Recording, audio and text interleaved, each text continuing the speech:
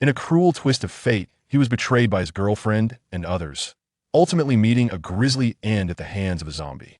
Yet, just before the apocalypse, this unfortunate soul, afflicted with a terminal illness, found himself reborn, awakening to a unique power accompanied by a mysterious system.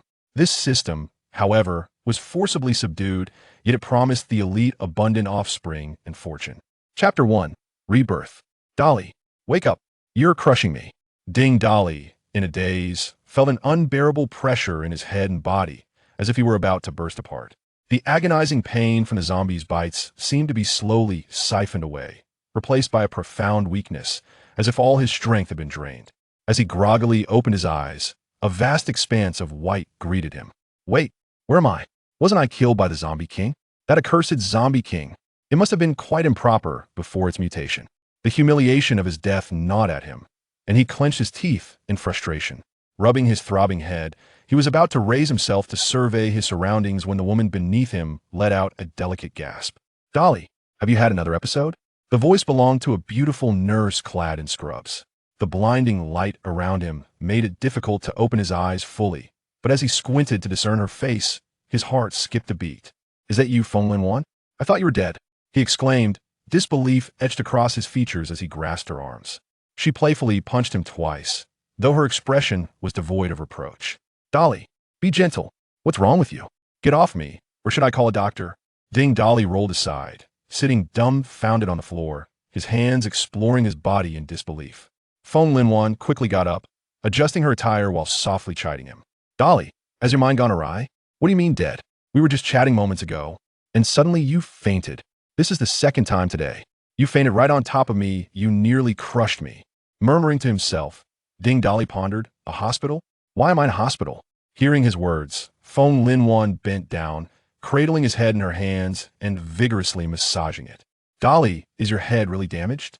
You came here for a checkup today. Oh no, could the cancer cells have spread to your brain? Your fainting spells have been increasing. This is bad. A tempest of emotions surged within Ding Dolly. Cancer? Hospital? Isn't that something from before the apocalypse? Have I truly been reborn?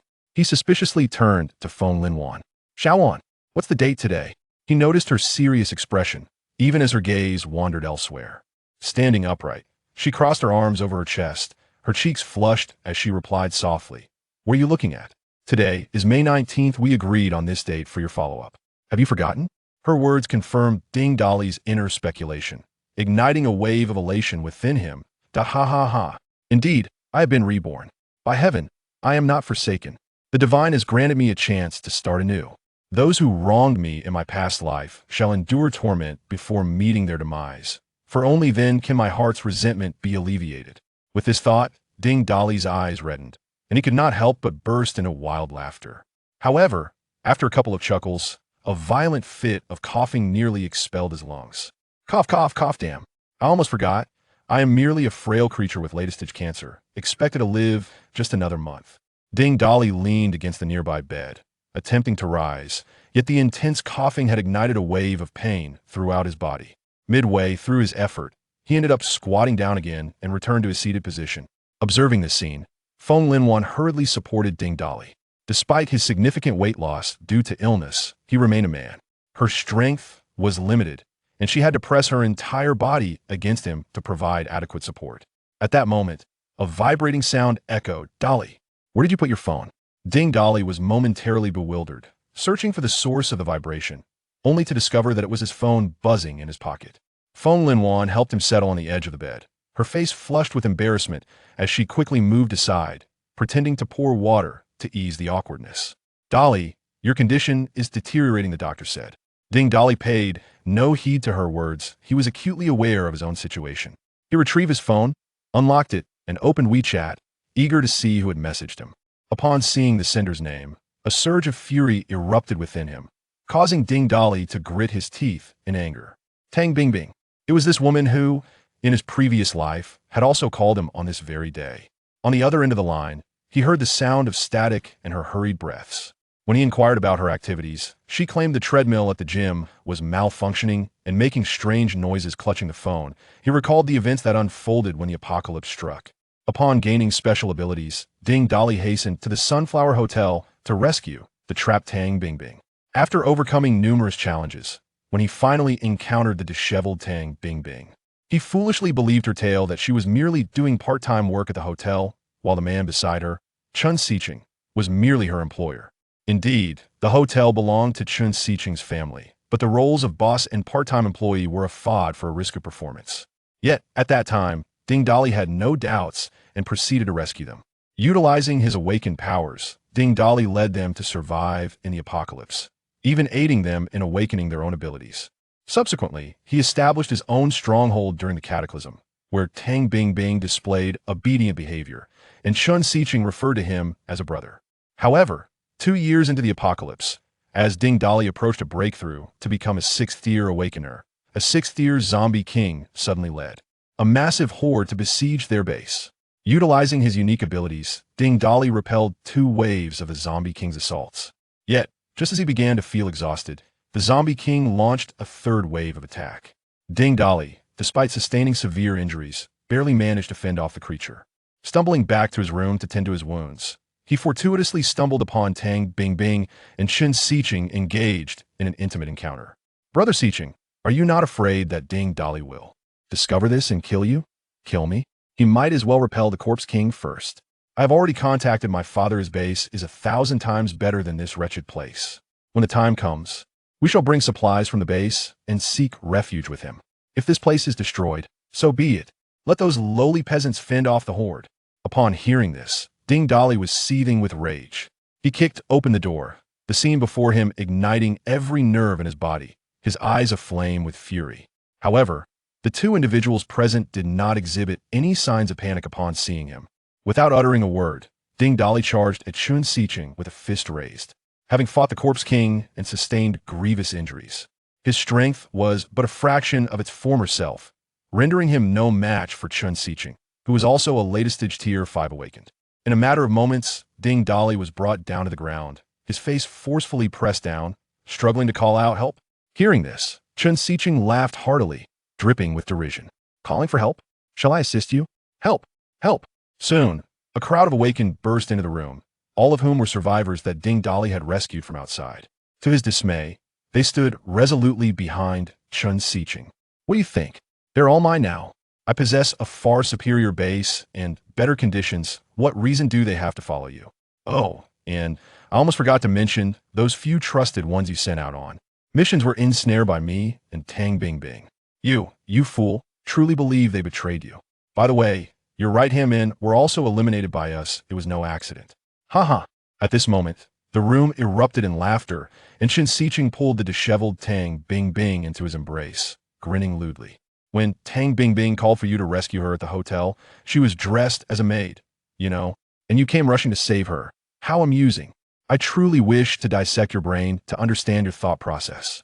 Nestled in Chun Sicheng's arms, Tang Bingbing assumed a coy demeanor, playfully chiding, "Oh, Sicheng, why bother saying so much to this useless man? Look at him now, a pitiful wretch resembling a dog." Chun Sicheng laughed again, a cold and frenzied sound. A dog? Wasn't he always a dog? And one that licked you quite comfortably, haha. Listening to the taunts exchanged between the 2, Ding Dali's eyes burned with rage as he inquired, word by word, "Tang Bingbing, why did you betray me?" Tang Bingbing swayed her hips and approached Ding Dali, her face adorned with mockery as she replied, "At this juncture, you still ask why? How pitiably foolish. To learn the reason, perhaps in your next life." With that, several former awakened subordinates stepped forward, ruthlessly breaking Ding Dali's limbs. The excruciating pain nearly sent him into unconsciousness. Throw this dead dog to the horde outside the base. Bingbing has utilized her abilities to gather all supplies. We must retreat immediately. Ding Dali was then cast into the throng of corpses outside the city, where he was promptly seized by the Corpse King, a claw penetrating him, leading to his gruesome demise among the undead. Reflecting on these past events, Ding Dali felt an involuntary tightening within, followed by a wave of self-mockery. Tang Bingbing, you should be grateful to me. I shall show you mercy and spare you from experiencing the darkness of the apocalypse. Chapter 2. The sinkhole. Reflecting on the past, Ding Dali composed himself, quelling the surge of emotions within. He gazed at the phone as Tang Bingbing's call came through once more. With a decisive touch, he answered the call. "Oh, hush, it's connected." Clearly, the other party did not anticipate such a swift response. Ding Dolly. How dare you ignore my calls? Do you believe I will break up with you? Very well. I concur with the breakup, Ding Dolly replied, his tone icy, devoid of any emotion. Yet, a thought struck him, prompting him to continue. I have purchased that handbag you've always desired. Might we meet before parting ways? I wish to give it to you as a parting gift. He endeavored to maintain a semblance of tenderness in his voice. On the other end, Tang Bingbing was caught off guard by his quick agreement, yet the subsequent words elicited an expression of I knew he would react this way. Well, fine. Let us meet before tomorrow then. All right, let us meet tonight at my apartment. Without waiting for a response, he abruptly ended the call. Hearing the dial tone, a slight smirk crept onto Ding Dolly's lips, and a chill of murderous intent spread in his gaze. Dolly, I know you dislike this, but I must advise you. Your girlfriend has quite a dubious reputation. Moreover, during all your hospital visits, when has she ever accompanied you? Why do you refuse to heed the warnings of others? The interruption jolted him from his thoughts, reminding him that Feng Lin still stood beside him. He glanced at the beautiful nurse clad in scrubs, recalling how, in his previous life, this kind woman had cared for him attentively. Regrettably, at that time, Ding Dolly's heart was solely occupied by Tang Bingbing, leaving him oblivious to her kindness. After the apocalypse erupted, several days later, upon rescuing Tang Bingbing and arriving at Feng Lin's home, he was horrified to find her door wide open. Inside, Feng Lin had transformed into a zombie. Her naked form bound to the bed, covered in wounds, a grim testament to the inhumane treatment she had endured in life. This haunting memory became an everlasting thorn in Ding Dolly's heart. With this recollection, he grasped Feng Lin's hand tightly. Linwan, listen to me. After work tomorrow, go to the supermarket and buy as much food and water as you can. Then, secure your doors and windows. Under no circumstances should you venture outside. If someone knocks, do not open the door. Wait for me to find you. Feng Linwan was bewildered but felt a tinge of embarrassment at his firm grip, her cheeks flushing to the roots of her ears. Dolly, what do you mean by this? You seem strange today. Has the cancer truly spread to your brain? Just trust me. There is no point in explaining now. By tomorrow evening, after a good night's sleep, you will understand. Very well then. Seeing her acquiesce brought a satisfied nod from Ding Dolly, who then pushed himself up with both hands. As Feng Lin instinctively reached to assist him, he raised a hand to halt her. It's fine. I can manage on my own. I must leave now, but you must remember what I said. With that, Ding Dolly ambled toward the door of the ward. Wait, you cannot leave. Your current condition requires observation in the hospital. Feng Linwan called out to Ding Dolly. You know I can't afford hospitalization. Don't worry. I'll be fine in no time. Without further delay, Ding Dolly exited the ward, leaving Feng Linwan in contemplation as she gazed at his departing figure, murmuring to herself, why does he seem different today?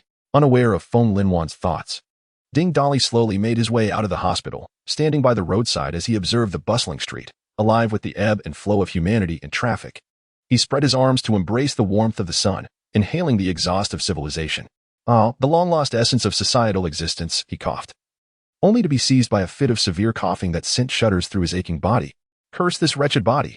The pressing concern now is to awaken before the apocalypse descends. Otherwise, in my current condition, even ascending a flight of stairs would require a pause, let alone seeking vengeance.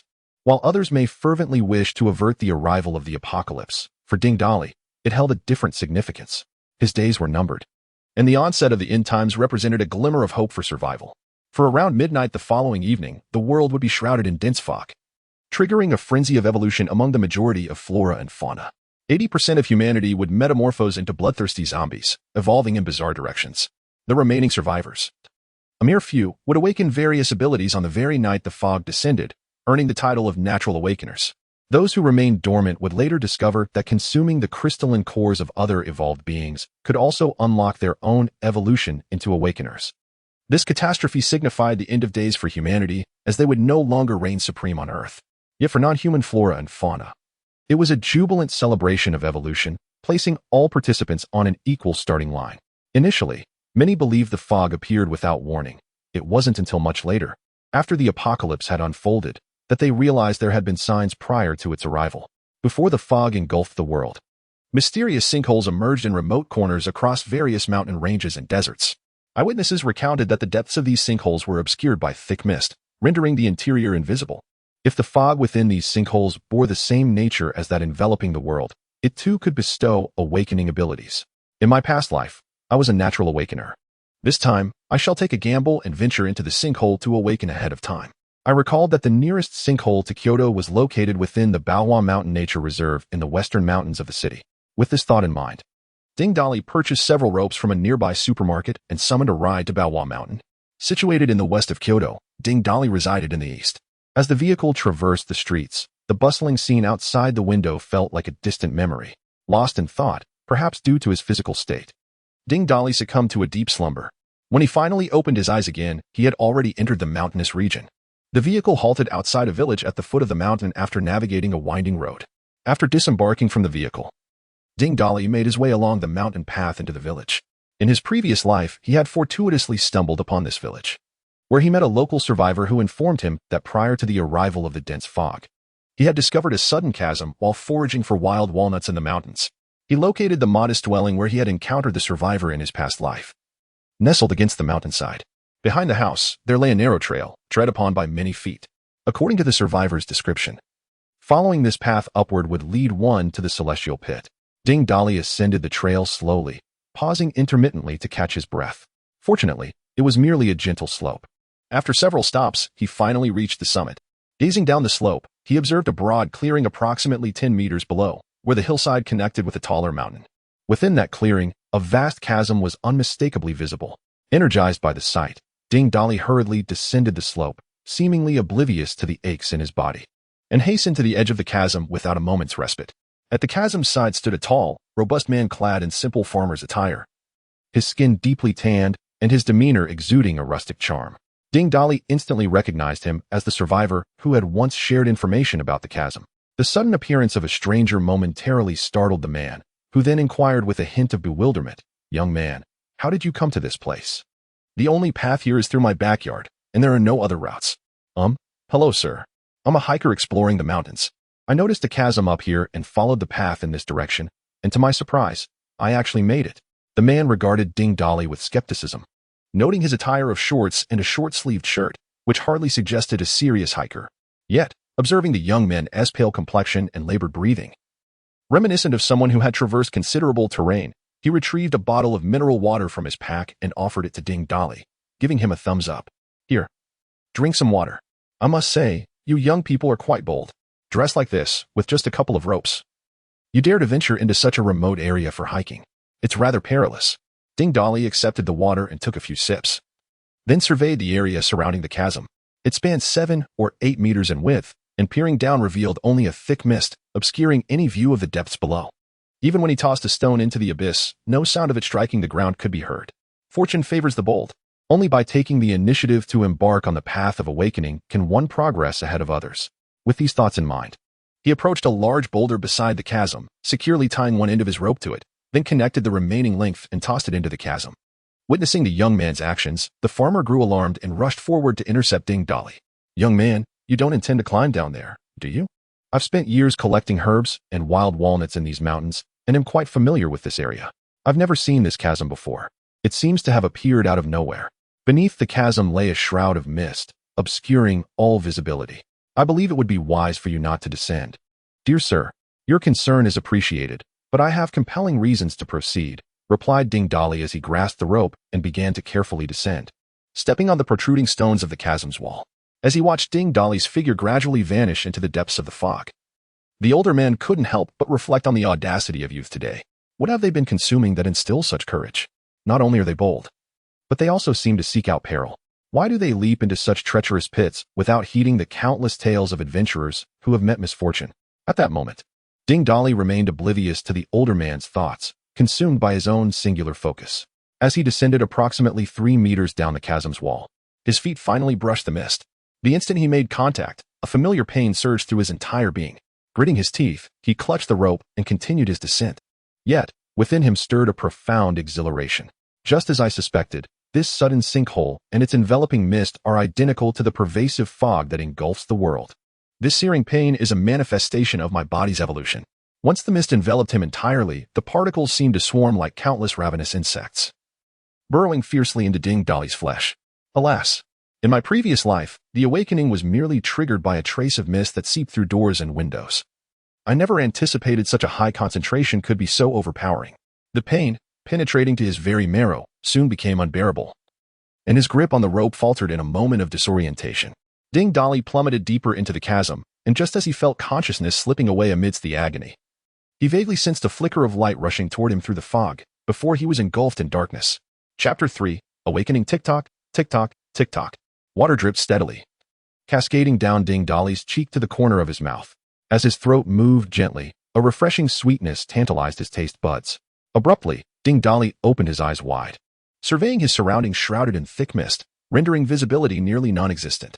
"Haha, I'm not dead," he exclaimed, clenching his fists tightly, sensing the transformation within his body.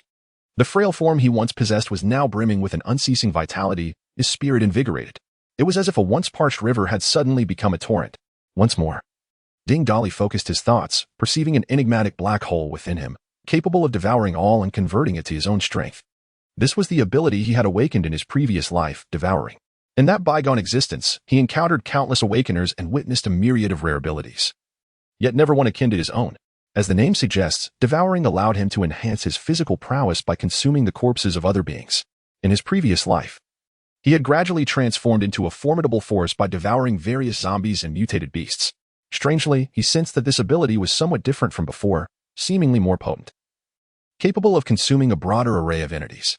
Could it be a result of direct contact with the mist? Never mind that. Now was not the time for such musings, especially as he was unaware of how long he had been unconscious. He reached into his pants pocket. Fortunately, his phone remained intact. He activated it. Glancing at the time, less than half an hour had elapsed since he fell into the pit. Turning on the flashlight, he illuminated his immediate vicinity, revealing an intricate network of roots that appeared to cling to him. It seemed that some plants had also mutated under the influence of the mist. Thankfully, these roots provided support. The depth of the pit was still unknown. In my quest for revenge, I was too hasty, Ding Dolly thought, a wave of trepidation washing over him as he climbed along the roots toward the pit's wall. Upon reaching the wall, illuminated by the beam of his flashlight, he spotted crystalline objects reflecting the light. Leaning in for a closer look, Ding Dolly could not suppress his excitement. They were energy crystal cores. Truly, this pit harbored mysteries. So many energy crystal cores. Energy crystal cores are crystalline substances found within all awakened animals and plants, containing evolutionary energy. The energy they encapsulate varies with their level. At that moment, the pit's wall was embedded with numerous energy crystal cores of varying sizes, predominantly of the initial tier, with a few of the first tier scattered among them. Even a single initial tier energy crystal core could transform an ordinary person into an awakener, without hesitation. Ding Dolly extracted an initial tier energy crystal core from the wall, while most individuals would need to swallow the core. Ding Dolly employed his mental control to activate his devouring ability. The initial tier energy crystal core dissolved in his palm, transforming into a surge of energy that coursed into his body. He felt his spirit invigorate, and his physical strength noticeably enhanced. Haha, indeed it is an energy crystal core. I am rich. Ding Dolly, unwavering in his determination, pried off several initial energy crystal cores. Devour. He repeated the act, devouring once more. Ding. Detection initiated. Devour. Ah. No. Stop. Wait. What is this? It seems a peculiar sound just emerged. You foolish human, regarding me. Devour. Hold on. Hold on. Encountering me is your fortune. You ought to. Devour. Please, can you allow me to finish speaking? Devour. Brother. Master. Just a moment. I surrender. Pause for a while. I can no longer endure. Hearing the voice in his mind relent, Ding Dolly finally spoke slowly. What is the matter? Not so arrogant now? Tell me, what are you? Why are you in my head? Brother, do you not read web literature? Why so much nonsense? I have devoured. Brother, I am a system. When you fell into the abyss, I entered your body, awaiting your ascension to an initial awakened state to bind with you. Just as you absorbed the energy crystals and were about to break through to the initial awakened state, I appeared, ready to bind, only to nearly be neutralized by the strange force within you. System? What kind of system are you? What purpose do you serve? Brother, I am the multiplication system. As long as you engage in reproductive acts, you will receive corresponding rewards, making me your ultimate partner in thriving during the apocalypse. The unparalleled choice for navigating this new world. Ding Dolly remained unimpressed, disdainfully responding, "Oh, such a good deal cannot exist without hidden truths. Moreover, if you are truly so formidable, why would you fear my newly awakened devouring ability? Perhaps I should devour you instead. There might be some actual benefits to that. Brother. No. There is indeed a hidden agenda. I assist you, and in return, you provide me with a portion of the absorbed evolutionary energy to aid my growth. Although the energy you will require for future evolution will double, it is certainly worth it. As for why I fear your ability, I am just as perplexed. However, I scanned your body earlier, and it appears you possess a multitude of unique cells. The density of these cells would have long since killed an ordinary person. I do not know why you are still alive, and furthermore, these cells underwent some transformation during your awakening, rendering your ability distinct. The electronic voice in his mind cautiously replied, fearful that Ding Dali might again activate his devouring ability. Upon hearing this, Ding Dali was taken aback and began to ponder. It must be true what it said. Could it be my rampant cancer cells? I recall encountering an intriguing hypothesis online, suggesting that cancer cells aim to remodel the human body, but the current human form cannot withstand such alterations. Before Ding Dali could respond, the voice in his mind continued. Brother, your devouring ability holds boundless potential. I implore you to allow me to accompany you. Share your origins with me. Are there other systems in this world? I am rather uncertain. Devour. Brother. I truly find myself at a loss. When I awoke, I found myself within this abyss. I possess no recollection of my origins. Yet, I am aware that there exist other systems. Merging them would render me more complete, and I should be able to recall certain memories. Ding Dali pondered the pros and cons. It seems there is no detriment in carrying this system, and its appearance in this enigmatic pit surely holds significance. Since there are advantages to be gained, I might as well take it along and discover what connections it has with this wretched apocalypse. If that is the case, then accompany me henceforth. How shall I bind you? However, let me be clear, do not attempt any tricks, for I would not hesitate to consume you. Upon hearing this, the voice in my mind seemed to express delight. There is no need for binding, dear brother. You have already consumed a portion of my data, and I am now inseparable from you. In addition to receiving the rewards from system tasks, you can also explore the datafication of all things. Furthermore, I can serve as your personal storage, possessing 10 cubic units of space for you to retrieve and place items at will. Oh, then let us examine my own information. As soon as Ding Dali had this thought, a series of data appeared in his mind, as if a computer screen resided within. Name, Ding Dali, Awakener. Strength, 48. Speed, 48. Stamina, 48. Spirit, 50. Ability, Devour. System, how does this data differ from that of an ordinary person? There is a significant difference. An ordinary person's attributes can reach a maximum of 5, while some exceptionally gifted individuals may exceed this in one aspect. All attributes surpassing 10 indicate an awakener, while those exceeding 50 denote a primary awakener. Indeed, Earthlings are rather weak. But wait, the initial crystal core I absorbed should be more than sufficient to elevate me to a primary awakener. The energy must have been siphoned by you, right? Kiki, dear brother, I too require energy to grow. Thus, Ding Dali paid little heed, detaching yet another initial crystal core from the walls of the abyss to absorb it, continuing until he felt the energy within him reach saturation. This sensation was all too familiar to Ding Dali. At this moment, he merely needed to channel the energy throughout his body to undergo a breakthrough. After a wave of intense pain coursed through him, he ascended to the status of a primary awakener. He then surveyed his attribute data once more. Name, Ding Dali, Human Primary Awakener. Strength, 55. Speed, 55. Stamina, 55. Spirit, 60. Ability, Devour. Although the data exhibited only slight changes, his body had undergone a profound transformation. His strength now vastly surpassed what it had been before his advancement. The apocalypse has yet to commence, and I am already a primary awakener. It is time to seek vengeance. Continuing to extract energy crystal cores from the surrounding walls of the abyss, he manipulated them with his mind, discovering that the energy cores seamlessly entered a void space. And with another thought, a core materialized in his hand once more. Not bad. This spatial storage of yours proves quite useful. Indeed. I am delighted that you find it satisfactory. Once I level up further, this space shall expand even more. Ding Dali paid no further heed to the system, hastening his actions to gather all the crystal cores within reach. The visibility within the sinkhole was limited. The other crystal cores lay beneath the interwoven roots of the plants, and the depths below were unfathomable. Newly awakened, he dared not linger any longer. He decided to collect these for now, intending to return later to explore further.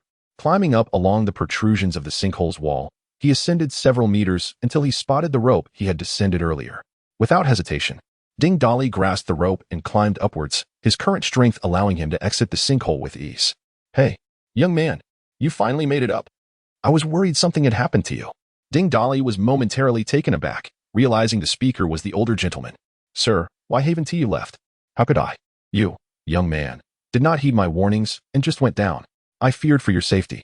I have a responsibility here, so I've been waiting. The old man's words warmed Ding Dali's heart. After a moment's thought, he felt compelled to offer a warning.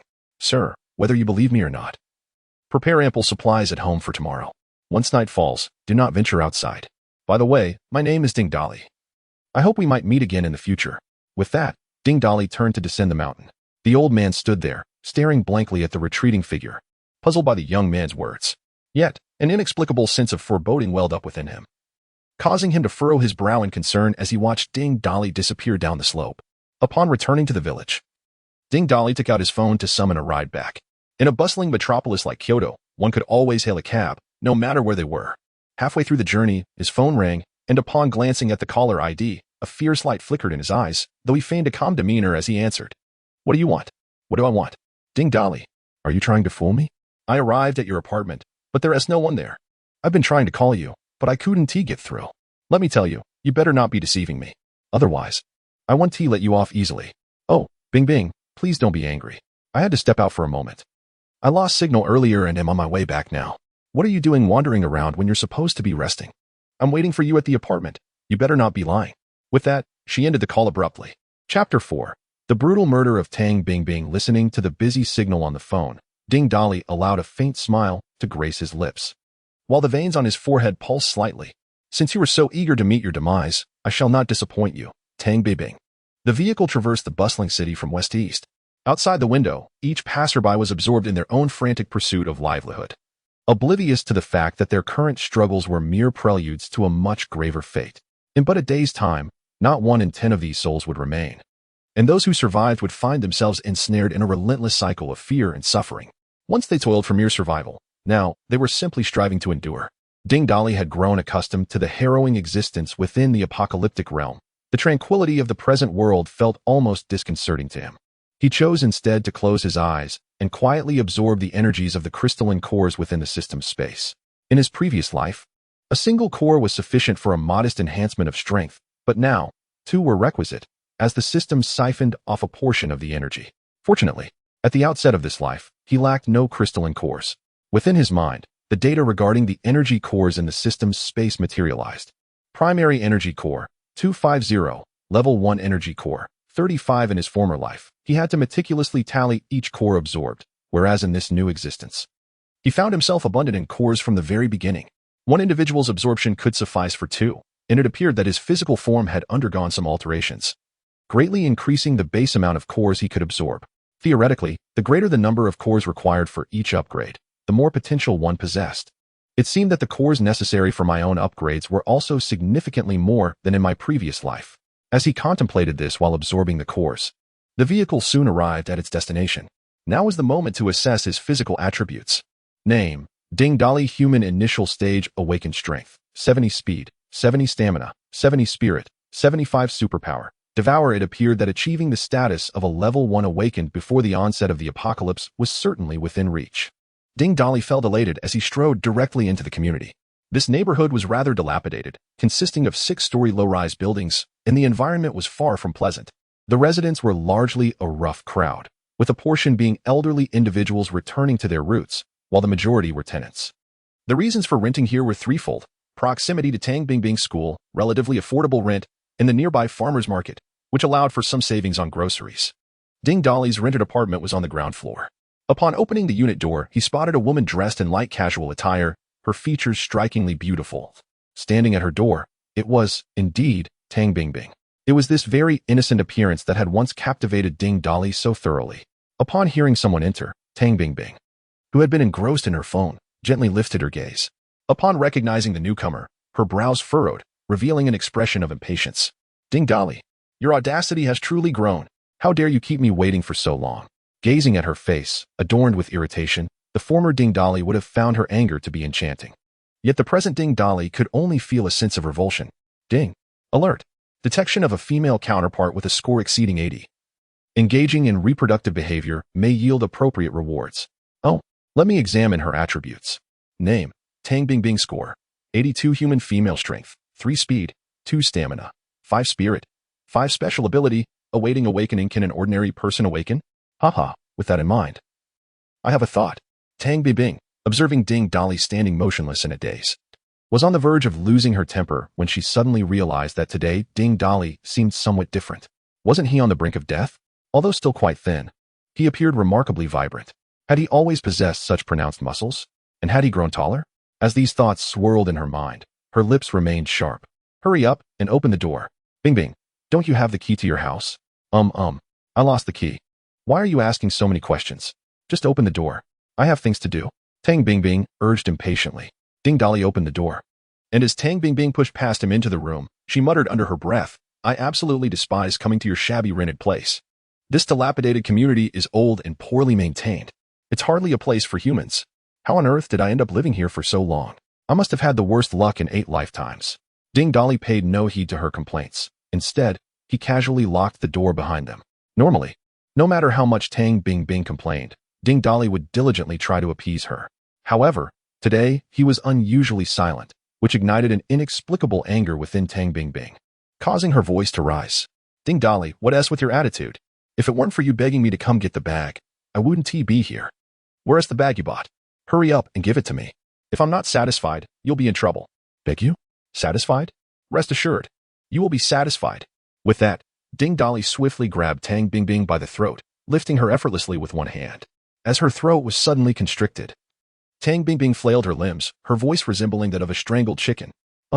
You must be out of your mind. Let go of me. You idiot. As Ding Dolly tightened his grip, Tang Bingbing's face flushed crimson, her eyes bulged, and her mouth opened and closed as if she were still cursing, though no sound emerged, only garbled utterances. I don't have the bag, but I do have another gift for you. With that, Ding Dolly retrieved a primary energy crystal core from his space and shoved it into her mouth. The core melted instantly upon contact, its energy surging into Tang Bingbing's body. He then casually tossed her to the ground as if discarding trash. You pathetic loser. Are you trying to get yourself killed? What have you made me consume? With a muffled grunt from the fall, Tang Bingbing sprang up to curse. But as she uttered just a couple of words, the energy from the crystal began to take effect, transforming her body and inducing intense pain.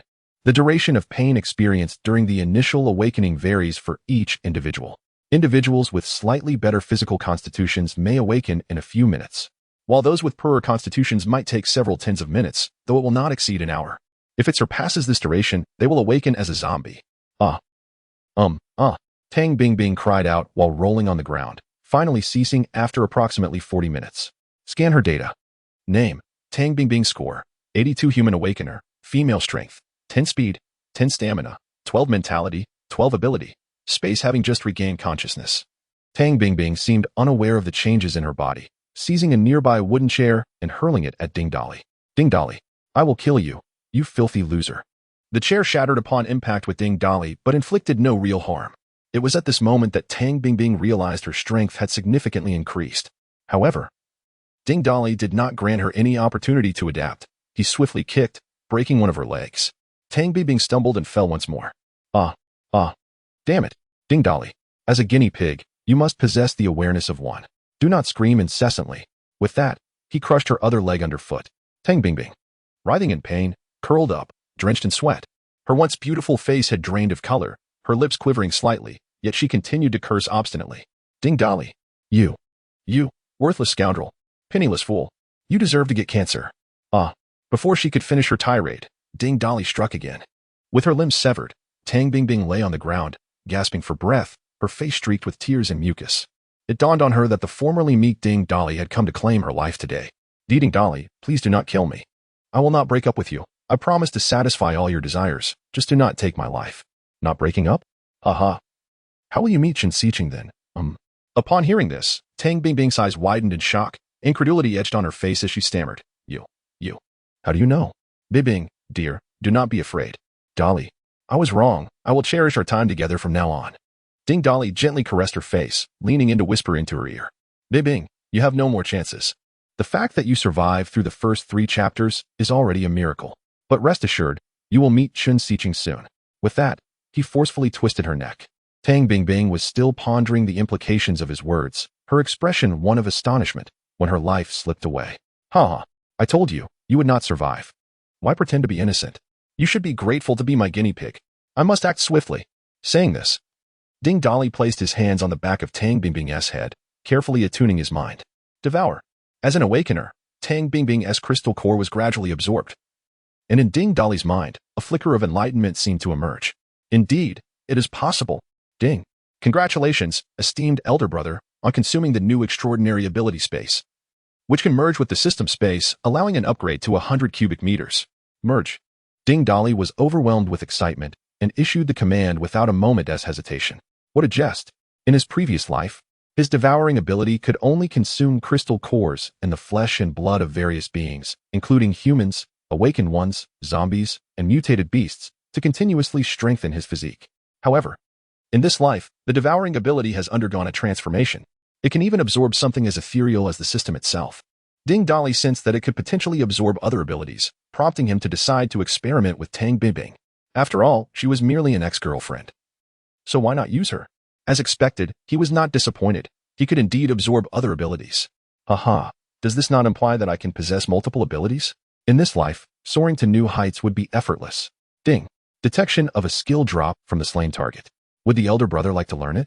Still immersed in the joy of discovering a new application for his ability, Ding Dolly was abruptly interrupted by the system, momentarily taken aback, and simultaneously observed two luminous orbs emerging from Tang Bingbing's corpse. System, what skill is dropped? What skill is it? Elder brother, your devouring ability is extraordinarily formidable. To better assist you, in addition to completing the reproductive tasks to obtain rewards, the system has tailored a new reward in conjunction with your devouring ability. Upon defeating a target, skills familiar to that target in life may drop. Hee, elder brother. Am I not quite useful? Indeed, quite commendable. However, what if the target was utterly inept in life and possessed no skills? Fear not, elder brother. Even in the absence of skills, resources will still drop. That is quite satisfactory. How do I learn the drop skills? Should I touch the luminous orbs? No need for elder brother to exert himself. With merely a thought, I can automatically collect them. With your consent, the learning will occur seamlessly. Upon hearing this, Ding Dolly couldn't possibly feign discontent. This undoubtedly provided him with an additional means. Collect. Chapter 5. The well-meaning neighbor observing the two utterly baffling skills. Ding Dolly felt a wave of frustration wash over him. He harbored serious doubts regarding the utility of this system. Suppressing the urge to obliterate it, he retorted with irritation. Destroy these two useless items for me. Do I really need to learn this nonsense? Ding. Skills have been destroyed. Brother. A friendly reminder. Next time you encounter a suitable target, complete the reproduction task before eliminating them. Since this is your first encounter with a feasible target, there are rewards to be claimed while the iron is hot. Silence. All right then. In truth, utilizing the devouring ability could absorb the energy from the corpse, causing Tang Bingbing's body to wither instantly. Even the blood that had splattered upon him could be consumed. However, Ding Dolly was not inclined to pursue this course of action. He had a more intriguing idea. Without hesitation, he retrieved a kitchen knife and knelt before Tang Bingbing's lifeless form. Bingbing, be a good girl and stay still. Oh, right? It seems you can't move at all. I shall soon reunite you with your brother, Siching. With that, he brought the knife down with precision, given his current physical capabilities. Chopping the corpse was as effortless as slicing through vegetables. Whistling a tune, Ding Dolly swiftly dismembered the body into numerous pieces, each meticulously cleaned and treated with his ability to prevent any unsightly leakage. Upon completing this task, he procured a suitcase, placing each chunk of the dismembered body inside with care, arranging them neatly, and finally placing the head atop the pile. After scrutinizing his handiwork, he felt a twinge of dissatisfaction. Glancing around, he plucked a plastic flower from a vase left by the landlord and affixed it to Tang Bingbing's head, nodding in approval. Presentation must be exquisite, after all. Sealing the suitcase, he wrapped it in cling film.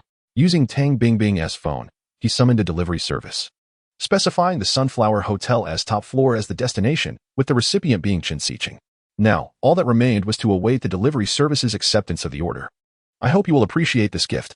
In the meantime, Ding Dolly took a shower and changed his clothes. Just as he was about to close the door after the delivery service picked up the suitcase, the door of the neighboring apartment swung open, revealing a middle-aged man in his 40s. The man, wearing glasses, bore a rather lecherous expression. This was the male head of the neighboring household, Old Li, who was notoriously sleazy. Whenever he encountered Tang Bingbing in the hallway, his eyes nearly glistened with desire.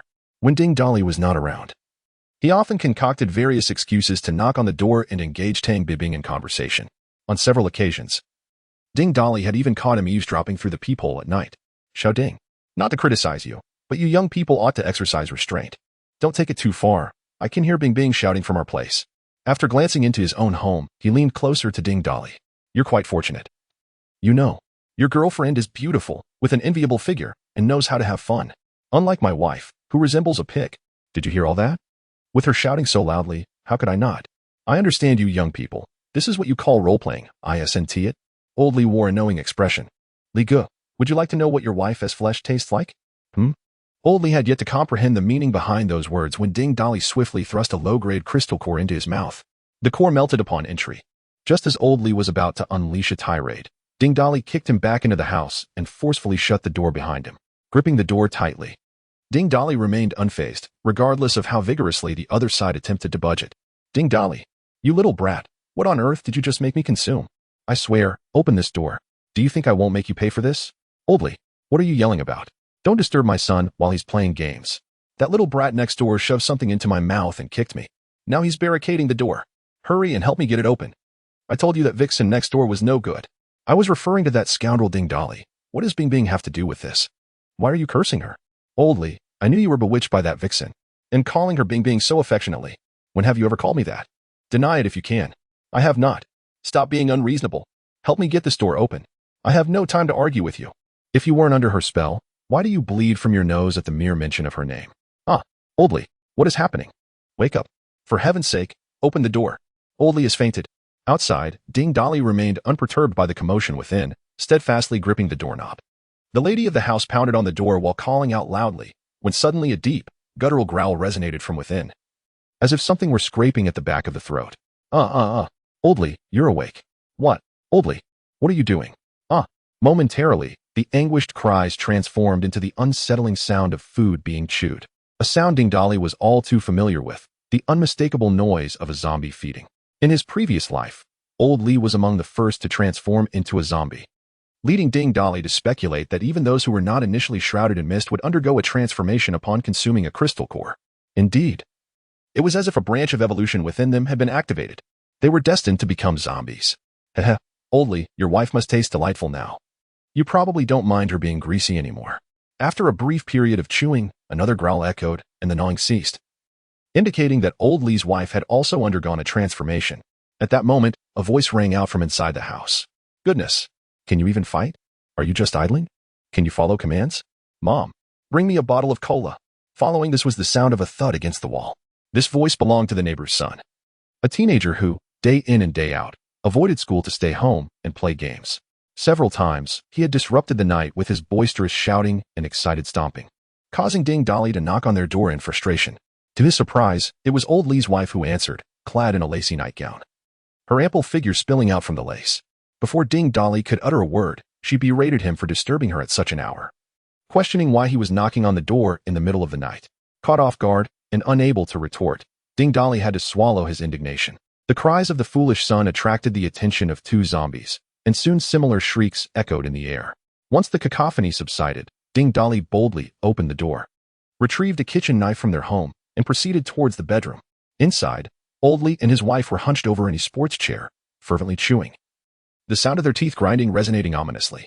Hearing someone enter, the couple slowly rose, their eyes a pale gray, skin devoid of color, their faces and bodies smeared with blood, while they continued to gnaw, bits of flesh tumbling down the corners of their mouths. With a swift motion, Ding Dolly lunged forward, wielding the knife to cleave through the heads of Old Lee and his wife. Their bodies crumpled to the ground, releasing two glowing orbs. The system promptly collected the crystalline cores from their brains, and the orbs, which contained rewards of food and water, devoid of any special skills. Damn it. What a pair of useless beings. Ding Dolly spat disdainfully at the corpses, muttering a few unkind words. At that moment, the disheveled foolish son, who had been gnawed upon, let out a loud cry as he awakened. His abdomen had been hollowed out, the upper and lower halves of his body entirely severed, leaving him only able to twist his head and wail, futilely extending his hands towards Ding Dolly. You startled me. Your noise is unbearable. Even as a zombie, you still wail. With that, Ding Dolly struck the foolish son's head. Ding. Acquired skill, gaming proficiency. Do you wish to learn it? Get lost. Looking at the three corpses in the room, along with the 3 elementary energy crystals, 5 bottles of mineral water, and 3 egg pancakes that had materialized in the space, he thought, a family of 3 exchanging precisely 3 crystals, profit. Moreover, with the mineral water and egg pancakes. What on earth is an egg pancake? Brother. The loot dropped from targets is random and relates to what the target possessed in life. Chapter 6, Mr. Chin's revelation. Meanwhile, at the reception of the Sunflower Hotel, a tall and attractive receptionist clad in a fitted short skirt and a white blouse was engaged in a phone conversation. Mr. Chin. There's a delivery from Hua La with a suitcase for you. A languid voice inquired from the other end of the line. Who sent it? The sender is listed as Tang Bingbing. Oh, it's her. What little surprise is she concocting this time? Please bring the suitcase up. The receptionist hesitated for a moment, her brow slightly furrowed, before responding softly, certainly, Mr. Chun, I will deliver it right away. The top floor of the Sunflower Hotel is entirely dedicated to Chen Sikong's private residence, lavishly decorated and equipped with numerous entertainment facilities.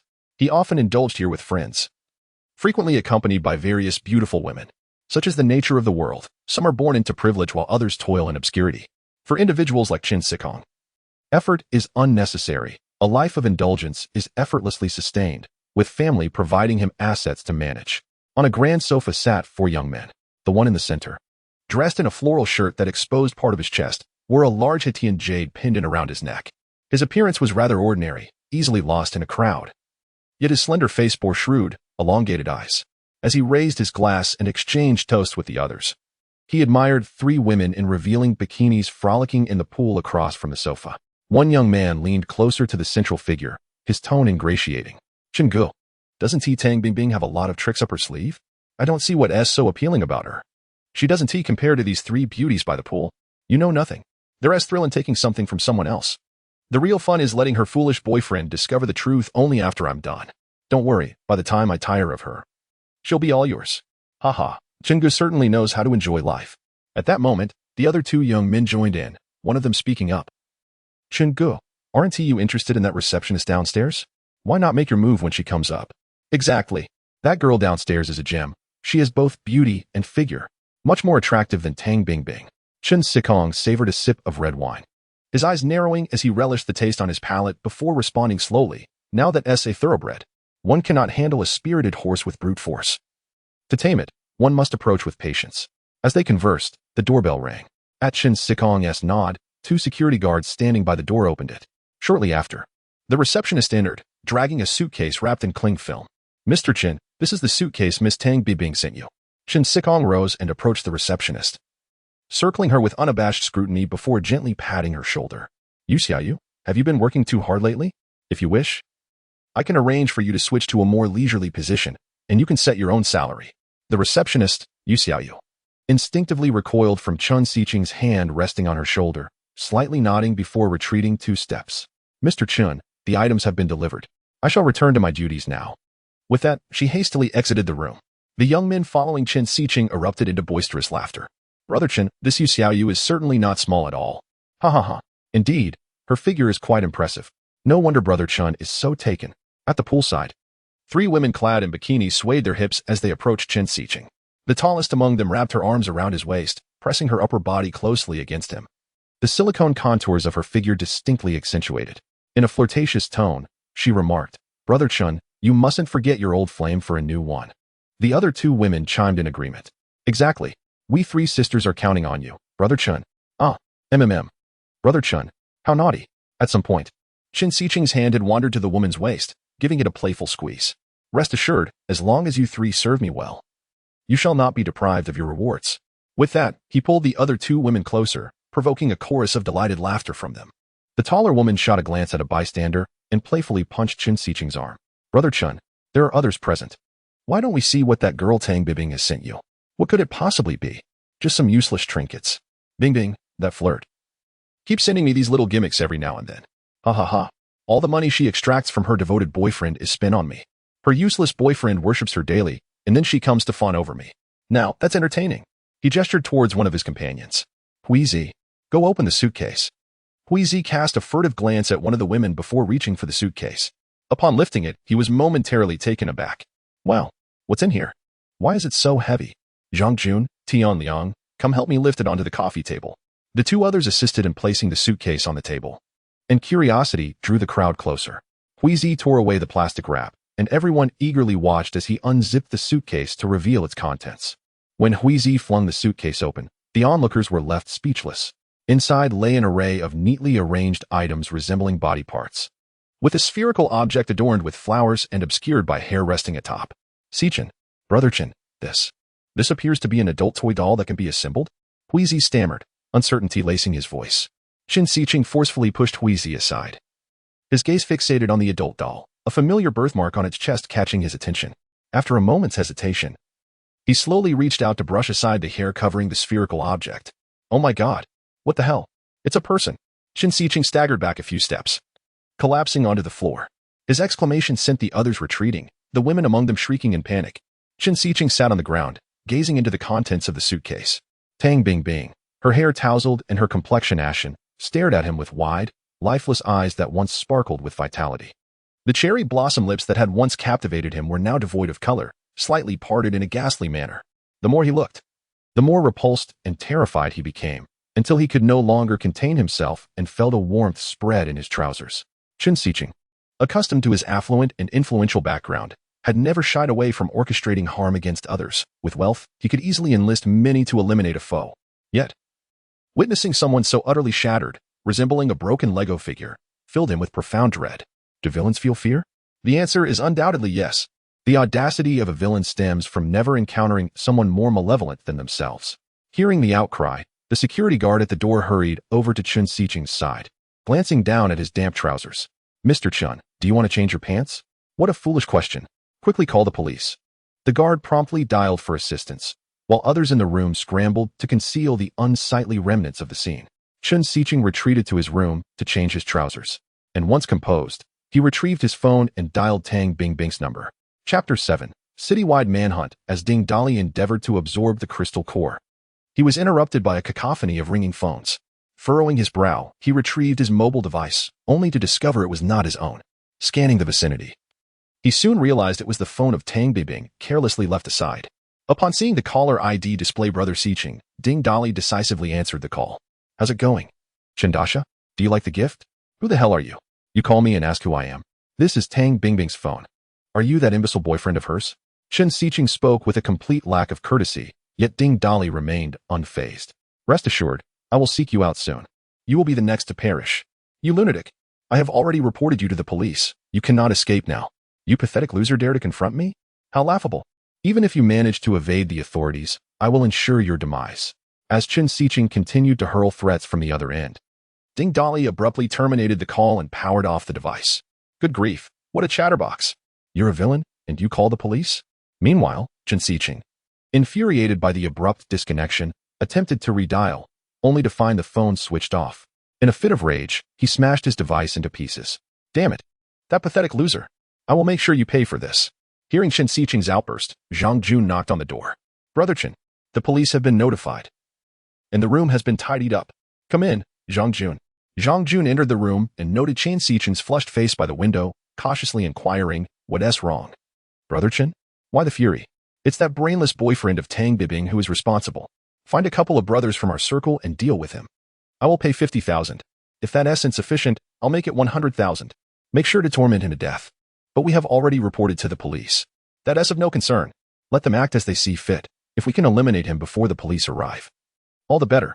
If the authorities get there first, let our brothers inside finish him off. Understood, brother. I will take care of it immediately. With that, Zhang Jun made a call to set things in motion. Chen Xiqing stood by the window, gazing at the dimming cityscape, seething with anger. You little brat. You dare oppose me? Let us see how you meet your end. At this moment, Ding Dali remained unaware that Chen Xiqing had dispatched individuals to deal with him. As he leisurely strolled towards a nearby riverside park, although he possessed the strength to not fear the police, with the impending apocalypse just a day away, he preferred to avoid unnecessary trouble. Finding a secluded spot to absorb crystal cores was of utmost importance. Why not stock up on supplies? You might ask. Ding Dali's meager funds barely amounted to 300 yuan, hardly sufficient for acquiring any meaningful supplies. Additionally, brazenly robbing others was hardly a prudent course of action. The apocalypse was imminent, and when it arrived, one could gather resources at will. Furthermore, with sufficient strength, the resources he collected would rightfully belong to him, as would those gathered by others. Of course, what others collected could also be considered as taking, not stealing. Moreover, with the authority in place, obtaining resources could simply be resolved through elimination. Ding Dali walked cautiously, deliberately avoiding the main roads and opting for dimly lit paths and neighborhoods. This was a precaution against surveillance. After all, with the current state of national monitoring, traversing the main thoroughfares could lead to being discovered in an instant. Many alleyways shrouded in darkness, particularly in older residential areas, had surveillance cameras that captured little more than a hazy blur at night. Ding Dali, having previously worked as a security guard in a nearby aging community, could attest that the monitors often displayed nothing but a white haze. Halfway through his journey, Feng Linwan called him. Ding Dolly glanced at his phone and answered. Feng Linwan's voice was laced with urgency. Dolly, what have you done? The police just came to my house inquiring about you. Tell me, have you done something foolish? If you need money, I have tens of thousands. Just please don't do anything reckless. Did you tell them anything? Ding Dolly inquired. What could I say? I merely informed them that you were a patient from our community. Beyond that, I was at a loss. Dolly, once I hang up, I will transfer the money to you. Just hold on for now. No need. Use that money for food and water instead. Remember what I advised. Do not go to work and secure your doors and windows. Dolly, what about you? Rest assured, I am fine. With no further idle chatter, he ended the call and noticed he had been mentioned in the community WeChat group. Upon opening it, he discovered a flurry of messages. Wow, did you all hear? There's been a murder in our community, exclaimed a user named Very Slightly. How could we not know? It occurred right downstairs, in Building 4, Unit 1. Replied Integrity Building Materials. Do elaborate, prompted Not Spicy Peter. The situation unfolded as follows. A young man renting on the first floor seems to have committed murder outside. When the police came to investigate, they discovered blood seeping from the door of his apartment. When they knocked and received no response, they forced the door open. And what they found was horrific. A family of 3 lay uniformly in the living room, their bodies disfigured and the entire place drenched in blood. Strangely, all 3 corpses appeared desiccated, as if they had been dried out, recounted Integrity Building Materials. Is this for real? Gasped Not Spicy Peter. It cannot be false. I live right above them. I've been so terrified that I can't sleep a wink tonight. I can confirm it's true. I just returned from work and happened to see them carry the bodies out. Declared Prowling for Pleasure. Where do you work? Prowling for Pleasure. Do share. Inquired Not Spicy Peter. This murderer deserves the harshest punishment. Our property values are doomed. Lamented Flourishing Flowers. Property values are indeed doomed. Echoed Wanderer. How terrifying to have a murderer in our community. They must be apprehended and executed. Exclaimed Princess Cat Lover. By the way, family, could anyone spare a little money? I need to buy cat food for the stray cats in our neighborhood. Princess Cat Lover. I thought you were a delicate fairy, but upon seeing your photo, you are actually Antly. Ant, you must be over 60. Perhaps Princess is a bit much for you. Which building do you live in, you little rascal? Retorted Princess Cat Lover. Why has the murderer taken you down? Protecting peace. I advise you to be cautious with your words. The so-called killer is also present in this group. Non-Spicy Peter. What the hell? Come out and take a look. Protecting peace. Ding Ding is very strong. Non-Spicy Peter. I worship the Great One. Ding Ding is very strong. Blossoms of Wealth. What is there to fear? He has already fled. The police have issued a notice. 4 lives are suspected to be connected to him, and reporting his whereabouts comes with a generous reward. Integrity Building Materials. The first floor is rented. The homeowner must be devastated by such an incident. Ding Dolly continued to skim through the messages, which predominantly revolved around various discussions about him. He promptly turned off his phone. Observing their futile chatter, he thought that in just one more day, everyone would be preoccupied with the concern of survival. Chapter 8. The First Order awakened. One winding through the paths, they arrived at the east suburb Riverbank Park.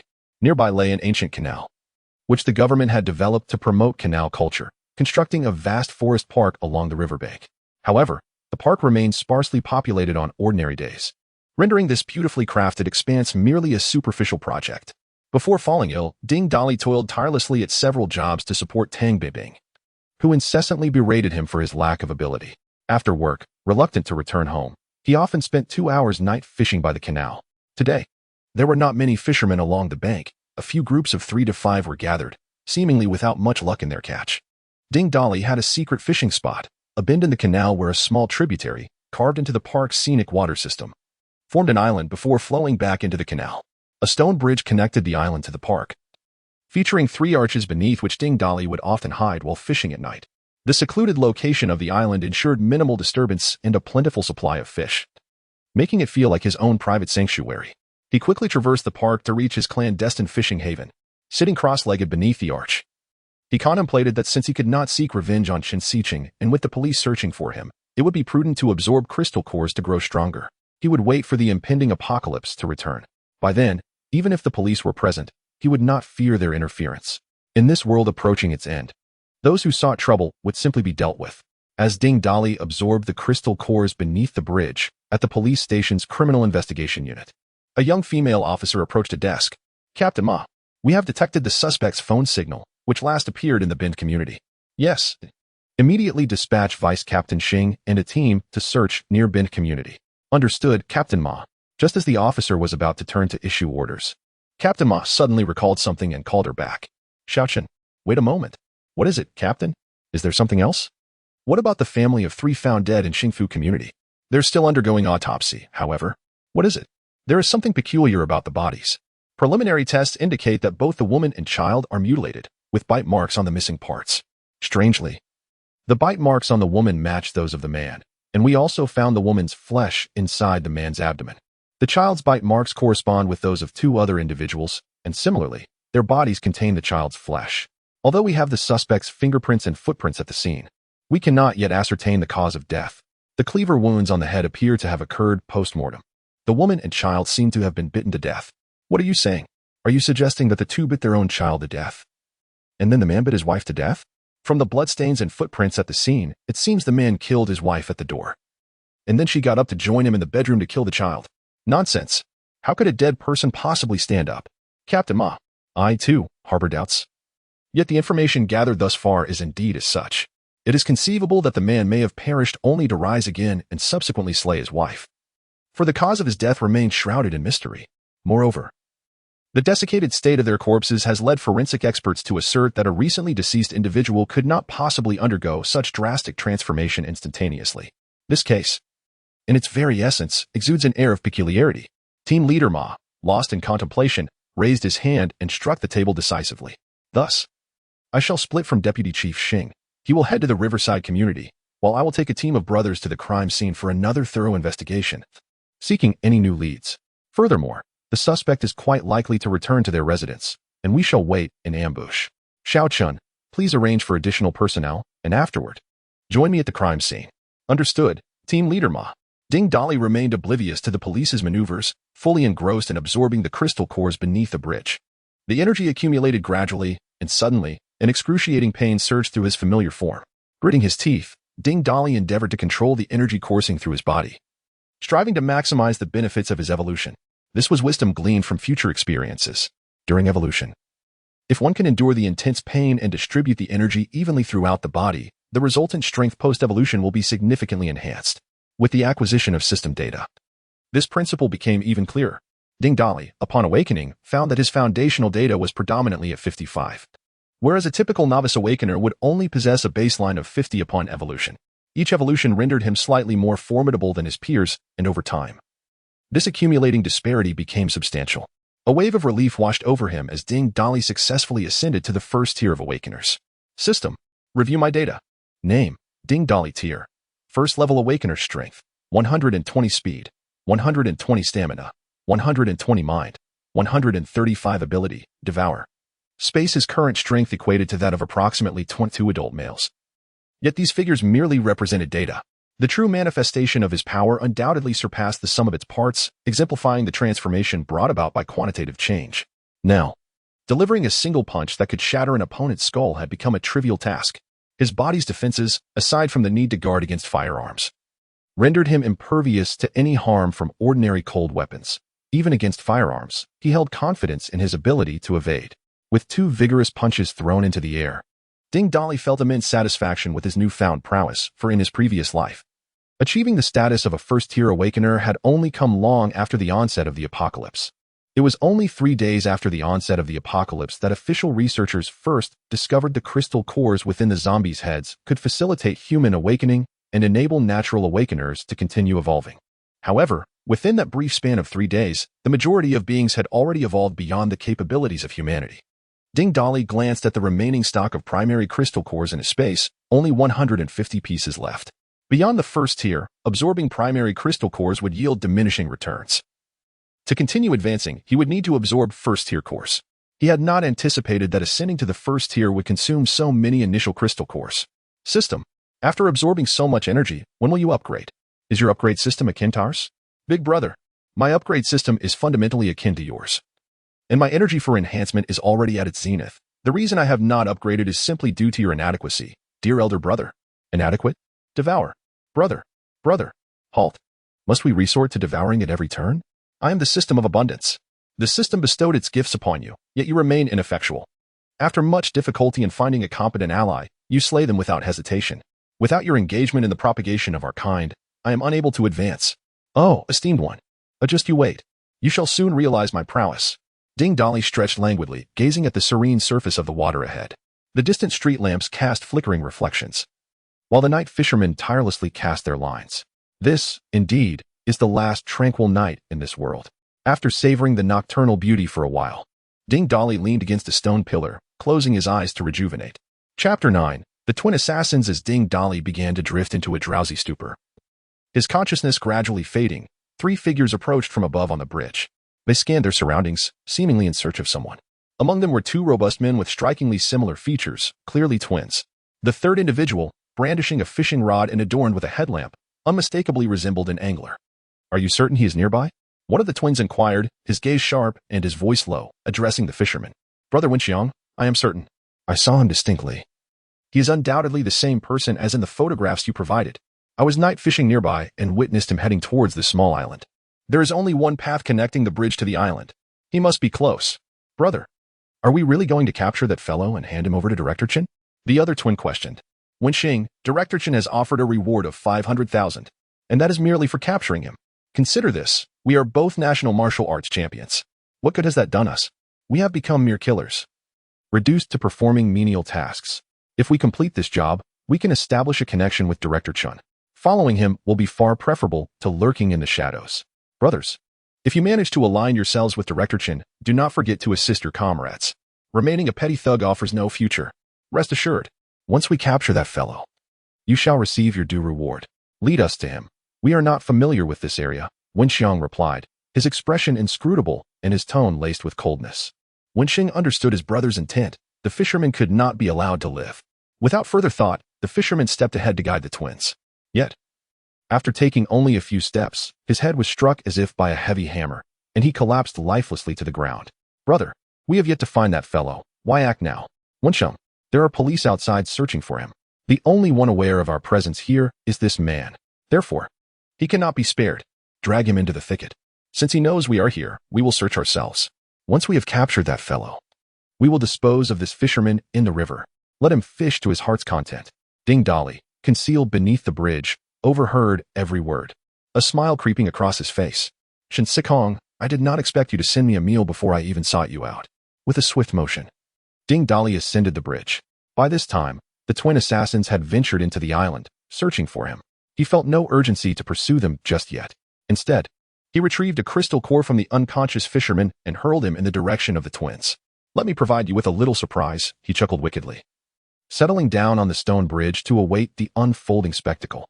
The island was not vast, and with his immense strength, tossing a person was effortlessly within his capabilities. As the twins searched intently, a figure suddenly plummeted from the sky, landing not far from them. What the hell? Brother, what just fell from the sky? It looks like the fisherman. Impossible. The fisherman was knocked unconscious by my blow and lay motionless for a while. How could a person fall from the sky? Let us go take a closer look. The two stealthily approached the prone figure on the ground. Having trained for over 20 years and possessing considerable strength, Wenxiang grasped the collar and gently flipped the figure over. It was indeed the bloodied fisherman, prompting a startled exclamation from Wenxing. It's the fisherman. What happened? Simultaneously, he checked for breath beneath the fisherman's nose, only to find none. Brother, he is dead. Damn. Something is amiss. It's likely that the lad we're searching for is involved. It seems we underestimated him. Capturing him is not as simple as we thought. Brother, what should we do now? As the brothers conversed, they remained oblivious to the peculiar movements of the fisherman on the ground. Suddenly, the tips of the fisherman's fingers twitched as if jolted by electricity. In the next moment, his tightly shut eyes sprang open like a wild beast awakening, revealing a pair of gray, lifeless orbs. Simultaneously, he clutched a nearby foot with hands like iron claws, then opened his mouth wide, akin to a ravenous wolf, and sank his teeth into the ankle. Ah, what the hell? He is not dead. Wenxing yelped as pain shot through his ankle, followed by a swift kick to the fisherman's neck. He exerted all his strength, and with a sharp crack, the fisherman's cervical vertebrae fractured. After receiving such a blow, a normal person would have perished, and Wenxiang assumed the same, cursing as he bent down to inspect his bitten ankle. Be careful, Wenxiang. Wenxiang shouted, pulling his brother back a couple of steps. The fisherman's neck twisted grotesquely, as if run over by a vehicle. Yet he still managed to support himself with his hands and slowly rise. He then advanced toward the two like a famished ghost from the depths of hell. This bizarre scene left the brothers paralyzed with shock for several seconds. When they regained their senses, the fishermen had already approached them, arms outstretched to seize them. Wenxiang, quick as a flash, sidestepped and swiftly seized one of the fisherman's arms, twisting it behind him with a sudden force that resulted in a sharp crack, dislocating it. He then repeated the process with the other arm. Following that, he delivered a powerful kick to the fisherman's back, sending him sprawling like a kite with its string cut. The fisherman attempted to rise repeatedly, but found both arms incapacitated, causing him to lose his balance. After many futile attempts, he staggered to his feet like a drunken man. What the hell? This is eerie. Could he be possessed by some foul entity? He can still stand despite having his neck and arms broken. Brother, we should retreat. This is too strange. All right. Wenxiang, can you walk? No problem. Just a small patch of skin bitten off. It won't hinder my mobility. Let us go. With that, the two brothers dashed toward the stone bridge. In a world governed by reason, no matter how skilled one may be, encountering such a bizarre scene of the dead rising would surely send anyone fleeing in terror. As the two hurried to the stone bridge, they spotted a remarkably familiar figure seated on the ground, exhaling clouds of smoke. Brother, look quickly. Isn't that the lad Mr. Chen was after? Wenxiang exclaimed, pointing at Ding Dali. Oblivious to the fact that he was already drenched in sweat and panting after just a few strides, Ding Dali flicked his fingers, sending the cigarette flying like an arrow into the river below. He then turned, a mocking glint in his eyes as he regarded the two. Have you dealt with that fisherman so swiftly? You seem to possess some skill. At these words, a surge of anger ignited within Wenxiang. It's indeed your mischief, he retorted, and with that, he lunged toward Ding Dali. For reasons unknown, upon laying eyes on Ding Dali, an instinctual sense of danger welled up within Wenxiang. A primal response to the presence of a formidable threat. Thus, he resolved to strike first. Leveraging over 20 years of martial arts training, Wenxiang moved with remarkable speed, deftly drawing two blades, each approximately 30 centimeters in length, from his sleeves as he charged toward Ding Dali. The entire maneuver transpired in the blink of an eye, and the blades were poised to strike Ding Dali. However, the anticipated outcome did not materialize. Ding Dali remained motionless, an air of derision gracing his features as he watched Wenxiang. A wave of astonishment washed over Wenxiang, yet he refused to relent. He rapidly swung his blades, delivering a flurry of strikes. Yet, aside from leaving multiple slashes on Ding Dali's clothing, he inflicted no harm whatsoever. How is this possible? You practice hard Qigong? Ding Dali offered no reply to his astonishment, instead casting a glance at the swaying figure of Wenxiang at the edge of the bridge. I think it would be wise for you to check on your brother. Chapter 10, Masters of Martial Arts. The two brothers, having supported each other since childhood and trained diligently in martial arts, shared an exceptionally close bond. Thus, upon hearing Ding Dali's words, Wenxiang instinctively turned his gaze towards his brother. This fleeting glance struck him like a bolt of lightning, leaving him momentarily paralyzed. For at that moment, Wenxiang lay on the ground, his demeanor reminiscent of the earlier fisherman, his eyes a pale gray, his skin devoid of color, struggling desperately as if attempting to rise. Wenxiang rushed to his brother's side, taking 2 steps for every one of his usual. He extended his hand to support him. However, upon catching the scent of flesh and blood, the recently transformed Wenxiang surged with a primal energy, opening his mouth to bite. Quick to react, Wenxiang firmly grasped both of Wenxiang's arms with one hand while using the other to cradle his chin, preventing any potential bites. Wenxiang, what has happened to you? Wake up. Yet, his desperate cries fell upon deaf ears, having no effect whatsoever. Wenxiang continued to thrash about, intent on sinking his teeth into him. Left with no choice, Wenxiang exerted a hidden force, executing a push that sent Wenxiang flying backward, landing squarely beside Ding Dali. An elementary zombie possesses no capacity for thought. It is driven solely by the instinct to feed on flesh and blood, pouncing upon anything in proximity like a famished wolf. Wenxiang was no exception. After a brief struggle upon hitting the ground, he quickly rose again, this time aiming for Ding Dali. The sight of zombies, regardless of how many times one witnesses them, remains utterly revolting. Ding Dali's voice was frigid as he casually unleashed a punch. The moment his fist connected with Wenxiang's head, a resounding thud echoed, and the skull burst open, akin to a hammer striking a watermelon, splattering red and white matter everywhere. Ding, you have acquired mastery of fists and feet. Would you like to learn it? Learn. Without hesitation, Ding Dali chose to absorb the knowledge, and instantly, his mind was flooded with countless martial techniques. It felt as though he had practiced these movements for decades, fully assimilating them. I never anticipated an unexpected delight beyond the elementary energy crystal core. Both brothers are martial arts champions. If one has dropped the mastery, the other must surely follow suit. With this thought, Ding Dali's gaze towards Wenxiang transformed into one of admiration. Meanwhile, Wenxiang remained oblivious to Ding Dali's expression, fixated in shock upon the remnants of his brother's shattered head, overwhelmed with grief as he clutched his head, weeping inconsolably. "What are you crying for? I merely liberated your brother. But rest assured, with you two conspiring with Chen Xiqing against me, you will soon reunite with him."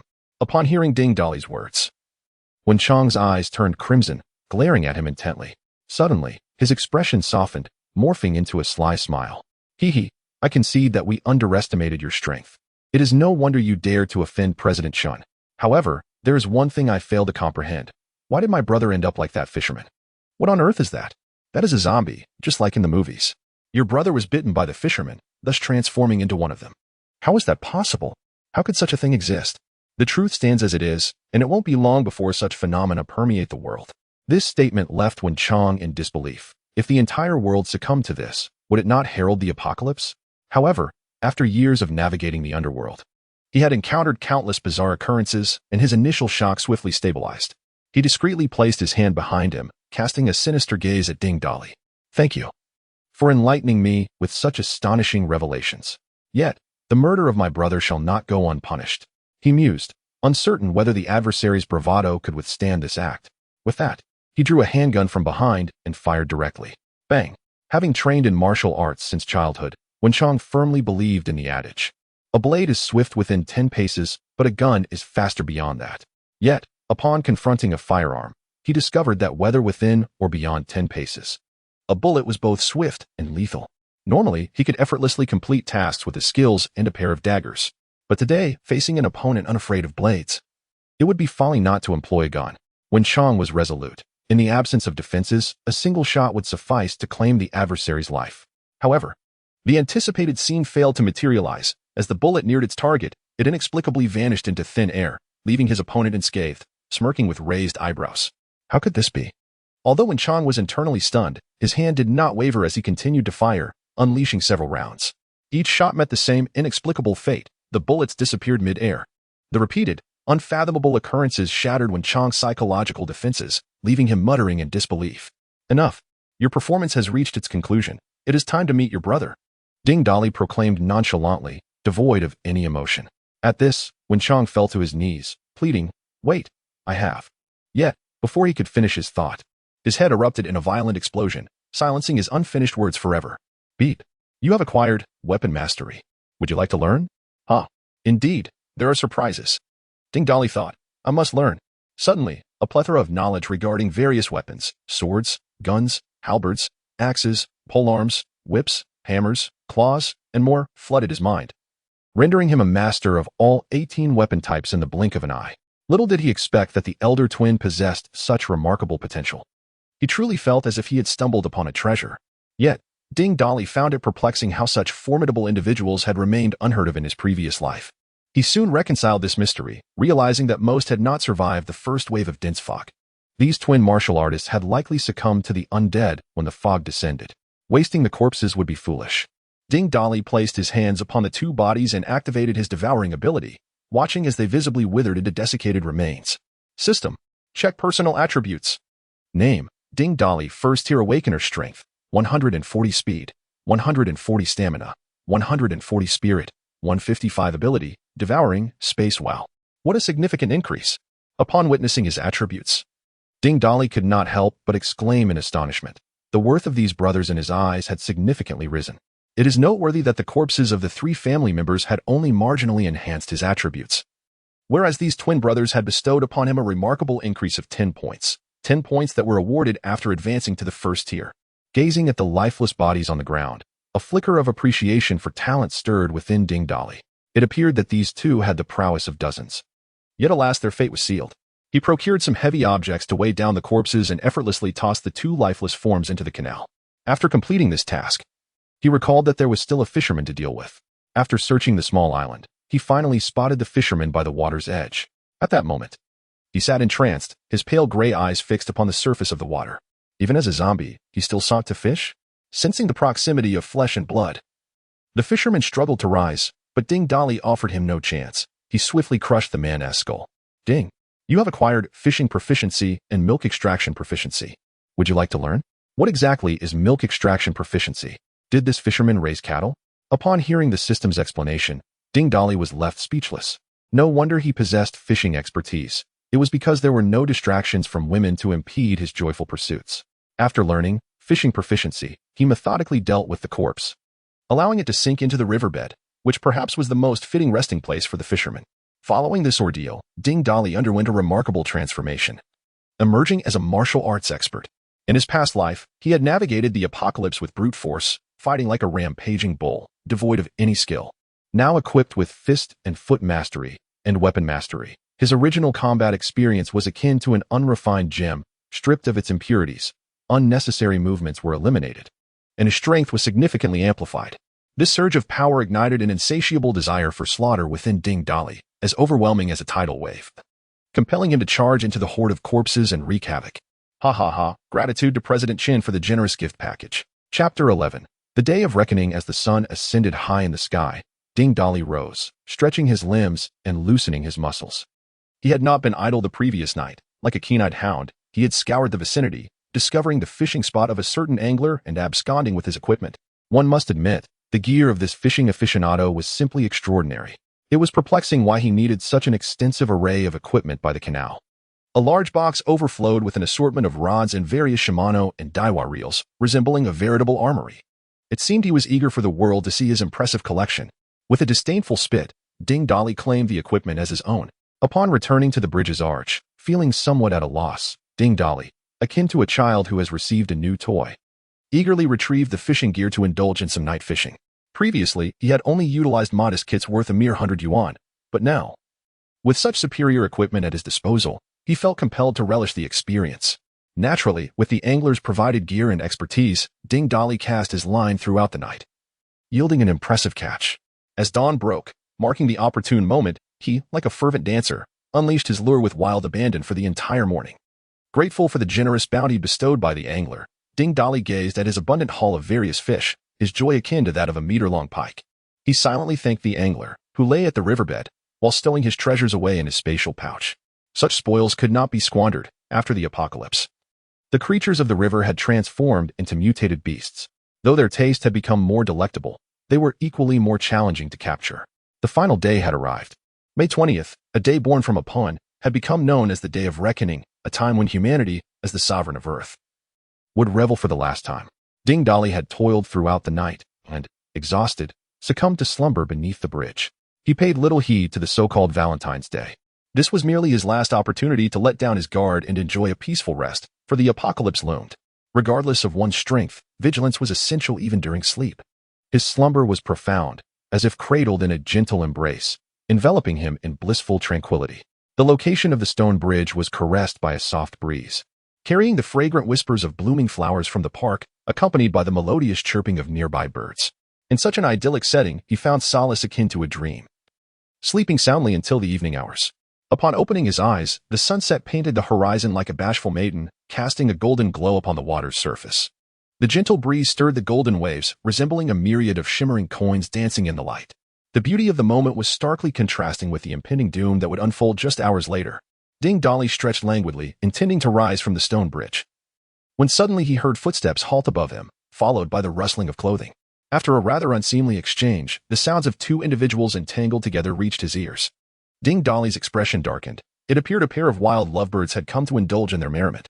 He instinctively shielded himself from them, leaping onto the stone bridge in a single bound. Stealing a glance at the pair of wild mandarin ducks, he departed without a backward glance. Suddenly, an individual sprang forth, startling the wild ducks considerably. The man quickly regained his composure, hurriedly adjusting his attire while muttering curses of traditional disdain. Meanwhile, the woman beside him covered her face and kicked him fiercely. "You fool! Did you not say there was no one around?"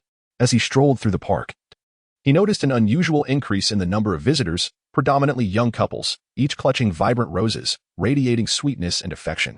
However, there were also some individuals whose gazes flickered apprehensively, as if fearful of being recognized. By the time Ding Dali exited the park, the sun had dipped below the horizon, and the night sky, as dark as ink, gradually enveloped the earth. He could sense the air thickening with the essence of impending fog. Glancing towards the distant sky, it appeared muted, as though veiled by a mysterious filter.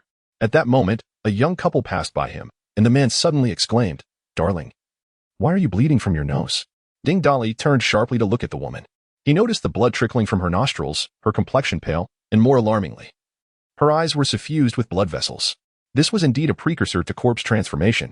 In his previous life, he had believed that the dense fog descended only at the stroke of midnight. It turned out it began earlier, merely too faint for most to perceive. Contemplating this, Ding Dali quickened his pace homeward. On his way, he observed several individuals exhibiting signs of corpse transformation, albeit at a slower rate due to the fog not having fully settled. Upon returning home, Ding Dali seated himself on the floor, absorbing crystal cores while silently awaiting the cataclysmic outbreak of the apocalypse. At that moment, a tall and strikingly beautiful woman stood behind the door opposite him. With her short hair tucked behind one ear, she exuded both charm and vigor. She was none other than Chen Na, a member of the criminal police team. Like a leopard, she crouched by the peephole of the security door, her gaze fixed intensely upon the opposite door, unwavering as if attempting to pierce through it. Thus, she remained, her eyes growing dry and weary as the afternoon wore on, just as she felt her endurance waning and contemplated sending a colleague to take over the surveillance. Someone suddenly opened the door across the way. Chen Na recognized him clearly. He was the suspect they had been tirelessly pursuing. Ma team. The target suspect has returned. I just saw him open the door to his home. Chen Na whispered, her voice tinged with barely contained excitement. Yet, as soon as she spoke, she sensed something amiss. The 5 colleagues who had accompanied her in this stakeout were all, inexplicably, bleeding from their noses. Ma team. What is happening? Why is everyone bleeding? Upon hearing Chen Na's words, Ma team finally became aware of the warm liquid trickling from their own noses, raising their hands to wipe it away, only to find them stained with fresh blood. Is this due to heat? The other male officers, shaking off their stupor, quickly realized they too were bleeding. Chen Na promptly handed out tissues, her movements swift and efficient. One of the officers took a tissue, wiping his nose while jesting. This is all Little Wong's fault. Last night, they insisted on ordering takeout for us, treating us to barbecued delicacies, and one individual even ordered 3 skewers of grilled kidneys. While indulging in the kidneys was inconsequential, we were still obliged to fulfill our tasks. There was no way to return home and embrace our wives, which has undoubtedly stoked our frustrations. Upon hearing this, Captain Ma playfully smacked the talking officer on the back of his head, feigning anger. Mind your language. There are female colleagues present. Subsequently, Captain Ma cleared his throat twice, attempting to ease the awkwardness. Ahem. Quickly tidy up the blood on your faces. The suspect has appeared. Prepare for action. Understood. The group hurriedly wiped the bloodstains from their faces, stuffing tissues into their nostrils to stem the flow of blood, and then commenced their operation. Chen Na trailed behind the group, her mind shrouded in a fog of confusion. Could it truly be a result of pent-up frustration? Yet, why did their faces appear so pallid? Could a mere nosebleed lead to excessive blood loss? Furthermore, I too consumed 3 kidneys last night. Why am I unscathed? Ding Dali was deeply engrossed in absorbing a primary crystal core when suddenly, a rapid series of knocks echoed like a war drum, jolting him from his thoughts. He rose and peered through the peephole, spotting a plump middle-aged man outside, looking somewhat greasy and dressed rather casually. Ding Dali immediately discerned the man's condition upon noticing the tissue stuffed in his nose. Regardless of the purpose behind the man's knocking, one cannot refuse a crystal core delivered right to the door, so Ding Dali opened the door without hesitation. However, the moment the door swung open, 5 individuals rushed down the adjacent staircase, lunging toward Ding Dali. He did not resist, allowing them to push him into the room. The group pinned Ding Dali to the ground and then locked the door behind them. Chapter 12. I am your future husband. Ding Dali surveyed the 6 individuals who had just entered, noting that 5 of them had tissues stuffed up their noses. This absurd scene struck him as rather comical, yet to Ding Dali, they resembled 5 rudimentary crystal nuclei in motion. Ding. Detecting an eligible target for pursuit. Big brother. Quickly pursue. It was only then that Ding Dali noticed the short-haired woman, the sole individual unscathed by the peculiar circumstances. Upon closer examination, he realized she was indeed exceptional. She stood at an impressive height of approximately 175 centimeters, nearly matching Ding Dali's own stature. Although she wore loose-fitting jeans, her long legs and shapely figure were still evident. In terms of appearance, she was significantly more striking than Tang Bingbing. Silently, he issued a command to the system. View the subject's information. Chen Na rating: 90 human female strength, 6 speed, 7 stamina, 7 mentality, 7 special ability, awaiting awakening. After reviewing the information, Ding Dali was secretly astonished. A woman rated at 90 was already of such caliber. What would those with even higher ratings be like? Moreover, her physical attributes were remarkably impressive, with such high foundational values. With such a well-proportioned figure, she would undoubtedly be capable of bearing children. Big brother. This human female is not wearing makeup. If she were to utilize human cosmetic techniques, her rating might increase even further. The human cosmetic technique renders the system incapable of accurate assessment quite remarkable. Upon hearing this, Ding Dali scrutinized Chin Na once more. Heh. Her skin is indeed exquisite, indeed, so youthful. As she looked at the suspect pinned to the ground, far from exhibiting any fear, Chin Na gazed back at him with an expression akin to a mischievous rogue, leaving her momentarily bewildered. Not only was she flabbergasted, but the other 5 officers were equally perplexed. They wondered if this suspect had lost his mind, and whether he truly comprehended the gravity of the situation. You had better behave yourself. Don't look around. The officers swiftly handcuffed Ding Dali to a wooden chair. Ma, feeling dizzy, shook his head to regain clarity and then produced his identification, waving it before Ding Dali. Ding Dali, we are from the Criminal Investigation Unit. I am Captain Ma Bao. We suspect your involvement in 2 murder cases and hope you will cooperate with our investigation. Ding Dali met Captain Ma's gaze directly. At that moment, Ma's eyes were bloodshot, suggesting that if the thick fog had fully descended, he would have already become a mere shell of his former self. A subtle smile played at the corners of Ding Dali's mouth as he turned to Chen Na, standing nearby.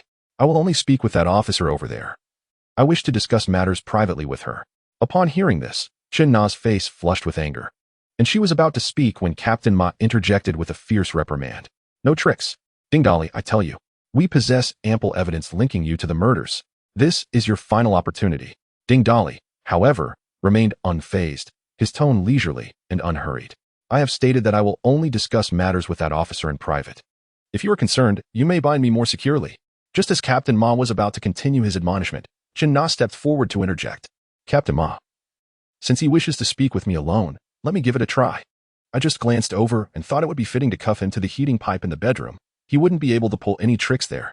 The captain furrowed his brow, pondering briefly before acquiescing to Chen Na's suggestion, yet he did not forget to remind her to exercise caution, as criminals often resort to cunning methods to evade justice. Afterward, he shot a glance at Ding Dali, then leaned closer to Chen Na, whispering, if necessary, you may use your firearm. Given Ding Dali's current abilities, the whispered words were as clear as if they had been spoken aloud.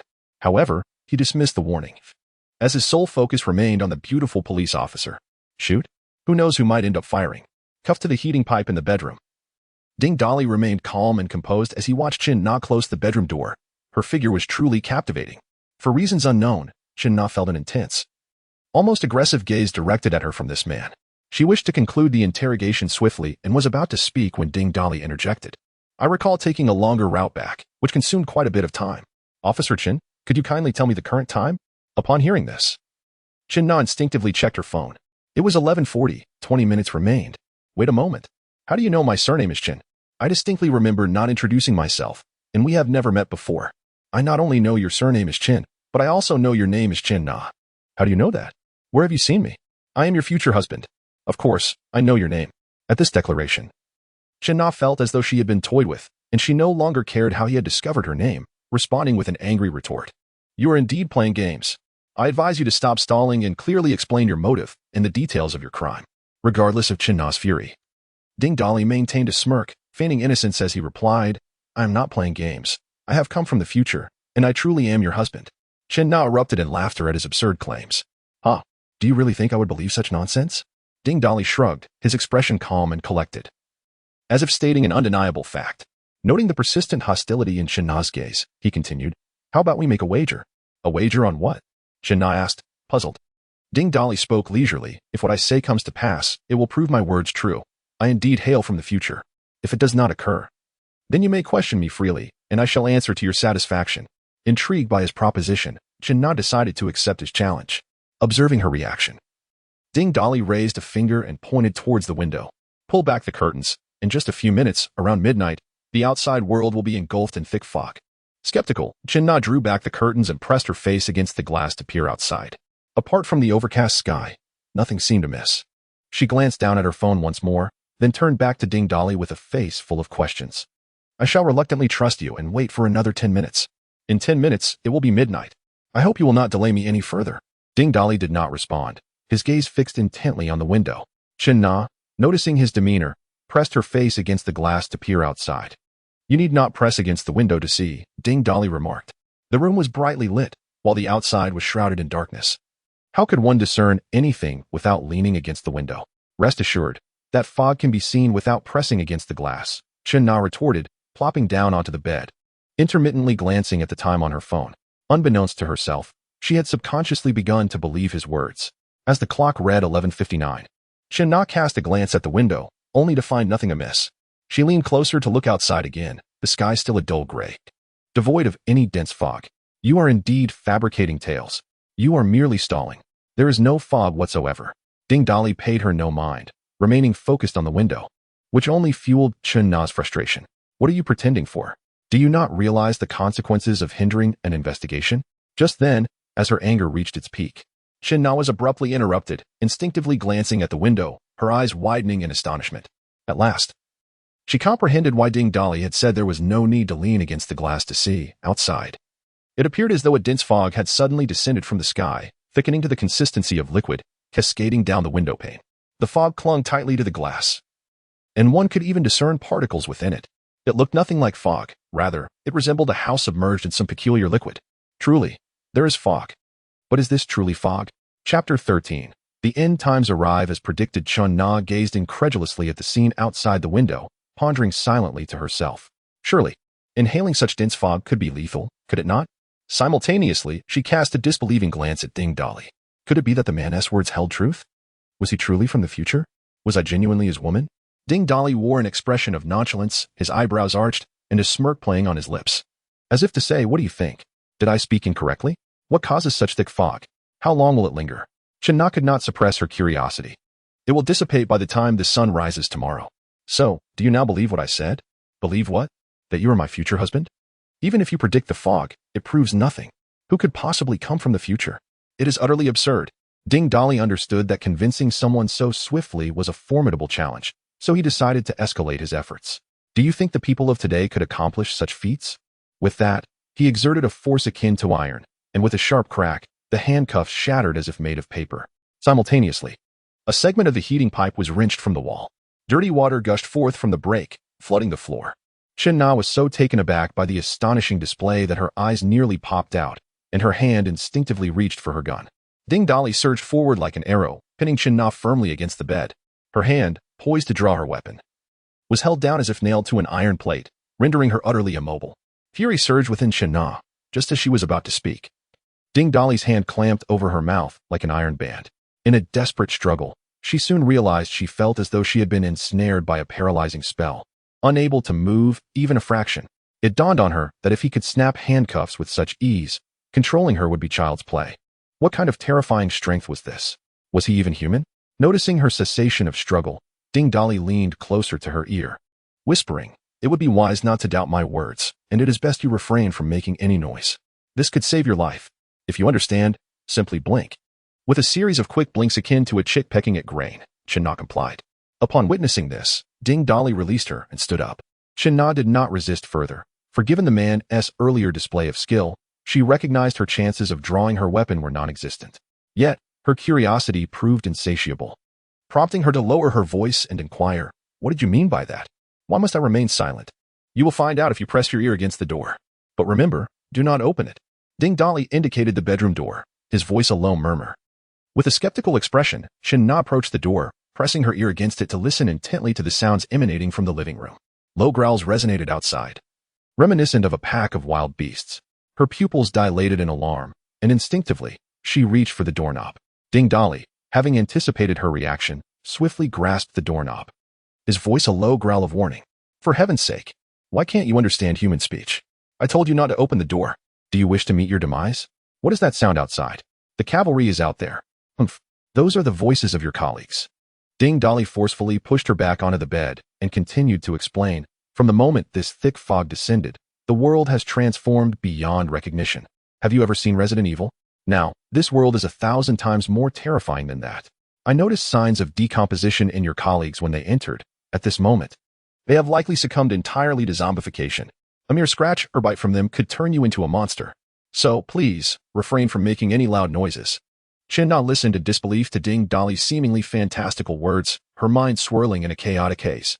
Observing her bewilderment, Ding Dali grasped a heating pipe and stood by the door as if facing a formidable foe. "I will prove this to you. But remember to stay behind me. Do not act recklessly. Otherwise, I assure you, your end will be most gruesome. Do you understand?" Seeing her nod in a daze, Ding Dali cautiously opened the door. Upon witnessing the appearance of her colleagues in the living room, Chen-Na began to believe Ding Dali's words to a significant extent. For they resembled the zombies from the movies. As soon as they stepped outside, her colleagues seemed to sense their presence, collectively turning their heads. Their gray-white pupils fixated on them, and they lunged forward, claws outstretched. Ding Dali shielded Chen-Na behind him, wielding the heating pipe with the ferocity of a tempest, swiftly severing the arms and legs of several zombies. The once menacing figures were reduced to helpless beings, their mouths agape in silence. What are you doing? By doing this, won't they just become disabled once they recover? Chen-Na exclaimed anxiously. Without offering an explanation, Ding Dali approached the zombie that had once been Captain Ma, plunging the pipe directly into its heart. However, the zombie did not perish. Its mouth continued to move incessantly. Do I need to elaborate further? Once transformed into this abomination, they can never return. The only way to eradicate them is through this method. With that, Ding Dali proceeded to shatter the skulls of the zombies one by one. Simultaneously, 5 crystal cores were automatically collected by the system. Beat. Collected roasted kidney 20. Beat. Acquired shooting mastery. Do you wish to learn it? Learn. The remaining corpses were not wasted. He activated his devouring ability, resulting in an increase of 10 points across various attributes.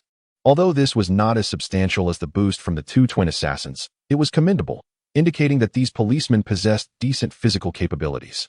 Surprisingly, the seemingly rotund Captain Ma was also a marksman, proving that one should not judge by appearances. Chen-Na sat against the wall, momentarily lost in thought as she gazed at the withered bodies of her colleagues. The events of the evening had completely upended her understanding of reality.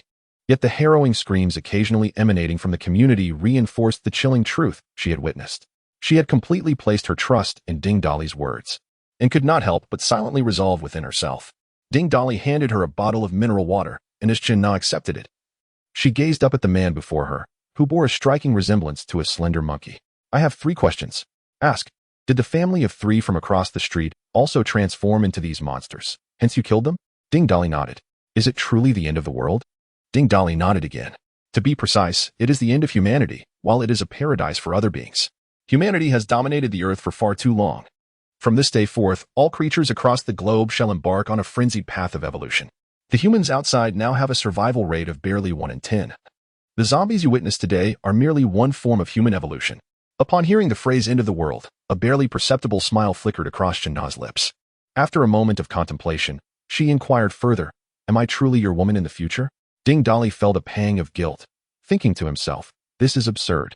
I didn't even know you in my previous life. If it weren't for your long legs. No, wait. If it weren't for your satisfactory rating, I wouldn't even bother to deceive you.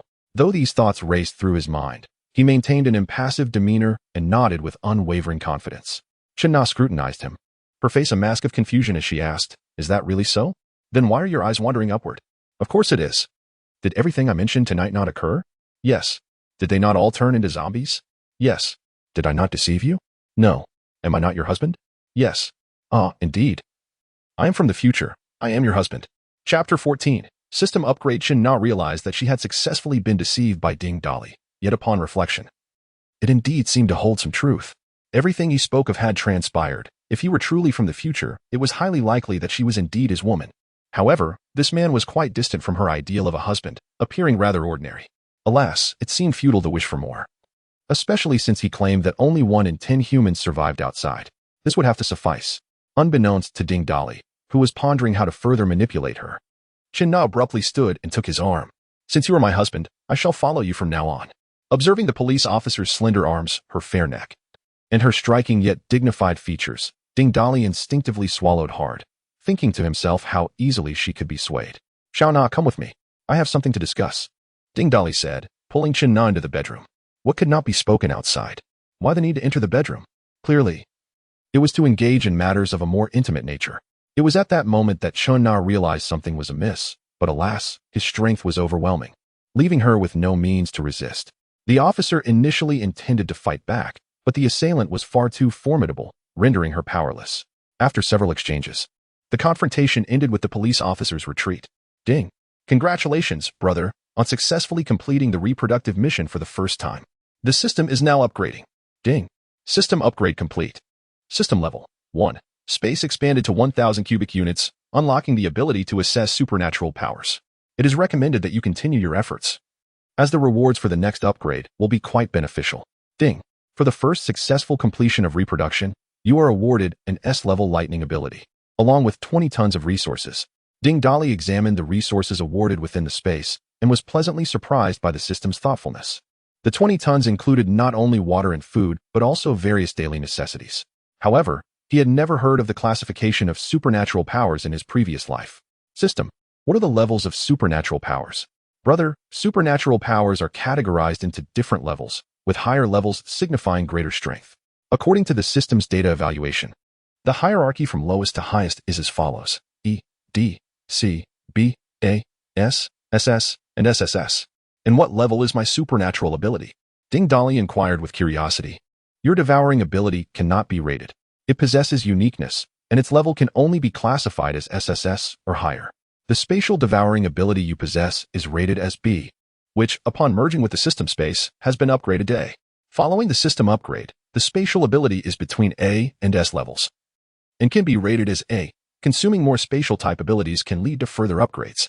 View personal data. Name: Ding Dali. First tier awakened strength, 140 speed, 140 stamina, 140 mentality, 155 supernatural ability, devouring, space A. Lightning S. Ding Dali attempted to manipulate the lightning ability with his mind, and a spark of electricity crackled at his fingertips. He could sense that this stream of electricity could effortlessly morph according to his thoughts and, with merely a notion, could strike its target. This ability reminded him of an individual he had encountered during his illness. At that time, when he was gravely unwell and at a loss, he fortuitously met a Taoist healer and became his apprentice. With the guidance of this master, his health significantly improved during that period. Alas, the master eventually departed from the city for distant lands. However, during their time together, he had inadvertently witnessed the master drawing a talisman that summoned thunder and lightning. That spectacle had long been a source of his admiration, yet he never imagined that in this apocalyptic era, he too would wield control over thunder. Ding Dali tested his extraordinary powers, producing some sounds that stirred the slumbering Chen Na, who turned over, furrowed her brow, opened her eyes, and stretched languidly. Is it dawn already? Due to the fierce battles, Chen Na's attire had been reduced to mere tatters. Ding Dali rummaged through the cabinet and found a few loose garments left behind by Tang Bingbing, tossing them to Chen Na. Make do with these. Is this your ex-girlfriend Tang Bingbing's clothing? A fleeting hint of displeasure crossed Chen Na's face. Oh, you seem to know quite a bit, he replied. Don't forget what I do. I am a police officer. That Tang Bingbing met such a tragic end, and Chen Xiqing, the owner of the Sunflower, firmly asserts that you are responsible. We must investigate her connections. Was she also transformed into a zombie and killed by you? Upon hearing their names, a flame of hatred ignited within Ding Dali, and he gently shook his head. She did not transform. I killed her and sent her remains to Chen Xiqing. He then recounted the events of how he had saved them in the post-apocalyptic world and how they had betrayed him, leading to his demise. Chen Na listened, growing increasingly incensed. After a night of profound exchange, she had subconsciously begun to align her thoughts with Ding Dali's perspective. Those two truly deserve their fate. You saved them, yet they treated you so. They truly deserve it. So, how do you plan to deal with Chen Xiqing? I will soon seek him out for vengeance. In this apocalyptic world, the law holds little significance. You wouldn't dare to impede me, would you? Not at all, but I am curious about my future. Will I also meet my end? If so, how? As she dressed, Chen Na curiously inquired, leaving Ding Dali momentarily perplexed. He thought to himself, how would I know how you die? I didn't even know you before. Seeing Ding Dali's flustered expression, Chen Na clapped her hands suddenly, as if a realization had dawned upon her. I see. I was also killed by those two wretches, wasn't I? What? Ah, yes. It was indeed them. You guessed correctly, Ding Dali quickly affirmed. Wait a moment, Tang Bingbing was your girlfriend, and you saved her.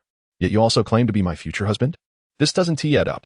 Chen Na regarded Ding Dali with a suspicious gaze, just as Ding Dali struggled to concoct a plausible explanation, or rather, to formulate a response. Chen Na continued, could it be that in the future, you have more than one woman? How could you do this? Greetings.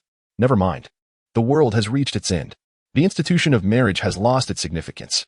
The future for women is undoubtedly bleak. What nonsense. Have you managed to clarify your thoughts for yourself?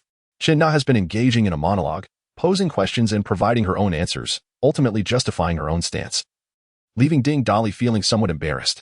At this moment, noticing Ding Dali's cheeks flush with increasing color, Chen Na assumed he was still upset about the potential dangers posed by Tang Bingbing and Chen Xiqing. Approaching him, she wrapped her arms around his waist, seeking to offer him comfort. Ding Dali, however, was bewildered. What was this woman doing? What was happening? Initially, he merely intended to deceive her into continually earning rewards. And if she disobeyed, he would eliminate her. Yet now it seemed an emotional connection was forming. Oh dear. Dolly, what are you doing? Morning exercise. Chapter 15. Chun Na's extraordinary powers. The two leaned against the headboard of the bed as Ding Dolly reached into his spatial pocket and retrieved an energy crystal core, presenting it to Chun Na. Consume it. Without hesitation, Chun Na accepted the crystal and promptly placed it in her mouth. The moment she laid eyes on it, her heart ignited with an insatiable desire, akin to a bonfire blazing to life. Moreover, since it was offered by Ding Dolly, she did not contemplate further. Brace yourself. The initial consumption will be extremely painful. As soon as Ding Dolly's words fell, an excruciating pain surged through her like a tumultuous tide, nearly causing her to lose consciousness. Clenching her molars tightly, she managed to squeeze out a strained exclamation. Why didn't you mention this earlier? Endure it. Channel the energy flow throughout your body. Ding Dolly reminded her. The pain did not linger for long. Chun Na soon felt her body becoming light, as if she had undergone a profound transformation, her spirit invigorated. A slight twitch of her nose prompted her to exclaim, "What is that aroma?" Ding Dolly, as if performing a magic trick, produced a plethora of crystal cores and handed them to Chun Na. Go wash up. This is an essential path for genetic evolution. Consume these cores while cleansing yourself. If you sense the energy within you reaching its limit, attempt to control its flow throughout your body. This will facilitate your advancement. Without hesitation, Chun Na seized the crystal cores and dashed into the bathroom, while Ding Dolly settled into the living room, leisurely checking his phone. Despite the apocalypse having descended, most regions still retained access to water, electricity, and signals. He noted several missed calls, all from Lin Wan. Ding Dolly returned the call. And just as the phone rang once, it was quickly answered. The voice on the other end brimmed with anxiety and urgency. Dolly, are you all right? I'm fine. How about you? Have you stocked up on supplies and secured your doors and windows? Did you know beforehand? The entire world has descended into chaos. I took your advice and requested leave, gathering some supplies at home. But last night, I was groggily awakened by the horrific screams from the neighborhood. When I peered out the window, it was shrouded in such thick fog that I could see nothing. The screams persisted throughout the night, and the fog only dissipated this morning. Then, I witnessed my neighbor across the hall transforming into a creature reminiscent of a zombie from a movie, staggering in the corridor. And there are countless such beings in the community. Many have been bitten to death. What on earth is happening? Lin Wan, listen to me. The apocalypse has arrived. Just secure your doors and windows. Wait for me to come find you. I will message you every day. And remember, you can wash your face and bathe with tap water, but do not drink it.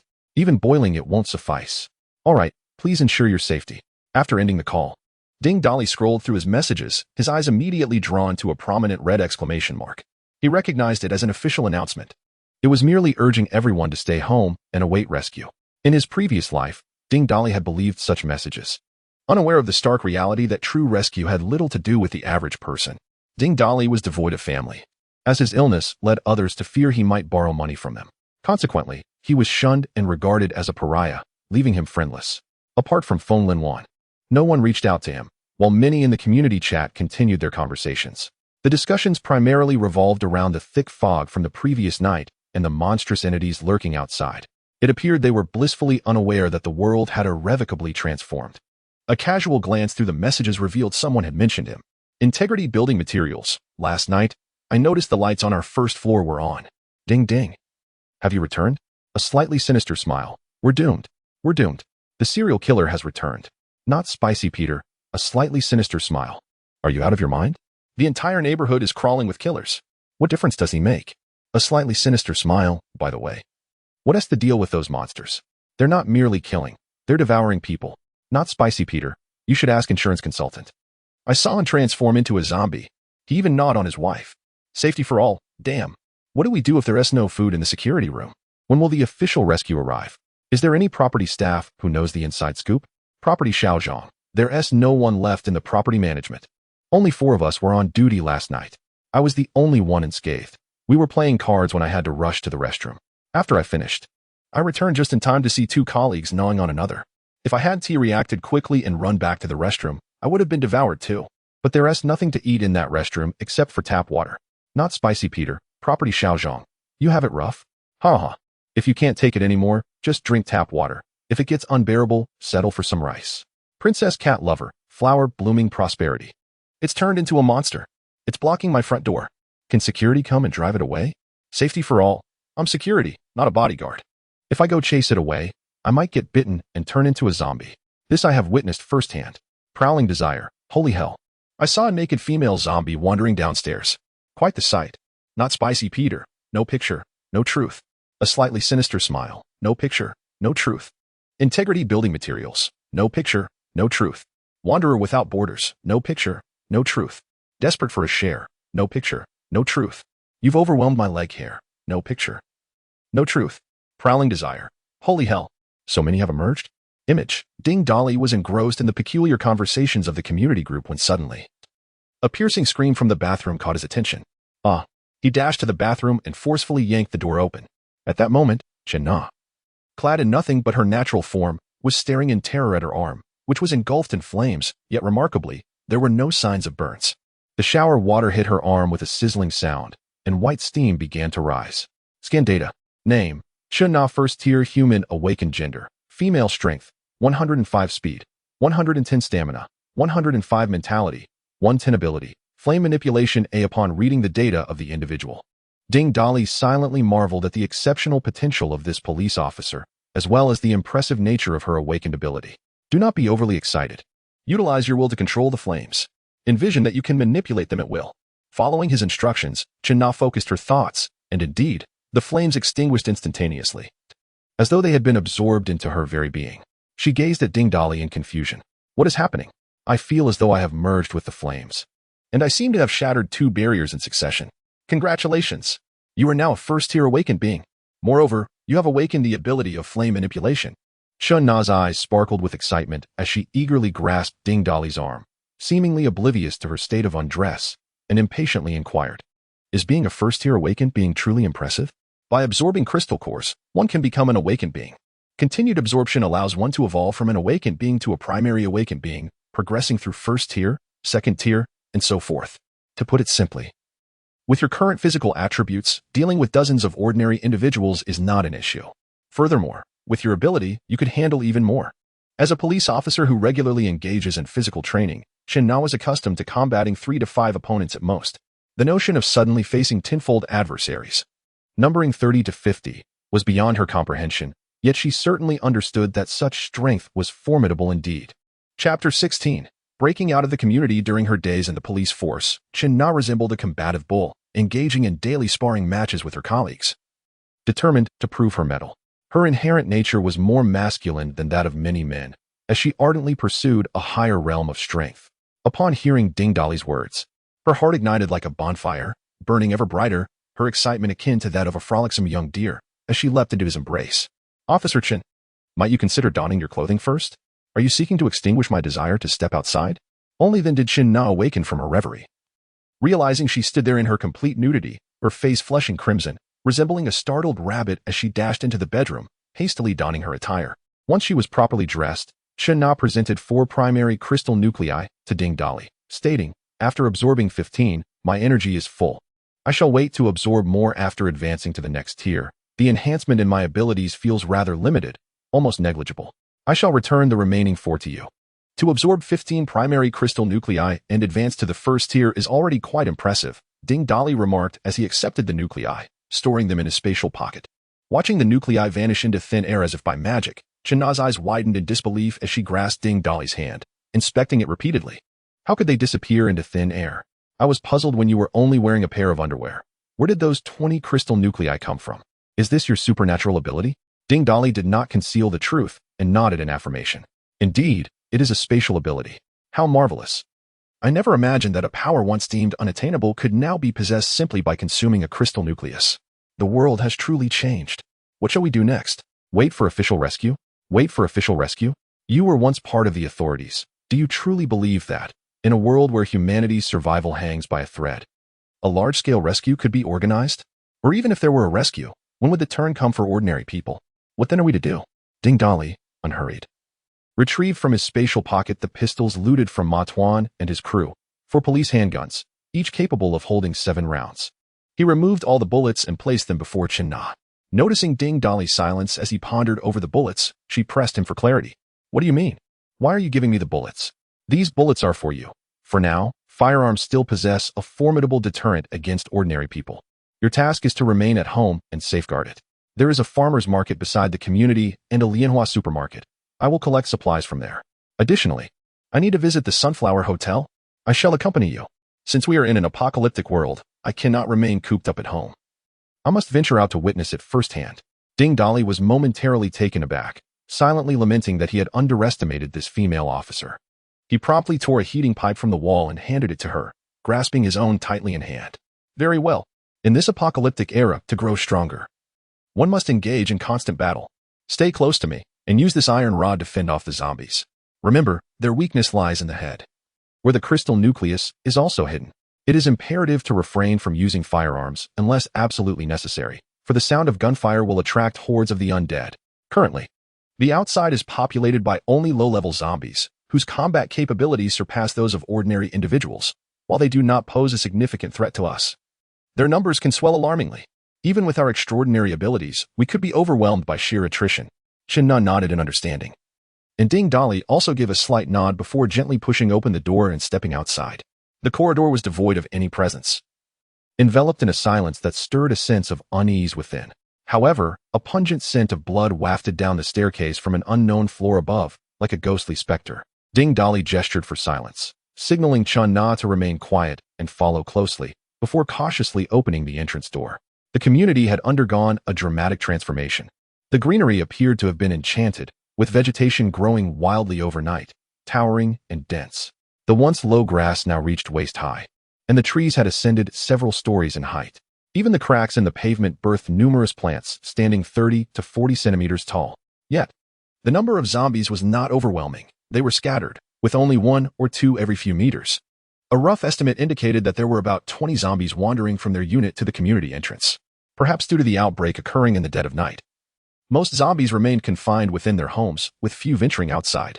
However, Ding Dali understood that once the day passed, and the zombies confined within had consumed all available flesh, they would seek to break free from their abodes. At that point, the number of zombies in the outside world would multiply exponentially. Thus, today was the optimal day for action. We must avoid the green belts, as they may conceal mutated creatures. Let us head directly to the entrance of the community. We will eliminate the zombies one by one along the way. Each strike must be lethal. Beyond 5 meters, the vision of low-level zombies is far inferior to their hearing. Ding Dali whispered to Chen Na. He then surged forth like an arrow released from a bow, racing towards the 2 nearest zombies, striking swiftly with his weapon, and shattering the skull of one as if it were a ripe watermelon. Chen Na, not to be outdone, followed closely in his wake, mimicking his actions. She executed a clean and decisive headshot at the moment Ding Dali engaged. With her current prowess, landing a headshot on a low-level zombie was effortlessly within her grasp. Chen Na's strike was flawless. As she gazed at the fallen zombie and the shattered remnants scattered about, her eyes sparkled with exhilaration. She even disregarded the blood splattered upon her and knelt down to sift through the debris, unearthing a crystal core amidst the fragments. Observing Chen Na, her face alight with excitement as she triumphantly presented the blood-stained crystal core to him, Ding Dali was momentarily taken aback, his heart racing like a rabbit. Goodness! Why is she so exhilarated? If I hadn't personally verified her identity as a woman, I might have suspected she was some sort of superhuman. While such thoughts crossed his mind, he nonetheless offered her quiet praise. Officer Chen, you did exceptionally well. Just so you know, in the future, you need not bother collecting the crystal cores. My spatial ability can automatically retrieve them. These insights were conveyed to Ding Dali by the system, reflecting its user-friendly features. However, aside from the items and skills that Ding Dali personally acquired from his kills, his companions found nothing but crystal cores from their own encounters. For instance, the zombie that Ding Dali dispatched yielded a box of ultra-thin umbrellas, while Chen Na, despite her efforts, obtained nothing but a crystal core. As Ding Dali explained this to Chen Na, he activated his devouring ability, drawing the zombie's body dry as if it were a sponge absorbing water. Curiously, Chen Na whispered, "Is this ability to extract life also a function of space?" "No, this is another of my powers," Ding Dali replied. With that, he boldly charged towards another nearby zombie, with Chen Na eagerly following in his wake, her heart racing with excitement. Truly, he is my man, to possess 2 extraordinary abilities. Little did she know, Ding Dali harbored far more than just these 2 powers. The duo, whose strength far surpassed that of the novice zombies, stealthily approached the community entrance, eliminating a total of 28 zombies, with Ding Dali personally dispatching 10. Do not inquire as to why. Simply put, Chen Na was overly enthusiastic, akin to having been invigorated by a potent elixir, growing increasingly excited with every headshot. This left Ding Dali questioning whether his first female companion had some significant mental lapse. From the 28 zombies, they secured 28 novice crystal cores, along with a plethora of resources and 2 skills: locksmith expert and electric vehicle proficiency. Previously acquired skills were all at the mastery level, yet this lockpicking skill was categorized as expert. It appeared that a thief had taken advantage of the night to invade the community, ultimately leaving this skill behind. Such older communities are indeed frequented by thieves. As for the electric vehicle proficiency, Ding Dali had acquired it from a delivery worker he had observed in the neighborhood, whose cycling skills were notably exceptional. Thus, he decisively opted to learn the locksmith expert skill instead. Chapter 17. The sweep as they stepped out of the community gate. A security guard in the booth appeared to be in a state of frantic agitation, waving at them like a restless ant on a hot skillet. However, Ding Dali remained oblivious, gesturing to Chen not to ignore him, and then darted towards their destination like an arrow released from a bow. To the right, approximately 20 meters from the community entrance, lay a parking lot. Beyond it, the makeshift structures of the agricultural market stood like a colossal treasure chest, silently awaiting their arrival. To the left of the community gate, about 200 meters away, was an intersection where Lianhua Supermarket occupied one corner, while the other 3 corners boasted distinctively styled residential complexes. In contrast, the area surrounding the agricultural market was largely desolate. As the apocalypse descended upon them in the stillness of the night, it was evident that the market would be firmly shut, devoid of any human presence. Soon, the duo arrived at the parking lot, which was enveloped in an eerie silence. Not a single zombie roamed the grounds, and vehicles were sparse, as if the world had forgotten this place. After swiftly traversing the lot, they encountered a locked iron gate before them, which led to the agricultural market. Fortunately, Ding Dali, armed with his newly acquired lockpicking skills, effortlessly unlocked the gate. The agricultural market was a vast indoor space that, after 8 o'clock in the evening, would be cleared of vendors and consumers alike, with security guards stationed at both ends to enforce the closure. Upon entering the security room on their side, they found only a solitary zombie amidst the chaos, remnants of a once human figure scattered across the floor. It seemed that 2 security guards had been on duty. One had succumbed to zombification, while the other had been devoured. With no mercy, Ding Dali crushed the zombie's skull and then approached the massive rolling gate, preparing to force it open.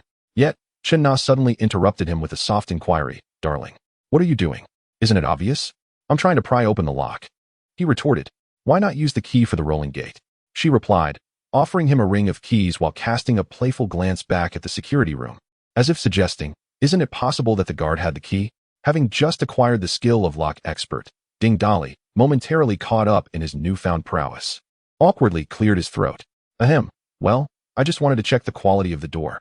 Pushing aside the somewhat aged rolling gate, they were greeted not by the sight of zombies or humans, but by an array of goods within. The agricultural market was meticulously divided into 3 sections. On either side were small partitioned rooms resembling a beehive, filled with rice, flour, oils, various meats, seafood, and beverages. The central area featured rows of wooden stalls, offering fruits, vegetables, and dried goods at relatively low rents. This tightly secured agricultural market was indeed a treasure trove of supplies. "Let us begin collecting resources from the central stalls. We must remain vigilant," Ding Dali declared as he opened an invisible portal, gathering an abundance of fruits and vegetables within. The Space Gate, a remarkable ability acquired after devouring Tang Bibing's spatial powers, allows for the manipulation of its size and position such that anything it touches is seamlessly drawn into the space. This extraordinary capability not only facilitates the reception of vast quantities of supplies, but also serves as a defense against long-range weaponry. The bullets fired by the assassin Wen Chang were, in fact, absorbed into the space through this wondrous portal. Items entering this realm retain their original form, including the kinetic energy they possess. Thus, with a mere thought from Ding Dali, the bullets can be propelled from the space gate at the same velocity they were absorbed. While Ding Dali busied himself with gathering supplies, Chen Na remained vigilant, picking up any stray items and tossing them to him like a game of catch. As they immersed themselves in their task, oblivious to the world around them, at the far end of the market, 2 security guards in uniforms sat on the ground, heartily feasting on marinated meat and drinking beer. One, a burly man, let out a loud belch, reflecting on the previous night's harrowing experience, still shaken. "What an unfortunate stroke of luck. If I hadn't reacted swiftly and pulled you through the roll-up door, we might have become the monster-s meal in that fog," he lamented, pondering the fate of their 2 companions on the other side. The other guard, smaller in stature and with a squint, had taken this job as a market security guard due to a lack of suitable employment. His resemblance to a rat earned him the nickname Rat. Known for his cunning, he had a plan brewing in his mind. "If it weren't for you, I might have been devoured as well. I saw on my phone that they're calling those monsters zombies, and it seems they're everywhere in the world. This world is in chaos. We must prepare. Oh, what brilliant idea do you have? Share it with me. The burly guard, known as Wu Tian, inquired, his gaze curious as he bit into his meat. Fortunately, we have this market. So much food here. It should sustain us for a while. However, it won't be enough for just the two of us to defend it. We can open the other roll-up door and check on our brothers.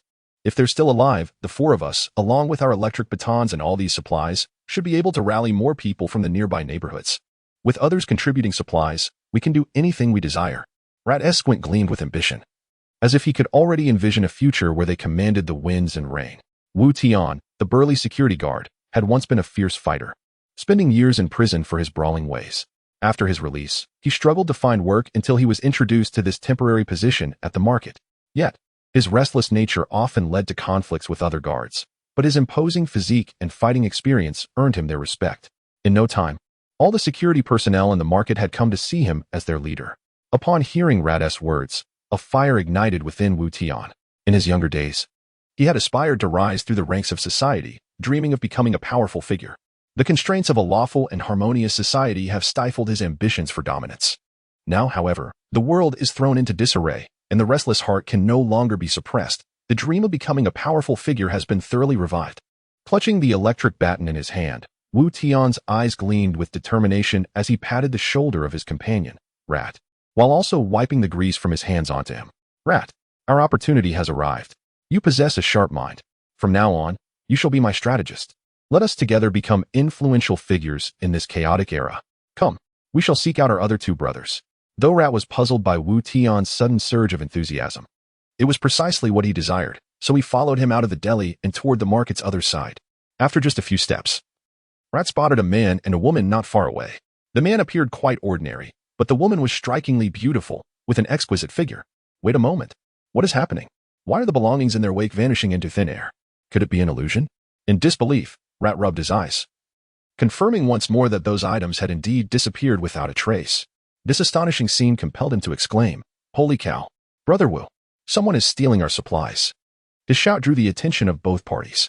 Wu Tian glanced at the open roll-up door, his brow furrowing as suspicions arose within him. Their two fellow security brothers were likely in grave danger. He spoke to Rat in a hushed tone. The other two brothers are probably already lost. They have either transformed into monsters or have been devoured by them. It is impossible for them to have allowed these two to enter freely.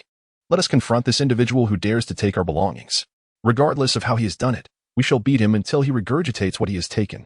Meanwhile, Ding Dali and Chun Na halted their receipt of supplies, remaining stationary as they observed the approach of the two security guards.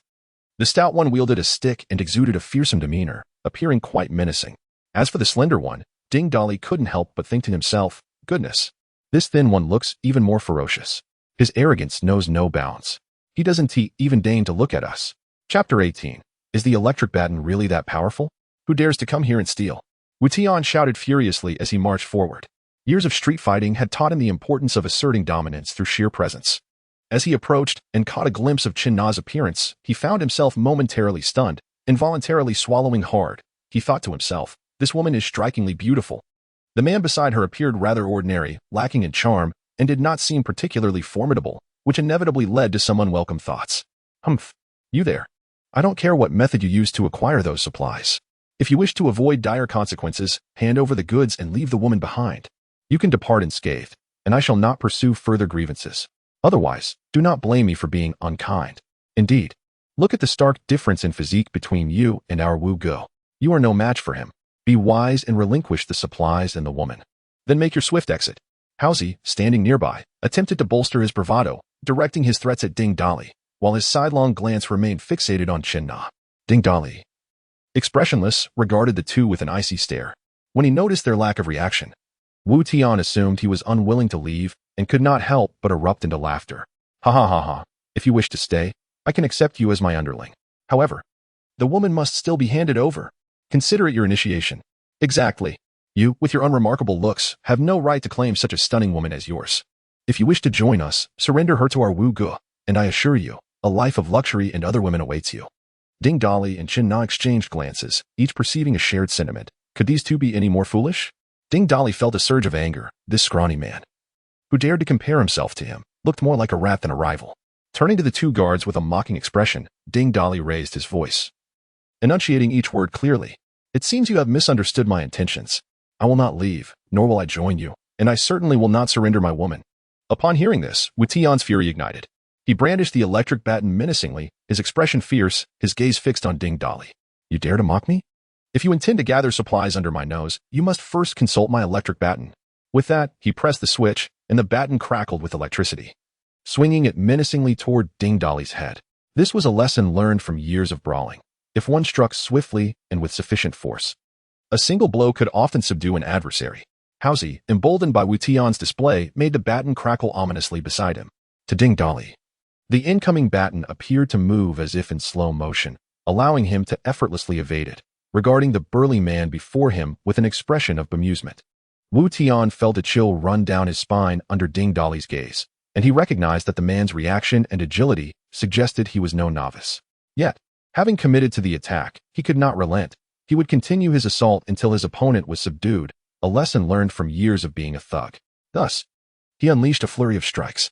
Ding Dolly retreated a few steps to evade the attack. In truth, even if such an assault struck him, it would not inflict any harm. Wu Tian continued his relentless onslaught, yet no matter how he attacked, he could not land a blow on his opponent. As Ding Dolly withdrew, Wu Tian advanced and arrived at the position where Ding Dolly had previously stood, right beside Chen Na. Realizing that his attempts to strike Ding Dolly had failed, he turned and noticed the stunning beauty beside him. He thought to himself, this is an opportunity too good to miss. This kid is as slippery as an eel, impossible to catch. But if I can seize this boy's woman, he will undoubtedly submit. With this thought in mind, he resolved to act immediately and lunged toward Chen Na. Ding Dolly had already anticipated this move. He initially intended to toy with this fool a bit longer. Witnessing Wu Tian's eagerness to court his own demise, he acted without hesitation. At the very moment Wu Tian turned sideways, Ding Dolly swiftly moved in, delivering a forceful punch directly to Wu Tian's chest. Initially, he believed his opponent relied solely on his slender and agile physique, underestimating the strength he might possess. Therefore, even when Wu Tian saw Ding Dolly appear before him, he took no defensive measures, thinking, with that slight frame, what can you possibly do? The key is to capture the beautiful woman. However, the instant Ding Dolly's fist connected with his chest, regret washed over Wu Tian. He was overwhelmed with remorse, recalling memories of his mother, his first love, the widow next door, and even the rules he had memorized in prison. Yet, regret was futile. The sound of cracking bones echoed alongside Wu Tian's agonized wails as he was propelled several meters away, crashing heavily into a stall, scattering wooden debris and vegetables across the ground. The air fell silent, punctuated only by the sound of Ding Dolly's footsteps. Wu Tian's chest caved in, blood frothing from his mouth, yet he was not dead, still gasping for breath. Upon realizing someone stood before him, Wu Tian struggled to lift his eyelids, his lips trembling as he expelled blood and managed to utter, "Don't kill me. I detest when others touch my belongings. Why must you be so foolish? Can't you just live peacefully?" Ding Dolly glanced at the electric baton lying on the ground, snorting derisively. Humph. Is the electric baton truly formidable? Have you ever been struck by real lightning? With that, Ding Dolly slowly raised his hand, and a spark of electricity flickered at his fingertips, swiftly forming a lightning ball the size of a soccer ball. Under the astonished gaze of onlookers, the lightning ball morphed into an electric serpent and surged directly toward Wu Tian's head. The electric light magnified in Wu Tian's vision. Before he could react, the flash of electricity whizzed past. Where his head had been, there was now only a charred void, devoid of blood, reduced to mere ashes. Having completed this gruesome act, Ding Dolly instinctively drew a knife from his space and dismembered Wu Tian with ruthless precision. Why do I feel an uncontrollable urge to dismantle something? Ding Dolly mused inwardly. Thud. The onlooker, Lousy, witnessed Wu Tian's transformation into charred remains and was so terrified that he dropped to his knees. This man had not only killed someone, but had also disassembled the body. This was undoubtedly a brush with a psychopath. Throwing down the electric baton, he wept and begged, brother, I submit.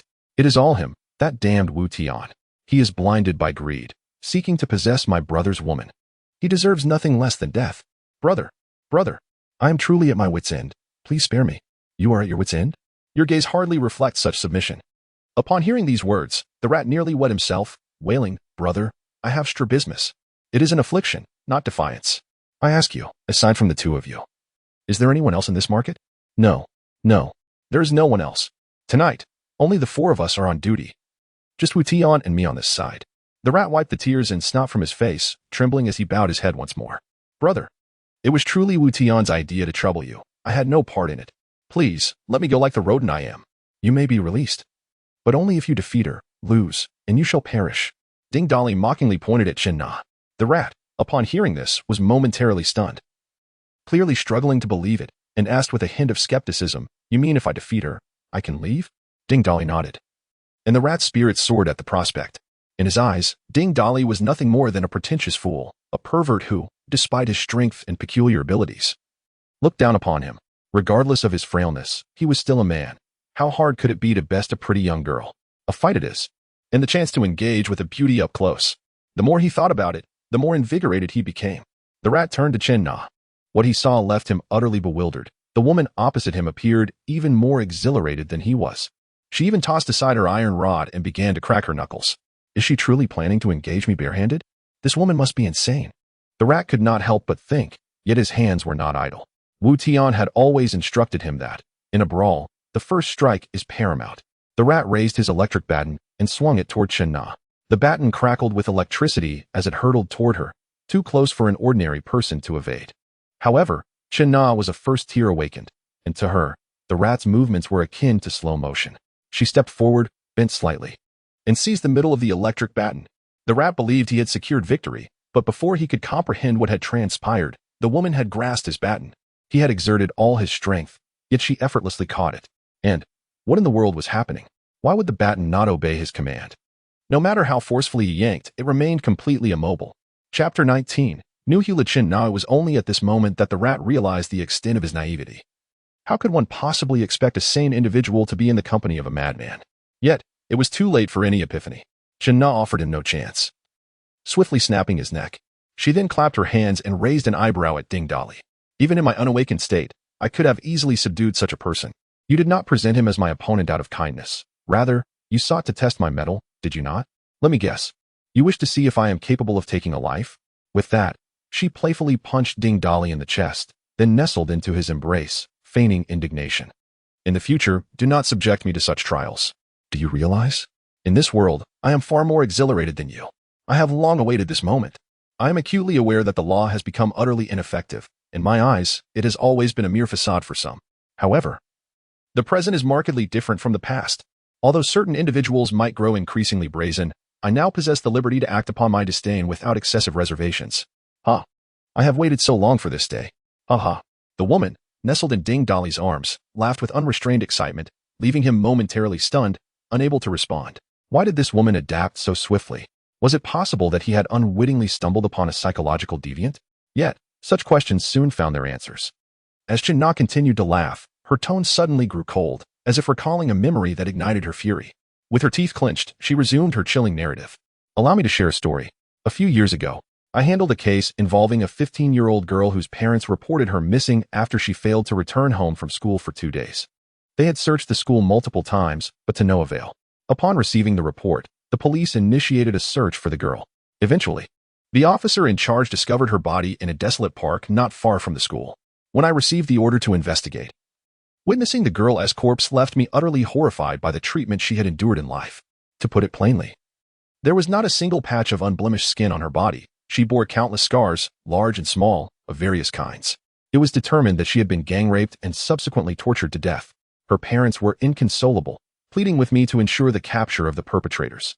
I fervently promised them that I would deliver justice for their daughter. The case was straightforward to crack. There were eyewitnesses, and DNA from several individuals was found on the body. Soon, the culprits were identified.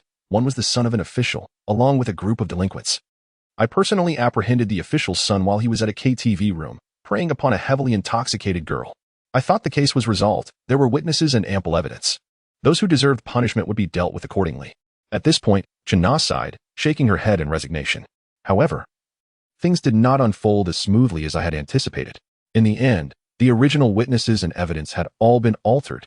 The blame was placed upon inconsequential individuals. While the scion of a powerful official was audaciously released in court, I could hardly believe such an outcome. Not only did I find it incredulous, but my colleagues working alongside me in the case were equally astonished. The parents of the girl were in utter disbelief, frantically confronting me with questions. The expressions on their faces remain etched in my memory. The disappointment in their eyes pierces my heart even now. They questioned me, "Is this the justice you promised us?" I was at a loss for words in response to their anguish. As if that were not enough, the official's son brazenly approached me. With an air of arrogance, he proclaimed that he was the one who had caused her demise. So what if he could evade capture? What could be done to him? Not only could nothing be done, but he also taunted me, declaring that not only could I not assist her, but I could also not aid her parents, and ominously warned me to wait and see. At that moment, we stood outside the courthouse. I looked at his vile, arrogant countenance, and 1,000 thoughts surged within me, yearning to wrench his head off, to tear his mouth apart. Yet the rigid constraints of my uniform forbade such actions. In that instant, the concept of judicial fairness became a cruel jest. That day, I realized that the law was merely a tool to restrain ordinary people. How I wished there were no such shackles binding me. I longed to rush forward without hesitation, to avenge the girl, to restore justice for her. I even prayed in my heart for the arrival of the apocalypse, if that were to happen. Anyone before me who dared to be so arrogant would surely find their neck snapped. Little did I know that the end times have indeed arrived. Is this not a dream come true? Ding Dolly, a man of the lower class, had witnessed the suffering of humanity countless times. He always understood that fairness could never exist in this world. A just and fiery individual finds it exceedingly difficult to accept such darkness. Little did he anticipate that the former Chen Na would nearly become an underground judge. He gently patted Chen Na's back and softly inquired, "And what happened next? Did that official's son trouble you?" "Of course he did," I responded. "I reported this case to my superiors several times, hoping for a retrial. Instead, the director instructed me to focus on my duties and not interfere unnecessarily, subsequently transferring me to a clerical position. Had it not been for the assistance of the horse riding team later on, I would never have returned to the criminal investigation unit. As for the girl's parents, I still feel an immense sense of guilt towards them, not only for failing to secure justice on their behalf shortly after that incident. They perished in a car accident, and not just them, but even the lawyer who stood by us at that time and his wife also met with a tragic end in a vehicular mishap, officially deemed an accident. Yet I cannot shake the feeling that it was orchestrated by that official's son. Enough of these grim thoughts. In this world, that young man has likely met his demise. Even if he hasn't, should fate bring us together in the future, I shall ensure his end." A fierce glint flashed in Chen Na's eyes as she coldly asserted, "There's no need for your assistance. If he truly is still alive and I encounter him, I shall make him suffer," I declared vehemently. "So refrain from subjecting me to such trivial tests. I have longed for a life without constraints for what feels like an eternity. In the future, should anyone dare to flaunt their superiority before us, I shall promptly snap their neck. Merely snapping a neck is insufficient," Ding Dolly suddenly exclaimed, raising his hand. In a flash of electric light, a bolt of lightning struck the rat's lifeless head, instantly charring it to ash. He then planted a kiss on Chen Na's cheek and cheerfully declared, "Survival tips for the apocalypse. Remember this, to utterly eliminate a person, one must destroy their head. There exists an array of peculiar abilities that can allow a person to revive, even if they do not return to life, as long as the brain remains intact. They may rise again as a zombie." Upon witnessing Ding Dolly unleash his lightning power, Chen Na, who had been somewhat melancholic while reminiscing, felt a surge of excitement, her eyes sparkling like stars. "Is this also your power, darling? How many abilities do you possess?" "Currently, just 3. Can everyone have multiple abilities?" "Not necessarily. Most individuals possess only one ability. However, I suspect there are others like me, for the world is vast and full of wonders." "No, darling. We must gather supplies quickly. Once we finish, we need to get out," Chen Na urged hastily, leaving Ding Dolly puzzled by her sudden enthusiasm. "Why the urgency to leave? I cannot fall too far behind you. Hurry up and collect the supplies. I want to go out and blast zombies' heads off. I need to strengthen my power." Ding Dolly was momentarily speechless. It seemed he had inadvertently acquired a fierce woman. Perhaps she had been repressed for too long before the apocalypse. The darker version of Chen Na in this post-apocalyptic world was far more formidable than the re-entering palace character, Jin Huan. At least Jin Huan did not resort to head explosions at every turn, but Chen Na certainly would. They consumed the bodies of Wu Tian and the rat, collecting 3 pounds of braised meat and 5 bottles of beer from their remains. The two traversed the market back and forth 6 times before completely clearing out the goods from this farmer's market. "Shall we head to Lianhua supermarket now?" Chen Na inquired, gazing at the empty farmer's market with satisfaction. After checking their storage space, Ding Dolly confirmed, "There is still room for more. Let us go. We must." Chapter 20. Supermarket survivors emerging from the bustling farmer's market and passing through the rusted gate. They found themselves confronted by several aimless zombies that had mysteriously appeared in the parking lot. Without hesitation, the duo wielded their clubs with precision, dispatching the undead with remarkable efficiency. The streets were still sparsely populated with zombies, scattered in small groups. for two first-tier awakeners. Traversing this path and eliminating threats was a mere trifle.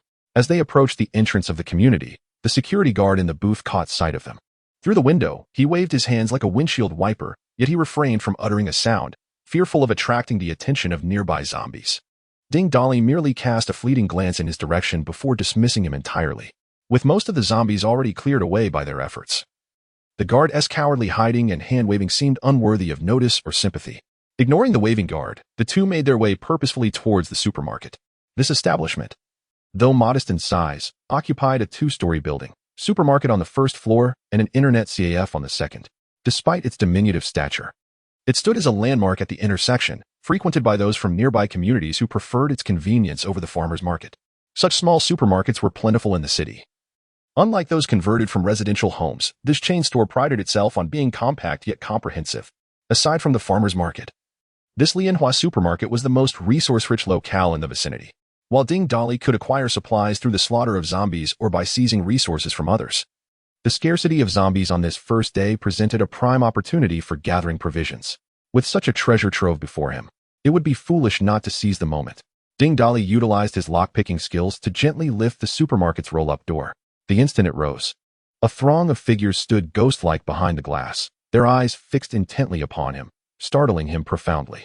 He had anticipated a mere 1 or 2 night shift employees inside, but instead, he was met with a substantial gathering.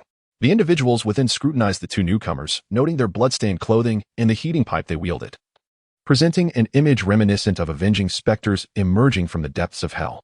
Behind them lay the bodies of 7 or 8 zombies, unmistakably the result of their handiwork. What were these two capable individuals doing? They had vanquished such a number of zombies. Could they be here to rescue us? It seems unlikely. If it were an official rescue, surely there would be more than just 2 of them. Perhaps not.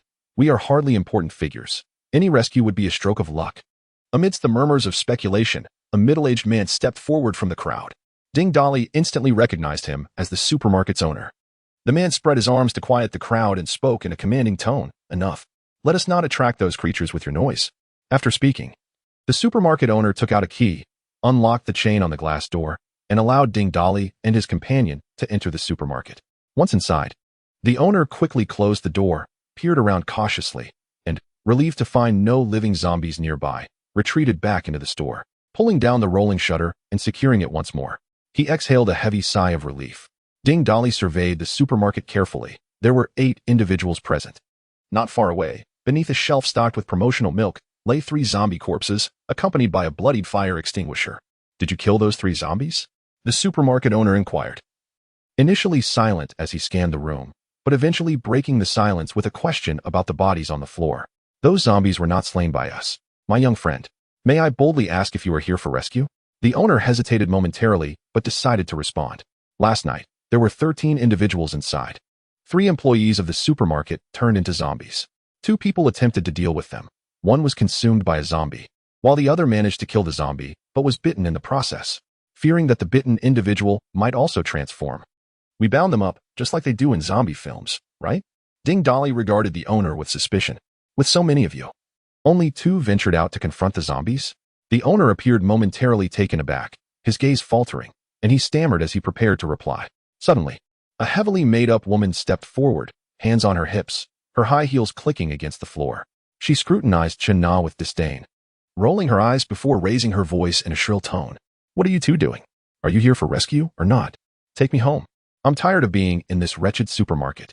The owner discreetly tugged at the flamboyant woman's clothing, gesturing towards the clubs and Ding Dolly and his companion's hands, indicating that she should refrain from speaking recklessly. However, this action only ignited the woman's fury. She pointed an accusatory finger at the supermarket owner, exclaiming, Wang Defa, if you hadn't promised to take me shopping after unloading last night, I wouldn't be here in this miserable supermarket. Your cowardly demeanor infuriates me. With a resounding slap, the owner Wang Defa struck the woman, causing her face to swell instantly. Xiaya, mind your language. There are outsiders present. I want to stoop to your level. Do not overstep your bounds. How dare you? Wang Defa, are you now infatuated with that loose woman beside this fellow? Is it that you can't bear to cast aside the wretched one who was bitten by a zombie? I knew you were incapable of change. Before she could finish, another slap resounded, this time delivered by Chen Na, who did not hold back her strength. The alluring woman named Xiaya continued to chatter incessantly. her head spinning around until her face faced backward, her lips still moving, though no sound emerged. After a few blinks, she rolled her eyes dramatically, and then her entire body collapsed onto the ground. The crowd in the supermarket, startled like startled birds, recoiled in terror at the sight, while two female cashiers fell to the floor as if their spines had been severed, exclaiming in horror, "Murder! Murder! There has been a murder!" Chen Na remained undeterred, like a statue, coldly observing the frightened crowd. With a mere gesture, a fireball shot forth like a meteor and struck Xiaoya's lifeless body, igniting it instantly as if it were dried kindling. Having no grievances in the past and no enmity in the present, to hurl insults upon their first meeting was truly a just fate. Under the piercing gaze of Chen Na, which felt like icy arrows, the supermarket patrons, already paralyzed with fear, were further immobilized by the bizarre spectacle of her conjuring fire. They stood frozen, their legs trembling uncontrollably. Wang Defa, the supermarket owner, witnessed his lover's demise, and his fury erupted like a volcano.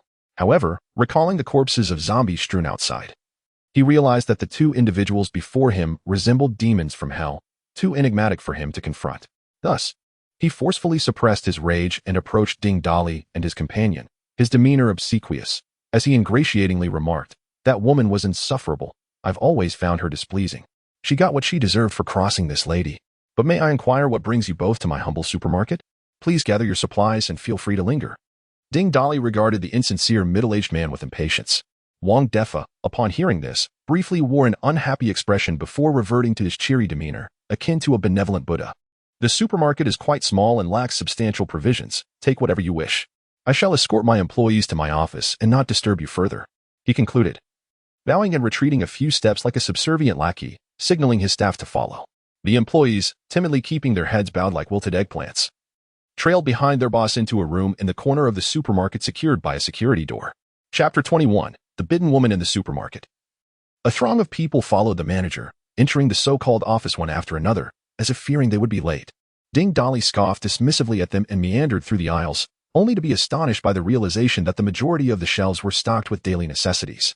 The shelves that once held food and water had been utterly ransacked, leaving little behind. Only a few scattered bags of puffed snacks lay abandoned on the floor. Gazing at the barren shelves, Chen Na questioned with a furrowed brow, "Is this supermarket still awaiting inventory? Why are so many shelves so desolate? Humph. How could it be that only the food and water shelves are empty? Do you truly believe the supermarket owner is so benevolent as to allow us to take whatever we desire? There must be some hidden agenda at play here. We need to investigate further." As the pair took a few steps along the aisles, two faint coughs suddenly echoed in the stillness of the supermarket. Though the sounds were exceedingly subtle, they were distinctly audible in the serene atmosphere. "Be cautious. Someone is here," Ding Dali whispered urgently, his expression grave, before darting toward the source of the sound like an arrow released from a bow. The sounds emanated from a partitioned glass room adjacent to the supermarket entrance.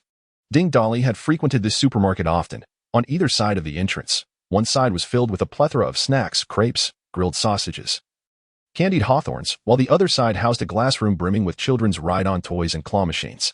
Familiar with the surroundings, Ding Dali had merely cast a cursory glance at the glass room upon entering with Chen Na, failing to notice anyone inside. However, upon rushing over to investigate the sound, he discovered a corpse, gruesomely mangled by a zombie, lying on the floor of the glass room. The head had rolled away, and although it was missing its jaw, its lifeless, ashen eyes still darted about. Not far from the body sat a woman, her form bound to a claw machine, her arm missing a chunk of flesh. Distinct bite marks marred her skin, and the tissue surrounding the wounds had turned pallid, with blue veins creeping outward. Upon hearing footsteps, the woman slowly lifted her head, her pale face glistening with beads of sweat. Her once tidy ponytail had become disheveled, with strands of hair clinging to her face, as sweat dripped down from her locks. Despite her frail appearance, her delicate features were strikingly beautiful, reminiscent of a sickly neighbor girl. Though she possessed an alluring physique, Ding Dali's gaze lingered only briefly. Not out of disinterest, but because the moment he beheld her face, a tempest of emotions surged within him, rendering him nearly speechless. The visage before him had etched an indelible mark deep within his memory. In the chaotic world before Ding Dali's rebirth, there existed numerous powerful factions and teams, each as renowned as the stars in the sky, along with many illustrious individuals, all affiliated with some organization.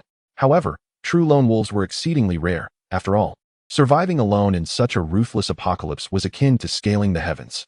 Yet, amidst this turmoil, there emerged a solitary figure who not only thrived with effortless ease but whose prowess was unfathomable. Even before Ding Dali's demise, this individual had already garnered immense fame. With her abilities shrouded in mystery, it was known only that she could, like a specter, eliminate any adversary without a trace. Her rise to notoriety began when she was affronted by the leaders of 3 formidable survivor groups. Overnight, those 3 leaders inexplicably met their demise in their own chambers, their loyal subordinates perishing alongside them. The loss of these 3 bases, their core strength obliterated in a single night, was tantamount to their complete destruction in the apocalypse. Consequently, her reputation soared, and no one dared to provoke her lightly thereafter. This elusive and decisive individual bore the appearance of a neighborly little sister, complemented by her poetically beautiful name, Yi Zhiqiu. In her past life, Ding Dali had engaged in several exchanges of goods with Yi Zhiqiu, a common practice among the strong in this dire world. It was precisely for this reason that Ding Dali harbored an indelible impression of her. Little did he expect that, at the onset of the apocalypse, Yi Zhiqiu would reside in proximity to him. As Ding Dali immersed himself in memories of Yi Zhiqiu, a voice suddenly echoed in his mind. Ding. Suitable target detected. Elder brother, proceed to pursue. Gather information on the target. Name, Yi Zhiqiu. Rating, 90. Gender, female. Strength, for speed, 9. Stamina, 5. Mentality, 5. Special ability. Awaiting awakening. To his astonishment, Yi Zhiqiu's foundational physical qualities were remarkably high, particularly her speed, which was nearly at the threshold of awakening. Ding Dali couldn't help but commend her attributes. Ding. Morning. The target is undergoing zombification. If Elder Brother does not wish to acquire the title of Zombie Knight, swift action is required. Wait. Yi Zhiqiu is on the verge of becoming a zombie. Yet how did she awaken in her past life? Ding Dali glanced at the decaying head on the ground and suddenly understood. Something must have occurred in the past that shattered this head, revealing the crystal core within. Yi Zhiqiu would undoubtedly be unable to resist consuming it. By devouring the core, she could counteract zombification and awaken her powers. I saw you act. Help me kill those people. I can offer you a truckload of supplies. Yi Zhiqiu, though feeble, still gritted her teeth at the mention of eliminating her foes. Oh? You want me to assist you in slaying those individuals? A truckload of supplies is insufficient.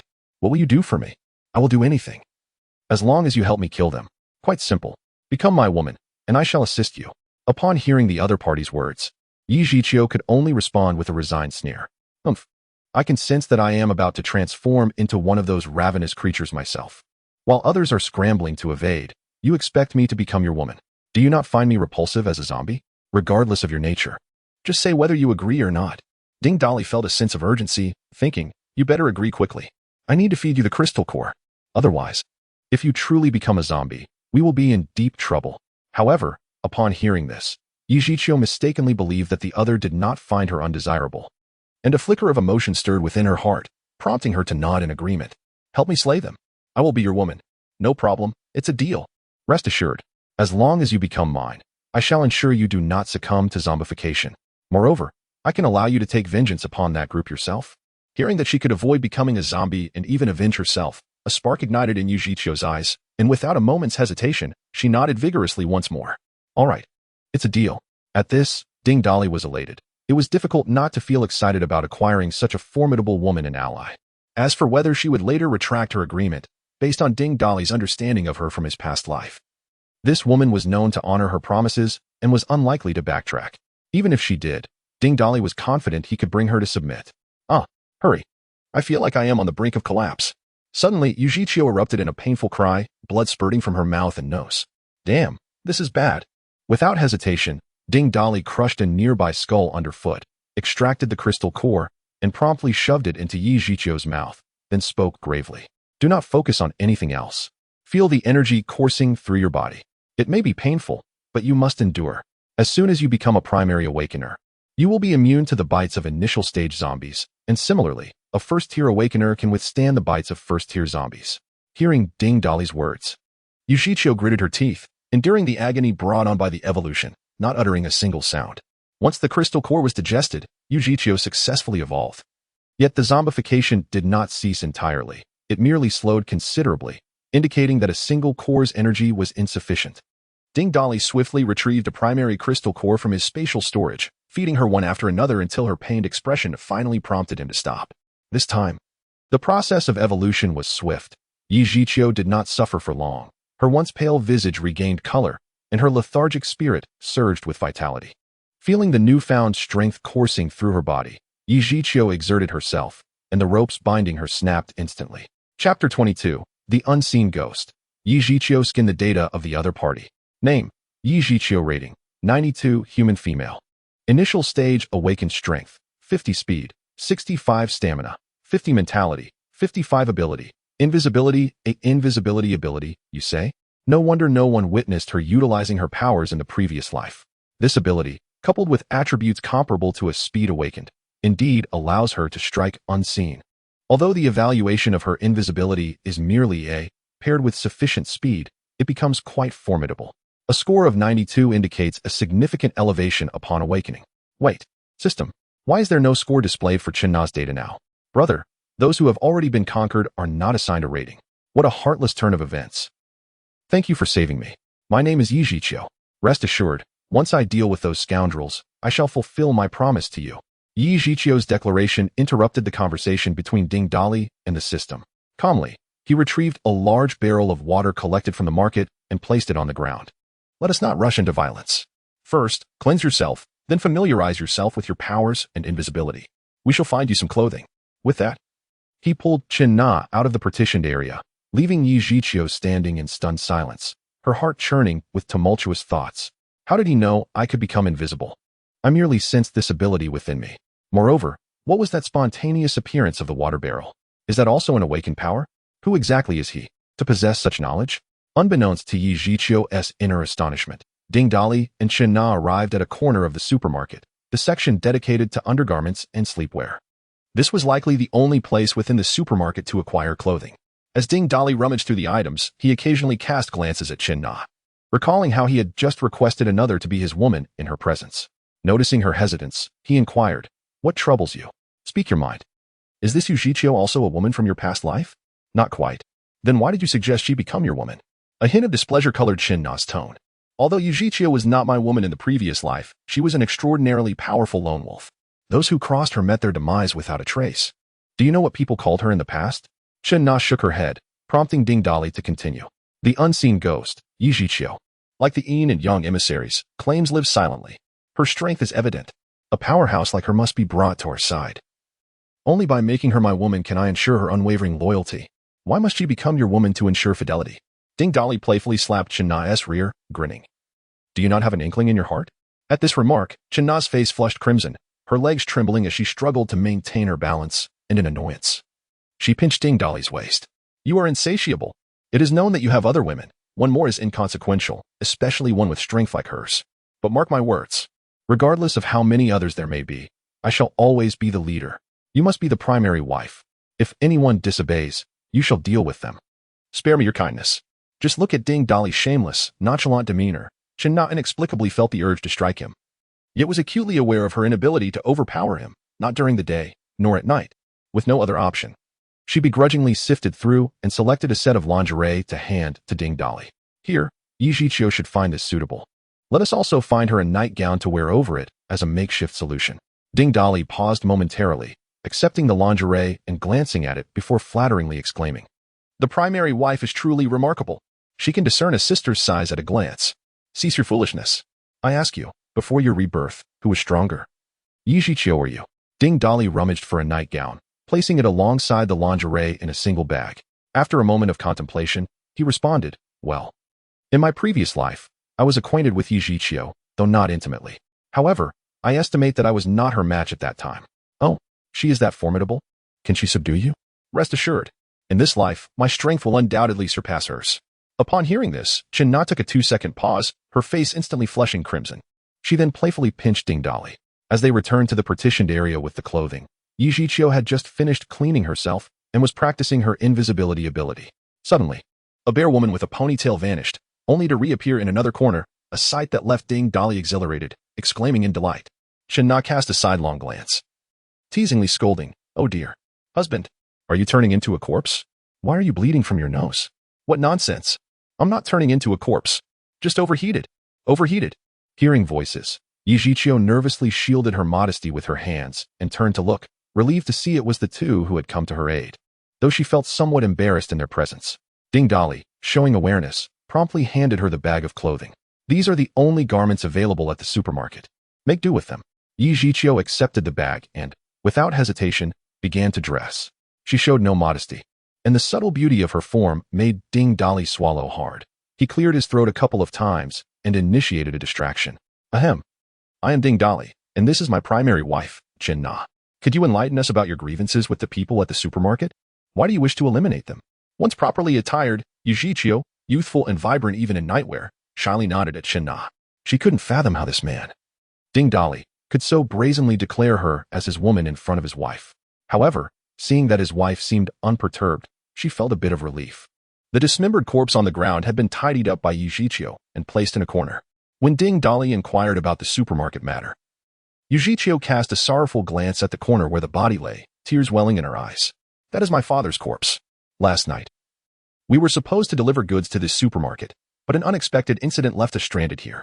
Each time we make a delivery, my father and I drive separate light trucks, one laden with rice, flour, cooking oil, vegetables, and fruits, while the other carries an assortment of convenience foods. When we arrived last night, the supermarket staff were present, and as per usual, they would unload the cargo within an hour.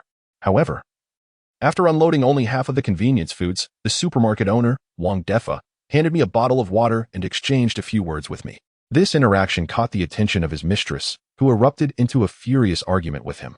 Yujichio gestured towards a pile of human-shaped charcoal at the entrance of the supermarket. That was the woman you killed. She and Wang Defa were grappling and hurling insults at each other. It was one thing to berate Wang Defa, but she also accused me of seducing him. She even attempted to pull my hair. Had my father not intervened, she would have attacked me. The commotion continued for quite some time, with people in the supermarket either trying to mediate or simply watching the spectacle, completely neglecting the unloading of goods. In hindsight, it was fortunate that the roads were deserted at that late hour. Otherwise, the uproar could have attracted a throng of onlookers, and if they had turned into zombies, the consequences would have been dire. Wang Defa's mistress's outburst delayed us until the deep of night, and an eerie fog suddenly descended upon us.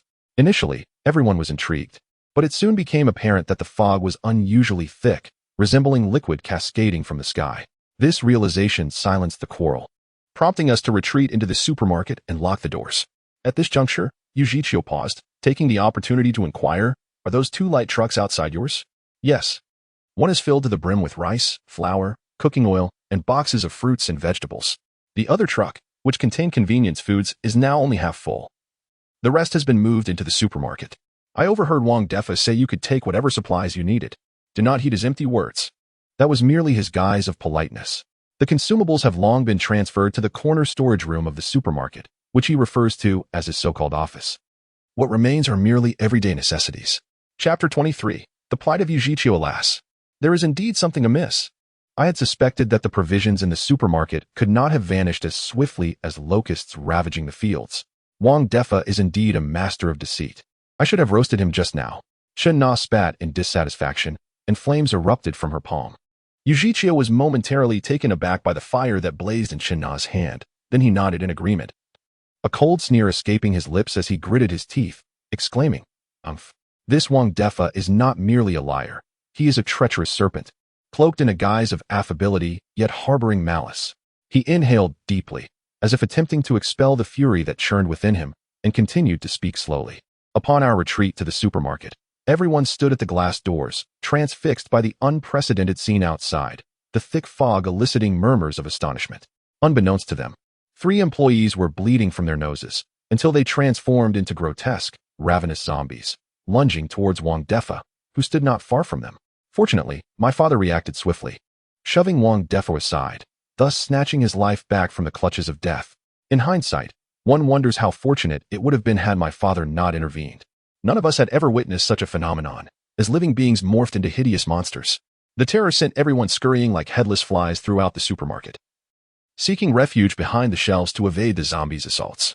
Ultimately, we congregated in a corner of the supermarket, taking shelter in the storeroom. After enduring a harrowing night, the zombies that had lingered at the entrance gradually dispersed. However, after a night of turmoil, we were all ravenous, our stomachs pressing against our backs. Yet the storeroom contained only rice and flour, with no water in sight. We could not simply gnaw on dry grains. Furthermore, news from our phones revealed that the outside world was in a similar predicament, with no clear timeline for rescue. Yet, the gnawing hunger was all too real. Thus, someone proposed sending 2 individuals outside to fetch food and water, but who would dare venture out with 3 zombies lurking? At this juncture, Wang Defa's mistress began her antics. Pointing at my father and me, she declared, "These two are not part of our supermarket. I believe they should be the ones to go out and retrieve food." Her suggestion garnered considerable support. Naturally, I vehemently disagreed. Why should we be the ones to confront the zombies? At that moment, Wang Defa approached my father with a grin, calling him Brother Yi repeatedly, and insisted that he had no choice but to send us out to procure provisions. My father peered through the peephole, noticing that the zombies were not nearby, reasoning that a brief foray for food would pose little threat. Thus, he acquiesced. However, unbeknownst to us, the individuals inside the supermarket were deliberating on how to use us to confront the zombies. My father and I hastily gathered some food and water and returned. But the meager supplies we managed to secure were insufficient for all 10 of us. At that moment, I witnessed Wang Defa exchanging glances with his mistress. She then stood up again, asserting that this situation was untenable. The zombies must be dealt with if everyone was to feel secure. She proposed that 2 individuals divert the zombies' attention while the others attacked them from behind, thereby resolving the issue once and for all. I was unaware that she intended for us to lure the zombies outside, so I bluntly stated that we had ventured out once and would not do so again. Upon hearing my words, Wang Defa's mistress cursed and attempted to grab my hair, but Wang Defa restrained her. He maintained a cheerful demeanor, asserting that my father and I had already been outside once and should not risk going out again. To ensure fairness, he suggested that we hold a vote on who would go out to attract the zombies. At this point, Yujichio's gaze turned cold as she continued her narration, directing her attention towards the warehouse. Although he claimed it was fair, it was evident that they were conspiring together and had already decided to target my father and me. The outcome was predictable. Apart from my father and me, everyone else voted against us. Frustrated, I yearned to argue, but my father, recognizing their overwhelming numbers and fearing for my safety, stopped me. He insisted that we only needed to attract the zombies' attention, and as long as they acted swiftly from behind, there would be no issue. Yet, my father overestimated their humanity. Once we ventured outside, we encountered a zombie in the milk promotion area. My father gestured for me to wait while he attempted to draw the zombie's attention. Everything seemed to progress smoothly. The zombie was completely captivated by my father, spinning in place, and he beckoned the others to come and ambush it from behind. However, everyone stood at the entrance, merely observing without intervening. As I grew anxious seeing their inaction, I seized a fire extinguisher from the wall and struck the zombie, knocking it down. Yet, as soon as it fell, it flipped over and regained its footing. My father rushed over to assist, but no matter how many times we subdued the creature, it would always rise again. At that moment, I recalled that zombies are vulnerable at the head, so I raised the fire extinguisher and struck the zombie's skull repeatedly until it finally ceased its thrashing. The zombie was rendered completely incapacitated. However, the commotion attracted 2 more zombies, and after expending considerable energy fighting, I found myself gasping for breath, unaware that another zombie was approaching from behind, just as it was about to sink its teeth into my neck. My father extended his arm to shield me from its bite.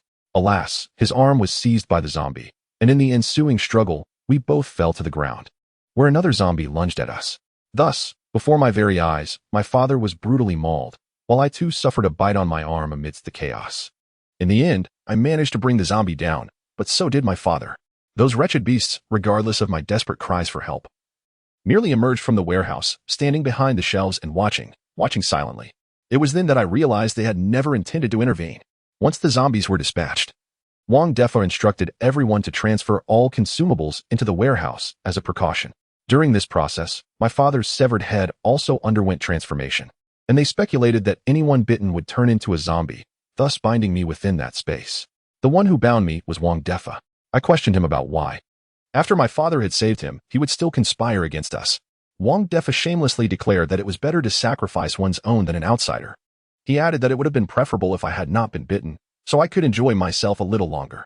The one who bound you was Wang Defa? That old scoundrel is quite skilled, isn't he? What did you say about being skilled? Ah, it's nothing. It's nothing. Yi Zhiqiu recounted every detail of the incident that transpired in the supermarket to Ding Dali and Chun Na.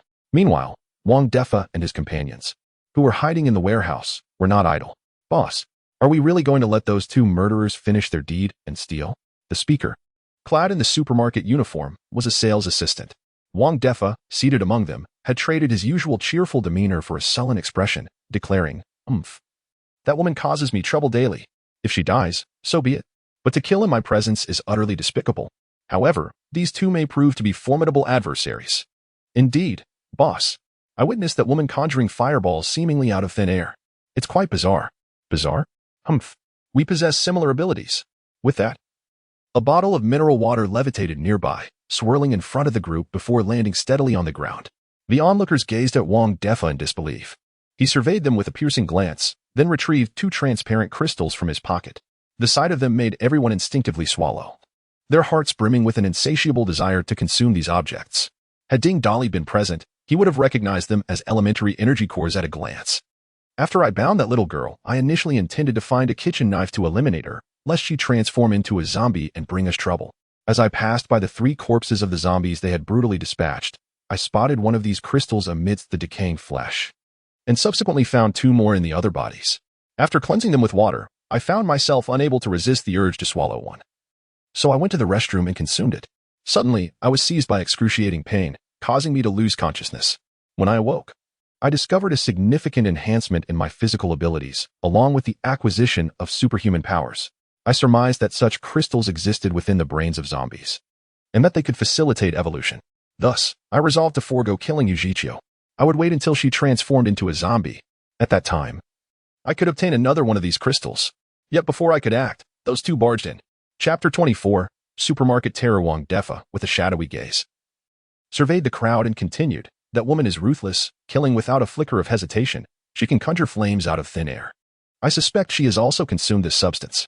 The man beside him emanated an aura of unfathomable strength, and I could sense that even someone as capable as myself would struggle to contend with him. Thus, I have resolved to choose 2 among you to partake in this substance. As long as we have more awakened individuals on our side, we shall undoubtedly triumph over them. Upon hearing their boss's words, the others in the supermarket felt a surge of excitement akin to tumultuous waves. The prospect of acquiring superpowers was a dream for ordinary people. Moreover, the 2 crystal cores before them sparkled like enchanted jewels, inciting an uncontrollable desire to seize and consume them. However, recalling the boss's peculiar abilities, no one dared to act rashly. Wang Defa was pleased with their reaction and pointed to 2 employees known for their eagerness, akin to a general directing his troops. "Li Xiaoqiang, Zhang Shuai, if I grant this opportunity to you 2, can you safeguard the supermarket for me?" The 2 men, elated like monkeys presented with bananas, sprang to their feet, repeatedly assuring their unwavering loyalty to their boss and the supermarket. Wang Defa, unhesitatingly, divided the 2 crystal cores between them, 1 for each, and urged them to consume it, while also comforting the others. "Rest assured, as long as we drive those 2 away, with our abilities, we can slay more zombies and acquire additional crystal cores, allowing everyone to gain powers." The crowd erupted in joyous exhilaration, as if they could already envision themselves awakening superpowers. Li Xiaoqiang and Zhang Shuai swiftly underwent their evolution, becoming awakened beings. However, neither acquired any extraordinary abilities. One gained immense strength, while the other moved with the swiftness of an arrow released from its bow. This was a common outcome for most awakened individuals, where 1 or 2 attributes became particularly pronounced, as not all awakened beings developed supernatural powers. Of course, Wang Defa was unaware of this. He believed that Li Xiaoqiang's newfound strength and Zhang Shuai's speed were manifestations of unique abilities. This realization filled him with confidence, as if he had become the sovereign of the apocalyptic world. Li Xiaoqiang, exhilarated by the immense power coursing through his muscles, effortlessly lifted several bags of rice with one hand before placing them down. "Boss, I feel as though I have boundless energy. When shall we strike? I could easily crush them with a single punch." Zhang Shuai quickly performed a few swift leg raises. "Boss, you need not lift a finger. Between Xiaoqiang and me, we can handle 1 each." Wang Defa, overjoyed, began to formulate plans in his mind. After all, it was the end of the world. Why not eliminate the man and keep the woman for himself? That woman is far more alluring than that Xiaya. It would surely be exhilarating. Just as Wang Defa indulged in these thoughts, a female cashier interrupted him. "Has anyone heard that rustling sound? It seems there is indeed a rustling noise." Wang Defa listened intently, recognizing the sound that resonated in the air. There was a mouse hole in the warehouse, often frequented by rodents, producing this very noise. Yet he distinctly remembered sealing that hole with cement. Suddenly, a shrill scream pierced the silence. "Look! A massive rat!" The female cashier pointed at the pile of supplies, retreating in terror. The crowd turned to witness the creature, collectively gasping in horror at its size, larger than an ordinary house cat. Its eyes were hollow and grayish-white, and its coarse gray-black fur bristled ominously, resembling an enraged wild dog. "Do not be afraid. It is merely a large rat. Killing it will be a trivial task." Li Xiaoqiang stepped forward to reassure the others, but just as he spoke, a multitude of other rats surged forth from behind the first, like a torrent. 1, 2, 3, 4. and more, an unending stream. The first rat darted toward the crowd, targeting Li Xiaoqiang directly. Remaining unfazed, he readied himself to strike with a clenched fist. However, the rat's speed exceeded his expectations. Before his fist could make contact, the rat lunged forward, sinking its teeth into his neck. With a violent tug, it tore a gaping wound, and blood gushed forth like a breached dam. Before the others could comprehend the unfolding chaos, the wave of rats flooded into the crowd, plunging it into utter disarray. After Yi Zhiqiu and Ding Dali recounted their harrowing encounter in the supermarket, having regarded each other as allies, they resolved to assist her in seeking vengeance. Just as they prepared to act, piercing screams and desperate cries echoed from the direction of the warehouse. Uncertain of what had transpired, the three hastened towards the warehouse with urgency. As they approached, the warehouse door burst open with a loud crash, and three battered individuals stumbled out in panic, pursued by a horde of rat-like creatures, each as large as a cat. Ding Dali recognized the creatures instantly, his heart racing. By heavens! Zombie beasts. Prepare for battle. Scanning data. Zombie rat beasts, level 1. Strength, 100. Speed, 110. Stamina, 100. Mentality, 100. Without pause, Ding Dali scanned several more rats, each one confirming to be of the same level. This was merely the first day. The evolutionary trajectory of animals mirrored that of humans. Some had evolved into zombie beasts while others had mutated into aberrant creatures. Being bitten by a mutant beast would not lead to zombification, but a bite from a zombie beast would surely result in dire consequences. The distinction in animal evolution compared to humans lay in the fact that both mutant and zombie beasts could evolve merely by consuming any flesh.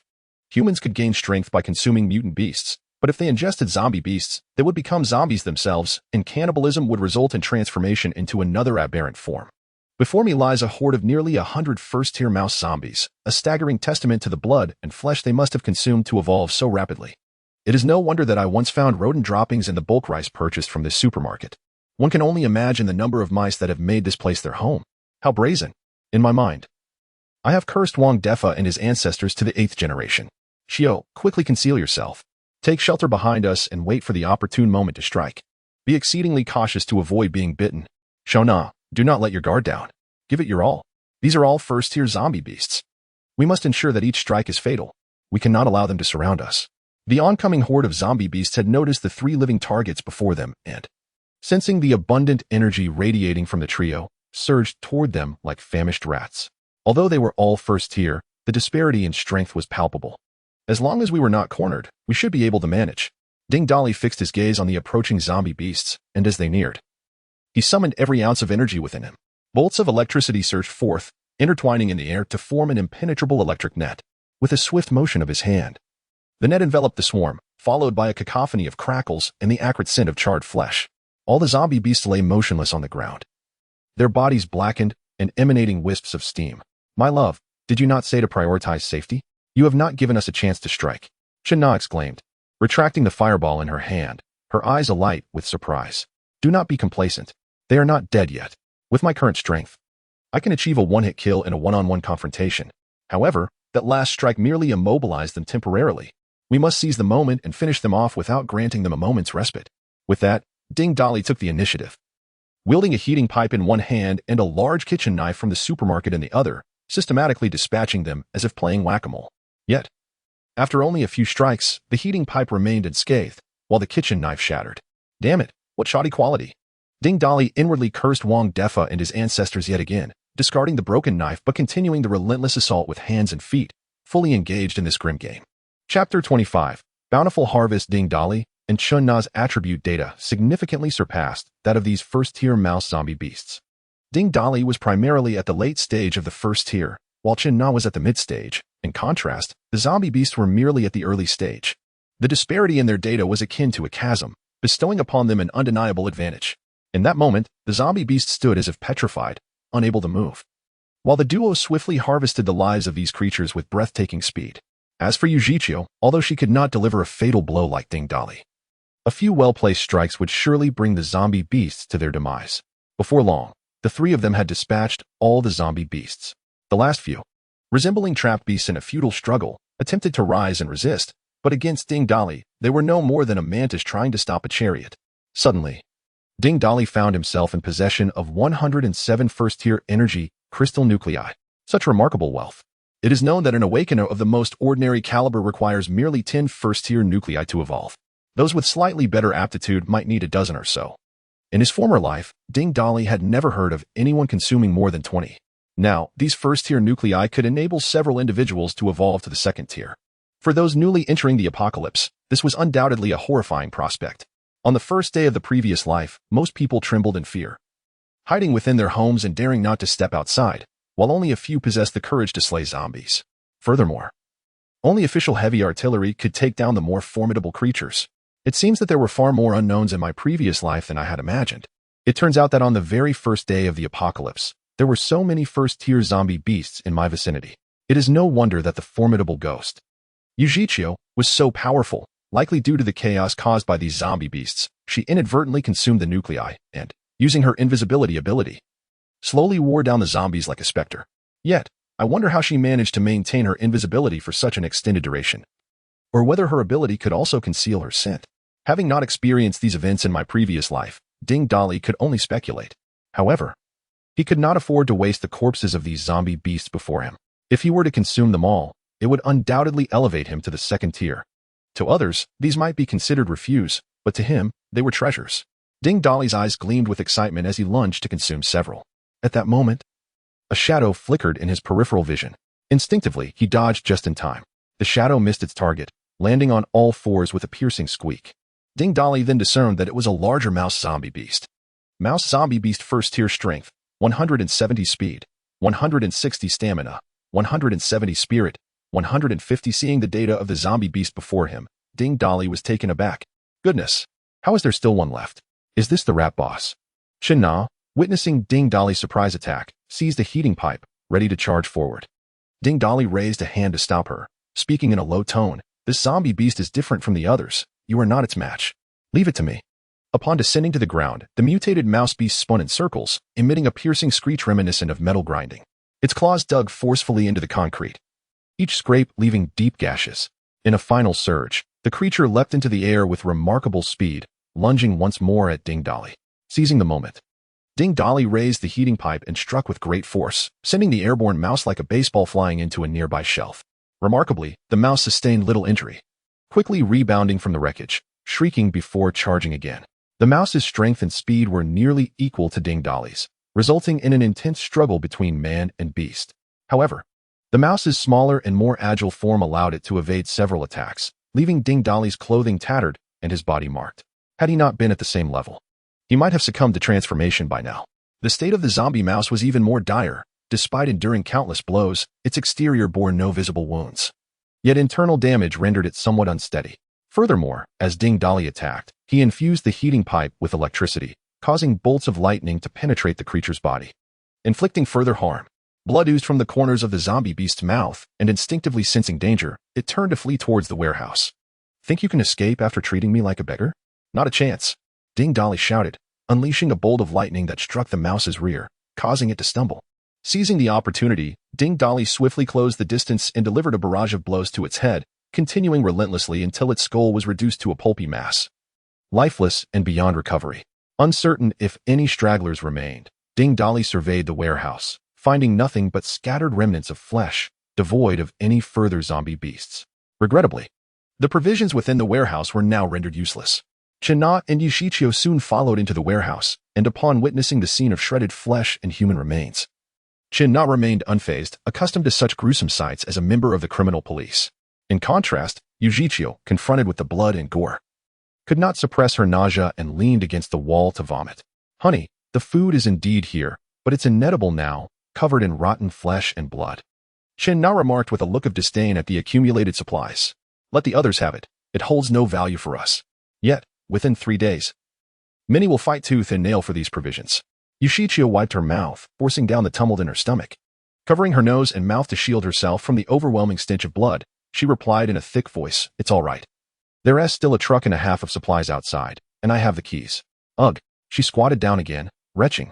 In the confines of a dimly lit space, Ding Dali retrieved a bottle of water and handed it to Yujichio, then spoke slowly, Let us step outside. As you have just witnessed, 3 individuals fled from here, one of whom is Wang Defa. Although they have been bitten by the zombie beasts and will inevitably succumb to the transformation, one must honor their word. Since I promised to eliminate them, I shall ensure that even in death, they face their fate once more. Now that the zombie beasts have been dealt with, it is time to address them. As the three emerged from the warehouse, they beheld another trio rummaging through the remains of the fallen zombie beasts. It was, indeed, Wang Defa, Zhang Shuai, and a female sales associate who had escaped from the warehouse. Perhaps sensing the gaze upon them, the trio lifted their heads, locking eyes with the newcomers. Wang Defa displayed a moment of embarrassment, quickly replacing it with a smile, scampering over like an eager pup, while the other two exchanged glances and followed suit. "Oh, little brother, it is you once again, having dispatched so many monsters in a single swoop. We were merely curious about what those creatures were. How could the rats?" Before he could finish his thought, Ding Dali's fist pierced through Wang Defa's skull. "I have had enough of your insincerity," he declared, then pointed at the other two, continuing, "I leave the remaining two to you. They will eventually transform into zombies, so show no mercy. Exterminate them without hesitation." Ding Dali shook the blood from his hand and crouched to wipe it on Wang Defa's corpse, his gaze burning with intensity as he smiled radiantly at the lifeless body. "Ha ha ha, I did not anticipate such a delightful surprise." His swift action was fueled by the realization that he had scanned the trio's data, discovering that two of them were awakeners. What thrilled Ding Dali immensely was that Wang Defa had awakened an S-class ability, telekinesis. Such an opportunity could not be overlooked. Mobilizing his devouring ability, he claimed telekinesis for himself while draining the corpse of Wang Defa. "Ding, you have acquired plate-licking proficiency. Would you like to learn it?" Ding Dali was momentarily speechless. No wonder Wang Defa, rotund and indulgent, could attract a mistress. It turned out he possessed a special skill. Chapter 26. All advancements. Ding Dali utilized his mental prowess to sense the warmth of the heating pipe in his hand, which seemed to transcend into an extension of his consciousness. Wherever his thoughts wandered, the heating pipe could follow. After conducting several experiments with items from the nearby shelves, he concluded that, at his current level, he was capable of manipulating objects weighing up to 100 pounds within a 10-meter radius to command heavier items over greater distances. Further advancement was necessary. While Ding Dali reveled in the exhilaration of acquiring new abilities, Chen Na and Yu Zhiqiu returned after dispatching the other two individuals. Yu Zhiqiu furrowed her brow, appearing somewhat displeased. Noticing this, Ding Dali chuckled and inquired, "What is wrong, lovely lady? Are you upset that I didn't allow you to personally eliminate Wang Defa?" Trust me. My victory brings far greater rewards than you would have gained from slaying him."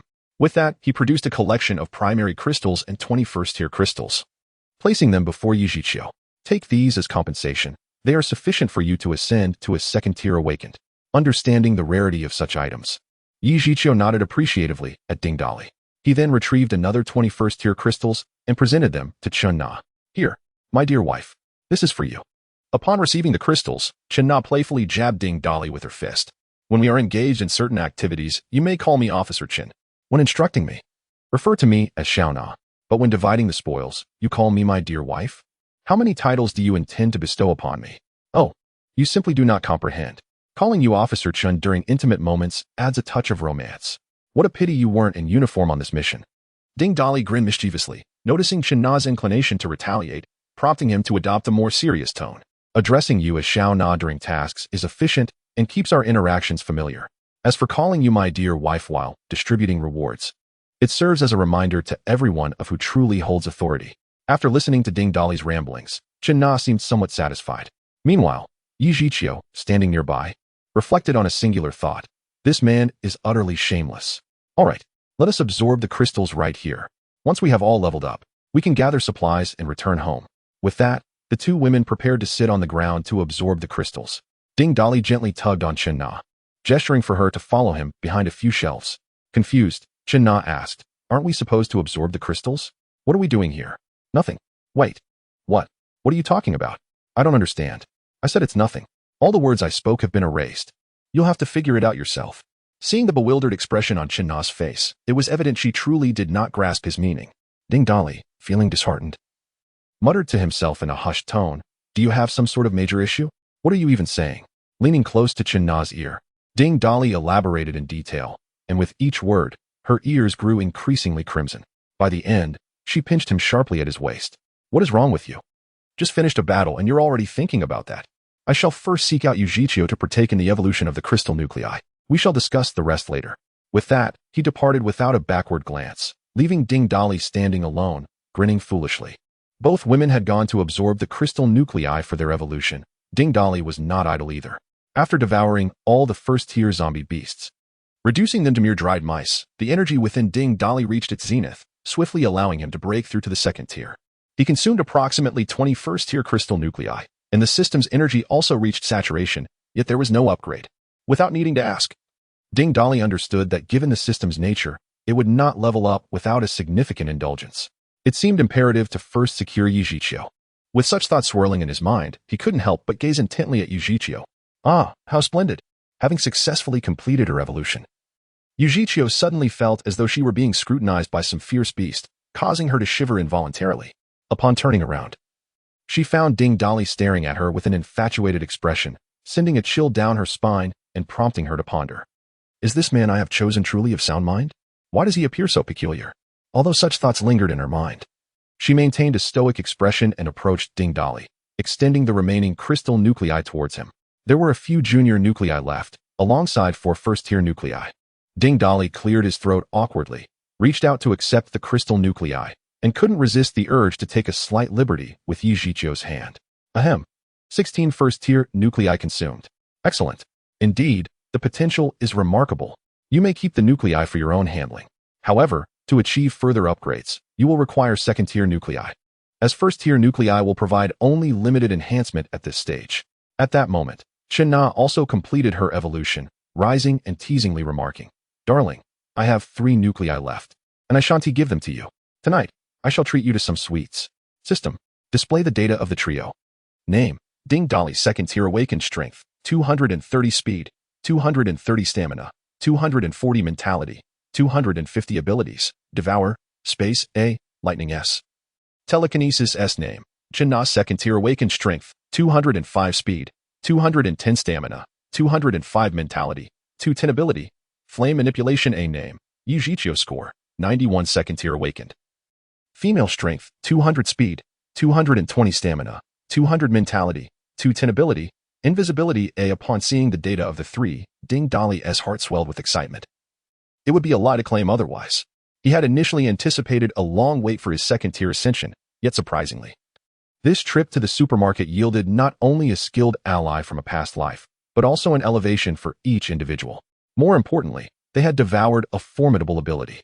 In his previous life, Ding Dali had been solely focused on rescuing Tang Bibing, with no time to gather resources. And when he arrived at this supermarket in search of supplies, it was already barren. Who could have foreseen that this humble supermarket concealed such a plethora of treasures? Had Wang Defa not encountered either the zombie beasts or Yujiqiu, he may have survived. Even in a post-apocalyptic world, one might navigate through challenges with remarkable ease, potentially rising to become a formidable leader. However, in reality, there are no ifs. In a previous life, Wang Defa may have had a glimmer of hope, yet in this existence, he finds himself ensnared in an inescapable predicament, devoid of any alternatives. After the trio collected every usable resource from the supermarket, Ding Dali even took the liberty of snagging all the lollipops from the cash register. What else would one expect? Yujiqiu, as if performing a magic trick, produced 2 sets of truck keys, waving them before Ding Dali as a reminder of the 2 vehicles laden with supplies. Ding Dali regarded Yujiqiu with astonishment, perplexed by her ability to conceal the keys within her pocketless nightgown. Stepping out of the supermarket, night had already descended. Ding Dali promptly decided against heading to Sunflower and opted instead to return to the community. A few zombies were meandering around the trucks, and Ding Dali signaled the 2 women to eliminate them while he inspected the cargo holds of the 2 light trucks. One truck was entirely filled with rice, flour, oil, and an abundance of fruits and vegetables. The other truck was neatly stacked with boxes of instant food and snacks. Without hesitation, he transferred all the supplies from the cargo hold into his storage space, ensuring that nothing from the 2 trucks went to waste. Taking the wheel of one truck, Ding Dali led the way, with Yujiqiu closely following in the other vehicle. They disregarded the newly emerged zombies on the road, plowing through any obstacles in their path. As the zombies were knocked down, Yujiqiu promptly pressed forward, crushing them under the weight of the truck, an exhilarating experience indeed. After a day filled with bountiful acquisitions, Ding Dali could hardly contain his jubilation, cheerfully humming a tune and singing a lively song as he sped toward the community. Chapter 27. System upgrade. The security guard in the booth, upon seeing 2 trucks approaching, was about to lean out of the window to call for help.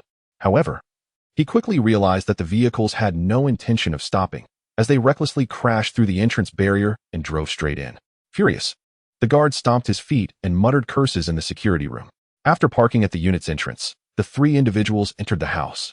Their bodies stained with the remnants of battle, coupled with the impurities from their evolution, they emanated an odor reminiscent of having just emerged from a refuse bin. They took turns showering and changing into fresh clothes. Had it not been for Tang Bingbing's penchant for shopping, there would have been scant options for attire in Ding Dali's wardrobe.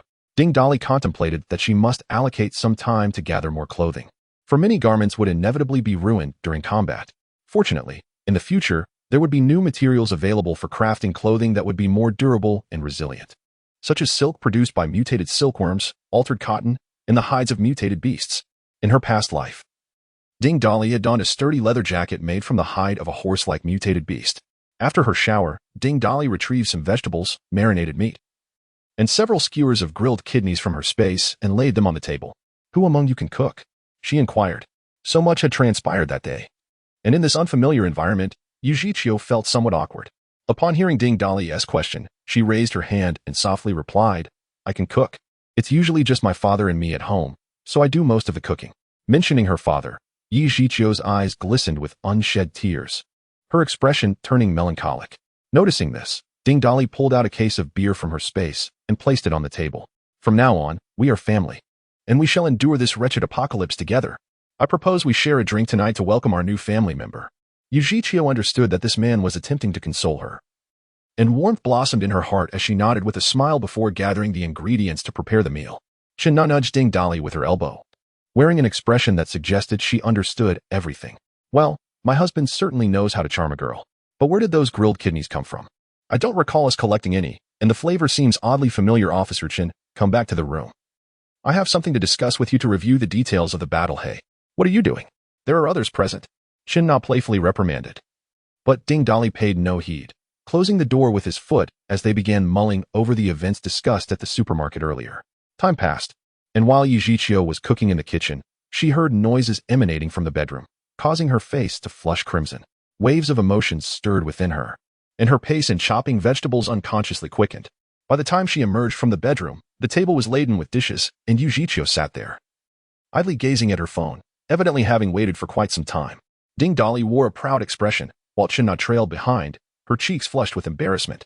Upon seeing them, Yujichio set her phone down and cleared her throat to mask her awkwardness. "Ahem, the food is getting cold. Please sit down to eat." Ding Dali, unperturbed and with a notably thick skin, unreservedly seated himself and promptly lifted a morsel of food to his lips, praising, even before swallowing, "Yujichio, your culinary skills are truly commendable. Dear wife, do come and taste this to replenish your strength." Chin Na, upon hearing his words, blushed even more. The three of them dined while sipping beer procured from the farmer's market. Initially, the atmosphere was somewhat awkward, but it transformed into a lively gathering after Ding Dali shared a few risque anecdotes.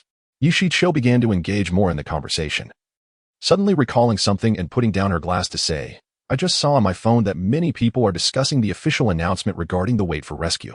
Some even captured images of the rescue helicopter passing by. It seems the authorities have set up a temporary shelter. Should we wait for rescue or head to the shelter ourselves?" Ding Dali burped and replied with a knowing look, "Rescue is not something we can hope for. It's not our turn yet.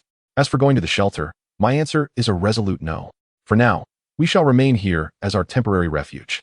Regardless of whether it's a base or a shelter, we will not go, or rather, it is not yet the right time. Before long, those shelters and survivor bases that have been so painstakingly constructed will vanish without a trace." Ding Dali was aware of the official shelter in Kyoto, as well as several others. The announcement originated from the largest survivor base established by the former officials of Kyoto, which had been reconstituted after the previous shelter was obliterated.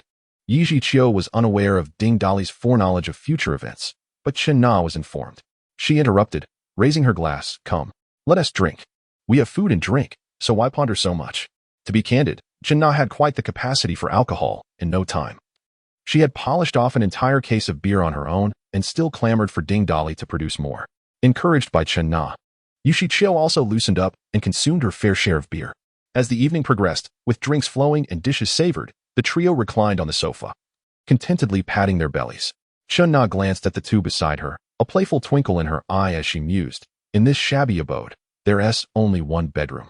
How shall we three sleep tonight?" Ding Dali, unfazed, casually remarked, "Heh, what's the big deal? We can all sleep together. After all, we are family. And considering the apocalypse, why be so particular?" "Bah, you wish," Chin Na retorted. "I've had enough to drink today. I prefer some solitude."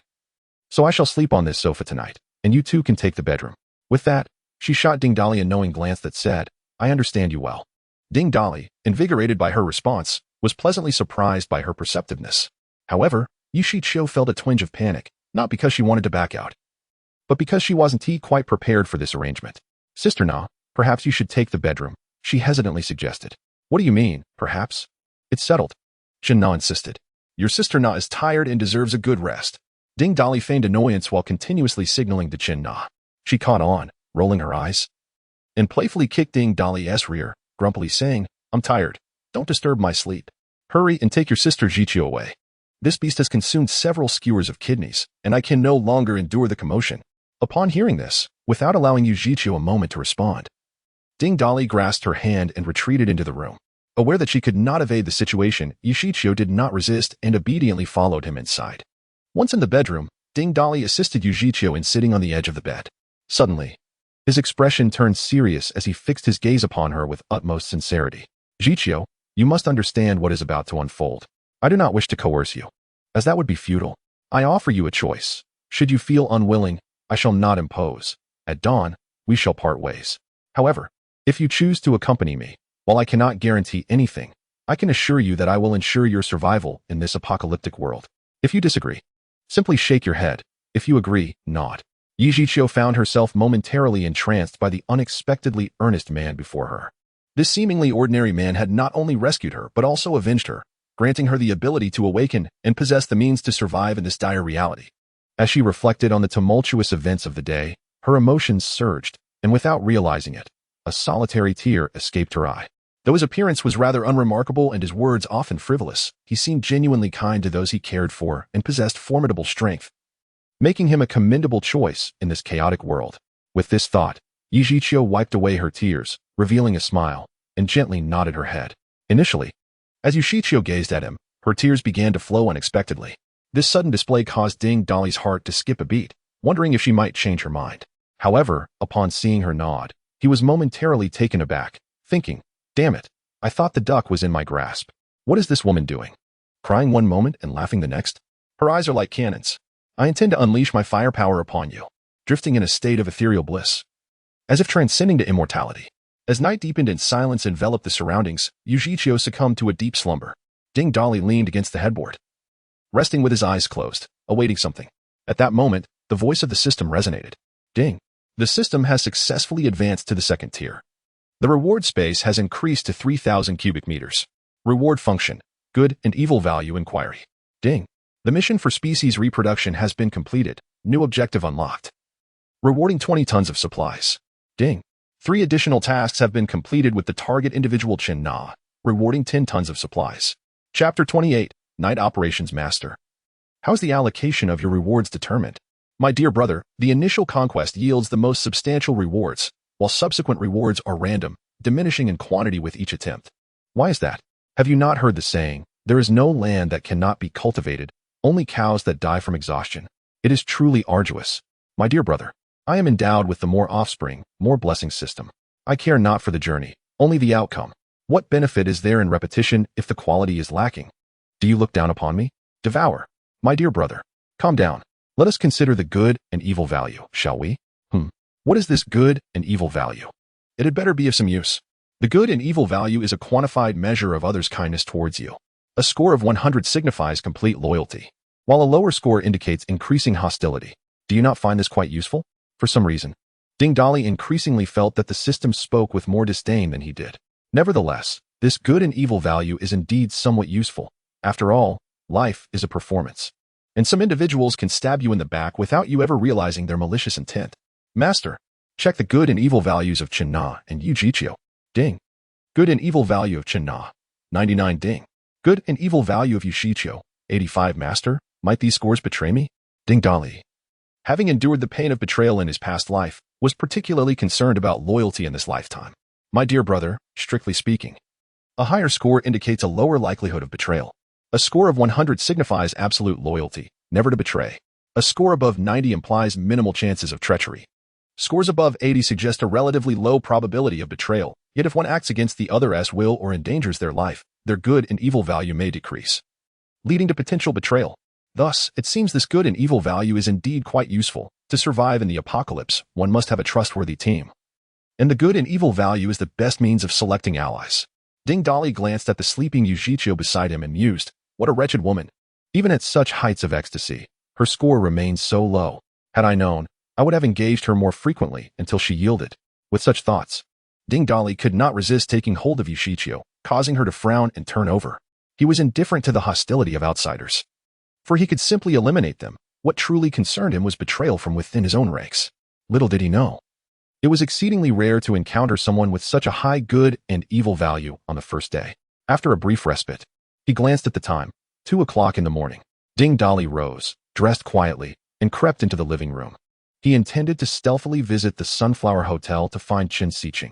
First, to resolve the matter of vengeance independently, and second, to use the community as a temporary stronghold, leaving 2 second-tier awakened individuals to ensure the safety of his base. He retrieved ample supplies from his space and gently placed them on the ground, then pinned a note for Chun Na, leaving it on the table.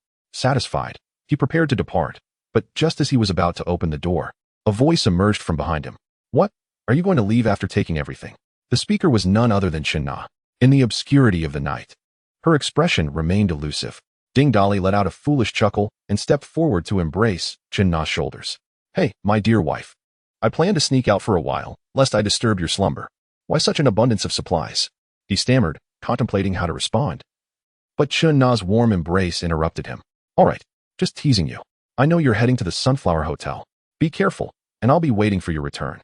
Hearing her words, Ding Dali was deeply moved. His hands instinctively roamed to her waist, squeezing gently. We still have time. How about we indulge ourselves a little before I venture out to battle? Get lost. Sure thing. After confiding a few matters, Ding Dali stepped out of the hallway. Ding. Monitoring detected that Chun Na's loyalty reached 100, never to betray, rewarding 20 tons of supplies. Ding Dali smiled in satisfaction and strode confidently towards the exit of the community.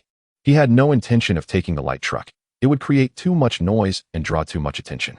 Instead, he opted for a stealthy approach. Taking whatever he could find along the way, whatever caught his eye, he would seize. Nearly a day had passed. Yet the grass in the greenbelt had burgeoned to heights surpassing a person. The trees by the roadside had also shot up significantly, bathed in the bright moonlight. Their shadows danced like monstrous creatures in the night. He walked to the intersection near Lianhua Supermarket, encountering few zombies. However, as he crossed the intersection and moved further along, scattered zombies began to appear on the road. After a day of acclimatization, the zombies were evidently more formidable than they had been during the day. For most ordinary individuals, the first day was deemed the optimal time to eliminate zombies. Yet after this initial day, the basic zombies had fully adjusted to their bodies, their attributes now closely rivaling those of novice awakeners.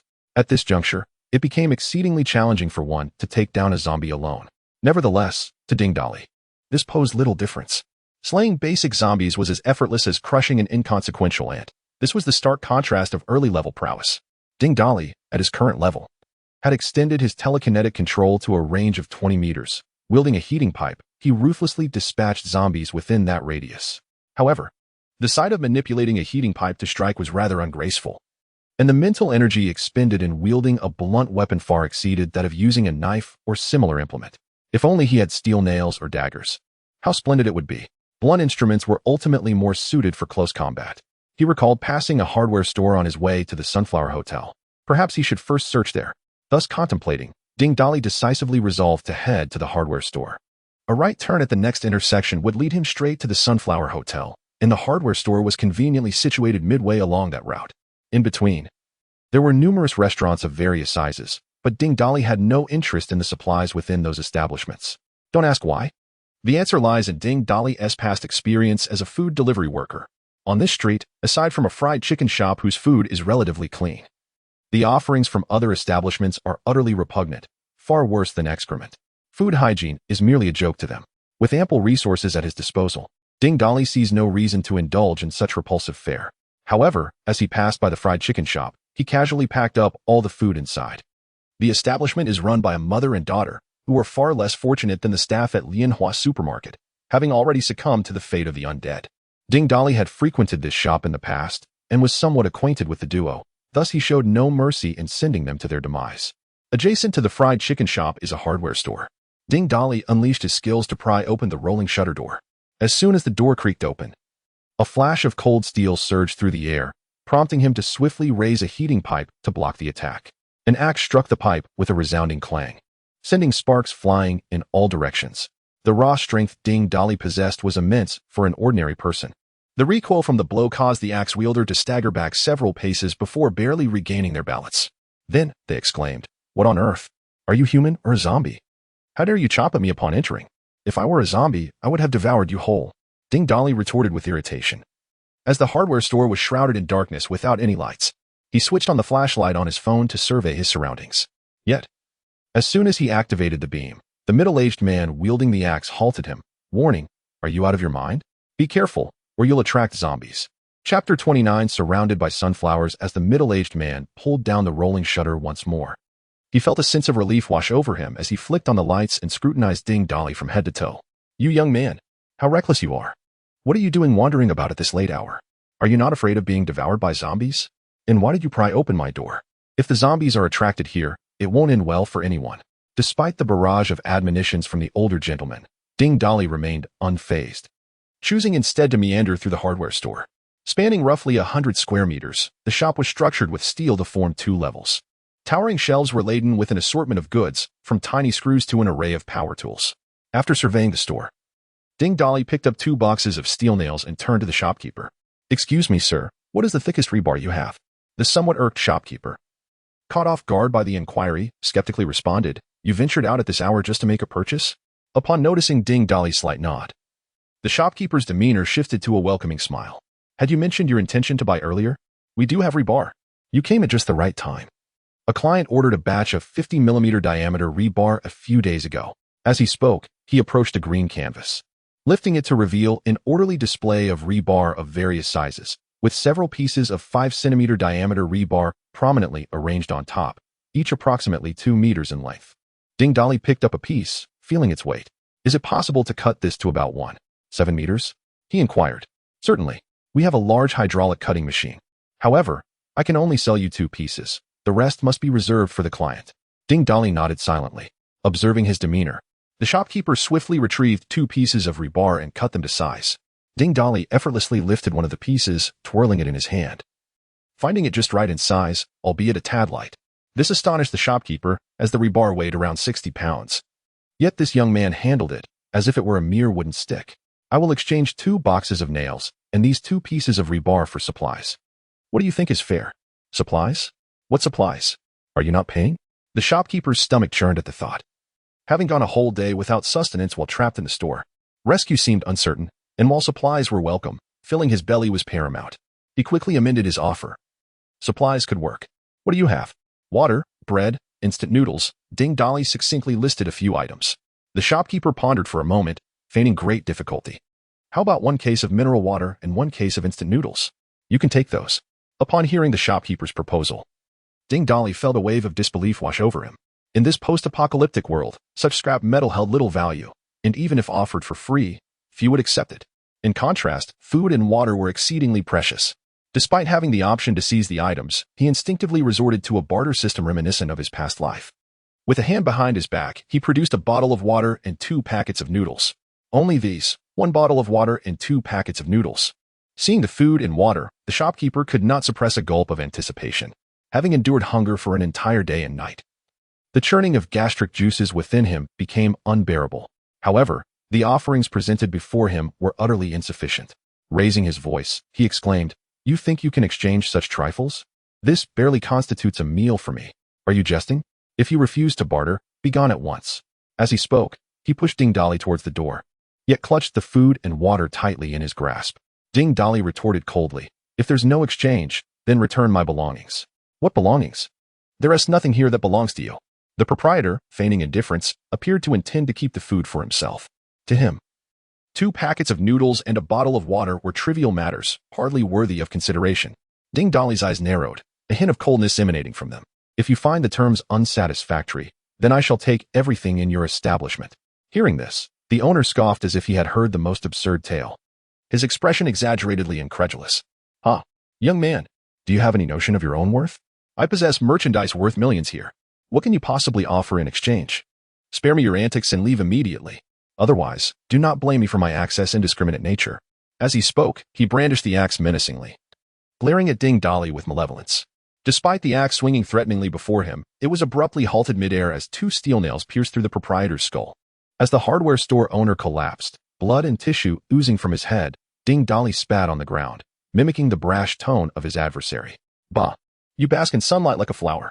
You flood with seawater like a deluge. You receive a basket and lay eggs like a hen. I had no intention of ending your life, yet you chose to provoke me. Here I am, in this wretched state of hunger, and you dare to flaunt your bravado. Next door lies a fried chicken shop, and you remain holed up in here with an arsenal, too cowardly to seek sustenance. You deserve to perish by my hand. Since you lack the courage to confront the zombies, consider this a release. I shall graciously accept your meager possessions. My gratitude to the anonymous proprietor of the hardware store for bestowing upon me millions." Amidst the curses and chaos, Ding Dali ensured not a single item was left behind. After securing all the goods in his spatial storage, he grasped a rebar with satisfaction and prepared to open the roll-up door. His earlier fervor had inadvertently attracted a few zombies to the entrance. With a few swift strikes of the rebar, he dispatched them effortlessly. Ha ha ha, what a thrill. There's nothing quite like the exhilaration of a close-range headshot. With the key to the electric scooter pilfered from the store owner and his loot safely stored away, Ding Dali mounted the proprietor's small electric vehicle, his spirits soaring as he cleared the zombies blocking his path while cheerfully humming a tune. In the past, amidst a dreamy haze, he had pursued various fleeting affections, only to realize that true companions were those who remained steadfast.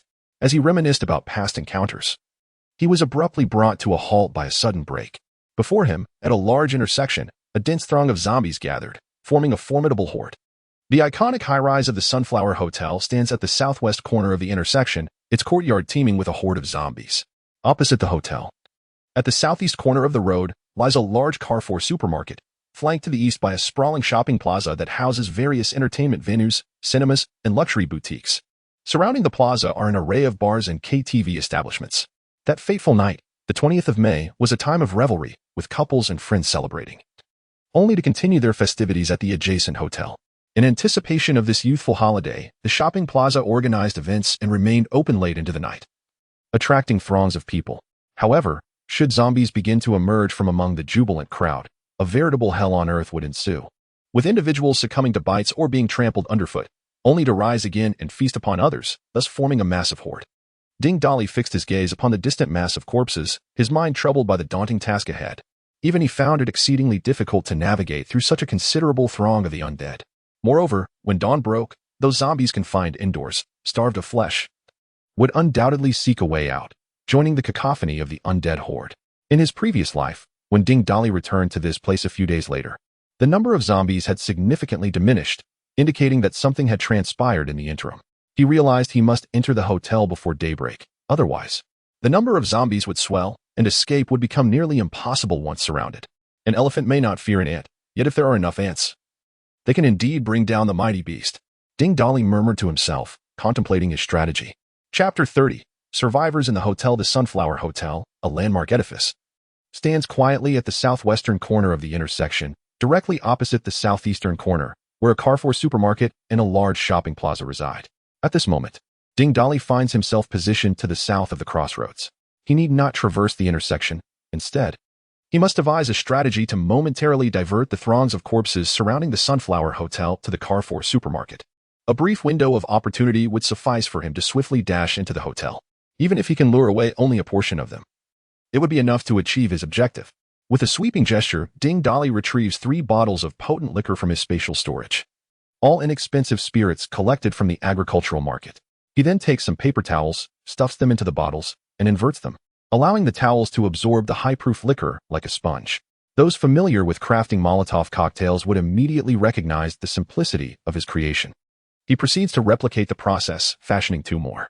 After a cursory examination of his surroundings, he places a small electric card into his spatial storage, treating it like a treasure, as it was a gift from a hardware store owner and should not be discarded carelessly. Subsequently, Ding Dali dashes toward Carrefour with the speed of an arrow. As he approaches the horde of corpses, he seizes the moment before they can react, igniting the Molotov cocktails and hurling them forcefully toward the parking lot beneath Carrefour. The first Molotov cocktail, as it leaves his hand, has not yet hit the ground when the next 2 are sent soaring like meteors. Without hesitation, Ding Dali turns back, sprinting southward, away from the gathering of the undead. His strength is astonishing, allowing him to throw the bottles considerable distances. However, the marksmanship he honed with the cavalry seems of little aid in this endeavor, as the first two cocktails crash directly to the ground. Fortuitously, they do not extinguish. The liquor spills forth, igniting in a blaze reminiscent of a dragon's breath. Simultaneously, the third Molotov cocktail strikes an automobile with precision, triggering its alarm to blare in symphonic chaos as flames ascend. As the fire spreads, nearby vehicles ignite like barrels of gunpowder, crackling and popping in a cacophony of sound. The night, previously dominated by the low moans of the undead, is suddenly pierced by the blaring alarms, rousing the previously lethargic zombies, who surge toward Carrefour in a frenzied tide. The zombies congregated beneath the Sunflower Hotel also begin to rush outward, while many trapped in upper-floor rooms excitedly shatter windows, plummeting to the ground below. Some landing squarely atop their fellow corpses, while others meet their demise in a splatter of flesh. Fortunately, the Sunflower Hotel boasts an underground parking facility, had it, like Carrefour, possessed an above-ground lot. Even a single zombie colliding with a vehicle could have undone all of Ding Dolly's meticulous planning. As the majority of the zombies in the hotel yard spill out, those remaining find themselves bottlenecked at the entrance. It is not that they are unwilling to exit. Rather, the roadway has become impassable due to the sheer volume of zombies, with the area just outside the hotel gates also congested, leaving the remaining undead trapped and immobile. Ding Dolly gracefully circled to the side of the courtyard, his movements as light as a swallow, and effortlessly leapt into the yard. As he sprinted towards the hotel entrance, he wielded a rebar with precision, continuously dispatching the zombies that obstructed his path. The lower-tier zombies met their demise one after another beneath his blows, as he expertly maneuvered the staff with a ferocity that evoked the image of a warrior from ancient times, fearlessly charging through enemy lines. In the blink of an eye, he reached the hotel entrance, where the porch was devoid of any zombies, all having been lured away. Ding Dolly gazed at the imposing and opulent double doors that usually stood wide open, allowing patrons to enter through the glass doors within. However, at this moment, the heavy doors were tightly shut, presumably hastily closed by the hotel occupants in the wake of the chaos. Yet, the formidable locks posed no challenge to the master locksmith Ding Dolly. Within moments, he had unlocked the doors and swiftly secured them once more. Simultaneously, in the penthouse of the Sunflower Hotel, Chen Xiqing and several others stood by the window, witnessing the unfolding scene below. They stared, wide-eyed, at the figure who had stormed through the hotel's entrance with unrelenting vigor. The porch obstructed their view, preventing them from discerning whether he had entered the hotel. Huizi, taken aback by the man's audacity and strength, inhaled sharply, feeling a surge of apprehension. He turned to Chen Xiqing, who appeared deep in thought. "Brother Chen, that guy downstairs is incredibly impressive. He dares to charge through such a horde of zombies alone. It seems like he is headed for the hotel.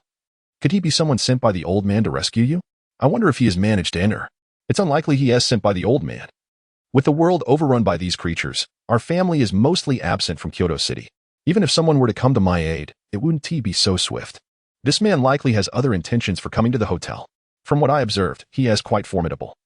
He has probably consumed the crystal cores from the brains of zombies. I hope he doesn't harbor ill intentions," Chen Xiqing mused, his gaze dark and contemplative, his metallic sphere shifting shapes in his hand. Damn it, if only the hotel's surveillance room hadn't been locked by that little girl, Yu Xiaoyu. Otherwise, we could check the footage to see what that man is up to. Lamented one of Chen Xiqing's subordinates, Zhang Jun. "Brother Chen, why don't we just break into the surveillance room and drag those women out? Then Yu Xiaoyu would be at your mercy." Tian Liang, "How many times have I told you? Do not act impulsively when faced with challenges. You know full well the consequences. Just yesterday, 2 of my doormen were killed by the zombies they transformed into. You want to smash the surveillance room door? That door is sturdier than the others. If we fail to break it open, we risk attracting the zombies trapped in other rooms. With our current capabilities, we cannot contend with such a horde." After reprimanding his subordinate Tian Liang, Chen Xiqing's mind raced, and he continued, "Tian Liang, Zhang Jun, you two descend to the lower level and seek out the customers who have fled here. Inform them that whoever can pry open the door to the surveillance room will gain our official membership, ensuring a life free of worries regarding food and drink. By the way, select a few commendable women from that group to bring up. I am utterly fatigued by Zhang Ting alone. Huizi, Zhang Ting is now your responsibility." "Ha ha ha, I have had my fill." Huizi bowed his head in gratitude, his gaze wandering towards the corner where the tall woman in a bikini, Zhang Ting, was situated. She was the tallest among the 3 bikini-clad women at the pool, but now she appeared devoid of her previous allure. Her body marred with bruises and curled up in the corner, shivering as if she had endured considerable suffering. Zhang Jun and Tian Liang received their orders to descend to inform the survivors and search for women. while Huizi fetched a male outfit to drape over Zhang Ting and carried her out of the room. The once opulent living room was now left with only Chen Xiqing, who stood by the window, gazing at the corpses below. On the second floor of the Sunflower Hotel, this area serves as the logistical and administrative hub of the establishment. Typically, this floor is devoid of customers, only frequented by staff, and it houses the surveillance room to safeguard the privacy of the hotel.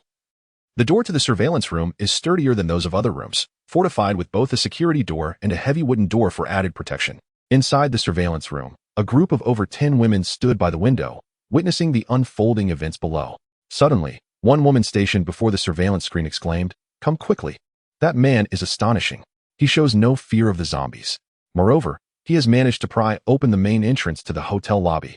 The leader of this group, a woman clad in a fitted short skirt and a white blouse, exuded an air of sophistication and elegance, her figure perfectly complemented by her tailored attire and striking features, embodying the essence of a modern urban beauty. This individual was Yu Xiaoyu, who, upon hearing her companion shout, hastened to the surveillance screen, staring in awe at the man standing in the lobby on the first floor. Is it him? Chapter 31. The distress call. The reason Yu Xiaoyu became acquainted with Ding Dali was due to a fleeting glimpse of his photograph when the police came to inquire about Tang Bingbing. This individual possesses remarkable prowess. I wonder if he could aid us in escaping this predicament. Xiaoyu, I am utterly famished. I long for sustenance. The words came from a plump young woman, who licked her lips and swallowed several times, as if that would momentarily alleviate her hunger. Ruyan, please endure a little longer. We are all ravenous, and there must be a way out of this. You are aware that Chen Sikong and his associates are utterly ruthless. They have shot many and hoarded all the food they could find to the top floor. They even intend to capture us. I know Chen Sikong all too well. He has always acted without regard for the law, and in this chaotic environment, we are completely isolated. The consequences of being captured by him would be unimaginable. We must not seek him for provisions. We must explore alternative avenues to secure a glimmer of hope. Xiaoyu, we are all relying on you. Do you have any brilliant ideas? Yes. Xiaoyu, you are the clever one. Please think of a solution. We cannot remain trapped here. Even Ruyan is at her wit's end. I too am growing faint from hunger. The women buzzed with conversation, each voicing their concerns.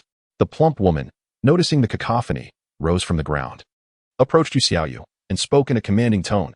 Listen up, everyone. We owe our lives to Xiaoyu. Without her intervention, we would either be dead or in Chen Xizong's clutches. Since we all place our trust in her, I propose we elect Xiaoyu as our leader. I concur. Without Xiaoyu, I would have been shot. I agree. We all agree. As they raised their hands in unison, the plump woman gestured for silence before continuing. If we are to appoint Xiaoyu as our leader, we must have unwavering faith that she possesses the means to extricate us from this hotel. I, Lu Ruyan, place my complete trust in her. Once Lu Ruyan finished speaking, the women resumed their discussion. Ruyan, we also believe in Xiaoyu. Yet I must admit, I feel a twinge of fear. The outside is teeming with grotesque zombies. Can we truly escape? Even if we manage to flee, where shall we go? I find that young man who stormed in quite formidable. Perhaps we should align ourselves with him? But what if he is even more merciless than Chen Sikong? Yu Xiaoyu cleared her throat, and the room fell silent as all eyes turned toward her. Ahem. Let us first observe the individual who entered the hotel. If I am not mistaken, he seems to be seeking trouble with Chen Sikong.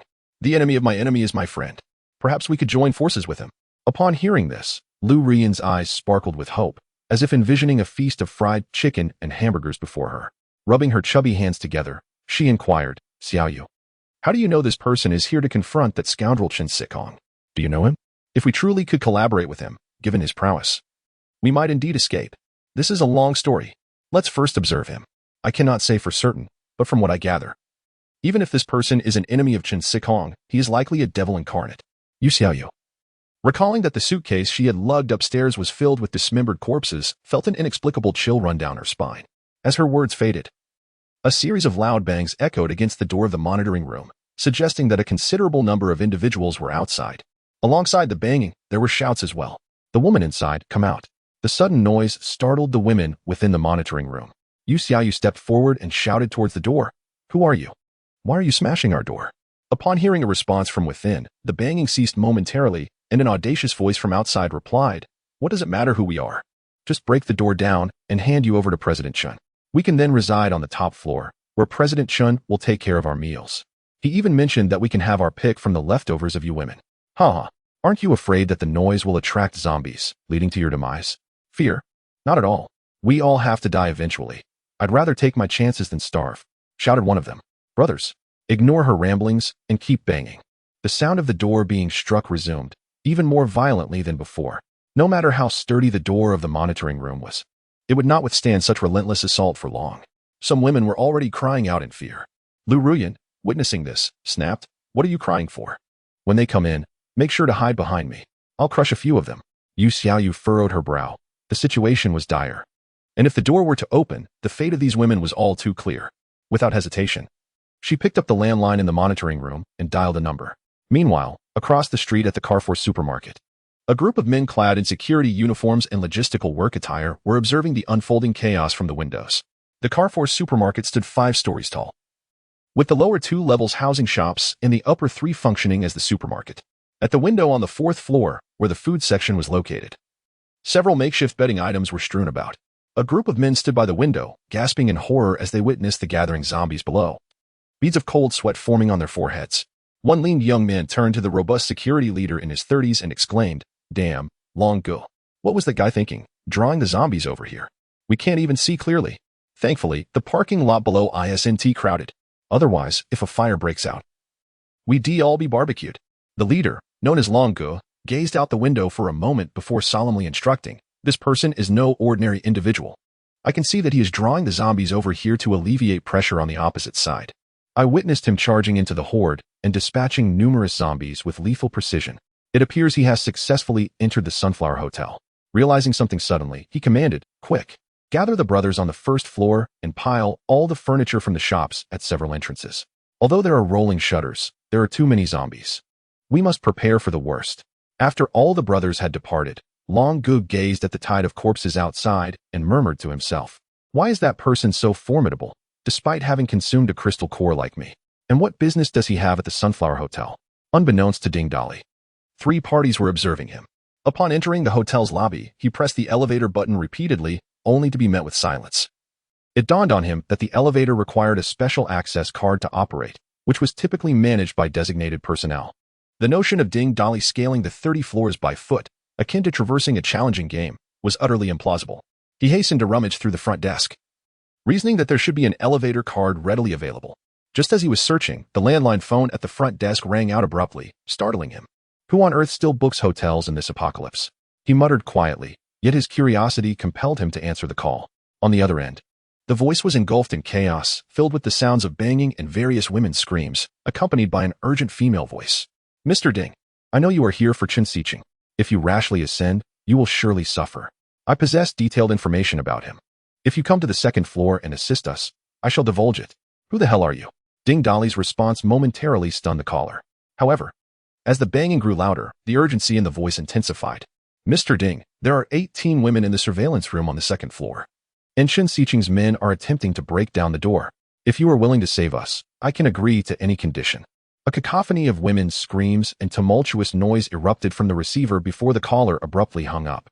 Ding Dali stared at the phone, bewildered. After a moment of contemplation, realization struck him. So that's the source of the banging in this lobby. I thought it was zombies bashing the door, but it turns out to be fools hammering away. He chuckled. With 18 women, there must surely be someone who meets the criteria. Moreover, they are the very women that Chen Xiqing desires. I must act. No, I must save them. With that, he calmly strode towards the staircase. As the saying goes, haste makes waste. Allowing the ladies to fret a little longer would only enhance the dramatic flair of his gallant rescue. Chapter 32. The hero saves the beauty. The door to the surveillance room was violently assaulted by a throng of individuals, akin to famished wolves pouncing on their prey. Driven by desperation and the piercing screams of women within, their adrenaline surged, and the security door was swiftly dismantled as if it were made of paper, while a fire axe cleaved through the wooden door. Upon glimpsing the array of women in the surveillance room, the eyes of these men ignited with a voracious fervor, and they surged inside like a pack of wild beasts. The women stood defenseless, while the men brandished an assortment of deadly weapons. Despite their numerical advantage, they were quickly subdued by the intruding pack of wolves, leaving only Yu Xiaoyu and the formidable figure of the stout woman, Lu Ruyan, to continue their valiant resistance. My word, this heavy-set woman possesses astonishing strength. How can such a slender receptionist wield such immense power? Damn it. Forget it. Let us all charge in. This Yu Xiaoyu is the one that President Qin specifically desires. Capture her and enjoy the spoils. With their backs against each other, Yu Xiaoyu and Lu Ruyan wielded chairs like 2 enraged lionesses, fiercely defending themselves. However, outnumbered, Lu Ruyan soon suffered a blow from an axe, collapsing with a harrowing cry. "Ruyan!" Yu Xiaoyu shouted, glancing back at her friend sprawled on the floor, motionless, her face marred with blood, teetering on the brink of life and death. Lu Ruyan, from the hotel's catering department, had often faced disdain due to her size, leaving her friendless. By a stroke of fate, Yu Xiaoyu had met Lu Ruyan in the catering department, and they bonded over shared tastes in films and food, swiftly becoming inseparable friends. Throughout the apocalypse, Lu Ruyan steadfastly supported Yu Xiaoyu, and witnessing her friend lying in a pool of blood ignited an inferno of rage within Yu Xiaoyu, causing her to swing the chair wildly, momentarily keeping the assailants at bay. Yet, fists cannot contend with a multitude. In a fleeting moment, one of the men struck Yu Xiaoyu with a blunt object, and her vision blurred as she crumpled to the ground, though she did not lose consciousness entirely. Her head spun, rendering her powerless to fight back as several men pinned her down. Gazing at her shapely figure, they swallowed hard, their lewd laughter echoing through the room. Heh, no wonder President Chen has his eye on this one. TSK, TSK, TSK. What a figure. If it weren't for our dire hunger, I might not be able to resist taking her right now. The others joined in, guffawing with malicious glee, their faces twisted with a predatory savagery. Having endured a day and night of hunger, they were driven to madness. Yu Xiaoyu, observing their grotesque expressions, realized her perilous situation. She had repeatedly rejected Chen Xiqing. In this chaotic world, falling into his hands would surely spell doom. The thought of Ding Dali providing any assistance seemed futile. As despair enveloped her, she resigned herself, closing her eyes in acceptance. What a mess. So many gathered together for such a trivial pursuit. A sudden voice reverberated through the air, and a survivor standing at the door of the monitoring room was abruptly launched into the air, crashing against the wall with a sickening thud, instantly transforming into a grotesque mass of flesh that slid down the wall, lifeless beyond any hope of revival. The remaining survivors were momentarily stunned by the horrifying scene. Yu Xiaoyu, upon spotting a man at the doorway, grinning while shouldering a hefty iron rod, could not help but exclaim, "Mr. Ding, save us." Ding Dali had just arrived at the second-floor monitoring room when he was met with the raucous laughter of a group of men. To his dismay, a towering figure over 6 feet tall stood firmly at the entrance, obstructing his view. At a height of only 178 centimeters, Ding Dali found himself unable to see what transpired within, leading to the earlier chaos as he forcefully kicked the man aside. Surveying the room, his gaze fell upon Lu Ruyan, who lay on the ground like a small hill, momentarily freezing him in place. Hearing cries for help, he turned his attention towards the source, and upon recognizing Yu Xiaoyu's distinct features, his astonishment deepened. He realized that this group of women was the very survivor collective he had known in his previous life. In a world ravaged by disaster, people banded together for warmth and survival, forming a myriad of survivor bases. In the northern mountainous region of the capital city in his past life, there existed a renowned survivor base, famed not merely for its formidable strength, but also for being composed entirely of women. This base took in women unable to survive in the apocalypse and trained them into fierce warriors. The leaders of this collective were none other than Yu Xiaoyu and Lu Ruyan. Was it you who made the call? Ding Dali disregarded the gazes of others, fixating his eyes intently on Yu Xiaoyu, though her heart raced under the weight of his piercing stare. She noted his calm demeanor in the presence of armed survivors and made a decisive choice, calling out, "Mr. Ding, it was I who called.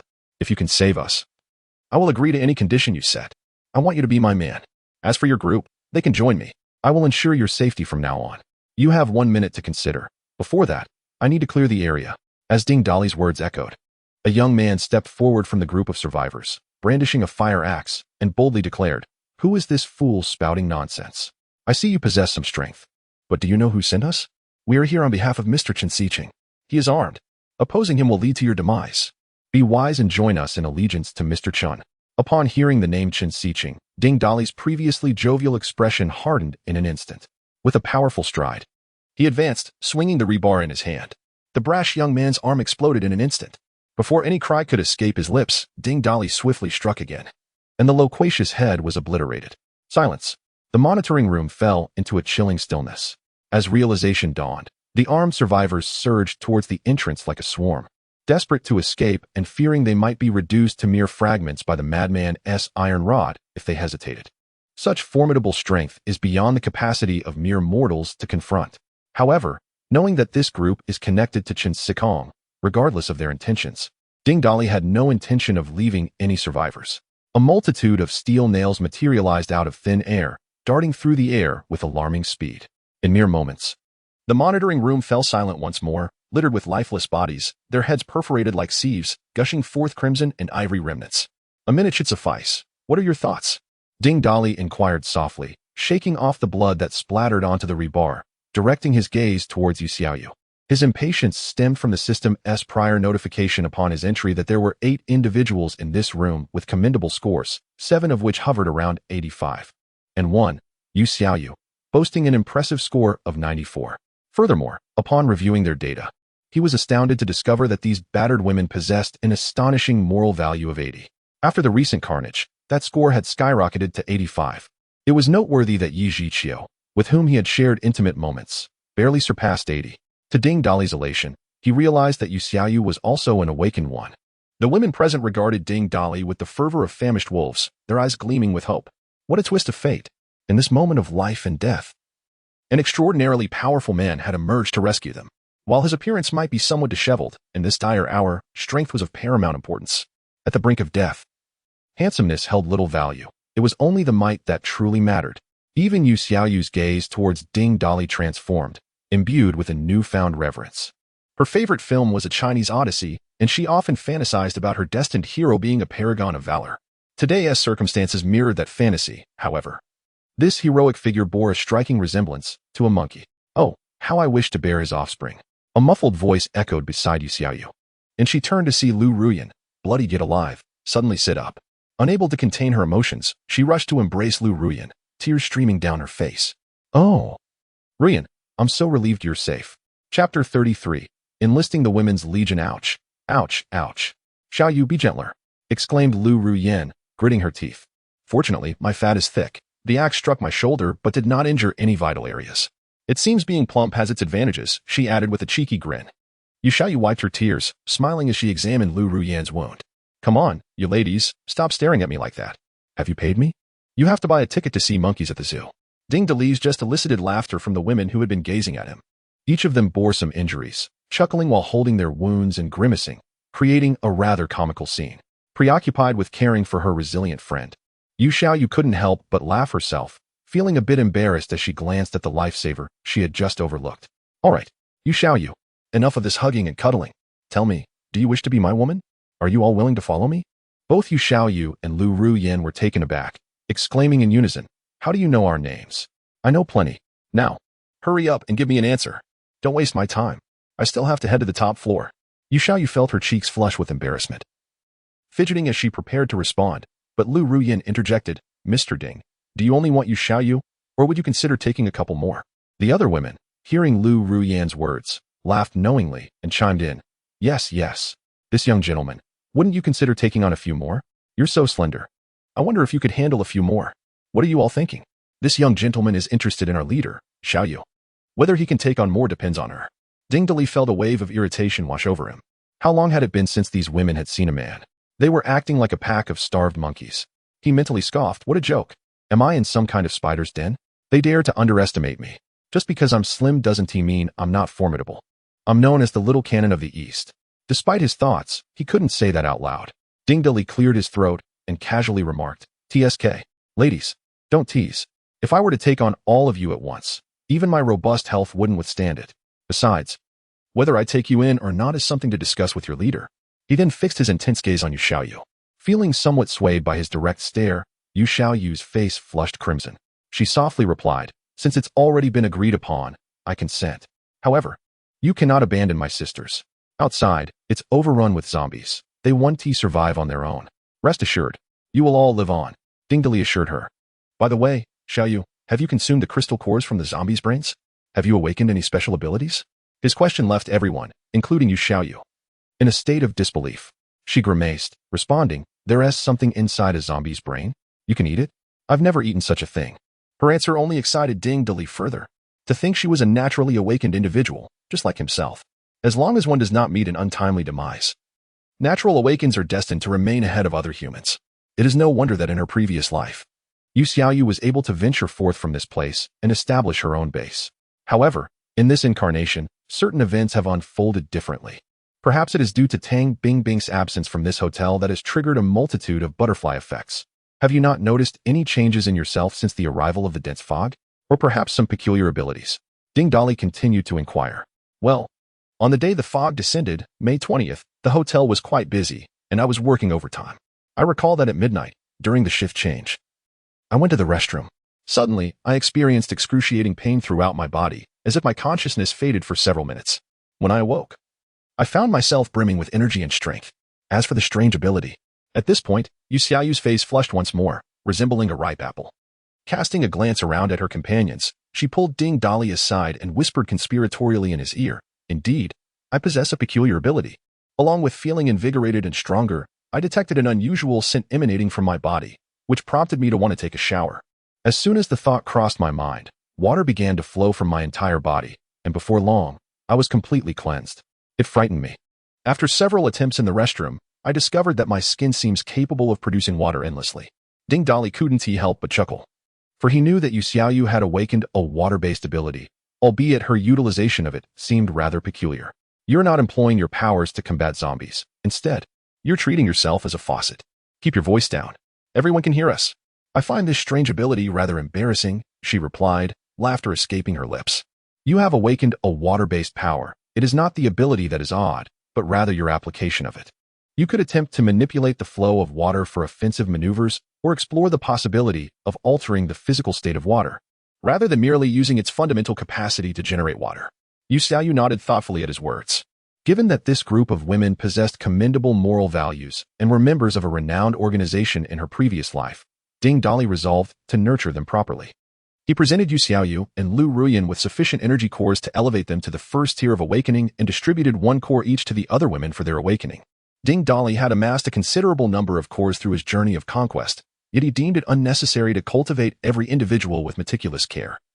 Merely providing them the opportunity to awaken was sufficient. His focus was on nurturing the core combat strength. After informing them of essential precautions, Ding Dali instructed the women to concentrate on their evolution. He stood guard at the entrance like a loyal sentinel, for the pungent scent of blood would soon serve as bait, drawing the upper-tier zombies down the stairs in droves. Thus, it was imperative that someone safeguarded these women. As anticipated, scarcely had Ding Dali settled at the entrance when zombies began to emerge from the stairwell, one after another. With nothing but time on his hands, Ding Dali deftly manipulated the steel nails to vanquish the zombies, orchestrating an array of intricate movements that enhanced the precision of his mental control.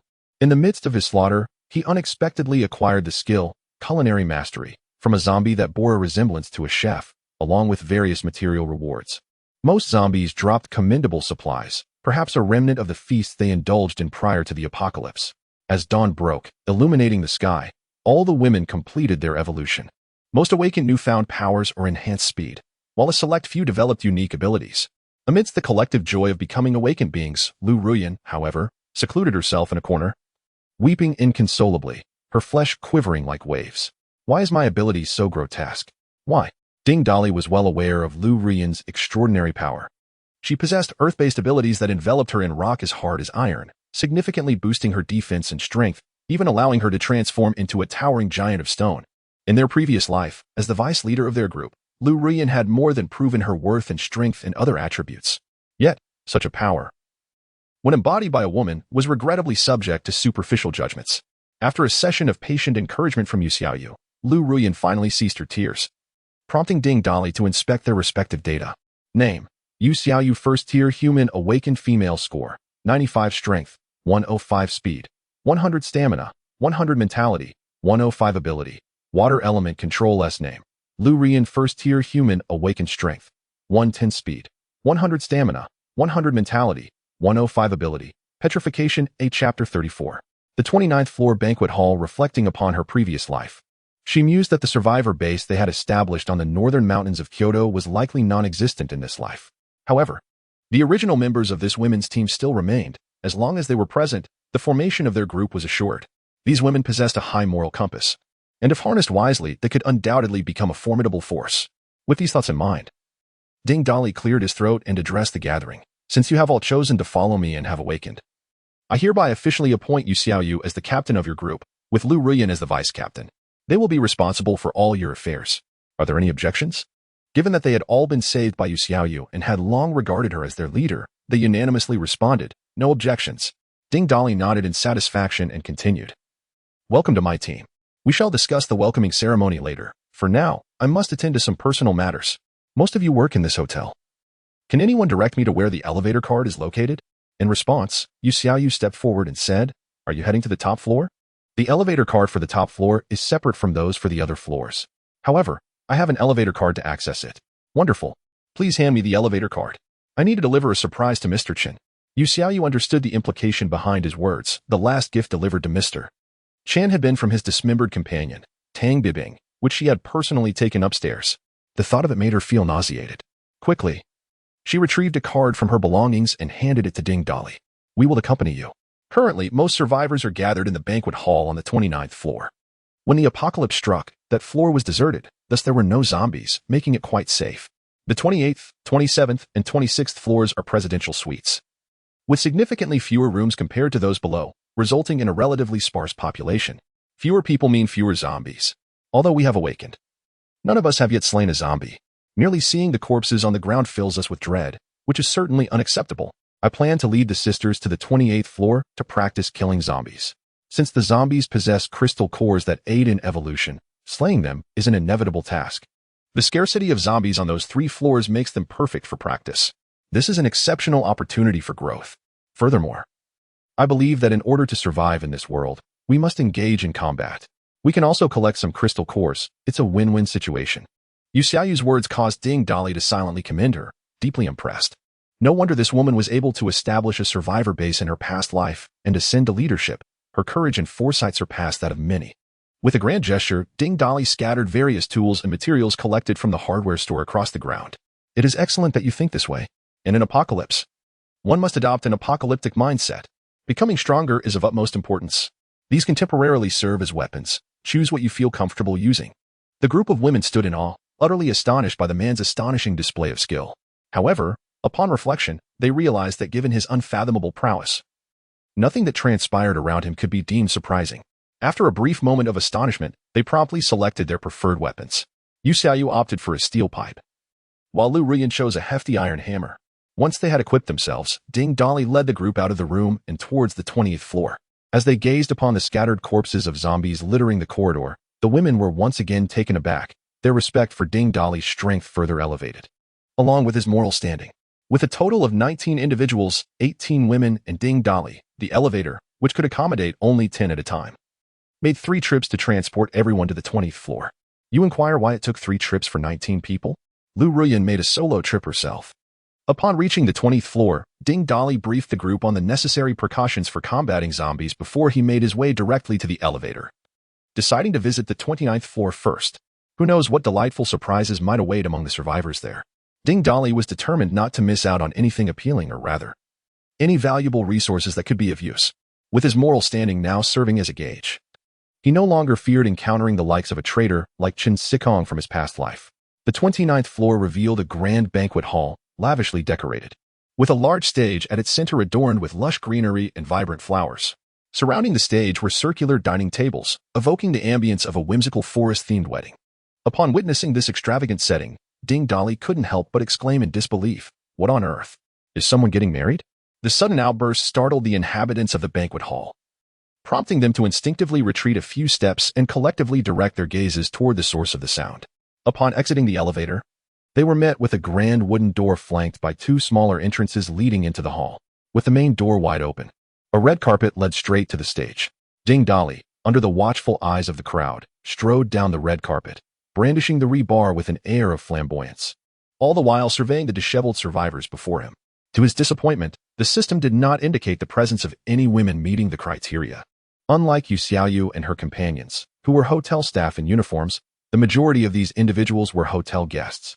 Most had likely been engaged in romantic encounters when the calamity struck, while others may have already been asleep. Thus, many were dressed in casual attire, with some clad only in shorts, others in lace nightgowns, and a few even wrapped in tablecloths. One particularly conspicuous gentleman sported a leopard print jumpsuit. However, amidst the crowd, a small group stood out distinctly, adorned in formal and opulent attire, resembling guests at a wedding. "Hey, you. Yes, you. Come here," Ding Dali called out, pointing his rebar at a portly middle-aged man standing among the elegantly dressed individuals. The man, clad in a tailored suit, was on the verge of bursting the buttons of his shirt due to his girth. The suit bore several torn patches, and the man's face was marred by bruises, presumably inflicted by an unknown assailant, rendering him quite disheveled. A sudden, unfamiliar figure brandished a heavy iron rod, compelling the middle-aged man to take a couple of hesitant steps forward. What a jest! That iron rod appeared exceedingly weighty. Yet the young man wielded it with an ease akin to that of a mere chopstick. Clearly, he was not to be trifled with. "Hey there, young brother. Did you come up from downstairs or descend from above?" The portly middle-aged man inquired, a forced smile plastered across his face as he sought to gauge the situation. "Listen, uncle, if you don't wish to smile, then spare us the effort. Your jolly grin is more grotesque than that of a zombie." I replied, "I came from downstairs. Now, tell me, why do you all dress so impeccably? Is this some sort of wedding event?" "Ha ha, young brother, you jest. Surely, you encountered no individuals upon your ascent from downstairs?" The middle-aged man evaded my question, continuing to smile while redirecting the inquiry back at me. "What individuals? Are you referring to those who went to the monitoring room or the ones who have turned into zombies?" "The group that ventured to the monitoring room has already met their demise at my hands, and as for the zombies, I have dealt with those I encountered as well. I demand to know if you are asking me questions or if I am interrogating you. You would do well to answer my inquiries candidly." With a huff, I thrust the rebar into the ground, producing a resounding thud that startled the rotund man. As he regained his composure, the man stammered, rendered speechless by the gravity of the situation. At that moment, a middle-aged woman clad in a cheapao hurriedly emerged from the crowd. She maintained an impressive figure. Although her face bore some wrinkles, it was evident that she had once been quite attractive in her youth. The woman forcefully shoved the portly man aside. "Old Xia, step aside. At critical moments, you always falter. How could I have been so blind as to spend my life with you?" she admonished mercilessly, prompting the man, referred to as Old Xia, to retreat silently behind her without a word of defense. Chapter 35, Mother-in-law Li Chunlan. A woman approached Ding Dali, scrutinizing him from head to toe, her gaze eventually resting on the thick iron rod that had recently been thrust into the ground by the young man, leaving behind a gaping hole the size of a bowl. She felt a shiver of fear. This young man possessed remarkable strength, which explained how he could have dispatched those who had descended the stairs. A sense of hope welled within her. "Young man, my name is Li Xianglan. These individuals are here to attend my daughter's wedding. Our relatives and some friends from out of town were accommodated in this hotel. When the chaos began, we were still in our rooms, unaware of the unfolding situation. My daughter called, expressing her concerns about the wedding the next day, urging those involved in the ceremony to gather in the banquet hall to rehearse the proceedings. It was then that we emerged, only to be met with a horrifying sight. Many suddenly began to bleed from the nose and collapsed, rising again as flesh-eating zombies. We fled upwards, with numerous others joining us in our escape. But only a few dozen made it to the banquet hall. Fortunately, the hall was deserted at that moment, and no zombies had followed us." The middle-aged woman sighed deeply, wiping away her tears. She picked up a trampled cardboard cutout of a woman, pointing to the photograph of the girl and saying, "This is my daughter. Young man, I heard you mention that you eliminated those scoundrels who were attacking people downstairs. Surely you possess the ability to rescue my daughter." With that, she removed the gold necklace from around her neck and the large jade-encrusted ring from her finger, thrusting them into Ding Dali's hands. "Young man, if you can bring my daughter back, these are yours. If you find this insufficient, name your price. I will not haggle."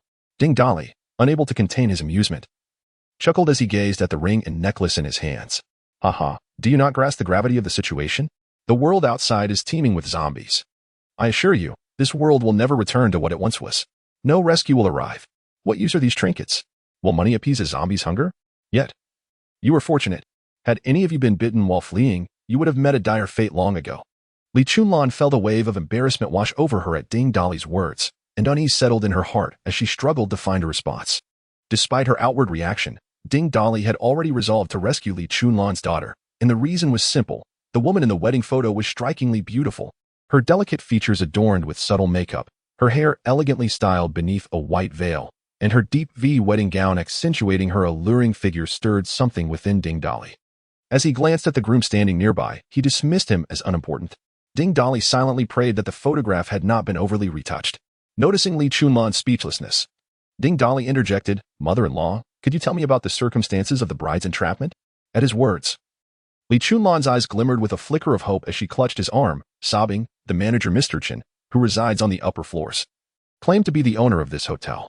He dispatched 2 armed men down here earlier. 2 individuals proclaimed that whoever could pry open the door to the surveillance room and seize the woman inside for that Chen would subsequently be granted residence on the upper floors, complete with sustenance and companionship. Some could hardly contain themselves. They smashed tables, banged on chairs, and even broke open the fire cabinet, each person finding whatever could serve as a weapon before they frantically rushed downstairs.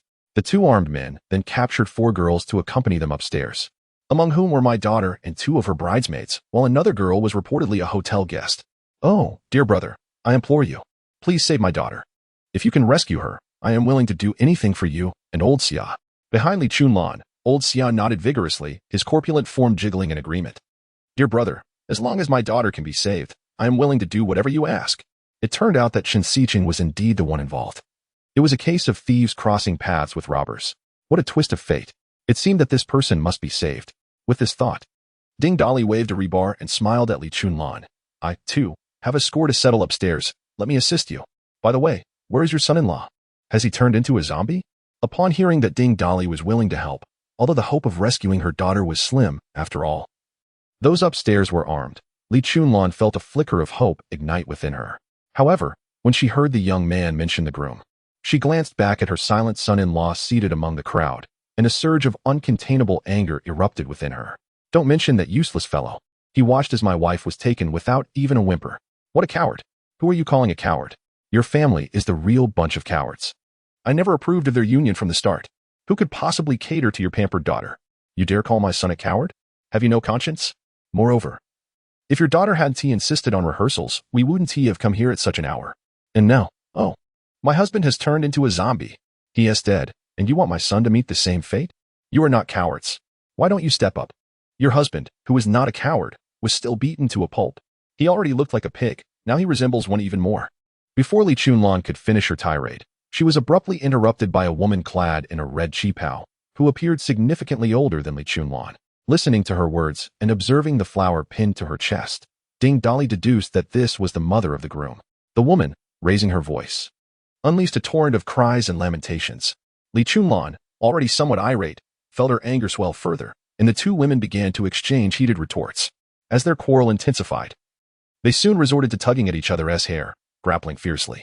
Old Xia and the other relatives attempted to mediate, while the groom remained seated, motionless throughout the commotion. Ding Dali, overwhelmed by the cacophony, felt his head threatening to explode. In his frustration, he pondered whether this group understood the gravity of their predicament. They were trapped here. Yet instead of devising a means to survive, they were squabbling like fishwives. The more he listened, the more infuriated he became. Seizing the rebar, he swung it overhead. And with a resounding crash, the nearby solid wooden round table shattered into pieces. The banquet hall fell into an eerie silence. As every pair of eyes fixated on the shattered table and the thick iron rod clutched in Ding Dali's hands, fear etched across their faces. The groom's mother retreated several steps, seeking refuge within the crowd. Why have you all fallen silent? Do you dare to challenge me? I could easily crush your skulls with a single blow. Ding Dali bellowed, his gaze sweeping across each individual present. Not a soul dared to utter a word, instinctively avoiding his penetrating stare. In his mind, Ding Dali labeled them all as cowards. Only Li Xianglan, after tidying her disheveled hair, took a deep breath and, somewhat awkwardly, said, "Young man, I apologize for the disturbance. I wonder when I might have the opportunity to rescue my daughter. I will accompany you along with old Xia. The more, the merrier. You need not burden yourselves. I am more than sufficient alone. You had better pray for the authenticity of that photograph."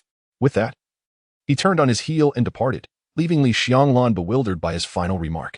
Upon witnessing the fierce and intimidating Ding Dali enter the elevator, the groom's mother finally exhaled a sigh of relief. She stood again, pushing through the crowd to join Li Xianglan, and whispered derisively, "I see your family must be quite desperate, relying on a lad wielding an iron rod to rescue your daughter. You ought to consider your own worth. Do you think mere strength is sufficient? To challenge someone armed with pistols with nothing but a broken iron rod is sheer folly, however." The remainder of her words remained unspoken. A steel spike suddenly shot forth from the stairwell, piercing the woman's mouth and exiting through the back of her skull. The spike then eerily reversed direction, hurtling back towards the elevator. All present witnessed this inexplicable and bizarre scene unfold. Mother, the previously silent groom finally found his voice. Chapter 36. The unexpected ones in the private living room of Chen Xiqing's residence on the 30th floor, for women huddled together on the floor, trembling in fear. While 2 men stood nearby, guns in hand, wearing lewd grins. The duo was none other than Zhang Jun and Tian Liang. Brother Chen, who would have thought there would be such remarkable women among these survivors? Especially that bride in the wedding dress. Ha!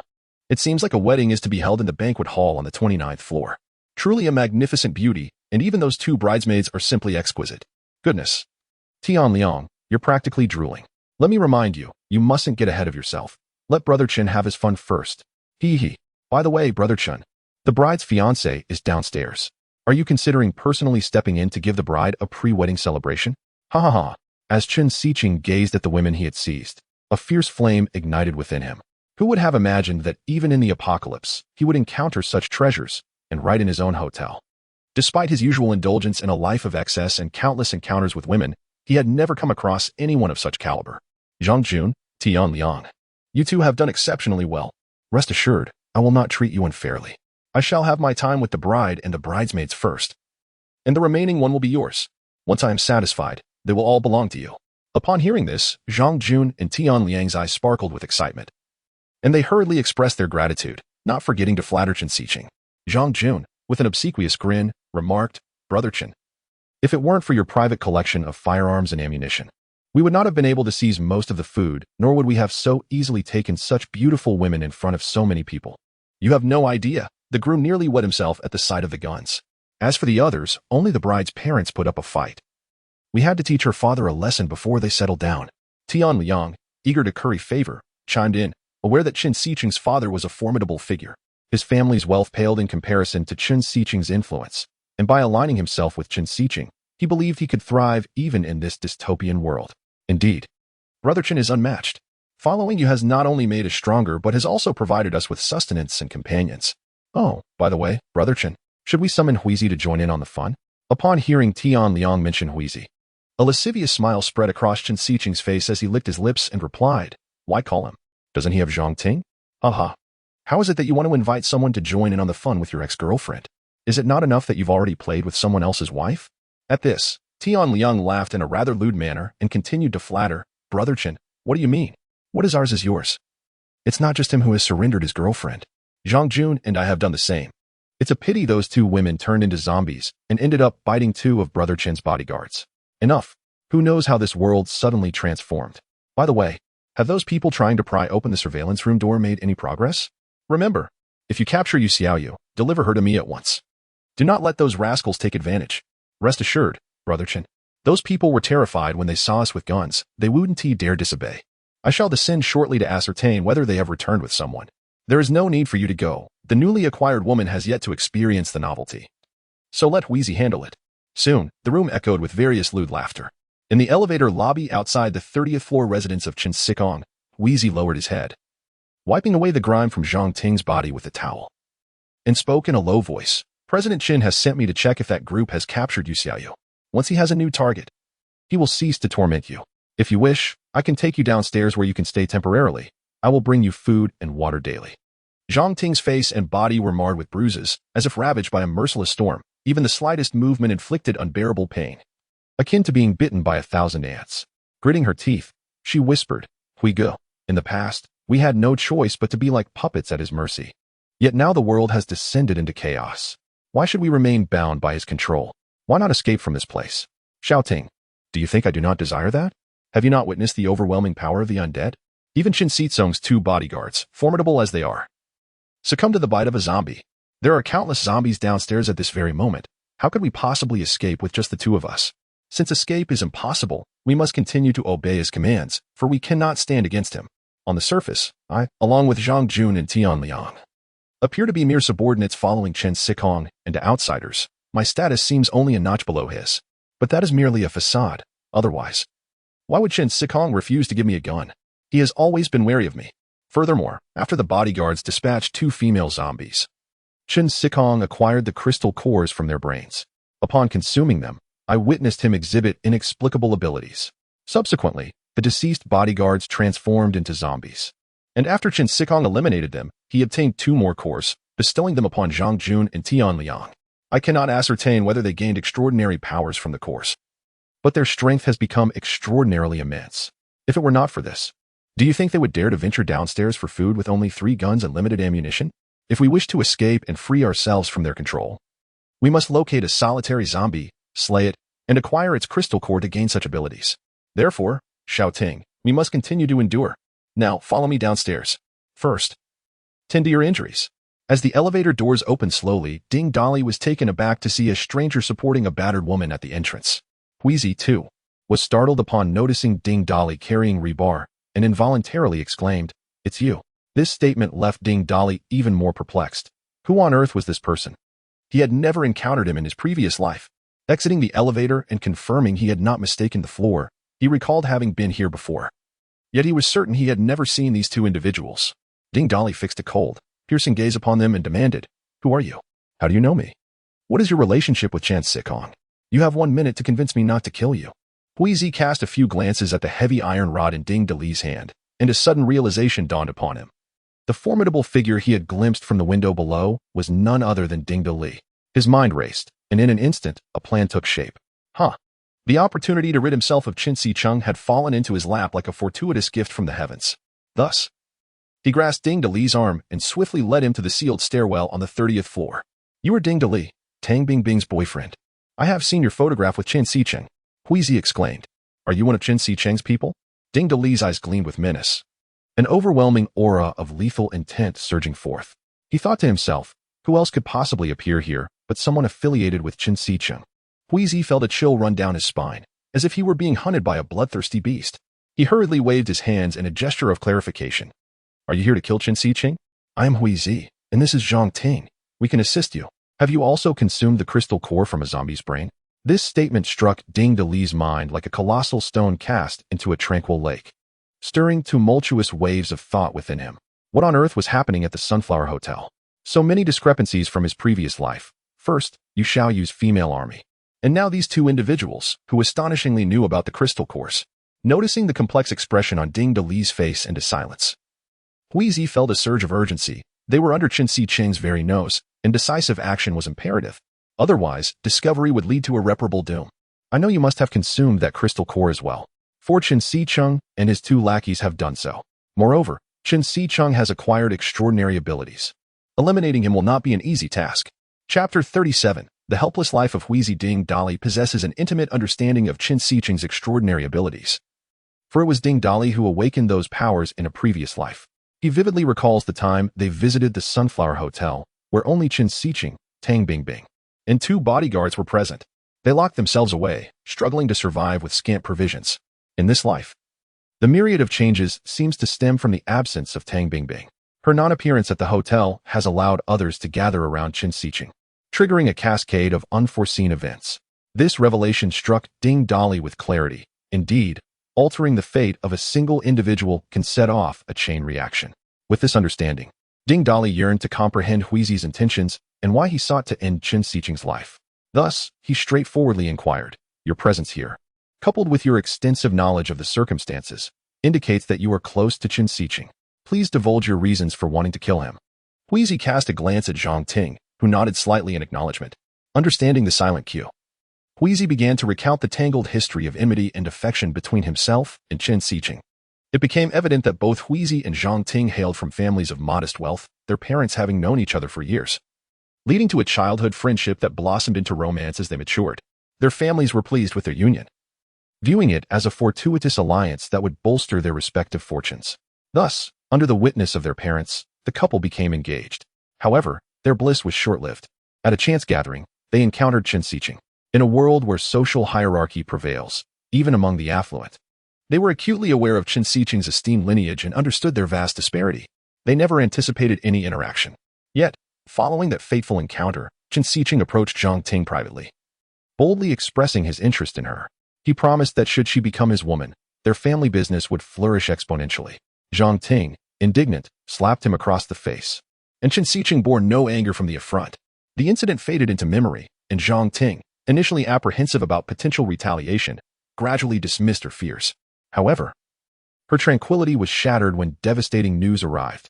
Huizi's parents were arrested due to financial irregularities, and their company was acquired by a Chun family enterprise. Zhang Ting immediately recognized the orchestrator behind this calamity. Not long after, her own company faced relentless pressure, leading to a catastrophic decline in business, and her father's health deteriorated as a consequence. Realizing the source of their plight, Zhang Ting confronted Qin Sicheng in fury, only to be met with a demeanor that conveyed his unrepentant guilt. He chillingly remarked that this was merely the beginning. Desperate, Zhang Ting pleaded for a way to spare her family and Huizi's. Qin Sicheng, unabashed, reiterated that the only path to safety lay in her submission to him. Otherwise, Not only would their family face ruin, but Huizi's imprisoned parents and Huizi himself might not survive for long. Upon hearing such threats, others might dismiss her concerns. However, various signs indicate that Qin Siqing, upon uttering such words, is indeed capable of carrying them out. A person, once bereft of those they cherish, becomes less susceptible to intimidation. Yet as long as they cling to life, they remain vulnerable. Consequently, on that fateful day, Zhang Ting reluctantly found herself in Qin Siqing's bed. Yet, yielding to a villain only serves to amplify his malevolence. Qin Siqing repeatedly coerced Zhang Ting into submission through threats, leading her to feel remorse towards Huizi and ultimately propose a breakup. Huizi, believing he had nothing left and fearing rejection, acquiesced to her decision. However, upon learning of Zhang Ting's breakup, Qin Siqing was furious, demanding to know why she had chosen to part ways. What purpose did a breakup serve for him? In a bid to humiliate Huizi, Qin Siqing approached him with an offer, if he remained by his side and performed to his satisfaction. Not only would he restore Huizi's family business, but he would also assist in freeing his parents. Naively, Huizi, mistaking Qin Siqing for a benevolent figure, readily agreed, dismissing his ex-girlfriend's downfall as no longer his concern. Thus, he became Qin Siqing's pawn. On multiple occasions, Qin Siqing displayed indifference towards Huizi, focusing instead on Zhang Ting with renewed fervor. He threatened Zhang Ting, warning that revealing the truth to Huizi would lead to dire consequences for him. However, the walls of secrecy can only withstand so much. One day, after completing an errand for Qin Siqing, Huizi overheard a conversation between Qin Siqing and Zhang Jun regarding the very matter. Enraged upon discovering the truth, Huizi confronted Zhang Ting for confirmation. Amidst her tearful pleas, he learned the truth, prompting him to seize a kitchen knife and seek vengeance against Qin Siqing. Yet, Zhang Ting intervened, persuading him to calm down. Considering the implications for both their families, they resolved to bide their time and endure the situation. Unexpectedly, the turning point arrived on the fateful day of reckoning. Initially, Qin Siqing had arranged to spend that day with Tang Bingbing, but the day prior, he received news of her gruesome demise. Present at the scene were Huizi, Zhang Ting, two bodyguards, Zhang Jun, Tian Liang, and their respective ex-girlfriends, who had also chosen to align themselves with Qin Siqing, fully aware of his predilections. The chaos surrounding Tang Bingbing disrupted Qin Siqing's original plans, leading him to decide that the group would continue their revelry at his residence. Thus, on the day of reckoning, they reconvened at the Sunflower Hotel's rooftop. What transpired next was a party by the poolside, which took a sinister turn when two girls suddenly began to bleed profusely from their noses, staining the pool's waters crimson. Qin Siqing, repulsed, kicked the two girls away as they emerged from the pool. This act inadvertently spared him from the risk of being bitten by zombies. Unfortunately, the two bodyguards were not as fortunate. As they dragged the girls from the water, they were swiftly overpowered and savagely bitten. Despite numerous attempts to subdue them, the girls continued to rise until their skulls were shattered, finally bringing an end to the chaos. The subsequent events are well known to all after hearing Huizi's account. Ding Dali looked at him incredulously and exclaimed, "Good grief! Are you out of your mind?" Huizi, though scolded, dared not retort, yet within his heart, he quietly murmured, "How can you call me a fool when your girlfriend has also been taken by another? Very well. Although you have squandered a bit of my time, you have successfully persuaded me. I shall spare your life. Now come with me." Ding Dali hoisted the rebar onto his shoulder, ready to descend the staircase. Huizi, hurrying behind, whispered urgently, "Where are you going with me? We must thoroughly discuss how to deal with Qin Siqing. Prepare yourself for a splendid performance. I intend to make Qin Siqing experience the bitterness of betrayal as well. No need for discussion." Chapter 38. Despair of Qin Siqing. Qin Siqing had recently acquired 3 beautiful women, all adorned in formal attire as brides and bridesmaids, making it nearly impossible for him to contain his excitement. He commanded Zhang Jun and Tian Liang to bind the 3 women to chairs, securing their hands and feet. Qin Siqing leered at the trio with a lascivious gaze, akin to a ravenous wolf eyeing 3 lambs awaiting slaughter, contemplating how best to indulge himself. Xiaochoga could hardly fathom that her wedding day would coincide with the apocalypse. Fortuitously, she had not succumbed to the fate of a zombie. Yet she found herself abducted at gunpoint, her fiancé having made no effort to rescue her. Now bound to a chair in a humiliating position, despair consumed her. She glanced at her 2 close friends, both weeping and etched with fear, while another woman captured alongside them screamed in torment not far away. Overwhelmed by the scene, Xiaochoga could no longer restrain her tears. "Let me go, you beasts. Release me." Witnessing her frantic struggles, Qin Siqing's laughter grew more unrestrained as he grasped Xiaochoga's chin with force. "Ah, you call me a beast? Don't worry. I shall soon show you what a true beast is. I hear your fiancé is downstairs. I wonder how he will react to this spectacle. I advise you not to waste your energy, for anyone who enters my abode, Shinseken, will not leave without leaving something behind. But fret not. I shall save the finest delicacies for last. Which of your lovely friends shall I begin with? Such a difficult choice. With that, Shinseken leapt between the two bridesmaids, tearing the clothing of one asunder. Choga, save me. Ah, you bastard. Release Xiaoxua. Let him go. If you have grievances, direct them at me. Do not touch them. Xiaoxua's hysterical cries only served to further incite Shinseken, who, emboldened, ripped the gown of the other bridesmaid as well, casting a provocative glance at Xiaoxuga. Fear not, dear bride. Your turn shall come soon enough. There is no need to rush. The bridesmaid whose dress had been torn was named Anon, exhibiting a spirited temperament. Rather than resist, she glared at Shinseken with bloodshot eyes, embodying the wrath of a vengeful specter. Summoning all her strength, she shouted defiantly. Come at me. I'll treat it as if a dog were licking me. You seek death. And An's fierce retort ignited Shinsechen's fury, and he raised his hand to strike. However, just as he did, a thunderous noise erupted, and a massive security door crashed into the center of the living room. All eyes turned toward the entrance, even Shinseken momentarily forgetting his raised hand. The once imposing security door now stood as mere remnants of a frame, engulfed in swirling dust. Applause echoed from behind the dust, accompanied by an ostentatious voice. Ha! Which lovely lady spoke so charmingly. Such an astute appraisal. Shinsekong is nothing more than a spineless sycophant. Ding Dali, with a gleeful smile, strode into the opulent mansion, followed closely by Zhang Ting and Huizi. As Ding Dali surveyed everyone in the room, his demeanor instantly shifted to one of icy disdain upon spotting Shinsekong, his eyes narrowing as if gazing upon a corpse. A surge of hatred boiled within him, rendering him oblivious to the system's alerts. It's you, the worthless boyfriend of Tang Bingbing? The one who charged into the hotel with an iron rod at dawn? How did you survive? Shinsekong was taken aback upon recognizing the intruder. He had hired assassins to eliminate this man, yet it was evident that the mission had failed. Are you referring to those two assassins? Indeed, they were formidable. And I held them in high regard, which is precisely why I ended their lives. Shinsekong contemplated countless reasons for the failure of his assassination attempt, but never imagined it would be thwarted by Tang Bingbing's feeble boyfriend. In his mind, this individual was merely an ordinary, pathetic loser, toiling away at multiple jobs to appease Tang Bingbing, hardly capable of vanquishing such skilled assassins. Unable to fathom how this could happen, he decided to dismiss the thought. After all, the man had come to confront him, and further contemplation would be futile. He subtly tilted his head, allowing his gaze to fall upon Huizi and Zhang Ting, who stood behind him. In that instant, a realization struck him, and his eyes narrowed, radiating a chilling intensity as he demanded, How dare you betray me? Huizi could not ascertain whether Ding Dali could indeed kill Shinsekong, but the world had descended into chaos, and the likelihood of their parents still being alive was nearly non-existent. Rather than continue living in such a demeaning manner, he resolved to fight back. Gripping Zhang Ting's hand tightly, Huizi declared with fervor, I am not betraying you. I never even regarded you. You've always treated me like a fool, and now, in this apocalypse, you still choose to flaunt your arrogance. I don't know where you find the audacity to boast before us. I spit on you. You will meet your end. Huizi's words only served to stoke the flames of Shinsekong's fury, igniting his rage. He despised being mocked, especially in front of beautiful women. In his youth, he had felt insecure, but as he matured, he realized that women dared not speak ill of him. Those who did rarely ended well. Yet today, before the three exquisite women he had just acquired, he faced relentless humiliation, pushing him to the brink of madness. Shinsekong pointed at Ding Dali and his companions, erupting into a maniacal laugh. Ha ha. A worthless loser, a stray dog, dares to speak boldly before me. Ha ha ha. Insects belong with insects. Ha ha. You all deserve to die. As his words echoed, Shinsekong raised his gun. 3 handguns discharged simultaneously, the cacophony of gunfire resonating alongside his deranged laughter.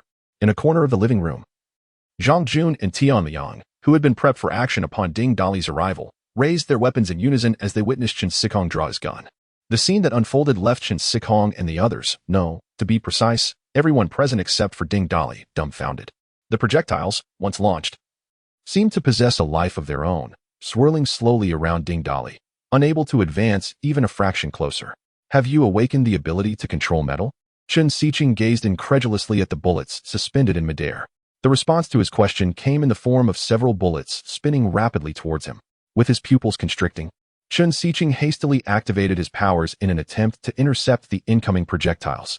Yet, it was too late. 2 bullets struck his legs, piercing through his calves and shattering bone, leaving 2 gaping wounds that oozed blood incessantly. Ah! A cry of pain escaped his lips as he collapsed to the ground.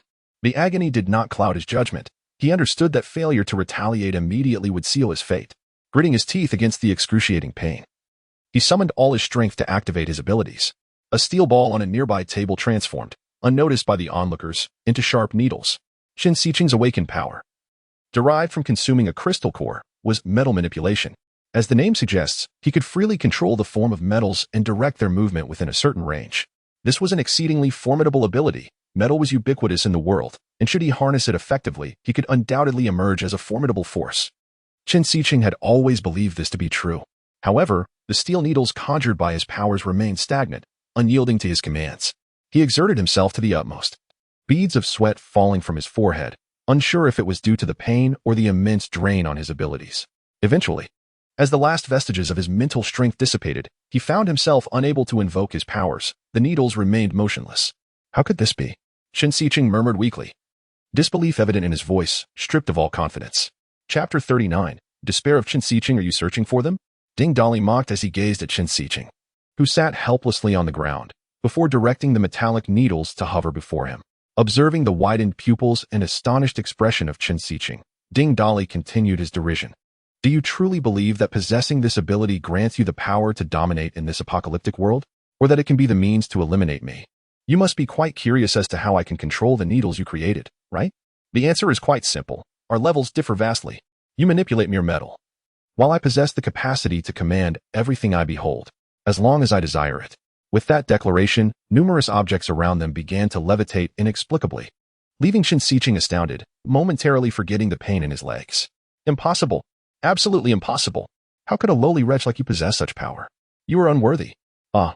The roar of Qin Siqing was abruptly transformed into a cry of agony as multiple steel nails pierced his limbs, driving deep into the floor beneath him.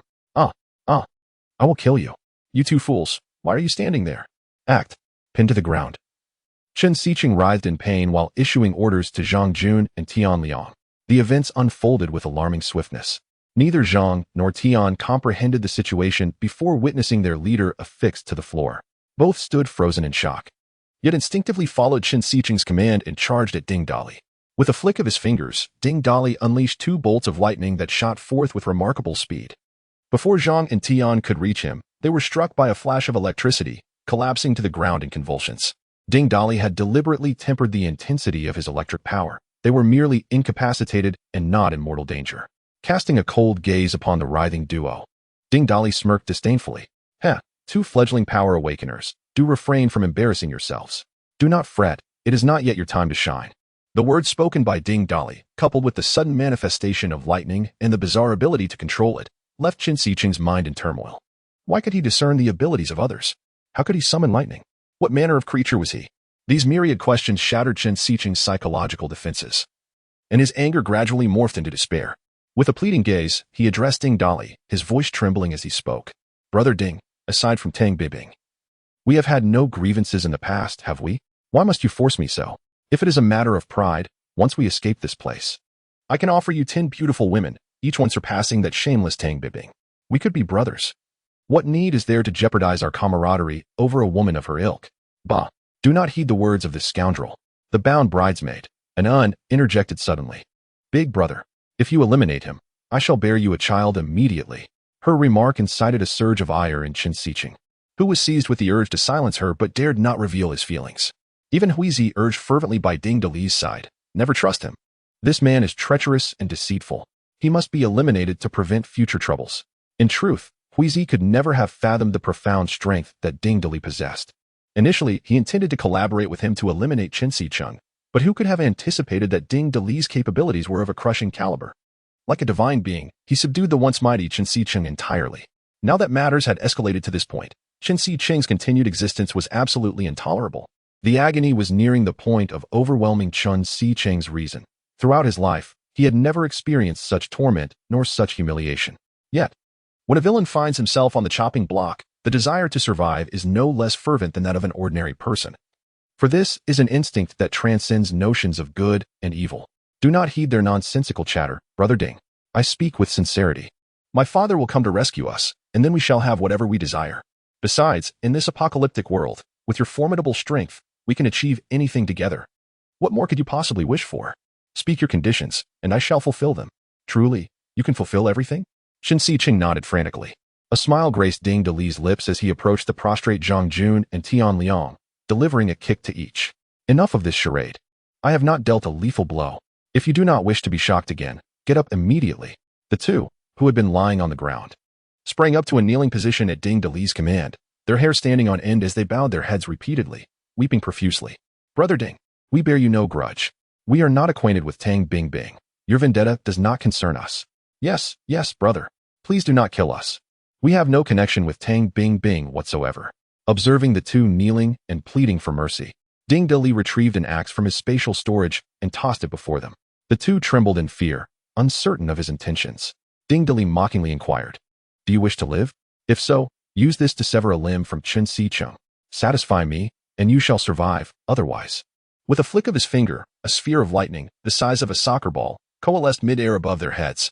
Upon hearing this, the two, who had been trembling on their knees, suddenly froze, glancing between Qin Siqing and Ding Dali, their expressions fraught with conflict.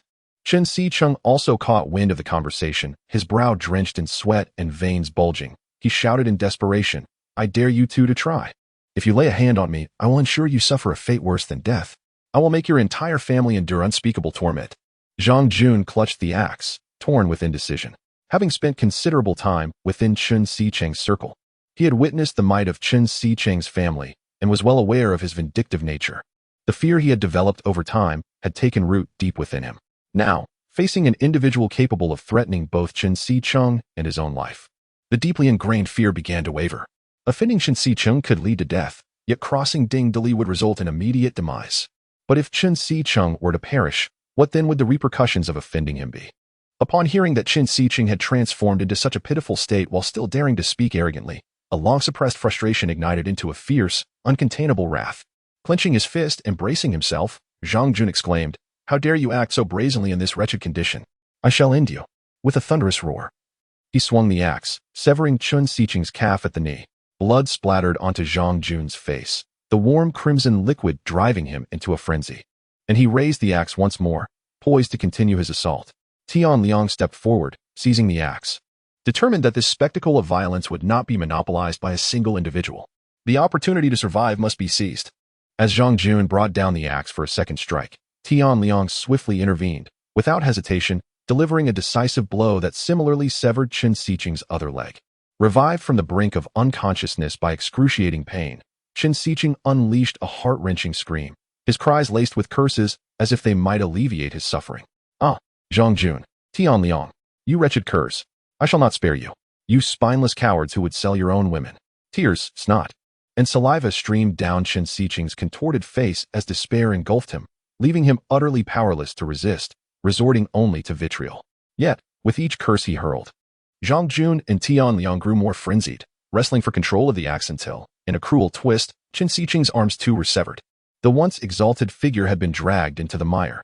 At last, Qin Siqing succumbed to the pain, losing consciousness once again. Leaving a sizable dampness in his trousers, a foul stench mingling with the metallic tang of blood permeating the air. The three women, recently rescued by Ding Dali, had never witnessed such a gruesome scene, instinctively covering their eyes and retreating behind him. Only Inun, fighting the urge to vomit, managed to utter a vindictive, "Serves you right." Chapter 40. You seem like a dog sensing the pungent odor of urine wafting through the air. Ding Dali spat disdainfully before turning to Huizi and exclaimed, "Hey, you, did you not just say you would slice him to pieces? Stop standing there and take action." Huizi, having witnessed the horrific scene of Qin Siqing's limbs being severed, was overwhelmed by a tidal wave of vengeance and hatred. Suddenly confronted by Ding Dali's question, he found himself momentarily bewildered, unsure of what mushroom referred to. However, a glance at Qin Siqing's groin illuminated the meaning for him. Without further ado, he swiftly retrieved a folding knife from his pocket. With a decisive motion, the blade fell. A blood-curdling scream echoed once more. Qin Siqing writhed on the ground like a maggot, crying out and cursing incessantly. He did not faint again. Instead, his cries grew weaker, dwindling to the faint buzzing of a mosquito. Perhaps due to excessive blood loss, his complexion turned as pale as paper. Ding Dali approached him, crouched down, and spoke in an eerily calm tone. "Mr. Chun, how does it feel to be betrayed?" Qin Siqing's mouth moved as if he wished to articulate something, but only feeble sounds akin to a mosquito's buzzing emerged. Qin Siqing, you truly resemble a dog at this moment. By the way, let me tell you something. I once promised Tang Bibing that I would soon send her brother Siqing to meet her. I have dismembered her. And your intact form seems rather inappropriate for such a meeting. Upon hearing these words, a flicker of strength surged within Qin Siqing, and he clearly uttered a few words. You will all die. After that, his body, reduced to a mere torso, twitched twice before falling silent, evidently lifeless. Ding Dali paid no heed to his final words, recognizing them as mere bravado. Without hesitation, he smashed Qin Siqing's skull with a brutal blow, absorbing his ability. Metal control. Hey, you two, open the window and throw your CEO's corpse downstairs for the zombies. Ding Dali commanded, pointing at the already cowering Zhang Jun and Tian Liang. The two dared not defy him. The Reaper before them was nothing short of a demon, mercilessly torturing his victims before granting them death. The thought of their own groins sent chills down their spines. They acted quickly, opening the window to dispose of Qin Siqing's remains. In a twist of fate, the two masterminds behind Ding Dali's demise in his previous life, Tang Bingbing and Qin Siqing, had finally been reduced to fragments in a different manner. Standing by the window, Ding Dali observed as Qin Siqing's body splattered against the ground, devoured by the hordes of zombies that surged forth, leaving only a pool of blood. He exhaled deeply, feeling the immense hatred of his past life dissipate like a wisp of wind in this apocalyptic realm. Yet, upon reflection, while vengeance had been served, the apocalypse still loomed. In a sense, the very apocalypse was one of the culprits behind his demise. Since he had the chance to be reborn, he resolved to uncover the truth. To unravel everything, he must overturn this world of despair. And then, there was that abominable corpse king to contend with. Beside him, Zhang Jun and Tian Liang interrupted Ding Dali's contemplation, trembling like leaves in a storm. In hushed tones, they implored, Boss Ding, might we be spared? We have indeed severed Qin Siqing's limbs as you instructed. You mentioned that if we satisfied you, we would be released. Do you find yourself satisfied? Gazing at the two traitors before him, Ding Dali felt a profound disdain for such duplicitous characters. Without a moment's hesitation, he drove 2 steel nails through their skulls, coldly declaring, I am not satisfied. This audacious act sent Huizi into a state of sheer terror, for he and shouting had once been among Qin Siqing's ranks. Was this ruthless killer now seeking retribution? The more he pondered, the more dread enveloped him, and with a thud, he collapsed to the ground. Boss Ding, my allegiance to Qin Siqing was born of coercion. If you must kill, spare shouting. Ding Dali was momentarily taken aback by this unexpected display of submission. He mused, could this fool truly be so naive? I am no bloodthirsty maniac, nor a deranged lunatic who resorts to violence at the slightest provocation. Unbeknownst to him, every action he had taken had been observed by all present, who regarded him as a veritable psychopath. Why on earth would I wish to kill you? Have you been under Qin Siqing's thumb for so long that your spine has turned to jelly? You seem rather limp yourself. Are you really not going to kill me? Huizi asked, still doubting. Enough with the nonsense. Were it not for your coerced involvement, I would shatter your skull without a second thought. Treat the women in your life with more respect. Surviving in this damned apocalypse is a feat in itself. The world we once knew was one of cannibalism, and now it remains unchanged. Ding Dali sighed heavily, then added, get up quickly. I have questions for you.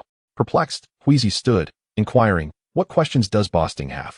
Ding Dali's expression shifted to one of furtive intrigue, as he stealthily pulled Huizi aside, glancing over to ensure no one was eavesdropping. Noticing that the trio of bridesmaids had survived the ordeal and were comforting one another, he lowered his voice and asked, Huizi, you spent considerable time in this hotel. Does it offer any special services? Huizi, taken aback and bewildered as though struck by lightning, struggled to comprehend. Seeing his confusion, Ding Dali retorted, are you feigning ignorance? The kind of service that is unique, given Qin Siqing's character. Surely a hotel of this size must have a few exquisite young ladies offering such services? Only then did Huizi grasp the implication, responding with resolute clarity, Boss Ding. This is a legitimate hotel. There are no enchanting maidens offering such services. Though his voice was low, it resonated like thunder, leaving everyone present fully aware of his declaration. Must you speak so loudly? As the words left his lips, the bride, Xiaoqiuge, blushed fiercely and scolded, Rogue. The young lady, whom I had just rescued from the clutches of despair, turned her back on me without a hint of gratitude. Why does she lack the self-awareness that one would expect from someone like Yu Xiaoyu? Ding Dali mused inwardly, yet he paid no heed to Xiaoqiuge. Instead, he approached the bridesmaid and with a playful grin, casually draping his arm around her shoulders. My dear sister, I seem to have overheard that if I help her eliminate Qin Siqing, I might be rewarded with a little monkey of my own. Is there any truth to that? Upon hearing this, even the spirited and blushed a deep crimson, akin to a ripe apple, wishing fervently to bury her face in her chest. She cast a shy glance at the individual beside her, who bore a striking resemblance to a monkey. Just as she was about to speak, Xiaoga swiftly pulled her behind, shielding her protectively. Sir, we are immensely grateful for your rescue. We shall repay you in due course. But I implore you not to lay a hand on my friend. Ding Dali nearly burst into laughter at her words, thinking to himself, repay in the future? Why then, what would be left to repay? His mind conjured a plethora of inappropriate images, each more tantalizing than the last. A lascivious grin involuntarily crept across Ding Dali's face as he blurted out, forget about the future. Just tell me when the rendezvous is. Chapter 41. The Three Sisters of the Xia Family Perverse Scoundrel. Xiaoga exclaimed, shoving Ding Dali aside and dragging her two friends towards the door. This left Ding Dali both amused and exasperated. Are you three devoid of conscience? I saved you, and you dismiss me with just a few careless words? Besides, without a specialized elevator card, you three can't go anywhere. Ding Dali jested while internally summoning the system to examine the data of the trio. Name, Xiaoga. Gender, female. Human potential, pursuable rating, 95 strength, 3 speed, for stamina, 5 mentality, 5 special ability, awaiting awakening moral value, 50 name, Xiaoxua. Gender, female. Human potential, pursuable rating, 90 strength, for speed, for stamina, for mentality, for special ability, awaiting awakening moral value, 65 name, Xiaonan. Gender, female. Human potential, pursuable rating, 92 strength, for speed, 5 stamina, for mentality, 5 special ability, awaiting awakening moral value, 90. Previously occupied with attending to President Chun, Ding Dali had not meticulously scrutinized the data of the three women, only noting the system's indication of potential targets. Now, observing their statistics closely, he was filled with delight. Firstly, Xiaoga indeed bore an uncanny resemblance to her wedding photo, untouched by excessive editing. Her figure was indeed striking, possessing both ample bosom and curvaceous hips, with a notably slender waist. Secondly, all three were on the verge of awakening their special abilities, implying that they would each possess extraordinary powers upon awakening. Most astonishing to Ding Dali was the brazen bridesmaid, Anin, who boasted a moral value of 90. This was clearly an indication of her intentions to bear his offspring. Such revelations were rife with surprises. However, the sole source of his irritation was Xiaoga's moral value, which prompted a flood of expletives in his mind. Even a stranger's moral value shouldn't be as low as 50 upon first acquaintance. I rescued you from peril, and you regard me as inconsequential? He seethed inwardly. Damn it. One day, you shall call me father. Although these thoughts lingered in his mind, Ding Dali understood the necessity of devising a strategy to win her over without being overly aggressive. Directly capturing Xiaoga's heart seemed implausible. However, upon noticing Anin's high moral value and the way she looked at him with her rosy cheeks, an idea sprang to mind. While winning Xiaoga might be challenging, securing Xiaoan's affection would prove far simpler. As Xiaonan was a close friend of Xiaoga, a direct approach would be futile. Instead, he contemplated a more circuitous method. An adage came to mind. To win a wife, one must first win her friends. Never mind that you've never heard this saying. It is merely a whimsical fabrication of mine. Once he secured Xiaoan's favor, he could enlist her assistance to win over Xiaoga and perhaps even charm Xiaoxua along the way. Suddenly, Ding Dali realized an intriguing possibility. All three women shared the surname Xia. He scrutinized them from head to toe, left to right, and with each glance, he became increasingly astonished, recognizing an undeniable resemblance among the trio. He occasionally scrutinized the three of them, then broke into a foolish grin as he conjured up some imagined scenario, only to glance at them again and begin to laugh in an increasingly lewd manner. However, each of the trio harbored different thoughts about this peculiar scene. Xiaoga mused, this wretched rogue must be mentally unstable. No wonder he kills in such a grotesque manner. It seems his mind is truly troubled. Xiaoxua observed, this person is undoubtedly formidable, but it appears he may have some cognitive issues. Xiaonan pondered, this fellow. No, this man looks rather foolish. I wonder if having children with him would result in any hereditary traits? Just as Ding Dali was lost in thoughts of his future father-in-law's romantic escapades, a crisp system notification interrupted him. Ding. Detection of potential target. Xiaoga's morality value has fallen to 45. She has developed animosity towards you. Please make plans accordingly. What the hell does that mean? I haven't done anything. What is this girl planning? Does she truly not consider me human? This woman seems to demand both beauty and intelligence, as well as a temper to match. System, come forth. Can I smash her head? Brother, I advise you to tread carefully. I have a feeling you might make her call you daddy. Ding Dali cursed inwardly and then glared at Xiaoga, saying with annoyance, Miss, is Li Chunlan your mother? Yes. Do you know my mother? Xia Qiuge instinctively avoided his piercing gaze, but couldn't he help her curiosity when her mother was mentioned. How dare you ask me for help? You really are something. Hurry up and get lost. Ding Dali, infuriated, rambled on in frustration. Regardless of whether she understood him, he instructed Huizi and the others to tidy up the house before leading the three women back to the 29th floor. Although Ding Dali longed for Xia Qiuge to call him daddy, he found her demeanor as a spoiled heiress utterly unbearable. To facilitate future communication, he decided to unlock the door that sealed the staircase from the 30th to the 29th floor. As for the woman toyed with by Zhang Jun and Tian Liang, she remained silent throughout. Ding Dali had checked her data. Although she was quite attractive, her score was inadequate, and thus he paid her little mind. Upon seeing the person who had rescued her, the woman quickly dressed and followed behind them, not uttering a single word. When Li Chunlan saw her daughter return safely, she rushed forward and embraced her, weeping profusely. The survivors on the 29th floor, initially drawn to the commotion, retreated a few steps upon noticing Ding Dali trailing closely behind the women. The bizarre methods of murder had occurred only a short while ago, and the memories were fresh in their minds. Now, this man had truly brought several women down from above. It was evident that the upstairs Mr. Chen was most likely his victim, as he was armed. Xia Qiuge's fiancé, hiding in the shadows as he dealt with his mother's corpse, rushed forward with excitement upon seeing his fiancé returned safely, exclaiming, "Qiuge, it's so wonderful that you're back. Were you?" Smack. A resounding slap struck his face, leaving him in disbelief as he gazed at his assailant. Summer Qiuge, seething with rage, exclaimed, "Yang Wei, where was your fervor when I was taken away? Now you appear to inquire about my well-being. Do you wish to know if those scoundrels assaulted me? Have you lost your humanity? Let me make this clear. We are through. Depart from my presence immediately. I never wish to see you again." Yang Wei yearned to respond. Yet the hostile glares from Summer's family, coupled with the presence of the fiend who had slain his mother, caused him to falter. Reluctantly, he retreated to a corner of the hall, disheartened. Li Chunlan spat in annoyance before turning to don a smile, grasping Ding Dali's arm. "Young man, I cannot thank you enough. Thank you for rescuing my daughter. Whatever you need, do not hesitate to ask." Though Li Chunlan retained a certain charm, the lines etched upon her face prompted Ding Dali to silently scoff. "What could you possibly offer? I yearn for tender greens, not wilted old vegetables." Despite his internal musings, Ding Dali replied, "Let us not indulge in pleasantries. Perhaps you should first ascertain your daughter's sentiments. Well then, I shall not intrude upon your reunion any longer.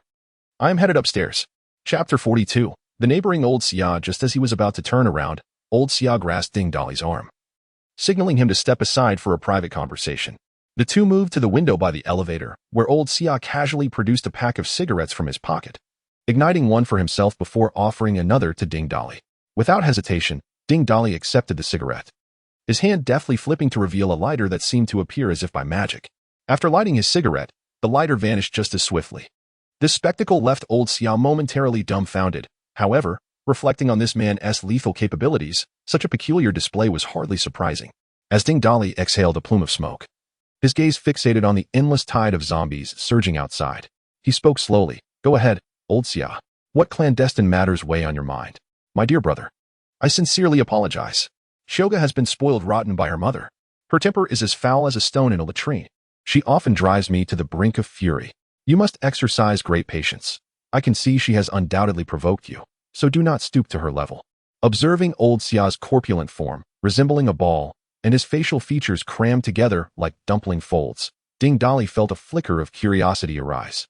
He ventured to ask, "Old Xia, have you ever doubted that Xia Qiuge is not your daughter? I mean, with her foul temper, she bears no resemblance to you. Of course, her appearance is entirely dissimilar as well." Old Xia's face transformed like a chameleon, shifting from white to black to red, overwhelmed by embarrassment. He had not anticipated such a question from this young man. Yet, cautiously glancing around, he lowered his voice and chuckled. "You know, I did have my doubts about whether Qiuge was my biological child when she was young. However, I secretly underwent a DNA test once, and there was no issue at all. She is indeed of my bloodline. Well, I must admit, old Xia, you have done well. Xia Qiuge is indeed quite beautiful." Suddenly recalling something, Ding Dali leaned in closer to old Xia's plump face, raising an eyebrow and mischievously inquiring, "Old Xia, there is something I wish to ask you." Old Xia, perplexed by his mysterious demeanor, replied, "What is it that you wish to know? Old Xia, tell me the truth. Did you do anything inappropriate with Xia Qiuge's mother when you were younger?" Upon hearing this, old Xia's face flushed crimson, the color seeping into the folds of his chubby cheeks. "Why you? How do you know? Where did you hear this? Oh my goodness. What a delightful surprise. Ding Dali had merely been inquiring casually, but the revelation was indeed explosive. Well, so there is truth to this matter. I thought it was peculiar that both of Xia Qiuge's close friends share the surname Xia. They bear a slight resemblance to her. What an extraordinary coincidence. Feeling embarrassed, old Xia scratched his head and slowly replied, At that time, Qiuge's mother was pregnant, and I was young and reckless. When old Wang was frequently away on business, in a twist of fate, I ended up with old Wang's wife. But it was just that one time. After the incident, we all pretended as if nothing had transpired, each continuing with our own lives. However, it was not long before Lao Wang met with a tragic accident and lost his life, while simultaneously, his wife discovered she was pregnant. At that moment, I speculated that the child might be mine, for Lao Wang had not returned during that period. Old Xia, you certainly have a knack for it. While you weren't seduced by the neighbor, you took the initiative first. But shouldn't the child born to the neighbor's wife bear the Wang surname? You were correct. Initially, the child did indeed carry the Wang surname, named Wang Xiaoxue. Yet, later, through an introduction, her mother found another partner, quite by coincidence, who also bore the surname Xia. This man sold his house and moved into our neighborhood. Thus, Wang Xiaoxue was transformed into Xia Xiaoxue, and as she gradually grew up, she increasingly resembled Qiugao.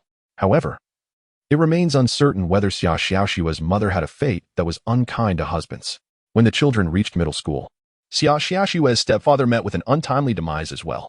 After remarrying, Xia Xiaoxue's mother did not have any more children, leaving her with just Xiaoxue. The two women became a pair of widows. Qiugao's mother, perhaps with an errant thought, proposed that the two children, having grown up together as close friends, should acknowledge me as their godfather since they both share the surname Xia. Thus, Xiaoxue and Qiugao publicly appeared as best friends and sisters, while in truth, they were biological sisters, a fact known only to me and Xiaoxue's mother. However, in these times, I have lost contact with Xiaoxue's mother. She is most likely gone. As old Xia recounted his melodramatic past filled with romance, Ding Dali's jaw dropped in astonishment. Judging by Xiaoxue's appearance, her mother must have been quite attractive. And Qiugao's mother must have been a beauty in her youth as well. How did she end up with someone like old Xia? Old Xia, were you very thin and handsome in your youth? Not at all. I was perhaps 7 or 8 pounds lighter than I am now. Given old Xia's rotund figure, weighing at least 200 pounds, losing 7 or 8 pounds would still leave him rather portly. Was it that cabbages in that era were so fond of being prodded by pigs? Ding Dali found this perplexing. And what about Xiaonan? Old Xia, upon hearing this, quickly waved his hand and lowered his voice, saying, Little brother, please do not speak carelessly. I, Xia Dahai, swear to the heavens, I have only made that one mistake. Xiaonan is absolutely not my child. Inen is a friend that Qiugao and Xiaoxue met during high school and has remained close to them since. It is indeed a coincidence that she shares the surname Xia, and while I do see a slight resemblance, I swear I do not know Inen's mother at all. Is it truly unrelated to you? Old Xia raised his hand again to swear, only to be interrupted by Ding Dali. Enough with the oaths. I was merely inquiring. I'm worried that all 3 might be your daughters. Old Xia, I will not conceal it from you. The reason I saved them was entirely for their character. Upon hearing this, old Xia's previously amiable round face suddenly contorted with rage, and his normally squinting eyes widened in disbelief. Little brother, what do you mean by that? If you intend to harm my daughters, that is absolutely unacceptable. When Chen and the others took my daughter away, had there been a path to follow, I would have certainly fought tooth and nail. Well said, old Xia. You do possess some spirit. Rest assured, I am unlike them, even in this apocalyptic world. I do not favor coercion. You need not regard me with the same suspicion as you would an adversary. The one you ought to be wary of is not I. What do you mean by that? Old Xia, I trust you can comprehend my intent. Observe the horde of corpses below. In the short term, that mass will not dissipate. Until it does, everyone must remain within this hotel. Furthermore, take a glance at the remnants in your lobby. The majority are men. Among the few remaining women, the most striking are predominantly from your household. Given the current state of affairs with food and water depleted, it is only a matter of time before these individuals resort to unspeakable acts. I need not elaborate on the horrors of rape and murder. Cannibalism is merely a question of time. While individuals may hesitate to confront the undead, they show no such restraint when it comes to their own kind. This was true before the apocalypse, and it remains so now. Old Xia, listening intently, furrowed his brow and after a moment of contemplation, hesitantly inquired, with your formidable strength, cannot you offer us protection? I apologize, but my allegiance lies solely with my own. You understand my meaning. The very fact that I share so much with you is predicated upon your lack of hostility towards me. Chapter 43. The Awakening of the Beast Transformation Ability. Xia Donghai was no fool. He comprehended every word spoken to him and pondered deeply over his subsequent course of action. Observing his conflicted demeanor, Ding Dali shook his head slightly and then conjured an axe out of thin air, tossing it before Xia Donghai. At this moment, any thoughts you have are superfluous. Do you understand what you must do now? 2 words, establish authority. I will not be leaving this place for the time being, but I will only concern myself with my own people. Therefore, if you wish to ensure your safety, you must become the leader of this group. Command their obedience. And only then can you secure the safety of yourself and your family. This axe is a small gift from me to help you establish your authority. With that, Ding Dali turned on his heel and descended to the 30th floor without looking back, leaving Xia Donghai standing there, grasping the axe. A swirl of emotions churned within him. But after years of navigating the tumultuous seas of commerce, he understood the stakes at play. Gritting his teeth, he made a resolute decision and strode purposefully back to the banquet hall, axe in hand. Meanwhile, Ding Dali returned to the top floor, where Huizi and Zhang Ting had already cleaned up the bloodstains. Upon seeing Ding Dali, Huizi swiftly approached him and respectfully said, "Brother Ding, we've tidied everything up. The supplies seized by Chen Xiqing and his group from the lower levels have been moved to a designated room. Would you like to inspect them? Oh, let us go. Show me." One could say that Chen Xiqing's residence was indeed vast. The room designated for supplies was merely an unused bedroom, larger than Ding Dali's own one-bedroom apartment. Such is the corruption of capitalism. Ding Dali collected half the room's worth of supplies into his storage space. As Huizi watched the supplies vanish one by one into thin air, he was utterly awestruck. What was it that this man could not accomplish? His fear of Ding Dali had now transformed into complete subservience. Ding. Detection indicates that Dong Yuhui's loyalty value has reached 100. He will never betray.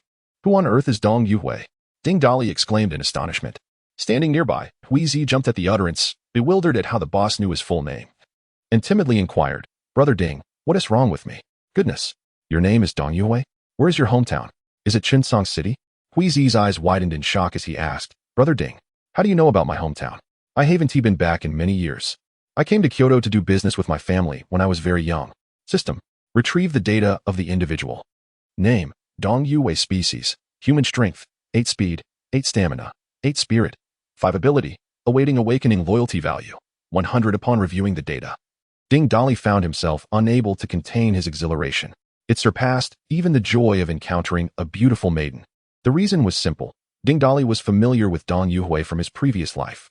Though they had never met, he had certainly heard of his reputation. Dong Yuhui was renowned not for the potency of his individual ability, but for commanding a legion of mutated beasts. Dong and Hui are awakened beings with beast transformation abilities, naturally drawn to mutated beasts, making them adept at taming such creatures. Consequently, nearly every awakened individual possesses 1 or 2 mutated beast companions. In his previous life, Dong and Hui assembled a team of awakened beings, comprising over 20 members, each of whom possessed the beast transformation ability. Remarkably, almost every member had 2 mutated beasts by their side. With this formidable group, composed of individuals skilled in strength, speed, and defense, they formed a triangle of warriors. In his past life, Ding Dali had merely heard of this individual. To his astonishment, Hui is the leader of that mutated beast legion, a delightful surprise. The more he contemplated, the more exhilarated he became. Ding Dali patted Hui on the shoulder and smiled, asking about his future plans. Upon hearing this, Hui nervously adjusted his clothing and solemnly bowed, stating with conviction, "Boss Ding, you have shown kindness to me," and shouting, "I wish to follow you, if you would have me." Knowing this would be the outcome, Ding Dali suppressed his excitement and replied earnestly, "Call Zhang Ting over. I have matters to discuss with you both." Without hesitation, we summoned Zhang Ting. Ding Dali commanded the system internally to check her data. Name, Zhang Ting. Human female. Score, 81. Can be recruited. Strength, 6 speed, 6 stamina, 6 mentality, 3 ability, awaiting awakening. Morality. Score, 85. As expected, given her attributes, Zhang Ting is likely to possess the beast transformation ability as well. With this thought, Ding Dali produced enough energy cores for both of them to evolve to the first tier. This is an energy core. It is sufficient for you to evolve into first-tier awakened beings. From now on, you will be one of us. We gazed at Ding Dali in disbelief, his lips trembling. "Boss Ding, all of this is for us? We can also become superpowered individuals?" "Indeed, they are called awakened beings." Hui and Zhang Ting repeatedly bowed in gratitude. But Ding Dali interrupted them, instructing them on the precautions for their evolution before allowing them to remain in the room to absorb the course. Meanwhile, Ding Dali wandered around the opulent mansion. Chen Xiqing's residence occupied an entire floor, filled with an overwhelming variety of rooms, each more spacious than the last. After briefly exploring a few rooms, Ding Dali lost interest. However, in one room, he discovered an abundance of jewelry, jade artifacts, luxury watches, car keys, and even a massive safe. Utilizing the metallic control ability he had absorbed from Qin Shiqing, Ding Dali transformed the safe's door into a heap of iron balls. Inside the safe lay a substantial quantity of gold bars, nearly filling a third of the vault space. Ding Dali spat in disdain and remarked, "Bah, does Qin Shiqing have an obsession with gold? What use is hoarding so much of this nonsense?" In addition to the gold, Ding Dali rummaged through the safe and found several black briefcases, 3 of which were empty, but the shapes of the foam inside suggested they once contained handguns. 3 boxes contained ammunition, while the remaining ones were filled with a variety of chemicals, some in powdered form, others crystalline, and a few vibrantly colored. Ding Dali, with a mere glance, discerned their nature.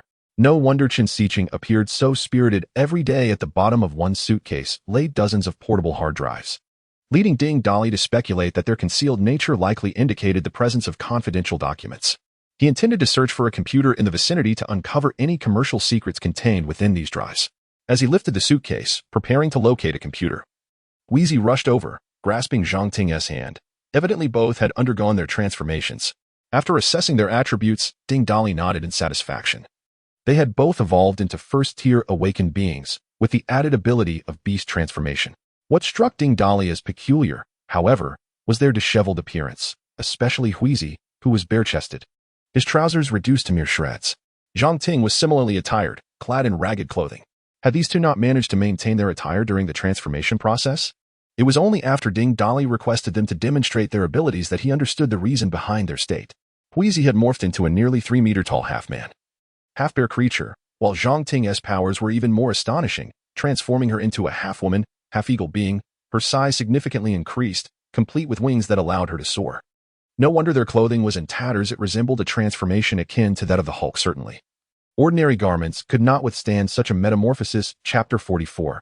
Metal manipulation. The ability to suppress their powers returned the two to their normal selves. Ding Dali set down the suitcase in his hand and patted Wheezy's shoulder with a smile, exclaiming, "Excellent. A beastly transformation awakener, a born warrior. We shall remain here for a while. You two can find a room near the entrance to keep watch. It's not that we don't want to let our own people in." Just as Ding Dali was about to inquire about the availability of a computer in the house, a thought struck him, prompting him to ask Wheezy, "Do you two have any weapons in mind that you wish to acquire?" After a moment of contemplation, Wheezy spoke first. "Boss, I have always been fond of the massive broadsword from the War of Resistance era. My father once fashioned a wooden replica for me when I was a child, and I cannot express the joy I felt at that time. With that wooden sword, I cleared away the weeds within a several-kilometer radius. If I could wield a real one, dispatching zombies would be as easy as slicing vegetables. Alas, in this day and age, finding a good blade is no simple task. Who says it's not easy? Just wait." With that, Ding Dali retrieved variously tempered rebar from his spatial storage and activated his metal manipulation ability. The materials, akin to clay, became pliable under his command. He then deftly compressed and fused them, envisioning the shape of the broadsword and making adjustments as he went. Wheezy watched in awe as Ding Dali displayed his skills. "Is that Qin Shiqing's ability? Boss, you can wield Qin Shiqing's powers?" Seeing Ding Dali meticulously controlling the metal, Wheezy quickly covered his mouth, silencing himself. Under Ding Dali's guidance, the metal swiftly took on the form of a sword. Given that it was his first attempt at such intricate work with this ability, Ding Dali exercised utmost care. In a brief time, the sword was completed. He had elongated the blade slightly, rectifying its limitation of being unable to stab, thus enhancing its functionality. "How does this look?" Ding Dali asked as he handed the finished blade to Wheezy. Wheezy accepted the sword, his eyes sparkling with excitement. He hefted it in his hands and swung it a few times before sheepishly admitting, "Boss, this size feels fine when I hold it. But once I transform and wield it, it will feel like a toy. Could you make it a bit larger and heavier?" Only then did Ding Dali realize the point. The awakened beast transformation ability granted Wheezy tremendous strength, and as a bear transformation user, his size and power would vastly increase upon transformation. Once again, he grasped the sword and employed his ability to enlarge it until it reached approximately 1.8 meters in length, at which Wheezy finally appeared satisfied.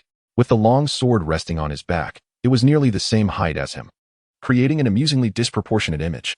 However, when transformed, Wheezy wielded the massive blade with remarkable grace. His large, furry hands swung the sword effortlessly. The combination of the towering bearman and the colossal blade threatened to upend the top-floor apartment if not for its heightened ceiling. Upon reverting to his human form, Wheezy cheerfully remarked, "This size is just right. If only it were a bit heavier." "A bit heavier?" Ding Dolly pondered for a moment, contemplating how to enhance the weight without significantly altering the current dimensions. The solution lay in utilizing a metal with a higher density. As he deliberated on which metal to employ for this purpose, he happened to glance at the pile of gold bars in Chen Xizong's safe. Ah, what a stroke of luck. Gold possesses considerable density, making it an excellent choice for increasing weight. Thus, he activated his ability once more, enveloping the back and handle of the blade in a layer of gold, halting only when Huizi deemed the weight satisfactory. What a magnificent gold-backed, ring-handled broadsword! Huizi exclaimed joyously, bestowing a name upon his newly crafted weapon. As long as it pleases you, let it suffice. If it wears out, just let me know. I'll repair it infinitely. He chuckled. When better metals become available, we can replace it. Thank you, boss. Huizi bowed deeply once again. Ding Dolly patted his shoulder, signaling him to refrain from such formalities, and turned to inquire about Zhang Ting's weapon preferences. Zhang Ting appeared somewhat intimidated by this new leader, hesitant to voice her thoughts. However, Huizi, without reservation, articulated her request. Zhang Ting desired 2 slender broadswords. After a moment of contemplation, Ding Dolly designed 2 blades inspired by the Miao knife, demonstrating significantly improved skill this time. He similarly reinforced the back and handles with gold for added weight. Upon completion, Ding Dolly examined the dual swords and suddenly realized that while the gleaming golden weapons might seem ostentatious, they were undeniably beautiful. Zhang Ting also expressed her fondness for the 2 weapons, rare for her to smile in Ding Dolly's presence, and she uttered a simple phrase. Thank you, boss. Ding.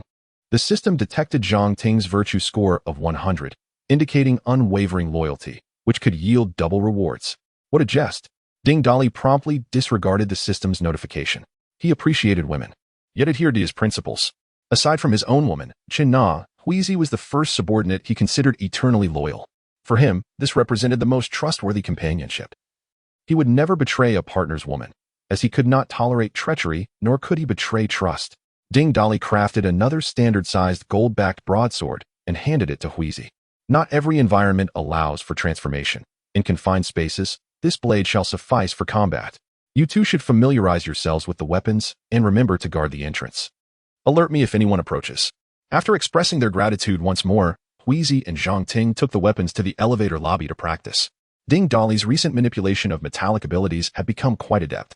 Although his rebar staff served its purpose adequately, it lacked the flair and weight of Huizi's weapons. It was time for him to procure a new weapon as well.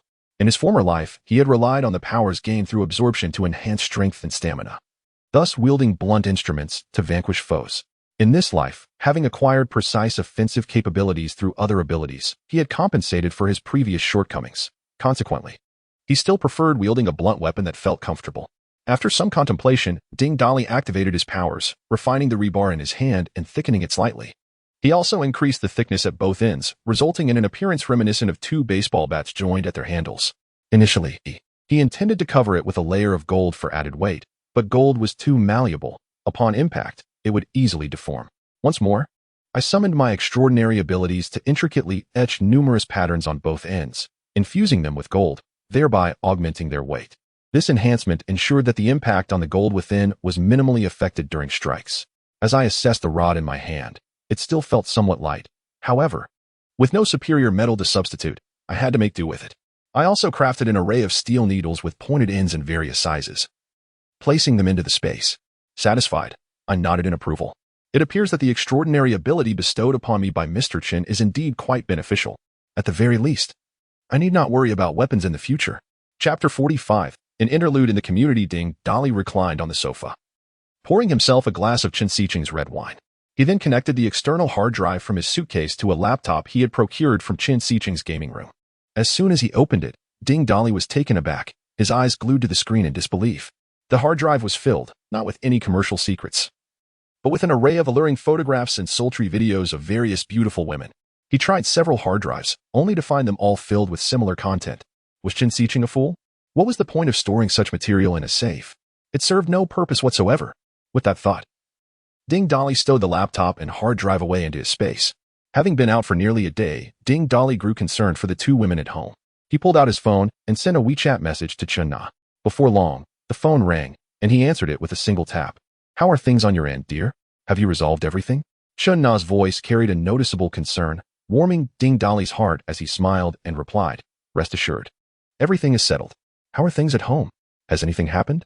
The security guard at the entrance, along with a group from the community, came to break down the door, demanding we surrender our supplies. Upon hearing this, Ding Dolly's tone turned icy as he spoke in a low voice. Oh, how did you handle it? Humph. I dealt with them all, although it was somewhat troublesome to manage the bodies in your absence. I disposed of them on the road in the community and set them ablaze. I believe there should be no further disturbances for the time being. Good. Well done. Did you sustain any injuries? Are you joking? How could a bunch of ordinary folks pose a threat to us? Don't worry. By the way, when will you return now that everything is sorted? It might take a little longer. There are still matters to attend to. Just hold down the fort at home until I get back. If any troublemakers show up, don't hesitate to handle them. You're not being delayed by some woman. Are you? I must remind you that my sister Jichio and I are safeguarding your abode. So do be cautious out there, or we might just deny you entry upon your return. Kiki, my dear wife, I truly have pressing matters to resolve and cannot return just yet. The number of zombies surrounding the Sunflower Hotel is astonishing. I could escape alone, but I've gathered some survivors who need to leave with me, so I must wait a bit longer. Upon hearing about the hotel being besieged by zombies, Chin-na's tone shifted to one of urgency. Is everything all right? Do you need us to come to your aid? We could lure the zombies away in our car, allowing you to fight your way out. Rest easy, I'm fine. And there's no need for you to come over. Are there many of you? Should we clear some space in the community in advance? We could evacuate the uninhabited houses to ensure everyone has somewhere to stay. All right, that sounds good. Please stay safe. Alternatively, you might consider clearing 2 buildings and eliminating the zombies inside, transferring the living to other buildings. We can discuss the rest when you return. After exchanging a few more brief words, they ended the call. Subsequently, Ding Dolly opened the community group chat to see what developments had unfolded within the community. The chat logs have accumulated significantly. After scrolling for quite some time, I finally stumbled upon the message from the security guard in the security room. Peacekeeper, ding ding. I noticed you coming in and out several times. I waved at you, but you ignored me. Not spicy, Peter. Amazing, amazing. Once again, it's this deity. There are zombies outside, yet you dare to venture out. I worship my idol. Integrity Building Materials. I saw it too. Last night, he parked 2 trucks at our unit's entrance, and I even saw 2 beautiful women following him inside. The commotion kept me awake for half the night. Pleasure seeker, look at him, and look at me. I can't go out, and my hands are calloused. Not spicy, Peter. Pleasure seeker, huh? Property manager Xiao Zhang. Does anyone have medicine? I advise everyone not to drink tap water. I'm on the verge of dehydration. But the good news is, I'm stuck in the restroom. Smiling slightly, yet slaughtering cities. Damn. Property manager Xiao Zhang. You should have said that a second sooner. I just swallowed it. Is it too late to induce vomiting? Next door, Brother Wong. Damn it. Who emptied the farmer's market next to the community? I, along with a few brothers. Hid from zombies and barely made it to the market looking for food, only to find nothing. Princess of Cat Affection. Has anyone seen my kitty in the community? Not spicy, Peter. Damn. Ma'am, how old are you? How could you leave your kitty in the community?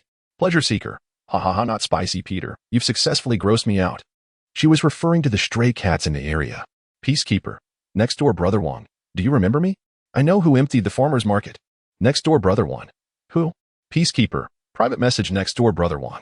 Ding Dolly saw this and began to comprehend the situation.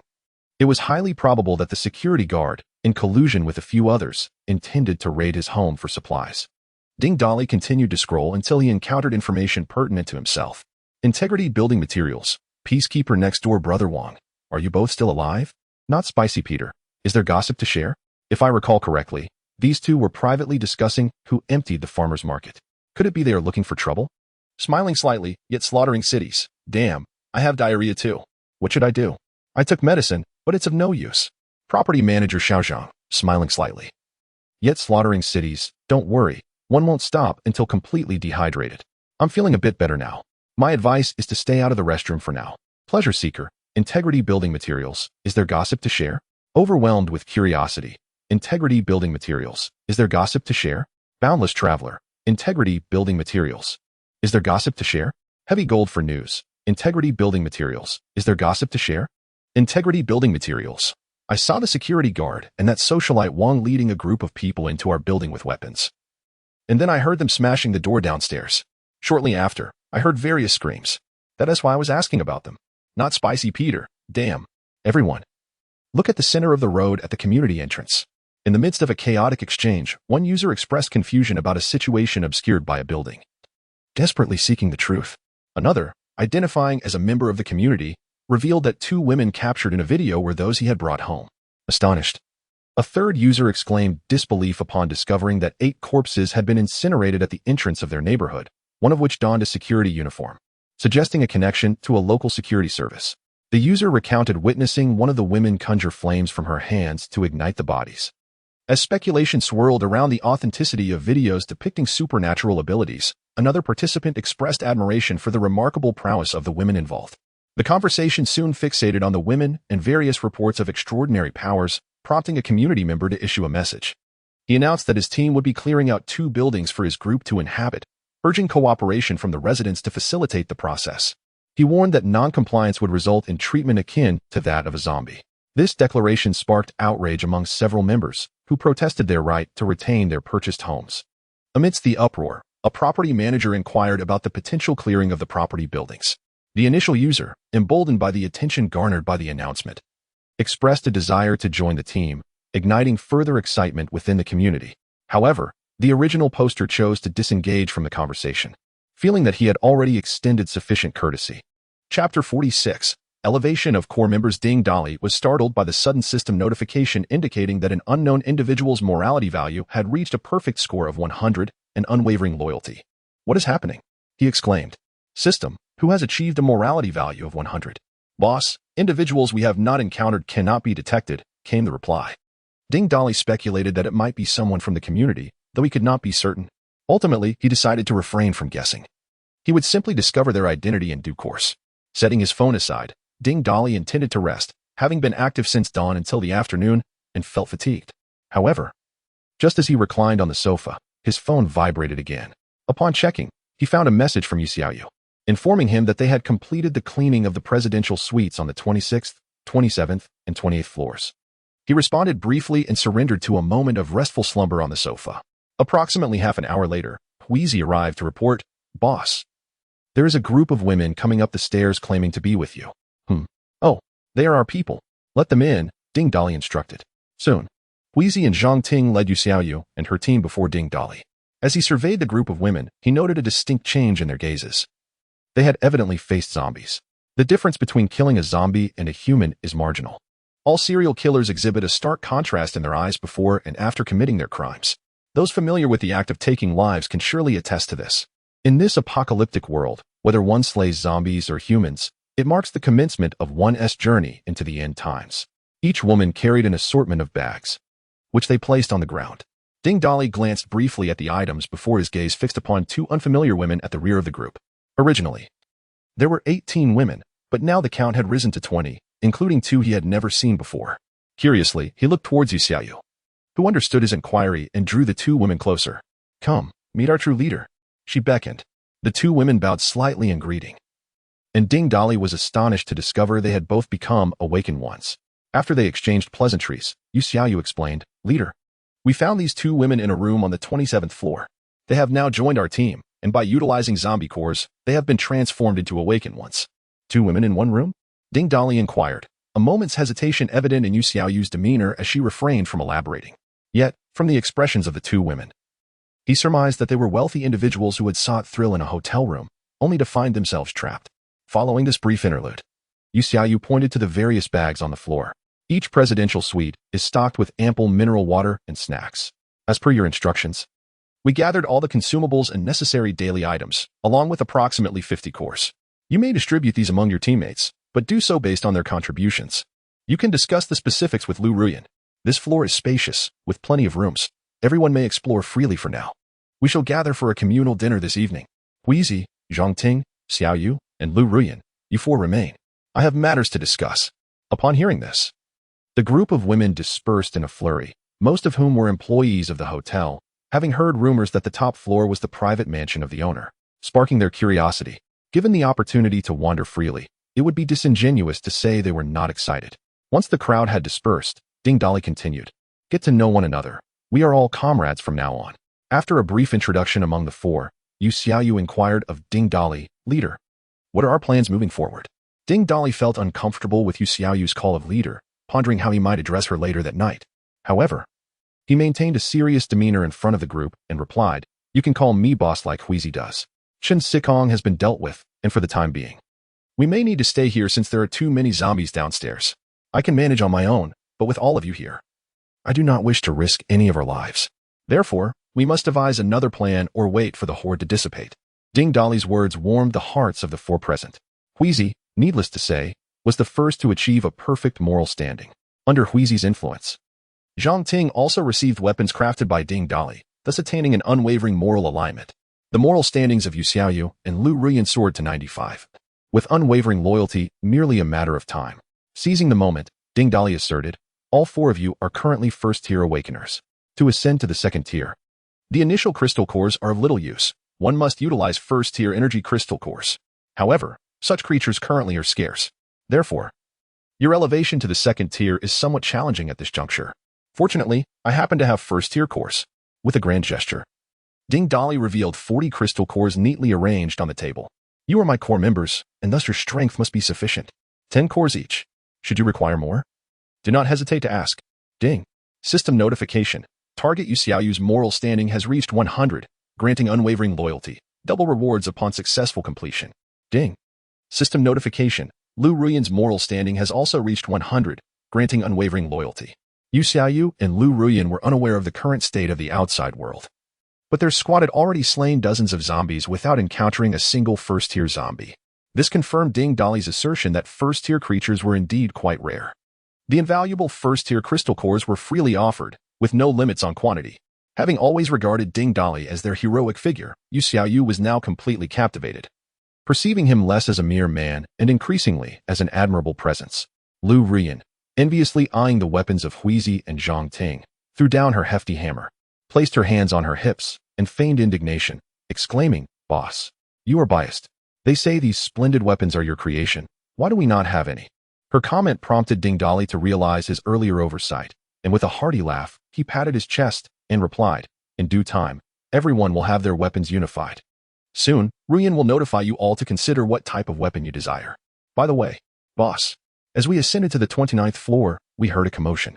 As if some disturbance was afoot, Yu Xiaoyu suddenly recalled the cacophony emanating from within, and fearing a potential mishap, hastily reported to Ding Dali. With a significant wave of his hand and a knowing smile, Ding Dali responded, Pay them no mind, let them be. We shall host a banquet this evening, and I am certain some will venture up. He then inquired, By the way, have you temporarily blocked off the staircase on the 26th floor?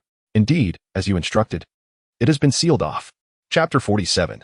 Ding Dali's decision. As the group consumed the crystal cores to undergo their evolution, Ding Dali took the opportunity to replace everyone's weapons.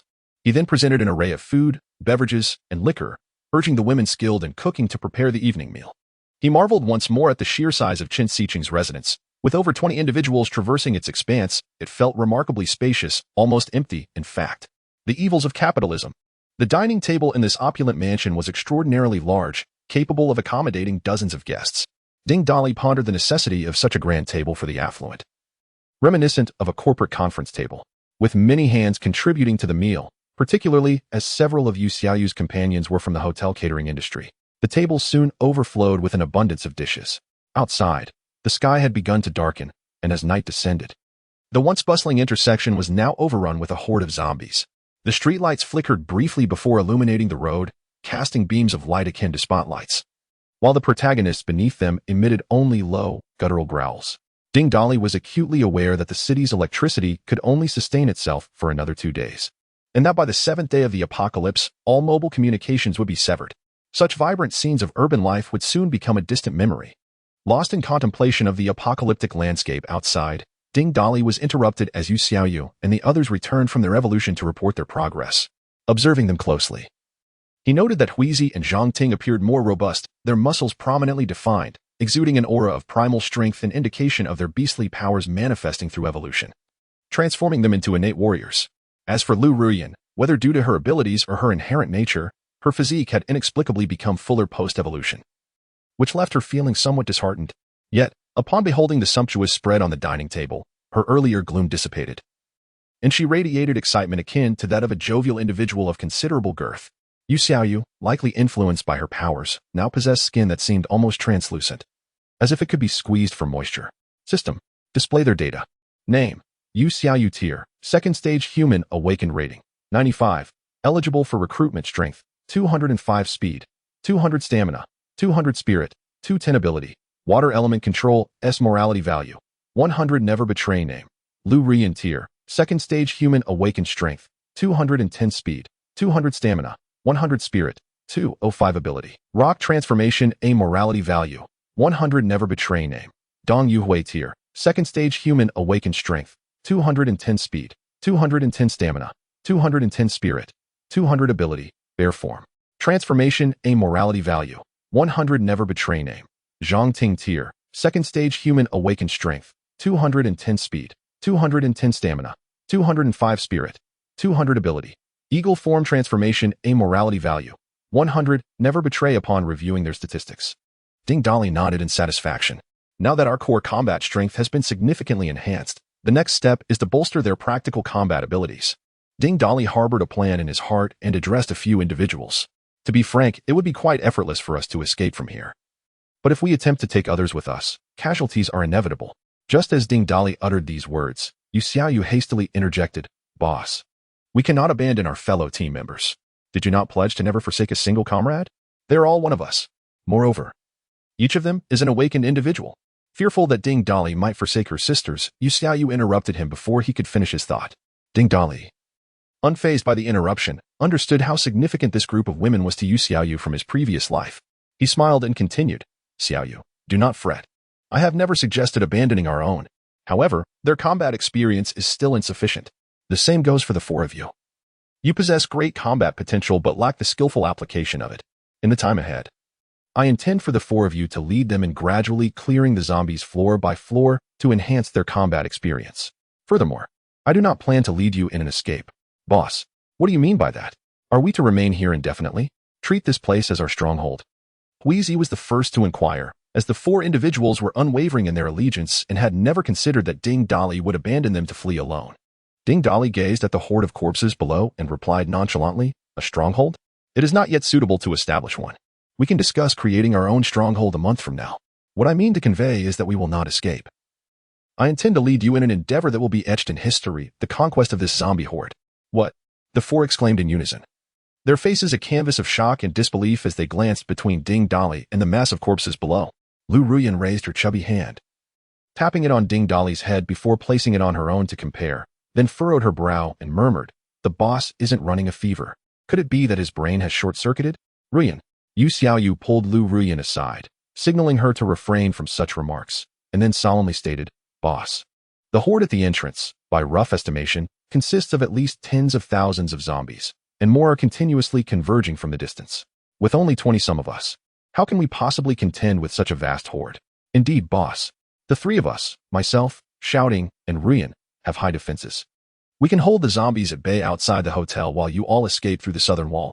There is no need to confront such a multitude head-on," Huizi concurred. "I am not jesting with you.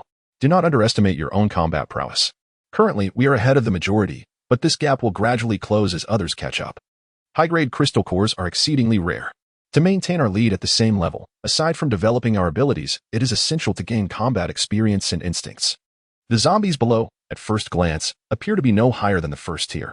They present us with the perfect opportunity and timing to enhance our combat instincts. Before that, we must cleanse the hotel of its undead inhabitants, thereby augmenting our combat experience while ensuring that all remaining individuals advance to the first tier. At that point, we shall be poised to confront the horde of zombies lurking below." The others grasped the leader's intent and nodded in agreement.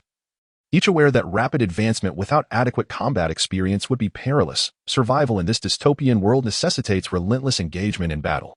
Moreover, Ding Dali's desire to eradicate the horde downstairs was not solely driven by the pursuit of enhanced combat prowess. There were other motives he chose to withhold.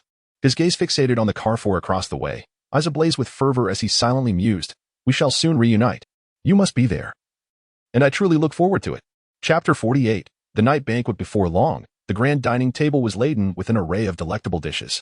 Just as Ding Dali was about to invite everyone to take their seats, two women stationed at the entrance announced, "Chief, a few individuals from the 29th floor have arrived for the appointment." Ding Dali smirked slightly. It appeared that the rotund Xia Dahai had finally made a decisive choice. "Let them in," he commanded. Upon their entrance, Ding Dali noticed a noticeable shift in Xia Donghai's demeanor. The once amiable countenance now bore an edge of ruthlessness. His somewhat tattered suit was marred by bloodstains, and the axe Ding Dali had given him was now affixed to his waist. Behind him followed the cheerful Li Chunlan, along with the three sisters surnamed Xia. Xia Choga wore an expression of reluctance, rolling her eyes upon spotting Ding Dali. Conversely, Xiaonan blushed at the sight of him, playfully winking, while Xia Xiaoxue, with her naturally shy disposition, displayed no discernible emotion. Ha ha ha, little brother, I have come for our rendezvous. Do not hold it against me for arriving empty-handed. As you are aware, we are somewhat trapped here on the 29th floor, and aside from a few flowers, we possess nothing worth bringing. Presenting you with a bouquet seems rather inappropriate. Ha ha ha. Old Xia, you've indeed come. I see you are quite bloodied. It seems you have exerted yourself. Xia Donghai adjusted the axe at his waist, chuckling. Heh, thanks to your reminder and this axe, although it took some effort, I managed to silence a few individuals. Hearing him casually mention the act of killing, Ding Dali regarded Xia Donghai with newfound respect. It appeared that this corpulent man had ruthlessly asserted control over the survivors on the 29th floor. You all have arrived. Who is watching over the crowd below? A few of our own relatives are keeping an eye on things down there. It should be fine. Very well, let us all take our seats. Ding Dali warmly invited everyone to sit down, with Xia Donghai and his companions settling beside him. Upon entering, they could barely contain their excitement at the sight of the sumptuous spread before them, their hunger palpable as they longed to indulge immediately. However, out of respect for their host's territory and their pre-apocalyptic decorum, they restrained their desires and quelled the churning of their stomachs. Noticing their eager gazes, particularly Xia Donghai's incessant gulping, Ding Dali chuckled and raised his glass. This toast is to welcome you Xiao Yu and her sisters, as well as Huizi and shouting. Into my team. From now on, we are all allies. While I cannot guarantee much, I assure you that I will lead us to survive in this apocalypse. And we shall not want for food and drink. Cheers. Let us indulge. Long live the boss. The women chorused in unison, and one by one, they began to feast heartily. Though Ding Dali did not mention Xia Donghai's family throughout the meal, they, too, did not hold back. Seeing others dig in, they eagerly joined the fray. However, Xia Donghai and Li Chunlan kept a watchful eye on all those present. As the wine flowed and the dishes were savored, Lu Ruyan, patting her full belly, let out a satisfied burp, eliciting hearty laughter from the gathering. Li Chunlan raised her wine glass and approached Ding Dali, wrapping one arm around his. My dear brother, I must toast to you. Thank you for saving my 3 daughters. Xiaogu is a bit thoughtless. If she has offended you in any way, I hope you will not hold it against her. With that, she lifted her glass and drank it in one go. Ding Dali watched as Li Chunlan pressed her body against him, his mind racing with unspoken thoughts. What does this woman mean? It's one thing to toast me with her drink, but why is she so close? I have a fondness for mature women, but not for those past their prime.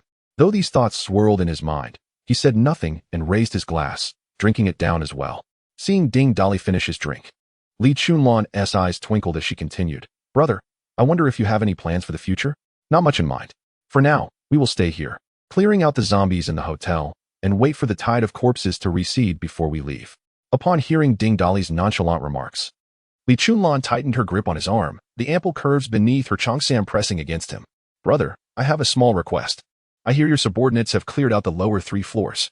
Our floor has no place for us to sleep, and so many people are making do on the ground. We cannot continue to cohabitate in such a manner. Could you possibly allow us to occupy the 1st floor? Ding Dali appraised Li Chunlan from head to toe, then discreetly withdrew his arm and turned to Xia Donghai. Old Xia, didn't you inform her of my intentions? A hint of embarrassment crossed Xia Donghai's face. Just as he was about to speak, his daughter, Xia Chioga, interjected. Mom, why should we negotiate with him? This hotel does not belong to him. Silence. Xia Donghai's expression darkened as he reprimanded her firmly. Xia Chioga, undeterred, raised her voice. He's nothing but a perverted rogue. Why should we negotiate with him? Everyone in Ding Dali's group frowned at her words. Even Huizi and Zhang Ting had their hands instinctively hovering over their weapons. Even Xiaonan looked at her friend with concern. Slap. A sharp sound echoed as a resounding slap struck Xia Chioga's face. Stunned, she looked at her mother in disbelief, tears immediately welling up as she covered her face and shouted, Mom, you've never hit me before. Am I wrong? Just look at the way he looked at me. He is clearly a filthy rogue. Slap. Another blow, this time from Xia Donghai. Seeing his daughter's shocked expression and her look of indignation, he spoke before she could protest. Chioga, before your father loses his temper entirely, it would be wise for you to be silent. Xia Chioga, feeling the icy coldness in her father's gaze for the first time and recalling his earlier fierce demeanor downstairs, was overwhelmed by a strange fear. She stood silently behind her friend, Xia Xiaoxue, no longer speaking, merely sobbing quietly. Xia Donghai offered an apologetic bow to Ding Dali and raised his wine glass. Chioga has been spoiled by us. I apologize on her behalf to you, dear brother. I am aware of the affection that the young man has for my daughter. However, Good things often require patience. Upon my return, I shall certainly offer some earnest counsel. We must ensure that no harm comes to our amicable relations. After speaking, I turned back and exchanged a knowing glance with Li Chunlan. She understood immediately. Swiftly pulling over the standing Xiaonan and casting a glance at the beautiful Yu Xiaoyu, who sat beside Ding Dali and was no less attractive than my own daughter. With a beaming smile, she addressed Ding Dali, saying, "The children, Chioga and Xiaoxue, may not yet possess such fortune, but I have consulted with Anan. She is willing to accompany you, brother Ding, should you not find it beneath you to accept her. Though she may not rival the young lady by your side in beauty, she possesses both looks and figure, albeit with a rather fiery temperament. Nevertheless, she is quite clever." Observing Li Chunlan introduce Xiaonan with the air of a matchmaker and then glancing at Xia Donghai, Ding Dali remarked meaningfully, "You are indeed not at a loss by offering me another's daughter in exchange. It appears your own family is gained without any sacrifice." Chapter 49. The marvelous applications of water-based abilities. Xia Donghai and Li Chunlan felt their faces flush with embarrassment at Ding Dali's words, particularly Xia Donghai, whose complexion turned as red as a summer sea. "You jest, young brother. I will certainly educate my daughter upon our return," he stammered. Observing Xia Donghai's hesitation, Ding Dali waved his hand dismissively and, with a significant glance towards him, declared, "All right, old Xia, I shall not make things difficult for you. For the sake of Xiaonan, the 28th floor is yours. As for the uncleared floors, they shall also belong to you if you can manage to clear them." Xia Chioga stared in disbelief as her parents traded her friend for a favor, and just as she was about to intervene, Xia Xiaoxue grasped her arm. Watching her friend shake her head repeatedly, Xia Chioga sighed deeply, suppressing her discontent, yet her disdain for Ding Dali grew stronger. Ding. The system's crisp notification indicated that Xia Chioga's moral value had dropped to 40, signaling the emergence of hostility, advised preparing for contingencies. The sudden alert startled Ding Dali, who had been exchanging glances with Xiaonan, causing a wave of anger to surge within him as he glared at Xia Chioga, startling her. Li Chunlan noticed the fierce look in Ding Dali's eyes, and her spirits plummeted, her heart racing with dread. This is it. This man won't resort to silencing her to achieve his aims, will he? Unaware of Ding Dali's gaze, Xia Donghai continued to raise his glass, saying, "Young brother, regarding the food for us." Before he could finish his sentence, Ding Dali slammed his hand on the table, exclaiming furiously, "Humph! Old Xia, don't overstep. Just allowing you to stay on one floor for Xiaonan is already generous. If you want food, go hunt zombies and gather it yourselves. Don't presume I am too accommodating.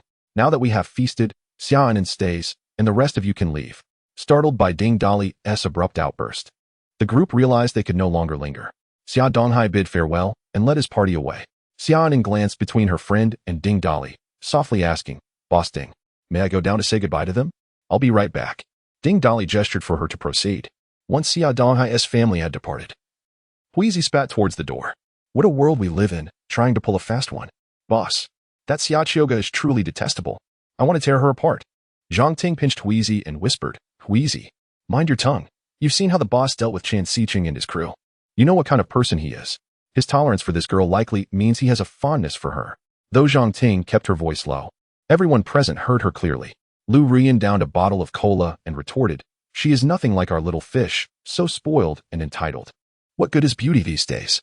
Boss, don't make the mistake of losing a watermelon while picking up sesame seeds. Enough. Let us not jump to conclusions. Finish your meals, tidy up, and then we will allocate rooms for rest. There are sufficient rooms for everyone. Wheezy and shouting need not guard the door anymore. I've already repaired it. That's all. Come here for a moment, little fish." As soon as Ding Dali finished speaking, Yu Xiaoyu's teammates erupted into laughter, causing her face to flush with embarrassment as she hurriedly followed Ding Dali into the largest bedroom. This room, in stark contrast to the opulent decor of the living room, was quite simple, containing only a large bed and a bathroom, with bare walls devoid of any embellishments. Yu Xiaoyu was exceedingly nervous, fully aware of the impending events. With emotion swirling in her heart, her mind naturally conjured a myriad of images. Thus, before Ding Dali could utter a word, Yu Xiaoyu blurted out, "I need to take a shower first," and dashed into the bathroom like the wind. "Huh? I wanted to discuss tomorrow's group arrangements, and here you are, showering. Wait, we'll shower together." Ding Dali suddenly understood, hastily shedding his clothes and plunging into the bathroom. What are you doing in here? Showering together? I've already finished. Are you joking? You can't be done that quickly." Yu Xiaoyu crossed her arms, her cheeks aflame. "I'm not joking. I can control water, so any dirt on my body disappears instantly." Saying this, she demonstrated her ability as water droplets rapidly emerged from her skin, forming a flowing curtain of water that enveloped her. Ding Dali's eyes widened, captivated by the sight of the cascading water. It was as if she were a natural washing machine, effortlessly cleansing away impurities. In that moment, Yu Xiaoyu resembled a little fish, gliding through the flowing water. No wonder she could wash herself so quickly. Who would have thought that her water manipulation ability could be so practical? Could you use your power to wash me as well? Of course, Yu Xiaoyu replied, suppressing her gaze on Ding Dali and directing the water flow towards him. Initially startled, she soon relaxed as her ability controlled the water into a swirling vortex, encasing them both. Time seemed to slip away, and after what felt like ages. Lying on the bed, Yu Xiaoyu's cheeks were still flushed as she traced circles on Ding Dali's chest with her fingers. Ding Dali couldn't help but marvel at the wonders of her water manipulation ability. After a day filled with activity, having only napped briefly in the afternoon, he found himself rather exhausted from their playful escapades. He leaned down and kissed Yu Xiaoyu's forehead, pondering how he had intended for her to create streams of water, fountains, or even water guns with her powers. How naive. Never mind. Chapter 50. The Thoughts of the Xia Family Ding. For the first time, the target with a morality value of 100 has been successfully conquered. The reward includes a doubled spatial increase of 3,000 cubic units and 40 tons of resources. However, due to an ineffective mating, 1 tube of premium genetic code has been wasted, resulting in a deduction of 5 tons of resources. Goodness. Are you feeling mischievous again? Do you believe I could devour you? Brother, I merely reminded you that high-scoring breeding targets should not be squandered. It is best to complete the task promptly. Ding Dali chose to ignore the system, allowing it to continue its incessant chatter in his mind. This was indeed the first time he had achieved a target with a double resource reward while also increasing the capacity of his supernatural space. It was difficult not to feel elated. With the space expanding by another 3,000 cubic units, Ding Dali eagerly inspected the level of his spatial ability. Only to find it still at level A. Confused, he interrupted the system's incessant murmuring. System, why has my space doubled in size yet my spatial ability remains at level A? Brother, the spatial ability and system space are integrated. The increase in capacity is merely a fundamental function of the system space, while storage remains a basic capability of the spatial ability. Although the capacity has increased, the power of the spatial ability has not changed, hence the level assessment remains at A. At this moment, Ding Dali grasped the criteria for determining the level of spatial abilities. Turning to glance at Yu Xiaoyu, he found her fast asleep. Her supple skin and curvaceous figure enhanced by her second-tier awakening, making her all the more perfect. Ding Dali felt a lump in his throat, nearly losing control of himself. The scene shifts back a few hours earlier. Xia Donghai led his family back to the 29th floor, subsequently guiding the survivors there to the 28th floor. The presidential suite on the 28th floor was ample for their allocation. Upon entering the room, they discovered that the linens, bedding, and toiletries had been thoroughly scavenged. Xia Choga angrily pulled her hand from her mother-esque grasp, pouting and stamping her foot, exclaiming, "Mom, I told you he was a scoundrel, and you still struck me. Look at this house you traded for, there is not a single sheet left. That rascal cleaned it out." Li Chunlan, taking Xia Choga's hand again with one hand while gently stroking her face with the other, spoke with a pained expression. "Oh, my foolish daughter, do you not realize you had just walked through the gates of death? It is only because Ding Dali has feelings for you that he has tolerated you time and again. Otherwise, you might not have escaped unscathed. In front of so many people, I refuse to believe he would dare act against you. Mom, why did you have to use Anin as a bargaining chip?" Xia Choga continued to vent her frustrations, while Xia Anin remained silent at the side. Xia Donghai glanced at Xia Anin before quickly turning his gaze back to Xia Choga. His eyes filled with regret and reluctance. In a low, measured tone, he began, "Choga, it is not that your mother and I are scolding you. We have indeed spoiled you. Do you truly regard Ding Dali as a mere greedy and lustful man? Have you not noticed that when you spoke disrespectfully, those around him were ready to draw their weapons? Have you noticed the weapons wielded by those individuals? Although they gleam ostentatiously, they appear to be anything but ordinary. This is a hotel. Where could such exquisite arms possibly come from? They must have been crafted by the formidable Ding Dali. He is far more complex than we perceive. Indeed, your father speaks wisely. If memory serves me correctly, the person seated beside him, Yu Xiaoyu, is likely the hotel receptionist. And the women accompanying her must be those previously trapped in the surveillance room. Just observe their demeanor, particularly Yu Xiaoyu. She exudes an ineffable aura of dominance. Those weapons they carry seem quite weighty. Even an ordinary man would struggle to wield them. Yet these women handle them with effortless grace. Now look at us, equally ensnared, disheveled, and despondent. Such a stark contrast in just one day can only be attributed to Ding Dali. Listening to her godparents, Xia Xiaoxue gently tugged at Xia Choga's sleeve and whispered a reminder. "Choga, do you not recall the peculiar abilities he displayed when he killed Shin Sikin? You ought not to have insulted him in front of so many people today." Xia Donghai, observing his typically reticent daughter, seized this rare moment to support her in advising her sister. He nodded at Xia Xiushui and continued, Ding Dali must possess some means to empower individuals. Otherwise, a group of seemingly defenseless women could not transform into such fierce warriors in a single day. We must devise a way to escape this predicament. Remaining trapped here will inevitably lead to our reliance on his protection. In this tumultuous world, I cannot guarantee my ability to intimidate these survivors indefinitely. They fear me now, but who knows what the future holds? Eventually, Chioga and Xiaxue, you may find yourselves unable to evade the fate of becoming his women. Enough of my words. You sisters should bid farewell properly. Anan, it is best that you return upstairs early to avoid arousing Ding Dali's suspicion. With that, Xia Donghai took Li Chunlan's arm and departed, leaving the three sisters standing in place. Xia Chioga gazed at Xia Anan, tears welling in her eyes. Anan. Xia Anan promptly raised her hand to interrupt, her tone remarkably serene. Chioga, you truly should not have spoken as you did at tonight's banquet. What do you mean the hotel is not his? Have you forgotten that the original owner of this hotel, the one who abducted us, was Chin Siken? Who was it that brought about his demise? Even this very floor was cleared by him. Anan, but you. Xia Chioga stammered, at a loss for words. You need not concern yourself overly with my affairs. Reflect on your own situation instead. In this world, recklessness will only hasten your demise.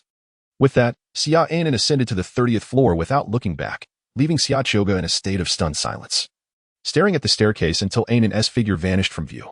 Finally, she embraced Xia Xiushui and wept openly. She was acutely aware of her own obstinacy. Yet that wretched pride prevented her from admitting her mistakes. It is all due to this damned apocalypse. If only I had the chance to grow stronger, they would not think I am wrong. Xia Anan remained oblivious to the turmoil within her dear friend's heart. Upon arriving at the 30th floor, the door remained ajar, as though intentionally left open for her. Everyone had found their respective rooms to rest, leaving the living room deserted. Xia Anan felt somewhat at a loss and decided to simply sit on the sofa and wait. However, after sitting there for only a short while, a series of deliberately suppressed sounds emanated from a nearby room.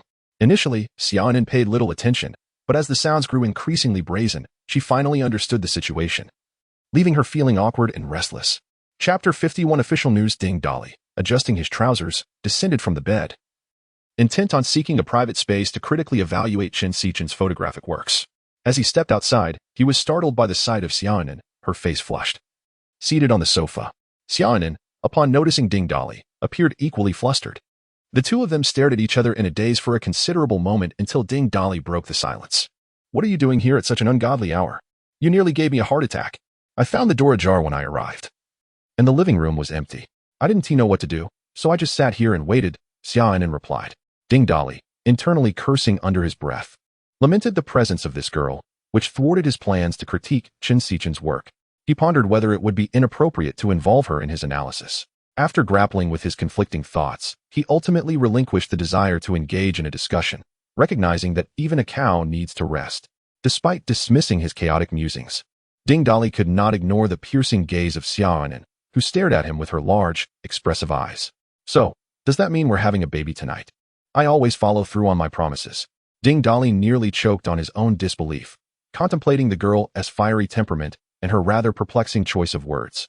Although Ding Dali noted her moral alignment had reached an impressive 95, implying that even if he were to take immediate action, she would not resist, he felt utterly drained and in need of rest as dawn approached. Thus, he took her by the hand and led her into an empty bedroom without further ado. The matter of having a baby could wait for another day. Tonight was for rest. Before Xia Anan could react, Ding Dali had already placed her on the bed, tucked her in with a blanket, and laid down beside her, drifting off to sleep. The night passed in silence, and nothing transpired. Upon waking the next morning, Xia Anan gazed at Ding Dali with a look of deep yearning. Yet, her moral alignment had astonishingly reached 100, signifying unwavering loyalty. Ding Dali, acknowledging this remarkable achievement, generously elevated her abilities to the first tier.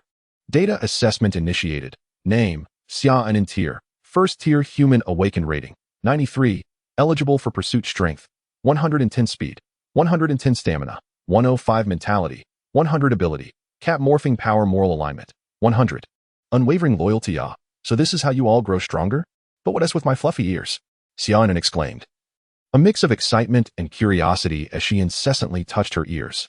Her previous bridesmaid dress had been torn to shreds, and now she wore a loose shirt of unknown origin, which exposed a hint of her shoulder and subtly accentuated her figure, while her fluffy ears twitched playfully.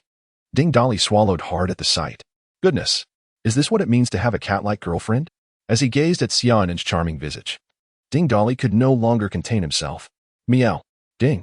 Reward for successfully pursuing a target with a moral alignment of 140 tons of resources. A morning exercise invigorated him. By the time Ding Dolly emerged from the room, the sun was already high in the sky. Everyone had prepared their food and was waiting for Ding Dolly. Upon seeing Ding Dolly emerge, followed closely by Xiaonin, all eyes turned to Yu Xiaoyu. What a joke. Last night, the boss had entered the bedroom with Yu Xiaoyu, yet now he was accompanied by another woman. In contrast, Yu Xiaoyu remained composed and indifferent. With everyone gathered, they hastily began their breakfast. Boss, today all of our phones received a message from the official source. Ding Dolly, who had felt a twinge of guilt, breathed a sigh of relief upon noticing Yu Xiaoyu's nonchalant demeanor. It seemed that a goodness and evil value of 100 truly made a difference. Hearing Yu Xiaoyu mention the official message, Ding Dolly retrieved his phone, and indeed, he had received it as well. The content of the message essentially revealed the existence of awakeners, delineated the differences between innate and acquired awakenings, and discussed the existence of energy cores and how to obtain them. The message concluded by encouraging everyone to venture out and slay zombies to acquire cores and become awakeners, while inviting survivors to the various resettlement camps established by the authorities. Not a word was mentioned about rescue operations. Ding Dolly had not anticipated that the official message would be released so soon. Although it was slightly ahead of schedule, it did not significantly impact his current plans. He calculated in his mind and then spoke. Everyone, let us eat first. This news might affect other survivors, but it won't have much impact on us. After breakfast, everyone divided into 4 teams, led by Yu Xiaoyu, Lu Rian, Huizi, and Zhang Ting, with Xiaonin temporarily joining Zhang Ting's team due to her beast transformation ability. They would proceed as planned, systematically clearing the zombies on the lower floors, with Yu Xiaoyu dictating the specific arrangements. Yu Xiaoyu nodded in response and stated, on the night the thick fog descended, the hotel was nearly at full occupancy.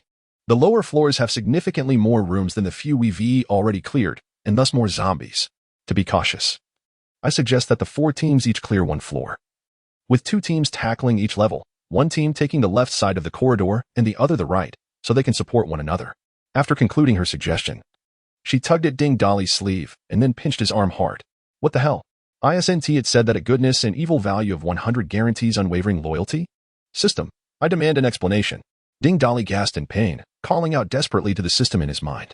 Big brother, unwavering loyalty doesn't mean holding no grudges.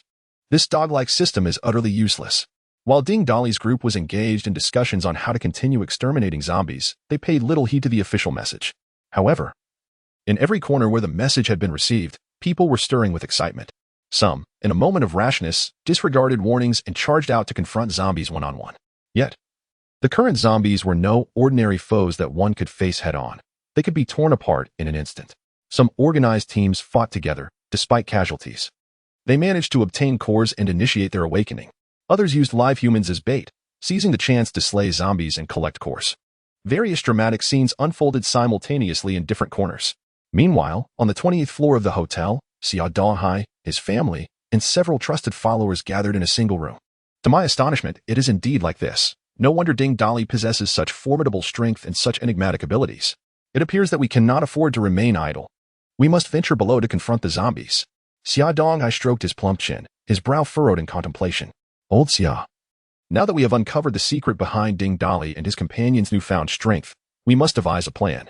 If everyone becomes empowered, we might be able to escape on our own, thus sparing our daughter from being given away. Listening to his wife, Xia Donghai tightened his grip on the axe at his waist, then surveyed the dozen or so individuals around him. Do any of you have a brilliant idea? How can we persuade the remaining survivors to join us in battling the zombies? Brother Xia, I have a suggestion. Since we must descend to gather provisions anyway, why should we share our collected food with those individuals? If they desire sustenance, it's quite simple. They must accompany us to slay zombies and gather resources. In the end, we can distribute according to labor. Those who do not contribute shall go hungry. Let us see how long they can endure. As long as our awakened numbers are sufficient, we need not fear any mischief from those survivors. This way, we can also sift out those who may prove useful to us. Perhaps we might even surpass the one upstairs. Chapter 52. Clearing the hotel. Xia Donghai felt that, given the current circumstances, there was no alternative but to proceed in this manner. Thus, everyone began to dismantle various items, fashioning an array of makeshift weapons, table legs, drying racks, curtain rods, transforming household goods into instruments of defense. Encouraged by Xia Donghai, some other survivors joined their ranks. Yet a few still clung to the belief that rescue would soon arrive.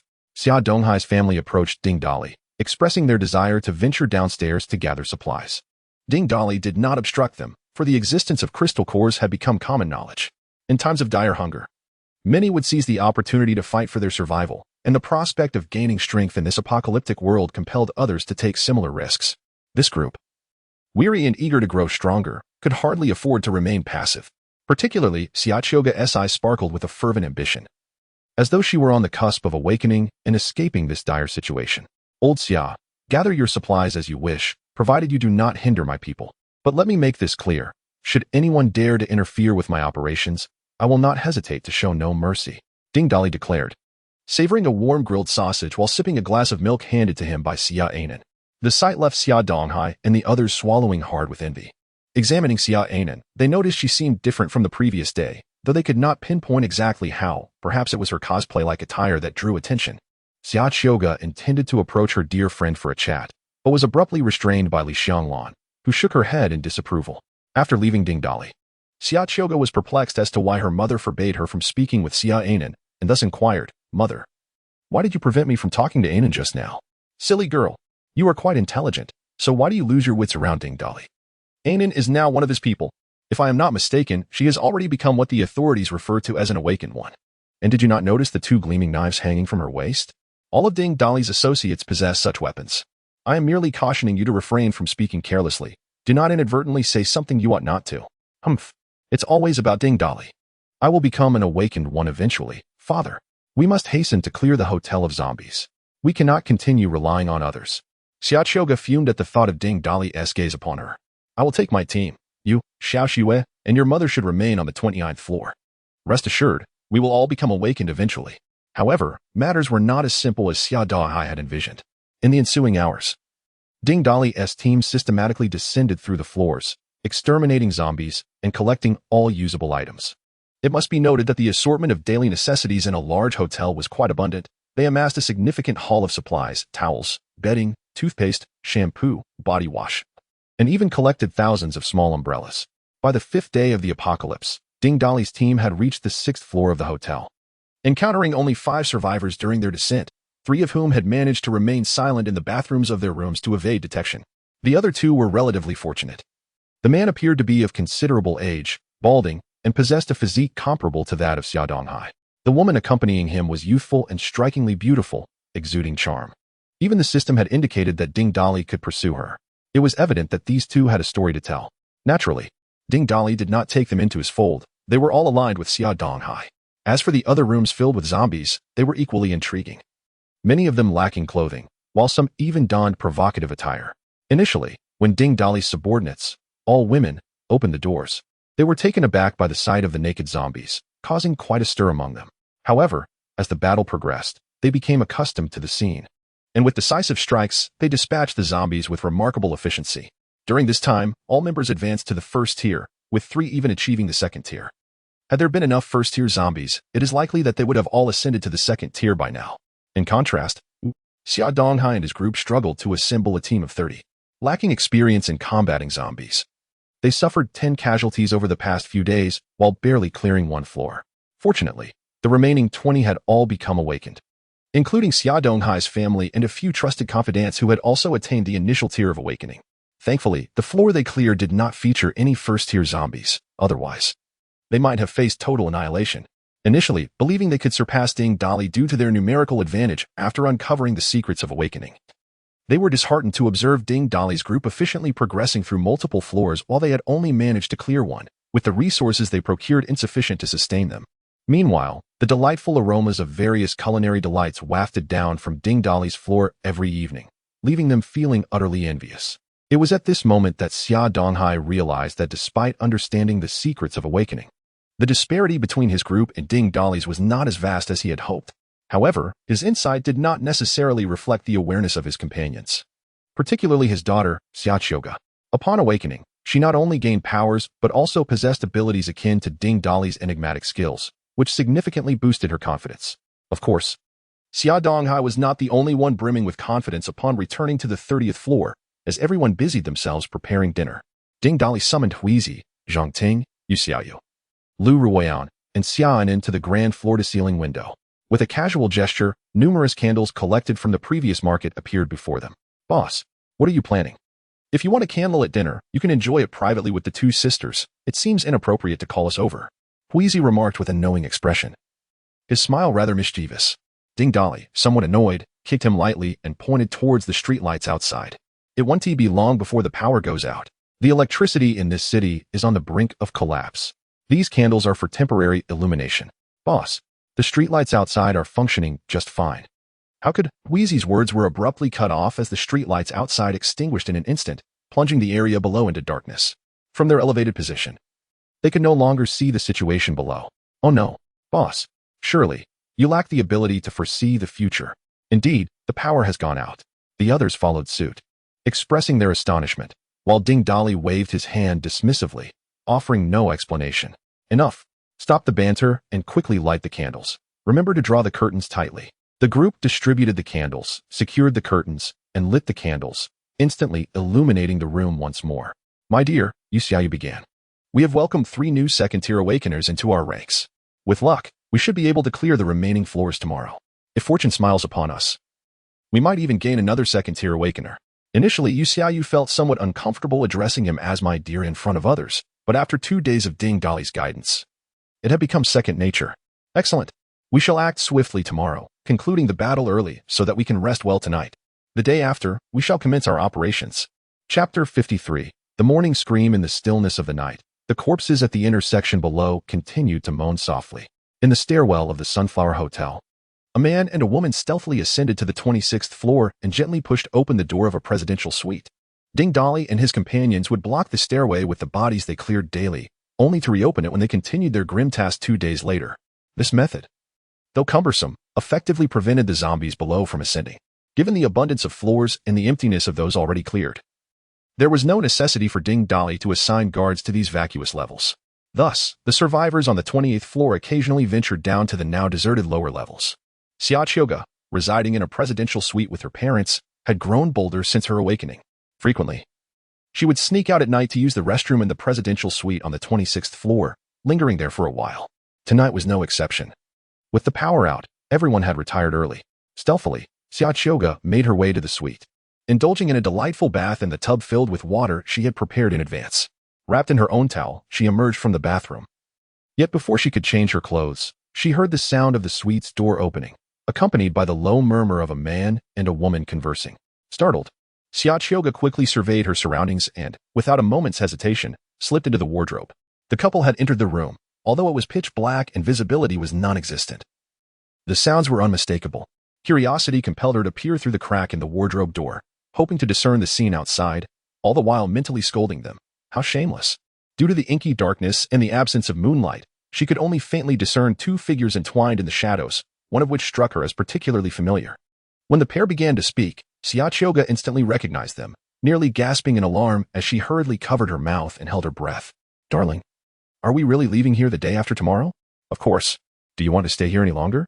No, I mean, won't you take Qiuge and the others with you? With so many zombies downstairs, they would surely meet a dreadful fate without your guidance. What does it matter? It's already the apocalypse. Preserving our own lives is a miracle. Who has the luxury to worry about others? Besides, that girl Xia Qiuge and I aren't on good terms. Why should I care for her?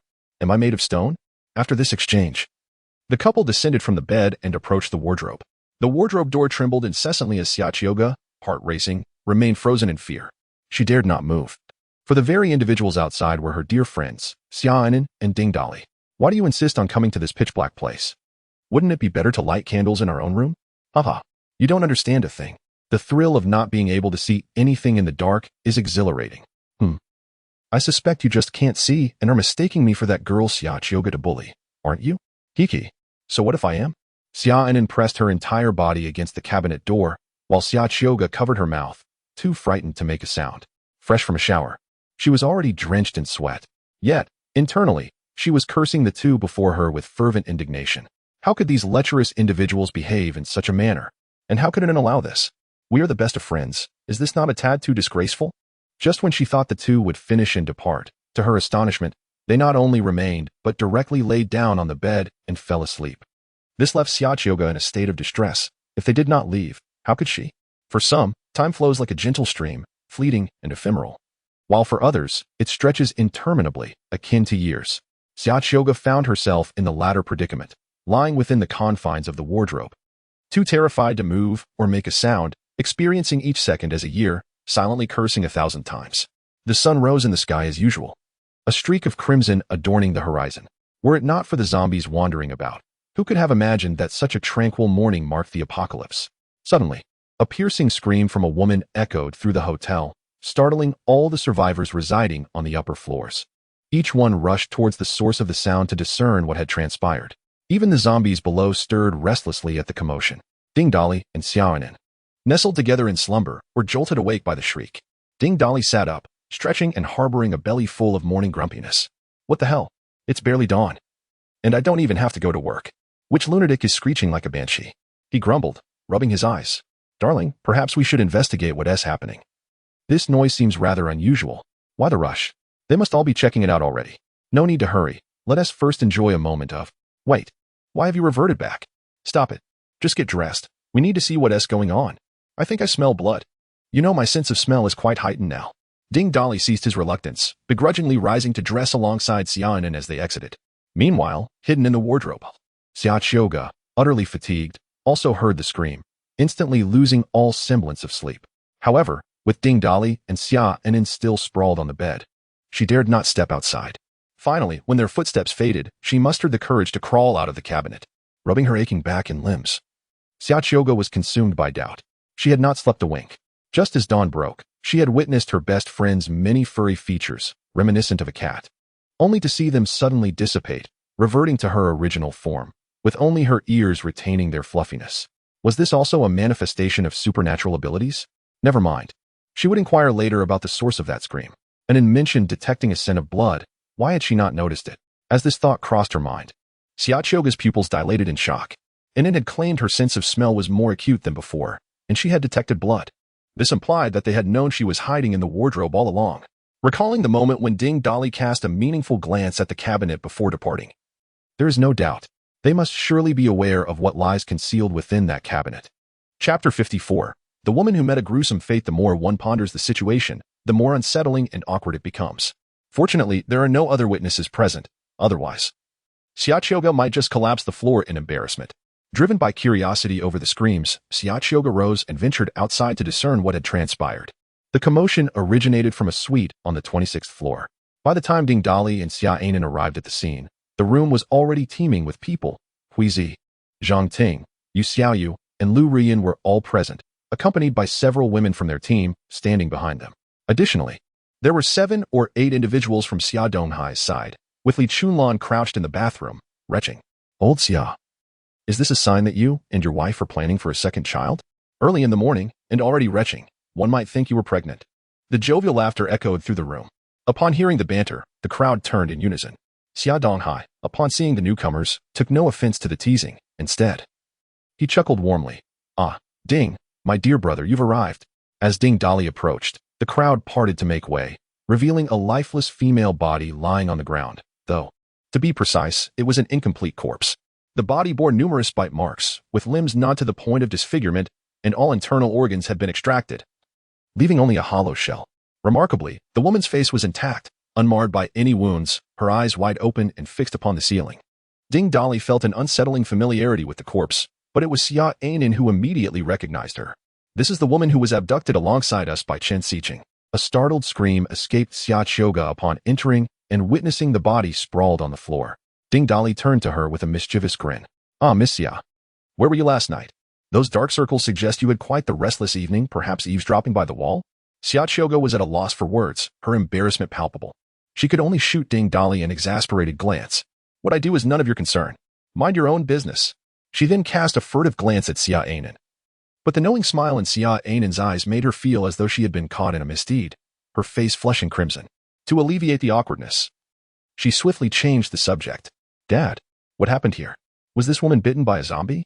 Xia Donghai shook his head, his brow furrowed in thought. He pointed towards a nearby wardrobe and spoke in a somber tone. I have no idea how this transpired. Besides this corpse, we discovered 3 other bodies inside that wardrobe, all arranged in identical poses. If it were indeed zombies, how could they have organized the bodies so neatly? What? Hidden in the wardrobe? How depraved.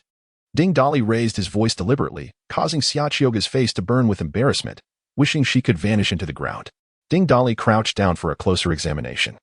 The condition of the corpse resembled. A sudden realization took hold of him, prompting him to grasp the hair of the deceased and lift her head. A sticky strand of blood connected the back of her head to the carpet. A gaping, dark red hole the size of a fist was visible at the back of her skull, utterly empty. Her brain had been entirely extracted.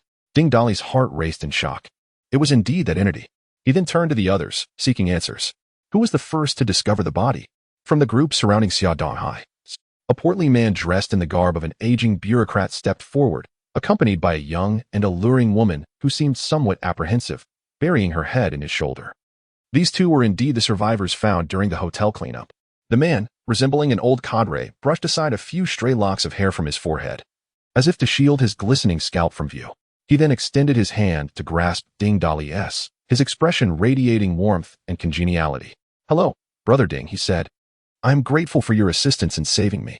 I must apologize for not introducing myself sooner. My name is Huang Ji, and I am the director of the District Tax Bureau. This is our finance department head, Xiao Su Yuhong." Ding Dali, a man of humble origins, found himself repulsed by Huang Ji's ostentatious display of authority. When he noticed Huang's moral standing was a mere 40, his disdain intensified. With such a beaming smile, it seemed he was just another duplicitous character. Even the notorious Xiaochioja had a slightly higher moral standing of 45. With a disgusted motion, Ding Dali withdrew his hand, wiping it against his clothing, and retorted mercilessly, "Did I ask who you are? I inquired about who discovered the body first. Are you so eager to step forward because you are the murderer?" Huang Ji had intended to establish rapport with Ding Dali, but his overtures had landed him in a precarious situation. Anger simmered beneath his facade, his face alternating between shades of red and black. After clearing his throat to dispel the awkwardness, he maintained a forced smile as he responded, "Brother Ding, you jest. The body was discovered by me and Xiao Su. How could I possibly be the murderer? If it was not you, then it must be the lovely lady beside you who committed the act." Ding Dali jested, casting a teasing glance at the enchanting woman. He was well aware that she was innocent, but he could not resist the urge to provoke Huang Ji further. The woman, suddenly thrust into the spotlight, appeared flustered and hastily shook her head in denial. "If it was to you, then why were you both here so early? Who can vouch for your whereabouts last night? Perhaps you cruelly committed the act and are now playing the part of the accuser." Xia Donghai interjected, "Director Huang, I believe I saw you going downstairs last night, but whether you returned is beyond my knowledge." At this remark, the alluring woman grew anxious. She waved her hands and implored Huang Ji, "Director, please clarify our innocence. We truly did not kill anyone. Last night, when Director Huang mentioned his desires, I accompanied him to this floor, staying in the adjacent room. We finished quickly and then fell asleep. When I awoke at dawn and heard commotion in the corridor, curiosity led me out, only to find the hallway empty and the door to the next room ajar, revealing the body. I was so frightened that I couldn't help but scream." Ding Dali observed Huang Ji, who remained unperturbed, and then turned his gaze to the still explaining Su Yuhong, sneering disdainfully at the pair. "I often hear it said that one achieves fame by sleeping with the director, secures a position by pleasing the principal, earns promotions through the favor of leaders, and receives raises by charming the boss. I observe that the beautiful women at Su University, barely in their 20s, have already ascended to the ranks of departmental officials. It seems that Director Huang has exerted considerable effort." Ding Dali deliberately emphasized the phrase exert effort, causing Huang Ji to twitch slightly, his face a mask of forced cheerfulness as he remarked, "Brother Ding, you always enjoy a jest. It is merely a matter of mutual benefit." Upon hearing Huang Ji's words, a spark ignited within Xiaochioga, and she could not restrain herself from murmuring under her breath. Hypocritical. Though her voice was barely audible, it was sufficient for everyone in the room to hear. Before Xia Donghai could speak, a young man standing behind him suddenly interjected with a stern voice, "Chioga, mind your tone when addressing Director Huang." Chapter 55, The Consequences of Arrogancy. Xiaobin, what does it have to do with you? Do not forget who enabled you to become an awakened one. Xiaochioga, confronted by the young man, felt her frustration erupt like a volcano, and immediately stepped forward to retort. The young man, namely Xiaobin, paid no heed to her rebuttal, instead turning to Xia Donghai and declaring, "Old Xia, I personally witnessed Chioga descending the stairs yesterday. Moreover, that Ding Dali and the woman beside him followed suit. If descending the stairs last night implies suspicion of murder, then they too cannot escape blame." "You are speaking nonsense," Xiaochioga hastily denied. "I am not lying. I saw you go down the stairs with my own eyes. Unless you clarify your purpose for going down, you cannot absolve yourself of suspicion. At a loss for words, Xia Choga stammered, and while Xia Donghai believed in his daughter, he found himself curious at her hesitance. Choga, what were you doing downstairs last night? Speak up. Your father will stand by you. Upon hearing this, Xia Choga's face flushed deeper, and she lowered her head in silence, occasionally glancing at Ding Dali and Xiaonan. Enough. Do not press her further. Last night she was with us, confined to a room on the 27th floor all night long, Ding Dali proclaimed, shocking everyone present. Huizi and Zhang Ting exchanged incredulous glances, observing Yu Xiaoyu and Ding Dali with a mix of astonishment and intrigue. Xia Choga, upon hearing this, stomped her feet in exasperation, her face burning with embarrassment. This reaction lent credibility to Ding Dali's claims, even eliciting skeptical looks from Xia Donghai and Li Chunlan towards their daughter. Li Xiaobin shouted angrily, "You are lying. How can that be true?" Ding Dali, furrowing his brow, fixed a steady gaze on Li Xiaobin and replied in a low tone, "Who do you think you are? How can it be impossible? Do you believe you have the authority to dictate my actions? Is it permissible for your director Huang and his subordinates to engage in illicit affairs while we, the common folk, are denied such freedoms? Ding Dali, cease your baseless accusations. Who is engaging in what? You have no shame." Xia Choga hurriedly attempted to clarify, but the more she explained, the more chaotic the situation became, and the more convinced everyone appeared in their judgment of her. Li Xiaobin glared at Ding Dali and, in a tone almost menacing, articulated each word deliberately, "And you, Ding Dali, you would do well to show some respect towards Director Huang. Do not assume that becoming an awakened one grants you the liberty to act with impunity." Upon his words, Ding Dali's companions drew their weapons. Undeterred, Li Xiaobin advanced a few steps, preparing to confront him. Xia Donghai quickly interposed himself between them. "Everyone, let us remain calm. We are all survivors. Let us not harm each other. Our primary objective must be to identify the true culprit. The murderer is hidden within this hotel, and we cannot find peace until they are uncovered." Ding Dali, unfazed, turned to beckon his associates to leave. "In any case, the murderer is not among us. You may investigate your own side." With that, he turned to depart. Li Xiaobin reached out to stop him. "You cannot leave. The matter is not yet resolved. On what grounds can you claim that none of your people are the murderer?" Ding Dali let out a cold laugh. "What? Do you still wish to restrict our freedom?"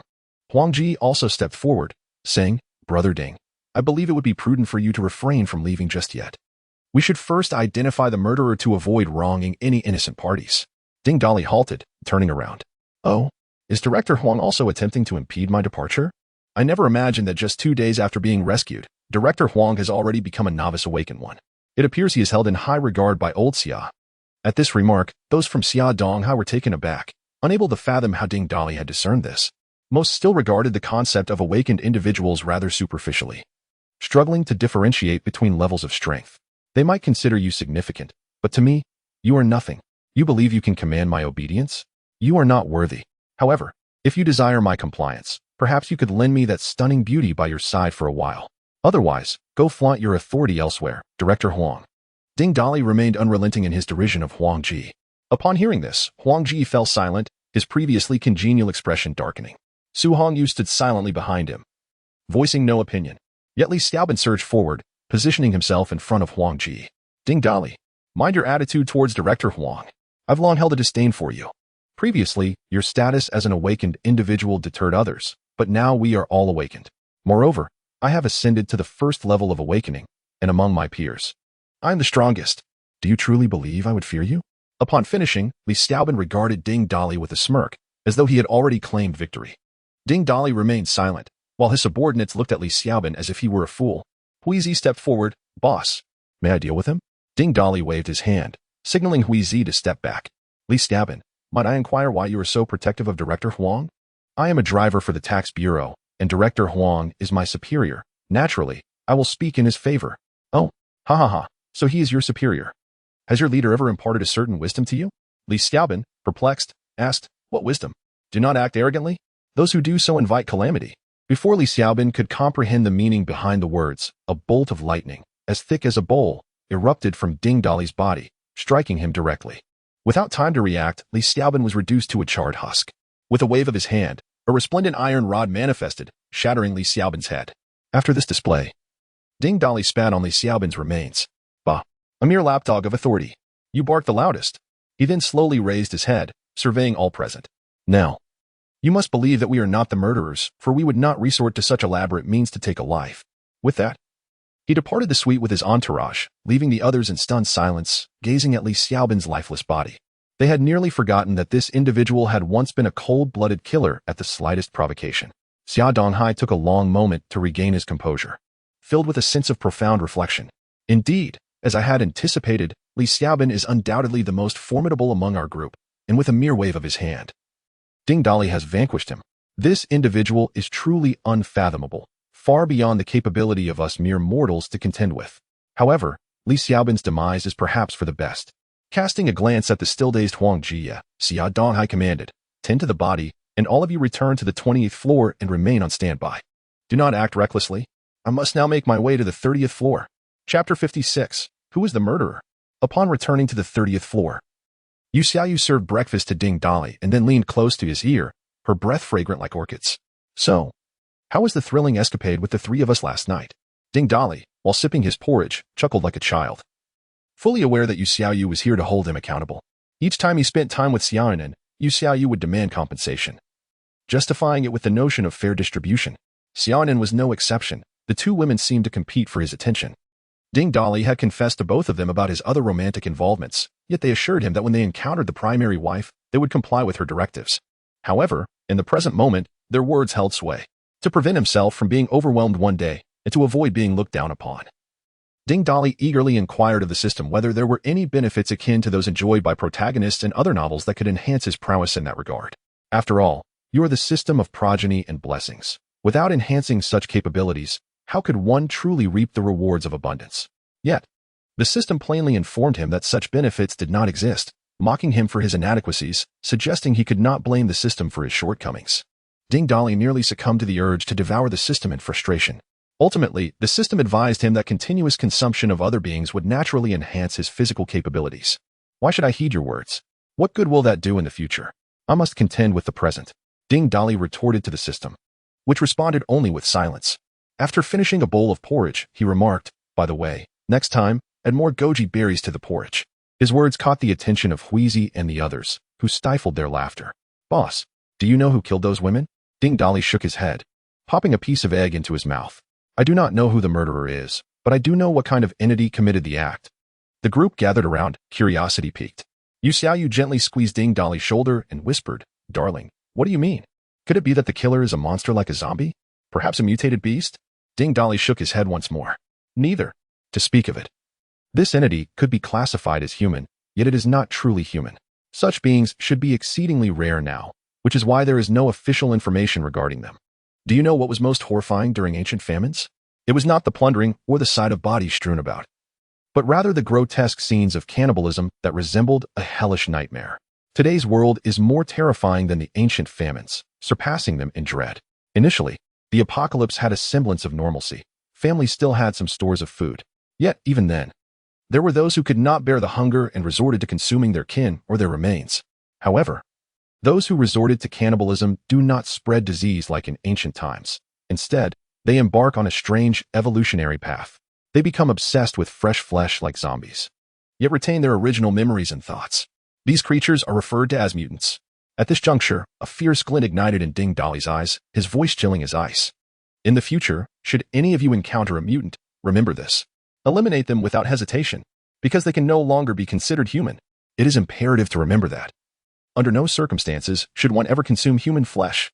Although the public remains utterly oblivious to the horrors of the aberrants, a chill can be sensed from Ding Dali's words. Huizi tentatively inquired, "Boss, are you suggesting that there are aberrants concealed within this hotel?" Just as Ding Dali was about to respond, news arrived of Xia Donghai's visit. Ding Dali gestured for them to let him in. As Xia Donghai entered, he immediately grasped Ding Dali's hand apologetically and lamented, "Brother Ding, I am truly sorry. It was my subordinate's folly that provoked you. His demise was deserved, but it is unfortunate considering his first-tier strength." Ding Dali shot him a glance. "Enough, Lao Xia. You can pretend with others, but not with me. I eliminated Li Xiaobin for you, and you should be pleased." Xia Donghai rubbed his plump hands together, his face brimming with creases as he grinned widely. As expected, nothing escapes Brother Ding's keen insight. That Li Xiaobin, relying on his brute strength and a modicum of skill, exerted considerable influence during the hotel's cleanup. Even among peers, he was a standout, had it not been for my numerical advantage. we might have struggled to subdue this ferocious beast. Until Huang Ji's appearance on that fateful day, Li Xiaobin had previously been Huang Ji's driver. And upon seeing his former superior alive, he was ecstatic. Then, Huang Ji revealed a shocking piece of information that rekindled Li Xiaobin's loyalty. This news pertained to the establishment of a third resettlement camp in our city. Huang Ji confidently declared that he was privy to all the secrets of this camp, boasting that its leader was his close friend. If he could navigate Li Xiaobin to the third resettlement camp, a promising future awaited. So many have wavered? Ding Dali queried. Xia Donghai nodded, sighing helplessly. It is an unavoidable predicament. Unlike you, Brother Ding, I lack abundant resources and absolute strength, making it difficult to lead them for extended periods. However, with Li Xiaobin's death, their highest combat power has been diminished, and they should settle down for a while. By the way, Brother Ding, do you suspect that Huang Ji is behind those corpses downstairs? Ding Dali shook his head in denial and proceeded to disclose the information regarding the aberrants. Upon hearing this, Xia Donghai nearly leapt from his seat, stammering, You mean to say that we have a creature here that retains human thoughts yet feasts upon flesh like a zombie? Indeed. And this aberrant is likely lurking among your group, Ding Dali asserted resolutely. This revelation unsettled Xia Donghai, as his family remained below. The thought was too dreadful to entertain. He hastily inquired of Ding Dali, Brother Ding. Since you possess knowledge of the aberrants, you must also know how to identify them among the crowd, correct? At the onset, the aberrants and ordinary individuals exhibit little in the way of physical transformation. However, their eyes become suffused with blood vessels. Their skin takes on a pallid hue, and they may experience hair loss. More significantly, there is a pervasive, foul odor that emanates from them. Yet, dear Ding, I find myself in possession of numerous individuals who embody these very characteristics. Chapter 57. Inspecting the room. What did you say? Ding Dali exclaimed, slamming his hand on the table. Are so many deviants gathering together and not going mad? Calm down, Brother Ding. The situation is different here from where you are. I do not have an abundance of food to distribute, so I can only allocate resources based on labor. Only those who assist in gathering supplies and combating zombies qualify for distribution. Some who are too fearful to confront the zombies have remained hungry, while there are women who exchange their bodies for food. The 3 who perished downstairs were among those. The individuals without food have become gaunt and haggard over the past few days, unable to sleep, their eyes bloodshot. These symptoms align perfectly with what you described. However, I did not notice any hair loss, as most men have kept their hair short for convenience.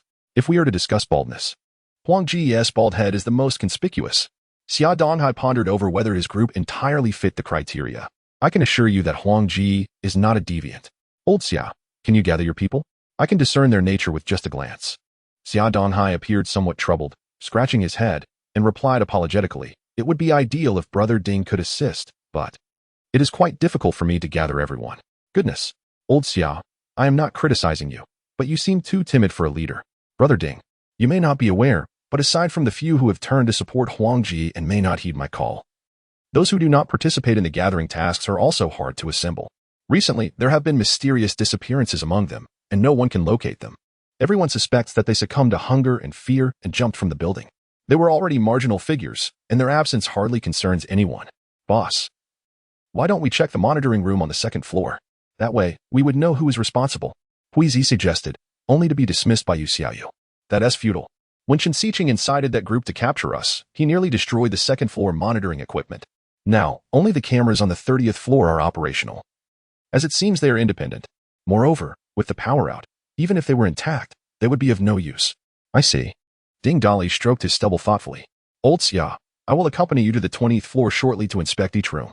Huizi and Zhang Ting, you two guard the staircase on the 20th floor, while the rest of you proceed with the plan to clear the lower floors. However, exercise caution.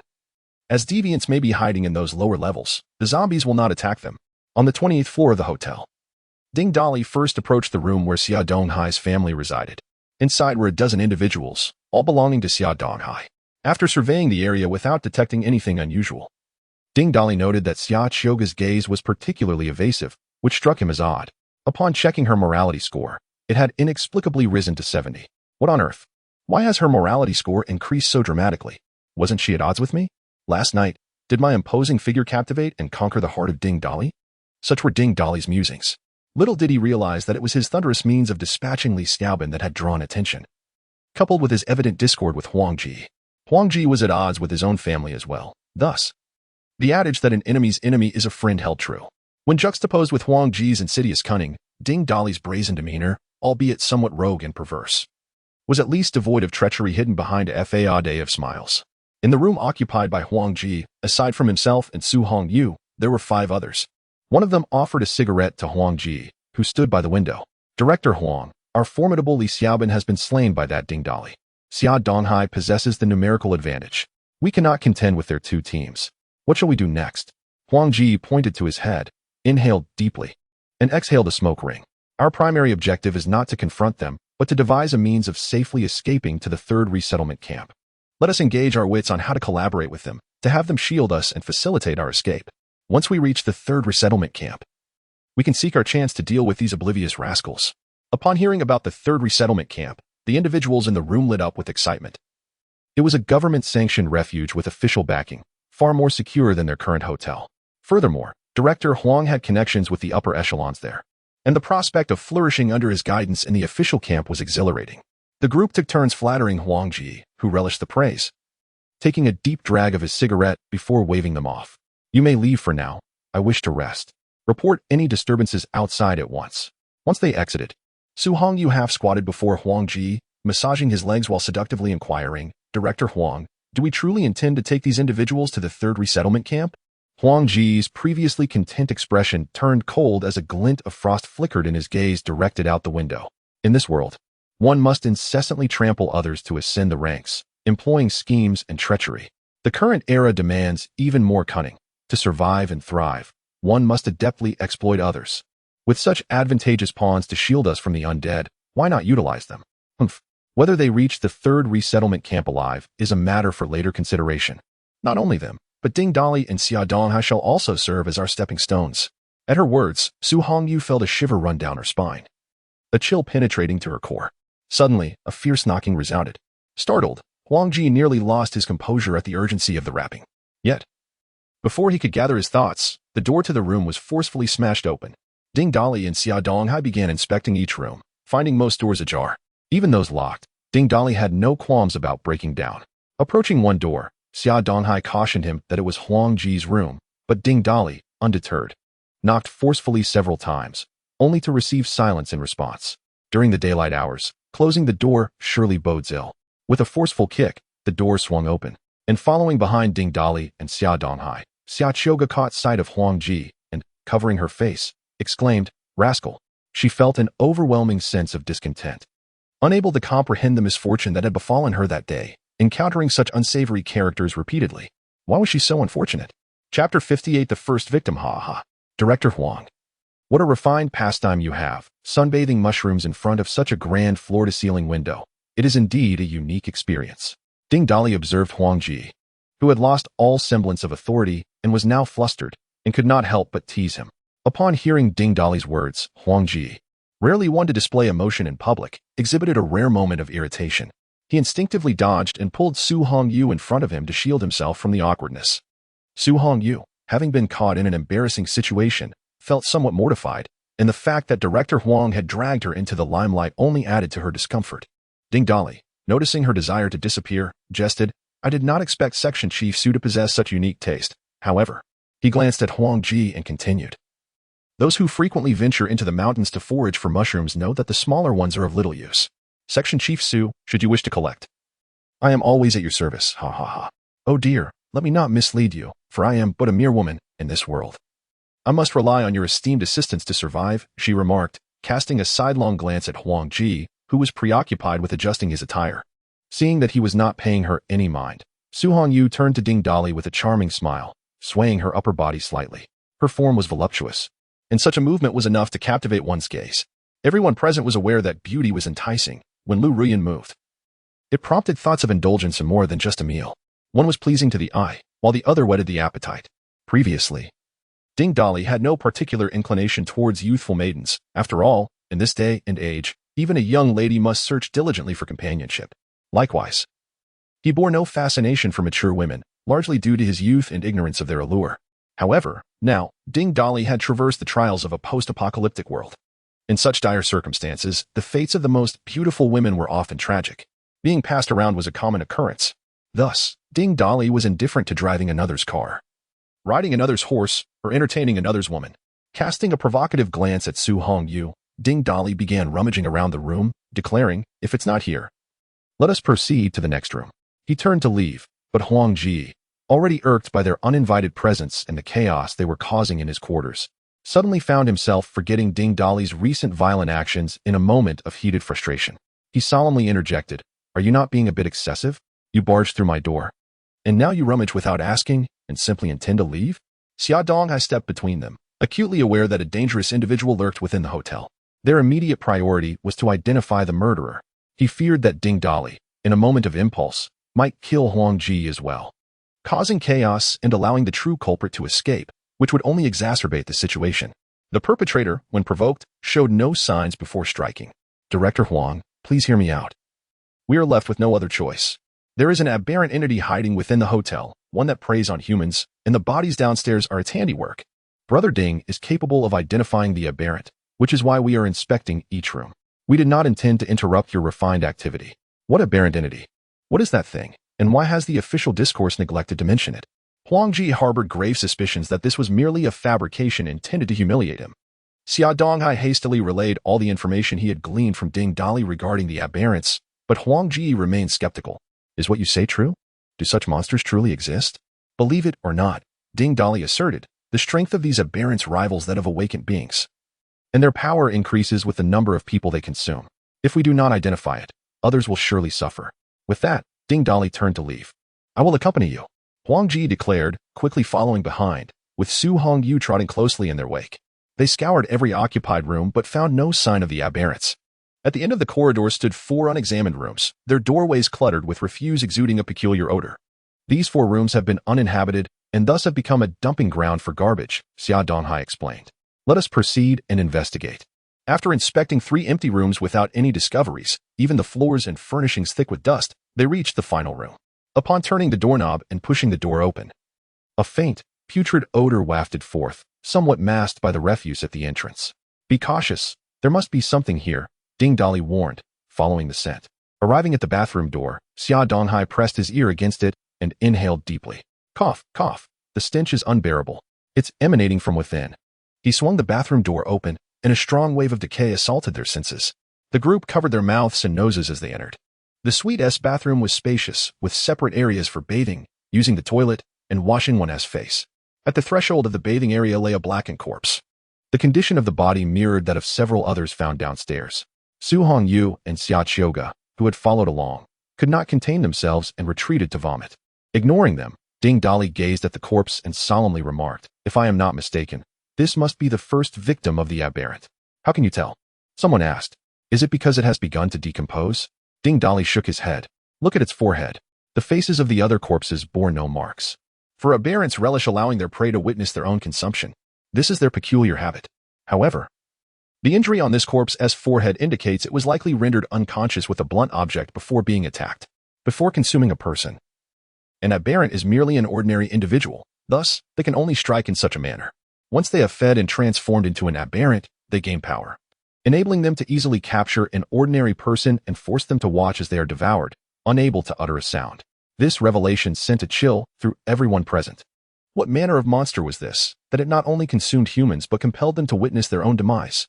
The thought alone sent shivers down their spines. "I know this person," exclaimed Xia Chioga, who had just finished retching, wiping her mouth in astonishment. "How do you know him?" Xia Donghai asked, puzzled. "Oh, father, have you forgotten? When we fled to the 29th floor, among the survivors who ascended together was a gentleman clad in a leopard print bodysuit. Although many were scantily dressed at the time, his attire was undeniably eye-catching. I remember discussing this with Xiao Shui and Dinan. But later I heard rumors that he had peculiar habits. Whether there is truth to that, I cannot say." This mention also sparked Ding Dali's memory. He indeed recalled encountering a rather flamboyantly dressed middle-aged man when he ascended to the 29th floor alone. Chapter 59, The Stealthy Actions of Ding Dali. I wondered why I hadn't seen that uncle for such a long time. I thought he might have succumbed to despair and jumped from a building like those who went missing. Little did I expect he would meet his demise here. Xia Chioga sighed softly, then turned to Ding Dali. "Hey, you lecherous Ding.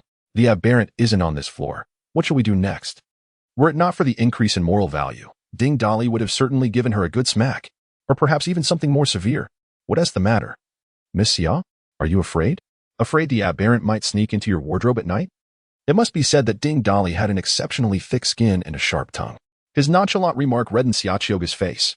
This left the observant Shen Donghai standing nearby, feeling anxious, as he thought to himself that his daughter must have some unspeakable secret with Ding Dali. Surely, his precious cabbage had been trampled by this monkey. Thus, he interjected, trying to interrupt Ding Dali's smirk. Ding, my brother, what do you think we should do next? Could the aberrant be hiding on another floor? This aberrant might very well be one of those who had gone missing. We should search the lower floors once more. If we find nothing, he is likely hiding outside. The sin of the aberrant can mask the presence of zombies, allowing him to come and go with ease. If that is the case, the people in this hotel are akin to livestock under his control. The entire hotel, along with the horde outside, becomes a pen for his captive animals.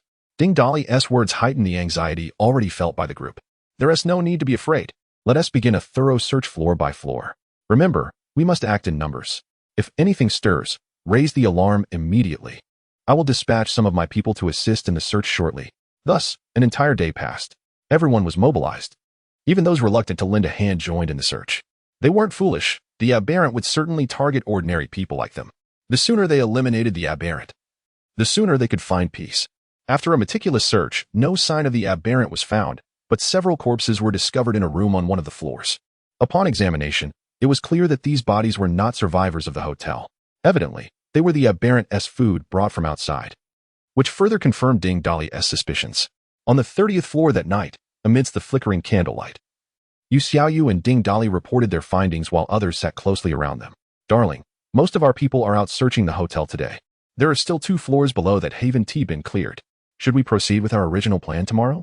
Ding Dali took a deep breath, gazing at the flickering flame, and replied thoughtfully, It seems we must delay our actions by a day. This aberrant is a relentless menace. I fear that if we act rashly, he may cause chaos. We must find a way to eradicate this malignant presence. What is there to fear? Whatever this aberrant is, if he dares to disrupt us, he shall face the consequences. Huizi exclaimed, slapping the large machete resting beside him, grumbling defiantly. Ever since awakening his beastly powers, the primal instincts within him had been stirred, transforming his once reserved demeanor into one that was increasingly irritable. Huizi, do not underestimate this aberrant. Judging by the number of corpses he has devoured, this fellow's strength is likely comparable to that of a nascent second-tier awakener, and he lurks in the shadows. Among us, aside from myself, who can be absolutely certain they can defeat him? Boss, what should we do? When can we take action? We can't just wait here indefinitely. I haven't even had the chance to wield this great sword yet. It's so constrained in this building. I can only use a small knife, which is utterly frustrating. Haha, I knew you were itching to take that great sword out to slay zombies. You spend all day, like a weirdo, fondling it. Xiaoting doesn't touch it. And yet you do. Are you out of your mind? Huizi was rendered speechless by the boss's retort, lowering his head to caress his sword. Zhang Ting, having awakened her beastly transformation ability, had become rather audacious and did not hesitate to jest. Exactly. Boss, if it comes to it, I can accompany you. Let him take his great sword to bed. Lu Ruyin, with a mischievous glint in her eye, chimed in. Boss, how about I join you as well? I've never been in a relationship. This left the normally thick-skinned Ding Dali feeling quite embarrassed, as he waved his hands vigorously, urging them to cease their antics, prompting a wave of laughter from the others. Ding Dali cleared his throat. All right. Enough of the jesting. Tonight, everyone will pair up to take turns keeping watch. Do not let your guard down. Darling, do you think that aberrant will make a move tonight? Xiaonan leaned against Ding Dali's shoulder, occasionally cracking a sunflower seed. He will definitely act tonight. Ding Dali replied with a mysterious smile, then instructed everyone to take their turns watching and to rest as needed. As everyone dispersed, Ding Dali took out his phone and exchanged a few messages with Chun Na and Feng Lin Wan to gather information, then sent a message to another individual before shutting his phone. He then wrapped his arms around Yu Xiaoyu and Xiaonan and returned to their room to sleep. As the clock struck 3 in the morning, Ding Dali abruptly opened his eyes. He carefully withdrew his hand from beneath Yu Xiaoyu's head and gently laid Xiaonan's head down from his shoulder. He then stealthily exited the room. At that moment, it was Huizi and Zhang Ting's turn to keep watch. The two sat on the ground outside the door, with Zhang Ting already asleep against Huizi's shoulder. Upon noticing their leader's emergence, Huizi was about to speak when Ding Dali gestured for silence and pointed at Zhang Ting, signaling him to be quiet. He then indicated that he needed to step out for a moment. Understanding the unspoken message, Huizi nodded. He had complete faith in the boss's abilities and recognized that there must be a reason for his departure, though he had no interest in the details. Ding Dali cautiously ascended to the 28th floor, where a slender figure stood in the stairwell. Startled by the noise behind her, the figure nearly cried out, "Shoo! It's me. Once the identity of the newcomer was confirmed, the two silently made their way to the 27th floor. Recalling that some unfortunate souls had recently perished there, casting an ominous shadow, they descended another level to the 26th floor. Since they had conducted a search during the day, all the doors stood wide open. Ding-Dali took the other person's hand and directly entered one of the rooms. In the corridor by the door, he discarded the other person's clothing, a peculiar smile playing at the corners of his mouth. With a subtle push, he gently closed the bedroom door behind them. The two approached the expansive floor-to-ceiling window, where Ding-Dali plopped down onto the enormous beanbag chair, sinking into its plush embrace with delightful comfort. Chapter 60. The major project. Why is there no one on night watch in your section? Ding-Dali squinted slightly, reclining on a lazy sofa, speaking in hushed tones.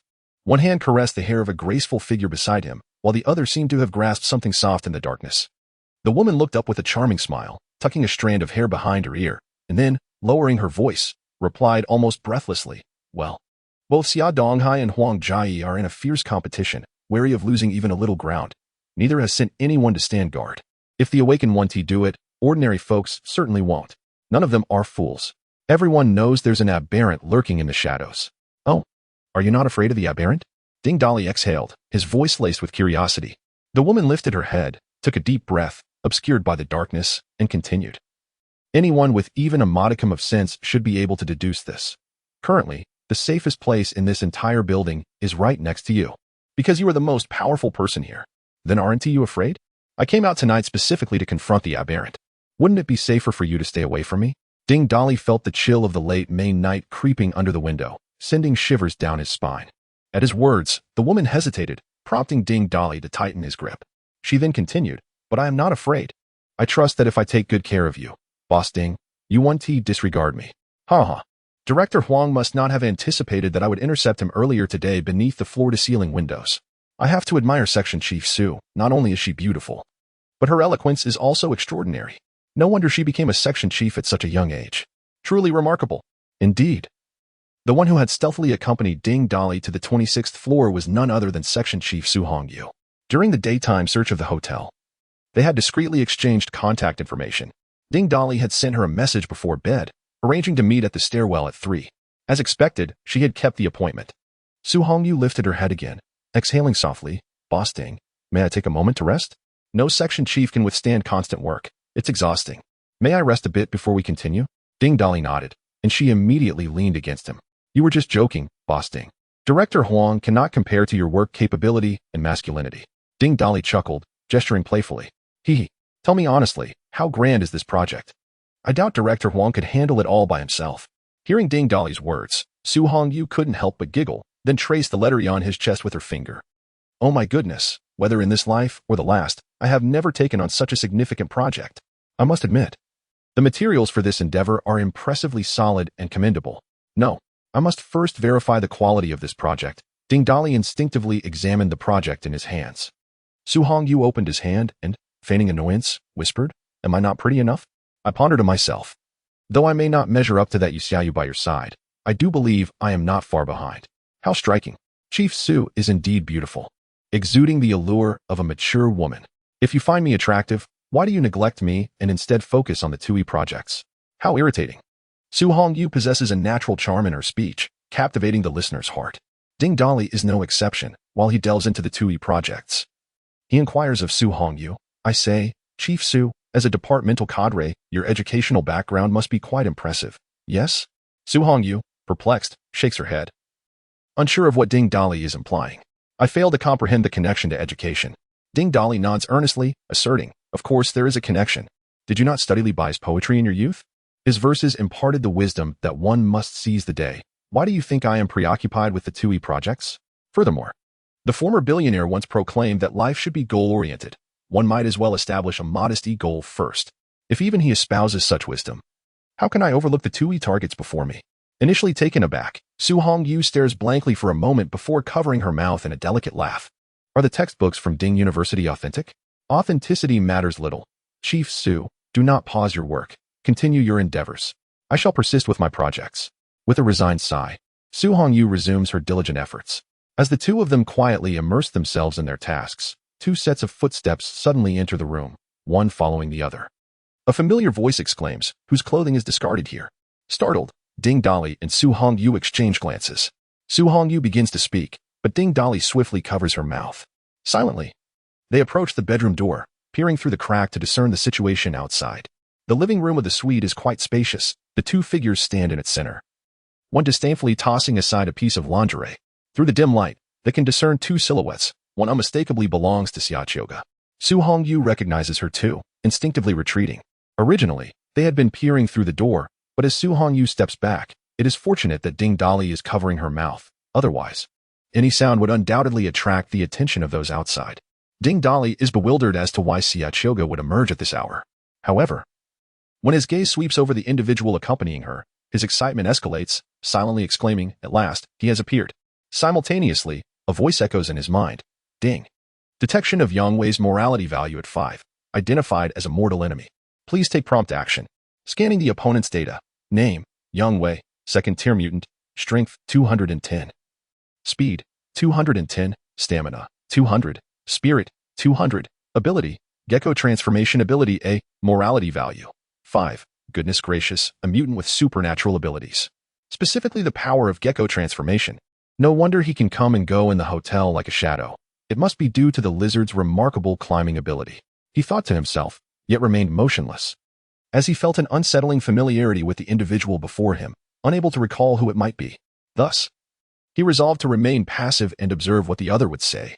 Meanwhile, Su Hongyu, unable to contain her restlessness, shifted incessantly. Ding Dali allowed her to fidget while he fixed his gaze intently on the living room. At last, Xiaoqiuge broke the silence. Yang Wei, did I not tell you that we have already broken up? Why have you summoned me at this hour? The word struck Ding Dali like a bolt from the blue, and he suddenly remembered who Yang Wei was. He was none other than Xiaoqiuge's fiancée. How could this fellow be so forgettable? During the dormitory search, he was absent, and no one had even noticed. Chapter 61. The unfortunate Xiaoqiuge. At this moment, Xiaoqiuge's heart was in turmoil. She had spent the previous night lying awake in the wardrobe, captivated for a long while by a live broadcast. To add to her distress, she had not slept at all during the day, accompanying the search through the hotel and encountering numerous gruesome corpses. The most disconcerting sight was that of Huangji's repugnant little mushroom, leaving Xiaoqiuge lamenting her misfortunes throughout the day. After enduring until evening, she had hoped for a restful night, only to be roused at dawn by the urgent call of nature. Xiaoqiuge rose to use the restroom, intending to return for a brief slumber. Suddenly, a hand grasped her, and just as she was about to scream, another hand covered her mouth. Preparing to unleash her abilities in resistance, she heard a voice. "Qiuge, it's me." Upon recognizing the voice, Xiaoqiuge relinquished her struggle, and the assailant released her grip. Turning to face the intruder, she shot him a disdainful glance. "What do you want? How did you get in?" "Isn't the door locked?" The visitor, wearing a baseball cap, spoke in a low, somewhat husky tone. "The door was locked. I just walked in.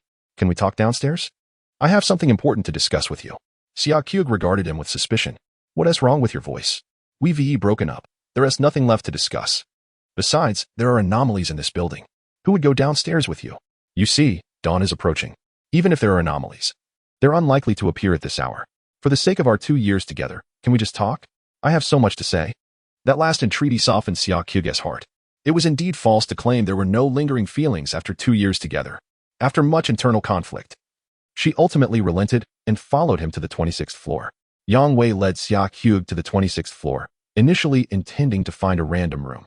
However, an imperceptible fragrance tantalized his senses, compelling him to follow the scent. Thus, by a twist of fate, he unwittingly brought Xiaoqiuge into the suite occupied by Ding Dali and his companions. In truth, Ding Dali had not summoned Su Hongyu merely to pursue a romantic dalliance. His primary intention was to use her as bait to lure out the anomalies. These beings possessed peculiar culinary preferences. Some favored children, others preferred the elderly, and some were drawn to women. The varied flavors had a fatal allure for them. Aside from the first encounter with the leopard-patterned elder, all the anomalies in the hotel were voluptuous women. Therefore, Ding Dali surmised that this particular anomaly had a penchant for such tastes, prompting him to arrange a clandestine meeting with Su Hongyu on an unoccupied floor as bait. What Ding Dali never anticipated was that while he successfully attracted the anomaly, the infuriating Xiaoqiuge had also decided to tag along. He cursed inwardly, lamenting her constant presence. Currently engaged in a discussion with Section Chief Su about their work as progress in depth, he thought that if it were just the anomaly, he could simply confront it. However, if Xiaoqiuge were to witness the encounter, he would forever be branded a lecher. Ding Dali, despite his infidelity, still believed he should maintain some semblance of dignity. This was his internal conviction, yet he had no intention of halting Su Hongyu's advances. Yang Wei, his cap pulled low, obscured his expression. But his raspy voice echoed unervingly in the stillness. Xiaogu, when you declared our breakup, did you ever consider seeking my consent? Xia Xiaogu was bewildered by this inquiry. Was this the purpose of summoning her? A strange, disjointed laughter erupted from Zhang Wei, reminiscent of a strangled cry. A fragmented sound that suggested he was teetering on the brink of madness. You broke up with me without my agreement? A breakup? Hey. Ha ha ha. I merely hesitated. They had guns. Isn't it natural to hesitate? Yet you all branded me a coward, a failure. You stood by as my mother was murdered by Ding Dali. And fearing the stench of her decaying body, you callously discarded her downstairs. Zhang Wei's laughter grew increasingly bizarre, his speech rapid and agitated. Xia Qiugu, observing this unsettling transformation, felt a chill run down her spine and turned to flee. However, a large hand seized her forcefully, constricting her tightly. As an awakened individual, Xia Qiugu found herself utterly unable to escape. Just as she was about to cry out, another hand clamped over her mouth, muffling her cries to mere whimpers. Xia Qiugu summoned her newly awakened abilities, conjuring blades of wind around her. Indeed, her power was airflow control, allowing her to manipulate the wind. Yet, although her wind blades left visible gashes upon her assailant, they healed at an alarming rate. A gust of wind dislodged Zhang Wei's cap, revealing his pallid visage. Upon recognizing his face, Xia Qiugu's heart sank. Zhang Wei's head was entirely bald, his eye socket sunken, and he appeared emaciated. His pupils had turned a ghastly crimson. He grinned wickedly, his countenance twisted and terrifying, as if intent on obliterating all that is beautiful. Xia Qiugu realized with horror that her former fiancé was the very aberration everyone had warned her about. Why must misfortune cling to her so? A mere breakup had birthed a monster. Despair gripped her heart. Yang Wei forced her to the ground, his weight pressing down upon her. Qiugu, do you know that every woman I have consumed bore the same expression as yours, staring in disbelief as I extracted their innards? The essence of women is truly intoxicating. Particularly the flesh of vile harlots like you. Yang Wei's voice rose dramatically, leaning in to inhale deeply at her neck, reveling in the scent of fresh flesh. Humph. After 2 years of courtship, you never allowed me to touch you, yet Shen Xiqing can? That damn Ding Dali can as well. Why should I be denied? Xia Qiugu, before I devour you, I intend to savor your despair. You all look down upon me, don't you? The sound of despair escaped Xia Qiugu's lips, muffled and stifled, as she found herself engulfed in hopelessness. This time, she was utterly despondent. Unlike the previous occasion when Shen Xiqing had refrained from resorting to the grotesque act of cannibalism, there would be no sudden appearance of Ding Dali to rescue her from this dire predicament. Confronted with an inevitable demise and the impending humiliation, tears of frustration streamed down Xia Qiugu's face. This, in turn, only served to provoke Yang Wei further, who tilted his head back and erupted into a cackling laugh. Damn it! Has no one informed you that your laughter resembles someone choking on excrement? Chapter 62, The Aberrant Yang Wei in the Bedroom.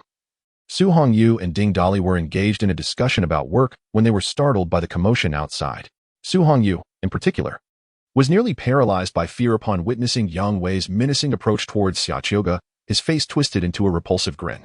Without a moment's hesitation, Ding Dali shoved Su Hongyu aside and flung open the bedroom door, clad only in his undergarments. As he spoke, both Yang Wei and Xia Qiugu momentarily froze, their reactions starkly contrasting.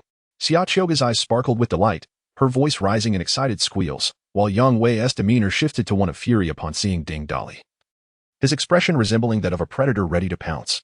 Ding Dali, he bellowed, his rage palpable. Ding Dali, adjusting his underwear, regarded Yang Wei with mockery. Why are you shouting for your grandfather? You, an aberrant, making a fuss about women. What good does mere boasting do?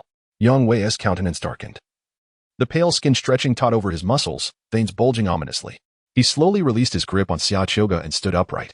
Free from his clutches, Xia Qiugu stumbled backward, gasping for breath. Ding, the lecher. He's the aberrant. Quickly, slay him, she urged. You need to remind me, Miss Xia.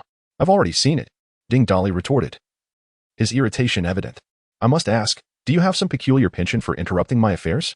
Ding Dali, do you not grasp the gravity of the situation? I scarcely comprehend your words, Xia Qiugu exclaimed, her gaze darting to Su Hongyu, who was cowering behind the door, clutching her chest in terror. The sight of Ding Dali, half-dressed and nonchalant, made her cheeks flush crimson, and she muttered a curse. To Yang Wei, their banter resembled a playful quarrel between lovers. His simmering hatred for Ding Dali surged anew, igniting old grievances.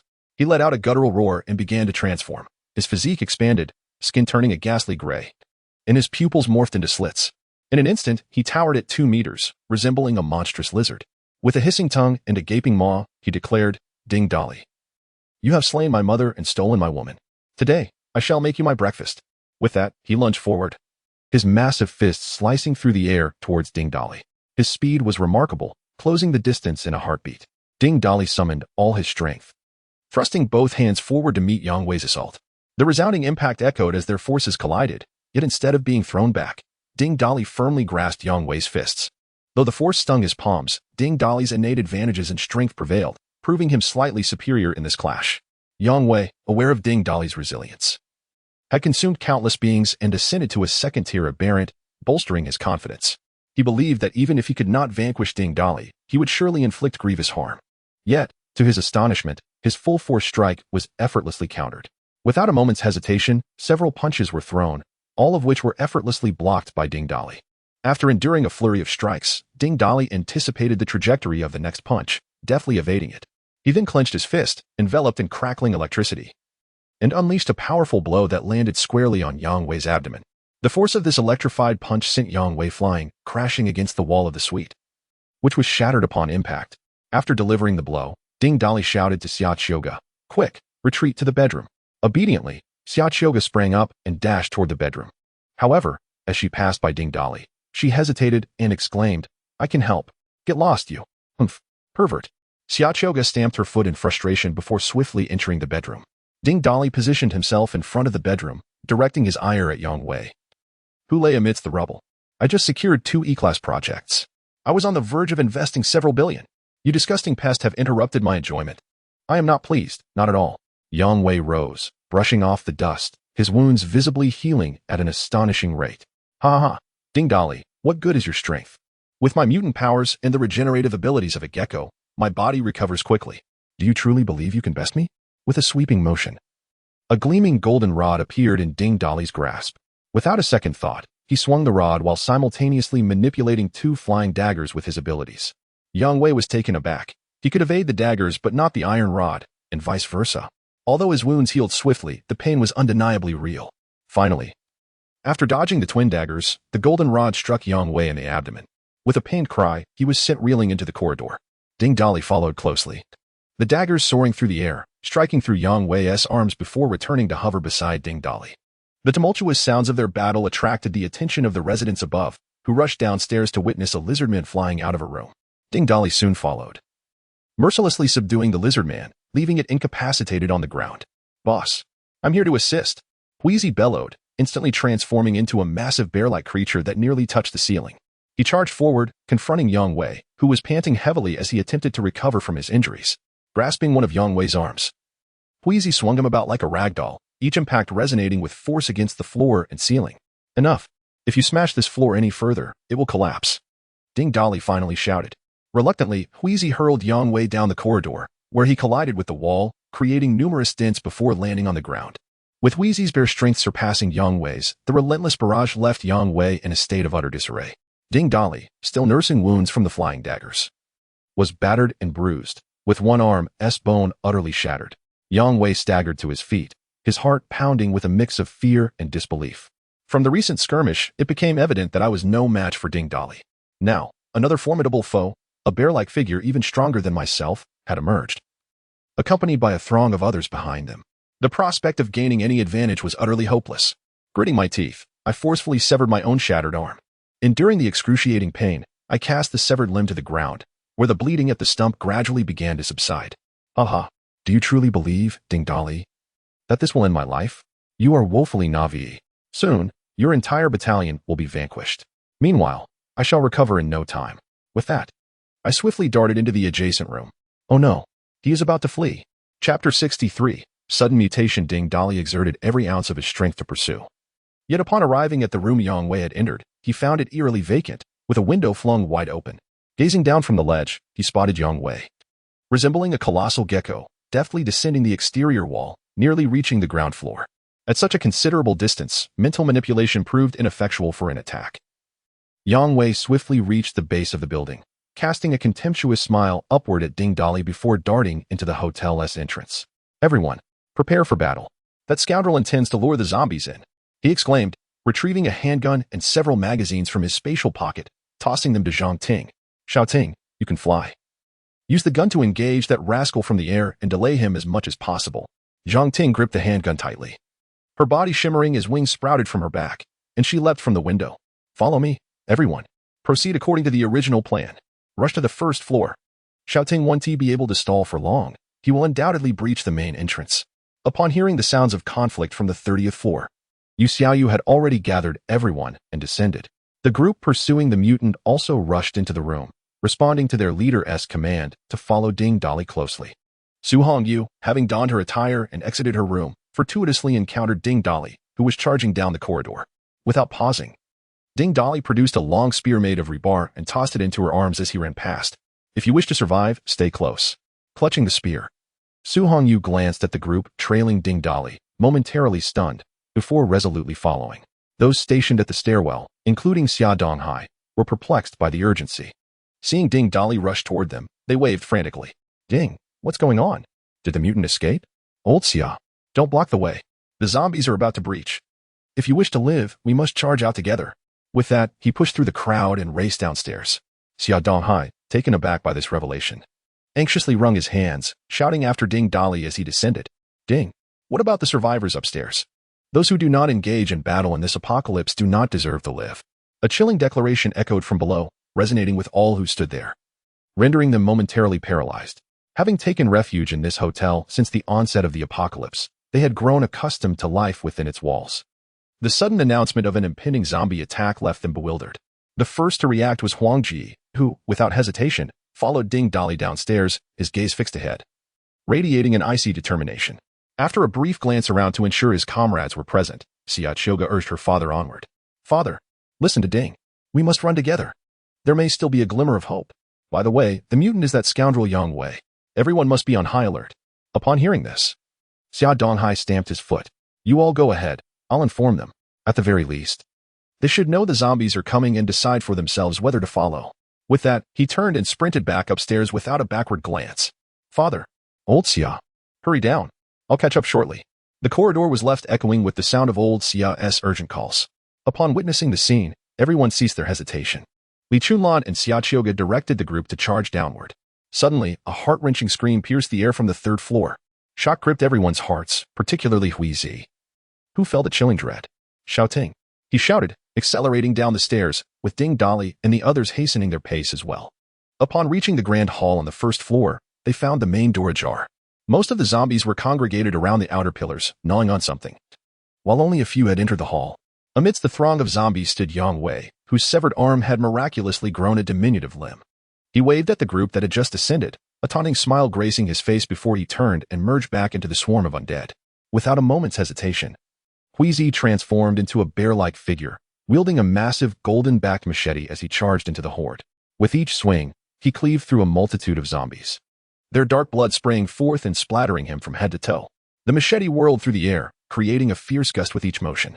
Hui Zi resembled a divine warrior, relentlessly harvesting the undead while shouting for Xiao Ting. The others, undeterred, formed groups to swiftly clear the zombies from the entrance, then arranged themselves in a fan formation to prevent any further incursions into the hall.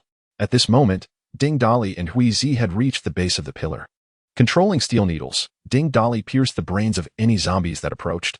All that remained on the pillar was a skeletal frame, gnawed and battered by the undead. The instant Hui Zi beheld the skeleton, sorrow surged within him. He threw back his head and roared in anguish, his eyes turning crimson as the veins in his arms bulged ominously. It appeared he was on the verge of losing control. Ding Dali, observing the turmoil, sternly admonished. Hui Zi, calm down. This cannot be Xiao Ting. With her strength, the aberrant cannot have subdued her so swiftly. Hui Zi regained a semblance of composure, but his eyes remained bloodshot. If this isn't Xiao Ting, then where is she? Why can't I see her? Just as he uttered these words, a familiar voice rang out. Brother Hui, boss. At the same time, a figure fluttered down beside them. Xiao Ting. Hui Zi's eyes filled with joy as he rushed forward to embrace Zhang Ting, his large frame causing her to cough. Damn it. We're surrounded by zombies. Spare me the sentimentality. Get back to slaying the undead. What's happened to Xiao Ting? Where have you been? Ding Dali kicked Hui Zi, who transformed his sorrow into joy, brushing himself off and once again plunging into the horde. Boss, I descended to intercept the aberrant, but my aim was rather poor. I only managed to hit him twice. However, His wounds healed rapidly. I noticed him dodging and sprinting toward the pillar, where I discovered a woman bound to it. Although I have no idea how he managed to secure her from the zombies, I suspect he intends to use her to draw the horde. Sure enough, I saw him remove the gag from her mouth, and then, with his sharp claws, he slashed open her abdomen. I dared not linger. Before the tide of corpses on the road could react, I swiftly flew to the hotel courtyard's entrance to secure the iron push-pull door. However, amidst the horde were numerous first-tier zombies, and I feared the iron door would not withstand the onslaught for long. Upon hearing Zhang Ting's explanation, Ding Dali expressed his admiration. "You have done remarkably well. You have afforded us ample time." Surveying the vast hotel courtyard, there were at least hundreds of zombies, the majority being low-tier. With only a little over 20 first-tier zombies, Ding Dali glanced at the resounding iron door that had been battered and proclaimed, "Form groups. Maintain your formation. We must act swiftly before the door is breached. Xiao Ting, provide aerial support. Should any of our own find themselves in peril, swiftly extract them." Chapter 64. The initial battle against the zombie horde. Upon hearing Ding Dali's command, the group unleashed their fury upon the advancing zombies. Lu Rian transformed into a towering stone giant nearly 3 meters high, her already oversized shirt bursting at the seams. One could only wonder what brand of undergarment she wore, as it remarkably remained intact despite her transformation. In her new form, Lu Rian appeared even more formidable than Huizi in his bear-like state, charging into the horde and wielding a massive iron hammer, reducing the zombies to mere pulp with each devastating blow. Ding Dali, witnessing the gruesome destruction, felt a pang of regret. "How am I to devour these wretches if you smash them to bits? At least leave me a body." Influenced by Lu Rian and Huizi, he too joined the fray, swinging his iron rod as he plunged into the throng of undead. Although his stature was notably smaller, being of a leaner build, Ding Dali possessed a strength that surpassed theirs. Moreover, having mastered weaponry, his execution of the rod was far more aesthetically pleasing and precise, striking with deadly accuracy. Wherever his weapon swung, zombies met their demise with explosive headshots. Among the group, the first-tier Awakeners focused on eliminating the low-tier zombies, while the second-tier Awakeners swiftly dispatched any that posed a challenge. For these 20 or so awakened individuals, the hundreds of zombies were as easily felled as chopping vegetables. As the battle raged on, more survivors descended from the upper floors. Su Hongyu, a mere ordinary individual armed with a spear, trailed behind Ding Dali's group, eager to assist but unsure how to contribute. A casual glance over her shoulder revealed Huang Ji standing beneath the porch, prompting an awkward nod of acknowledgement. It was evident to anyone that she had emerged from the same room as Ding Dali. Huang Ji paid her no mind, his gaze cold as he observed the combatants. A subordinate accompanying him quietly inquired, "Director Huang, isn't Su the one you're involved with? Why is she mingling with Ding Dali?" "Humph. Ignore that wretched woman. We must focus on reaping the benefits from this chaos," Huang Ji replied. "If you have any ideas, share them. We will heed your counsel." The four by his side nodded in agreement. Huang Ji's eyes darted across the battlefield littered with corpses. While they are distracted, gather the crystal nuclei from the zombies' brains. With so many corpses, they won't miss a few nuclei. The group exchanged knowing smiles before quietly bending to search the fallen zombies. However, after rummaging through a dozen bodies without finding a single crystal nucleus, they exchanged puzzled glances and hastily reported back to Huang Ji. He too was taken aback. This group had been engaged in slaughter, yet had not noticed their collection of nuclei. What could be the cause? Meanwhile, Li Chunlan, Xia Qiuge, Xia Xiaxue, and their team had also made their way downstairs. Upon witnessing the sea of zombie corpses and the fierce battle waged by Ding Dali and his companions, they were struck with awe, realizing they had underestimated their capabilities. "By heavens, we must lend our aid," Xia Qiuge exclaimed, feeling the urgency as she summoned small blades of wind around her hands, preparing to charge forward, only to be restrained by Li Chunlan. "Qiuge, hold your horses. Wait for your father." Within the confines of the hotel, remnants of unclean zombies lingered. "Wait until your father is safe before heeding his counsel." However, upon witnessing her mother's gaze, Xia Qiuge chose to suppress her abilities. Shortly thereafter, Xia Donghai descended the stairs, breathless, accompanied by 5 survivors. Damn it! Why must the building be so tall? Today certainly counts as an effective workout. Old Xia. Upon seeing her husband descend without harm, Li Chunlan felt a considerable sense of relief. Xia Donghai reached the porch, greeted his family, and surveyed the scene in the hotel courtyard. His gaze fell upon the 6 individuals standing on the porch with Huang Ji. "Hey, Director Huang, I can't remain idle here. Don't say I didn't warn you. The greatest chance for survival lies right before your eyes, so be sure not to stray from the path." With that, Xia Donghai brandished his axe and shouted, "Ding, my brother, I come to aid you." As the leader took action, The others rallied behind him, rushing forth. It soon became evident that the zombies were not as easily dispatched as Ding Dali and his group had experienced. Among them were first-tier zombies. And most of this group had only just awakened, with few possessing even rudimentary skills, and some were ordinary individuals. In the initial clash, one awakened individual was swiftly overpowered by a zombie, unable to struggle before being surrounded by several others. A couple of cries were all that escaped before silence fell. Ding Dali observed this unfolding tragedy, swinging his bat to obliterate several zombies beside him before swiftly moving to Xia Donghai's side. Old Xia, are you truly armed with nothing but these broken table legs to confront zombies? Or are you merely here to serve as fodder? With that, Ding Dali opened a spatial gate, revealing the spears and blades he had prepared ahead of time. Seeing proper weapons, the group did not hesitate. Each seized one and practiced a few swings. After all, just moments ago, one comrade had met their demise wielding a wooden plank against a zombie, who would be foolish enough not to arm themselves. Old Xia, I appreciate your goodwill. Have your people follow closely behind us to offer support. Any zombies that slip through will be your responsibility, but do not disperse. Those needing your assistance are still further back. Once we clear the zombies in the courtyard, I promise you a grand reward. In truth, with their strength and battle experience, Xia Donghai and his group could manage isolated zombies, yet confronting them in hordes would be akin to throwing eggs against stone. However, for Ding Dali and his companions, hundreds of zombies amounted to mere slaughter. Their complete annihilation was merely a matter of time. Before long, the courtyard was strewn with lifeless zombies. And Xia Donghai surveyed the chaotic scene, bursting into hearty laughter. Who would have thought that I, Old Xia, could contend with so many zombies? That's enough, Old Xia. Do not revel too soon. This is merely the beginning. The true battle lies ahead. Ding Dali patted Xia Donghai on the shoulder, then crouched down to activate his devouring ability, causing the surrounding zombie corpses to wither at an astonishing rate. Witnessing this spectacle, Xia Donghai's pupils dilated, his mouth agape in utter astonishment. Yet curiosity compelled him to inquire, Brother Ding, what did you mean by that? Have we not slain all the zombies? After consuming the zombie bodies, Ding Dali felt his strength increase once more. Counting the members of the Xia Donghai team, excluding the one who has just perished, there remained 20 individuals. The crystalline cores obtained from the recently vanquished zombies were more than sufficient to elevate them all to the first tier. With a grand gesture, a multitude of crystalline cores materialized before Xia Donghai. Old Xia, I shall explain everything later. Time is of the essence. Gather your people. These cores are ample for everyone to undergo their first evolution. With that, Ding Dali turned and strode towards Yu Xiaoyu, leaving Xia Donghai in awe, his eyes gleaming at the sight of the scattered crystalline cores. After several days of clearing out the hotel of zombies, it was only through their efforts that Li Xiaobin and he had become first-tier awakeners, while his family members remained merely at the initial stage. The notion that he, having merely assisted, could elevate everyone to the first tier was exhilarating. It was hard not to feel thrilled, and he was increasingly convinced that his suspicions regarding Ding Dali were correct.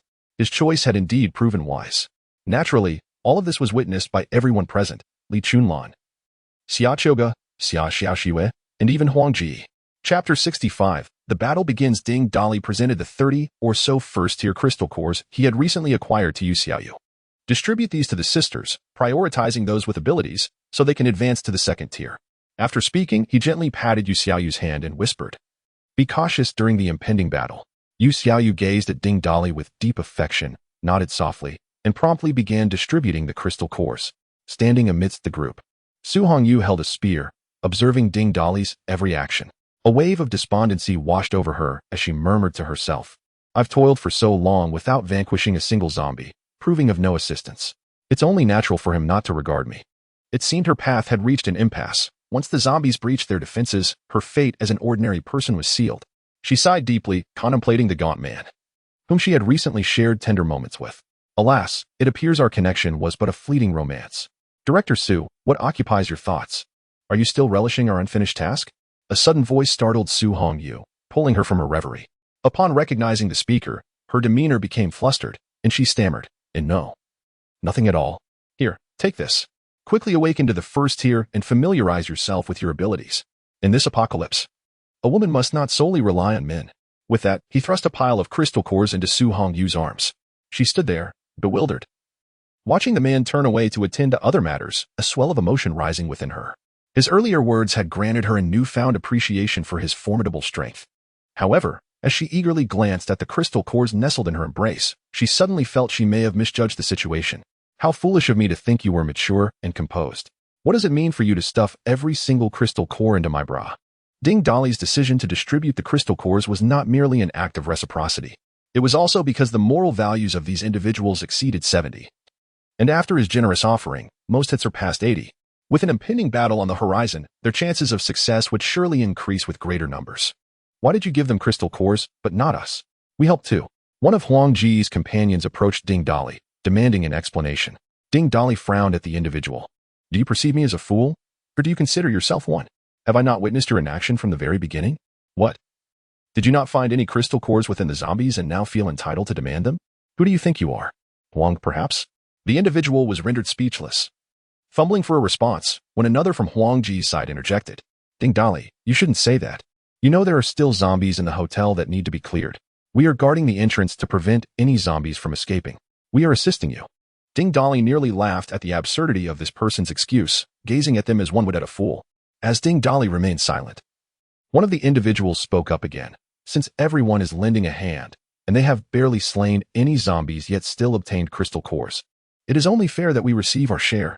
Indeed, Boss Ding wouldn't show favoritism in front of so many, would he? We won't ask for much. Just 10 crystal cores each will suffice. Ding Dali, genuinely amused by their audacity, couldn't help but laugh, as did the others who had refrained from consuming crystal cores. Helping out? A mere few dozen crystal cores is trivial. Even if it were 100, I could afford it, but I might need a small favor from you two.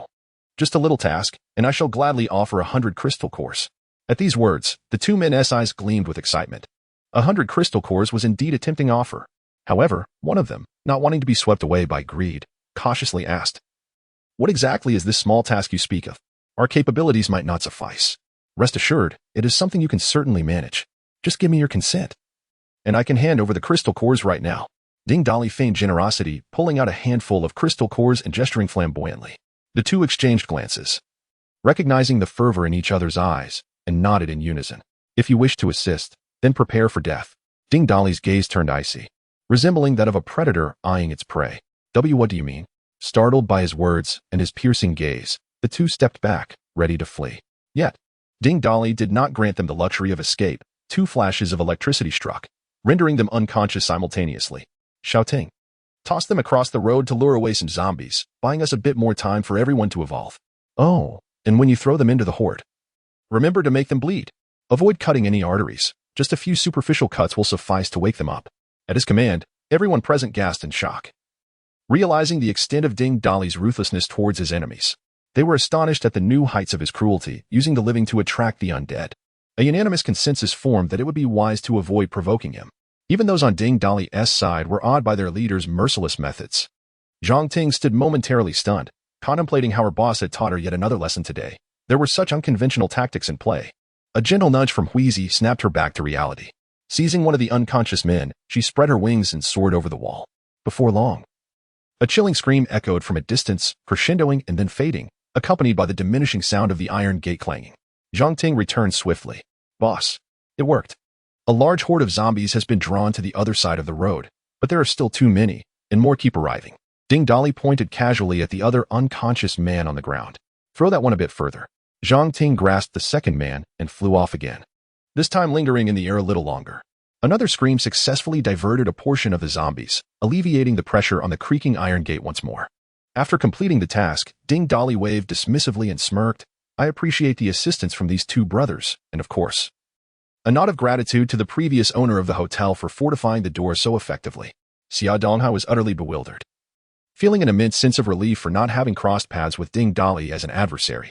This fellow, who usually exuded a carefree demeanor, displayed a ruthless and decisive nature when it came to violence. Huang Ji was equally dumbfounded, witnessing his two subordinates transform into mere bait in an instant. He noticed Ding Dali's gaze beginning to flicker with apprehension. Yet, the more one fears, the more the feared manifests. Ding Dali turned his attention toward them, wearing a grin that seemed almost jovial. "Director Huang, I am grateful for the assistance of your subordinates. Had it not been for them, I feared we might not complete our evolution in time," he added, gesturing toward those around who were not consuming the crystal cores. "Why are you all standing there in silence? Quickly, express your gratitude to Director Huang." Chapter 66. The battle rages on. "Thank you, Director Huang."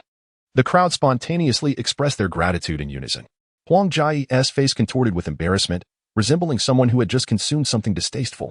With a forced smile, he cautiously inquired. Brother Ding must be jesting. Their actions were their own and unrelated to me. However, Brother Ding mentioned a reward of 100 crystal cores for their assistance. Given that they have indeed helped, what about the crystal cores? What crystal cores? Their actions have nothing to do with you, nor do the cores. Those two have already been devoured by zombies. The cores would serve them no purpose. I shall keep them instead. Initially, Huang Jai had merely sought to probe. Yet the condescending tone of the response left even someone as seasoned as he feeling rather awkward. He chose to remain silent, though the resentment in his eyes deepened. This did not escape Ding Dali's notice, as his moral compass was visibly agitated. To deal with this cunning old fox, Ding Dali thought with a cold smirk. Subtlety would be required, yet he maintained his composure. One by one, the others completed their evolution and gathered around Ding Dali. Soon, everyone had finished, and the heavy iron door of the hotel began to show signs of giving way. Xia Donghai, puzzled, asked, Brother Ding, must we engage in battle with the zombies? The horde outside numbers in the thousands. Can we not retreat to the hotel and repair the door? He glanced at Zhang Ting, who stood a short distance away. Ding Dali understood his implication and shook his head with a wry smile. Old Xia, repairing the door is futile. The zombies have become agitated, and there is no escaping them. Consider our numbers, setting aside whether shouting can carry someone for an extended flight. Even if we were to evacuate one by one, we would only manage to get a few out before the door collapses. What then for the remaining individuals? Xia Donghai nodded thoughtfully, and Ding Dali continued. If we focus solely on fleeing, inevitably some will fall behind, and those who do will undoubtedly perish. Instead of that, we should fight fiercely, with strategic combat. Defeating this horde of zombies is entirely feasible. Different objectives yield different outcomes. Surviving this battle will lead to significant growth for us all. Rather than languishing in despair, why not strive for a future in this wretched apocalypse? Ding Dali's fervent words ignited Xia Donghai's fighting spirit. He swung his axe and laughed heartily. Brother Ding speaks wisely. Better to fight than wait for death. If I survive today, I shall become your sworn brother. Aha. It's a pact.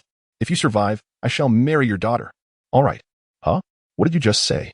Their banter lightened the atmosphere considerably and stirred the resolve of the others. Ding Dali's group, eager and prepared for this day, was ready. Meanwhile, Xia Donghai's crew, having endured confinement in the hotel for days, had been living in constant fear. Now that they had all evolved, they deemed it better to fight than to continue living in dread. Death would bring relief, and survival would be a gain. Huizi, boss, I shall be the vanguard. No one dare compete with me. My golden back ring and large cleaver will finally see action. Lu Ruyan, count me in. I too wish to lead the charge. Huizi, why on earth are you attacking me instead of the zombies? You Xiaoyu, darling, if we survive this, you may choose any of my sisters. Xiaonan, darling. Once we finish, Xiaoyu, and I will demonstrate the art of stacking. Xia Xiaoxue. Xia Chioga, if we manage to survive. Ding. You rascal. I shall bear your children. Xia Xiaoxue. Li Chunlan. Ha ha ha. This is splendid. I will take charge and make the decision for my dear Xia. You youngsters must survive. Su Hongyu. So, Ding Laoda, do you plan to face the zombies clad only in your underwear? Ding Dali then realized he was merely wearing shorts. But he brushed it off, thick-skinned as ever, and laughed. Ha ha ha. No worries. Today, I shall be forthright with all of you. Xiaonan shot a glance at Su Hongyu. This is all your fault, you seductress. I tell you, once this is over, you can only serve as my husband's bed warmer. Su Hongyu. Regardless, I have already committed myself. As long as Ding Laoda agrees, I would gladly be his lover for life. The group exchanged heartfelt sentiments before the battle, but save for Ding Dali, who remained composed. No one could foresee the outcome of this confrontation, nor did anyone believe they would emerge alive. Unbeknownst to them, they were about to partake in a battle that would be etched in the annals of the apocalypse. Those who survived this encounter would, years later, feel a surge of emotion whenever they recalled their first confrontation with the tide of zombies. They would recount the tale with pride, grateful to have participated in such a momentous battle. As the last words were spoken, the heavy iron gate creaked ominously on the verge of collapse, and each person's nerves tensed in anticipation. Here it comes. Xia Donghai observed his family and spoke solemnly. Once the gate burst open, everyone formed a circle, with every third person interspersed with a second-tier awakened individual. I will create openings for you to strike. Focus all your strength. Ensure each blow is lethal and decisive. Should anyone sustain injuries from a first-tier zombie, do not abandon the fight. We are all first-tier. Transformation will not occur immediately. After the battle, the first-tier cores will suffice for everyone's recovery. If any second-tier zombies appear, the second-tier awakened must join forces to eliminate them without granting them a moment's respite. As soon as he finished speaking, the massive iron gate crashed to the ground, and countless grotesque zombies surged in, some of the foremost being trampled by those behind them, perishing before they could even launch an attack. Ding Dolly led the charge, channeling his lightning abilities to unleash a vast electric net fanning out towards the entrance, incapacitating all zombies within a few meters instantaneously. He intended to control the iron gate for defense, but his current level could not manage such a heavy structure. The moment he made his move, the others rushed out, forming the circle as Ding Dolly instructed, swiftly reaping the lives of the fallen zombies. The interval before the next wave of zombies surged forward was brief. There was no time for fear or contemplation, only the instinct to fight with all their might. Huizi and Lu Ruyan, upon their transformation, assumed colossal forms, wielding immense weapons capable of inflicting widespread devastation. Their formidable defenses, particularly Lu Ruyan's, render her nearly impervious. As long as she possesses the strength to maintain her transformation, even the most rudimentary zombies cannot inflict harm upon her. Consequently, the duo charges to the forefront of their circular formation, both to create openings for their companions to vanquish the zombies and to alleviate the pressure on Ding Dolly. The group swiftly breaches the exit and spills onto the street. Observing this, Huang Jiyu seizes the moment, hastening forward with 3 others to join their ranks while the zombies are still at bay. However, Ding Dolly had anticipated this move. Allowing someone with such blatant hostility to accompany them was out of the question. Just as Huang Jiyu was on the verge of catching up, Ding Dolly dispatched a sliver of his mental focus to launch a steel needle, which struck unerringly into the leg of the foremost runner, causing him to cry out in agony as he collapsed. This scream instantly attracted the encroaching horde of zombies, who, now on the street, found themselves unable to retreat back to the hotel in time. Faced with the advancing undead, Huang Jiyu was engulfed in despair, unleashing a torrent of curses towards Ding Dolly. Ding Dolly, damn you. May you suffer a terrible fate. His words betrayed none of the composure expected from a leader. Chapter 67, the battle rages on. The vehement curses of Huang Jiyu inadvertently provoked the zombies, drawing even more of them to encircle him. The injured man was the first to be bitten, and the ensuing shrill cries, mingled with the scent of fresh blood, beckoned the undead in a relentless tide, swiftly engulfing him within their ranks. Ding Dolly remained oblivious to the unfolding chaos, preoccupied with his own endeavors. He simultaneously unleashed his lightning abilities and exercised mental control, creating openings for his companions while mercilessly dispatching the zombies. Both his lightning powers and mental manipulation demanded an immense reserve of mental fortitude. Most other second-tier awakened individuals would find it impossible to continuously employ large-scale offensive techniques. However, Ding Dolly was unique. His devouring abilities allowed him to swiftly absorb the energy from the course, replenishing his own depleting strength. In a sense, the horde of zombies served as his inexhaustible reservoir of sustenance. In his previous life, Ding Dolly had relied on his devouring powers to sustain himself amidst the fray, effectively replenishing his vitality by consuming the fallen, particularly effective against hordes weaker than himself. Yet, he remained acutely aware of the utmost caution required when facing beings of superior rank. With all their might, the group pressed forward, systematically eliminating the zombies. Before long, they reached the center of the road, only to be met by an unrelenting tide of the undead. One awakened individual, lacking sufficient battle experience, failed to heed the dangers at his feet. A first-tier zombie, partially mangled yet still alive, lunged from beneath the pile of corpses and seized the awakened one's ankle. Pulling with ferocity, the awakened one lost his footing and fell to the ground. Just as his comrades moved to assist him, a new wave of zombies surged forth. Ding Dolly unleashed his lightning powers once more, toppling a multitude of zombies, yet it proved futile. In mere moments, the fallen awakened individual was rendered unrecognizable, succumbing to the ravenous bites. All who witnessed this grim scene felt the weight of despair, yet none dared to halt, for to pause would mean risking their own lives. Maintain formation. Watch for any stragglers beneath your feet. If you fall, do whatever it takes to return to the ranks. Boss, the tide of zombies is advancing too swiftly. We have little time to react. If this continues, some may not withstand the exhaustion. Huizi swung his large blade, cleaving through a throng of zombies. Ding Dolly, having anticipated this moment, called out to the group, "Everyone, hold on. Let us push to the area beneath Carrefour, taking refuge against the wall. Then maneuver to the small square at the main entrance. There are several large blood donation vehicles there, surrounded by the stainless steel railings of the nearby subway station. That shall be our battleground against the undead."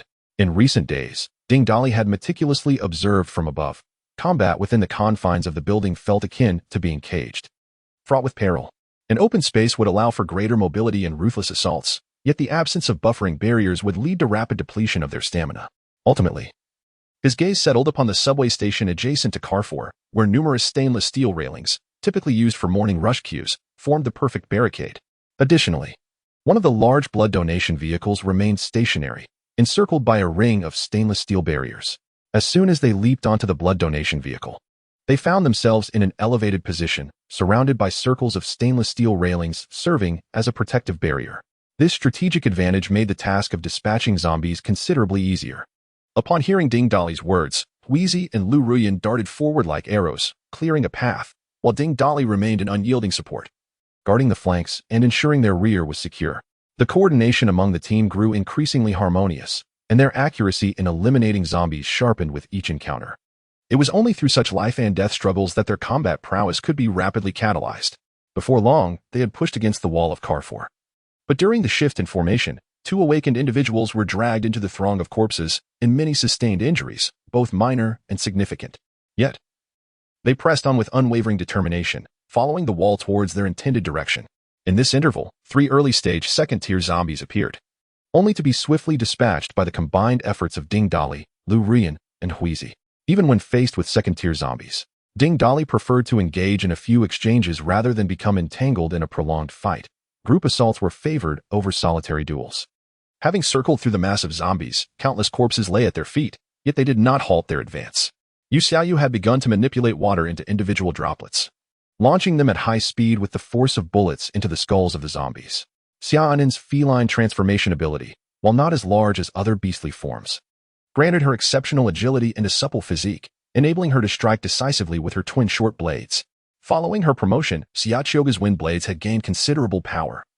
And through this tumultuous battle, she learned to control the intensity of each blade precisely, allowing her to conserve energy while delivering lethal strikes. Most surprising to Ding Dali was Xia Xiaoyu, whose ability, ice and snow control, was a subordinate power to Yu Xiaoyu's water element control. Although Yu Xiaoyu had yet to master the physical form of water, Xia Xiaoyu could directly manipulate ice. Snowflakes danced around her as icy spikes, imbued with frigid energy, whirled through the zombie crowd, reminiscent of the steel needles Ding Dali commanded. Moreover, as the battle progressed, Xia Xiaoyu's combat talent seemed to awaken, her previously expressionless face now bearing an even colder aura of lethal intent. Upon spotting the blood donation vehicle in the near distance, the group quickened their pace, leaving a trail of fallen zombies in their wake. They soon reached the vehicle, and as they scaled the layers of railings, Ding Dali cleared the zombies below, allowing everyone to ascend to the roof. Once all were aboard, he leaped up after them. With the encirclement of zombies lifted, a collective sigh of relief escaped their lips, each person gasping for breath. With a wave of his hand, Ding Dali produced a pile of crystal cores before them. They quickly consumed the cores to replenish their energy, aware that the surrounding railings were merely a temporary buffer, as more zombies would soon converge. Steady yourselves and do not fall. They would soon find themselves atop the vehicle, continuing their battle against the relentless undead. Before long, everyone had regained much of their strength from the crystal cores, while the zombies, blocked by the railings, were crushed as those behind pressed forward against those in front. A multitude of corpses of the undead piled one atop another, filling the space between the railings, while the advancing zombies tread upon the remains of their predecessors, relentlessly moving forward. They converged beneath the blood donation vehicle, creating an unsteady push against it that threatened to topple it over. The survivors formed a circle atop the vehicle, swiftly dispatching the encroaching undead. As long as the bodies continued to accumulate, the vehicle would cease its precarious swaying. Chapter 68. The battle rages on. 3 Ding Dali moved back and forth atop the vehicle, with every surge of electricity that incapacitated a horde of zombies. The ones behind would rush forward, trampling their fallen brethren. The corpses quickly piled up, creating a solid barrier that secured the blood donation vehicle in place. Now it was time to unleash the fury. With a thunderous shout, Ding Dali seized his supportive role, wielding steel needles as thick as a finger, darting around the blood donation vehicle with relentless precision. The team, equipped with various abilities and weapons, continued their relentless harvest of the undead. As the bodies accumulated to the same height as the blood donation vehicle, it soon became obscured from view. Beneath their feet lay a mountain of corpses, growing ever higher, the slope serving as a buffer against the relentless onslaught. The bodies rolled down the incline, toppling yet more zombies in their descent. Standing atop the mount of corpses, the area they needed to defend had shrunk considerably, allowing them to take turns moving into the center of their formation to absorb crystal cores and replenish their energy. The number of zombies dwindled, and the limits of their physical endurance were continually tested. From dawn till dusk, all felt their bodies become mere automatons, mechanically swinging their arms. Before them, the entirety of the Carrefour Plaza was blanketed with zombies, while the pile of bodies beneath them had reached an astonishing height of 8 meters. During this chaotic struggle, 2 individuals from Xia Donghai's group lost their footing and tumbled down the corpse mountain, falling silent as they were reduced to mere fragments. "Boss, I'm running out of strength," Huizi exclaimed, his voice strained. "Eating crystal cores is futile. My body can't take it anymore." He had exchanged his large blade for a smaller one, grasping a nearby zombie and extracting his weapon from its skull before kicking the creature away. "Husband, I can barely hold on. When will this nightmare end?" Night is falling. Yu Xiaoyu had ceased utilizing her powers and resorted to brutal hand-to-hand combat with the zombies. Ding Dali too felt his body nearing its limits, his fatigue stemming from the mind rather than any lack of crystal cores.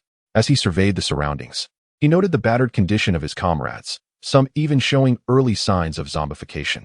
Yet, not far away, the major intersection was becoming increasingly devoid of the undead. "Look, he nearly wiped out the zombies at the intersection. Only these remain," Ding Dali declared, his spirits lifted upon noticing the absence of higher-level zombies, leaving only the common ones. "Let us rally our spirits. We've vanquished so many. These before us are but trifles." After speaking, he cast a glance at the 3rd floor of Carrefour. Xia Donghai, bloodied and battered, was unrecognizable beneath the layers of gore, whether from zombies or his own blood. It was hard to tell. He coughed, gasping for breath. "Ha ha ha, cough. I never imagined old Xia, would last this long. I'm done for. Ha ha. Killing so many zombies has been a windfall. Even if I meet Yama, I can brag a little. Cough. But will the zombies go to the underworld when they die? Ding, my brother. I entrust my wife and child to you. You must ensure their survival." "Old Xia, don't say such things. You must live on with us," Ding Dali urged. "Think of something quickly. I feel like old Xia is nearing his end. He can't hold on much longer." Li Chunlan, tears streaming down her face, continued to thrust her spear mechanically forward, her hands marred by numerous blood blisters that had burst. The dried zombie blood on her hands cracked and flaked away incessantly. Everyone was in a similar plight, their bodies shrouded in filthy blood, some so disfigured that their features were barely recognizable. A few began to bleed from their noses, and teammates exhibiting signs of zombification swayed unsteadily. Ding Dali gazed at the approximately 1,000 remaining zombies before him, sighing in resignation. Was this truly the limit? No, absolutely not. This was the final wave of zombies. Victory was within reach. It was not over yet. Gripping the iron rod tightly, Ding Dali bellowed, "If you wish to survive, muster your spirits. Fight." No sooner had he uttered those words than the rolling shutter of the Carrefour nearby clattered open. A smile crept onto Ding Dali's lips. They had finally emerged. Time rewound to the moment Ding Dali and his companions had just exited the hotel.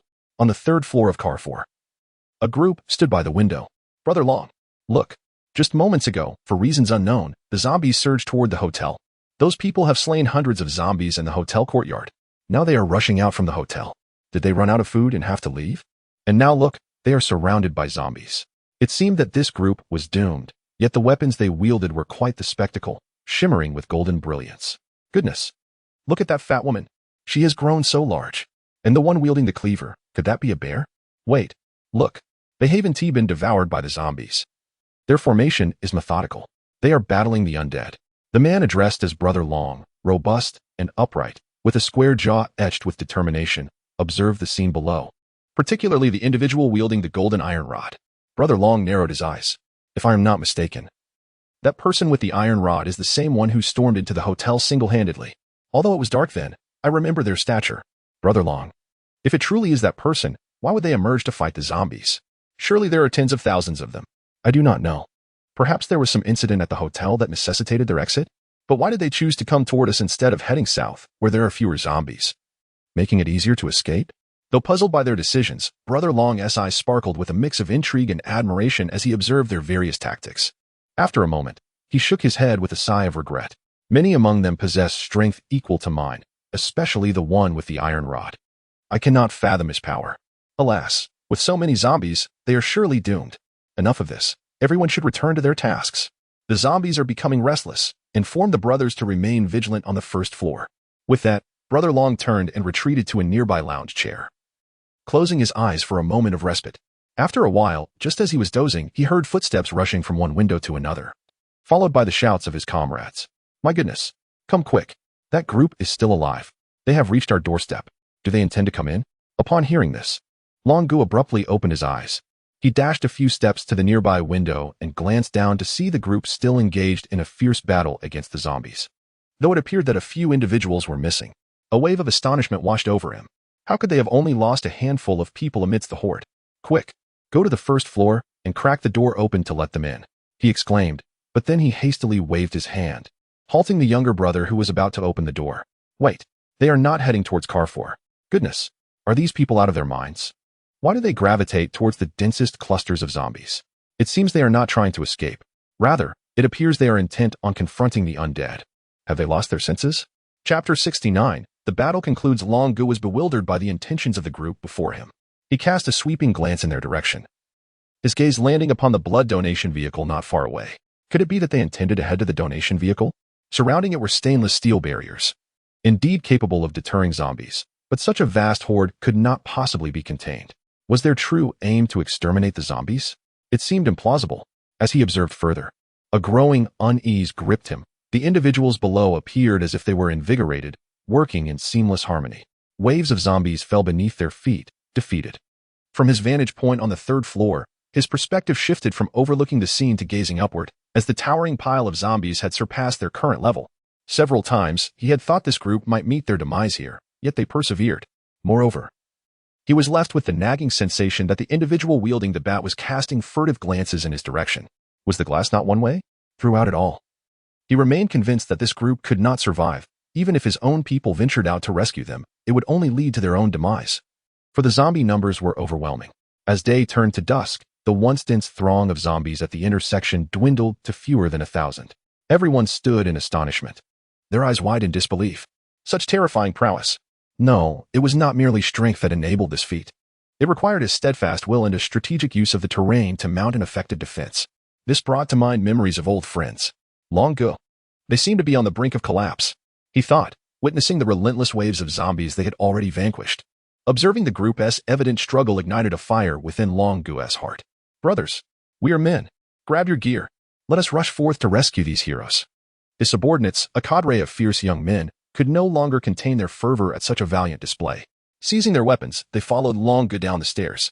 With a resounding clatter, the roll-up door swung open.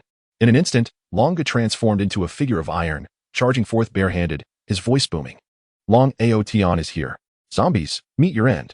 His voice resonated like thunder, instantly drawing the attention of the horde, the weary members of Ding Dali's group. Upon witnessing the abrupt opening of the roll-up door, beheld a muscular man gleaming with silver light, charging toward them while exclaiming a rather flamboyant battle cry, followed by a throng of enthusiastic followers akin to energized monkeys from a May mountain. All were taken aback, nearly tumbling into the mass of corpses. Only Ding Dali managed a faint smile, murmuring to himself, "You have finally arrived." Then, with a loud exclamation, Ding Dali joined in the fervor, shouting, "Haha! Reinforcements have arrived. This is the final wave of zombies. Everyone, hold your ground. After we finish, drinks are on me. Unlimited." As they watched the silver-clad giant bulldoze through the zombie horde like a tank, it struck them how magnificent it was that he bore the name Long Aotion. This was beyond impressive. He had thought that transforming into a bear man and wielding a massive golden cleaver was enough to be striking. But the emergence of this individual reignited his competitive spirit, awakening the primal ferocity within him as he too morphed back into the formidable bear man. He dragged the discarded machete from the corpse and charged down the mountain of bodies, brandishing it with exuberance. "Haha, Dong Yue is here. Come to me, zombies." Xia Donghai's axe had long since become useless, and in his grasp was a steel rebar spear. As he jabbed at the undead, he laughed heartily, exclaiming that youth was full of vigor, infecting even this old fellow with joy. It seemed that today he would not meet his demise. The women, too, were stirred by the tumultuous spirit, continuing to wield their weapons in battle, though they could not fathom the sudden transformation of the men around them. What had possessed them? Only Lu Ruyan watched with gleaming eyes, her feet pushing off the ground as she leapt from the mountain of corpses, her plump form morphing into that of a stone giant midair.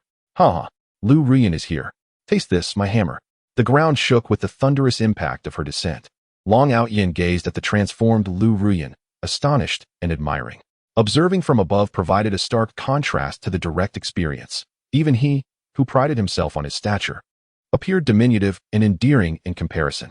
With the addition of this group from Carrefour, the battle concluded before darkness enveloped the sky. To prevent any teammates who had been scratched or bitten from succumbing to the undead transformation, Ding Dali dared not delay. He hastily followed Long Outyin and the others into the Carrefour supermarket.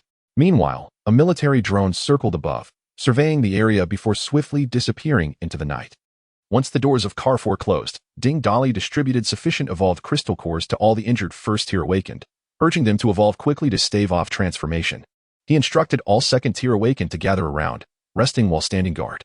Having completed these tasks, Ding Dali approached Long Outyin, ignoring the hand extended towards him, and stated directly, "We'll introduce ourselves later. First, let's ascertain how many of your brothers are injured and their tiers."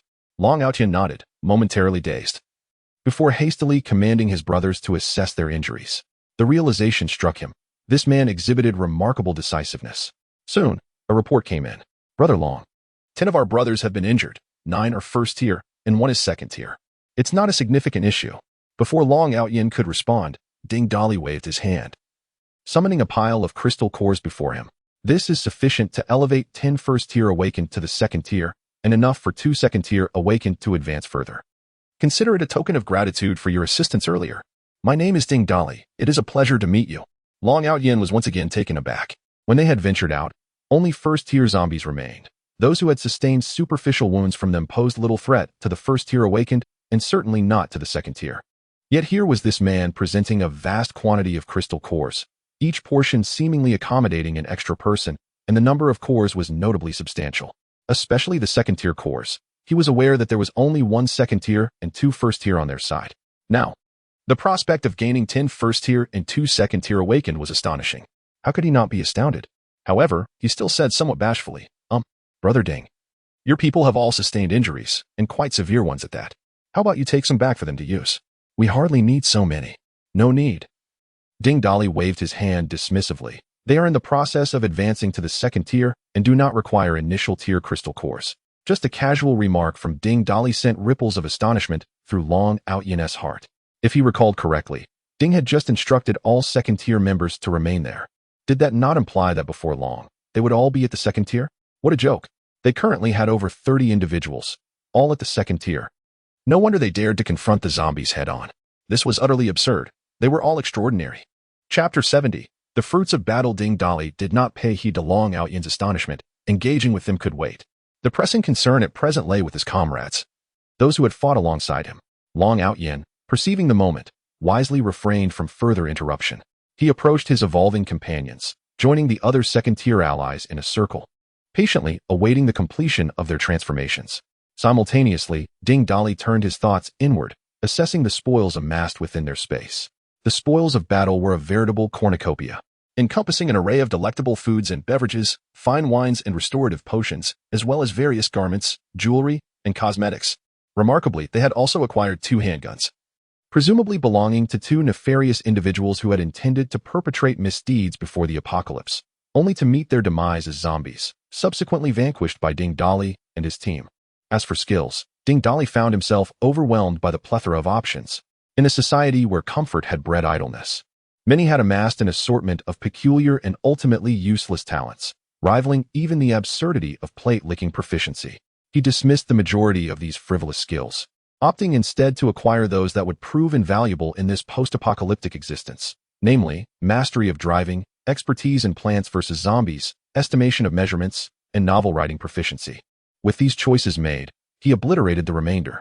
Turning his attention to the collection of crystal cores, he noted, excluding those just retrieved, a staggering 38,000 basic cores, 1,370 first-tier cores, and 12 second-tier cores. This figure astonished even Ding Dali, who had anticipated a mere 20,000 zombies at most. The reality of nearly 40,000 was a stark reminder of his miscalculations. He mused that perhaps he should have sought out mathematical proficiency earlier. How careless of him. Nonetheless, the outcome was favorable, with casualties significantly lower than he had feared. Yet, the most crucial bounty lay not in resources, skills, or cores, but rather in the mountains of zombie corpses outside. If he could consume them, Ding Dali was confident he would ascend to the third tier. After all, there were 40,000 corpses awaiting him. As Ding Dali contemplated the opportune moment to venture out and devour the remains, Yu Xiaoyu leaned close, whispering in his ear, "Darling, we lost 7 people, 5 from old Xia's group, ordinary survivors who followed him out of the hotel, lacking combat experience. We lost 2 sisters from our side." A hint of melancholy shadowed Yu Xiaoyu's expression as Ding Dali patted her shoulder, pulling her into an embrace. She rested her head against him, exhaling a deep sigh. One was my sister Wang Ruexiue, who had been with me since the surveillance room, and the other was one of the pair of lesbians we later rescued, named Ding Xiang. Sharing your surname. She always boasted about it, but alas. Ding Dali gently stroked her hair, speaking softly. Remember their names. When we establish our own place, our own home, I shall erect a tall wall and inscribe the names of our fallen comrades upon it, ensuring that all who survive know of their sacrifice. Yu Xiaoyu nodded, the shadows of sorrow still lingered in her eyes. Observing this, Xiaonan shifted closer to Yu Xiaoyu, offering her comfort. The oblivious Lu Rian finally noticed her dear friend's distress and quickly approached, placing a hand on Ding Dali's shoulder. Oh dear, please, allow me to speak, said one. As he pushed Ding Dali aside, plopping down beside Yu Xiaoyu. Ding Dali, quick to comply, shifted further away, fearful that the hefty girl might crush his slender frame. Unbeknownst to him, after Lu Ruyan stood, Long Outyin had been watching them intently from a distance. One by one, their companions completed their evolution. Although some bore severe injuries that had yet to fully heal, their condition was no longer critical. With the robust physique of a second-tier awakened individual, recovery was merely a matter of time. This experience had indeed been perilous, yet the rewards were plentiful. Now, old Xiao was also at the second tier. Alas, it was unfortunate for the few ordinary individuals I called up to the building. Sigh. Xia Donghai shook off the remnants of zombie while clinging to his body, leaving a mess of debris on the ground. All right, old Xia, enough shaking. If you keep that up, you'll end up thin. Come on, let me introduce you to the person who saved us. With that, Ding Dali led everyone over to express their gratitude to Long Outyin, introducing themselves one by one. Long Outyin appeared in high spirits, thumping his chest as he declared, soon, we'll head to the third floor. Tonight, I'm treating you. Eat and drink as you please. Ding Dali quickly waved his hand, gesturing grandly. A variety of exquisite dishes were laid out before them. Brother Long, you've been a tremendous help today, and we've borrowed your place. Tonight's feast is on me. Everything is ready to go.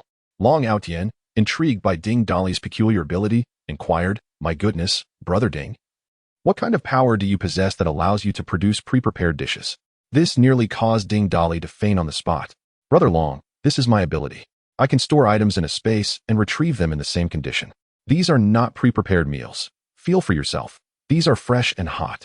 Long Outyin, with a hint of skepticism, touched the food, marveling at its freshness.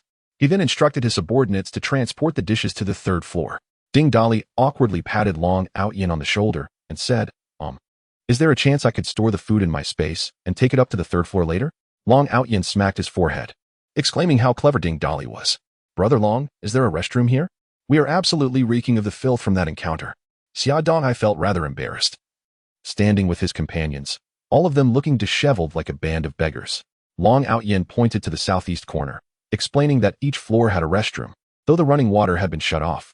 Not to worry, we have ways to clean ourselves. Brother Long, we'll head to wash up and change clothes first. And then we shall meet you on the third floor. Ding Dali informed Long Outyin before hastily leading everyone toward the restroom. Ding Dali was particularly anxious, as he was currently clad in nothing but his undergarments. Many on Long Outyin's side regarded him with looks akin to that of a pervert. It must be said that Yu Xiaoyu's abilities were truly practical. Even while dressed, she could cleanse all the grime away. Before long, everyone emerged, spotless and clad in fresh attire. Only Lu Ruyan felt somewhat discontented, as none of the garments recently collected by Ding Dali in his space fit her size.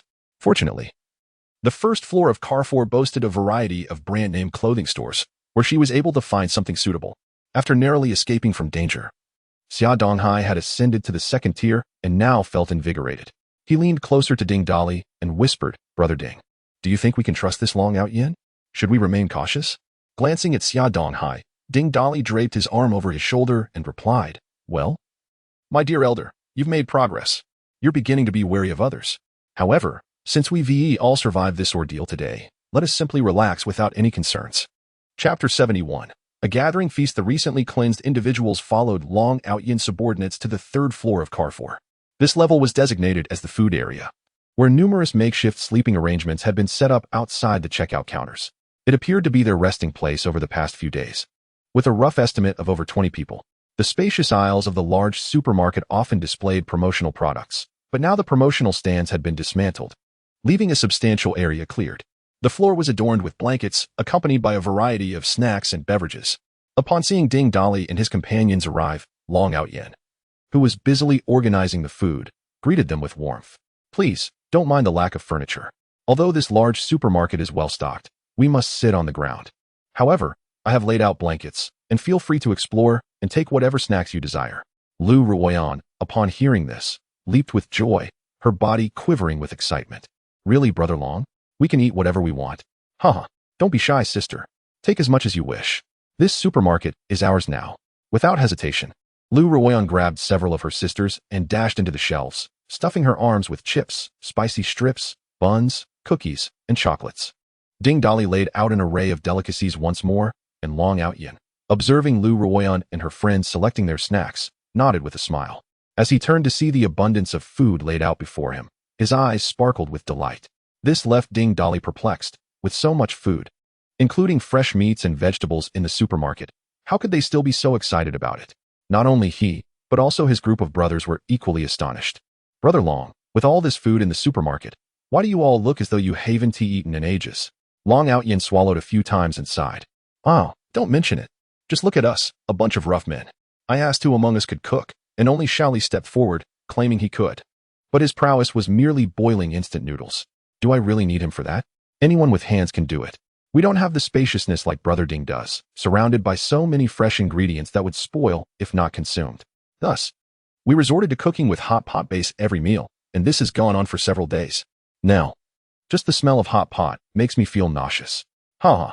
Well, today we shall collectively change our palate. As the host and guests settled in, they engaged in lively conversation, introducing themselves once more. Long Outyin raised a bottle of beer and laughed heartily. Haha. Today, I am truly enlightened. You all are heroes. Daring to confront so many zombies head-on. I salute you. With that, he downed the entire bottle, not forgetting to turn it upside down to show everyone. Haha. It has been so long since I felt this joyful. Ever since the apocalypse began, I have been cooped up in this supermarket, only daring to venture out through the back window to eliminate solitary zombies. It has been quite stifling. Witnessing your valiant endeavors truly fills me with admiration. I must admit, there were several times I thought you were surely doomed. I even believed sending my brothers to rescue you would be akin to sending them to their deaths. I never expected you would persevere.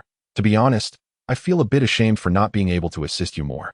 Xia Donghai also downed a bottle of beer. Belching and patting his belly, said, Brother Long, what you say is quite the understatement. Were it not for you, I might have lost my life right there.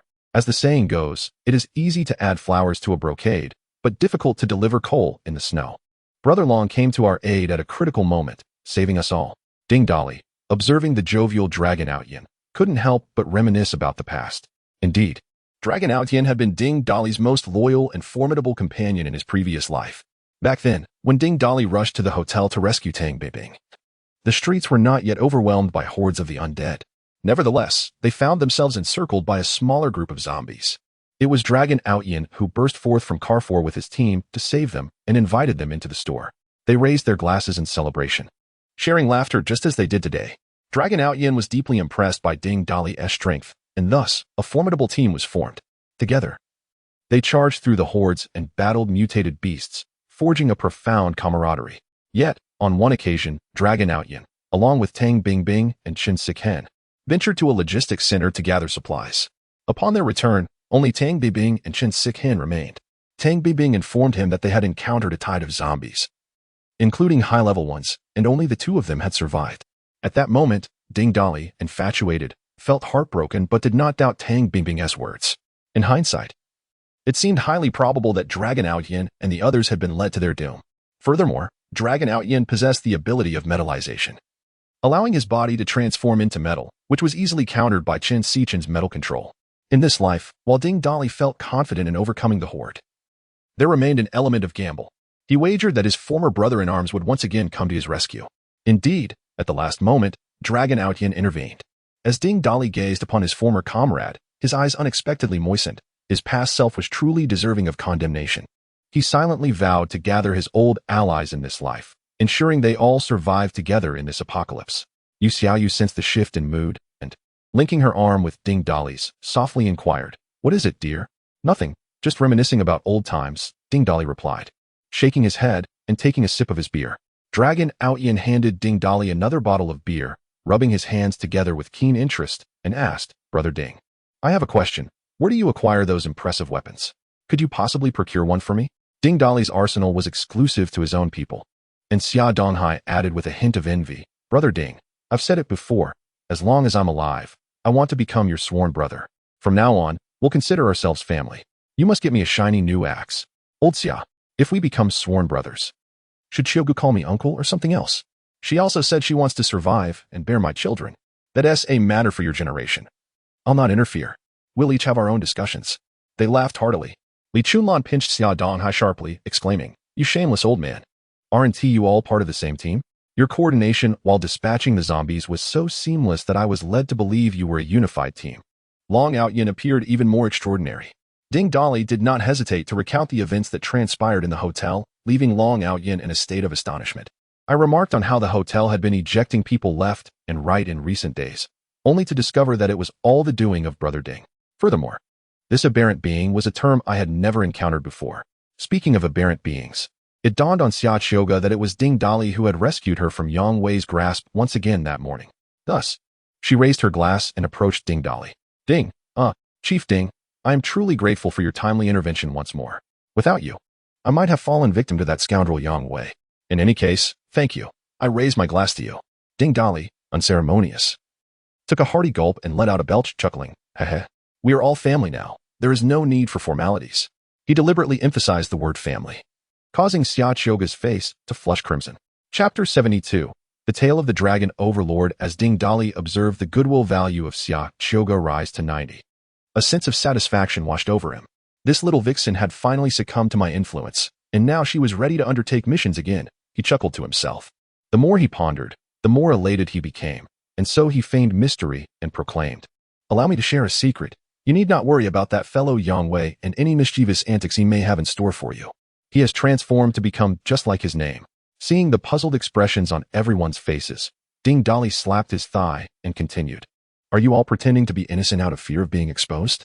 I said he has become just like his name. Yang Wei. Well, he is impotent now. The moment he consumed human flesh and became a mutant, his reproductive system began to deteriorate. By the time one reaches the second tier of mutation, that aspect has long since become a mere ornament. At that moment, enlightenment dawned upon the crowd, and they erupted into hearty laughter. Ding Dali surveyed the room and resumed. So, what do you say, old Xia? Would you care to join my team? Xia Donghai, who was busy gnawing on a chicken leg, momentarily froze. It was only when Li Chunlan nudged him that he snapped back to reality. Quickly wiping the grease from his hands, he chuckled. Hee, Brother Ding. We've been waiting for you to say that since we arrived at the hotel. However, I am self-aware. Back then, we were nothing and wouldn't have caught your eye. But now, my group has endured this arduous battle, so we have not lost face. Even if you hadn't invited me, I would have shamelessly sought to join. Excellent. From now on, we shall be one team. Welcome aboard, Ding Dali declared, raising his glass in a toast to everyone. Before the gathered crowd, Ding Dali wielded his powers to conjure a magnificent golden-backed axe and presented it to Xia Donghai. Try this. Let me know if it meets your satisfaction. The rest of you, inform me what you desire, and I shall procure it for you. Wow, Brother Ding. Did you truly conjure this? Is this also a manifestation of your powers? I thought your abilities were related to space. Ding Dali's display had utterly overwhelmed the minds of those aligned with the Dragon Overlord. Ha, Brother Long. I possess many more tricks up my sleeve. I wonder, do you have any intentions of joining us? The Dragon Overlord had indeed contemplated this, and Ding Dali's words resonated perfectly with his thoughts. He immediately replied, We have been feeling quite stifled in this supermarket. We have longed to venture out and make our mark. Since Brother Ding has extended an invitation, we respect your strength and willingly join you in this endeavor. Ha, splendid news. Surviving this calamity has forged us into one family. One good fortune follows another. I propose that Brother Ding shares a few words with us. Li Chunlan led the applause, and soon everyone joined in, clapping and cheering. Ding Dali, undeterred, rose to his feet, raising his glass to address the assembly. All present here are brothers in life and death. You are my family. I harbor no grand ambitions. My only wish is to guide us all to survive in this apocalypse. Hear us to us. Let us create a home together in this desolate world. Cheers. The crowd echoed in unison, raising their glasses in celebration. On this fateful night, the four illustrious teams that would go on to carve their names in the annals of the apocalypse gathered at the supermarket, converging around Ding Dali. As the revelry reached its peak, Huizi, with a hint of confusion, posed a question to Long Outyin. Brother Long, the apocalypse erupted in the dead of night, and this supermarket had already closed its doors. How is it that there are still over 20 brothers here? Do not tell me that such a multitude is required for duty. Long Outyin recounted that during the outbreak, only 5 of them were on duty, 2 of whom had tragically transformed into zombies. Alas, I had no choice but to eliminate them, and in the process, I inadvertently discovered a crystal core, which led me to awaken. Many of the supermarket staff were his close comrades, all of whom were migrant workers. Behind the supermarket stood a row of modest bungalows that served as their dormitories. Concerned for his friends, he had stealthily climbed through the window with 2 others to return to the dormitory, managing to save only a handful of brothers. Wheezy, intrigued, observed Long Out Yin's prowess and inquired whether he had once served in the military. Indeed, I served for 12 years, Long Out Yin replied with a deep sigh, as if recalling painful memories. Long Out Yin had been robust and combative since childhood, often embroiled in skirmishes with the village children, fearing for his safety. His parents enlisted him in the army at the age of 17. His 12-year tenure in the military included a harrowing mission alongside the drug enforcement team to ambush a group of traffickers along the border. To their dismay, they fell into a trap set by the traffickers, who wielded overwhelming firepower. It took immense effort to eradicate the drug lords, but the battle claimed the lives of several narcotics officers, including one of Long Out Yin's closest comrades. The villainy of drug traffickers was appalling, inflicting suffering upon so many and ultimately claiming the lives of those valiantly fighting against them. As he recounted this tale, Long Out Yin was visibly pained, harboring a deep-seated hatred not only for the traffickers but also for those ensnared by addiction. After a prolonged pause, he continued his narrative. Upon the death of his comrade, he was entrusted with returning both the ashes and the compensation to the fallen soldier's hometown. The soldier hailed from a village nestled in the remote Shishan Valley of Kyoto, leaving behind only his sister. Upon his arrival, he discovered the sister living in abject misery, with their home in disarray and her health precarious. Without a second thought, he carried her out of the village and sought transportation to a nearby hospital. Ultimately, her life was saved, but tragically, her legs could not be salvaged. The doctor disclosed that the injury had gone untreated for too long, resulting in necrosis that necessitated amputation. From the sister, he learned that their neighbor was a distant uncle, whose son was a notorious troublemaker in the village. One fateful day, while inebriated, this young man recklessly drove his father's car, colliding with the soldier's sister as she stepped outside. In a daze, whether confused or mistaking the brake for the accelerator, he pressed down hard again, crushing her legs beneath the vehicle. Without a hint of remorse and in the absence of witnesses, he callously dragged her back home and laid her upon the bed as if nothing had transpired. Then, nonchalantly, he took his sister's phone and, utilizing fingerprint recognition, siphoned off the money his comrades sent home each month. After indulging in a lavish 2-day spree, he returned only to discover that his comrade's sister was, astonishingly, still alive. However, instead of showing concern, he covered her mouth to stifle any sound she might make. Thus, the sister lay motionless, awaiting the arrival of Long Out Yin. Throughout this ordeal, the neighbor, a scoundrel, remained conspicuously absent, allowing the sister to languish in despair. Enraged by the situation, Long Out Yin sought out the uncle of his neighbor to confront him. Expecting ignorance of his son's misdeeds, he was met with the unsettling realization that the uncle was fully aware yet feigned ignorance. Consumed by fury, Long Out Yin lost his composure and, in a fit of rage, broke the legs of the entire neighbor's family, including that of the rogue. Chapter 73. The Third Order awakened. One Long Out Yin, having transgressed discipline, found himself shielded by the military, thereby evading legal repercussions. Nevertheless, he could no longer remain in the forces and chose to retire. After his discharge, Long Out Yin relocated to Kyoto City for the convenience of caring for his comrade's sister. Concerned that her family might continue to cause trouble, he pooled resources with fellow soldiers to secure a place in a local nursing home. Once he settled his comrade's sister there, Long Out Yin sought temporary employment as a security guard at Carrefour. During his working hours, he ensured to visit the nursing home to attend to her needs. In truth, Ding Dali was aware of these occurrences from his previous life. His venture to Baiwa Mountain, where he encountered an elderly man and learned about the perilous sinkhole, was also motivated by his search for Long Out Yin's comrade's sister. Unfortunately, he had failed to locate her in his past existence. What fate awaited him in this life remained uncertain. Having recounted his tale, Long Out Yin took a sip of his drink and sighed deeply.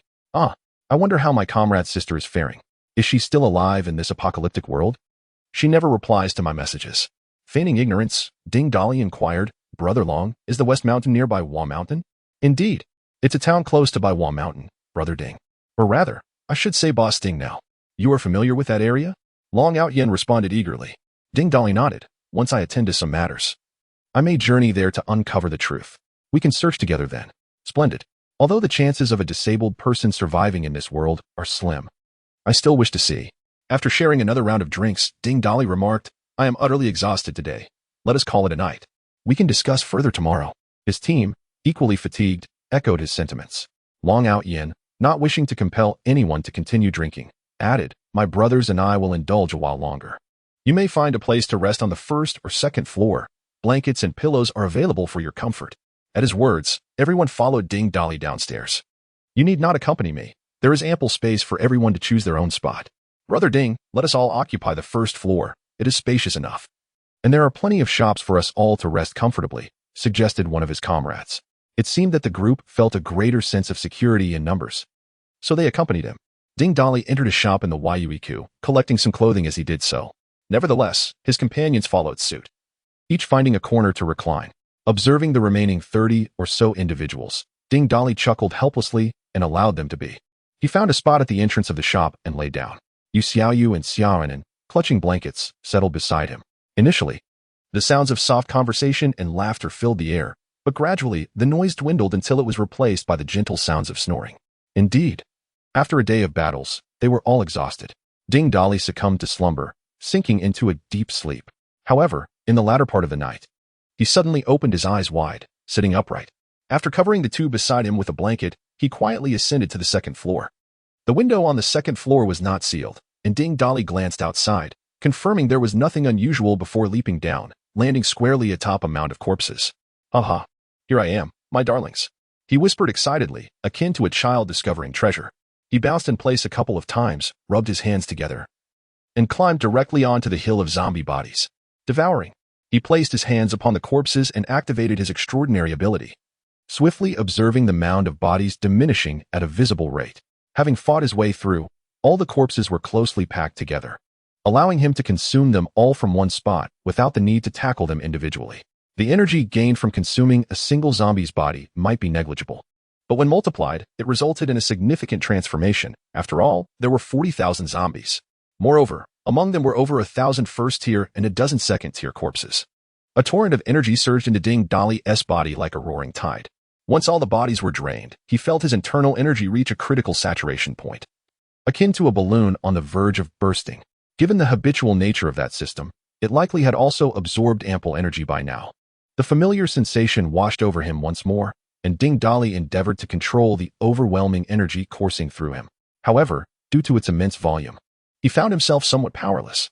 The pain in his body gradually surfaced, initially like a gentle breeze, then escalating to a tempest, until it felt as though his very being was about to be torn apart, the agony akin to 1,000 arrows piercing his heart. Finally, it seemed as though a mysterious portal within his body had opened, allowing the nearly explosive energy to surge through. Simultaneously, Ding Dali distinctly felt his body become remarkably light and filled with strength. This sensation was all too familiar. It was clearly a sign that he had broken through to the third tier. He took a deep breath, relishing the formidable power that the third tier bestowed upon him. Suddenly, the voice of the system echoed in his mind. Ding, energy is saturated. Complete the task of species propagation, and the system will upgrade. Wait a moment. Since the last upgrade, I had Yu Xiaoyu and Xiaonan. Doesn't that count? Brother, I am the multi-child blessing system. I do not discriminate against an abundance of the opposite sex. However, after energy saturation, you must complete tasks with new eligible partners to upgrade. Stop bragging about your multi-child blessing. It won't even pass review. You are just adding insult to injury while boasting about it. Let me ask you this. If I were to devour you now, would it be too late to switch to another system? Brother, I don't quite understand. What do you mean by not passing review? I don't know why I said that, but didn't you mention other systems? Are there any that those handsome types find appealing, so I won't easily end up in a little black room? Brother, why don't you just make do for now? When we encounter another system to devour, we can still enhance our functions. Or have you considered that it's not my fault, but rather your incessant chatter? Ding Dali, weary of arguing with a plethora of data, sighed and shook his head. There seems to be no other option but to proceed in this manner. After all, who could resist the conveniences bestowed by the system? One cannot wish for everything simultaneously. However, this predicament poses a challenge for Ding Dali. Approaching Xia Qiuge and Xia Xiaoxue feels rather abrupt.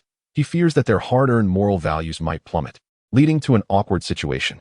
Seeking out Yu Xiaoyu's female teammates is even less appropriate, considering Yu Xiaoyu is stationed right there. Zhang Ting remains. But that is out of the question, as she is the partner of his close friend. Suddenly, a thought struck Ding Dali, and a mischievous smile graced his lips. He then leaped with determination, vaulting into the building. Stealthily, he returned to the first floor, making his way to the area where everyone was resting. Ding Dolly paced back and forth within this space, treading lightly to avoid disturbing anyone's slumber. At last, he spotted Su Hongyu curled up in a blanket in the corner. Gently, he tapped her shoulder, causing her to sit up abruptly, ready to call out, but upon recognizing him, she swallowed her impending words. Ding Lauda. Why are you wandering about when you could be asleep? Come with me, Su Kazhong. We still have some work matters to discuss. Chapter 74. The third-order system. Su Hongyu had not yet fully awakened and did not comprehend Ding Dolly's intentions when he grasped her hand and led her out of the shop.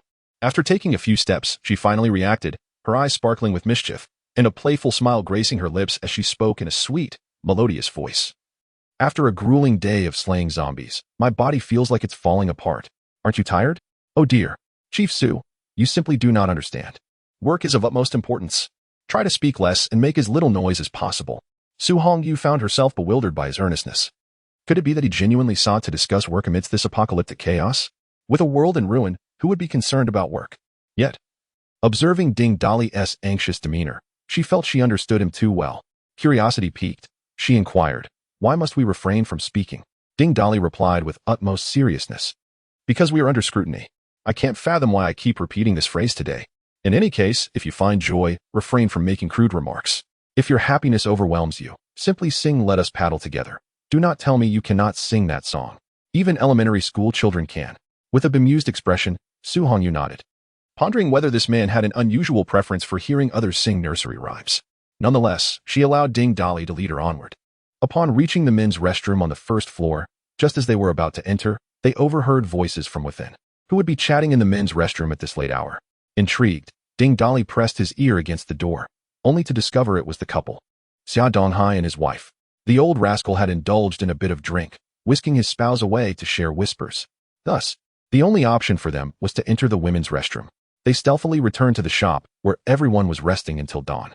Exhausted from a day of zombie hunting and 2 hours of work, Su Hongyu collapsed into slumber. Ding Dolly reclined against the doorframe, when suddenly, the system's voice echoed in his mind.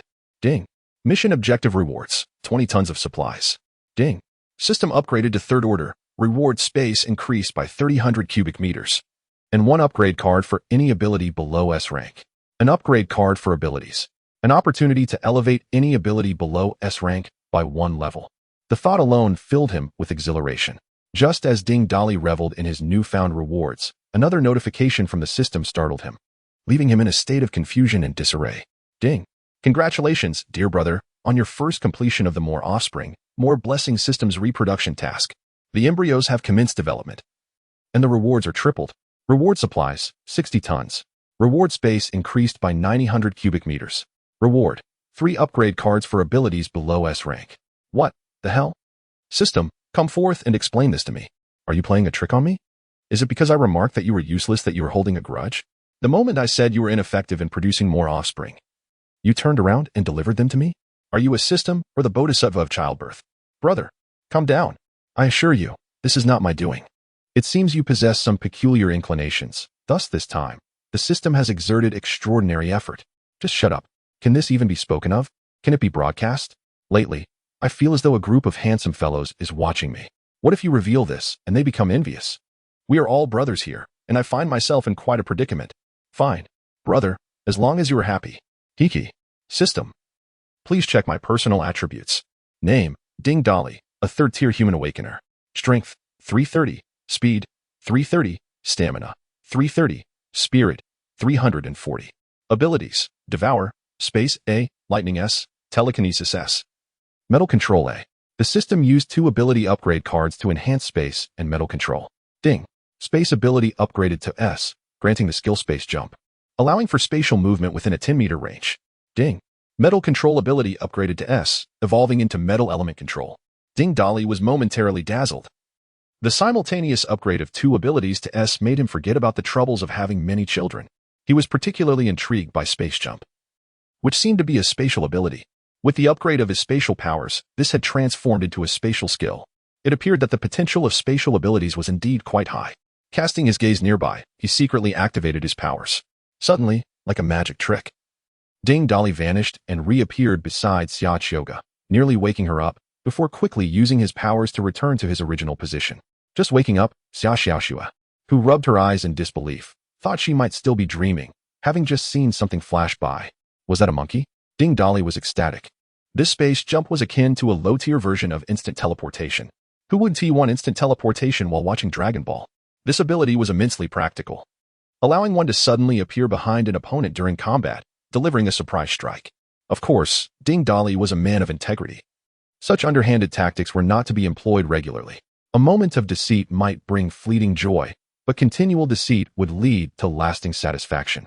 System. What changes occur after upgrading to metal control? After evolving to metal element control, the perception of metal elements becomes heightened, and the weight of controllable metals will increase. Depending on one's spiritual power, the system still had one ability upgrade card left. Is this card exclusively for my use, or can it be applied to others? I am your support, and your team, even your race, must thrive and grow stronger, so it can be used on others. After testing the changes in abilities, once his excitement waned, he recalled the matter of Su Hongyu's pregnancy. What should he do about this? None of the formalities had been addressed. And now he was bringing home a pregnant lover. Was I really sharing the same proclivities as the Chancellor? No, this was absurd. I have indeed fallen for Su Hongyu. Her awakened ability is A-grade charm. Yes, it must be her allure that compelled me to exert myself. It certainly was not due to any peculiar preferences. Ding Dolly dared not imagine how Chin Na would react when he returned home with a group of women, including a pregnant one. Surely, she wouldn't light a lantern for me, would she? Lost in thought, Ding Dolly had inadvertently fallen asleep against the door, overwhelmed by fatigue. Upon awakening, he discovered that the sun had risen high in the sky. To his surprise, he found himself lying on a blanket, with a carton of milk and a slice of bread placed beside him. It was undoubtedly Yu Xiaoyu who had prepared breakfast. A familiar gesture from their time at the hotel, even though she was well aware that Ding Dolly had an abundance of food in his space. This felt like a tender moment shared between the two of them.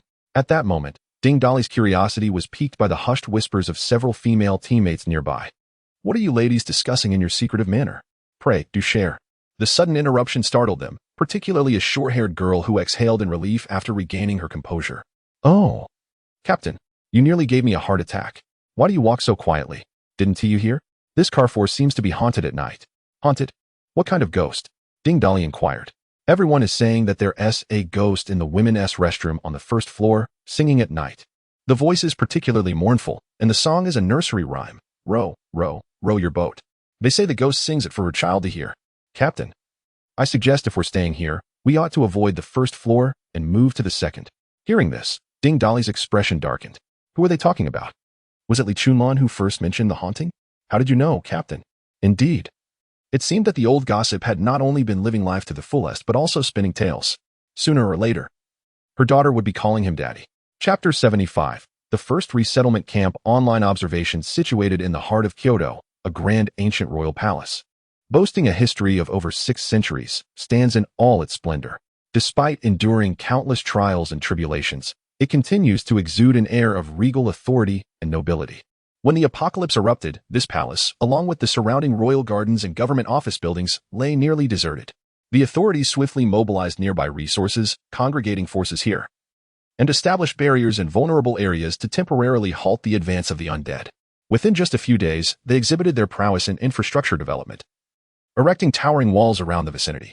This marked the establishment of the first resettlement camp, where surviving officials from various departments hastily formed a leadership team, gathering around a makeshift conference table in the Hall of Supreme Harmony within the royal city. An elderly man, his hair and beard completely white, occupied the head of the table. Having gone a night without sleep, his gaze remained sharp, yet fatigue was etched upon his cheeks. His sleepless night stemmed from an incident that transpired the previous day.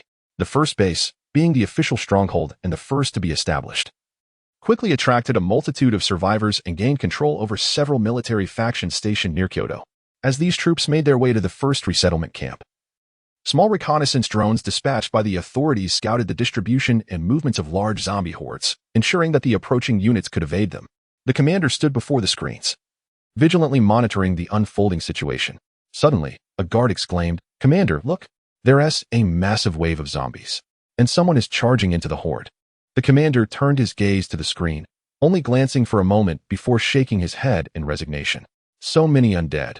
Those individuals stood little chance of survival. It was a pity, as they appeared to be awakened once. He ordered the Eastern troops to circumvent that intersection and instructed all contacted units unable to reach the first resettlement camp to select alternative official camps nearby, including the newly established 2nd, 3rd, and 4th resettlement camps. The primary objective now was to preserve the remaining forces, construct resettlement camps, and accommodate more survivors. This calamity was not solely a disaster for Huagua, but for all of humanity. We must unite and endure this crisis together. Commander, they have crossed the road through the horde. Moreover, their coordination is remarkable. Only 2 have perished.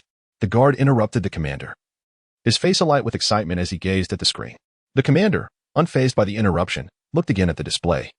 Witnessing the group of individuals battling their way through the dense mass of the undead to the opposite side of the road, his astonishment growing. The guard pointed out several individuals on the screen, his eyes filled with admiration. Commander, these do not seem to be ordinary awakened ones, particularly these few. One by one. The guard indicated to the commander, these 11 individuals are all 2nd-tier awakened ones, while the others are 1st-tier. What did you say? Over 40 individuals are 1st-tier? And there are 11 2nd-tier? How is that possible? The commanding officer gazed incredulously at the screen, unable to tear his eyes away, scrutinizing every frame and movement with utmost attention. Finally, he widened his eyes and looked at the guard. To his astonishment, they were all indeed 1st-tier, with 11 2nd-tier individuals among them. This was simply unbelievable. Their entire 1st settlement camp had only 20 2nd-tier awakened ones, achieved solely through the extensive use of conventional weaponry against the zombies. How could these individuals manage this with merely their weapons? Was it due to those resplendent blades? The guard shared a similar expression of disbelief, yet the evidence was irrefutable. At that moment, another person from the group gathered beneath the Carrefour building was dragged away by a zombie. The officer and the guard's attention was once again captivated by the images on the screen, drawing in other staff members who could not resist gathering around. Was this truly their limit? Such a pity for these awakened ones, especially the 2nd-tier. The officer sighed deeply, a look of regret etched on his face. Suddenly, the screen went black, abruptly halting the footage.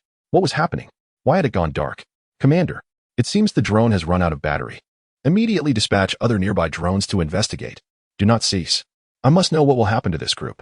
The staff promptly contacted the nearby troops to send new reconnaissance drones for surveillance. However, the current situation was chaotic, disrupted by the sudden onset of the apocalypse. Mobilizing all available resources would require time. After more than an hour, the screen finally illuminated once more, revealing Ding Dali and his companions climbing onto a blood donation vehicle, utilizing their advantageous surroundings to engage in fierce combat with the zombies. Remarkably, despite the passage of time, they continued to battle the undead, and, crucially, there had been no new casualties. Quickly, everyone, take action. Meticulously document their movements. How could such a small group sustain themselves against so many zombies for so long through cooperation and environmental advantage? These individuals are extraordinary. A flicker of admiration for talent crossed the officer's eyes, soon replaced by a sense of regret. These densely packed zombies. Even an entire battalion equipped with firearms would struggle to overcome them. There were countless 1st-tier zombies within, and even some 2nd-tier. How long could they endure? Eventually, they would be overwhelmed by the tide of the undead. Commander, the leader of their group, is impressive. His command and coordination skills are remarkably strong. Moreover, his strength is profound and unfathomable. Previously, he was the one creating openings for his companions. It appears he possesses lightning abilities, capable of striking down a multitude at once.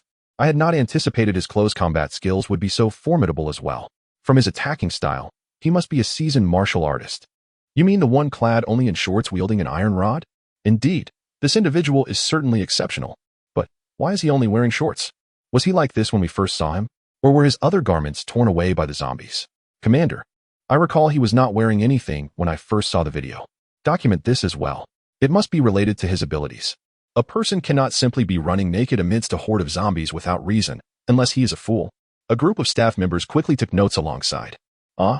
Many of the awakened individuals among these leaders possess extraordinary abilities. Look, this one resembles a bear, that one is a colossal rock giant. There is also a feline woman, as well as another who appears to control water, and yet another who wields ice. Furthermore, there is a woman who can manipulate the wind, and one with wings. Not to mention the leader who can unleash electricity. All these individuals must possess unique powers. However, if you scrutinize the screen closely, it seems that something is flitting back and forth. The leader fixed his gaze on the screen for a moment and indeed perceived something dancing in the air. Due to the rapidity of its movement, the camera struggled to capture it clearly. Quick, transfer the video to another screen and slow down the footage. Chapter 76. the astonished commander in slow motion. One could indeed observe numerous needle-like objects darting through the air, each passage resulting in the piercing of countless zombie skulls. It is a supernatural ability. Everyone fixated on the screen in unison. But whose power is being wielded? This appears to be a controlling type of ability. An extraordinarily formidable one. Yet, it remains impossible to discern the wielder's identity. The commander, equally intrigued, pondered how such a potent ability could remain concealed within this team. Commander, is it possible, is it conceivable that one individual could possess two abilities? How could that be? The commander's words faltered abruptly, as if a thought struck him. He then chuckled with a hint of resignation. I suppose my thinking is rather antiquated. In this world, where chaos reigns supreme, perhaps it is not so far-fetched for one person to wield two abilities. Our ignorance does not imply their absence. If indeed one individual possesses dual powers and meets their demise here, it would be an utter tragedy. Consider the proximity of this location. We must find a way to rescue them. An aide promptly responded, Commander, the nearest location is the 3rd resettlement camp. However, the 3rd resettlement camp. They have not responded to many of our directives, and it is unlikely they will attempt a rescue. Moreover, what sort of force could we dispatch to save them? Our estimates indicate there are at least 40,000 zombies. Even if we were to send a large contingent, the absence of heavy weaponry would result in catastrophic losses. Alas! Such a pity.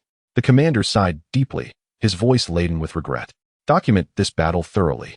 I cannot bear to see such capable individuals torn apart by zombies. Simply report the outcome to me in the end.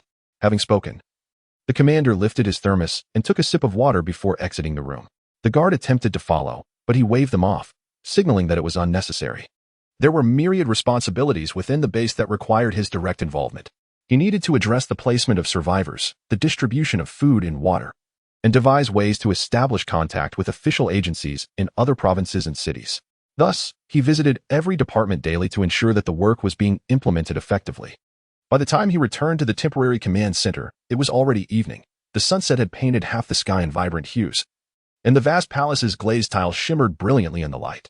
The commander, weary from his exertions, stepped inside, only to find that none of the staff were at their posts, but rather congregated in one area. This sight incensed him. He thought to himself, in a world so drastically altered, he had been tirelessly attending to every matter, barely able to stand upright, and after being away for merely half an hour. This group had chosen to slack off. Was humanity truly beyond salvation? After clearing his throat a few times, he still received no response. It was as if they were under a spell, remaining utterly motionless and silent. This ignited the commander's fury, and he slammed his hand on the table. The thunderous sound startled everyone, prompting them to turn and realize the commander had returned. Just as he prepared to address them, the guard, unable to contain his excitement, exclaimed, Commander, you have finally returned. Come quickly and see. It's a miracle. Absolutely miraculous. 43 individuals engaged in a fierce battle against 40,000 zombies, astonishingly managing to survive until now. The agitated commander, momentarily taken aback by this revelation, furrowed his brow before a sudden realization struck him. He hastened to the screen, his pupils widening in disbelief. How could this be possible? They had been fighting all along.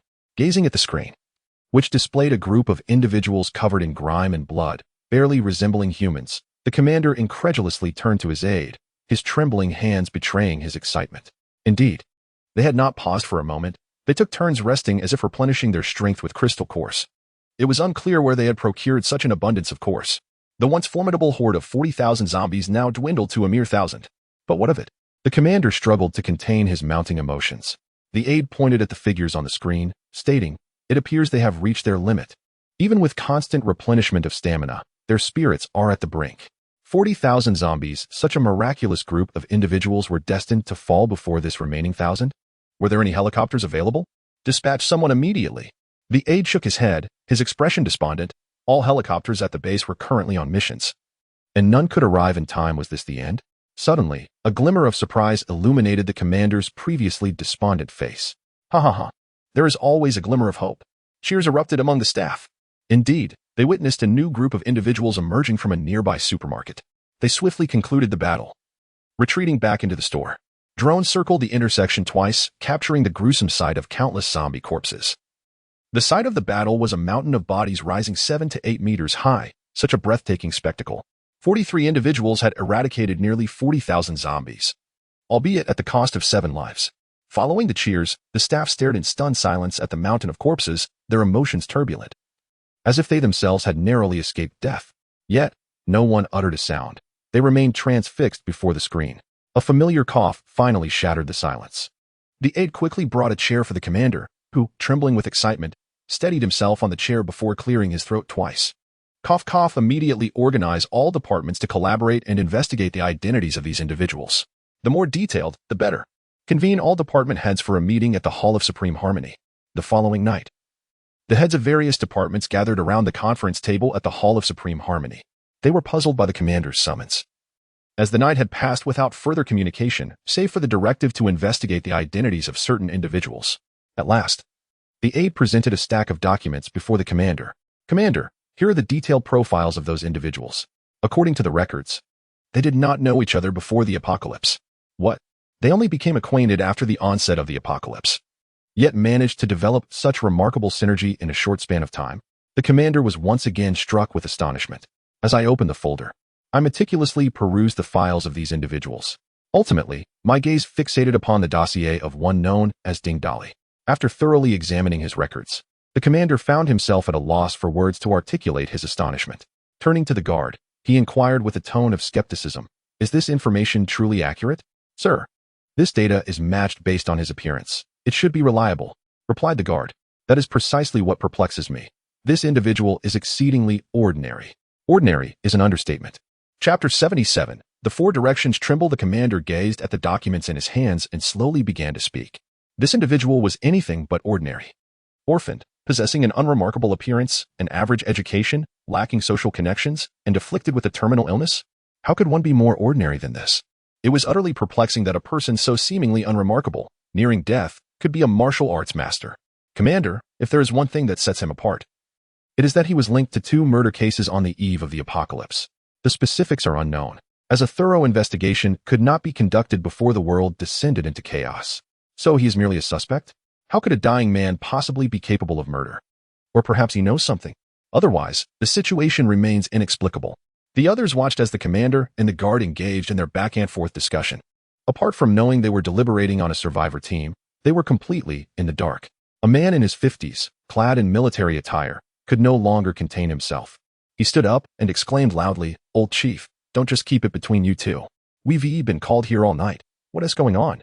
The commander closed the folder, fixed his gaze on the man, smiled, and then, with a serious demeanor, asked, "Before we delve into that, Xiao Chu, let me pose a question. If I were to give you 50 people to eliminate 40,000 zombies, would you be able to accomplish that?" The man in military attire slammed his palm on the table and laughed heartily. "Haha, old chief, slaying zombies is my forte. Just give me 50 people. 40,000 zombies. You say? How many zombies are we talking about?" The commander observed the puzzled expression on his face, smiling as he raised 4 fingers and articulated clearly, 40,000. "Are you jesting with me, Chuhi? 50 people to combat 40,000 zombies? Are you providing me with tanks or missiles?" The commander shook his head, indicating that there were neither missiles nor tanks, nor even firearms. Upon hearing this, the man, Chuhi, shook his head vigorously, resembling a bobblehead rather than a man in his 50s. "What if I had a company? Do we have firearms?" The commander shook his head again and continued to inquire. "Then tell me, how many men would you require to conquer 40,000 zombies without firearms?" Chewie scratched the back of his head, pondering for a moment before clapping his hands and confidently asserting, "Commander, if all 40,000 zombies are ordinary, give me 1,000 first-tier awakeners, and I am confident we can prevail." "And what of casualties?" "Well, I estimate that casualties would exceed half." "Ha ha ha, Chuhi. Allow me to inform you that someone managed to eliminate 40,000 zombies with just 43 individuals, including over 1,000 first-tier zombies and some second-tier ones. Moreover, they wielded only cold weapons, and there were only 7 casualties. Can you believe that? How is this possible?" "Commander, are you jesting?" Chu-Hi's eyes were filled with inquiry as he looked at the commander, while the others around them whispered amongst themselves. The commander then instructed the guard to show everyone the video of Ding Dali and his team in battle, although it was played at high speed. Everyone transitioned from confusion to shock, captivated as if frozen in place. The final frame of the scene lingered in silence for an extended moment until the commanding officer broke the stillness, posing a question to the assembly. "Having witnessed all of this, what are your thoughts?" Chu-Hi sank heavily into a chair, his chiseled features reflecting a profound astonishment. Suddenly, he sprang to his feet, an intense glimmer in his eyes, his breath quickening with anticipation. "Whose soldiers are these? Could such a formidable group be assigned to me?" The officer chuckled heartily, sliding the dossier across the table towards Chu-hee. Peruse this material. You will find that they are, in fact, ordinary individuals. Particularly this leader. Ding Dali. It is simply incomprehensible. As he reviewed the documents, he discovered a motley assortment of backgrounds. A bankrupt scion of a wealthy family, hotel receptionists, kitchen staff, various hotel employees, a modestly successful small business owner, and even a department head from the tax bureau. Each of them, remarkably, was an awakened individual of the first or second tier. This is hard to believe, Chui exclaimed. They are all first and second tier awakened beings. After this battle, they will surely all ascend to the second tier. There are countless first-tier crystal cores among the numerous corpses of zombies. They may even reach the third tier. Third tier? Our official ranks do not even possess that level yet. The officer explained. This is due to our deliberate avoidance of large hordes of zombies, thus we have rarely encountered second-tier zombies. We must recruit them, dispatch their battle footage to several other official resettlement camps, and encourage them to enlist these individuals. Even if they cannot be recruited, they must not be turned into adversaries. I am convinced that the future world will be governed by individual prowess. The guard beside him diligently noted the officer's directives and inquired, Sir, should we continue to support the third resettlement camp? Yes. Why would we withhold support? Let those who aspire to be sovereign, yet hesitate witness what the world ought to resemble. Our true enemies are the zombies and the mutated beasts, not our fellow humans. Instead of squabbling over power, they would do better to slay more zombies. Not only should we support them, but we must also set an example by editing their battle footage into a short video and disseminating it to every mobile device in the nation. Let all survivors see it and ignite their desire to survive. The officer's impassioned rhetoric grew increasingly fervent as he surveyed the room. Engage in discussion. Even if we cannot recruit them, we must ensure they recognize our goodwill. They must not find themselves as our foes. The assembly engaged in spirited discourse, ultimately concluding to bestow Ding Dali with the title of combat hero, a military rank of regiment leader, along with sufficient armaments to equip an entire regiment. The officer nodded in satisfaction and instructed the guard to oversee the execution of this decision personally. As the video and announcement were disseminated, all who witnessed it began to converse animatedly.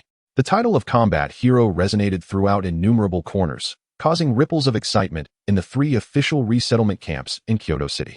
Particularly in the third camp, a composed man with silver-streaked hair slicked back gazed at the video from the first camp, equally displaying an expression of disbelief. Beside him, a woman clad in a secretary's attire poured a cup of tea for the man, her red lips parting slightly. Chief. The hotel they emerged from is indeed the Sunflower Hotel, the last place Director Huang contacted us about. The unclothed man in the video must be the second-tier awakened individual. Ding Dali, referred to by Director Huang, while this corpulent figure is likely Xia Donghai. Notably, Director Huang does not appear in the footage, which suggests he may be in grave danger. How infuriating. It must be these individuals who have brought about his demise. Chief. Shall we dispatch personnel to apprehend them? A cunning smile flickered across the man's somber face. No. Sending people to confront them now would surely incur losses, yielding no advantage for us. At this moment, when we are in contention with the first resettlement camp, it would be most beneficial to harness their strength for our purposes. Once they cease to be of use, we shall deal with them, as that would be the most cost-effective approach. Moreover, with so many corpses of zombies, we certainly lack the time to excavate crystal cores. Immediately send personnel to this location. Buzz. As soon as the man finished speaking, the sound of vibrating phones filled the air. It was an unfamiliar number. Upon answering the call with curiosity, his previously stern expression was instantly replaced with delight. Jia, you are still alive. Chapter 78. The offer of surrender. At this moment, Ding Dali and his companions remained unaware of the unfolding events. Diligently engaged in crafting weapons for everyone, Long Outyin and several of his subordinates clutched a multitude of golden ornaments and various gold artifacts. Boss Ding. This is all the gold from the 2 exclusive jewelry stores on this floor and the neighboring bank. Do you think it's sufficient? What purpose do you have for all this golden weaponry? Is it merely for show?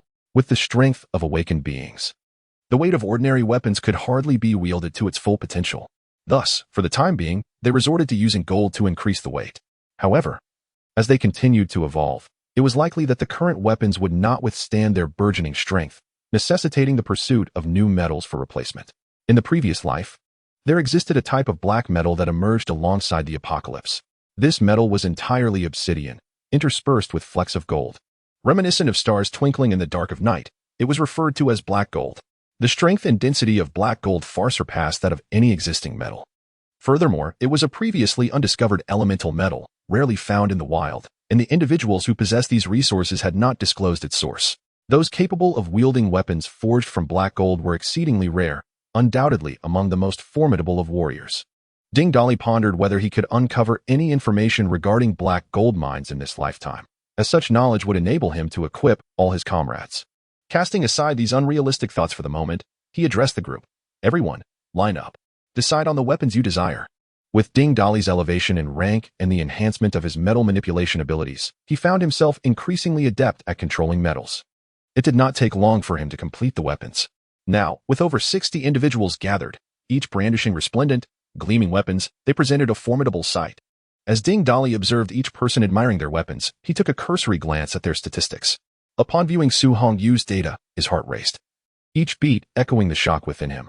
Name, Su Hongyu Tier, 3rd Stage Human Awakened Strength, 305 Speed, 305 Stamina, 310 Mentality, 310 Good Evil Value, 95 Ability, Enchantment S Leader. Leader. Atong. Come out here.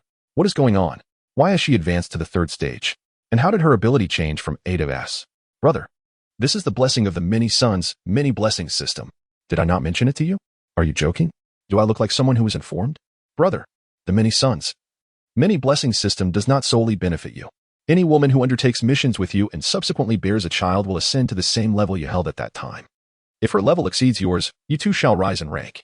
Regarding ability levels, each time a woman bears a child, her ability level increases. And you will receive corresponding rewards, such as an ability upgrade card. The specific rewards will require your own exploration. Why did you not mention this benefit sooner? Brother, I have stated numerous times that I am blessed with many offspring. My purpose is to propagate the next generation for the continuity of humanity. Engaging in tasks with women merely yields basic rewards. What truly matters is the outcome. Only with results can the genuine rewards commence. It is your understanding that is flawed. At that moment, Ding Dali was pondering the system's words when suddenly someone shouted, Boss Ding, come quickly. A group of people dressed like soldiers has arrived outside. Soldiers? Are they here to collect supplies? Ding Dali mused to himself, rising to greet them and move the obstacles blocking the entrance, preparing to open the rolling shutter door. He had a favorable impression of soldiers from both his past and present lives.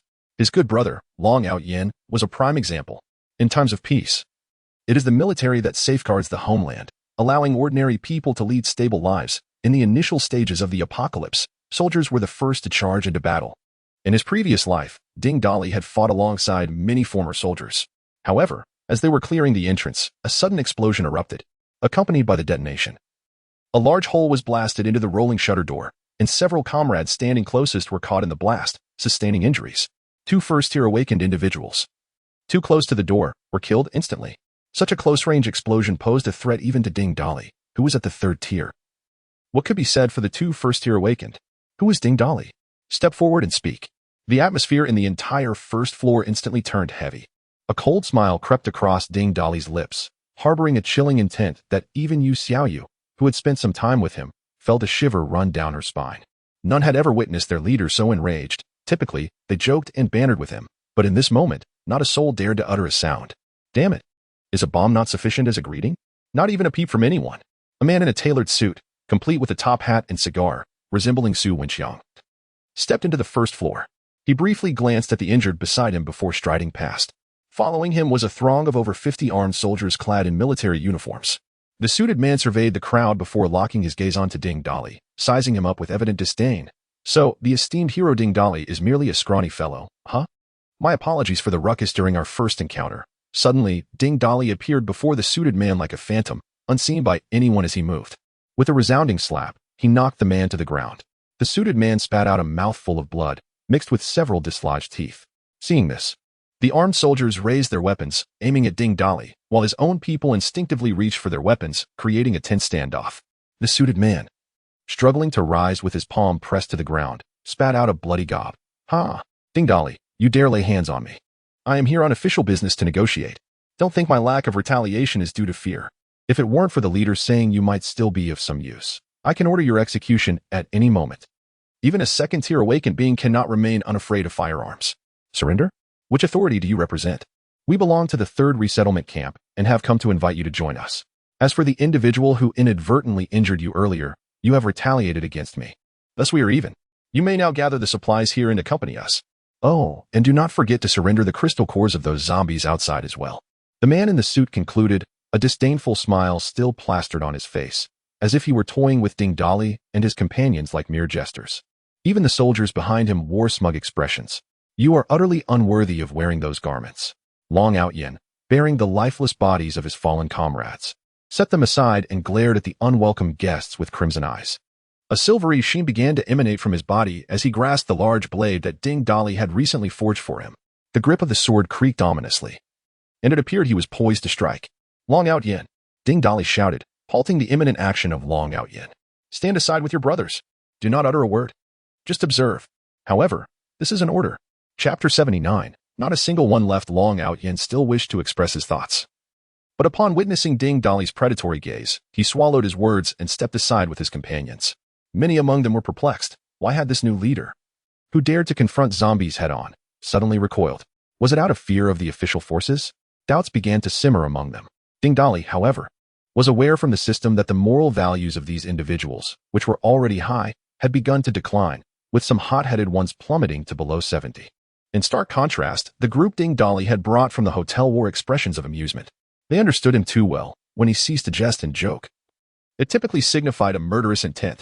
The man in the suit, observing Ding Dali dismiss his subordinates, wore a smug expression, convinced that Ding Dali's retreat was an acceptance of subjugation to the official forces. Did you see that, brothers? Indeed. Our great hero Ding Dali is a man who knows when to yield. Since he has acquiesced, let him surrender the crystals and supplies. The crowd behind him erupted in mocking laughter. Ignoring those present, Ding Dali spoke lightly. Wheezy. Lu Ruyin, guard the entrance. The rest of my brothers and sisters who came from the hotel, let us demonstrate to our newly joined comrades what happens to those who dare to harm our kin. At Ding Dali's command, those who had exited the hotel drew their weapons. The man in the suit then realized something was amiss and immediately ordered his men to fire. However, no soldier could pull the trigger, as if the mechanisms had been welded shut. While they struggled to comprehend the situation, Ding Dali spoke again with a nonchalant tone. Not a single one shall remain, except for this suited dog. As his words fell, over 30 figures swiftly moved into action, reaping the lives of their enemies like harbingers of death. Many did not have the chance to resist before meeting their demise. And even the more formidable awakened individuals could not withstand the combined onslaught of several second-tier awakened beings. Notably, Su Hongyu exhibited remarkable prowess. She did not engage directly but merely paced around, causing numerous foes to turn on one another in fatal discord. She herself was astonished that her unique ability had not been utilized against zombies previously. This group had rapidly evolved amidst the carnage, each strike aimed with lethal precision. Within mere moments, the battle concluded.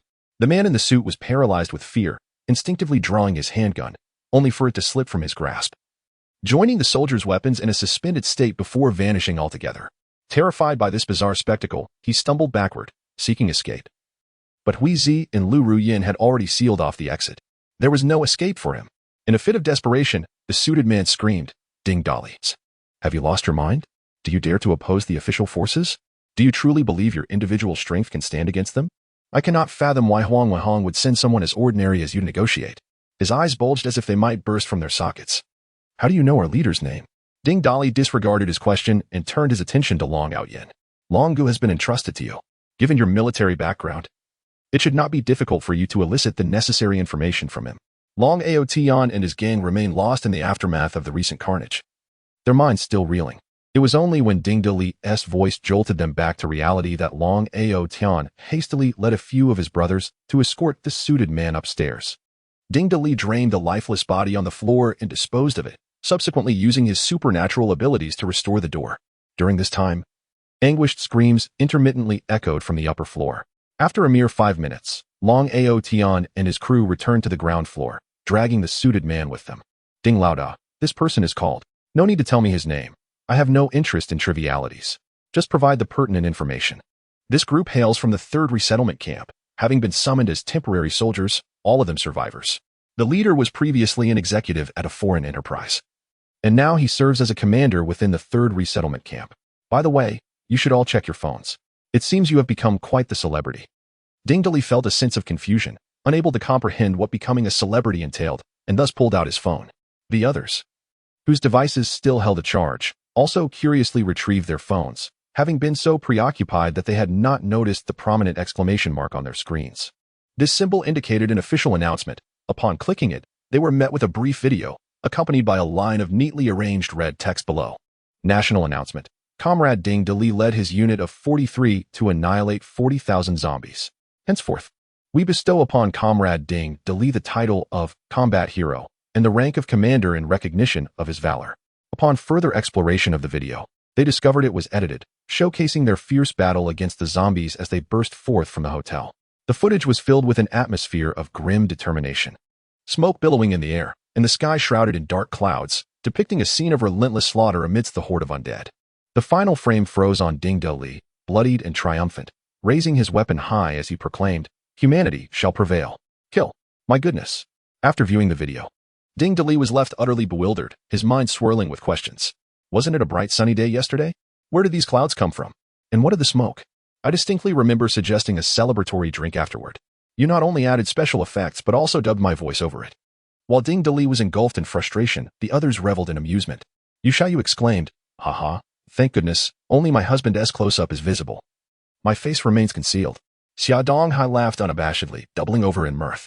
This video is brilliantly edited. The actors and zombies appear so lifelike, devoid of any theatricality. Is this not akin to a documentary? I hereby nominate myself for the Best Supporting Actor award, huh? Xiaonan chimed in, "Husband, I think that final shot looks quite dashing. The blood on your face makes you appear less monkey-like." The group continued to exchange playful banter, each voice contributing to the lively discussion, while only Ding Dali felt dissatisfied. No one aspired to become an internet sensation in the post-apocalyptic world, especially knowing that after today, the internet would cease to function. What a stroke of luck it is that, prior to this, I had gained considerable notoriety. The only solace he found was in the fact that, in close-up shots, his face bore the marks of grime and blood, rendering him unrecognizable to those unfamiliar with him. Just as Ding Dali was lost in his musings, a phone call interrupted his thoughts. Upon seeing it was Chen Na, he answered immediately. "Ah, look at you, darling. After just a few days away, you've transformed into a battle hero. Please, spare me the mockery. When one ventures out, they risk facing trials. And they certainly put me to the test. I saw over 20 beautiful women swirling around. It must have been quite the experience, huh? Heh, they're all teammates. All teammates. Anyway, I'm not oblivious to you. When are you returning? With all those zombies you dispatched, it's about time you came back. Isn't it? I'll return tomorrow. I have a few matters to attend to today. How are things on your end? All is well here, so you need not worry. Just stay safe, and when you return, I shall have a delightful surprise for you." After hanging up, Ding Dali muttered to himself, "A surprise, you say? I too have a surprise, though I hardly know how to express it." Chapter 80. The Adventures of Huangji Boss Ding. Please, release me. I am an official representative. Do you intend to oppose the authorities? Do you even have the right to mention the authorities? Not only are you unworthy, but your leader, Huang Wenhong, and indeed your entire third resettlement camp are equally unworthy. Ding Dali spat disdainfully at the suited man and turned to Long Outyen, declaring, "This individual is now in your hands. Remember our fallen brothers. In this apocalyptic world, we abide by a singular principle. Those who wish to harm us must be prepared for annihilation." Upon hearing Ding Dali's words, Long Outyen cast a cold gaze at the suited man, then commanded a few subordinates to drag him into a corner. The man howled and cursed incessantly. But with a swift motion, the noise ceased abruptly. Blood splattered onto Long Outyen's face, yet his expression remained impassive. Ding Dali approached and patted Long Outyen's shoulder, conveying his approval.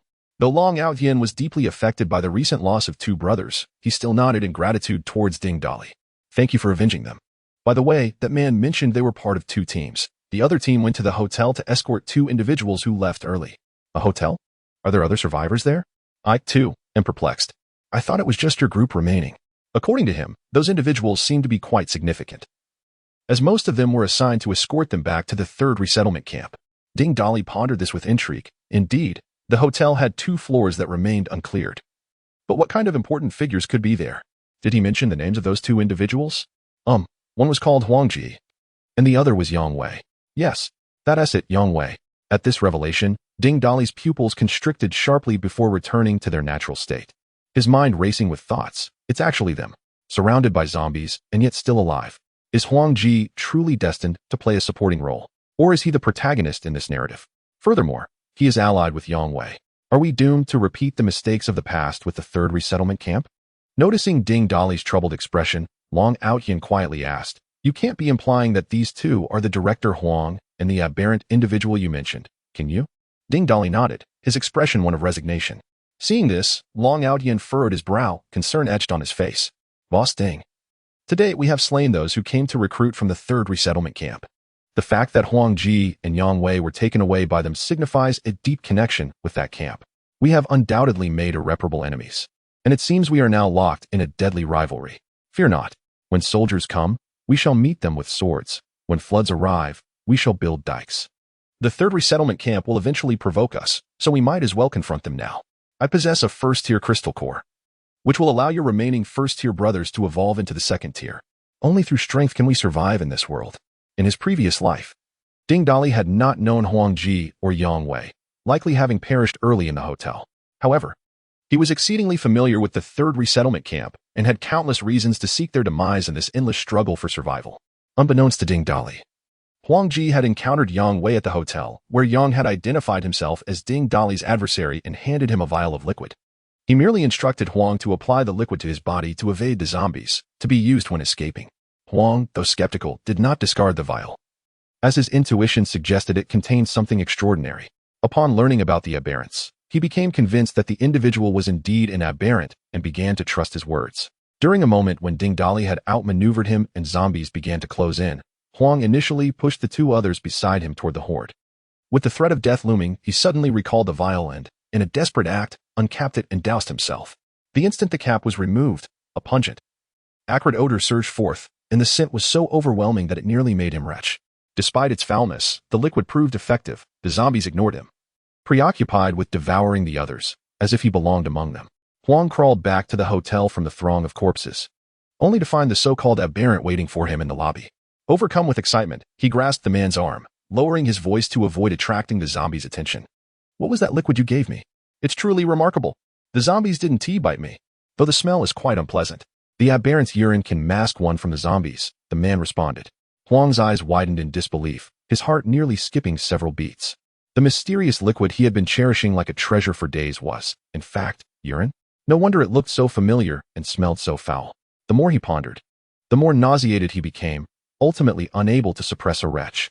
Once he had expelled the contents of his stomach, Yang Wei swiftly hoisted him and dashed upstairs, soon reaching the top floor where Ding Dali and his group had previously resided.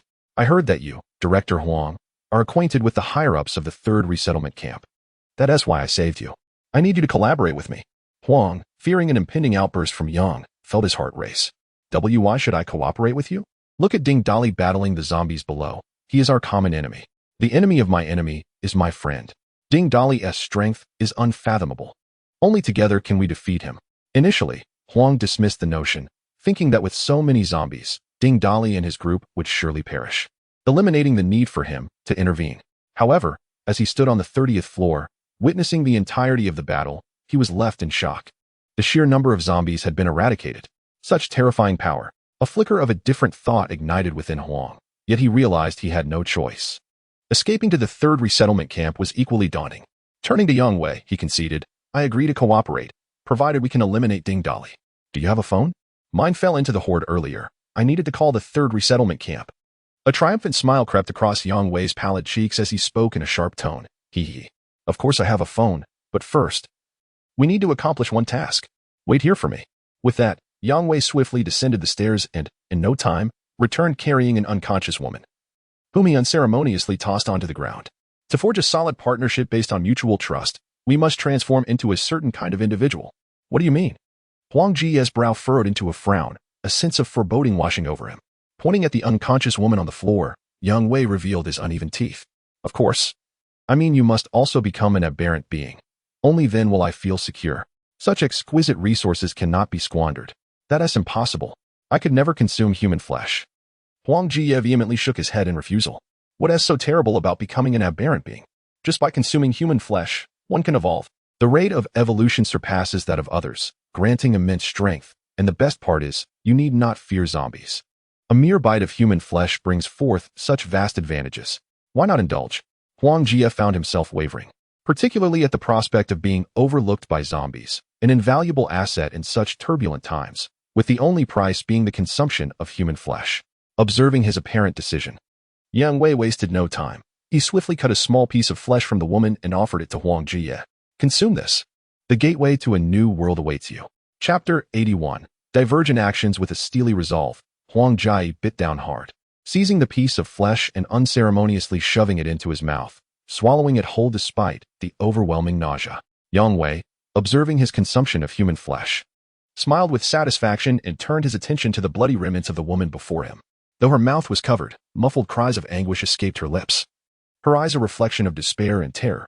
Initially, Huang Jie stood by, merely watching, but soon his stomach churned with discomfort. A profound hunger, as if he hadn't eaten in ages, engulfed him, intensifying with every passing moment. Unable to withstand the relentless tide of hunger, he squatted down and joined the grim feast. Midway through, as he savored his meal, he scrutinized the woman being consumed. Leave her breath. Do not let her perish. That scoundrel Ding Dali has been a source of great frustration for me. And that traitor Su Hongyu. Yang Wei understood his implication, swallowing the morsel in his mouth. Casting an awkward glance at Huang Jie. I did not mention earlier that once one transforms into a mutant, that thing becomes ineffective. No amount of calling will rouse him. Why didn't you say so sooner? Who would have known you still have such tricks up your sleeve at your age? This battle instigated by Ding Dali has been deliberately publicized by the authorities, inadvertently altering numerous destinies and hastening many events. Many, inspired by the footage, rushed out to slay zombies and emerged as formidable warriors. Others became mere fodder.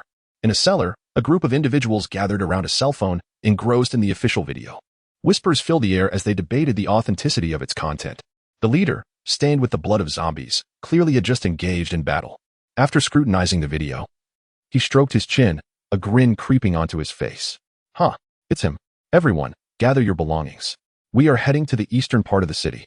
Adjacent to Kyoto City, in Hebei Province, lies a survivor base encircling a massive villa area. Within the largest villa, an elderly man stared intently at the screen, flanked by several young individuals equally riveted. The elder switched off the display and turned, his wrinkled visage betraying no emotion. One young man stepped forward, inquiring, Father, shall we take action? The man waved his hand dismissively, gently massaging his temples while murmuring, Sunflower Hotel, Ding Dali. In the lobby of Carrefour, Ding Dali convened a meeting. I intend to seek out someone near Lua Hospital. I can manage alone. You may proceed to the Xingfuli community to rendezvous with our people. I shall return tomorrow, and we will discuss our next steps then. Darling, are you going to find that nurse, Feng Linwan, you mentioned? At least let Huizi accompany you for safety. The world is perilous these days. Sister Xiaoyu's words rang true. Brother, allow me to accompany you, hee. I have rested all night, and my blade is once again thirsting for action. I yearn to venture forth and slay the undead. This is not a mere jaunt for personal gratification. We are seeking out individuals. Those endowed with beastly powers simply cannot remain idle. Standing at the back of the crowd, Li Chunlan nudged her daughter with her elbow and leaned in to whisper, My foolish girl, quickly step forward alongside Xiao Xue and proactively request to join him. Otherwise, when we encounter the first wife, your chances will be lost. You two sisters, along with Xiaonan and you Xiaoyu, have shared perilous moments together, united. You can stand firm. Otherwise, he has two wives at home, and now must rescue a woman with whom he had an emotional connection before the apocalypse. Not to mention that seductor Su Hongyu is also keeping an eye on him. In this apocalyptic world, the more powerful the man, the more women will flock to him. Do not blame your mother for not warning you. Upon hearing her mother's words, although she felt a twinge of embarrassment, upon reflection, they seemed to hold some merit. Following that battle, her perception of Ding Dali had undergone a complete transformation. Although she still regarded him as a lecher, she thought, what of it? Every man is a lecher, without exception, and hadn't she herself mentioned wanting to bear his children before the chaos ensued? With this thought, she turned to her confidant, Xiao Xue. Xiao Xue had, of course, heard Li Chunlan's remarks and nodded towards Xiaoqi. I concur. He is a formidable force, aligning with him is advantageous. With Xiao Xue's agreement, Xiaoqi felt emboldened. Summoning her courage, she grasped Xiao Xue's hand and wove through the crowd to stand before you Xiaoyu. Sister Xiaoyu, allow us to accompany the leader in search of others. Brother Huey's transformation creates too much commotion. While his combat prowess is formidable, our primary goal is to locate people, not to engage in battle. Hui is better suited to clear a path for the larger group. Our elemental abilities are less conspicuous, and the three of us can support each other perfectly. Xiaonan, well aware of her two friends' intentions, couldn't help but admire Xiaoqi's strategy. By first ingratiating herself with Yu Xiaoyu, she recognized that most women here looked up to her. Furthermore, Ding Dali held Yu Xiaoyu's opinions in high regard. Secondly, While openly stating that Hui was unsuitable for the task, she had nonetheless praised him in such a way that he could not refute it. Truly clever. With this in mind, Xiaoyan decided to lend her support. Sister Xiaoyu, I believe Xiaoqi's assessment is correct. Let them join my husband in the search. After speaking, she leaned in to whisper to Yu Xiaoyu. These two girls are quite eager. Hee. Yu Xiaoyu, upon hearing this, shared a knowing smile and turned her gaze to Ding Dali, seeking his opinion. Ding Dali was positively elated. Both Xiaoqi and Xiao Xue had already achieved commendable moral standings, making their acceptance an effortless task. He had been keeping these two brides and their attendant in mind. Although his heart raced with excitement at the prospect of agreeing, he maintained a facade of seriousness. Accompanying us is permissible. However, Miss Xia must promise not to indulge in her usual temper tantrums. Upon hearing this, Xiaoqi's face flushed a deep crimson, and Xiaoyan interjected, All right, my love, if you wish to laugh, just let it out. Do not stifle it. Your face is turning red. Ding Dali chuckled mischievously, prompting a wave of laughter from the others. So it is settled. Yu Xiaoyu, Long Out Yin, Xia Donghai, and Huizi. You four shall lead the way to the Xingfuli community. Xia Choga and Xia Xiu will accompany me to Lua Hospital. Once we retrieve the supplies from Carrefour, we shall set off. With the course of action firmly established, Su Hongyu, eager to address a pressing concern, raised her hand and spoke up. Boss, there is something I find quite perplexing. It seems my abilities have grown stronger. Furthermore, I have an inkling that I may have ascended to the 3rd tier. What could be the reason for this? Chapter 82. Journey to the hospital. Upon hearing the news, the crowd gathered once more, astonished. A 3rd-tier awakened individual, indeed. However, what piqued their curiosity was how Su Hongyu had ascended in rank without ever having encountered a 3rd-tier zombie. Was her progression not remarkably swift? Just yesterday, she was an ordinary person, and today she stood as the highest-ranked individual in their midst. As the crowd closed in, Ding Dali felt a twinge of embarrassment at the thought of admitting that he had spent the previous night singing nursery rhymes, leading to her advancement. How could he possibly utter such a thing? He had his pride, after all. He resolved to explain later, in private, that being a 3rd tier was not unique to her. He himself was already at the mid-3rd tier. As for her rapid ascension, he suggested she reflect on her actions from the night prior that set her apart from others. And, you should tone down your swagger and refrain from strenuous activities lately. The air of mystery surrounding Ding Dali only intensified the crowd's intrigue, prompting them to inquire about Su Hongyu's peculiar actions from the previous night. After much contemplation, Su Hongyu recalled what she had done that others had not. Suddenly, a thought struck her, and she blurted out, Could it be because of my interaction with Boss Ding? Ding Dali inwardly cursed her for being so vocal. However, as the realization dawned on the crowd, their shock rendered them nearly speechless. What an absurd joke to think that merely conversing with their leader could lead to an upgrade. Even Huizi gazed at Ding Dali with a glimmer of greed in his eyes. Should I also have a chat with the boss? Ding Dali felt a wave of unease wash over him as he discerned the avarice in their stares. I considered you all my brothers. Are you truly coveting me? I see you as individuals, yet you seem to regard yourselves as mere beasts. I must take my leave. We shall reconvene at the Xingfuli community tomorrow. Farewell. Feeling unnerved by the gazes upon him, Ding Dali uttered a hasty farewell and swiftly exited Carrefour with Xia Chioga and Xia Xiaoxue. Only Yu Xiaoyu remained. Pondering Ding Dali's earlier remarks, why did he advise Su Hongyu against engaging in physical labor? Her gaze wandered over Su Hongyu, finally resting on her abdomen. Could it be? No, that shouldn't be possible. Even an ultrasound wouldn't reveal such information so quickly. Ding Dali was oblivious to Yu Xiaoyu's musings. Exiting Carrefour, he casually retrieved an electric bike. Indeed, a reward from the hardware store owner. Xia Chioga, incredulous, pointed at the bike. You cannot be serious. We're going to ride that? With countless vehicles on the street, why choose this one? Ding Dali, possessing the skill of a locksmith, found acquiring a vehicle effortless. Yet, he questioned its utility. Will you ride or not? If not, you may return. Of course we will ride. Must you be so fierce? Xia Chioga protested. How can 3 of us fit on such a small bike? Simple. One of you can sit in front while the other sits behind. Hearing this, Xia Chioga pulled Xia Xiaoxue to sit behind her, only to be halted by Ding Dali. You, the younger one, sit in front. What? I mean it. Since you're younger, you take the front seat. Chioga can sit behind. As Zayakugo once again posed a question, she pondered the relevance of age. Why so many inquiries? Are you sitting or not? If not, return. Sit, sit, sit. Thus, Xiao Xue positioned herself at the front of the electric bike, while Chiogao took the rear seat. And Ding Dali settled in between. With a swift acceleration, they surged forward. Ding Dali joyfully rode the electric bike, singing merrily, As for the reason behind his exuberance, well, one could hardly fathom the delight of Brother Dolly. Boss, why are you braking? Isn't it obvious? Can't you see the zombies ahead? But the zombies were dealt with from a distance. Are you sitting or not? If not, return. The distance from Carrefour to the hospital was merely a few kilometers. After they cleared the zombies at the intersection, the absence of a cacophony from a horde prevented any further gathering of the undead along their path. The greenery along the roadside had grown wild and unruly over the past few days, with trees obscuring much of the sky. From below, it felt as though one were traversing an ancient forest. The pavement was riddled with cracks, from which tall weeds sprouted, and several plants had even intruded into the buildings. Each time Ding Dolly's electric bike traversed a crack, it jolted as though it had crossed a speed bump. Discovering this amusement, Ding Dolly instinctively sought out cracks to ride over, deriving endless pleasure from it. Xiaoxue handled the zombies on the road, while any small mutated beasts that occasionally emerged were easily dispatched by her ice spikes. Meanwhile, Zayakugo could not help but lament the drastic changes in the world. Suddenly, the vibration of a phone broke the moment. Ding Dolly pulled out his phone to see the caller ID, followed by a sudden hard brake. As Zayakugo was lost in thought, she collided forcefully with Ding Dolly's back. Hello? Xiaowan, I'm coming. Ah, Dolly, come save me. The other end spoke a single sentence before the phone emitted a loud crash and fell silent. It seemed the phone had been dropped. From the urgency and fear in the caller's voice, it was clear that Feng Linlong was in serious trouble. At that moment, Ding Dolly found himself outside the community where Feng Linlong resided. There was no time to lose. Building 2, Unit 2, Apartment 202. I'll go ahead.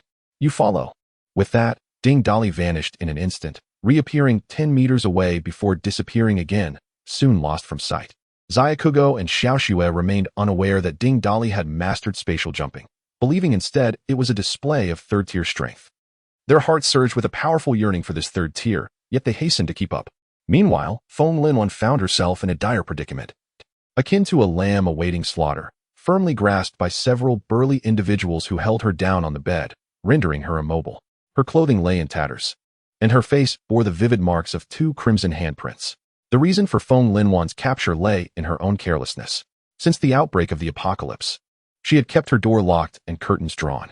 Aside from sending nightly messages to Ding Dolly to assure him of her safety, she spent her days in ennui, fortunate to have prepared an abundance of her favorite snacks in advance.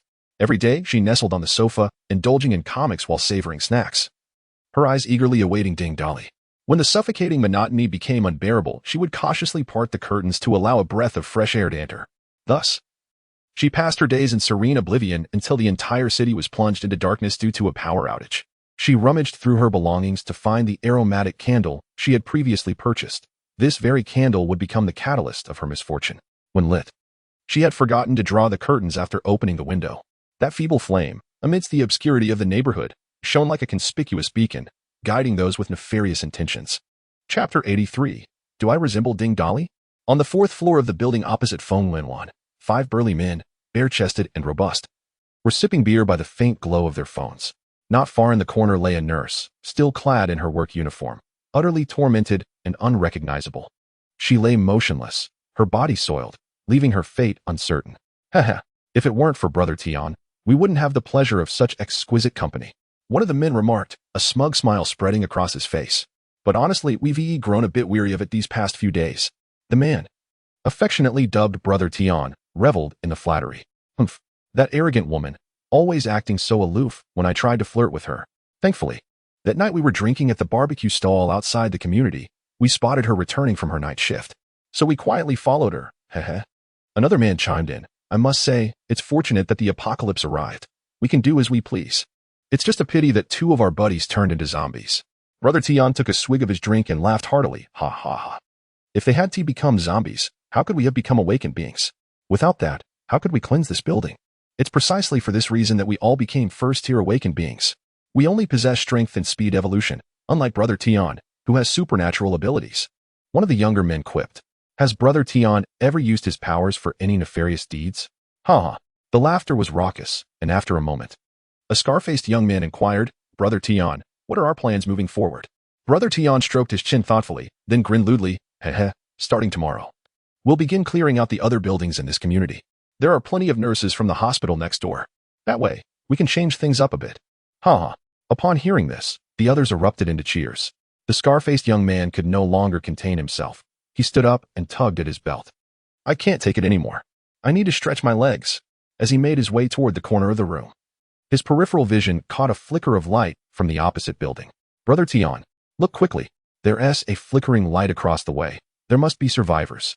The group rushed to the window, peering intently at the light seeping through a crack in the window of Feng Linwan's home. Should we pay them a visit tomorrow? Maybe there's a beauty among them. One suggested eagerly. Not so fast. There are still plenty down below. Wake that woman up and ask her if she knows who lives in that unit. Brother Tion commanded. The group exchanged knowing glances, each reflecting a shared, unrestrained desire. After approximately an hour, the woman had completely lost her breath. To prevent her from reanimating, Brother Tion smashed her skull. The scar-faced man flicked his belt. Still stained with blood, his narrow eyes squinting into a line, the malevolent aura lingering on his face. Licking her lips, she grinned and said, Brother Tion. That woman mentioned that there's also a nurse living across the way, named Feng Linwan, a stunning beauty. We have a new target. Brother Tion joined in with a sinister grin. The following day, the group was eager to descend and venture across, yet the horde of zombies below proved too daunting.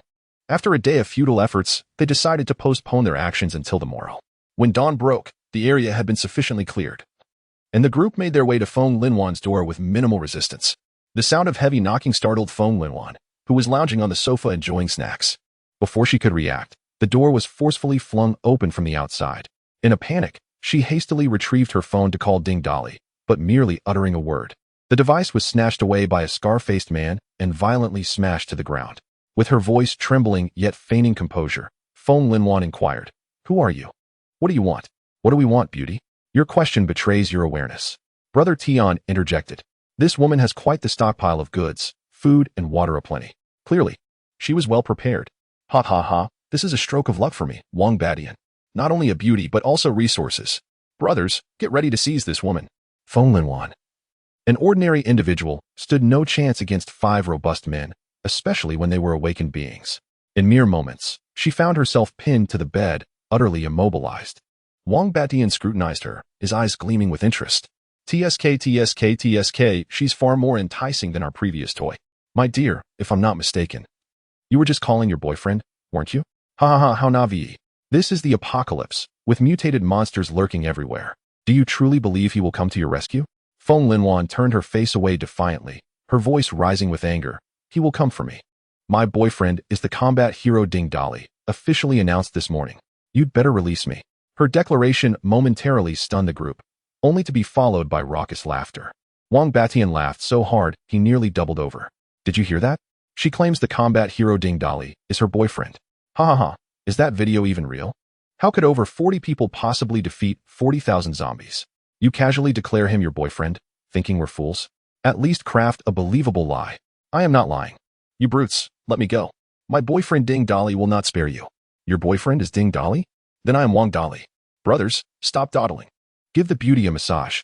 At his command, the other 4 men began to tear at Feng Linwan's clothes, while Wang Batian stood by the bed, reveling in the scene. Suddenly, a figure appeared in his line of sight. The 4 men were oblivious to the man who had materialized behind them. Watch out. Wang Batian's warning came a moment too late. Ding Dolly raised his leg and delivered a swift kick, striking one of the individuals squarely in the backside. The man was sent flying, resembling a dog gnawing on a treat, and in his wake, he collided with the other 3, sending them sprawling. In that instant, Feng Linwan, having seized the opportunity to escape, turned to behold the familiar visage, and tears cascaded down her cheeks uncontrollably as she lunged into his embrace. Ding Dolly gently patted her back, murmuring, Shaoan, step back for now. We can converse later. I wouldn't want you to be splattered with blood. Feng Linwan replied with a soft "oh," swiftly retreating behind Ding Dolly. His gaze burned fiercely as he addressed the individuals before him. I hear some doubt my identity as Ding Dolly?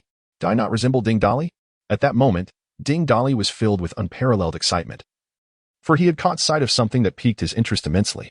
Chapter 84. The potent B-class ability. A few individuals, having been forcefully struck, staggered to their feet, while the one kicked by Ding Dolly remained sprawled on the ground. His spine contorted in a grotesque manner. Though he was not dead, he was utterly immobilized, reduced to a pitiful groan, and it was evident that his fate was sealed. Witnessing this scene, Wang Batian's eyes widened in fury, his expression darker than the bottom of a cauldron. His fists clenched tightly, producing an ominous crackling sound. You insolent brat. Your sudden appearance was due to your abilities, wasn't it? No wonder your girlfriend refers to you as Ding Dolly. You do bear a slight resemblance, looking rather like a scrawny monkey. Ha ha ha ha. After this bout of laughter, Wang Beishan's demeanor shifted to one of ferocity. He enunciated each word with chilling clarity. It's merely a resemblance. The video was smeared with blood. Who knows your true appearance? Anyone can claim to be a hero of battle. You've injured one of my brothers. I shall not only torment your girlfriend, but also make her witness as we toss you to the zombies. Do not presume that having abilities makes you remarkable. I possess abilities as well. With that, Wang Batian's arms suddenly swelled, gaining considerable girth in an instant. His fists multiplied in size, each muscle on his massive arms bulging with explosive power and aggression. Simultaneously, an array of information flashed through Ding Dolly's mind. Name, Wang Batian Tier, First-Class Human Awakened Strength, 180 Speed, 160 Stamina, 170 Mentality, 150 Ability, Localized Enhancement B Morality, 5. Unyielding upon seeing this ability. And then gazing at Wang Beishan's arms, which were as thick as thighs, Ding Dolly's eyes sparkled with excitement. Was this not a manifestation of his desires? With such an ability, could he not enhance his own prowess and become the king of fortitude? Brother Tian, just to be safe, let us strike together. This fellow's abilities seem rather peculiar. I couldn't even discern how he appeared so suddenly. Damn it, my waist aches from the impact. Scarface blocked the advancing leader, cautioning him to remain wary of the opponent's powers. Wang Batian, however, remained unfazed. He shoved Scarface aside, his feet empowered as he propelled himself off the ground, charging towards Ding Dolly at an astonishing speed.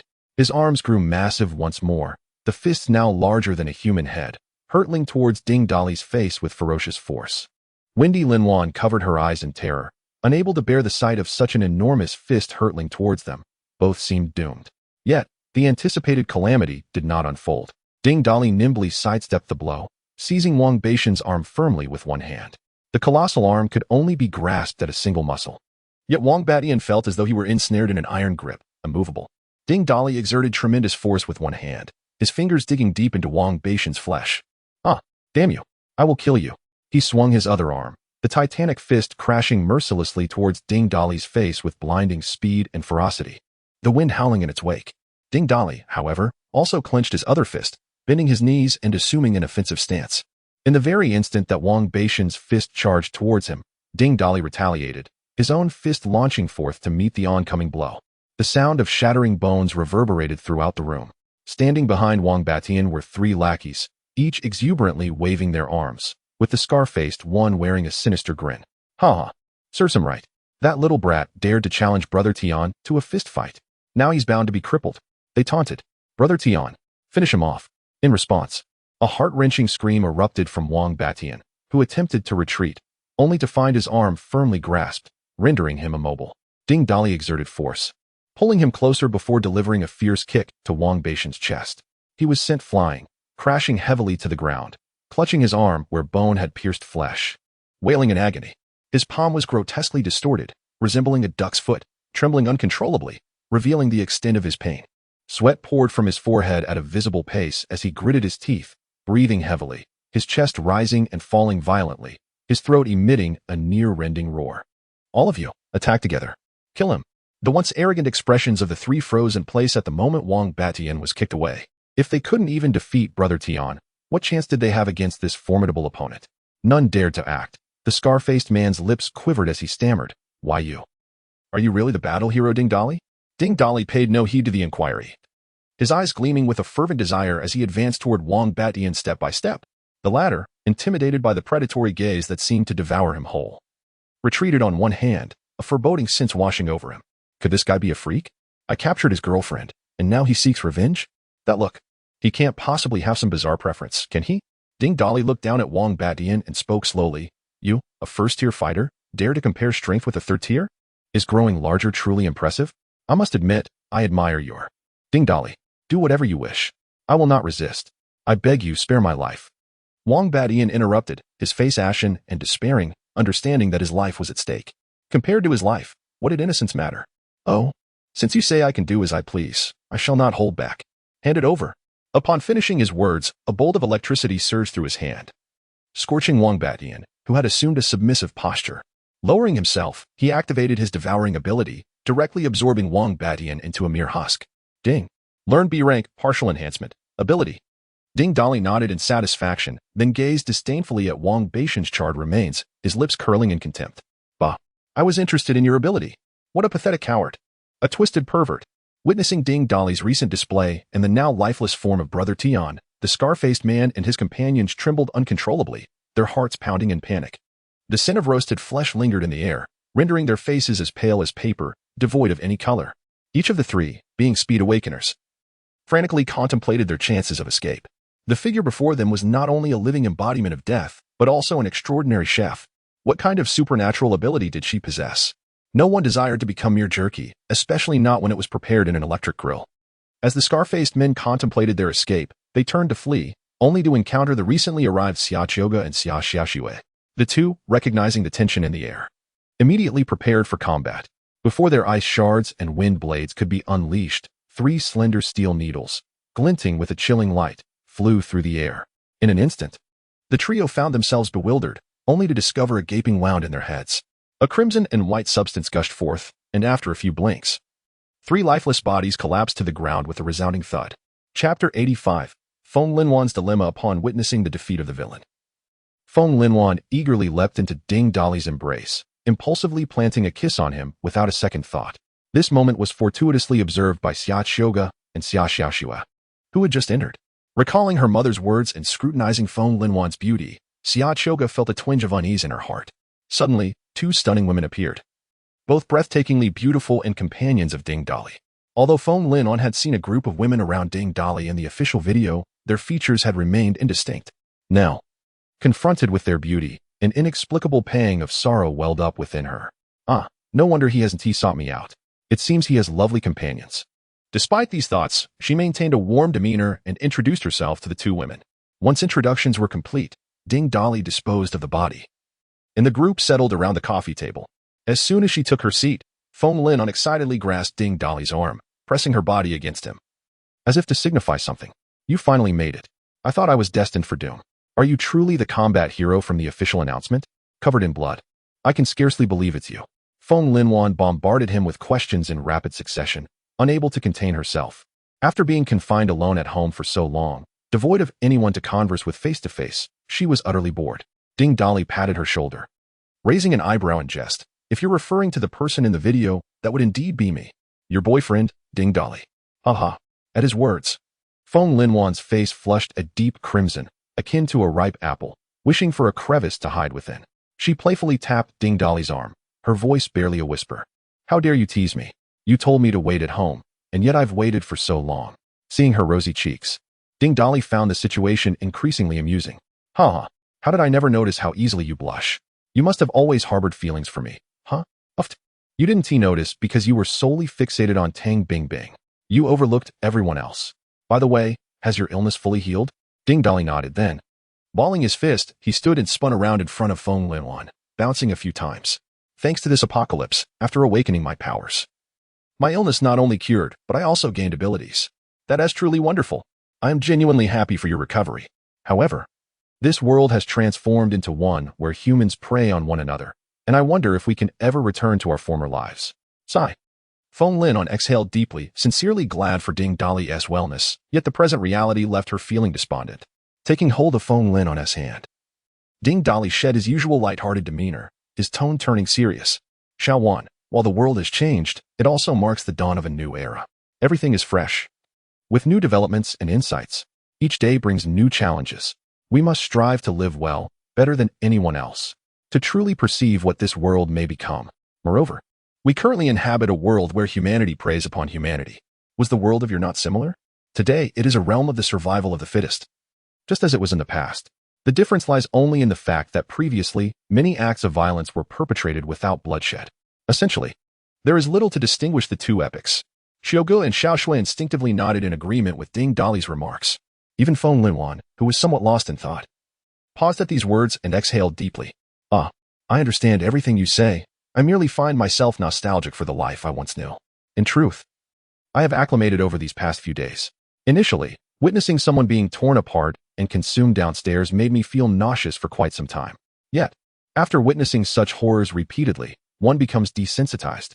There are moments when individuals rush out, only to be shredded by zombies. and I even witnessed someone leap from a neighboring building in despair. At this point, Feng Lin suddenly lifted her gaze, seemingly forgetting the presence of others nearby. Her eyes brimmed with unspoken tenderness, and the slight furrow of her brow conveyed deep emotion. Dolly, can I survive this apocalypse alongside you? I do not wish to be alone. Existing in this wretched world alone is far too lonely. Gently embracing Feng Lin, he patted her back reassuringly. Fear not, for I am here. We shall become a family in this desolate world. Feng Lin nodded vigorously in his arms, only to realize the presence of two other women nearby, prompting her to hastily withdraw from Ding Dali's embrace. By the way, I saw in the video that you were with a group of people. Why are only the three of you here now? Oh, the others have dispersed. I came to retrieve you first, and then we shall regroup with them. Shall we set off now?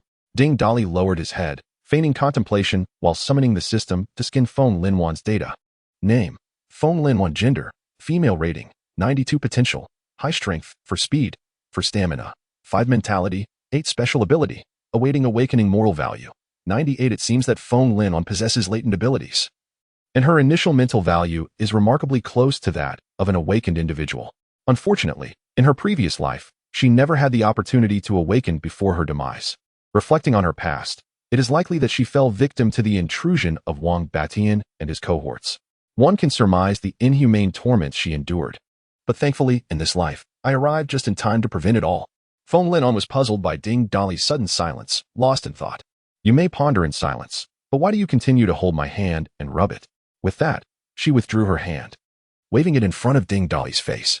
Ding Dali returned to reality, wearing an innocent smile as he remarked, how slippery. No, wait. What I meant to say was that after retrieving you, I intended to visit the nearby Luha hospital. It houses a plethora of medical equipment and supplies. It would be a waste not to collect these resources for future needs. Additionally, many shops outside the hospital sell medical supplies, which we must also acquire. In truth, this plan had come to Ding Dali's mind spontaneously that morning. The intention to gather these items was merely a facade. A visit to the obstetrics and gynecology department to gather supplies is indeed essential, along with exploring some maternal and infant stores around the hospital. Who can predict the circumstances that Su Hongyu may encounter during childbirth? Furthermore, who knows whether the offspring of an awakened being will require formula or diapers? Upon hearing Ding Dali's words, the women nodded in agreement, acknowledging the truth in his statement. Medical supplies are of paramount importance in this apocalyptic era. Particularly, Feng Lin eagerly seized Ding Dali's hand, exclaiming, "Take me with you." I haven't stepped outside in days. I am quite familiar with the hospital. I can guide you. After assessing Feng Lin from head to toe, Ding Dali smiled broadly and replied, "That sounds perfectly fine, but first, I must attend to a matter of my own." Chapter 86. Two abilities. Feng Lin was puzzled by Ding Dali's mischievous grin, instinctively assuming he was contemplating something peculiar. Glancing at the two beautiful women beside her, she felt a wave of shyness wash over her, her heart fluttering. Is it truly appropriate to be so intimate in the presence of others? Oh well. A mere kiss is inconsequential, especially since I just kissed him a moment ago. Ding Dali waved his hand, placing several crystal cores on the coffee table. He looked up to find Feng Lin blushing deeply, lost in her thoughts. He even began to wonder if something was amiss, having never seen her blush so fervently before. Regardless, Ding Dali was currently brimming with excitement, his anticipation mounting. The abilities awakened from those with latent powers were extraordinarily varied, particularly those whose capabilities he had never encountered in his previous life. It felt akin to unboxing a mystery gift. The sensation he felt when awakening Yujichio's powers was reminiscent of this. Xiaowan, Xiaowan, Ding Dali softly called out. Feng Lin paused, momentarily startled. Before returning to reality, her expression tense. I can. What do you mean you can? What are you talking about? He replied, slightly perplexed. Surely you have seen the official notice? Absorb these crystal cores first, and once you awaken, we shall head to the hospital. Awaken? Oh, is that what you mean? Of course. What else could it be? Hurry up. Feng Lin gathered a pile of crystal cores, and after Ding Dali reminded her of the precautions, she reluctantly retreated to her bedroom to absorb them. When she emerged later, she was refreshed and dressed in a new outfit. Ding Dali found himself momentarily entranced by Feng Linwan's ponytail. Her delicate features, cherry lips, and exquisite nose framed a pair of bright, starry eyes beneath elegantly arched brows. Her flawless, rosy complexion and naturally beautiful lips exuded a youthful vitality reminiscent of Yujichio, yet also possessed a gentle charm akin to Yu Xiaoyu. Observing Ding Dali's dazed expression, Xiao Choga quietly muttered, "What a lecherous wolf, lost in infatuation once again. What's wrong? Is Miss Xia feeling envious? When I first saw you, you were in a wedding dress, and I was even more smitten. Yet you scolded me for being a rogue. You wounded my heart. Pa, why do I feel you're so greasy? You could fry vegetables with that. Xia Qiuge's comment provoked laughter among the group, even eliciting a suppressed smile from the usually stoic Xia Xue. Ding Dali had come to understand Xia Qiuge's character. No matter how much she admired someone, her words remained sharp and unyielding, a true master of the tongue. Thus, he chose not to engage with her banter. Reviewing Feng Linwan's data name, Feng Linwan rank, second-tier human awakener score, 94 can be pursued strength, 220 speed, 220 stamina, 230 spirit, 260 abilities, rapid healing S bone manipulation of moral value, 99 holy cow, holy cow, holy cow. Ding Dali leapt from the sofa in astonishment. She possesses 2 abilities. In my previous life, I had only heard of individuals awakening dual powers but had never witnessed it myself. To my astonishment, I now find myself in the presence of a formidable female Wolverine. What troubles you, Dali? Why the sudden excitement? Feng Linwan appeared perplexed, as did the sisters Xia Qiuge and Xia Xiaoxue, who were equally puzzled by Ding Dali's outburst. Xiaowan, are you aware that you have awakened 2 extraordinary abilities? Feng Linwan nodded in acknowledgement. Of course, I know. Aren't we all similar? You possess more than one ability, don't you? Upon hearing this, both Xia Qiuge and Xia Xiaoxue could no longer remain silent. Qiuge exclaimed incredulously. Do not compare yourself to the peculiar Ding Laoda. I still cannot fathom how many abilities he possesses. However, among all the awakened individuals we have encountered, everyone else has only manifested a single ability. You are the first to have 2. How remarkable. You need not envy me. Although the likelihood of awakening 2 abilities is exceedingly rare, every individual has the potential to awaken new abilities in the future, Ding Dali reassured them. This was not mere conjecture. It was information imparted to him by the system. However, the specifics remained unclear, as the system had informed him that his current data was incomplete. Before his demise in his previous life, Ding Dali was on the verge of reaching the 6th tier, a level at which the strongest beings in the world were also only at the latter stages of the 6th tier. It was unheard of for anyone at that tier to awaken a second ability. Setting aside such impractical fantasies, Ding Dali continued, Xiaowan, please demonstrate your abilities to everyone. The rapid healing and bone manipulation. Is that truly the name of my ability? How did you know, Dali? And how did you discern that I possess 2 abilities? Ding Dali raised an eyebrow, gesturing toward his eyes, and with a playful smirk, he replied, consider it one of my abilities. I can perceive many things that others cannot. Upon hearing this, the 3 instinctively shielded their bodies, aware that they had been playfully teased by Ding Dali. Yet, they still felt as though their very souls had been laid bare. Feng Linwan raised her hand, attempting to connect with her abilities, and then spoke softly, I can sense that I can control the bones within my body at will. For instance, as she spoke, she raised her fingertip, and several conical bone spikes erupted from her flesh, shooting forth at an astonishing speed that was almost imperceptible to the eye. With a series of swift sounds, the bone spikes embedded themselves deeply into the wall, leaving behind only small circular holes. Miraculously, the punctured flesh of her fingertip healed rapidly, as though the fast-forward button had been pressed, returning to its original state in mere moments. Xia Qiuge gasped in astonishment. This is akin to a human cannon. Does your ability have other applications, perhaps like Wolverine in the movies? Feng Linwan nodded, and proceeded to demonstrate additional uses of her bone manipulation, revealing that she could sprout bone spikes from her entire body or manifest bone blades and daggers. Most impressively, regardless of how she utilized her bone manipulation, even if she transformed into a porcupine of spikes, her wounds healed instantaneously. This elicited exclamations from Xia Qiuge and Xia Xiaoxue, who found her abilities overwhelmingly formidable, declaring her a natural-born warrior. In close combat, one fearlessly engages in battle, while simultaneously, from a distance, one can effortlessly vanquish foes. The mere thought evokes both envy and helplessness. What is truly perplexing is that such extraordinary abilities are possessed by a captivating nurse, whose charm is as multifaceted as her skills. This hardly resembles a warrior. The contrast is striking.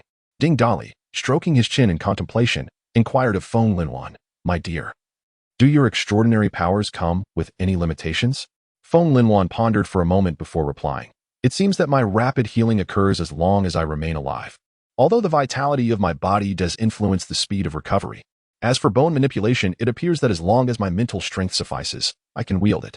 However, for ranged attacks, such as the bone spear, it accelerates bone depletion, necessitating timely calcium replenishment. Oh, that is manageable. Ha ha ha, stock up on calcium tablets and milk. It equates to infinite ammunition and damage. Chapter 87, The secrets of the medical system on the road outside the hospital. 3 women and 1 man walked boldly. Zombies. Having detected their presence, shrieked and charged towards them, but their heads were swiftly blown apart before they could draw near.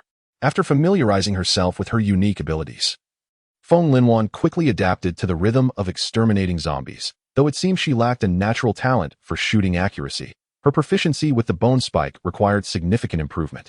Thus, as they traversed from the residential complex, Feng Linwan focused on utilizing her bone spikes to eliminate zombies to enhance her precision. Rapid calcium depletion compelled Ding Dali to continuously hand her milk. Burping softly after consuming a bag, Feng Linwan wiped the milk residue from her lips and lamented. Perhaps I should resort to close combat with the bone knife instead. Can I not gradually practice with the bone spikes? In this short time, I've hardly slain any zombies. Yet I've consumed more than a dozen bags of milk, far more than I would in a month. Observing Feng Linwan, who was incessantly rubbing her belly, Xiaogu and Xiaoshui stifled their laughter. Xiaogu teasingly remarked, I suddenly find myself less envious of your 2 abilities, haha. Ding Dali shook his head in resignation. It seemed fair in a way. Heaven had granted her 2 windows of opportunity, yet one was rather unwieldy. Several bone spikes had been launched, but only one managed to strike a vital point. Such accuracy could only be improved through diligent practice. We've arrived. Feng Linwan pointed to an inconspicuous shop with a sign that read Tomato Medical Equipment. Ding Dali was puzzled. They had just passed several stores and chosen to enter this one. Curiously, he inquired, this street is lined with medical-related shops. Why not simply go through them one by one instead of being so selective? There are many subtleties involved, Feng Linwan explained. Despite the multitude of shops on this street, many of their products are substandard. Take sanitary pads as an example. Many do not meet hygiene standards. Who knows what cotton was used? It's simply unacceptable for treating wounds. As for medical equipment, there is an abundance of counterfeit goods that superficially appear indistinguishable, yet in terms of hygiene and materials, they are all inadequate. How do you discern which stores are qualified and which are not? Ding Dali asked while opening the roller shutter, allowing them to enter the shop. The storefront was small, but inside it was quite spacious, filled with rows of glass cabinets displaying a variety of merchandise, organized into sections, medical equipment, pharmaceuticals, and reproductive health products. Let us not rush. Follow me. Feng Linwan led the way, navigating through the rows of glass cabinets. In a corner of the shop, there was a sliding door. Though it was locked from the inside, Ding Dali skillfully unlocked it and pulled the door open. The group was astonished to discover a vast storage area behind the shop, with iron shelves neatly stacked with cardboard boxes. Just as their surprise settled in, 2 zombies burst forth from behind the shelves. Quick-witted, Xiaoshui dispatched them with 2 ice spikes. Observing the fallen zombies, Feng Linwan sighed in resignation. Greetings. I am acquainted with these 2 individuals. They are staff members of this establishment. During our journey, we have encountered numerous shops that have been forcibly entered, and I surmise that the primary reason this shop has remained untouched is its rather unremarkable facade. However, for those of us employed at the hospital, it is well known that this shop is operated by the principal supplier for the hospital, with a warehouse situated behind it, which is hardly a secret. Each year, they amass considerable wealth solely from supplying the hospital, rendering them indifferent to the meager profits from retail, thus resulting in a rather simplistic storefront. Oh, does that guarantee the quality of the supplier's goods? Xiaogu inquired casually, as he opened a box filled to the brim with surgical tweezers. This hospital is a top-tier institution, and they certainly do not engage in the deceit of substandard equipment. However, the manner in which suppliers and hospitals reap kickbacks and exploit profits, as well as the process of becoming a supplier, is entirely within their purview. The specifics elude me.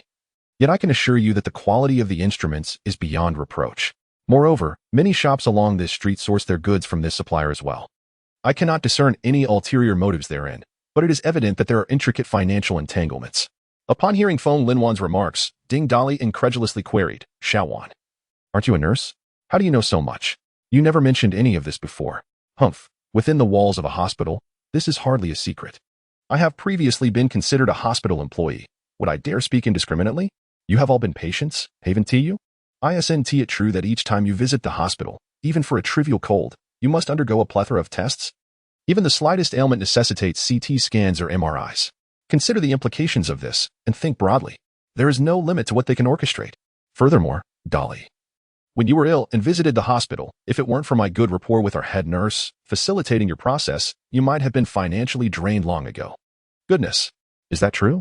Are you implying that the hospital profits from such practices? How dark is this?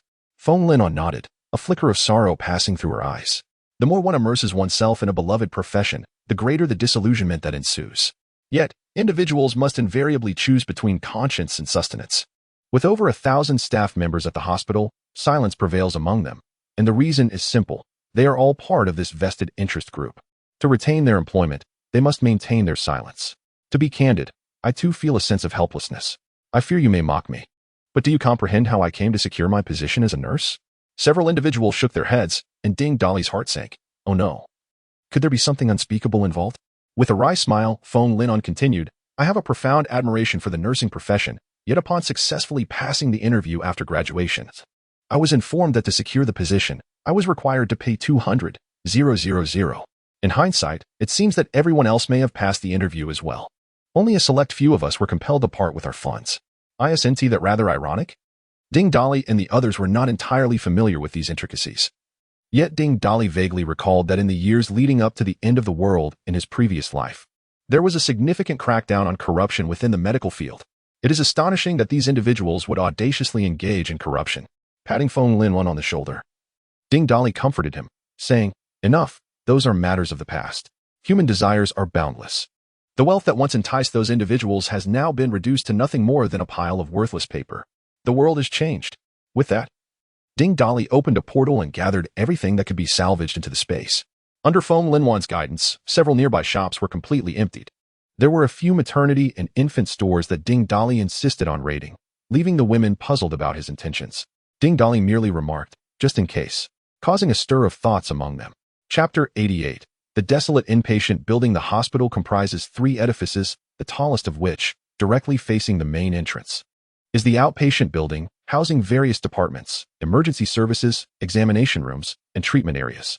To the left of the outpatient building lies the inpatient building, where we seek many essential facilities, including operating rooms, intensive care units, pharmacies, nurse stations, and patient wards. However, the onset of the apocalypse occurred during the night, making this building the most populated. To the right of the outpatient building stands the administrative building, which accommodates administrative management, logistical services, the cafeteria, and the hospital's storage facilities. A portion of medical supplies can also be gathered from there. Standing outside the hospital's entrance, Feng Linwan elaborated on the hospital's layout, while Ding Dolly surveyed the premises, stroking his chin in contemplation, sensing something amiss. Something is not right.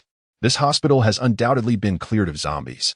Look at the courtyard. It's pristine, devoid of any undead. Even if the security barriers at the entrance can fend off external zombies, it is implausible for the interior to be entirely free of them. Yet, the zombies have been eradicated, but where have their bodies gone? Xiaoga surveyed the surroundings and, to her astonishment, noted the absence of any corpses within the hospital. Boss, is it possible that those who eliminated the zombies possess some peculiar abilities that allow them to dispose of the bodies? Ding Dolly shook his head, pondering briefly before addressing the group. Let us not use the main entrance. Instead, we shall navigate along the hospital's outer wall to scale the building from the other side and assess the situation within before making any decisions. With that, the 4 of them veered to the side, proceeding along the base of the wall until they reached the perimeter. The wall was not particularly high, and with their current capabilities, they easily vaulted over it. Peering through the window of the inpatient building, they found it eerily vacant. How perplexing. The inpatient building, typically bustling with patients, should have harbored more zombies. Why does it appear so empty? The furrow in Feng Linwan's brow deepened with concern. Let us enter and investigate, Ding Dolly urged, prying open a narrow gap to slip inside, followed closely by the 3 women. The first floor was eerily silent, devoid of any sounds.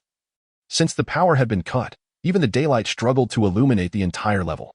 The dimly lit corridor seemed as if it descended into an abyss. At the entrance, a pharmacy displayed its neatly arranged stock of medicines. This only deepened the mystery. If someone had cleared the building of zombies, why leave behind these medical supplies? Did the eradication of the undead serve a different purpose? Dolly, look over there. The iron door connecting to the outpatient building is firmly shut. Feng Linon pointed towards the right corridor, alerting the others. Ding Dolly was aware of this door, which typically remained open, allowing passage through a small entrance for everyone. Each floor was supposed to have corridors linking to the outpatient building, yet only the first floor had a small door accessible. The others were locked tight. Approaching the iron door, Ding Dolly, forgoing his lockpicking skills, employed his metal manipulation to silently create a small aperture.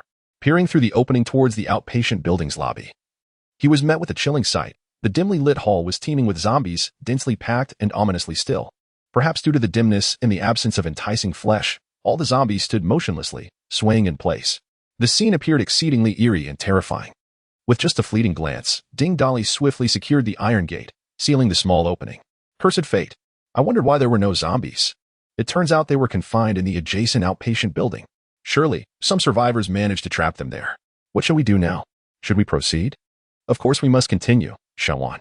You, as a nurse working in this building, are familiar with the environment and know where useful items can be found. Lead the way. And we shall gather everything of value. The essential items are concentrated in the 3 lower levels. The pharmacy on the 1st floor, the nurse's station on the 2nd, and the operating room on the 3rd. Beyond that, the upper floors consist mainly of patient wards from various departments, which we have no need to visit. Following Feng Linwan's guidance, we collected all the vital equipment and medications from these floors, yet encountered not a single survivor during our search. Standing before the massive iron door connecting to the outpatient building on the 3rd floor, Ding Dali once again utilized his extraordinary ability, creating an opening in the door. Peering inside, he found it eerily quiet, devoid of any zombie presence. Only then did he feel reassured enough to fully open the iron gate. It seemed they had managed to confine the zombies on the 1st floor. Let us investigate further, moving to the administrative building through the opposite corridor. And once we gather the supplies from the storage room, we can withdraw. Boss, do we really need to go? There is not a sound here. Survivors are likely in the other building. What if they do not welcome us?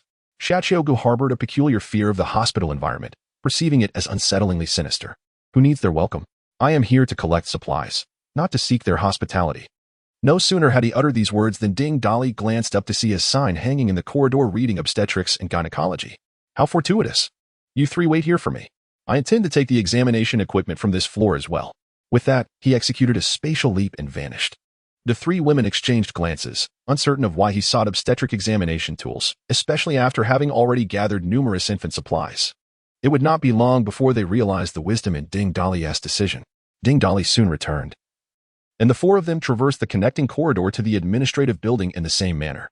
Inside the administrative building, signs of human activity were evident. With discarded items strewn haphazardly across the floor, Feng Linwan raised her hand to point upstairs, indicating that the storage room was located on the upper level. After walking a few steps down the corridor, they heard a deeply suppressed groan emanating from the depths of the hallway.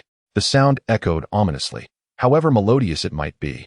In such a vacant and dim location, it would inevitably evoke unsettling urban legends associated with hospitals. Having encountered his fair share of peril, Ding Dali recognized that sound all too well. He stealthily led the 3 women toward the source of the noise.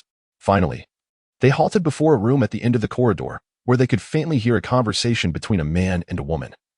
Both voices tinged with tremors and gasps. Are you not afraid that Director Wang will discover you sneaking down? What is there to fear? I am not his woman. I merely serve as a bargaining chip for Representative Gu in dealings with Dean Wang. I offer my body. Dean Wang is satisfied. Representative Gu continues as the supplier. And I receive my remuneration. Everything is driven by self-interest. Humph. It seems that the old man is unable to satisfy you, isn't it? How bothersome. However, that old fellow has indeed been struggling lately.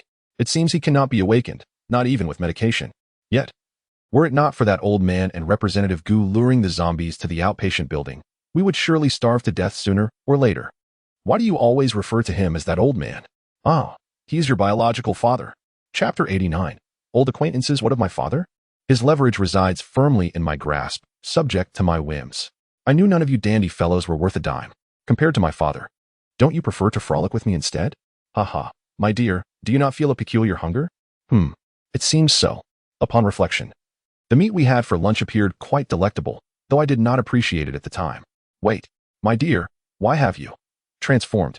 Goodness, what is happening? How did I suddenly become so adorable? Outside the door, Ding Dali and Xiaoqiu Xiaoxue exchanged glances, each recognizing the unspoken words in the other's eyes. Abnormality. With this thought, Ding Dali wasted no time, swiftly unlocking the door and bursting inside.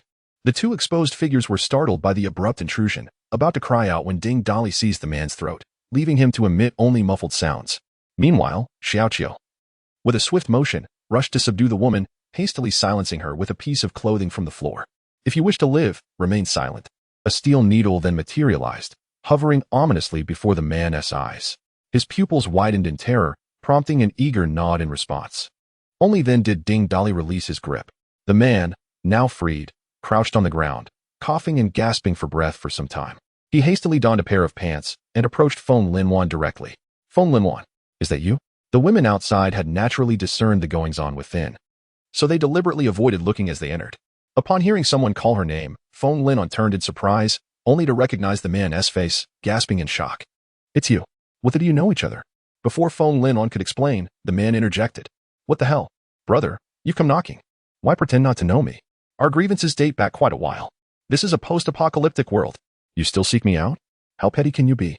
Ding Dali scrutinized the familiar face for a long moment, feeling a sense of recognition but unable to place it. The face certainly appeared deserving of a good thrashing. "Wang Chukai. At the nurse's station, you two even had a fight. Later, you were cornered by him in an alley and given a good beating." Feng Lin whispered softly in Ding Dali's ear, and after a moment of reflection, he recalled that there indeed was such a person. At that time, Ding Dali had recently received his diagnosis and was not well acquainted with Feng Lin, merely appreciating her beauty and care as a dedicated nurse. On one occasion, while passing by the nurse's station in the inpatient department, he witnessed Wang Chukai harassing a female nurse. That fellow had an audacious demeanor and exceedingly crude remarks. Even now, Ding Dali felt himself lacking in comparison. Initially, Ding Dali had no intention of intervening. But upon seeing that the harassed nurse was the very one who had shown him kindness, Feng Lin, he could not stand idly by. In a moment of impulsivity, Ding Dali rushed forward, prompting Wang Chukai to question his identity and meddling in affairs that were none of his concern. Feng Lin, caught off guard, blurted out that he was her boyfriend, pleading with Wang not to harass her any further. The outcome was a confrontation between the flustered Wang Chukai and Ding Dali, which escalated into a scuffle. One could only wonder if Wang Chucai's indulgent lifestyle had left him physically weakened, as he was easily overpowered by someone who was unwell. After taking a beating, he fled, leaving behind a harsh remark. Subsequently, Ding Dali found himself cornered and beaten by a group, which left Feng Lin feeling guilty for quite some time. However, following that incident, Wang Chukai ceased his harassment of Feng Lin. Returning to the present, Ding Dali gazed at the pitiful and lifeless form of Wang Chukai before him and slowly inquired, "Are you the dean's son?" "Goodness, you can't be just realizing this now," Ding Dali exclaimed. "Listen, my friend, you hit me, and I hit you back. Consider us even. Had I known you were a terminal patient, I would have left you alone. I fear those who have nothing to lose. And I dread the thought of that old man cutting off my allowance. It's simply not worth it." Suddenly, Wang Chukai was struck by Ding Dali's hand, leaving him momentarily stunned. "I'm not here to reminisce with you. I'm here to ask questions, and you're here to answer. Otherwise, be wary of my steel needle piercing your skull," Ding Dali declared, unable to contain himself any longer. Intimidated by this threat, Wang Chukai deflated like a punctured balloon. Sitting on the ground, motionless, gazing up at Ding Dali, Xiaoxue retrieved the clothing from that woman's mouth. "I need to ask her a few questions." Xiaoxue nodded, pulled out the garment, shook it out, and then tossed it in front of the woman, who, upon seeing the floating needle, dared not utter a word. Waiting for Ding Dali to speak, Ding Dali internally praised Xiaoxue for her understanding. The presence of the garment altered little, save for the fact that it was now lowered. He gestured for the three women to stand behind him, and, in an authoritative tone, demanded, "How many living souls remain in the hospital? Who leads them?" "There are 25 of us in total, including the two of you. The leaders are Dean Wang Weiren and Representative Gu Qingcheng," the woman replied, swallowing hard after divulging the information. Ding Dali, harboring certain suspicions, continued to probe what transpired in the hospital after the onset of the apocalypse. "Provide me with a detailed account. I am so hungry. Could I have something to eat before I answer?" The woman appeared desperate. As if suffering from withdrawal, beads of sweat forming on her forehead, hands clutching her stomach, which rumbled audibly. Wang Chukai, in stark contrast, exhibited no such intense reaction. "Answer my question, and I shall provide you food. Otherwise, you shall perish," Ding Dali insisted, as she struggled against the increasingly evident pangs of hunger, her voice quivering slightly. That night, I accompanied my employer to the hospital. Gu Qingcheng is my employer. She is a pharmaceutical representative and also a supplier to this hospital. I was a pawn in her dealings with Dean Wang Chukai, used to cement her position as a supplier. When the apocalypse struck, there were few people in the administrative building. A group of nurses, accompanied by several patients, sought refuge in this building, inadvertently attracting the attention of the undead. They found themselves trapped on the floor housing the director's office, having barricaded the stairwell to prevent the zombies from advancing. However, this level lacked both food and water. After 2 days of confinement, many succumbed to hunger. It was only on the night of the power outage that Wang Weiren, Gu Qingcheng, and a nurse resolved to divert the zombies, planning to return at dawn. Ultimately, only Wang Weiren and Gu Qingcheng remained. The zombies were confined to the lobby of the outpatient building. This is all I know. To put it plainly, I merely served as a companion. Many details elude me. But you may inquire with Wang Chukai, who possesses far more knowledge than I. Chapter 90. The stake. Upon finishing her words, beads of sweat the size of soybeans began to trickle down her forehead, her complexion swiftly draining of color, leaving her skin as pale as parchment, trembling incessantly. I have divulged everything I know. You provided me with sustenance. I crave food. Saliva dripped uncontrollably from the corners of her mouth, her eyes gradually turning a bloodshot hue, her expression contorting into one reminiscent of a famished specter. Unsteadily, she rose to her feet, the garment that concealed her collapsing to the ground, her lips muttering feverishly. Give me food. Meat. I desire meat. Such a fragrant aroma. You smell delightful. You must be concealing meat. Without hesitation, she lunged forward, but Ding Dali had already observed her transformation. As she completed her sentence, a sturdy stick had materialized in his grasp, and in the instant she pounced, he struck. With a resounding thud, the watermelon burst open, its insides splattering across the ground. She staggered forward a few steps before collapsing with a thud. In truth, Ding Dali had examined both individuals' data upon entering. They were already aberrants, albeit unaware of their condition. Despite the woman's high rating from the system, Ding Dali had no inclination to partake in another's broth. The most crucial point was that, regardless of past or present, aberrants must be exterminated. Wang Chukai stood frozen, aghast at the scene before him. The person who had just been entangled with him now lay lifeless a short distance away, his newly donned trousers instantly soaked. You killed her? Wasn't she supposed to be spared in exchange for answers? The murderous aura lingering in Ding Dali's gaze remained unyielding as he fixed his piercing stare upon Wang Chukai. Do you truly believe someone in her condition is still human? She was bitten by a zombie? Does that mean will I also become a zombie? Wang Chukai trembled as he inquired, utterly perplexed. Continue to answer my questions. What transpired in the hospital? Ding Dali demanded, his tone resolute. Once you answer, I shall reveal the information you seek. Wang Chukai gestured towards the headless corpse on the ground, his voice quivering. In truth, he had already shared much. Many of his conclusions were mere conjectures. As the old man and Gu Chi-chung had persistently hidden away in their quarters, he suspected they had diverted the zombies by using human flesh as bait. On that fateful day when the nurse escorted a group of patients, there were approximately 40 of us. Since the night the zombies were drawn away by the old man, the nurse and the patients had gradually vanished. He suspected the old man and Gu Chi-chung conspired to feed them to the zombies, yet he possessed no evidence. Oh, wait. I recall that the night before they lured the zombies, a head nurse named who had visited the old man in the director's office. After that, I never saw her again. I suspect she too was fed to the zombies. The head nurse named who? Are you referring to Nurse Huiji? Feng Lin stepped forward, urgency evident in her voice. Wang Chukai nodded, continuing, yes, that's her. I heard arguing after she entered the director's office, but I couldn't discern the specifics. After that, there was no further commotion. Upon hearing the words, Feng Linwan's shoulders trembled slightly, tears streaming down her cheeks. Slowly raising her head, she gazed at Ding Dali with tear-filled eyes and choked out, Sister, who is the head nurse who helped facilitate things for you. But I distinctly remember that she wasn't on night duty that day. It was the old man who summoned her, before he called her. I overheard him discussing with Representative Gu about encouraging those critically ill patients in the wards to sign organ donation agreements.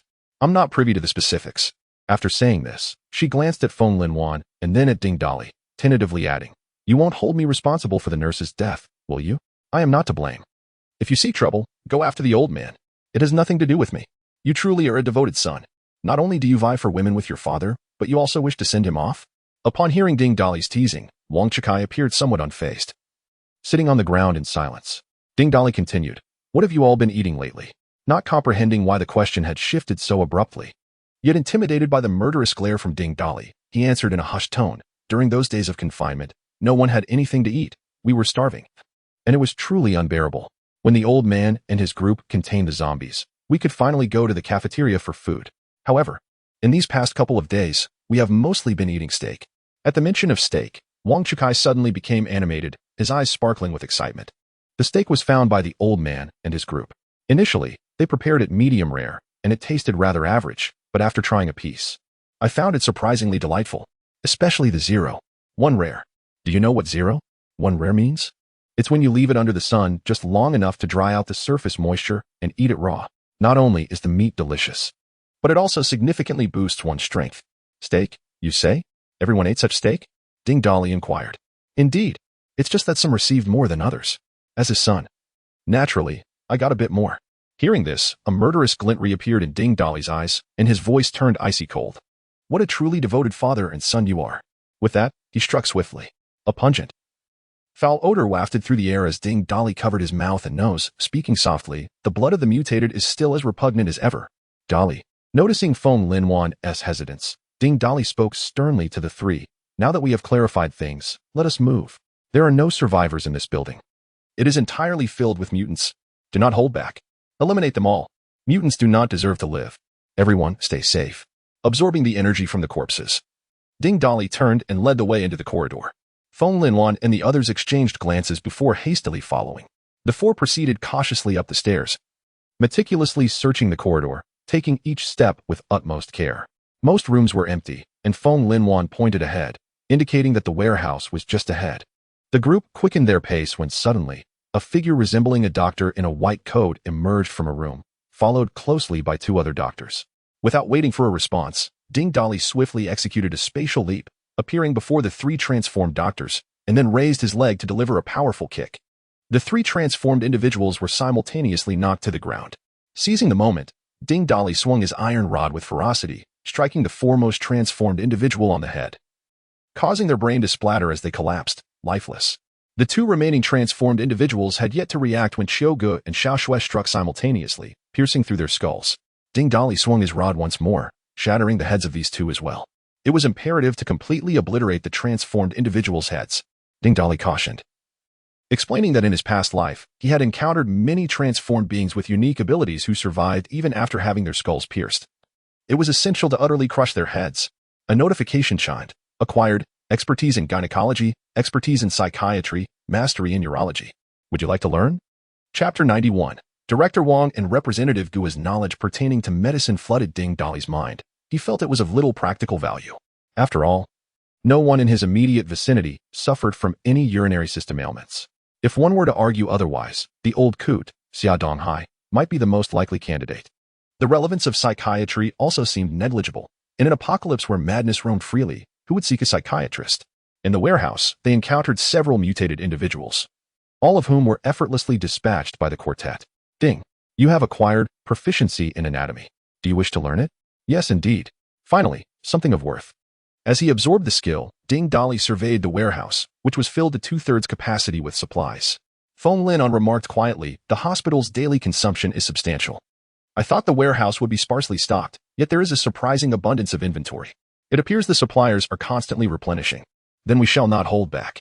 Hehe, Xiaowan, do you know which floor the director's office is on? According to Wang Chukai, most of the mutants should be congregated on the same floor as the director's office. The director's office is on the 8th floor, where numerous executive offices and a large conference room are located. We've already eliminated 7. There should be 18 more. I wonder if they are scattered or all concentrated on the 8th floor. Regardless, we shall ascend floor by floor. After all, Wang Chukai and the others mentioned there are 25 in total. Once we've slain 25, it will be deemed complete. By the way, do you know what Wang Chucai's father looks like? For some reason, I find the name Wang Weirin oddly familiar. Of course, it's familiar. He is a nationally renowned surgical master, having entered the hospital in his 20s and risen to the position of director by his 50s. He frequently appears in magazine interviews. So it's not surprising you know his name. Ding Dali shook his head, feeling an inexplicable familiarity with the name that was not solely due to that. Never mind. No need to dwell on it. We have to eliminate them all. Dali, I don't understand why you harbor such a deep-seated hatred for the mutants, necessitating their complete eradication. Feng Linwan, having never encountered a mutant before, could not grasp their malevolence. Thus, while assisting Ding Dali in gathering supplies from the warehouse, she voiced her concern. Recalling the harrowing scenes from his past life, where survivor bases were ravaged by mutants, Ding Dali felt his molars clench in frustration. Qiuge and Xiaoshui had witnessed the actions of mutants. To put it plainly, no matter how intimate your relationship with someone, the moment they transform into a mutant, you become nothing more than food in their eyes. Regardless of past bonds, when they are hungry, they will pounce upon you without hesitation. Unlike zombies, they retain human consciousness while consuming flesh. They are aware of whom they are devouring. Upon hearing this, Qiuge and Xiaoshui nodded in agreement. I can't help but feel a twinge of sorrow. I had seen those who just perished in the hospital. Sigh. It's not that I lack the resolve to act, but never mind. Let us charge forward. Feng Linwan, absorbing Ding Dali's words, grew solemn, silently resolving that in the forthcoming battles, she would spare no effort against any colleague they encountered. Upon completing their task in the warehouse, the group continued their ascent, methodically advancing through each floor. Every level housed 2 or 3 aberrants, all of them at the first tier. For the awakened, who possessed a significant 4-tier advantage. Eliminating these foes was remarkably effortless, particularly for Feng Linwan, after she personally severed the head of one aberrant with a bone knife. It was as though she had unlocked the door to a new realm. She single-handedly dispatched all 3 aberrants on the 7th floor. Ding Dali couldn't help but silently give her a thumbs up. Was the adaptability of medical students truly this formidable? Unable to suppress his curiosity, he quietly inquired, Xiaowan. I've noticed you've adapted swiftly to both slaying zombies and aberrants. Feng Lin paused momentarily, then replied nonchalantly, Oh, it was certainly unfamiliar at first. But I attended an anatomy class previously, which facilitated my adjustment. You've taken an anatomy class, yet you claim to feel nauseated upon witnessing a zombie consuming a person. Ding Dali scrutinized her, adopting an expression akin to that reserved for the mentally unstable. Brother, are you all right? Dissection is dissection. Cannibalism is cannibalism. Have you ever seen an anatomy instructor carve a piece of flesh and stuff it into their mouth? As they surveyed the corpses strewn about. Ding Dali rubbed his hands together and jested. Who knows if your anatomy instructors have done such a thing, perhaps even cooking the cut flesh. With the aberrants on this level dispatched, only 12 remained. They were likely congregated on the upper floors. Stealthily eliminating them was improbable. Furthermore, it was unlikely that all aberrants were at the first tier. There could very well be higher tier aberrants among them. Everyone, stay vigilant. The group gripped their weapons tightly. With Feng Linwan brandishing 2 bone blades, they exchanged nods before Ding Dali boldly charged towards the 8th floor. Meanwhile, in the dean's office, a sharply dressed man in his 50s, adorned with a peaked cap, sat solemnly in his office chair sipping red wine. From a small room nearby emanated the sounds of flesh being torn and teeth grinding, followed by loud chewing and swallowing, as if the creature within had been starved for an eternity. After a brief interval, the sound of high heels echoed, and a woman, her hips swaying gracefully, emerged slowly. She possessed an alluring figure, her movements exuding charm and seduction with every gesture. Gu representative, how many times must I remind you to maintain grace while eating? Your ruckus is quite unbecoming. All right, Dean Wong, spare me the mockery. In a world where humans devour one another, who are we being elegant for? Elegance is ingrained in one's very essence, not merely a performance for others. Yet, in this wretched world, after diligently toiling for so many years, I have yet to savor life before the tides turned. Dean Wong set down his wine glass, harboring feelings of dissatisfaction. Gu Qingsheng waved her hand dismissively, donning an air of indifference, her voice dripping with languor. Dean, your diligent efforts surely don't revolve around merely scheming for petty gains, do they? You ought to express gratitude for the apocalypse. You're aware that in these past 2 years, medical corruption has been under severe scrutiny. And you have been in the crosshairs. Should anything be uncovered? After all these years, your wealth must have surpassed 2 billion, has it? I'm aware that the director of a hospital in the neighboring city has embezzled over 2 billion and faces the death penalty. Upon finishing her statement, the woman covered her mouth and giggled coyly. Wang Weiren squinted slightly, a glimmer of coldness flickering in his eyes as his fingers lightly tapped on the table. Gu Qicheng, do not forget that we are 2 peas in a pod. This was true before the apocalypse, and it remains so after. While you mock me, consider your own position. Bribery, QS transactions, organ trafficking, each of these would have been enough to bring you to your knees before the end of the world. And after the apocalypse, we are still those who must share the same fate. Moreover, the benefits you have reaped far exceed my own. Oh dear, why is Director Wang still upset? I was merely jesting with you. One must be elegant and not harbor anger.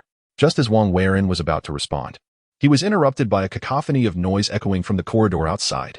The two exchanged a glance, nodded in understanding, and promptly rose to exit together.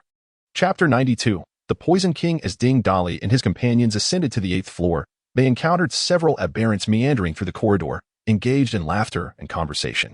Without a moment's hesitation, the 4 launched into a fierce assault. The aberrants emerging from adjacent rooms were thrown into disarray upon witnessing the onslaught, prompting even more of their kind to emerge. Yet, these individuals lacked combat experience and had only recently transformed into aberrants, rendering them weak and easily dispatched. The slaughter unfolded with alarming ease, and those who remained, witnessing the ferocity of their assailants, fled towards the director's office in panic. However, bone spikes, ice shards, wind blades, and steel needles were unleashed, transforming the fleeing aberrants into a veritable hive of chaos. As Wang Weiren and Gu Qicheng opened the office door, they beheld the last aberrant collapse before them, its head riddled with holes, a visage etched with terror and defiance. 1, 2, 3. Ha ha ha, all accounted for. Only 2 pesky insects remain. Ding Dali stood amidst the carnage, counting the lifeless bodies strewn across the floor. Just as he finished his count, 2 figures emerged ahead. Upon recognizing the man clad in a suit, Ding Dali's pupils dilated, and he could not suppress a gasp of astonishment. The Poison King. Ding Dali finally comprehended why the name Wang Weiren rang a bell. He was a notorious figure from his past life. The leader of the third resettlement camp in the capital. He was more widely known by his moniker, the Poison King, for he wielded the ability of toxicity. Any bodily fluid he secreted, be it sweat, saliva, or blood, was laced with deadly poison. If he so desired, even the air he exhaled could become toxic gas. In his previous life, he had effortlessly infiltrated a small base of dozens, exterminating everyone with his lethal prowess, subsequently dismembering and meticulously packaging the remains to savor with fine wine. This was his preferred method of consumption as an aberrant. A fact Ding Dali had been oblivious to at the time, not realizing the man was originally the hospital director. Reflecting upon it now, he surmised that this peculiar culinary preference was likely connected to his background as a surgeon. Scanning the opponent's data.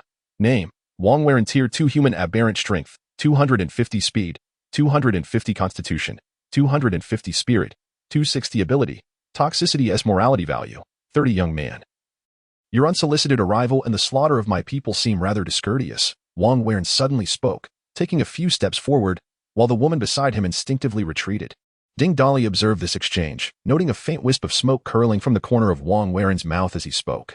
Stepping forward, Ding Dali conjured a spatial portal visible only to himself. The delicate smoke, resembling a living serpent, surged toward them.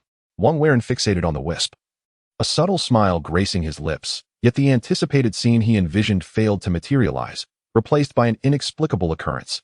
The smoke abruptly vanished mid-flight. Having witnessed his own schemes unravel, Wang Weiren maintained an impassive demeanor, continuing to exude a gentle facade adorned with a benevolent smile, embodying the image of a modest gentleman. My young brother, will you not provide me with an explanation? Have we met before? You seem somewhat familiar, he inquired. Ding Dali cast a cold glance at his adversary, the corners of his mouth curling into a derisive smirk as he brandished his club. Explanation? Allow my club to elucidate. With that, Ding Dali lunged forward, swinging the weapon towards Wang Weiren.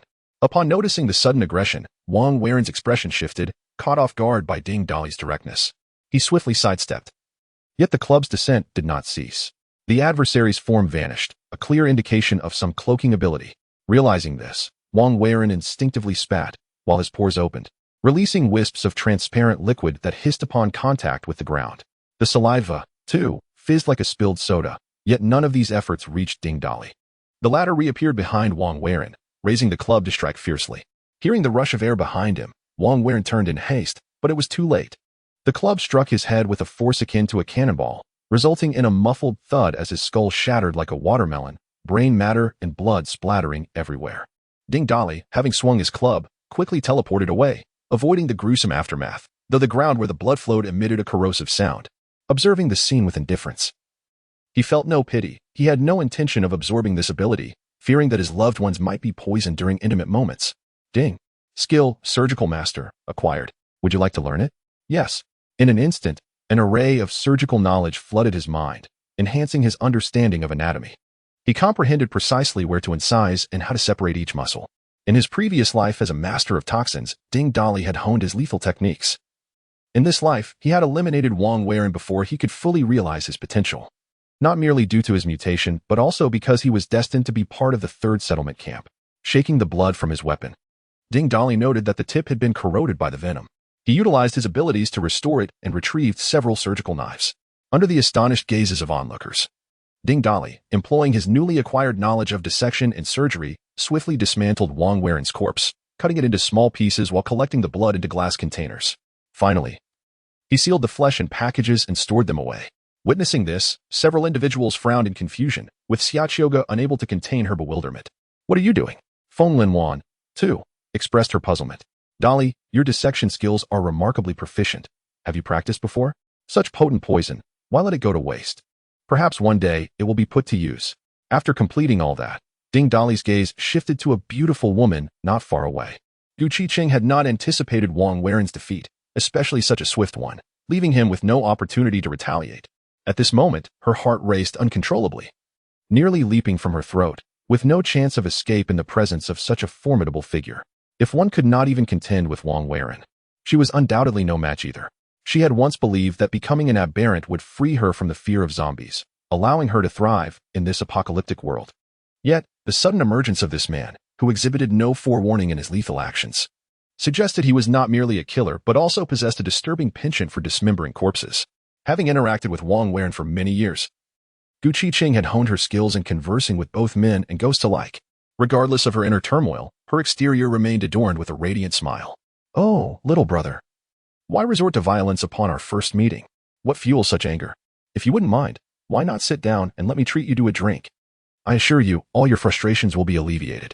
The woman's waist was supple, her movements alluring, and her captivating gaze could enchant anyone who beheld her exquisite form. Ugh, what a wretched creature. Xiaoqiuge crossed her arms, her disdainful gaze lingering on Gu Qiqing for but a second before she rolled her eyes dramatically. Ding Dali had never encountered the woman before, yet he found her undeniably attractive, albeit with an air of cunning that was almost overwhelming. Alas, she was indeed an aberrant. What perplexed Ding Dali was that, given the nature of the system, it would have already assigned a score upon encountering such a woman. He even speculated that if mutated beasts could transform into humans, the system would surely tally that as well. Chapter 9372 Rooms previously. My attention had been solely fixated on Wang Weiren, neglecting to scrutinize the woman's data. Thus, I called out to the system within. System. Scanner data. Name. Gu Qiqing second-tier mutant strength, 202 speed, 203 physique, 204 mentality, 205 ability.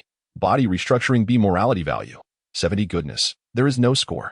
Body restructuring? What on earth is that? Never mind. Let us deal with her first. While internally cursing, I swung my stick as I approached the woman. The instant she perceived my intent, panic overtook her. She hastily waved her hands. Wait. Little brother. If you spare me, I can fulfill any request you have. You can have whatever you desire. A brave knight would not harm a princess, would he? Princess? Which KTV do you hail from? KTV? Yes. You claim to be a princess, yet when I ask which KTV, you remain silent. Damn it. As I finished speaking, several steel needles flew through the air and, before Gu Qiqing could react, pierced her skull directly. Ding Dali swiftly approached, poised to shatter her head with his stick when an uncanny scene unfolded. The face that remained beautiful despite being pierced began to transform at an observable rate, akin to the face-changing art of Sichuan opera. In no time, it morphed into that of a middle-aged woman with a square face, flat nose, and buck teeth, her figure ballooning like a puffed-up balloon until she sported a barrel-like waist. What the hell? Is this the effect of her ability? With that appearance, you dare to call yourself Qiqing? Our sister Yu Yin at least possesses strength. You are nothing. How dare you waste someone's affections? Ding Dali, profoundly displeased with the woman's deceit, squatted down and directly devoured her body restructuring ability. My beautiful fists are back. I shall study this later. How did she end up looking like this? Boss, why are you grinning so lewdly while your hand is on her body? You don't have any strange hobbies, do you? Xiaoqiuge exclaimed with a look of disdain, taking a step back as she approached. What are you thinking? This woman's beauty was a result of her ability. Perhaps her ability was too low tier. When she dies, her power fades, and naturally, she reverts to her true form. Oh my. In the past, who would have guessed that a woman who appeared quite lovely a moment ago would turn into an ugly old hag the next? Ding Dali stood up, dusting off his hands. Regardless of beauty or ugliness, all mutants are trash in my eyes. Xiaoqiuge looked skeptical. Is that so? Yet just moments ago, I saw you drooling over someone's physique. You should focus on what you ought to see, and not on what you shouldn't see. Quickly. Let us check if there is anything useful in the Dean's office.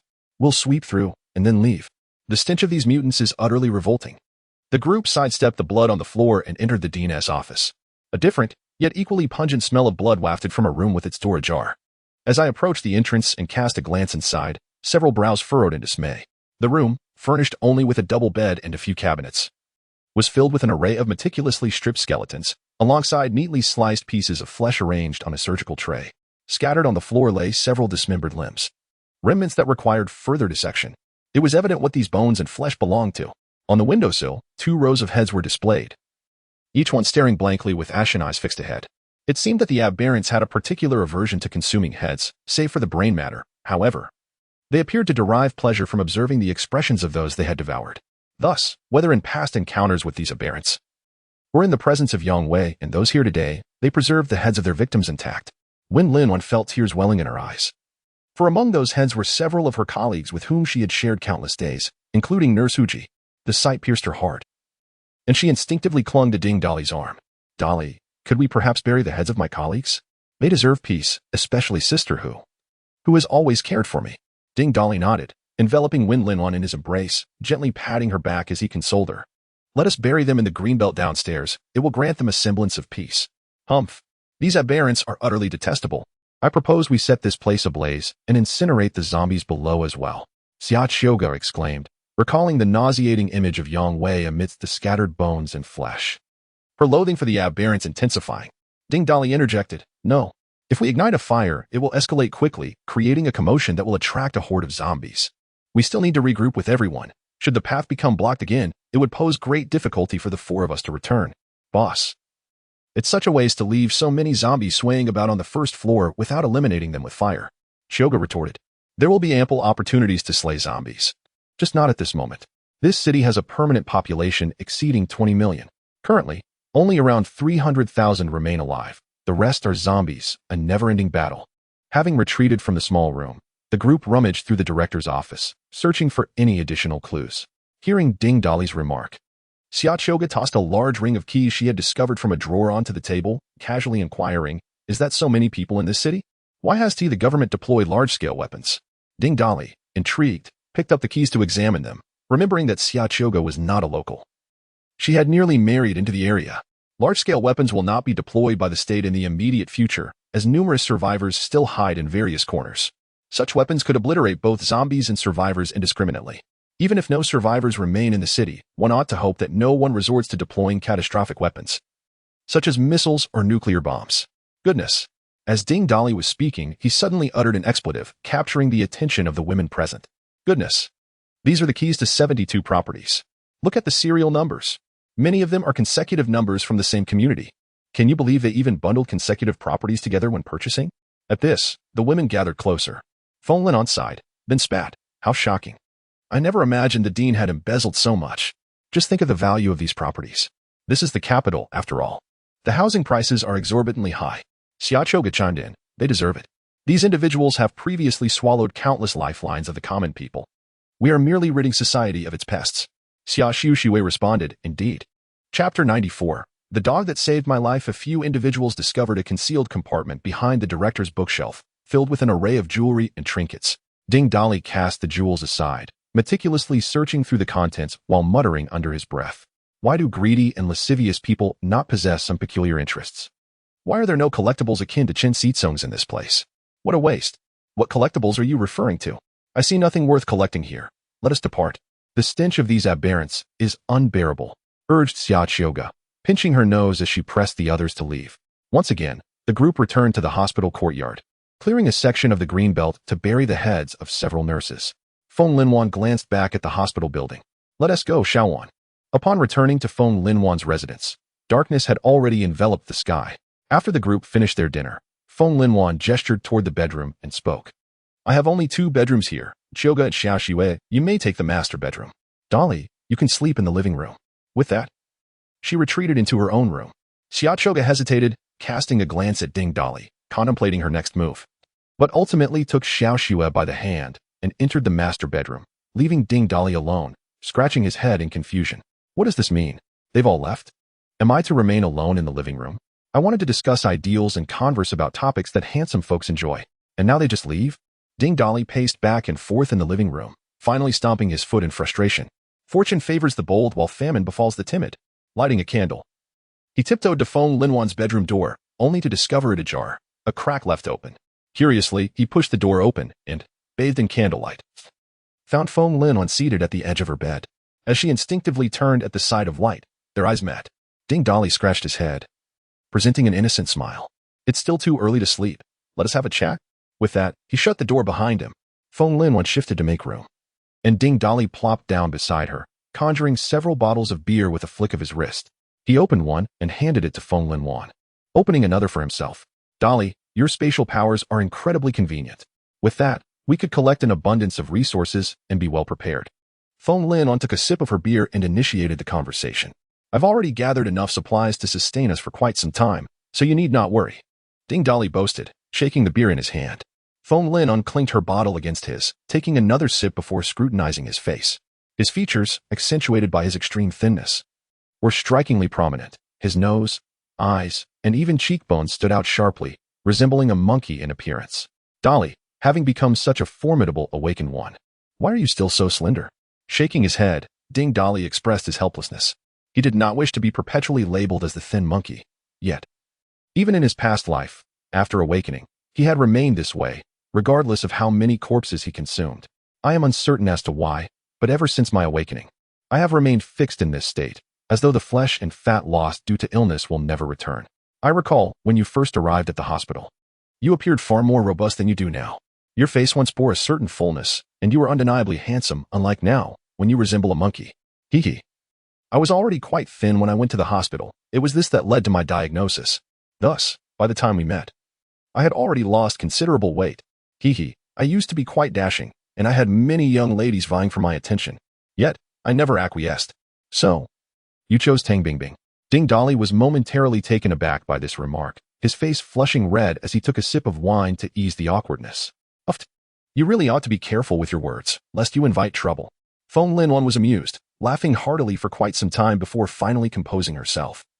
Raising an eyebrow and feigning mystery. I know quite well what you used to look like, for I have seen it. Is that so? You have seen me before? Ding Dali inquired, perplexed. When do you believe we first met? Was it not in the hospital? I suspect you are unaware. What? We truly met before? Feng Linwan took another sip of her wine, her gaze fixed on the flickering candlelight as if lost in thought. How should I begin? You see, my parents perished in an accident. When they left, I was utterly devastated. Overnight, my household registration book contained only my name. I even contemplated leaving this world to reunite with them. I remember it vividly. It was a late autumn day, and I stood atop the Grand Canal Bridge, gazing at the expansive river below. The candle flickered a few times, and Feng Linwan paused momentarily. Once the flame steadied, she continued her tale. I inadvertently witnessed a delivery person clad in a uniform conversing with a rather attractive girl by the roadside. She seemed to be his girlfriend but appeared rather impatient. The delivery man mentioned that the money for the month had already been transferred to her phone and advised her to drink warm water as the weather turned chilly. After exchanging a few hurried words, he departed, and shortly thereafter, the girl made a phone call. Before long, a luxury car pulled up beside her. She approached and embraced the man inside. The air had grown quite cold, and aside from vehicles, there were few pedestrians on the bridge. Goodness! Who is this foolish individual? Is he not a sycophant? Ding Dali exclaimed indignantly. Feng Linwan blinked at Ding Dali, then smiled knowingly. Indeed, I also found it rather foolish. That car lingered for 2 minutes before driving away. During that time, the delivery man passed by several times on his bicycle, diligently making his deliveries. I thought to myself, if this unfortunate man can strive so earnestly in life, what do I have to be despondent about? Wait, hold on. Don't tell me that the foolish person you mentioned is me? Feng Linwan let out a series of joyous giggles, causing Ding Dali to roll his eyes in exasperation. Initially, I believed this was merely a fleeting moment that rekindled my hope for life. Yet unexpectedly, I encountered that delivery man again at the hospital. This time, he appeared significantly thinner, but I recognized him immediately. From my colleagues, I learned that he was suffering from a terminal illness. Oh dear. Ding Dali could no longer bear to listen and quickly covered Feng Linwan's mouth. Please, stop talking.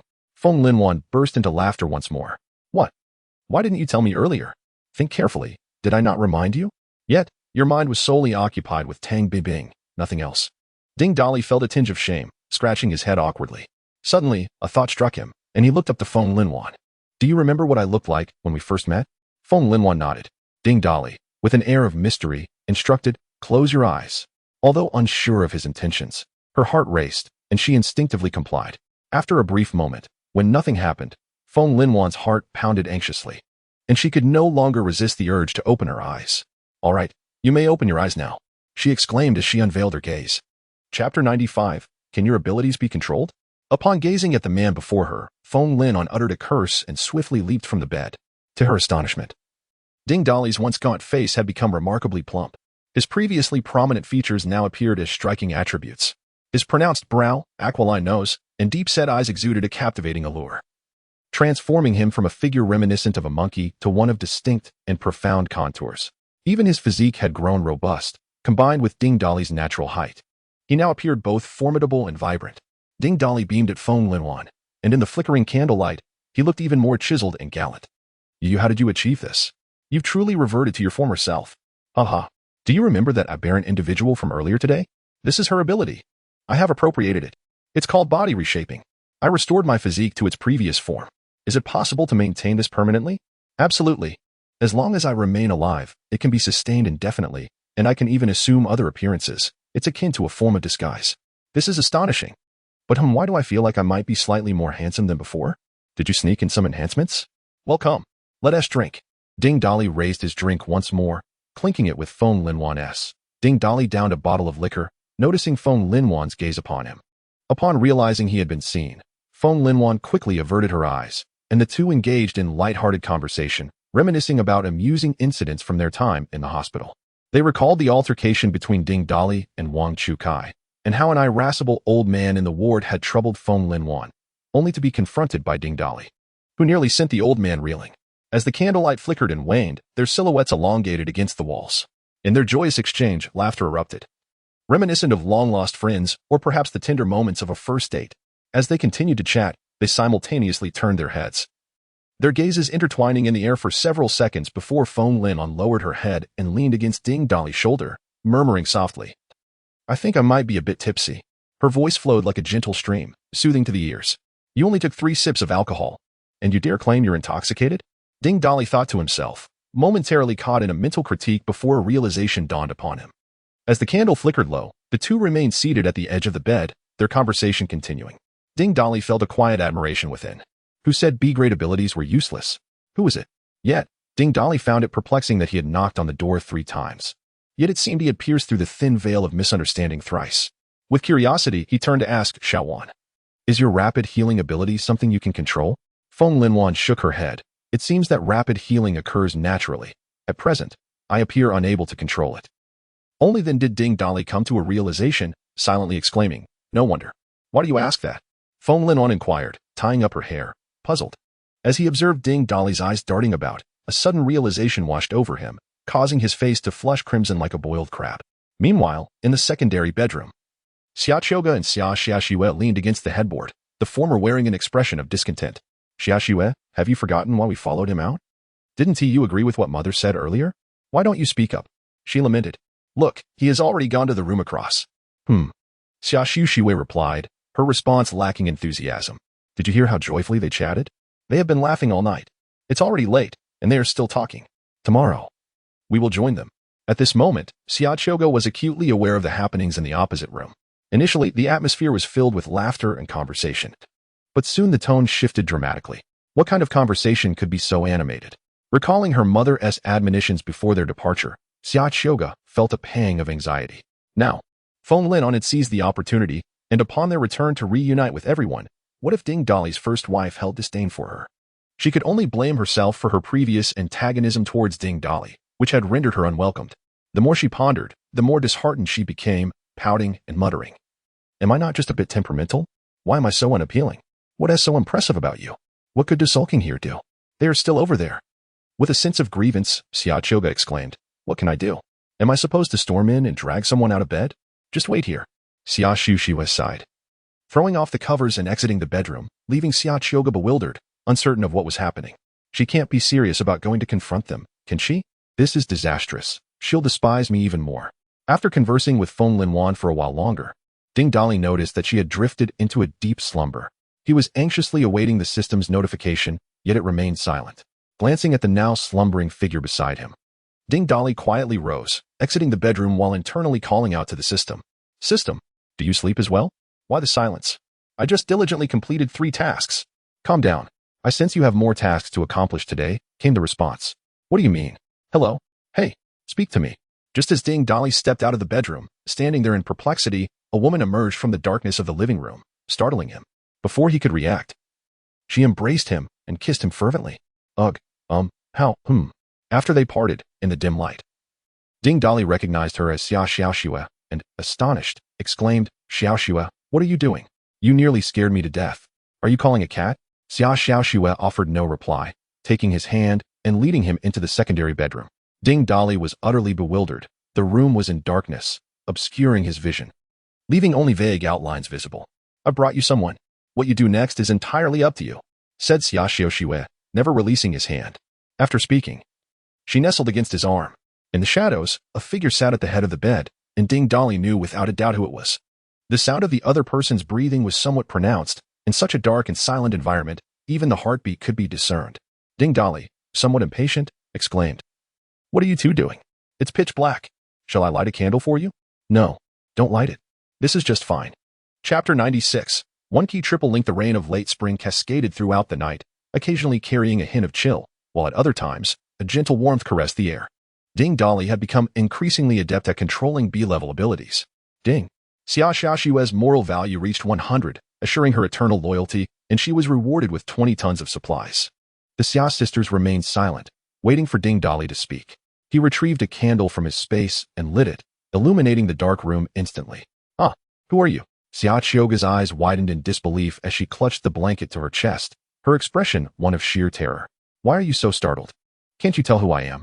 Though the voice unmistakably belonged to Ding Dali and his features bore a striking resemblance to his own, she could not fathom why he appeared so remarkably handsome. Ding. Xia Qiuge's moral value also reached 100, earning her an additional 20 tons of supplies. Previously, their moral values had stagnated at 95, but upon seeing his face, they surged to maximum capacity. This left Ding Dali feeling somewhat disheartened. No amount of effort could compare to the impact of a mere glimpse. Indeed, this girl was a true connoisseur of beauty. However, Ding Dali took solace in the fact that he had kept his word. He felt a twinge of guilt towards old Xia. With this thought, he explained himself. And the sisters incredulously accepted his assertion that he was always quite handsome. He casually produced 2 pieces of jewelry from his space and presented them to them. "These belong to my mother," Xia Qiuge exclaimed upon seeing the jewelry. "Indeed, they were given to me by your mother when she implored me to rescue you. Now, they return to their rightful owners." Xia Qiuge let go of the blanket, joyfully accepting the jewelry, her large eyes twinkling with delight. She draped the necklace around Xia Xiaoxue's neck while adorning herself with the ring, playfully flaunting it before her. "These pieces were purchased when our parents married. Now, we sisters each possess one." Noticing their exchange, Ding Dali ventured with a question. "Are you aware that you two are biological sisters?" "Of course we know. We're not fools. We've known for quite some time." Ah, it seemed only old Xia had believed they were unaware of this fact. "Well then, rest well. I shall retreat to the living room for a while. Make sure to cover yourselves well. The rain is quite heavy tonight." As Ding Dali exited the room, the Xia sisters began to murmur amongst themselves. Ding Dali, indifferent to their conversation, took a seat on the sofa and internally called out to the system. "System, if you don't dispense the rewards soon, dawn will break." The familiar chime of the system resonated, and a series of rewards materialized before him. He received various supplies along with an SS-level ability upgrade card. What a bountiful harvest. At this rate, establishing a base would pose no dilemma regarding resources. Moreover, he could upgrade one of his abilities to S-level, a rare opportunity indeed. Just as Ding Dali reveled in the sight of the SS-level upgrade card within his space, the system's voice chimed once more. "Ding. Reward. 1 S-level downgrade ability upgrade card. Ding. Reward. 1 SS-level ability upgrade card. Ding. The hidden target reward has been doubled." "System, what is the reward this time?" The system provided an explanation. Ding Dali appeared utterly perplexed. "Brother, do not underestimate B-level abilities. Are you wishing for my downfall? Wandering around the apocalypse with several pregnant women? Rest assured, as long as the mother remains alive, the embryos recognized by the system will not face significant issues. Then I shall be at ease. I will use 2 cards to elevate the B-level localized enhancement to S-level." Experiencing the newly upgraded localized enhancement, Ding Dali focused his ability into his fist, a surge of formidable power gathering within, causing his clenched hand to creak. He sensed that the strength of his fist, post-enhancement, was nearing the 4th tier. For someone who favored close combat, this ability seemed exceptionally well-suited. Naturally, the system agreed. With 3 SS-level ability upgrade cards remaining, system. Review my data. By the way, from now on, unless I specifically request otherwise, only display the tier, rating, abilities, and morality values. This will prevent unnecessary disputes over word counts. Name: Ding Dali Human Tier 3 Awakened Abilities. Space S, Lightning S, Telekinesis S, Metal Control S. Localized Enhancement S, Body Restructuring B. Without a second thought, Ding Dali declared, upgrade Space, Lightning, and Telekinesis all to SS. Ding. Space has been elevated to SS. His comprehension of space has deepened. Since the space ability is bound to the system, the storage capacity is now infinite. Do not accuse me of being stingy. Other systems start with infinite space. Is it wrong for me to have it too? What about the other 2 abilities? What enhancements have they received post-upgrade? Brother, you must experience your own abilities. Darn it. The system seems to be in a mood today. In truth, he could sense a deeper understanding of both lightning and telekinesis without the system's prompt. Among abilities of the same type and level, the strength is determined by the host's tier and prowess. However, if the host's tier is equivalent, a higher ability level will confer a distinct advantage. Thus, both personal tier and ability level hold great significance. Certainly, those awakened without abilities can also cultivate their bodies to great strength, overcoming foes with sheer might or swiftness. Feeling invigorated by his newfound comprehension of abilities, Ding Dali was filled with anticipation. He resolved to find a suitable location to test his newly upgraded powers. Stealthily descending the stairs, he unleashed his lightning ability. A thick bolt of lightning struck the ground, creating a massive crater in the center of the community. Subsequently, he employed telekinesis, and a large boulder from the nearby greenery began to levitate gently, swiftly moving at his command. Once more, he unleashed his lightning ability, obliterating the boulder into dust. Ding Dali was ecstatic, his eyes gleaming with exhilaration. The power has increased significantly, and the weight I can control with telekinesis has also surged. The other survivors, hiding in their rooms, gazed blankly out the window, bewildered, as if they had just been struck by lightning. Chapter 97. An Unexpected Coincidence.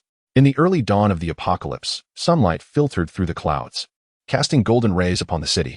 Were it not for the pervasive haze and the stench of decay, one might mistake it for an ordinary morning. Although Ding Dali had scarcely slept the previous night, his spirits soared as he rose early to prepare a sumptuous feast. Thanks to his recently acquired culinary skills, the meal was not only visually appealing but also fragrant and flavorful. As the three women emerged from the bedroom, the delightful aroma enveloped them, and they were greeted by the sight of steaming dishes on the table, with Ding Dali bustling about in the kitchen. Their hearts warmed at the scene. "Dali, did you make all this? I don't recall you being such a talented cook." Feng Lin stretched lazily at the doorway. "My dear husband, I never expected your culinary prowess to be so remarkable. I'm famished." Xia Qiuge, who had joined them from the hotel, chimed in, feeling comfortable enough to call him her husband, just as Anan and Yu Xiaoyu had done. Ding Dali took it all in stride. It was merely a title. Feng Linwan's expression momentarily faltered upon hearing the endearment, recalling the tumultuous events of the previous night. A twinge of jealousy stirred within her. Yet her overwhelming sense of goodwill overshadowed any discontent. She approached the Xia sisters, linking arms with them sweetly. "From now on, we are all family, and I hope you will look after each other," she said warmly. "No, you are the elder sister. You should lead." Without waiting for Xia Qiuge to respond, the typically reserved Xiao Xue suddenly interjected. Though slightly embarrassed, Xia Qiuge echoed, "Yes, Sister Linwan." Ding Dali stood by the table, observing the harmonious dynamics among the women, silently praising the system. The benefits of goodwill and virtue were indeed delightful. It was unimaginable that these three women could coexist peacefully. "Look at this. How harmonious they are. Had I known last night would yield such results, I would have put in more effort to achieve a threefold success." Yet, a dilemma tugged at Ding Dali's mind. The Xia couple had entrusted their daughters to him, perhaps with ulterior motives. But the circumstances of their departure, bringing along two pregnant women, posed a conundrum for explaining it to his sworn brother. Never mind. What matters is my principle of not competing with my brothers for women. I never said anything about not vying for daughters. Besides, Xia Qiuge's father has already addressed me as such. What harm is there in having two more goddaughters? Seeing the Xia sisters adjust their titles, Feng Lin followed suit. "Darling, I've noticed that my phone has no signal this morning. Is yours the same?" Just as the Xia sisters reached for their phones to check, Ding Dali interjected. "No need to check. From today onward, mobile signals are non-existent. Only official communication and short-range devices remain functional. Other devices, including computers and phones, will no longer connect to the internet or enable communication." Feng Linwan sighed in relief, settling at the dining table. "Thank goodness you found me before the communications were severed. Otherwise, I would have been utterly bored. Had it not been for our daily exchanges, I truly would have struggled to endure those days." At that time, the main intersection leading to your home and the surrounding smaller roads were infested with an overwhelming number of zombies. Given my capabilities back then, I could have navigated through it alone, but bringing someone back with me would have been exceedingly perilous. Moreover, I was unaware that your awakened ability was rapid healing. Therefore, I sent you messages daily to ensure your safety, intending to return once my team had cleared the area. Unfortunately, it seems I arrived just a tad too late. Do not hold it against me, as there were indeed unforeseen circumstances, which the two of them can attest to." Ding Dali gestured towards the Xia sisters, then, with a hint of apology, explained to Feng Linwan. "Darling, is it insincere of you to say that? We were not part of your team back then. Your team was likely comprised of Sister Xiaoyu and her group. If I am not mistaken, we were merely fodder in your eyes at that time. I never expected that we would survive in such numbers and ultimately become one family. Shaoan, do not listen to his nonsense. He is simply enchanted by a vixen named Su Hongyu. What are you saying, you little girl? Do you dare to challenge me to make you call me daddy right now? Honey, I was wrong. Shaoan, I assure you my husband did not delay for the sake of lust. He was merely distracted by too many women. Amidst their playful banter, the dining table became a chaotic mess, and in their exuberance, they accidentally knocked over a bowl of kanji, splattering it across Xiaochuga's face. Ding! Wasting a tube of genetic code, deducting 10 tons of resource rewards. The Xia sisters went to wash up and brush their teeth, while Feng Lin on. Her cheeks flushed, teased. Why had I never noticed how much you enjoy bullying others? Are we leaving soon? Well, what's wrong? Are you reluctant to leave this home? Not at all. Wait, can I put some things in your space? Of course. You can take everything from this house if you wish. Upon hearing this, Xiaochuga swiftly returned to her room and soon emerged with a suitcase. Hee, I think I should take some of my clothes just in case. She then shot a glance at her tattered garments. And this too. Please keep it safe for me. That was a family photo from Feng Lin on S bedside, capturing a beautiful couple alongside an 18 or 19-year-old girl who was evidently Feng Lin Wan, with the couple presumably being her parents. Ding Dali observed the couple in the photograph, noting their striking looks and refined demeanor, which sparked his curiosity, prompting him to ask, Xiaowan, what do your parents do? My mother is a teacher, and my father is a lawyer. Oh, that explains it. They seem very cultured, and they are both quite handsome, hence their beautiful daughter. Flushed with embarrassment from the compliment, Feng Linwan murmured, I am not as accomplished as my parents. I do not possess their level of education. It is unfortunate. What happened to them? Well, my father had a case where he was entirely confident of winning, with all evidence firmly in his favor, yet for reasons unknown, he ultimately lost. He had lost cases before, but I had never seen him so devastated as he was during that particular instance. Subsequently, in an effort to console him, the mother suggested they drive to the countryside for a respite. However, an unfortunate accident ensued. Ding Dali furrowed his brow, sensing an underlying peculiarity. What kind of case could possibly be overturned in the presence of irrefutable evidence, leaving a lawyer in such distress? Xiaowan, do you know what case your father was involved in at that time? Feng Lin lifted her gaze to the ceiling, pondering for a moment before responding with uncertainty. I'm not entirely sure. My father seldom discusses his work with me, but from what I've gathered from my mother, it seems that it involved a second-generation heir who killed his classmate, a rather heinous affair. Ding Dali couldn't shake the feeling that this narrative sounded eerily familiar, as if he had heard it somewhere before. Xiaowan, I know someone who might be aware of your father's case. Your parents' situation may not have been an accident. Chapter 98. The explosive gang. Upon hearing Ding Dali's words, Feng Linwan abruptly rose from her seat, her voice brimming with excitement. Is what you say true? It's really not an accident? I'm not entirely sure. Wait until you see that sister and ask her, Ding Dali replied. Feng Linwan nodded, gripping the table so tightly her knuckles turned white, her eyes reflecting disbelief. Ding Dali noticed that the Xia sisters had finished preparing and patted Feng Linwan on the shoulder. Let us head out. We must join the main group. With that, he led the way out of the room, followed closely by the three women. Xiaochuga casually inquired, Darling, shouldn't we find a car? The electric bike can accommodate us all. Of course, for people on a small electric bike, you can handle it. But the bike certainly cannot. As they reached the entrance of the community, preparing to seek a suitable vehicle for their journey home, they suddenly heard the thunderous roar of an engine from a nearby intersection. An off-road vehicle, modified to resemble a steel beast, careened around the corner like a wild stallion.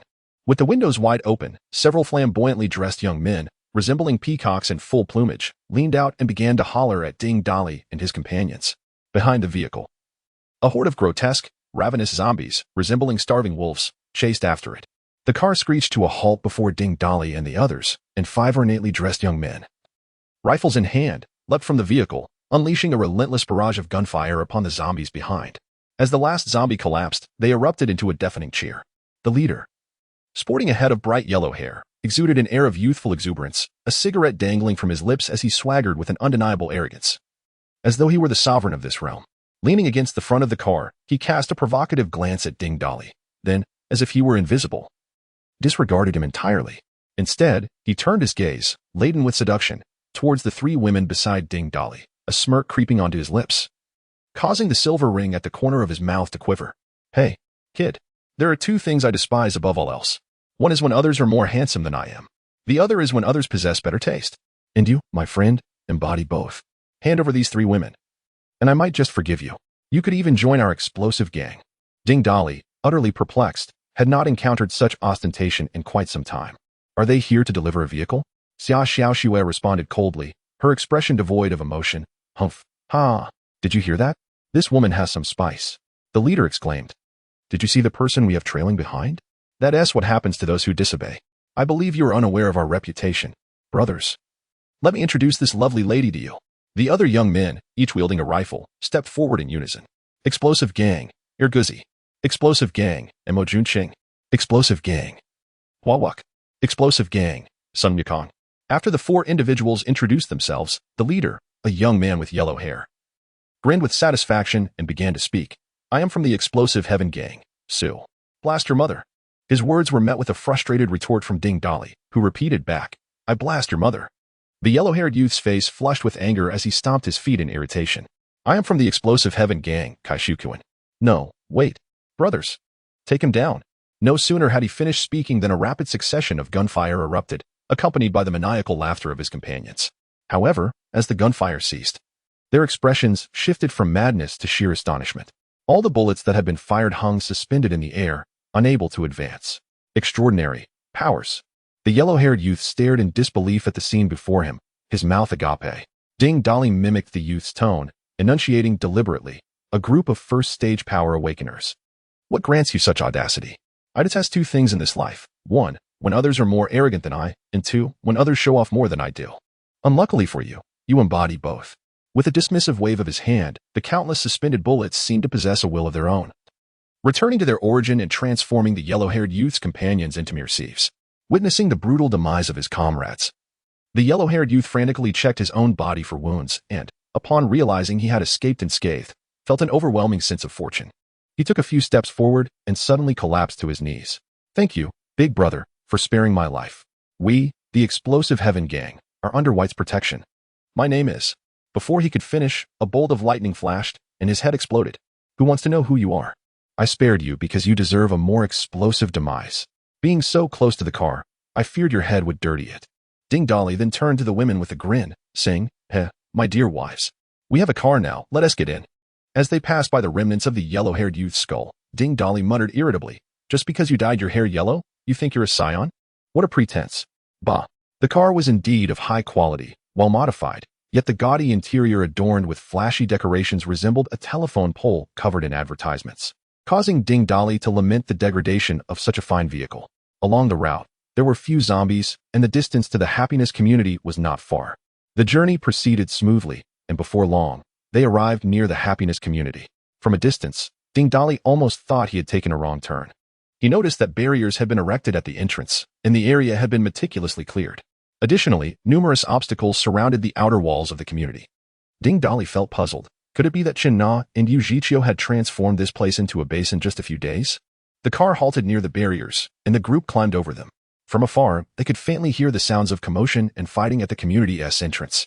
Ding Dali could not resist and leaped through space to arrive at the gate, just in time to witness a tiger, larger than the average Siberian tiger, engage in battle with a bear-like man. The bear man was none other than Huizi, a late-stage second-tier fighter, yet astonishingly, the tiger held the upper hand. The tiger is remarkably agile and possesses extraordinary speed, always managing to strike at Huizi from the most unexpected angles. Where on earth did this mutated beast come from? There isn't even a zoo nearby. Suddenly, a thought struck Ding Dali. His eyes narrowed as the pressure of the mid-third stage emanated from him, and he called upon the system in his mind to assess the opponent's strength. Orange Cat, early third stage mutated beast, ability, perception A. No wonder it looked familiar. It was the leader of the stray cats from my old neighborhood, Fat Orange. Fat Orange seemed to sense the pressure emanating from Ding Dali. Evading Huizi's attack and casting a glance back at Ding Dali, a flicker of human-like fear flashing in its eyes. It then opened its gaping maw and let out a meow before pushing off the ground with force and leaping over the wall, swiftly disappearing into the distance. Can someone please explain this situation to me? What on earth is going on? Chapter 99. Who are you? The residents of the community were taken aback by the sudden retreat of the large orange cat, only to witness a handsome man outside raising a ruckus. Huizi, having emerged from his bear-like state, was about to question the newcomer when he spotted the hurried approach of Xia Qiuge and Xia Xiaoxue, accompanied by an unfamiliar woman standing beside the man. Sisters of the Xia family, why are only you two back? Where's my elder brother? Dong Yuwei, are you blind? The beast transformation ability truly seems to trade intellect for strength. You don't even recognize me, Ding Dali exclaimed, exasperated. Huizi scrutinized the man before him, puzzled as to why he recognized him, and the voice sounded so much like his elder brother's. Yet upon closer inspection, he thought his brother resembled a monkey. Who are you? Let me tell you, just because you're handsome doesn't mean you can flirt with women indiscriminately. The Xia sisters are my brother's women. Ding Dali fumed, his face reddening with anger, while the three women nearby stifled their laughter. With a sudden leap through space, Ding Dali appeared before Huizi, demanding, "Open your bare eyes and take a good look at who I am." Huizi was taken aback by the man's formidable prowess as he instantly stood before him. He dared not display any superfluous emotions and scrutinized the man closely, increasingly convinced that his features resembled those of a monkey. No, more accurately, his elder brother. "You are my brother." "No way. You still have the same features. How have you become so handsome?" Ding Dali ignored Huizi's excitement and scanned the surroundings. Aside from Zhang Ting, who nodded in acknowledgement, and a few others who had emerged from the hotel, he did not recognize anyone else. What about the others? What was that large cat about earlier? At this point, Huizi had opened the large iron gate at the entrance, allowing the others to enter. After instructing a few individuals to keep watch, he led Ding Dali towards his previous residence, conversing as they walked. "The others are in the building where my brother used to live. Sister Chen Na is gathering everyone for a meeting. That large cat has been around since we arrived yesterday. It has come several times. I cannot handle it on my own. And every time I team up with Xiao Ting, it flees. It won't be long before it returns. You can ask Sister Chen Na for the specifics." After speaking, he placed a hand over his mouth and lowered his voice. "Brother, be careful. Sister Chen Na seems a bit angry." Ding Dali looked at Huizi with suspicion, noticing the latter's schadenfreude expression, and inquired, "What happened to her?" Huizi shrugged, adopting an expression of feigned ignorance. "Brother, are you still pretending? How could you be my brother if you act this way? It's about the matter of Section Chief Su's pregnancy. Did you have a hand in it?" Upon hearing this, Ding Dali displayed a guilty demeanor, whispering to Huizi, "Everyone knows? How did you find out?" "Xiao Yu's sister mentioned it.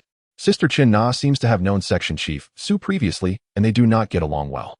When we arrived and were assigned accommodations, Sister Chen Na initially placed Section Chief Su with the other survivors in the community.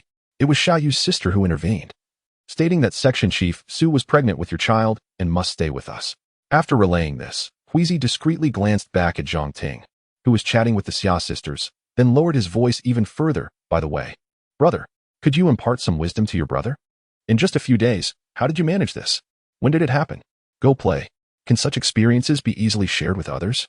Have you noticed those two sisters from the Xia family behind us? Especially Xia Chioga, who was so arrogant at the hotel. Now, what do you know? Hee. Old Xia is about to become a grandfather." Upon hearing this, Huizi's eyes widened in astonishment. Covering his mouth, he turned around repeatedly, then clutching his belly said, "Brother? Are you saying that they too?" Seeing the other's tacit expression of agreement, Huizi gave a thumbs up and exclaimed how skillful his brother was. The wildly growing plants in the community have already been cleared away, and the two light trucks that were originally parked at the entrance have also been moved. A few female teammates of Yu Xiaoyu, who were guarding the entrance, were puzzled to see Huizi return with a handsome guy. When they heard Huizi calling him brother, they realized it was their leader returning and joyfully rushed forward to greet him, exclaiming how handsome he was. The commotion drew the attention of the people inside the house, and soon a large crowd poured out. Ding Dali was bewildered. How could his small one-bedroom apartment accommodate so many people? Rough estimates suggested there were over 70 individuals, including those he had brought from the hotel, Long Outyan's brothers, Chen Na, Yu Zhiqiu, and several unfamiliar faces. Most surprisingly, among them was a stranger with a perfect score of 100 in moral standing towards him. Not only was Ding Dali bewildered, but also the people emerging from the room were equally confused. Who is this person? The air hung thick for 10 seconds until Xia Donghai and Li Chunlan spotted their daughter following behind. Overjoyed, they rushed past Ding Dali to embrace her. Li Chunlan couldn't help but ask, "How did you two return by yourselves? Where's your brother?" Noticing the handsome man beside them, Li Chunlan suddenly recalled something and firmly grasped Xia Chioga's arm, saying, "Chioga, I'm not criticizing you. Mom knows you used to like handsome guys. But you can't just fall for someone else and leave your brother behind." As soon as she finished speaking, Chen Na and Yu Xiaoyu simultaneously exclaimed, "Ah, hubby." They then rushed over to hug Ding Dali, and everyone finally recognized him.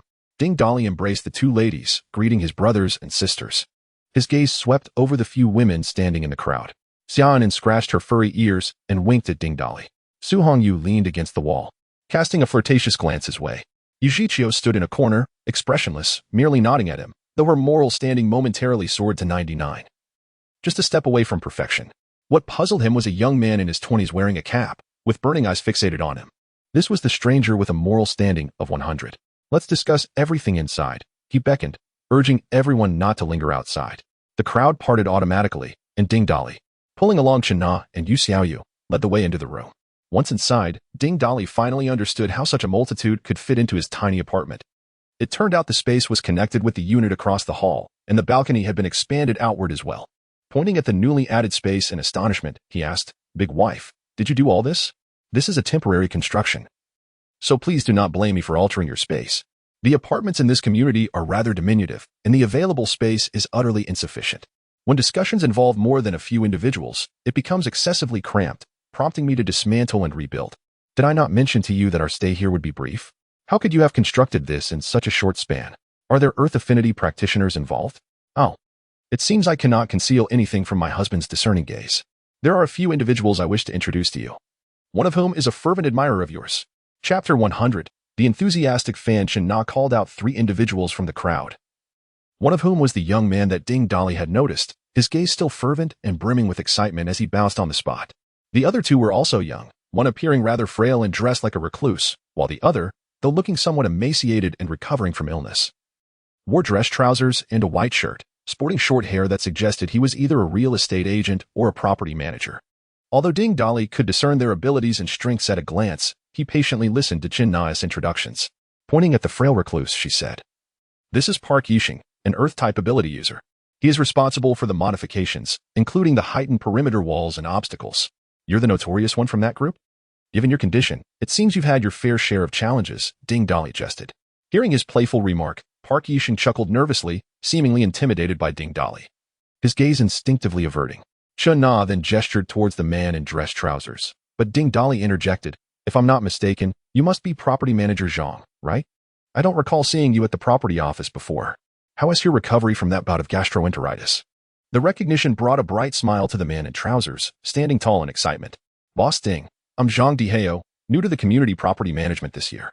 If it weren't for the 2 ladies saving my life, I might have perished in the property restroom.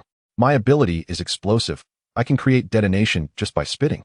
Ding Dali was already aware of this, and as he patted Zhang Diheo on the shoulder, he was about to speak when the young man wearing a cap could no longer contain his excitement. As soon as Zhang Diheo finished speaking, the young man leaped in front of Ding Dali, his eyes sparkling with enthusiasm. "Idol, no boss. Guess who I am? If you can identify him. Surely you can guess me too." Without a moment's hesitation, Ding Dali blurted out, "Not Spicy Peter. If he was mistaken, your real name must be Peter, right? Well, incredible. As expected of my idol, you even know my real name. Boss, allow me to formally introduce myself. I am Peter. Sharing a surname with the principal from a certain countryside romance drama, my ability allows me to transform into a werewolf. I possess formidable attack power and keen senses." Upon hearing his introduction, Ding Dali narrowed his eyes. Were it not for this lad's morality score being a perfect 100, he would suspect ulterior motives. He claims to be a werewolf. Is he fabricating tales? System. Retrieve his profile for everyone to see. Name. Peter Human Tier 1 Late Awaken New Ability. Canine Beast Transformation Morality Score. 100. You possess a canine transformation ability, and you dare to claim you are a werewolf? Seeing Ding Dali's incredulous expression, Peter's desire to perform surged. He swiftly removed his cap and stripped off his shirt. "Brother, if you don't believe me, I'll transform for you. I truly am a werewolf. My combat strength is impressive." With that, his body rapidly expanded, muscles bulging as fur erupted from his skin, eventually transforming him into a towering werewolf, well over 2 meters tall, so muscular that he could only hunch over within the confines of the room. In a display of his strength, he even resorted to performing push-ups on the ground. After completing his set, he couldn't resist contorting himself into various poses to showcase his muscles. Ding Dali observed his transformed visage, which bore an uncanny resemblance to that of a husky. With this display of bravado, Ding Dali was further convinced that he was indeed a husky. Had the dog-like beast transformation been refined to the point of breed specificity? No wonder his moral alignment soared without prior acquaintance. It turned out to be a husky. One could not apply common logic to this situation. Peter, entertaining the crowd, elicited hearty laughter from the onlookers. Ding Dali cast his gaze over the unfamiliar faces within the throng, noting that several were endowed with awakened strength and speed, yet lacked any extraordinary abilities. Together with Park Yixing and Zhang Diheo, their moral alignments hovered in the 80s, though the system deemed such a score quite elevated. Ding Dali remained cautious. "Xiaowan, come here and meet everyone," he called. Feng Linwan, shyly hiding at the back, was suddenly thrust into the spotlight among so many strangers, leaving her somewhat flustered. As Ding Dali pulled her into the center of the crowd, her cheeks flushed slightly. He introduced her to the members of his team. and Chen Na playfully pinched him at the waist before eagerly taking Feng Linwan's hand. Little sister Xiaowan, I've heard my husband mention you for ages. It's finally a pleasure to meet you in person. However, have we met before? There is something familiar about your features, she remarked. Just as Feng Linwan was about to respond, Ding Dali grasped their hands, giving Chen Na a knowing look. We'll discuss Xiaowan later. First, let us talk about the situation in the neighborhood. Chen Na nodded and tucked a stray lock of hair behind her ear. You asked me to clear out 2 buildings to provide temporary shelter for our people. With Shishio, we took it upon ourselves to eliminate the zombies in the vicinity. Those we rescued were obedient and useful. Those who dared to fight the zombies were welcomed into the team, while those who hesitated were assigned to manual labor. Peter, Park Yixing, and Zhang Diheo were among those we saved. Coincidentally, I happen to know both Peter and Park Yixing. You know them? Ding Dali inquired, intrigued. Just as Chen Na was about to elaborate, both Park Yixing and Peter spoke simultaneously. Officer Chen, don't spill the beans. Huh? This piqued Ding Dali's curiosity as he regarded Chen Na with an inquisitive gaze. With a smile, Chen Na continued, during my time with the criminal investigation team, I encountered them at the station. As for the details, let them tell you themselves. Wait, what trouble have you two been in? Spill the truth, Ding Dali exclaimed, prompting Peter to step forward, waving his hands frantically. Brother, Park has genuine issues. I'm innocent. It's all a misunderstanding. You little rascal. Why drag me into this? I'm just stating the facts. Enough. Each of you, speak one at a time. Ding Dali interjected, his brow furrowing in seriousness. Park Yixing recoiled slightly, while Peter sheepishly scratched the back of his head. Brother, if I share this, please don't laugh at me. It was truly a misunderstanding. And I must admit that my former girlfriend is to blame. On one occasion, I inadvertently angered her, and in her silence, I contemplated purchasing a gift to surprise her. I recalled a handcrafted necklace she had previously admired, yet I was uncertain about the appropriate length for her. Thus, I devised a plan, while she slumbered. I would measure her neck with a string.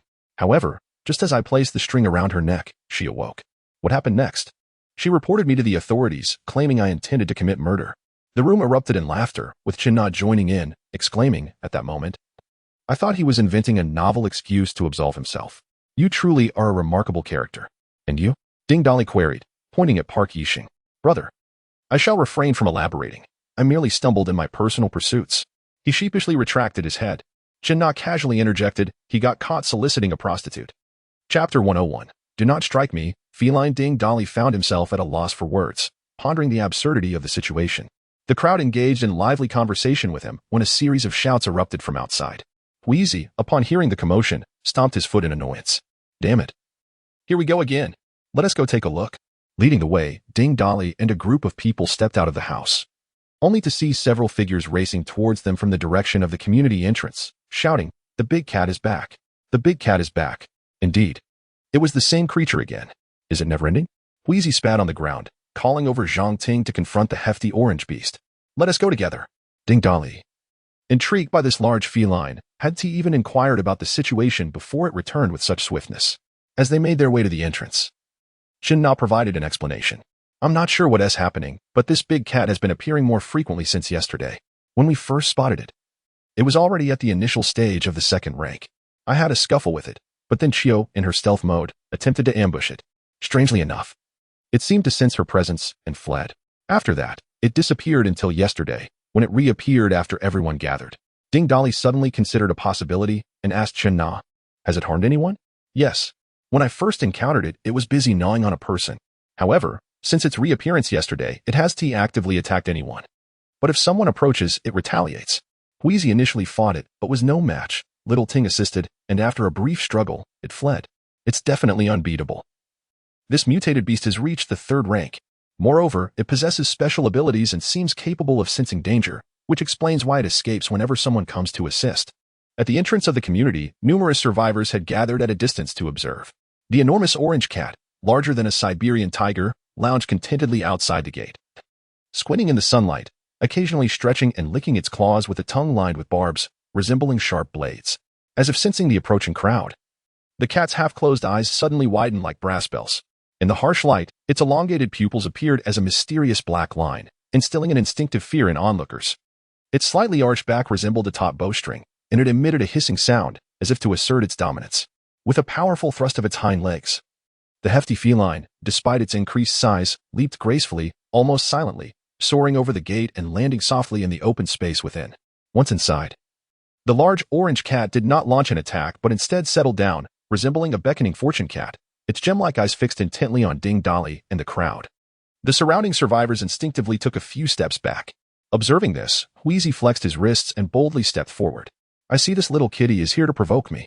Let me continue practicing with it. After a day of confrontation, I felt my strength had significantly improved. Yet, Wheezy had yet to make a move, when suddenly, a woman in her 60s emerged from the crowd of survivors. Despite her advanced age, she was adorned in flamboyant attire. With her hair dyed a striking yellow and styled in a frizzy ponytail, resembling a bundle of dry twigs that swayed behind her. You cannot touch my chest. If you lay a finger on me, I shall cease to live, she exclaimed, before grasping Wheezy's arm and collapsing onto the ground. Wailing and beating the earth with her hands, Peter stepped forward, addressing the crowd. Andy Lee, please, do not speak nonsense. Who has touched you? At your age? How can you be so improper? The elderly woman on the ground rolled her eyes at him and spat. Bah? Who is this shameless dog that has emerged? A murderer. No less. And to think they have seized our properties. How dare they bully me, an old woman? There is no justice left. They torment my cat and me. Everyone, come and judge this injustice. After her tirade, she resumed her theatrics, crying out as if the heavens might split, yet not a single tear fell. The survivors nearby dared not approach, whispering amongst themselves. Ding Dali frowned, a flicker of coldness in his eyes as he inquired, Can anyone explain what is happening here? Peter, exasperated by the woman's audacity, replied, Boss, this Andy Lee is the princess of the community group who adores cats. She frequently solicits funds from the homeowners, under the guise of buying cat food for stray cats. If anyone refuses to part with their money, she resorts to cursing at their doors. The money she collects essentially goes into her own pocket, while she feeds the strays leftover scraps, allowing them to breed freely, only to capture the kittens and sell them at the market. At this point, Wheezy interjected, somewhat resigned, Brother, just yesterday. She intervened multiple times during my scuffles with the big cat. She wasn't protecting her cats, she merely sought to extort food from us. Whenever we provided her with sustenance, she bolted away faster than anyone. Upon hearing her schemes laid bare, Andy Lee showed no sign of anger, simply sitting upright on the ground. And with an air of entitlement declared, Since you are aware, you ought to provide me with food. At my age, how can I manage heavy lifting? You must support me. Ding Dali, observing the woman dressed like a green parrot, allowed a peculiar smile to grace his lips, causing Wheezy to shudder involuntarily. For every time the boss wore such a smile, it was highly likely that some twisted scheme was about to unfold. You claim this big cat is yours? Do you have any proof? If you can touch it, I shall ensure your meals are taken care of. Who are you to say? Your words do not hold weight. It is that fiery girl who has the final say, Andy Lee retorted, pointing at Shin Na with a disdainful pout. He is our leader. His word is law. Shin Na's expression soured considerably, feeling embarrassed as her husband had just returned to witness this spectacle, leaving her somewhat humiliated. Upon hearing the words, Old Lady Lee instinctively took a step back, then, with a hint of uncertainty, stammered, You are that murderer? Her voice trembled slightly. Realizing she may have misspoken, she swiftly donned a different demeanor and continued, Can you truly manage my provisions? Ding Dali nodded gently, his eyes glimmering with amusement. Old Lady Lee was oblivious to the glint in his gaze. Her mind was consumed with thoughts of various delicacies, although there were still some supplies at home. In these precarious times, who could predict when they might run out? Resolutely, she turned and made her way toward the plump orange cat. Chapter 102. The ferocious tiger. Old Lady Lee's heart raced with trepidation. Ever since she realized that the yellow cat she frequently fed had grown to such a formidable size, she had dared not approach it. With each tentative step, her legs trembled as if sifting through grain. She had made quite the commotion yesterday, shouting and weeping. Yet the massive feline had not attacked her. Thus, the situation seemed manageable. As she took another couple of steps forward, she halted once more, weakly calling out, Mimi, Mimi. Observing her plight, Ding Dali swiftly appeared behind Old Lady Lee, grasping her collar and hurling her towards the portly orange cat. Oh no, she exclaimed, landing precisely at the feet of the rotund feline. The cat looked down, intrigued by the human before it. Struggling, Old Lady Lee managed to sit up and met the cat's gaze, prompting her to silence her cries. She pressed her hands to the ground, instinctively retreating as she trembled and uttered, Mimi. I've fed you before, you remember, don't you? I've even petted your head. The fat orange cat tilted its head, appearing benign, and let out a gentle meow. Upon hearing this, Old Lady Lee's spirits soared. The cat seemed as gentle as it had always been, and she thought it would approach her for affection. With a cautious hand, she reached out to stroke it. However, in that fleeting moment, the orange cat clamped its jaws around her arm, and before she could react, it bit down with a sharp snap. the sound of breaking bone echoing through the air as her arm was severed. Ah! Old Lady Lee shrieked like a slaughtered pig, collapsing onto the ground in agony. Her face, etched with wrinkles, contorted in terror. The fat orange cat savored the severed limb, crunching it with a series of grisly sounds, causing the onlookers to scurry into a nearby building, too frightened to show their faces, peering cautiously through the windows. After a few moments, the cat swallowed the mangled limb and turned its gaze back to the prostrate old Lady Lee, pouncing on her and sinking its teeth into her other arm. Ah! Help me. Please, someone save me. After losing both arms to the voracious cat, old Lady Lee became disoriented from blood loss, her mouth frothing with blood. The feline seemed disinclined to end her life swiftly. It glanced at Ding Dolly and the others standing nearby, then began to playfully bat at old Lady Lee as if she were a mere toy. Her desperate pleas dwindled into silence. And upon noticing the lack of movement from its plaything, the cat's expression shifted to one of disinterest. With a few swift motions, it tore apart old Lady Lee's lifeless body and consumed it. After finishing its meal, the cat licked its paws and washed its face, then settled down to bask in the sun. Ding Dolly observed the scene with a satisfied smile. He had long understood that once a pet evolved into a mutated beast, its original owner would either have to completely subdue it or awaken their own beastly powers. Otherwise, they would inevitably be devoured by the mutated creature. Do I need to teach you all this? It's a matter of labor, combat, or selling oneself. Who could expect to feast for free in this apocalyptic world? Such fortune is far too rare. Ding Dolly's tone was notably frosty, resonating clearly enough for everyone present, including those in the adjacent building, to hear. No one anticipated that as soon as the leader returned, he would not slay. No, rather, he would nourish stray animals, extending his compassion. Wheezy silently commended himself. Just as I suspected, the leader is indeed eccentric. Yet, he still softly inquired, "Boss, should I continue to fight this hefty cat? You all may watch from the sidelines. It has come with a purpose. However, I wish to spar with it first." Upon uttering these words, Ding Dolly stepped forward. The large cat, initially lounging in the sun with half-closed eyes, immediately bristled at the sight of Ding Dolly. Its fur standing on end as it arched its back in a display of aggression. Ding Dolly halted before it and spoke slowly. "I understand why you are here. Let us engage in battle. Afterward, I shall grant you your desires. Rest assured, I will not employ my powers." The cat, seemingly comprehending, narrowed its eyes and lunged forward. Its massive paws, the size of a human face, striking toward Ding Dolly with sharp, hooked claws. It was a clever feline, opting for a preemptive strike. Ding Dolly, filled with fighting spirit, conjured an iron rod just as the cat's paw descended, successfully blocking the attack with a resounding metallic screech as sparks flew from the friction. The cat's reflexes were far swifter than a tiger's. In the wild, felines are born hunters, often attacking in rapid succession if their initial strike fails. After Ding Dolly thwarted its first strike, the large cat pressed down on the iron rod, using its other paw to deliver a flurry of rapid blows towards Ding Dolly's head. Gripping the rod in his left hand, Ding Dolly retaliated with all his might, each counterattack ringing out loudly, causing the cat to emit pained mews. It could not comprehend why this seemingly intimidating human possessed such an overwhelming advantage in strength. Reluctantly, it withdrew its claws, attempting to leverage its position to leap and attack. However, Ding Dolly denied it any opportunity. He forcefully retracted the rod and, just as the cat left the ground, delivered a powerful kick, sending it flying and crashing into the wall, creating a sizable hole. The cat, completely incensed, propelled itself off the wall, its forepaws pushing against it with incredible force, causing a portion of the courtyard wall to collapse. Yet, regardless of how the cat attacked or how swiftly it moved, Ding Dolly consistently intercepted it with the iron rod. Even as the cat grew weary from its relentless assault, it failed to inflict any harm upon Ding Dolly. Throughout the skirmish, Ding Dolly gained insight into his own physical strength. As the cat charged once more, Ding Dolly declared in a deep voice, "The battle is over."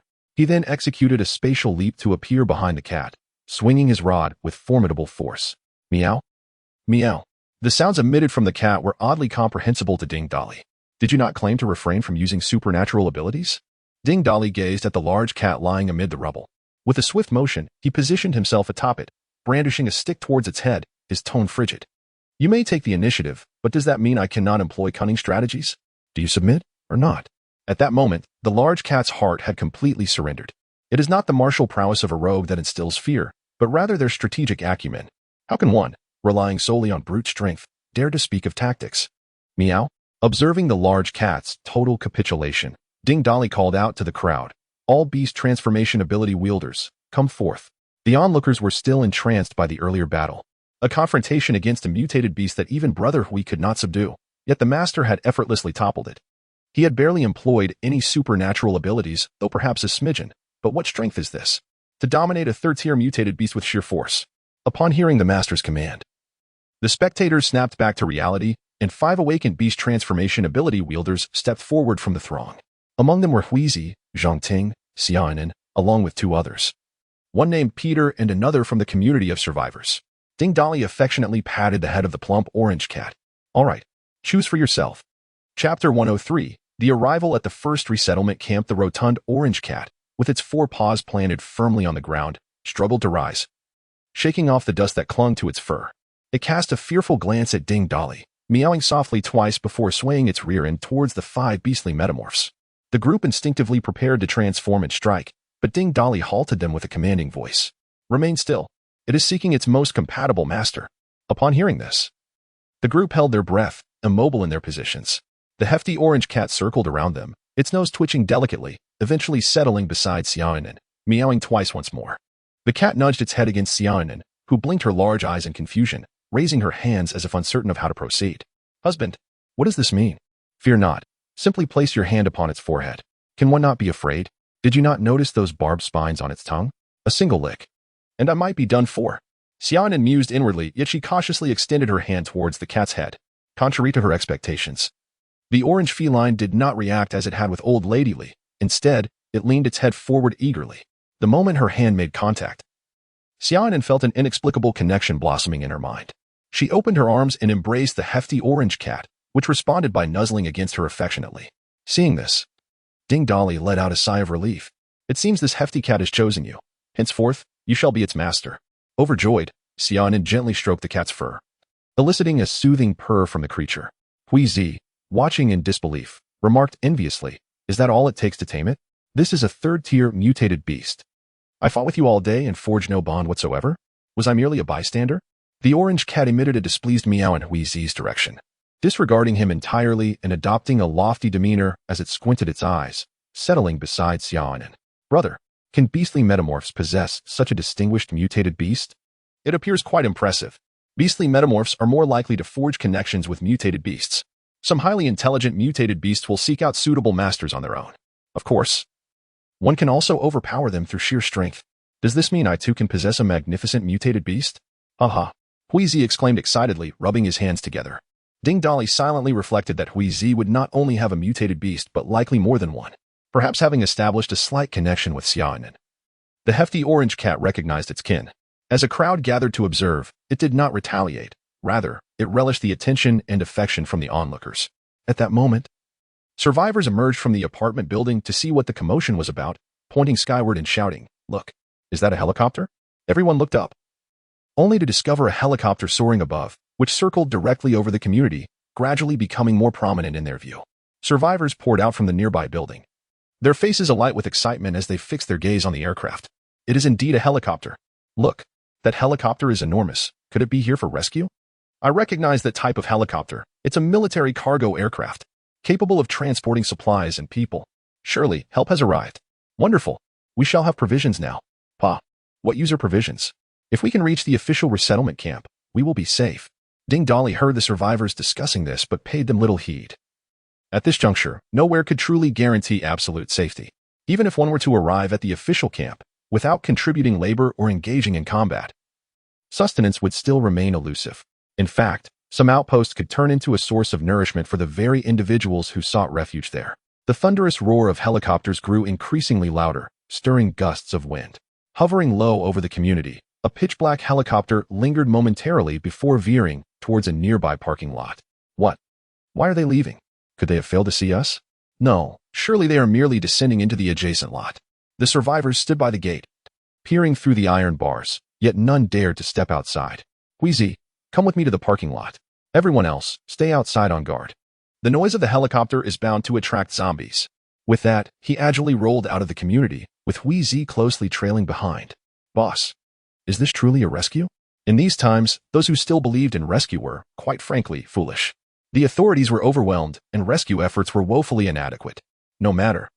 We shall see for ourselves. There must be a reason for them to hover so nearby. A few scattered zombies, drawn by the commotion, were swiftly dispatched by the duo.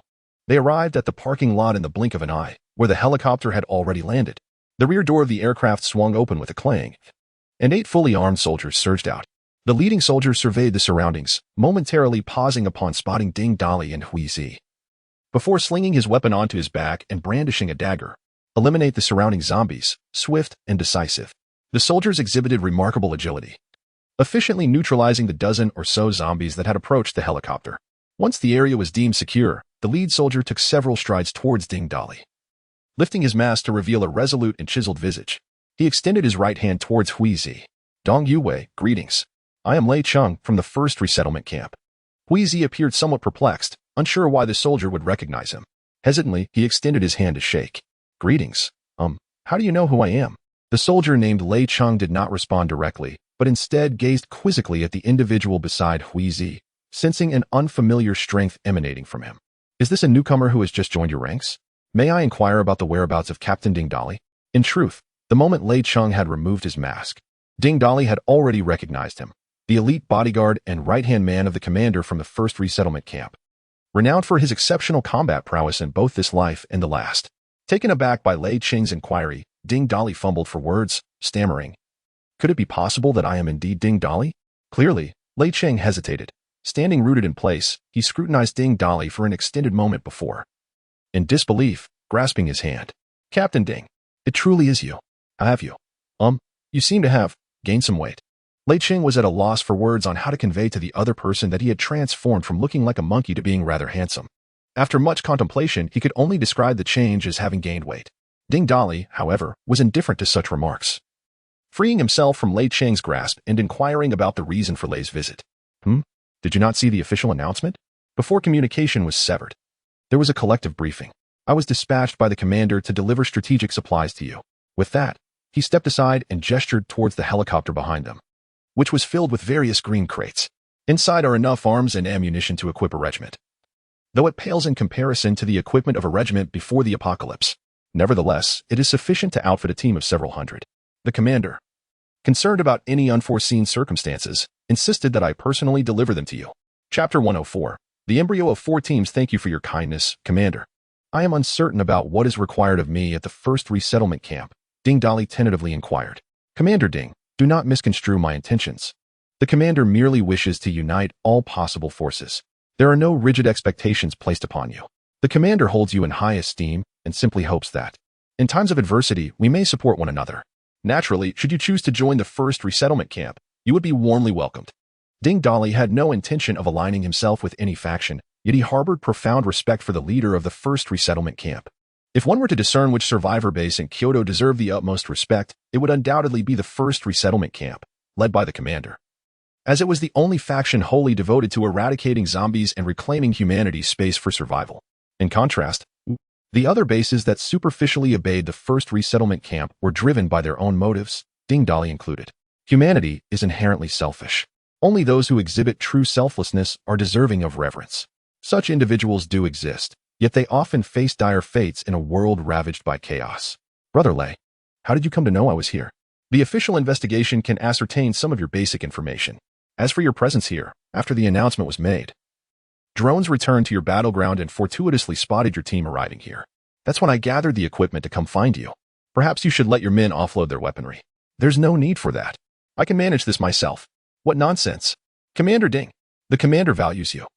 You ought not to speak so lightly. One of the soldiers behind Lei Cheng could not help but voice, only to be swiftly silenced by a kick from Lei Cheng. Be quiet.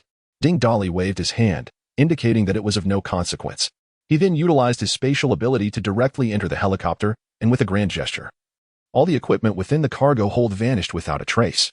Spatial ability, Lei Cheng exclaimed, his mind reeling as though it had been detonated, murmuring in disbelief. There truly exists someone with dual abilities. Even the soldiers behind him gaped in astonishment. Brother Lei, once again, I thank you for the equipment. If there is no urgency to return, I would be delighted to host you tonight. That would be a great kindness, Commander Ding. I have a query, though I am uncertain if it is appropriate to pose it. Speak freely. You must possess lightning-based abilities, yet that display was clearly a manifestation of spatial powers. Is it truly possible for one individual to possess 2 abilities? How can that be? What is so remarkable about that?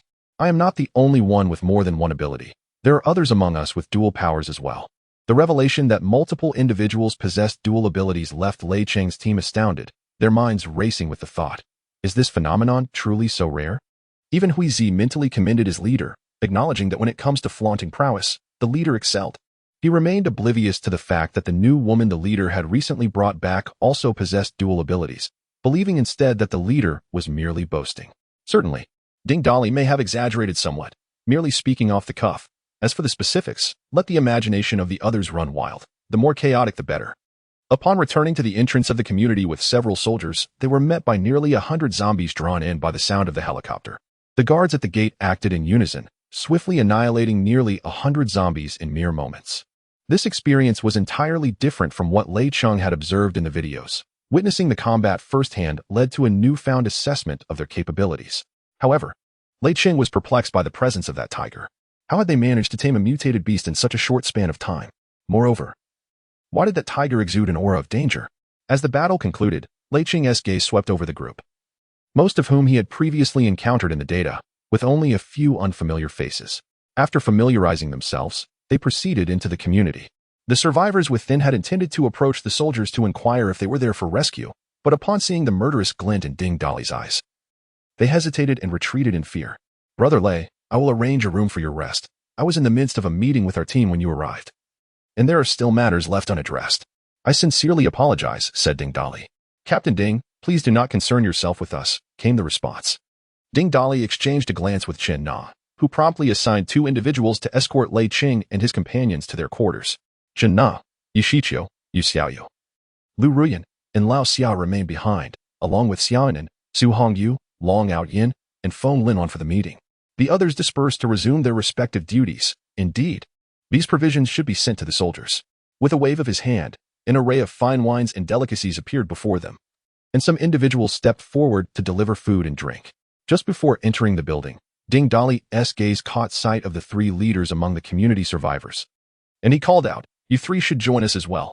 Gathering together, Ding Dali began, "The reason I have gathered everyone here is to discuss our forthcoming plans." After surveying the group, he continued, "You are primarily the leaders of small teams. I intend to officially divide you into 4 squads starting today. Lao Xia, your team will be responsible for the logistics of the entire group, though you will not be exempt from combat. The main battles will be undertaken by the other 3 squads. Xiaoyu and Lu Ruyan, you 2 will lead a combat squad. Long Gu, your team will also form a combat squad. Wheezy and Shouting, you 2 will constitute another combat squad, besides engaging in battles. These 3 combat squads will take turns managing team security and resource procurement. Long Gu, being a skilled fighter with military experience, will oversee everyone's daily combat training, which is crucial and mandatory for all. Brother, can 2 people even constitute a squad? Wheezy inquired bashfully, feeling slightly outnumbered compared to the other 3 teams. I grant you the authority to recruit your team members. You may choose whoever you wish. However, remember this, current members are core members, and future additions will be assessed based on their performance. Darling, may I only recruit women? Yu Xiaoyu raised her hand to inquire. Of course. I mentioned that the choice of whom to recruit is entirely up to you. Then I shall only recruit those with beast transformation abilities. Wheezy laughed heartily. Ding Dali felt a jolt of surprise within. They had unexpectedly returned to their original course. Yu Xiaoyu was still intent on creating a nation of women, while Wheezy aspired to establish a beast legion. Yet this time, they shared a common leader, Ding Dali. Since you are only recruiting those with beast transformation abilities, I, along with Fat Tiger, shall join your team, Xia Anan casually remarked, leaning against the plump cat, which she had affectionately named Fat Tiger. Chapter 105. The upcoming arrangements. Your inclusion is most welcome, as it will prevent our team from appearing too insubstantial. Moreover, I have great admiration for Fat Tiger's prowess. Upon hearing Ding Dali's directives, Chen Na and Yu Jiqiu felt an inexplicable emptiness within, as though they had been forsaken. Particularly for Chen Na, a sense of discomfort lingered in her heart. At that moment, Ding Dali spoke once more. Chen Na and Yu Jiqiu, you shall assist me from the sidelines. You are both part of Yu Xiaoyu's female team, and in my absence, the management of team affairs will be jointly overseen by Chen Na and Yu Xiaoyu. Upon hearing this, the crowd collectively gasped in astonishment, their gazes fixed intently on Yu Xiaoyu and Chen Na. Although referred to as a female team, the implications were unmistakable. They were endowed with the highest authority, verging on being regarded as the leader's private cohort. Only Long Outyin remained oblivious to their presence, his focus unwaveringly fixed on a singular individual. As Chen Na absorbed Ding Dali's arrangements, a warmth spread through her heart, and with a hint of contrition, she spoke, "I feel somewhat embarrassed and must engage in self-reflection. Regarding the ruckus caused by the elderly Li at the entrance, I thought her age would warrant some leniency. Alas, it was my error, and I shall not repeat it. Very well. Acknowledging one's mistakes is commendable. I know you possess the resolve to act decisively. If I am not mistaken, the charred remains stacked at the entrance were not zombies, but rather disobedient survivors. Am I correct? You have done well." Chen Na nodded in silence. At that juncture, Su Hongyu, with a graceful sway of her waist, stepped forward, her voice soft. "Boss Ding. To which team shall I be assigned? Should I join the female team as well? You will accompany Feng Linwan to old Xia's group. You are best suited to be with Xia Kaiyoj and Xia Xiaoxua." Su Hongyu, perplexed by his words, merely interpreted them as an acknowledgement of her discord with Chen Na. Feeling a flicker of warmth at the thought of being placed among the Xia family, who had also escaped from the hotel. Naturally, the others shared similar thoughts, with only Yu Xiaoyu subtly glancing at the midsection of the Xia sisters. This almost imperceptible action did not escape Ding Dali's notice, and he found himself silently admiring her keen observational skills, a testament to her experience as the leader of a large base in her previous life. After the teams were delineated, Ding Dali turned his attention to the three representatives of the community survivors. Apart from the Husky, Zhang Dihao, and Park Yixing. Having witnessed the confrontation between Ding Dali and Fat Tiger, had seen Ding Dali's moral standing rise to an impressive 95. Peter was the first to step forward, thumping his chest and proclaiming, "Boss, wherever you go, I shall follow. If I must join a team, I will align myself with Brother Huey's squad. For we are of the same kind." Brother Hui feigned disdain, jesting, "Can I really refuse him, big brother? I was planning to name it the Beast Brigade. And with a name like that, it sounds glorious. But now, it seems I've become a shelter for pets, with cats and dogs joining us. Brother Hui, I am a werewolf, not a dog. I am formidable. Please allow me to join you." Enough of the jests. Peter shall henceforth be a member of Brother Huey's team. What are the two of you? What are your intentions? Ding Dali intended to recruit these two, as their swift ascent to a moral standing of 95 could easily be elevated to 100 with a mere nudge. It is a bond of unwavering loyalty, with everything adhering to Ding Dali's principles. Although these two individuals may not possess high ranks, their extraordinary abilities are formidable. They exchanged glances. And then Pu Yixing stepped forward to inquire, "Brother, I have a question. Are we to establish a base in this vicinity, or shall we seek another location?" "I will not be establishing a base here, nor will I do so in the immediate future. This is something I wish to convey to everyone. The reason I do not advocate for establishing a base at this moment is that on June 20th, precisely 1 month after the onset of the apocalypse, all that humanity has built will be obliterated. The bases established now will turn to ruins on that day. Consider it another disaster. Following that, I will establish a base in the west." The assembly listened in disbelief to Ding Dali's words, with Xia Donghai being the first to ask, "Brother Ding, is what you say true? How do you know this?" Ding Dali contemplated an excuse. Just as Chen now interjected to speak on his behalf, "My husband possesses an ability that occasionally allows him to glimpse events that will transpire in the future." Upon hearing this, the crowd exchanged incredulous glances, staring at Ding Dali in astonishment. Yet, upon reflection, given the array of extraordinary powers that had emerged, a hint of precognition did not seem implausible. No wonder Brother Ding seemed privy to so much. During our time in the hotel, I pondered why he always seemed aware of matters even the authorities were unaware of, such as the metamorphosed beings or the abilities others had awakened. It all made sense now. Ha ha ha. I knew my judgment and discerning character was impeccable. I have allied with an extraordinary figure. Ignoring Xia Donghai's flattery, Ding Dali turned to the two once more. "I do not wish to impose my will upon you. Everyone has their own aspirations. Please, share your thoughts." They exchanged another glance, and Pu Yixing spoke, "Brother, we wish to remain here. Allow me to explain my reasoning. Firstly, our strength pales in comparison to that of our esteemed brothers. Lacking the audacity of Peter, we cannot simply demand to join. Hence, we prefer to stay here and cultivate our own influence. Secondly, if you establish a base in the west, it will distance us from the east. I firmly believe that in the future, various factions will intermingle, and we could serve as your stronghold here in the east." Ding Dali regarded him with newfound respect. He possessed ambition and a degree of intellect. It was likely that other survivor bases in the capital would need to engage with one another, and having a stronghold in the east would be advantageous. With this in mind, Ding Dali produced several first-tier crystal cores to distribute among the two, as well as to Peter. "Since you have made your decision, pursue it diligently, but do not forget the words spoken today. Take these crystal cores, serve as my subordinates. First-tier awakeners are too weak. You must strive for at least second tier. Peter accepted the crystal course, his joy evident as he hung his tongue out like an eager dog. Pu Yixing and Zhang Dihao, holding the crystal course, found themselves momentarily at a loss for words.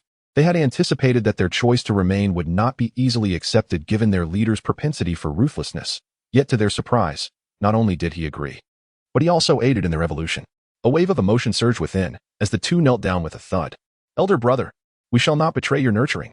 They vowed to establish their influence on the eastern side of the capital. Suddenly, a notification chimed. Pu Yixing and Zhang Dihao have achieved a morality value of 100 and will never betray. Reward, 40 tons of resources. Having made their decision, they began to deliberate on their course of action. My destination is Baihuashan in the western part of the city. When Ding Dali reunited with the group, Xia Donghai and Long Aoyan's morality values had also reached 100. Ding Dali's intentions were met with unwavering trust.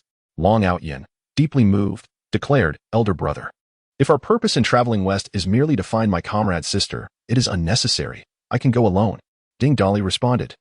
My decision to establish a base in the west is driven by various reasons, and seeking your comrade's sister is but one of them. Do not dwell on it.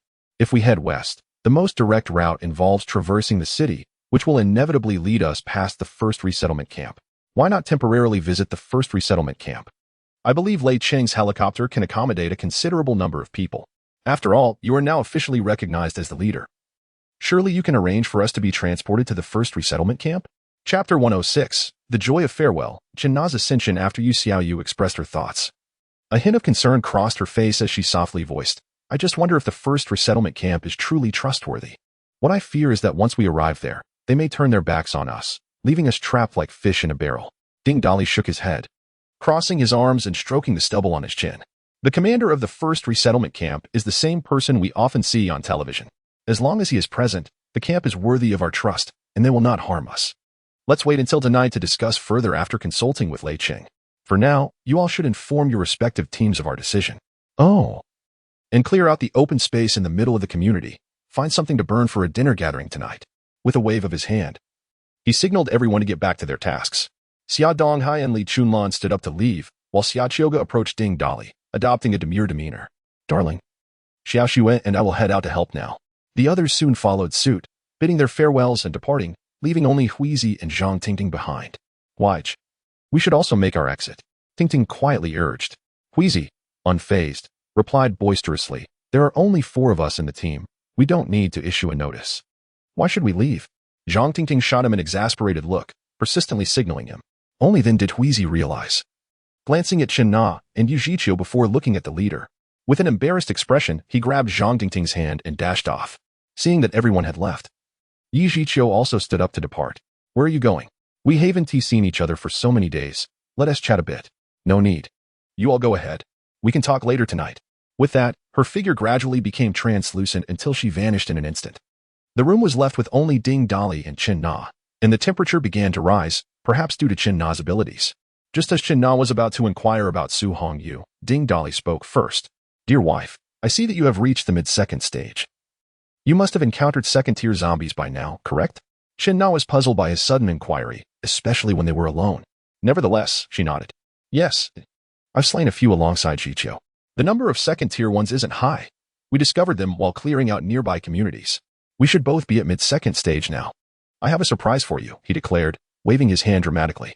He produced half of the second-tier energy crystals. Second-tier energy crystals. Indeed, these are sufficient for you to ascend to the 3rd tier. Moreover, I have another surprise for you.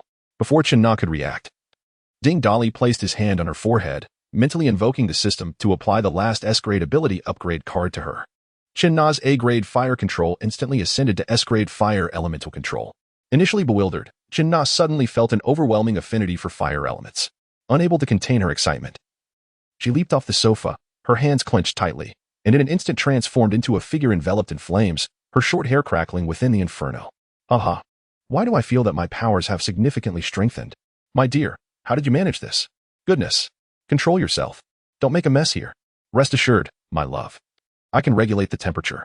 With that, flames swiftly enveloped her body and were absorbed within.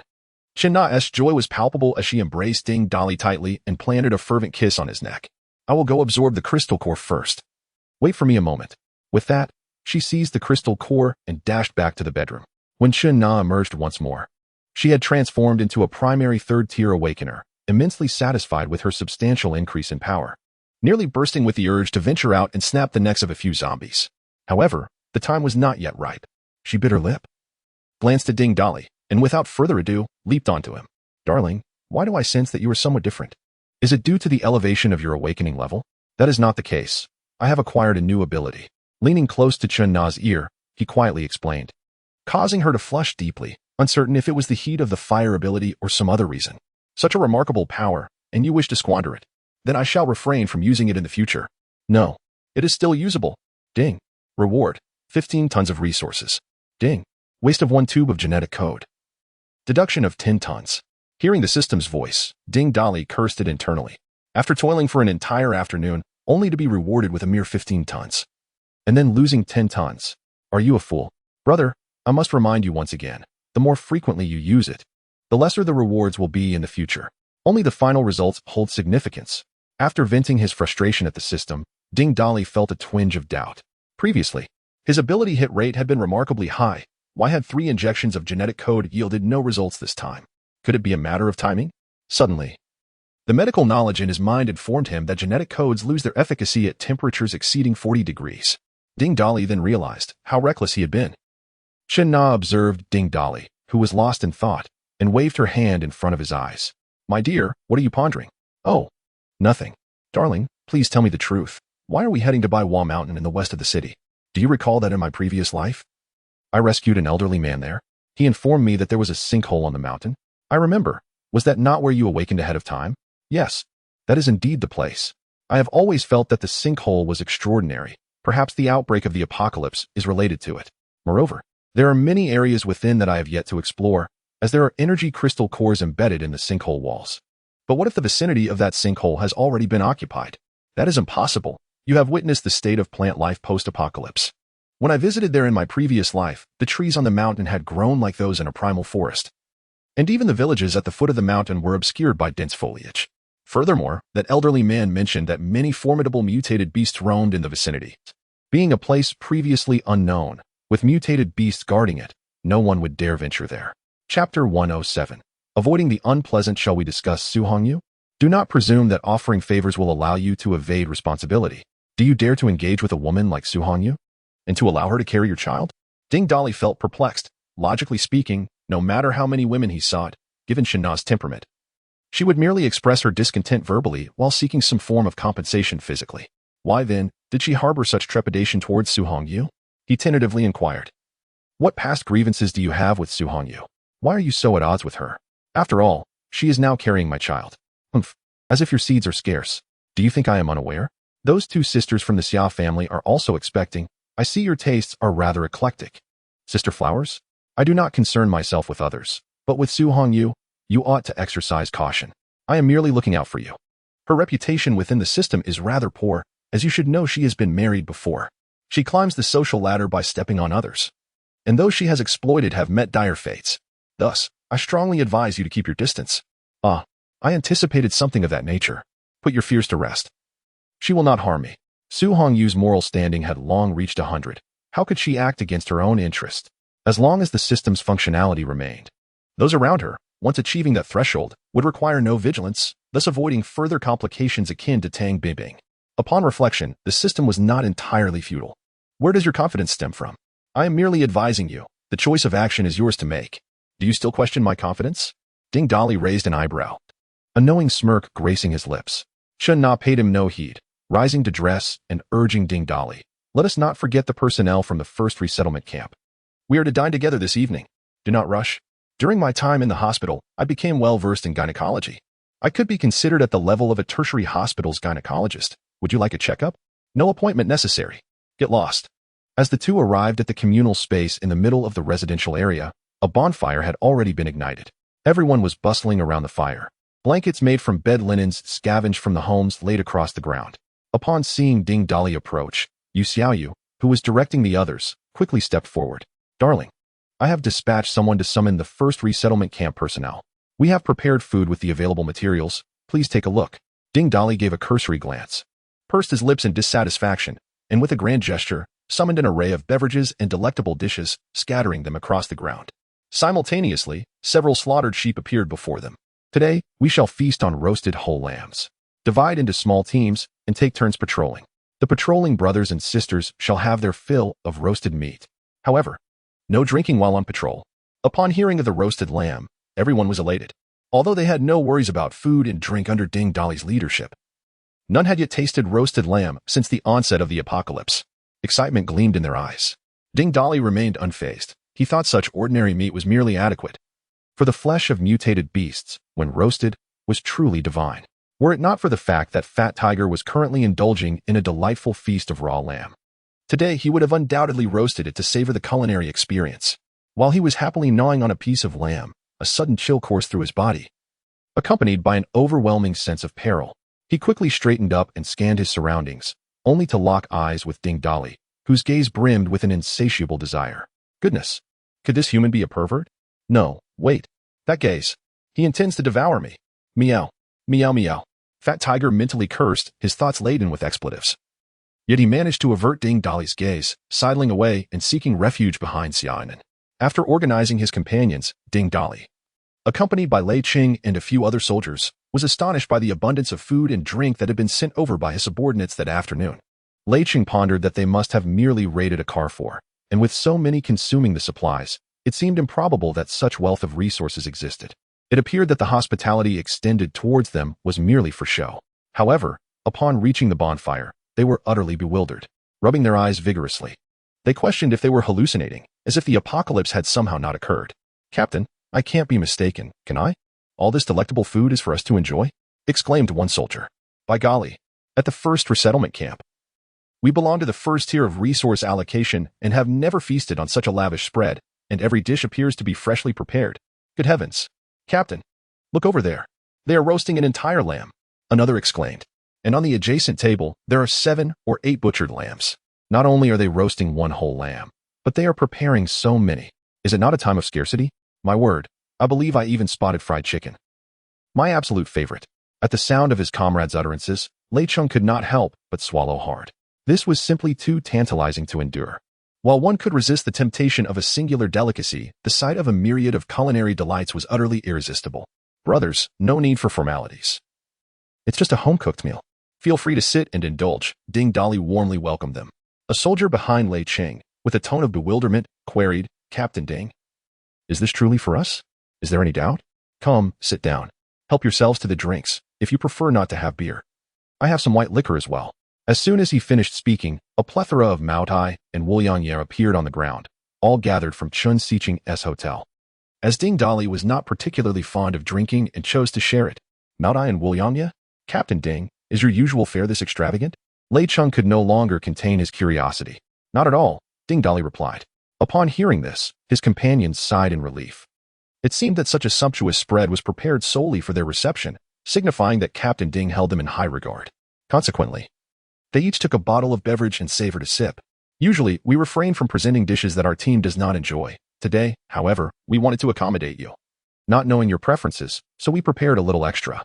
A soldier, unable to contain himself, inadvertently spewed forth the cola he had just sipped. The liquid landing squarely in the roaring campfire, which merely flickered with a few sparks in response. Frustration bubbled within several of the onlookers. It was indeed infuriating to witness such foolishness. Who inquired about your preferences and flavor? In this apocalyptic world, does it truly matter? Simply having something to eat is a blessing in itself. Yet, none voiced their grievances, choosing instead to sit quietly and relish their meal. After all, they had arrived here. It would be a shame to waste the opportunity, for such delicacies may not be available upon their return. As they feasted, tears of joy streamed down their cheeks. One soldier even contemplated how wonderful it would be to join them. Chapter 108. A conversation with the commander. It is evident to Ding Dali that the first resettlement camp is not devoid of food. Rather, the provisions are distributed with strict adherence to a defined ratio, wherein one's sustenance is proportionate to their contributions. The notion of indulging in lavish feasts is utterly implausible. Commander Ding, may I inquire about something? If it's inconvenient, feel free to abstain, Lei Cheng asked, gnawing on a chicken leg while turning to Ding Dali. Speak freely. Brother Lei, Ding Dali replied, inviting the question. Is it true that you have reached the 3rd tier? I am in the late stage of the 2nd tier.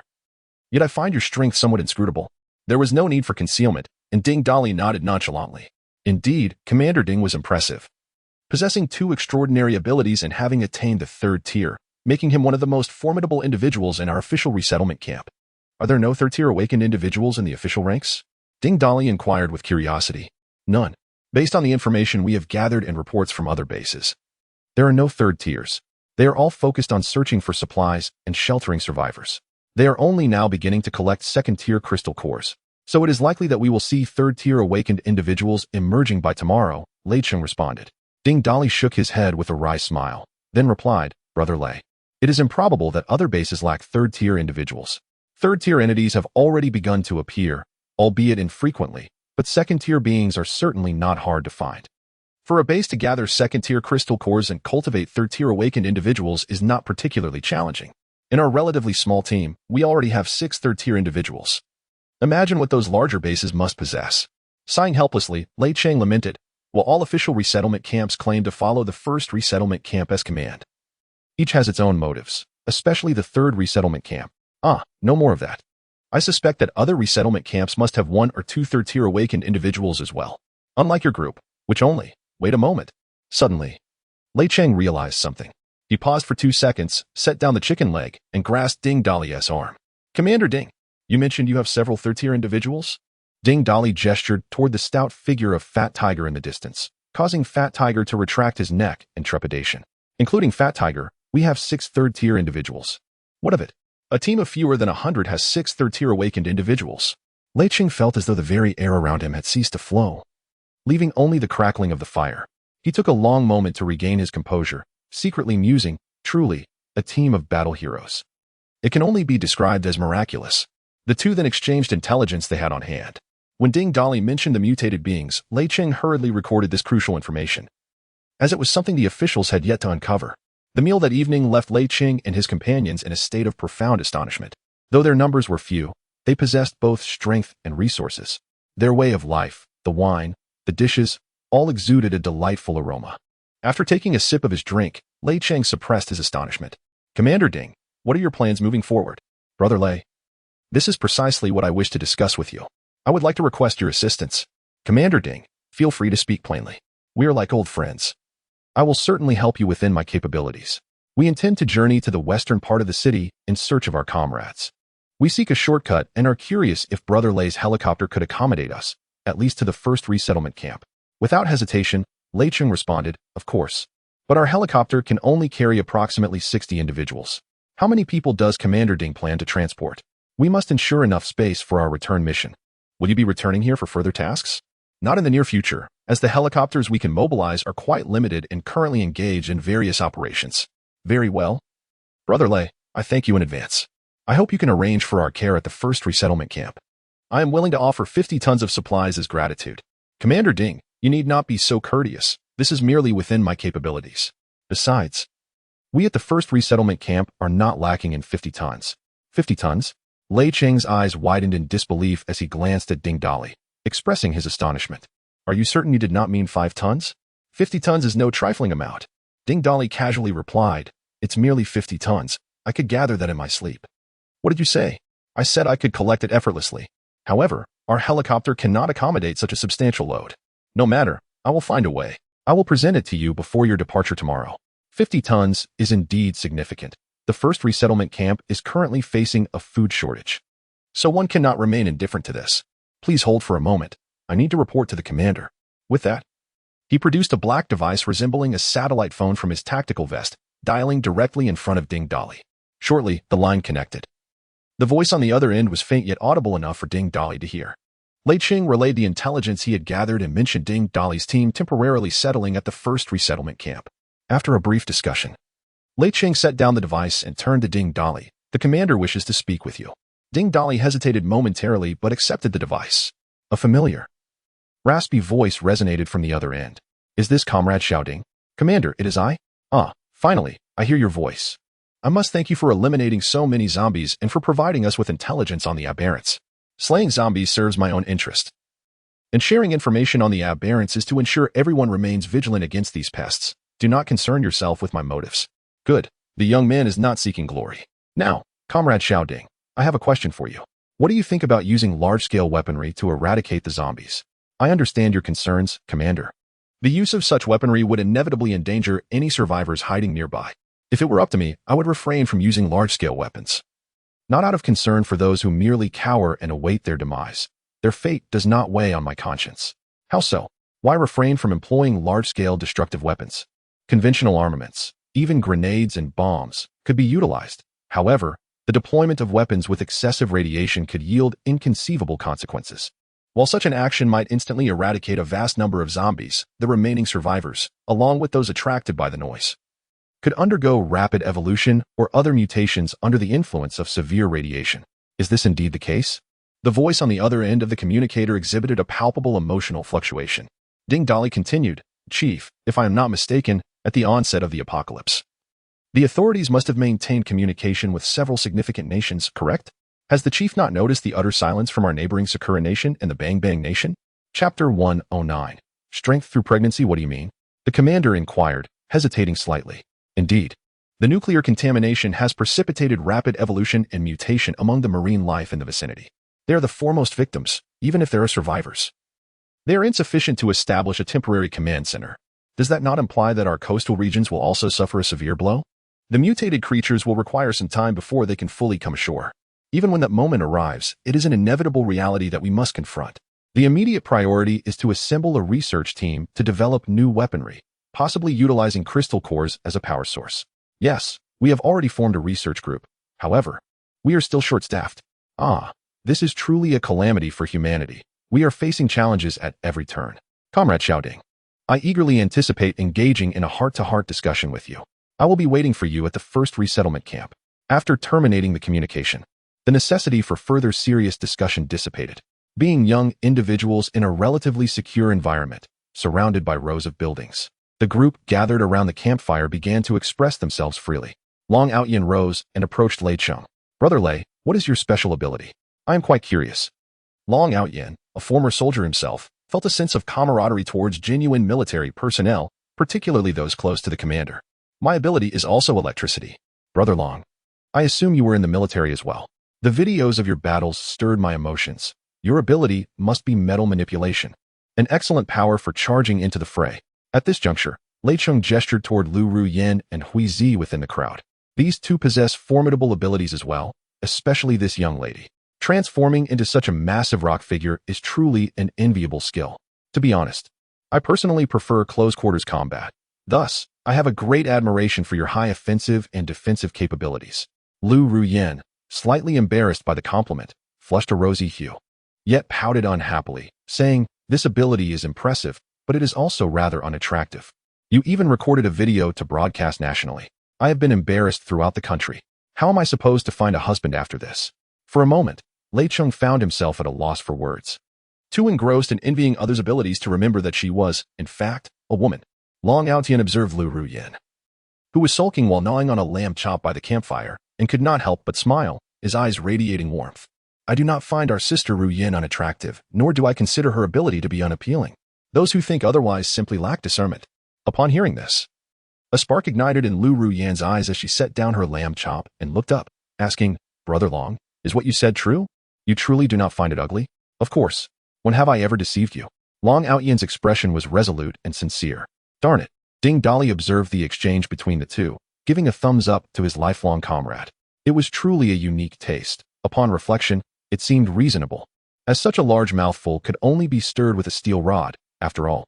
After the banquet, Ding Dali's women followed him back to the house, where the once cramped living room had transformed into a spacious area. Each woman found a place to sit. Chen Na, Yi Shiqiu, Yu Xiaoyu, Feng Liuan, Xia Qiuga, Xia Xiaoxue, Xia Anan, and Su Hongyu. Observing the eager gazes directed at him, Ding Dali jested, "What brings you all here? We certainly do not have a bed large enough for all of you." Humph. They had all heard that Lei Cheng's helicopter could only accommodate 60 people. Given your character, you would undoubtedly remain behind to find another means to reach the first resettlement camp. These individuals are awaiting the decision on whom to leave behind to accompany you. Chen Na, with a mischievous glint in her eye, interjected, "Just to clarify, I will not be participating. Someone must manage the team. Su Hongyu, you and the Xia sisters need not stay either. The rest will follow your husband's lead." The Xia sisters, somewhat bewildered, questioned why they could not stay since Su Hongyu was pregnant. To be frank, Su Hongyu and the Xia sisters are all with child, hence they cannot remain. Ding Dali elucidated. Although the Xia sisters were taken aback, a sudden realization struck them upon connecting the dots. Darling, when we woke up, we unexpectedly ascended to the 3rd tier, and our abilities have significantly enhanced. Could this be related to our pregnancies? Just like Section Chief Su. Does this mean that bearing your child grants us strength? Ding Dali neither confirmed nor denied this, but merely nodded gently. This revelation sent ripples of excitement among the women. If conceiving Ding Dali's child could empower them, why bother with slaying zombies? They could simply remain at home and procreate. Their gazes towards Ding Dali transformed, all shimmering with newfound desire. Even Chen Na, recently elevated to the 3rd tier, found it challenging to suppress her impulses. Had she known of her husband's intriguing effect, she would not have hastily declared her intention to leave. What a pity her stomach had not cooperated earlier. Even Yu Xiaoyu, usually gentle and composed, struggled to contain her thoughts, while Xia Anan emitted an odd cat-like sound. Noticing the imminent surge of affection from the women, Ding Dali quickly diverted the topic. By the way, Xiaoan, you and your sister should discuss matters regarding your father. She might have some insights. After sending the two away, Ding Dali instructed everyone to return to their respective quarters, conveniently located on the same floor. Only Yi Zhiqiu and Chun Na remained on the 1st floor, sharing a room. Go find them. You have much to attend to tonight, and remember to return early, he advised. Zhiqiu, shall we take a stroll? The moonlight tonight is exquisite. Are you not going to seek out the others? You must be quite busy. Not a problem, we can talk later. Let us enjoy a moment alone. He insisted, and the two, hand in hand, exited the community. The moonlight was indeed enchanting, almost allowing them to overlook the faint stench lingering in the air. As they walked and conversed, any approaching zombies were swiftly dealt with from a distance.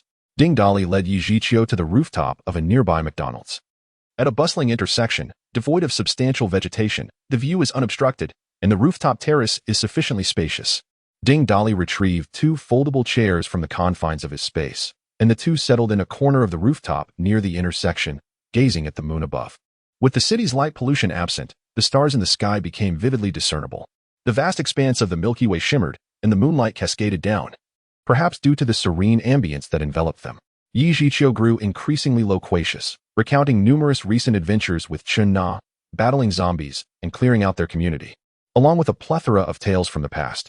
Suddenly, 2 meteors streaked across the sky, trailing long tails behind them.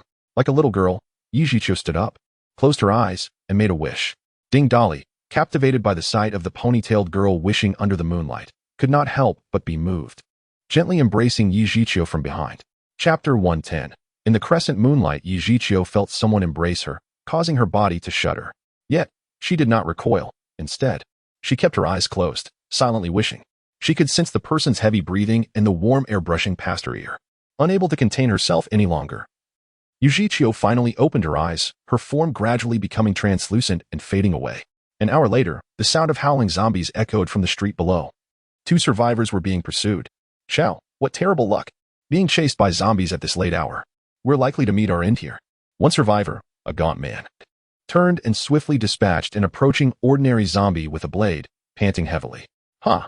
Ha! If we're to perish here today, it's all your fault. You insatiable fool. You had to act recklessly in front of someone else's husband. And now look, you've completely provoked them, smashing through the door and drawing the zombies here. Even if we survive, if we fail to gather enough of what Bai requires, we're done for. The gaunt man spat contemptuously. Who would have guessed that coward would choose to take us all down with him? I should have killed him first. Shaking the blood off his blade, he pointed towards a nearby McDonald's. That's the only building at this intersection. Let us take refuge there and see if there's another way out. As he spoke, the gaunt man's peripheral vision caught sight of a figure standing atop the 3-story building, silhouetted against the moonlight. Once he discerned the details, he rubbed his eyes in disbelief, and upon confirming again, he was left dumbfounded. Holy hell, Lao Lu, have I become so weak that I'm hallucinating? Am I really seeing someone playing in the moonlight? The man named Lu kicked the gaunt man irritably and dispatched another approaching zombie with a swift strike. What nonsense are you babbling about at a time like this? I'm not talking nonsense. Look at the rooftop, the gaunt man urged. Lu followed the direction of his finger and nearly stumbled as a zombie lunged at him. If there's someone up there, it means the inside is temporarily safe. We should go in. This is bizarre. With the apocalypse upon us, there are all sorts of freaks. I thought you were the strangest of them all. But it seems there's someone up there playing with the moon. Meanwhile, on the rooftop, a woman's voice broke through the air, tinged with anxiety. Husband, there are survivors. I see them. Ding Dali's tone was laced with discontent, dismissing the matter curtly. His gaze fell upon the two individuals who had entered the McDonald's below, his eyes clouded with gloom. Those two better provide me with something of value. How dare they interrupt my peace? Ding. Yi Zhiqiu's morality value reached 100, never to betray, reward, 20 tons of supplies. A figure abruptly appeared beside her. Rosy-cheeked, but speaking with evident dissatisfaction. Husband, should I go down and take care of them? No need. Just let them come up. I seem to have heard an intriguing name.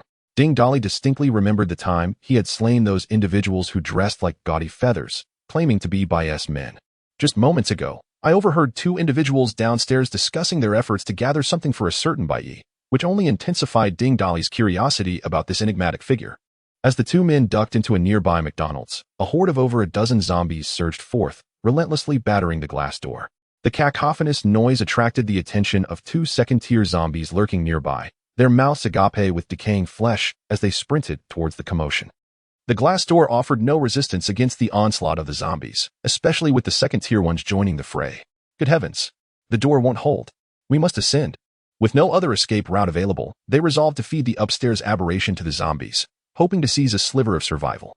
A glint of malice flickered in their eyes as they ascended the stairs without a moment's hesitation, the zombies crashing through the door in hot pursuit. Upon reaching the rooftop, the gaunt man was taken aback to find two people standing at the corner of the building. The sight of Yi Zhiqiu's ethereal beauty illuminated by the moonlight dazzled him, prompting him to nudge his companion, Lao Lu. Well, Lao Lu, it seems fortune smiles upon us today. With such a stunning girl here, this fellow is foolishly preoccupied with the moon. Clearly, he is not all there. Lao Lu, exhibiting a far more rational demeanor, hissed to his companion, for heaven's sake. What time do you think it is? Focus on surviving first. We need to find a way to get close to that guy, push him to the zombies, and make our escape. Otherwise, they'll catch up to us before long. All right, Lao Lu, just watch. Today, we shall not only survive but also indulge in some luck. With that, the gaunt man donned a disarming smile, gradually approaching Ding Dali's corner while saying, Dear friends, we've been chased by zombies here. Might you? Before he could finish, a swarm of zombies surged forward, with two second-tier ones at the forefront. Upon seeing the second-tier zombies, Ding Dali's eyes sparkled with interest. The team was in dire need of second-tier crystal cores, and here they were, practically delivered to him. Zhiqiu, take care of the zombies. Leave these two second-tier ones to me. To the astonishment of the approaching survivors, both individuals vanished from sight in an instant. In the blink of an eye, Ding Dali reappeared, wielding an iron rod, and standing mere paces from the zombies. As the two second-tier zombies lunged at him with claws bared, he swung the iron rod with precision, and with two resounding cracks, their heads exploded. Simultaneously, the onslaught continued, as zombies' heads were cleaved as if slicing through vegetables. In a mere breath, the two second-tier zombies and the horde they led were completely eradicated. Ding Dali flicked the remnants of flesh from his rod and turned to face the two survivors, regarding them with keen interest and a voice devoid of warmth. What was it you just said? The two men, still reeling from the recent events, stumbled to comprehend his question, causing them to fumble their weapons and collapse in shock. It was no wonder this individual dared to revel atop the roof. Not only was he peculiar, but his abilities were nothing short of extraordinary. When did zombies become so easily dispatched? Moreover, what had transpired with their sudden disappearance? Brother, my name is Liu Gang. We have been pursued by zombies. I do not wish to intrude upon your esteemed enjoyment. I kindly beseech you to overlook our transgressions and spare us. The man named Liu Gang clasped his hands together in a gesture of supplication, hastily explaining. Oh, did I just hear this fellow claim he would feed me to zombies and steal my woman? Brother, I did not. I truly did not. You must have misheard. The gaunt man, terrified by Ding Dali's words, broke into a cold sweat, promptly kneeling on the ground to plead for mercy. He bowed his head. But as he attempted to rise, an iron rod struck without warning, shattering his skull. The headless corpse collapsed with a thud, splattering red and white matter across Liu Gang's face. At that moment, his breaths came in rapid succession, muscles taut, his body frozen in place, fear causing the skin on his face to quiver uncontrollably. I will ask, and you will answer. Speak the truth, or suffer the consequences. Liu Gang trembled and nodded in response. Chapter 111. The plea of Yu brother. Feel free to inquire. I shall respond truthfully. Ding Dali nodded in satisfaction before coldly posing his question. Are you acquainted with the Zhatian gang? Indeed, we are familiar. We all operate under the command of Lord Bai. However, this morning, a few brothers from the Zhatian gang seem to have been. Suddenly, Liu Gang appeared to realize something, his expression shifting as he bowed deeply, the sound of his forehead striking the ground resonating loudly. If those little rascals from the Jatian gang have offended you, you have every right to slay them. I have long found those ruffians with their gaudy hair to be displeasing. I inquire of you, what background does this Lord Bai possess? What does he require you to collect? Upon hearing the question, Lu Gang ceased his bowing and, trembling, began to respond. Lord Bai is the leader of a gathering of over 200 individuals located approximately 25 kilometers from here. He is an awakened individual of late stage too. I am unsure if he possesses any special powers, as I have only recently joined. However, I have heard of Lord Bai before. He was quite formidable in the past. As Lu Gang spoke, he removed a backpack from his back, unzipped it, and poured its contents onto the ground with a clatter, revealing a plethora of gold and silver trinkets. Observing the scattered riches, Ding Dali found himself bewildered. What was the meaning of this? A bribe, perhaps? Noticing the assassin's furrowed brow directed at him, Lu Gang continued his explanation. These are all items Lord Bai instructed me to gather. He has a penchant for such treasures and lacks for resources. We are to scour for gold and jewels, which can be exchanged with him for food. However, he never accepts cash, claiming that only these precious materials hold true value, while paper money is worthless.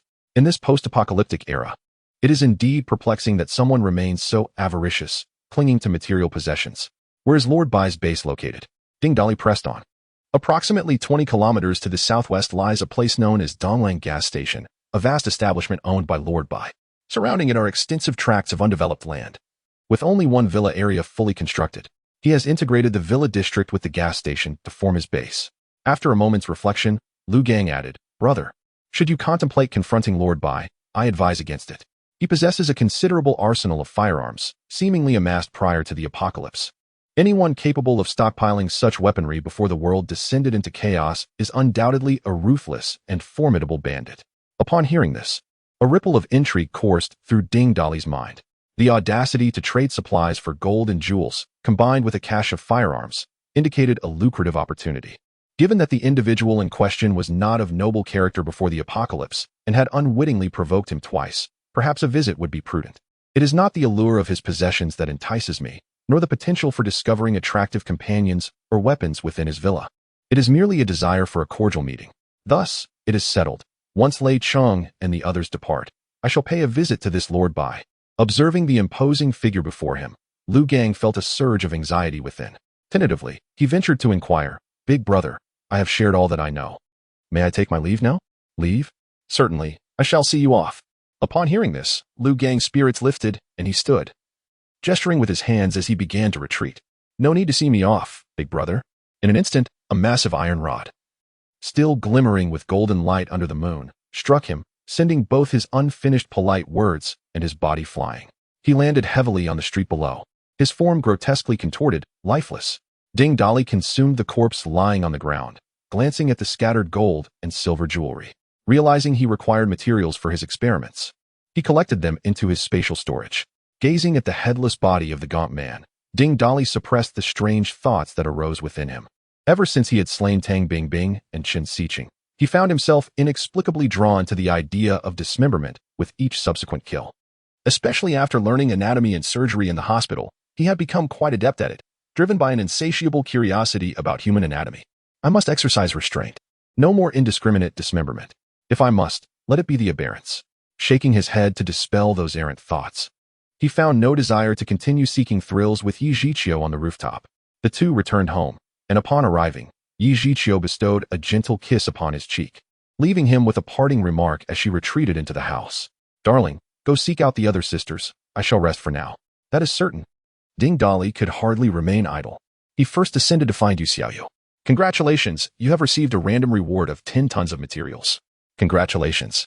You have completed the race mission. Here is an SS grade ability upgrade card. Before Ding Dali could revel in the good fortune, Yu Xiaoyu exclaimed in surprise.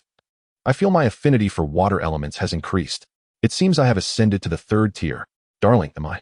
Noticing Ding Dali's approving expression, Yu Xiaoyu felt an exhilarating mix of joy and astonishment. The notion that bearing his child could enhance her strength was utterly preposterous. Suppressing her astonishment, she wrapped her arms around Ding Dali's, her voice soft as water. Darling, I plan to have Ru Yin stay and assist you. Please don't be too hasty in your refusal. The journey to the first resettlement camp is not a daunting distance before the apocalypse. Afterward, it may take some time. Regardless of who remains, I want someone of mine by your side to ensure your safety. Ru Yan's capabilities are evident. Let her stay and aid you. Ding Dali chuckled at her words. As the leader, you must have noticed that Ru Yan and Brother Long have taken a liking to one another. Haven to you? If you keep her here, what will happen to Brother Long? With a gentle smile, Yu Xiaoyu replied, do you think I haven't noticed? Guess why Ru Yan wasn't by my side tonight. Rest assured, I have already conferred with them. Brother Long will assist in training the team. You certainly won't be keeping him here, so let Ru Yan stay. Suddenly, Ding Dali comprehended something, wearing an expression akin to that of a bystander. He chuckled and teasingly remarked, indeed, those who can bear such names are exceptional individuals. I just wonder if Brother Long's steel waist can withstand it. Ha. We are all on the same side, so refrain from constantly jesting about others, Yu Xiaoyu gently admonished as she playfully patted Ding Dali. Then, with a perceptive gesture, she tugged at the blanket, yawned, and feigned exhaustion. Darling, I feel somewhat weary. I must rise early tomorrow to organize the team. I shall not keep you here to sleep. You may rest with the other sisters. Wow, such modesty. Seeing her already turning to sleep, Ding Dali recognized the futility of further banter and rose to return to the first floor once more. Chapter 112. How it differs from the novels. Upon returning to the first floor, Chun Na and Feng Linwan were engaged in a heartfelt conversation in the living room. Feng Linwan's eyes were swollen and red, suggesting she had been weeping. As she saw Ding Dali enter, she immediately rushed into his embrace, sobbing anew. Darling, my parents were truly harmed by someone. Ding Dali's gaze shifted to Chun Na, who nodded in acknowledgement before solemnly stating, Lawyer Feng is the attorney for that case. She refrained from elaborating further, yet Ding Dali could surmise the gravity of the situation. The darkness of this world was overt and unabashed, contrasting with the hidden malevolence of the past. Most individuals could scarcely fathom the sordid dealings that lurked beneath the veneer of peace, nor could they comprehend the madness of cannibalism under the guise of tranquility. For the ordinary person, the apocalypse merely represented a shift in the arduous struggle for survival. It was not life itself that was arduous, but rather the harsh world that rendered existence so. Gently patting Feng Linwan, Ding Dali solemnly declared, that scoundrel had better have turned into a zombie at the onset of the apocalypse. Otherwise, should we cross paths in the wasteland, I shall certainly impart a vivid lesson in human anatomy. You two continue your conversation.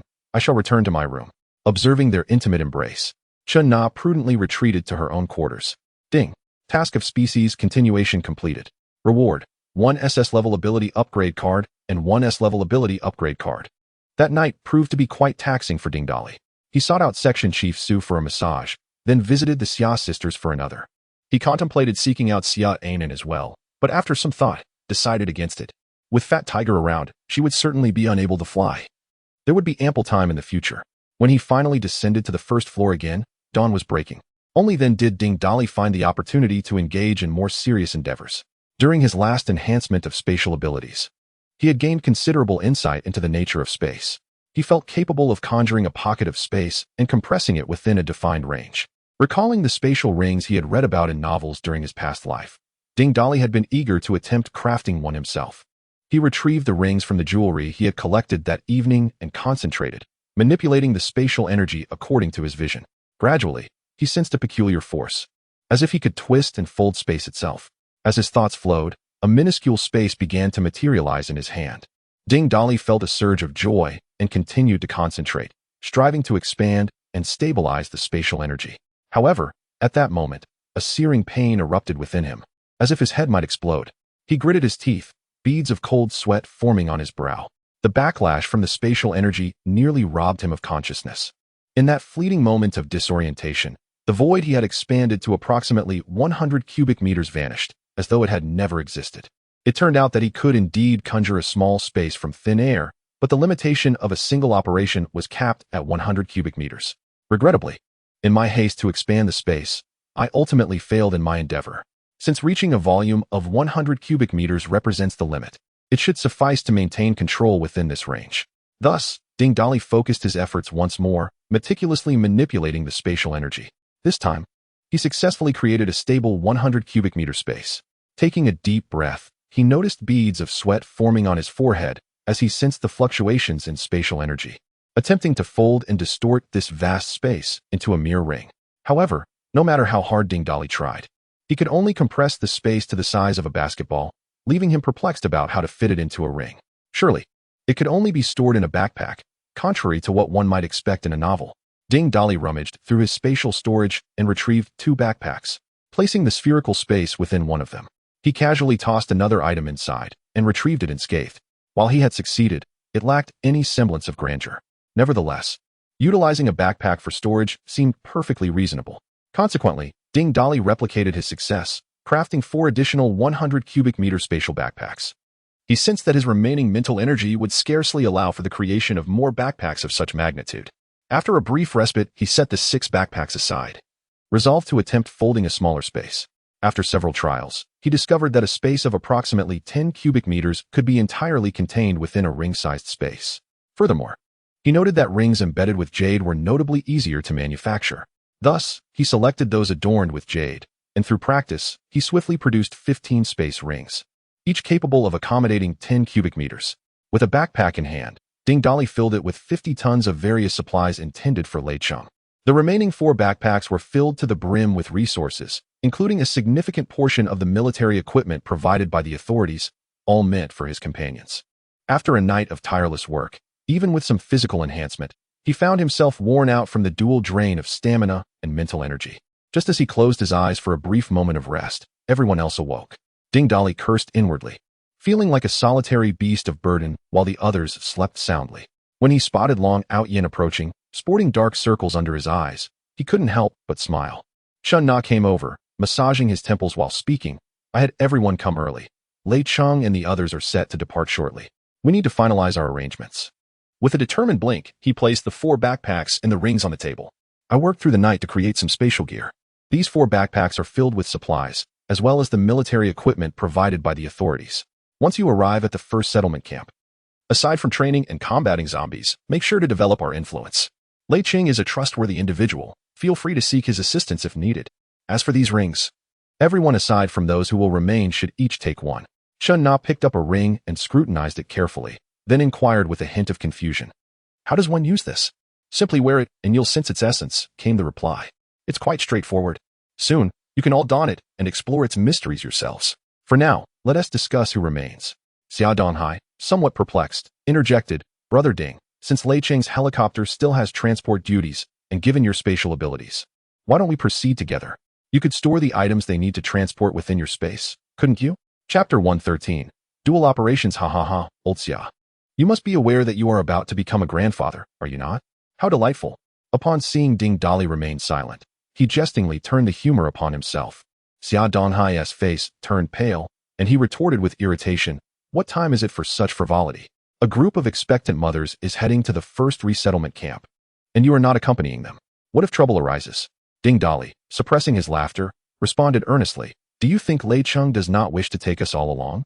I suspect that this time he is transporting something of great significance, likely essential research equipment. Therefore, for safety's sake, these items must not be handled casually.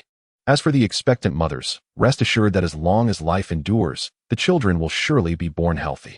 Concerning the first resettlement camp, let me reiterate, if anyone provokes us, we shall retaliate.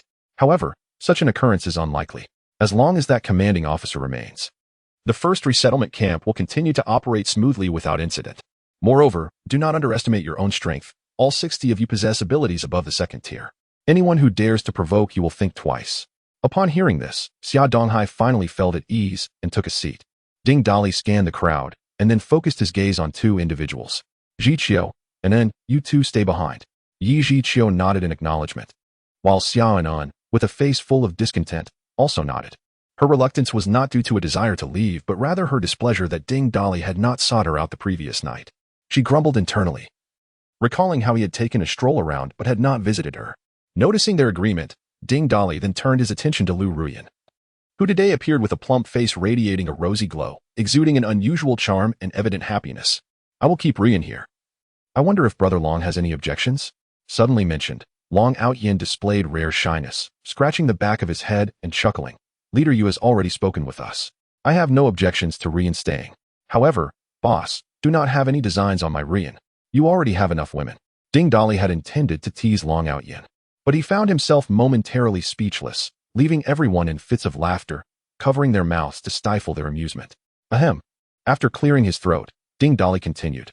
Besides them, is there anyone else who wishes to stay? No sooner had he finished speaking than Hui Zi eagerly stepped forward, closely followed by Peter. Brother, I must accompany you. It's far more interesting to slay, to eliminate zombies alongside you. What about Zhang Ting? Ding Dali inquired. Fear not.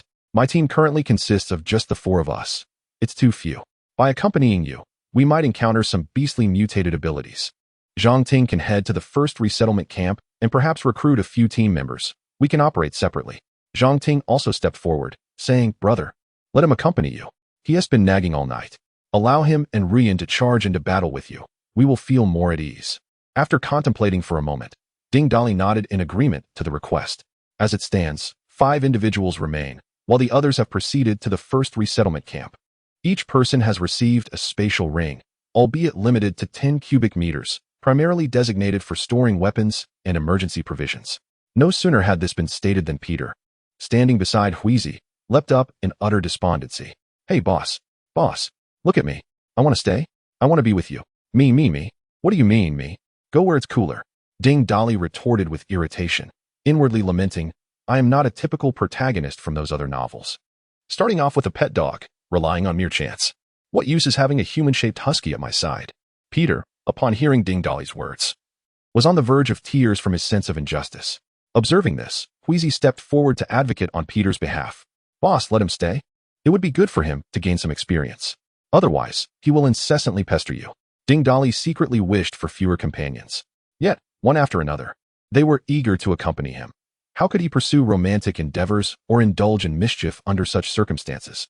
Ultimately, unable to withstand Peter's persistent pleas, Ding Dali reluctantly permitted him to remain. After finalizing the roster, they shared breakfast. Lei Ching was already waiting at the designated landing area. Upon their arrival, Ding Dali handed a backpack to Lei Cheng. Confused, Lei Cheng inquired about its significance, to which Ding Dali elucidated. This is a spatial backpack I created using my spatial abilities. It contains 50 tons of supplies, as we previously agreed. Lei Cheng gazed incredulously at the backpack, astonished by the continuous surprises Ding Dali presented. Accepting the backpack, Lei Cheng, feeling somewhat embarrassed, expressed, Captain Ding, thank you on behalf of the commander. I was supposed to take you all with me this time, but the items we are transporting are crucial research materials and equipment, and we cannot afford any mishaps. So, Ding Dali interjected, waving his hand to stop him, and smiled as he shook Lei Cheng's hand. I understand. I trust you, Brother Lei, to arrange a suitable place for my brothers and sisters. We shall meet again at the first resettlement camp. Rest assured, Captain Ding. The commander has already selected accommodations for everyone. The women were about to bid farewell to Ding Dali one by one when he halted them.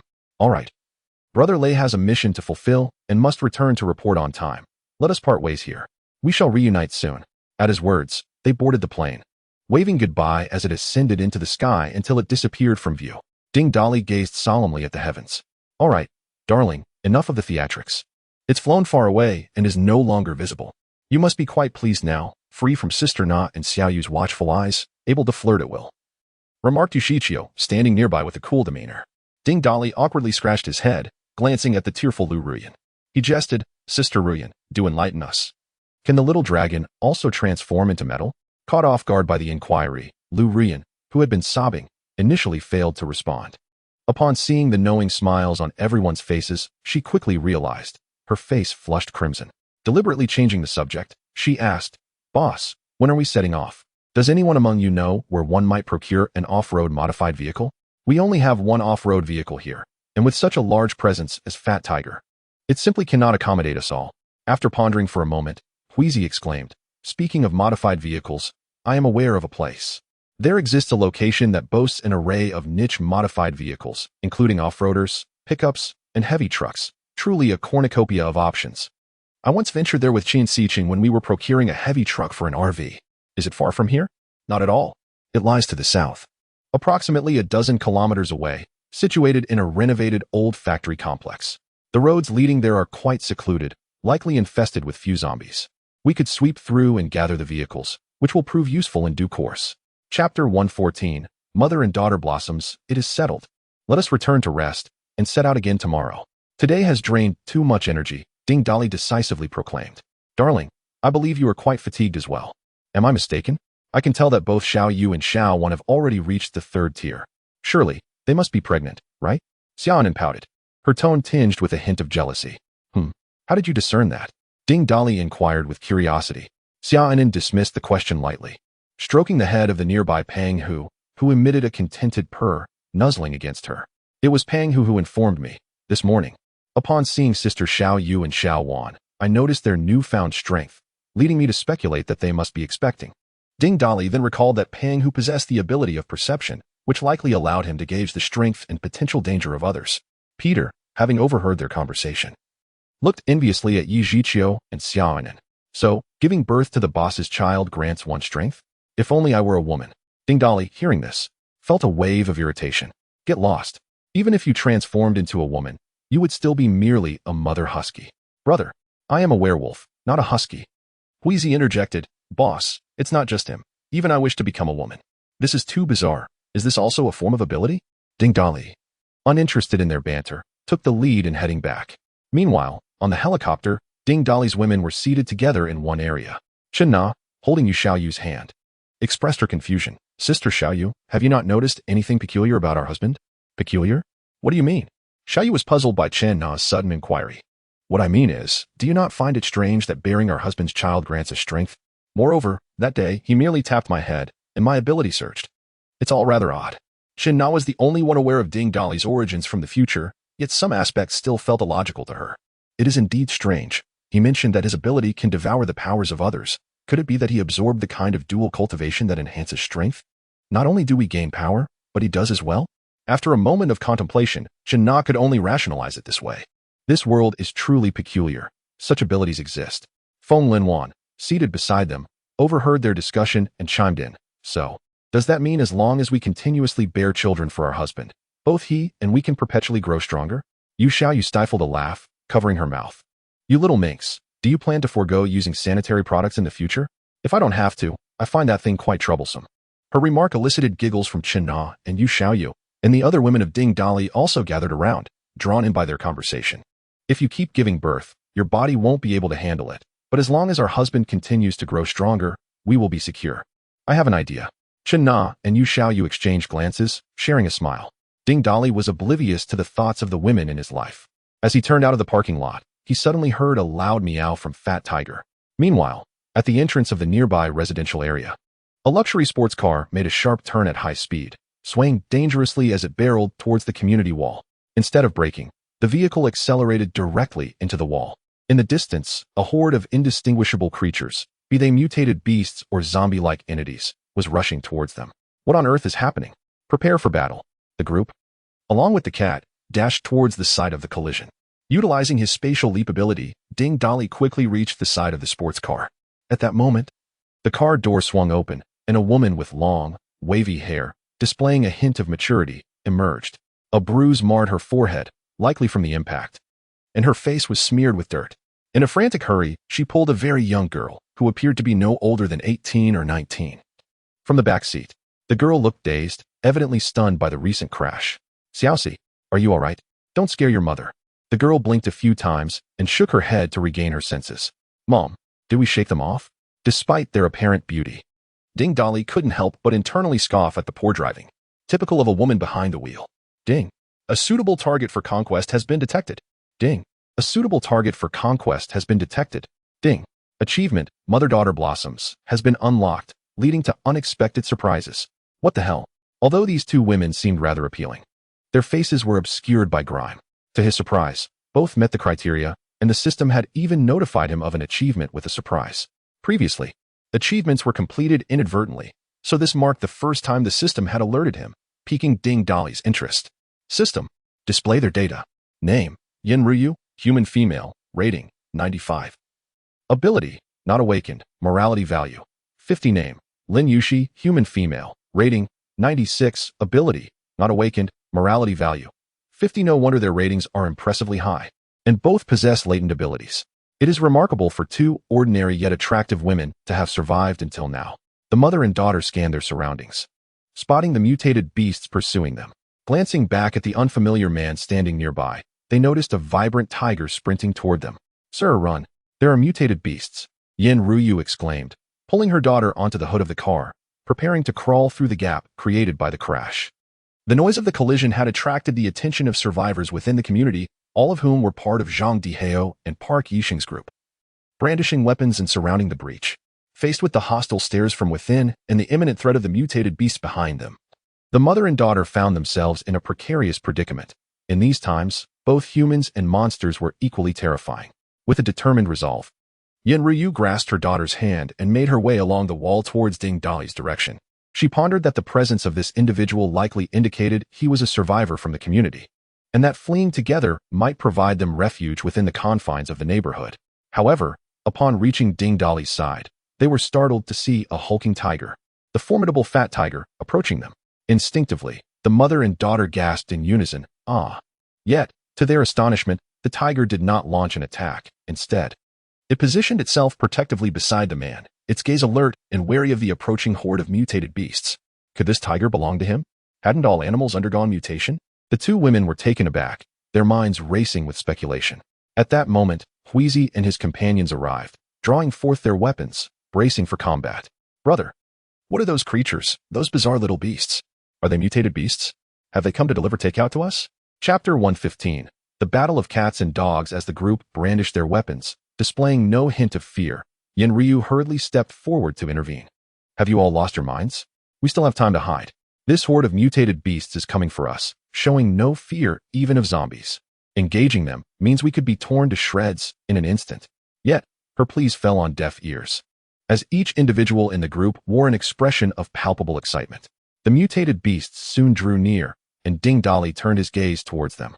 Leading the charge was a dog-like creature, its breed unrecognizable, significantly larger than even fat tiger, with muscles rippling across its frame. An early-stage, third-tier mutated beast. Fat tiger arched its back, its fur bristling, claws scraping against the ground, leaving deep gouges in its wake.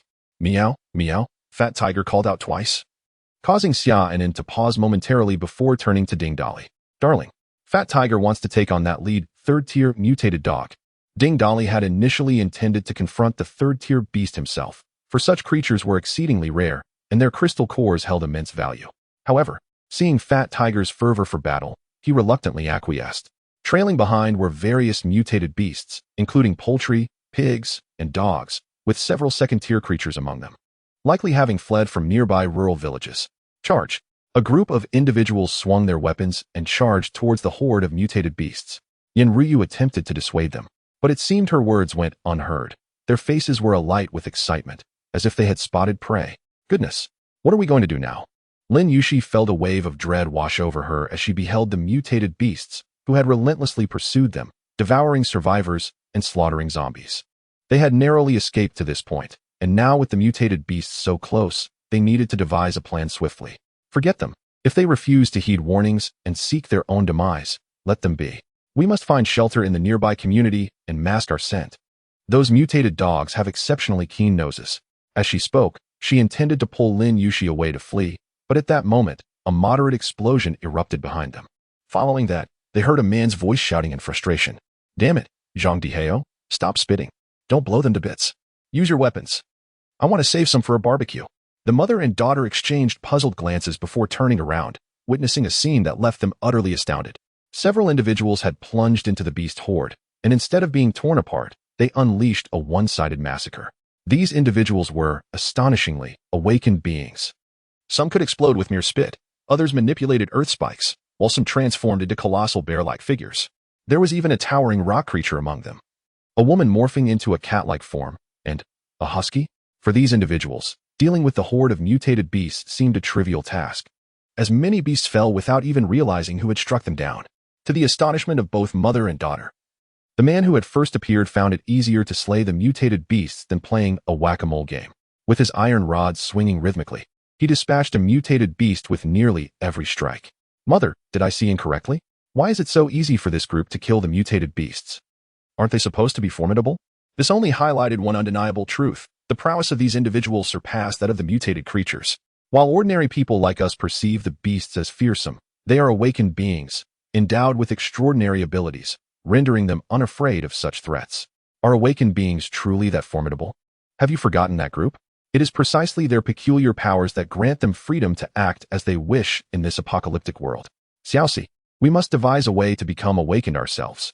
"Mother, look, they have already finished the battle," Lin Yushi exclaimed, pointing towards the crowd engaged in combat. Yenryu raised her gaze. Aside from the leading large dog, All other mutated beasts lay defeated on the ground. Yet, an even more unbelievable event unfolded. The man who had first appeared simply waved his hand, and all the carcasses of the mutated beasts vanished from sight. What is happening? Is this also a manifestation of special abilities? A strange thought flickered in Yin Ryu's mind but was quickly suppressed, now that the battle had concluded. The onlookers were captivated by the ongoing fight of the stout tiger. The leading mutated dog, witnessing its companions being slain, initially contemplated fleeing but found itself cornered by humans on all sides, leaving it no choice but to engage in a fierce struggle against its current adversary. The cat and dog, of equal standing, exchanged blows with vigor. The stout tiger, with keen eyes and agile reflexes, landed sharp strikes against the mutated dog, each inflicting deep wounds. The inherent disparity in strength between cats and dogs seemed diminished by their transformed states. The mutated dog lacked the hunting instincts and capabilities of the stout tiger, relying solely on brute force and its formidable, sharp teeth to attack. Yet the tiger deftly evaded each assault. Eventually, the mutated dog's stamina waned significantly, and as it lunged at the stout tiger with a powerful bite, the tiger effortlessly dodged. Seizing the opportunity, the stout tiger's steel claws raked across the dog's abdomen. The mutated dog, alarmed, attempted to evade, but it was too late. The strike landed heavily, its claws sinking deep into the dog's flesh. In pain, the mutated dog turned to bite back, but the stout tiger's claws lifted with force, swiftly opening a gash in the dog's belly, and with a whimper, it collapsed. The stout tiger seized the moment, pinning the dog's head down with its paws. And with a decisive bite, it tore through the mutated dog's neck, not relenting until the head was completely severed. With the battle concluded, Ding Dali collected the third-level crystal core, taking the third-level mutated dog alongside it. The stout tiger sat on the ground, cleaning the blood from its fur, seemingly elated by its victory over the mutated dog, meowing continuously in excitement. What enmity did it hold against this dog? Why does it seem so joyful now? Ding Dali inquired, puzzled, to Xiaonan. Xiaonan gently caressed Fat Tiger, expressing her discontent. That dog is also a stray, and it used to take advantage of its size to lead a pack of strays in chasing stray cats for amusement. Fat Tiger was once captured by them and nearly met a grim fate, which is why he reacted so fiercely upon seeing that dog. Is that truly the case? Regardless, it's been ages since I've feasted on mutant beasts. With this abundance of mutant beast meat, we'll have enough to last us for quite some time. Tonight, we shall indulge in a barbecue of mutant beasts. Ha! Upon hearing this, Fat Tiger's pupils dilated in an instant. This man truly intends to feast on mutant beasts. Surely, he does not view me as mere supplementary ingredients.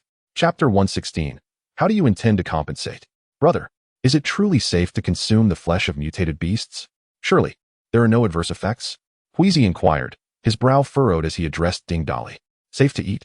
You may find yourself begging me for more. Ding Dali replied, a grin spreading across his face. The meat of mutated beasts is infinitely more delectable than ordinary fare, and the energy contained within can enhance our physical prowess. Is that so? Huh. Now I can hardly contain my desire to sample it, Wheezy exclaimed, casting a glance at Fat Tiger. Meow? Fat Tiger bared his teeth at Wheezy, playfully retorting, am I to fear the boss and also you? After concluding their tasks, the group finally turned their attention to the pair of mother and daughter. Ding Dali was the first to approach them. Upon seeing him, Yin Ryu instinctively took a few steps back, shielding her daughter behind her. Noticing Ding Dali's amiable demeanor, Yin Ryu felt a slight sense of relief. Coupled with their exhausting flight, she longed for a safe haven to rest.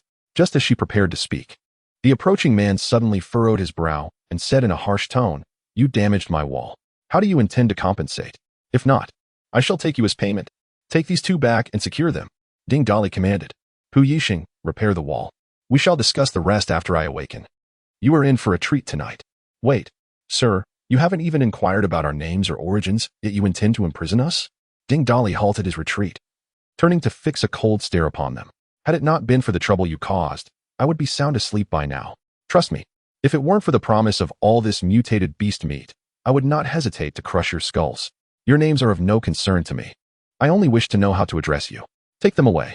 The mother and daughter were momentarily bewildered by his words.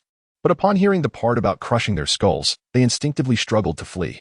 Yet, strong arms held them fast, rendering their escape futile, having endured a long night. Ding Dali felt mentally drained from crafting spatial equipment. He was weary and had no desire to prolong the interaction. As he walked back, he instructed Wheezy, lock them in an empty house, post guards, and do not provide food, just a bit of water will suffice. Release them once I awaken. Wheezy understood, his expression signaling comprehension as he glanced at Yi Zhiqiu and Xia Anan trailing behind. He lowered his voice and remarked, "Boss, have you taken a liking to these two? Heh, it's no wonder you're the boss. You found us so many sisters, and they seem to coexist harmoniously. I'm impressed, but I must say, you ought to take care of yourself. Those dark circles under your eyes are alarming." After giving Huizi a playful kick, Ding Dali retorted, "Pa, enough with the flattery. I exhausted my mental energy crafting those spatial devices last night and require proper rest. Ensure the perimeter is well guarded. I fear their noise may attract more than just mutated beasts." Huizi raised an eyebrow and confidently thumped his chest, assuring, "Rest assured, I've got this under control." Meanwhile, the two women in the back continued to shout. Fat Tiger approached, pressing his large face close to them, and exclaimed, "Meow." Instantly, the mother and daughter fell silent, though their hearts raced with trepidation. Is this how tigers truly sound? Ding Dali had slept for quite a while, and when he finally opened his eyes again, the sky was shrouded in darkness. At this moment, he felt invigorated, the exhaustion that had once consumed him now a distant memory. Stepping outside, he found Peter waiting at the door, who, upon seeing the boss awake, rubbed his hands together in excitement. "Boss, you're finally awake. Brother Hui and the others have already started a fire in the central square and asked me to wait for you. Hee, are we going to have a barbecue again? Let us go take a look. Boss, should we bring those two women out? They've been locked up for a day." At Peter's reminder, Ding Dali recalled the two women he had imprisoned. "Release them. And by the way, did anything else happen while I was asleep?" There were 2 waves of zombies, likely following that group of mutated beasts. "We dealt with them all." Ding Dali made his way to the central square, where everyone was gathered around a fire, cooking various foods. Upon his arrival, the group stood up to greet him. As he sat down, Huizi approached, offering Ding Dali 2 second-tier crystal cores. "Boss, without your spatial abilities, gathering these cores has been a bit of a challenge for us. Here are 2 second-tier cores. We have no use for those below second tier, which I've given to Park Yisheng to help develop our influence." The group had always believed that the cores collected after each battle were due to the boss's spatial powers. Ding Dali was pleased to let them think so and had no intention of clarifying. "You and Ru Yin each absorb one of these second-tier cores. We need to focus on hunting second-tier beasts to elevate your strengths." With a grand gesture, several first-tier mutated beasts, 3 second-tier ones, and the carcass of a mutated dog appeared on the ground. He produced a knife and severed 2 legs from a third-tier mutated beast, tossing one to Fat Tiger and the other to Huizi. "Roast these along with the others. Make sure the first tier eat first tier and the second tier eat second tier. No mixing." Though Huizi did not fully understand the reasoning behind this, he instructed a few people to clean up the mutated beasts. At that moment, Peter approached with the mother and daughter. The 2 women gazed at Ding Dali, their eyes brimming with fear. Ding Dali looked at the now clean-faced women, unable to suppress his admiration. One was mature and dignified, while the other exuded youthful vitality. Both were strikingly beautiful. What intrigued Ding Dali was that the age difference between them seemed minimal. Yin Ruyu and Lin Yushi felt uncomfortable under Ding Dali's scrutiny, with Lin Yushi hiding timidly behind her mother, scarcely daring to breathe. "Sir, my name is Yin Ruyu. I did not intend to damage your wall. I was simply being chased by that group of mutated beasts. Poor driving skills are just that, poor driving. What does that have to do with the mutated beasts? Moreover, you pressed the accelerator at the end." Ding Dali retorted. "Now, tell me how you intend to compensate." Flushed from being rebuked by Ding Dali, Yin Ryu awkwardly inquired, "What kind of compensation do you desire, sir? Is it money?" At these words, laughter erupted from those present. Ding Dali disdainfully retorted, "Money? What use is it now? I find its smoke bothersome when igniting a fire. What do you require then? Crystals, food, or weapons? Choose your preference. If none are available, we can settle the debt with a person." This left Yin Ryu utterly bewildered. She possessed none of those items. In fact, she had not eaten for 2 days, and the only water they had consumed during this time was provided by the people of this place. Observing Yin Ryu's stammering and disoriented demeanor, Ding Dali feigned anger and exclaimed, "Keep your thoughts to yourself. Do not disturb us while we are grilling." Chapter 117. The barbecue of the mutant beasts. After dismissing the mother and daughter duo to the side, Ding Dali chose to ignore them entirely. What a ridiculous notion. To ride amidst the chaos of rotten tomatoes, even a mere exchange of words with a woman could lead to being labeled a sycophant. Just then, an overwhelming aroma of meat surged forth like a tidal wave. It was a scent unlike any other, rich and savory, far surpassing any meat that had ever graced the senses of those present. The mere whiff awakened salivation, stirring a tempest within their bellies. "Wow, how delectable. I've never encountered such a robust barbecue scent." Lu Ruyan's eyes sparkled with desire, akin to a ravenous wolf guarding the grill, her mouth watering incessantly. She firmly believed that her decision to stay behind and follow the leader, rather than parting ways with Brother Long, was astutely wise. Everyone was drawn to the enticing aroma, except for Fat Tiger, who nonchalantly gnawed on the leg of a Tier 3 mutant beast, savoring every bite. For him, while the roasted meat was undeniably fragrant, it consumed a significant amount of energy, making the raw flesh a far more sensible choice.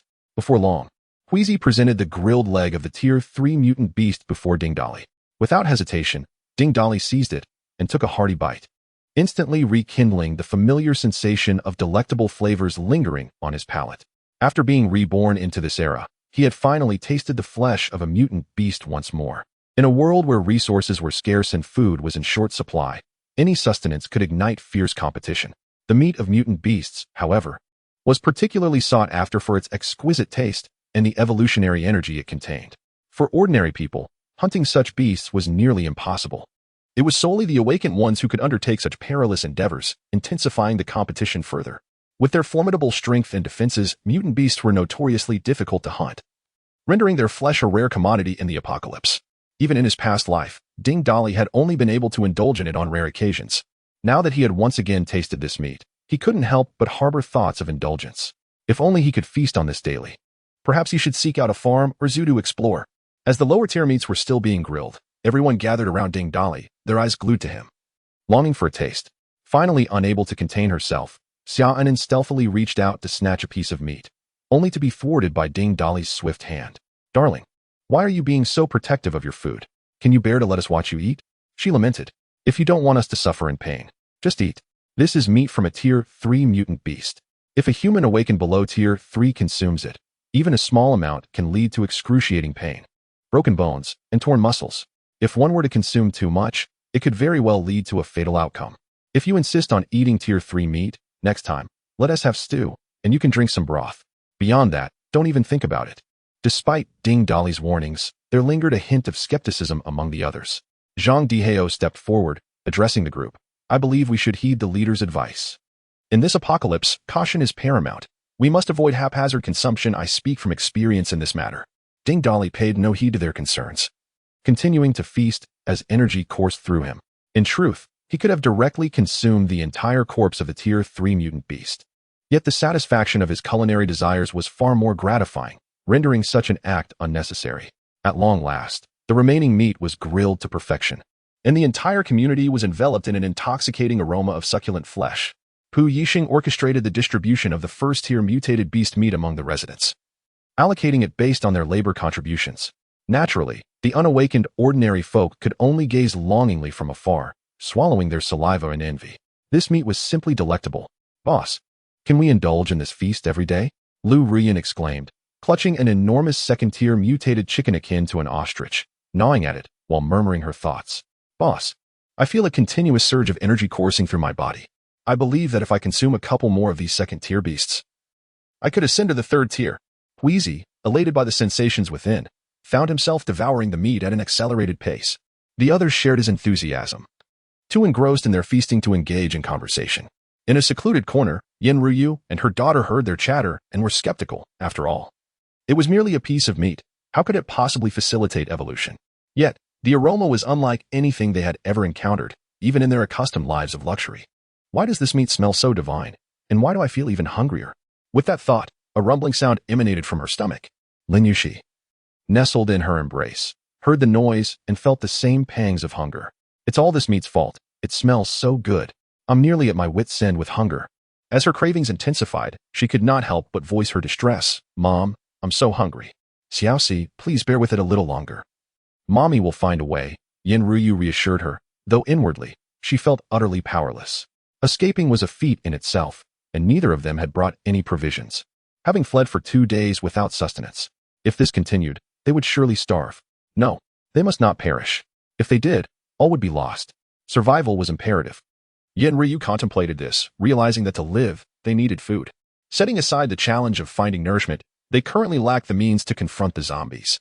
Her gaze shifted towards Ding Dolly, who was voraciously consuming meat, and she began to strategize. He was the leader here, possessing considerable strength. To procure food and assistance, she would have to approach him.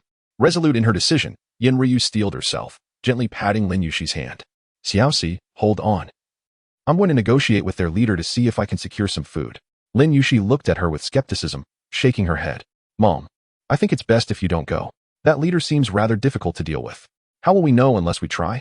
We've worked so hard to escape. We cannot let ourselves starve here. If we do, we will never be able to return to save your father.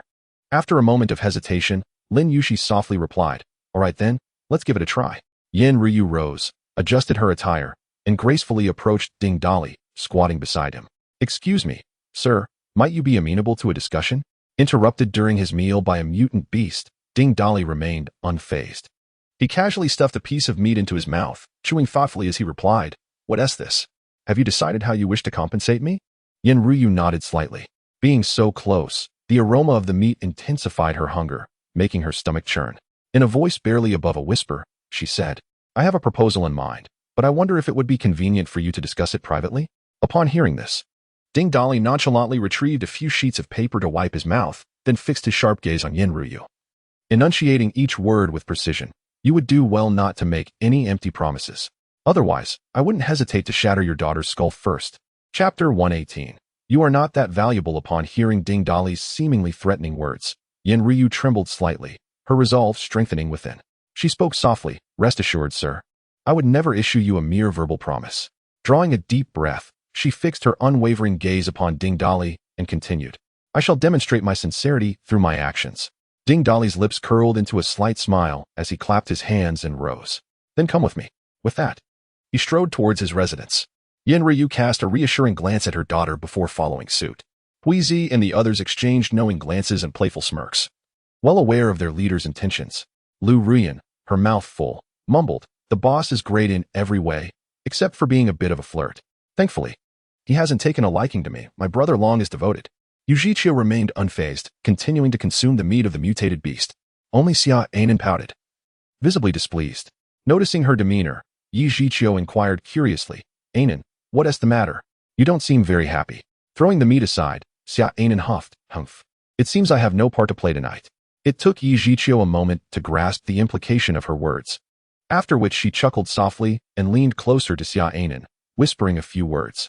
Xia Anan's eyes widened in shock as she stared at Yujichio, lowering her voice to ask, are you serious? Is that really happening? Yujichio offered a non-committal nod. I'm not entirely sure, but Na told me before she left, and it feels true. Otherwise, many things simply wouldn't make sense. Pondering this, Xia Anan nodded thoughtfully. After returning to his residence with Yin Ryu, Ding Dali sank onto the sofa and scrutinized Yin Ryu, who stood beside him. Could this woman truly have borne a child? Was it her impeccable maintenance, or was she simply youthful? Were it not for the evident bond between her and her daughter, Ding Dali might have mistaken her for a young stepmother. Now, tell me, how do you plan to compensate? Yin Ryu, standing there with a flutter of apprehension, had already made her decision, and thus saw no need for hesitation. She half-crouched beside Ding Dali, gazing steadily at him, her tone sincere. I understand what you desire. The notion of compensation is merely a fade for you. I can agree to your terms, but I hope you will assist me in return. Upon hearing this, Ding Dali narrowed his eyes, gripping Yin Ryu's chin with one hand. You are in my grasp now. Do you truly believe you are in a position to negotiate? Meeting his predatory gaze, Yin Ryu felt no fear. She straightened her posture and, with unwavering conviction, replied, I am well aware of the prowess possessed by your kind. I recognize that, in my current predicament, I lack the standing to negotiate. I understand what men like you desire. It's merely my exterior that draws your attention. I trust that even if you were to possess me, you would prefer my cooperation rather than treating me as a mere corpse. Are you threatening me? Ding Dali exerted a bit more pressure on Yin Ryu's chin, causing her discomfort as she tilted her head back to respond softly. No, I do not mean to threaten you. I am merely proposing a bargain. I am willing to meet any of your demands, provided you assist me. Upon hearing this, Ding Dali released his grip and leaned back on the sofa, watching the woman before him with keen interest. Oh, do elaborate. I am eager to hear what conditions you propose. Yin Ryu straightened her posture, collected her thoughts, and then spoke slowly. Sir, I hope you can provide food for my daughter and me so that we may survive. I wish for us to become awakened once, and then help us rescue the father of my child. Ding Dali burst into loud laughter, his mirth laced with derision. Confounded by his reaction, Yin Ryu timidly inquired, do you find my request too excessive? If you agree, I can. Ding Dali interrupted her with a dismissive wave, regarding her with a scornful gaze. I know not from which affluent family you hail, but you surely have never tasted the bitterness of life. Have you? The world has ended. You dare speak to me of such things? Do you believe your body holds any value? You won't be worth much longer. I could trade a single box of instant noodles for a dozen women like you. Yenryu was rendered speechless by his rebuke. Her only asset was her striking appearance, which had garnered her the admiration of countless men before the apocalypse, even those aware of her marital status. Yet, in the presence of this man, her soul capital seemed utterly worthless, leaving her heart heavy with despair. Was it her fate in this new world to become a mere plaything for many? Perhaps it would be better to perish. Noticing the despondency etched on Yenryu's face, Ding Dali refrained from further disparagement, recognizing the necessity of fulfilling the mother-daughter flower achievement. Clearing his throat, he spoke with gravity. I can provide food and water for you and your daughter, ensuring your survival. As for the other two conditions, that depends on your performance. With hope rekindled in her heart, Yenryu felt a surge of optimism. As long as she could survive, there remained a chance. She had witnessed firsthand the plight of the women from whom she had escaped. She refused to become another's toy, rather than that fate. She would prefer to serve this one man. At least he could sustain their lives, and perhaps lead them to become awakened ones. Thus, kneeling before Ding Dali, she placed her hand on his leg. Very well, I shall ensure your satisfaction until you agree to help me. What are you waiting for? Do you need me to teach you how to serve? Ding Dali retorted. Yenryu paused for a moment, realizing that the prospect of assistance was still very much alive. Resolutely seizing this lifeline, she lowered her head in gratitude. Ding Dali casually retrieved a bottle of beer from his space, flicked the cap off with his fingernail, and took a couple of hearty gulps. Ah, ice-cold beer is truly refreshing, he mused. Reflecting on the adage that youth often fails to appreciate the virtues of maturity, mistaking youthful allure for true treasure. Especially for women who have accumulated a wealth of life experience, they possess an understanding of all matters, embodying knowledge of both warmth and cold, depth and shallowness. Observing the sincere gratitude expressed by Yenryu, one cannot help but admire her. Her voluptuous figure rivals that of Su Hongyu, complemented by her striking beauty. Despite the bruises adorning her forehead and the swelling of her cheeks, her appearance remains captivating. Her skin is both firm and delicate. Were it not for the mature charm she exudes, one might easily mistake her for a woman in her late 20s. Truly, she is a stunning and elegant lady, Ding Dali exclaimed, unable to restrain himself any longer, and abruptly pulled Yenryu onto the sofa. Chapter 119. You wouldn't want your husband to be in trouble, would you? Despite having shared some intimate moments, Yenryu found herself somewhat resistant as she was suddenly pinned to the sofa by the man before her. Sensing her body stiffening in reluctance, Ding Dali leaned closer and whispered in her ear, You wouldn't want your husband to be in trouble, would you? At his words, Yenryu's body instantly relaxed. Ding Dali inwardly marveled at the truth of those enchanting tales he had read. Indeed, this phrase proved to be quite effective. Sir, wait a moment. I still do not know your name. I am Ding Dali. Ding Dali? Very well. Ignoring Yenryu's further remarks, Ding Dali devoted himself to his cultivation. The flesh of the third-tier mutated beasts he had consumed that evening coursed through his body, transforming into surges of energy that ultimately converged at his dantian. Controlling this energy, he continuously struck at his hidden acupoints, beads of sweat forming on his forehead. After a series of relentless impacts, it felt as though a pure spring had emerged at the site of the acupoint, where the flowing energy intertwined with his own. Finally, after more than an hour, Ding Dali exhaled, sensing a slight enhancement in his cultivation. Ding. Complete the task of captivating Yenryu. Reward, 20 tons of resources. Reviewing her data. Name, Yenryu species. Human, female, ability, unawakened moral value. 60 Ah? The moral value has increased by 10 points. Observing Yenryu kneeling on the sofa, Ding Dali casually placed some food and water on the table. For now, you shall accompany me. When I am satisfied, I will facilitate your awakening, and may even assist in rescuing your loved ones. First, take this food for your daughter. Do not let her go hungry. After delivering the provisions, return to me. I have questions for you. Yenryu's face flushed crimson, as if she had just completed a grueling 5,000-meter run. She patted her chest, breathing heavily. I cannot stay here. Rest assured, I will not keep you here tonight. With that reassurance, Yenryu felt a sense of relief, adjusted her clothing, and took the food and water before stepping outside.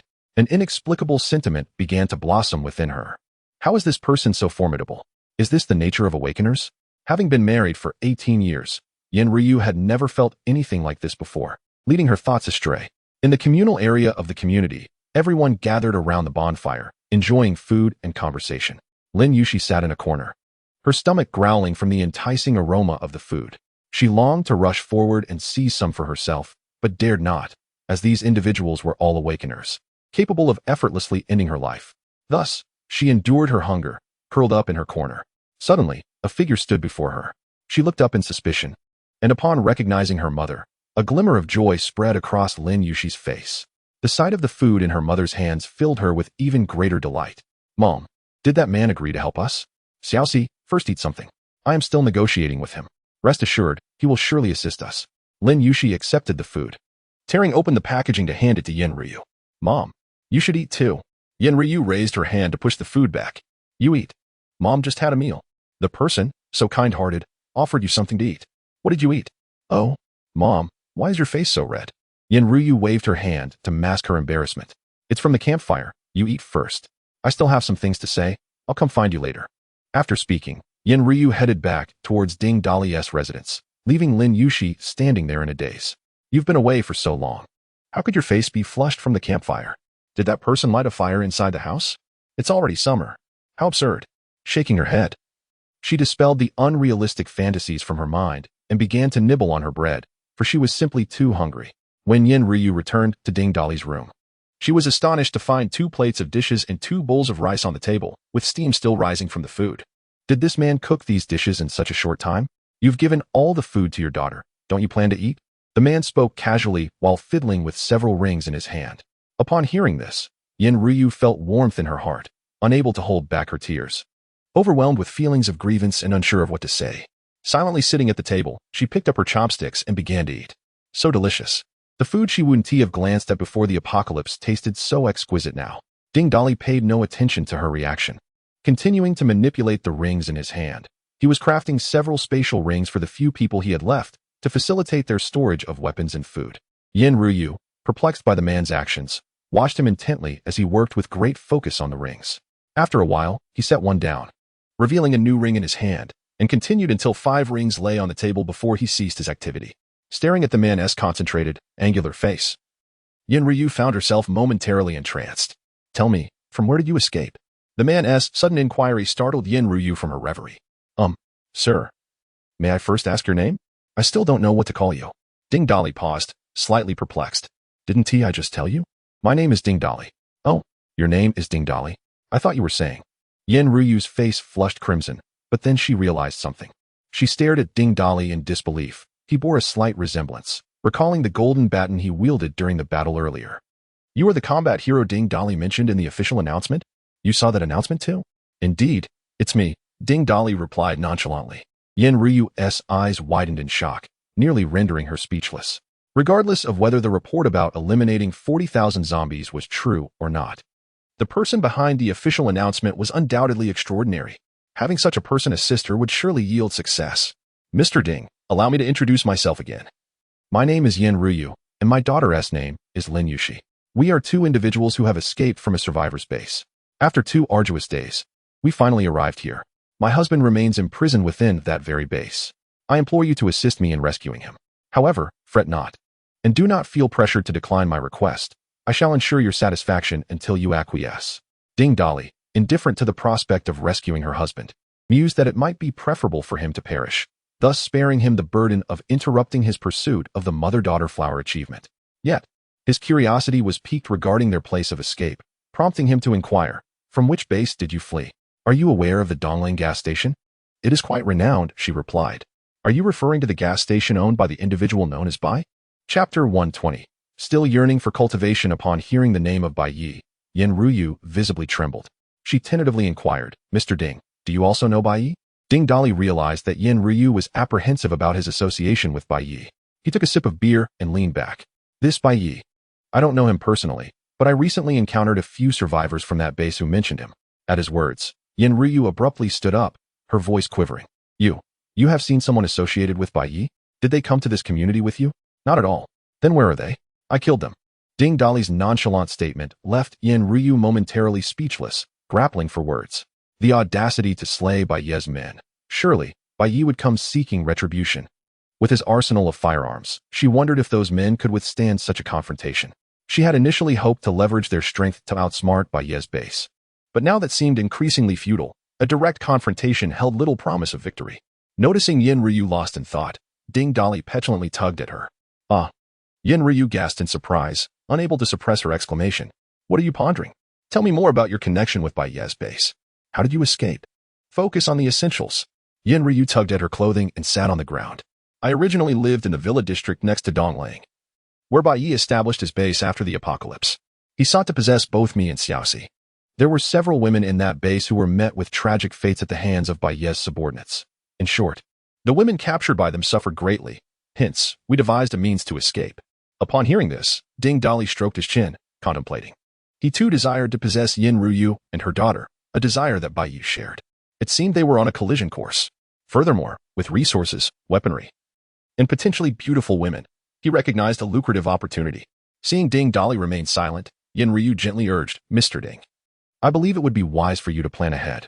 Bai Yi is vengeful. Should he learn of your actions against his men, retaliation is likely, especially given his extensive arsenal. Ding Dali, indifferent to her warning, mused internally, he seeks vengeance? How fortuitous, so do I. Yet, he refrained from voicing his thoughts. Noticing that Yin Ryu had ceased eating, Ding Dali smiled and asked, How should I address you in the future? Should I call you Auntie? Yin Ryu paused, clearly taken aback by a sudden question. If you don't mind, you may call me Sister Yin. I see you are in your 20s. While I am merely 37. And your age? 37. How old is your daughter? Ding Dali was somewhat astonished by this revelation, having assumed that Yin Ryu was well preserved due to her wealth. Xiaoxi is 18. I had her when I was 19. Yin Ryu explained, a hint of embarrassment creeping into her demeanor. It was during that time that she encountered her now husband. She intended to elaborate, yet upon mentioning him, Yin Ryu was engulfed by a myriad of emotions, guilt, apprehension, and an overwhelming sense of confusion that left her at a loss for words. Observing her reaction, Ding Dali couldn't help but smile, pulling Yin Ryu into his embrace, which startled her into a soft gasp. Sister Yin, my recent training has been insufficient. Bringing up your husband now is rather disheartening. Yin Ryu understood the implication of his words. Having shared an intimate moment previously, she felt a twinge of guilt, yet inexplicably, she did not feel as resistant as she thought she would. Are you not tired? The harder you train, the greater your progress. Ding. Random reward for conquering Yin Ryu. 15 tons of supplies. By the time the training concluded, over an hour had passed. He informed Yin Ryu of their imminent departure the following day and allowed her to leave. As she exited Ding Dali's room, she pondered that perhaps they were leaving to avoid Bai Yi, which seemed prudent, sparing her the need for confrontation. No, I must devise a plan to ambush Bai Yi. Only then can success be assured. After seeing Yin Ryu off, Ding Dali laid down to sleep, only to be awoken in the middle of the night by a furry presence snuggling into his arms. He knew precisely who it was and allowed her to settle in. However, her movements stirred the system's random reward notification to echo 3 times before it ceased. The following morning, as Ding Dali emerged from his room, everyone was already gathered in the living room, the breakfast laid out before them. Upon his arrival, they began to eat. Lu Rian pouted in dissatisfaction, saying, Boss, you finally decided to join us. I was about to starve. Huizi called for Yin Ryu and her mother to join them. After a night apart, Yin Ryu felt a bit shy upon seeing Ding Dali again, sitting in a corner with Lin Yushi, hesitant to touch the food. Everyone, please eat without waiting for me. Once you finish, we shall set off. Mr. Ding, is your breakfast always this lavish? Steak in the morning? What's wrong? Do wealthy folks not indulge in steak for breakfast? If you don't want it, just leave it. Yin Ryu waved her hands in a flurry. I'll eat. I merely think it seems somewhat wasteful to consume such delicacies in this apocalyptic world. However, as she uttered those words and glanced around, she found no one paying her any mind. They were all engrossed in cheerful banter and feasting. With a rueful smile, she shook her head, wondering if this group understood the value of food. It was one thing to indulge during a banquet, but to continue such extravagance at breakfast? Mother, if we don't eat, we lose the opportunity. There is no need to be frugal for them. They'll still face hunger after we're done, Lin Yushi remarked, unceremoniously slicing a piece of meat and savoring it, having not tasted meat in days, relishing the flavor as it danced upon her palate. Boss, how are we getting there? A regular vehicle 1T accommodate Fat Tiger. Aren't there 2 light trucks? We can take one of those. Huizi wiped his mouth and stood up to fetch the vehicle, but Ding Dali stopped him, producing several rings and tossing them onto the table. There's no rush. Each of you take one. Upon seeing the rings, everyone's eyes sparkled with excitement, particularly Peter and Huizi, who were overjoyed. Kiki, we have rings now. Yin Ryu could not comprehend why these individuals were so elated over receiving a ring. Considering such an item seemed utterly impractical and paled in comparison to the satisfaction of a hearty meal. However, the subsequent scene rendered her speechless. Her mouth agape for an extended period. The moment the recipients acquired the rings, the ostentatious golden weaponry they had previously carried vanished in an instant. This spectacle bore an uncanny resemblance to the sudden disappearance of the mutated beasts they had slain the previous day. A spatial ring. My goodness. It is a spatial ring. I have encountered such things in novels before. Upon hearing her daughter exclaim this, Yin Ryu finally grasped the situation. Ding Dali had been fiddling with the ring last night, truly crafting that extraordinary item. Her admiration for Ding Dali deepened. How many more surprises could this man possess? Is it not said that an awakener possesses but a singular ability? Chapter 121. Enhancing combat power after distributing the rings. Ding Dali casually took out the dozen or so second-tier crystal nuclei he had. Among the remaining individuals, apart from himself and Fat Tiger, everyone else was at the second tier. To be on the safe side, it was essential to elevate another person to the third tier. After some contemplation, Ding Dali's gaze fell upon Yi Zhiqiu. How many second-tier crystal nuclei do you need to advance to the third tier? Yi Zhiqiu pondered for a moment before responding. A maximum of 5 will suffice for my ascension. Ding Dali counted the 13 second-tier crystal nuclei in his possession, handed 5 to Yi Zhiqiu, leaving him with 8. He surveyed the remaining individuals. Anin is currently with Fat Tiger. As for the remaining 8, Huizi and Rian, you two should discuss who will advance to the third tier first, and the remaining nuclei can be allocated to the other. As for Peter, we will decide later. Peter bore no dissatisfaction. He had joined the team later than the others, and the opportunity to evolve to the second tier was already a significant recognition from the leader. Lu Rian and Huizi exchanged glances, and Rian spoke first. Let Huizi advance first. The rest can be given to me. Honestly, I believe I could consume a second-tier mutated beast in one sitting. The 8 second-tier crystal nuclei were given to Huizi for absorption and evolution. Ding Dali reflected on the fact that he still possessed an S-grade ability upgrade card, and he did not want Lu Rian to feel shortchanged. Xiaonin's ability upgrade is simple. We can accomplish that through tasks. Thus, Ding Dali feigned mystery and beckoned to Lu Rian. Come here, Rian, sit beside me. I have something wonderful for you. Just as Lu Rian was finishing a piece of steak, Ding Dali's gaze nearly caused her to choke. Frowning, she regarded him warily. Boss, you aren't plotting something nefarious against me, are you? We mustn't. I can't steal my best friend's husband, and besides, I am already with Long Go. Her cheeks flushed after speaking. Ding Dali, feeling exasperated, thought, I merely possess a localized enhancement ability. I have no intention of stirring the pot. If you don't come over now, you can forget about tasting mutated beast meat in the future. Upon hearing this, Lu Rian sprang from her seat without a second thought and rushed to Ding Dali's side. He placed his hand on her forehead and utilized the ability upgrade card. Initially apprehensive about his intentions, Lu Rian experienced a moment of clarity. It was an understanding of her rock manipulation ability.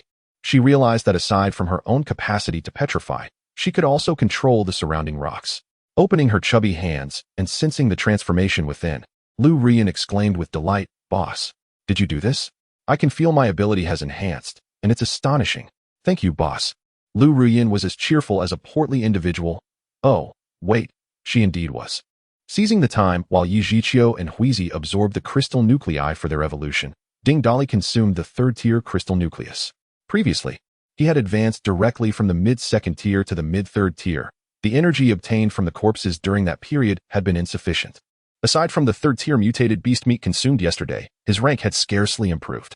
Currently, the scarcity of third-tier life forms renders the acquisition of third-tier crystal nuclei exceedingly challenging. All beings at the pinnacle of evolution experience an increasingly sluggish progression as time advances.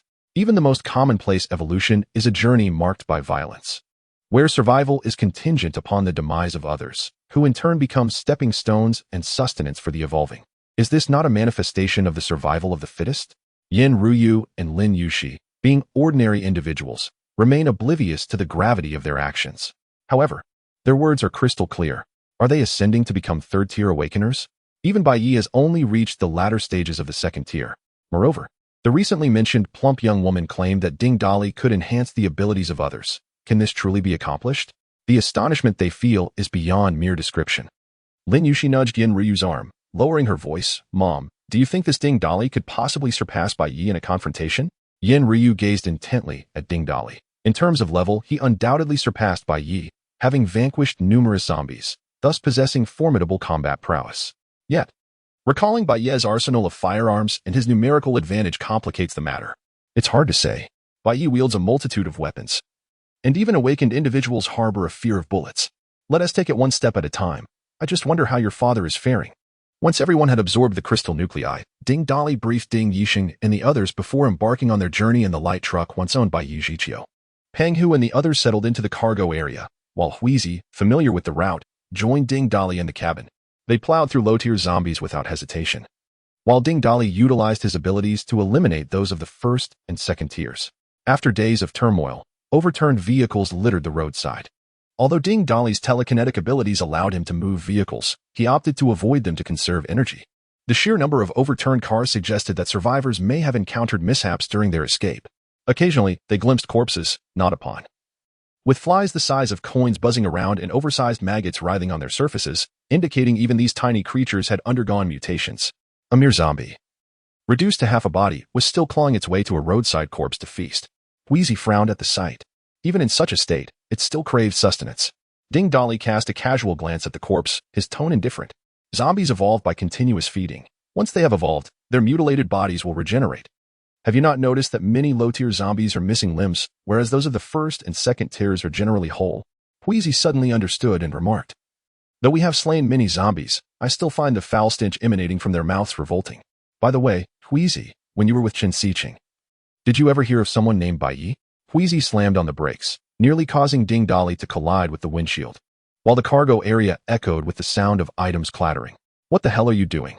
Your driving skills are on par with that of the enchanting Yen Ruyu. My apologies, esteemed leader. Are you referring to the Bai who operates the large gas station? Do you know him? Qin Siqing, that fellow, indulges in drugs and skating. As you are aware, he is a regular patron of Bai's, frequently procuring goods from him. Is he a drug dealer?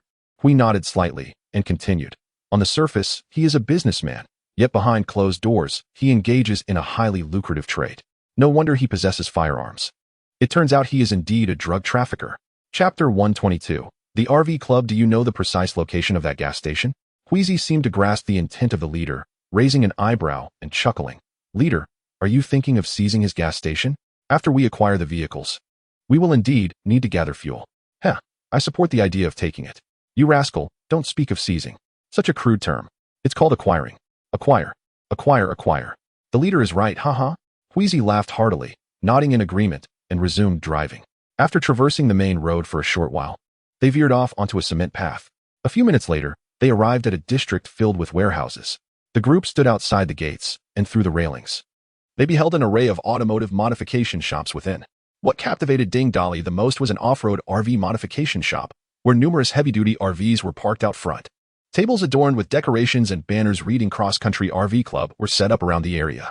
Leader, it seems like there was a party going on here before the apocalypse erupted. Huizi remarked with a grin, his eyes gleaming with excitement as he glanced at the banners. Peter was also intrigued. I wonder if there are any beautiful car models around. Huizi nudged Peter from behind. What on earth are you thinking? Any beautiful car models belong to the leader. Why don't you go find yourself a female husky instead of daydreaming about girls? Our purpose here is to acquire vehicles, seize goods, capture women, leave nothing behind. Ding Dali gave Huizi a light slap on the back of the head. Stop acting like a villain. I told you it's about acquiring. Yen Ruyu observed the trio's playful banter and then glanced at the considerable number of zombies within the factory area. Uncertain, she asked, are you planning to come here for vehicles? There are so many zombies inside. Sister Yen, if only your courage matched your ample bosom. Ding Dali teased. Then turned to Yu Zhiqiu, giving instructions. Zhiqiu, go inside and assess the situation. Yu Zhiqiu nodded and, amidst the astonished gazes of Yen Ruyu and Lin Yuxi, gradually became translucent until she vanished completely. With her complete invisibility, Yi Zhiqiu could entirely mask her scent, making it relatively effortless to scout the interior. The nearest zombies, having noticed Ding Dali and the others, opened their mouths filled with blackened, yellowed teeth, ready to lunge. A few steel needles flew forth, piercing through their skulls with precision. Xiaonan surveyed the surroundings. The factory district was enveloped by urban greenery, once a cluster of small woods, now transformed into towering trees. The factory, in this context, appeared as an abandoned structure deep within a vast forest, standing out starkly. Darling, there are no human settlements around here. Why are there so many zombies? A gathering of car enthusiasts shouldn't attract this many, right? There must be another reason. Let us wait and see. We'll discuss it once Zhiqiu has assessed the situation. Before long, Yi Zhiqiu reappeared. Unbeknownst to anyone, a fool in a modified vehicle attempted to flee, only to collide with the wall at the rear of the factory. A section of the wall crumbled, revealing a narrow path leading to a nearby village, which likely served as the entry point for the horde of zombies, approximately several hundred in number. Fortunately, they were all low-level zombies, the strongest among them being merely of the first tier, and their distribution was rather sparse. By the way, there were survivors on the second floor of the RV modification factory. "Oh, let us go. We must breach their ranks," exclaimed Ding Dolly, who promptly utilized his abilities to transform the iron railings at the entrance into a barrage of spears, launching them forth. The zombies in close proximity were all pierced through with unerring precision. Witnessing their leader's bold action, everyone swiftly drew their weapons. Yin Ryu followed closely behind, her heart racing at the sight of so many zombies. It was an undeniable fear that gripped her. Her pulse felt as though it were about to leap into her throat, and her voice trembled slightly as she spoke. "Mr. Ding, there are only 8 of us. That is several hundred zombies. Let us not act recklessly." Ding Dolly smashed a zombie's skull with a single blow, then replied without glancing back, "Sister Yen, you are mistaken. We are only 6, not 8. The 2 of you have no combat prowess. If you wish to survive, keep your mouth shut and stay close. Should you fall behind and be devoured by the zombies, I shall not be responsible." Upon hearing this, Yin Ryu quickly covered her mouth and tugged Lin Yushi to follow closely, while inwardly lamenting.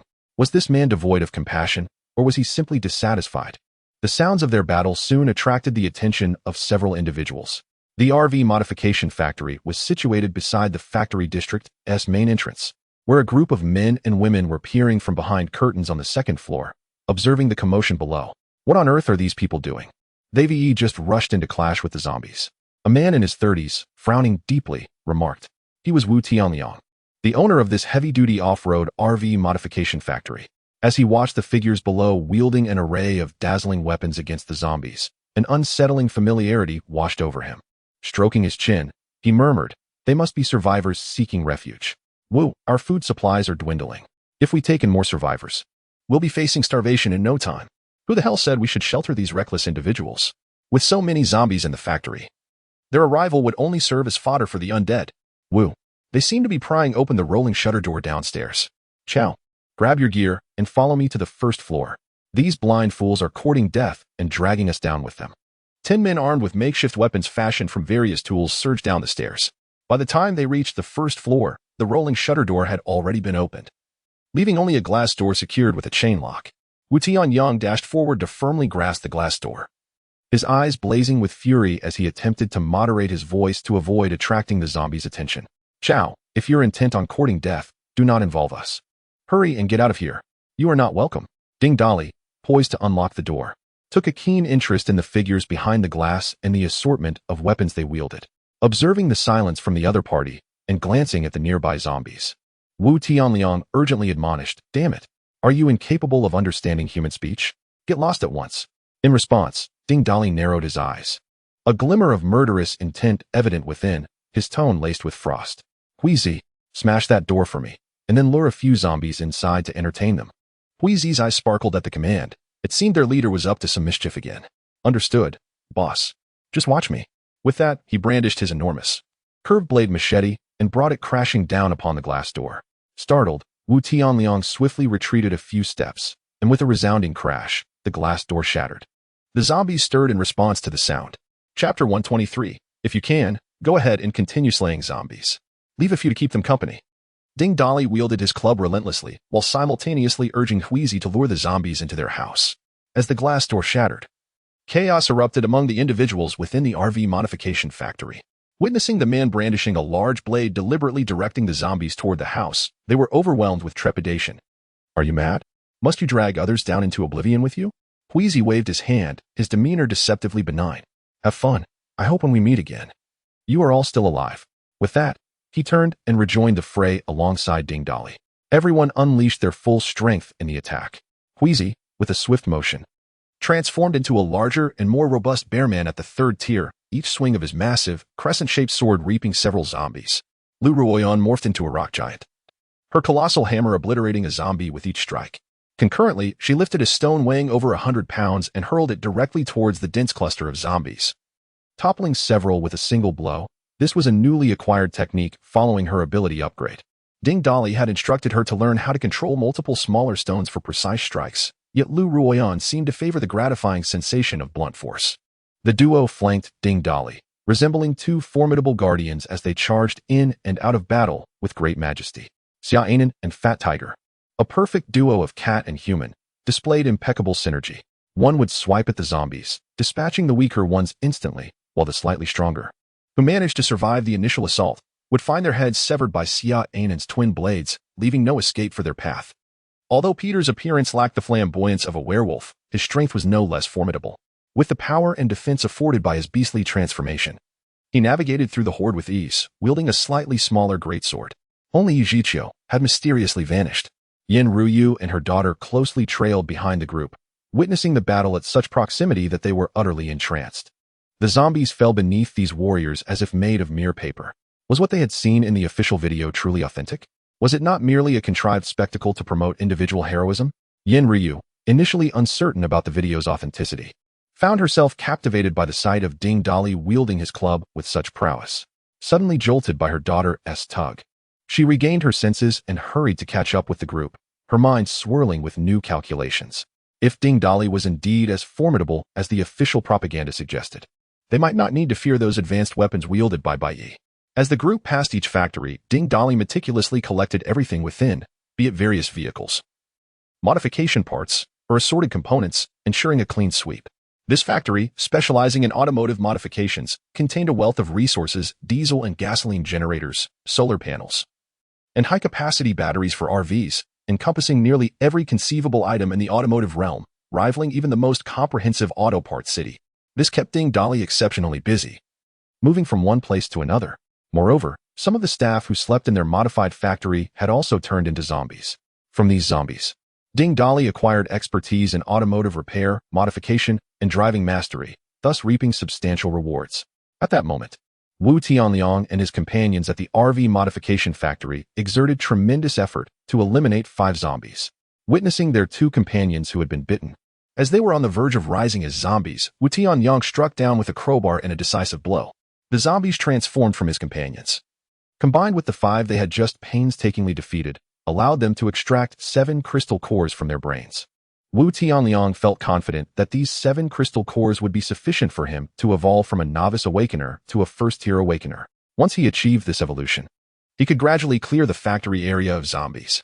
At that point, establishing a survivor base in the factory might lead him to become a formidable figure in this post-apocalyptic world. Contemplating this, and amidst the fervent gazes of his companions, Wu Tianliang swallowed the crystal cores whole. Others were eager to snatch the cores, but the few who had only consumed 1 core were still far from reaching the novice awakener stage and dared not challenge Wu Tianliang. In no time, Wu Tianliang successfully transformed into a first-tier power awakener. Gripping his crowbar with newfound strength, he felt an unprecedented surge of power, and his confidence soared. Wu Gu, congratulations on becoming a first-tier awakener. Can you lead us to exact revenge on those scoundrels? Revenge? A trace of disdain flickered in Wu Tianliang's eyes as he replied with unwavering certainty. We need not lift a finger. There are so many zombies in the factory. They cannot possibly still be alive, unless he is that combat hero Ding Dali. However, even he may not be as formidable as the rumors suggest. It could very well be mere hype. Ha! Wu Gu, let us go see how gruesomely those rascals have met their end. They caused the deaths of 2 of our companions. I hope they are completely torn to shreds by the zombies. Perfectly agreeable. The women should stay behind to guard the home. The rest of you come with me, but be cautious not to make noise if we attract too many zombies. I cannot guarantee your safety. 8 men cautiously exited the factory. As they walked along the factory road, their apprehension grew. Instead of finding the dismembered bodies of the group they sought, they stumbled upon severed limbs and remains of zombies scattered everywhere, some even reduced to mere heaps of flesh. Wu Gu, why are all these factory buildings emptied out? What is going on? Wu Tianliang was as baffled as they were, feeling utterly perplexed. Finally, as they turned a corner, facing the opposite side of the factory, everyone was left dumbfounded. What on earth were these things? Why were there bear-like creatures, giants, and dog-like beings? Wu Gu, why do I feel these creatures are even more terrifying than zombies? No, why do I feel like I've seen these figures somewhere before? Oh my goodness, I remember now. These individuals appeared in the official videos. That rock giant wearing only a bra left a profound impression on me. Wu Tianliang's pupils dilated to an extraordinary extent, and his mouth hung agape in astonishment. He finally recalled the reason for the striking familiarity of the weapons wielded by that group of individuals. They were among those fierce warriors mentioned in the official announcement, who had fought valiantly amidst 40,000 zombies. And that young man brandishing a club was none other than the battle hero Ding Dali. Woo, woo, woo go. Do we still seek revenge? Stammered a younger companion beside him. It was only then that Wu Tianliang emerged from his state of shock, delivering a forceful kick that sent his speaking companion sprawling to the ground. You reckless fool, do not drag us down with you. Do you not see who they are? If you are so capable, then step up. Chapter 124. Leave some for them. While Ding Dali and his companions were fervently engaged in battle, Wu Tianyang felt an overwhelming sense of panic. He had just spoken rudely to them, and now he observed how effortlessly they dispatched zombies. The individual who had been kicked to the ground was the sales manager of a camper van modification factory, a trusted subordinate of Wu Tianyang. Rather than being upset at his boss for the kick, he dusted himself off and approached Wu Tianyang, speaking in a hushed tone. Brother Wu, perhaps we should take advantage of their distraction and make our escape? Wu Tianliang, still seething, kicked him again, feeling unsatisfied with just one kick. Where do you think you're running to? Can't you see they are almost finished? The moment we step out of the factory, they'll be right on our heels. It took us ages to take down just a few zombies, while they have nearly cleared the area in no time. With just a handful of zombies left, they'll dispatch them in no time. Run? Do you think you can escape from such ruthless individuals? Ding Dali and his group had also taken notice of the situation. Peter stomped on the shoulder of a first-tier zombie, wrenching the machete lodged in its skull, and, while attacking another zombie, remarked, Boss, it seems that group from the camper van factory is coming out. Ignore them. Let us finish off these last zombies. Wu Tianyang, observing the unfolding scene, turned to his companions and instructed, Everyone, stay alert. Lower your postures. Whatever demands they have, try to accommodate them. We cannot afford to provoke these individuals. Do you understand? The others nodded in agreement, having witnessed their prowess, including Wu Tianliang, the strongest among them, who was visibly trembling. They dared not exhibit any arrogance. As Ding Dali and his group eliminated the final zombie, Wu Tianliang and his companions remained rooted to the spot. After consuming the zombies until nothing remained, Ding Dali led his group towards Wu Tianliang. The mother-daughter duo, Yin Ruyu and her child, were curious about how Ding Dali absorbed the zombie corpses, but unlike their initial shock, they had grown somewhat accustomed to his peculiar abilities. It seemed no method he employed was surprising anymore. As Ding Dali approached, Wu Tianliang's heart raced, feeling as though each step he took pressed upon his very soul. Surely, those who delivered official announcements would be reasonable, he thought, hoping that he wouldn't provoke them into violence. Anxiously, Wu Tianyang knelt before Ding Dali without thinking. The others, witnessing Wu Tianliang's action, paused for a moment before quickly following suit, mentally commending Wu Tianliang for his wisdom. After all, only a person capable of both humility and strength could rise to leadership. You survived, and there seem to be quite a few of you, Ding Dali remarked, causing Wu Tianliang's heart to tremble. With a deep bow, Wu Tianliang smiled obsequiously. Boss Ding, please don't misunderstand. We were merely frightened by the zombies and panicked, preventing you from entering. Please don't take it to heart. Oh, you know me? I believe we have not met before, Ding Dali replied. Indeed, we are acquainted. Who does not recognize the valiant hero Ding Dali? Wu Tianyang endeavored to ensure that his smile appeared radiant. All right, let us get up. Take me to see your RV modification factory. Rising to his feet, Wu Tianyang bent slightly forward, leading the way. His factory, though larger than others, were a layout that was rather conventional. Upon entering the first floor, one encountered the reception area, adjacent to which was the exhibition hall, showcasing an array of modified heavy-duty RVs and four-wheel drive off-road vehicles. Behind the exhibition hall lay the modification zone, filled with various semi-finished products and unmodified chassis. After a cursory glance, Wu Tianliang guided the group back to the reception area. Huizi placed a large machete on the coffee table, still smeared with the blood of the undead. You just rejected us at the door, and we nearly fell prey to zombies. Speak up. How do you intend to compensate our leader? Wu Tianliang's expression darkened at this remark, incredulous at the audacity of the claim. Had they no shame? The zombies had been bullied to such an extent. Despite his inner disdain for the speaker's shamelessness, he maintained a cordial demeanor as he inquired of Ding Dali. What kind of compensation does Boss Ding desire? In these times, money seems of little worth. Aside from vehicles and a scant supply of food, we possess little else. Upon hearing this, Ding Dali meaningfully nodded at Huizi before addressing Wu Tianyang in a grave tone. We are here to collect vehicles. Since you insist on offering compensation, we shall not be overly demanding. A few vehicles will suffice. With that, he stood and made his way toward the exhibition hall. Just as Wu Tianyang intended to follow, Huizi raised a hand to halt him. Ding Dali turned to his companions and stated, There is no need for your assistance. I can select myself. Wu Tianliang retrieved a bundle of keys from a nearby cabinet and handed them to Ding Dali. These are the keys to all the vehicles. Please choose as you see fit. Ding Dali accepted the keys, commending him for his thoughtfulness. He first cleared out the modification zone and then returned to the exhibition hall.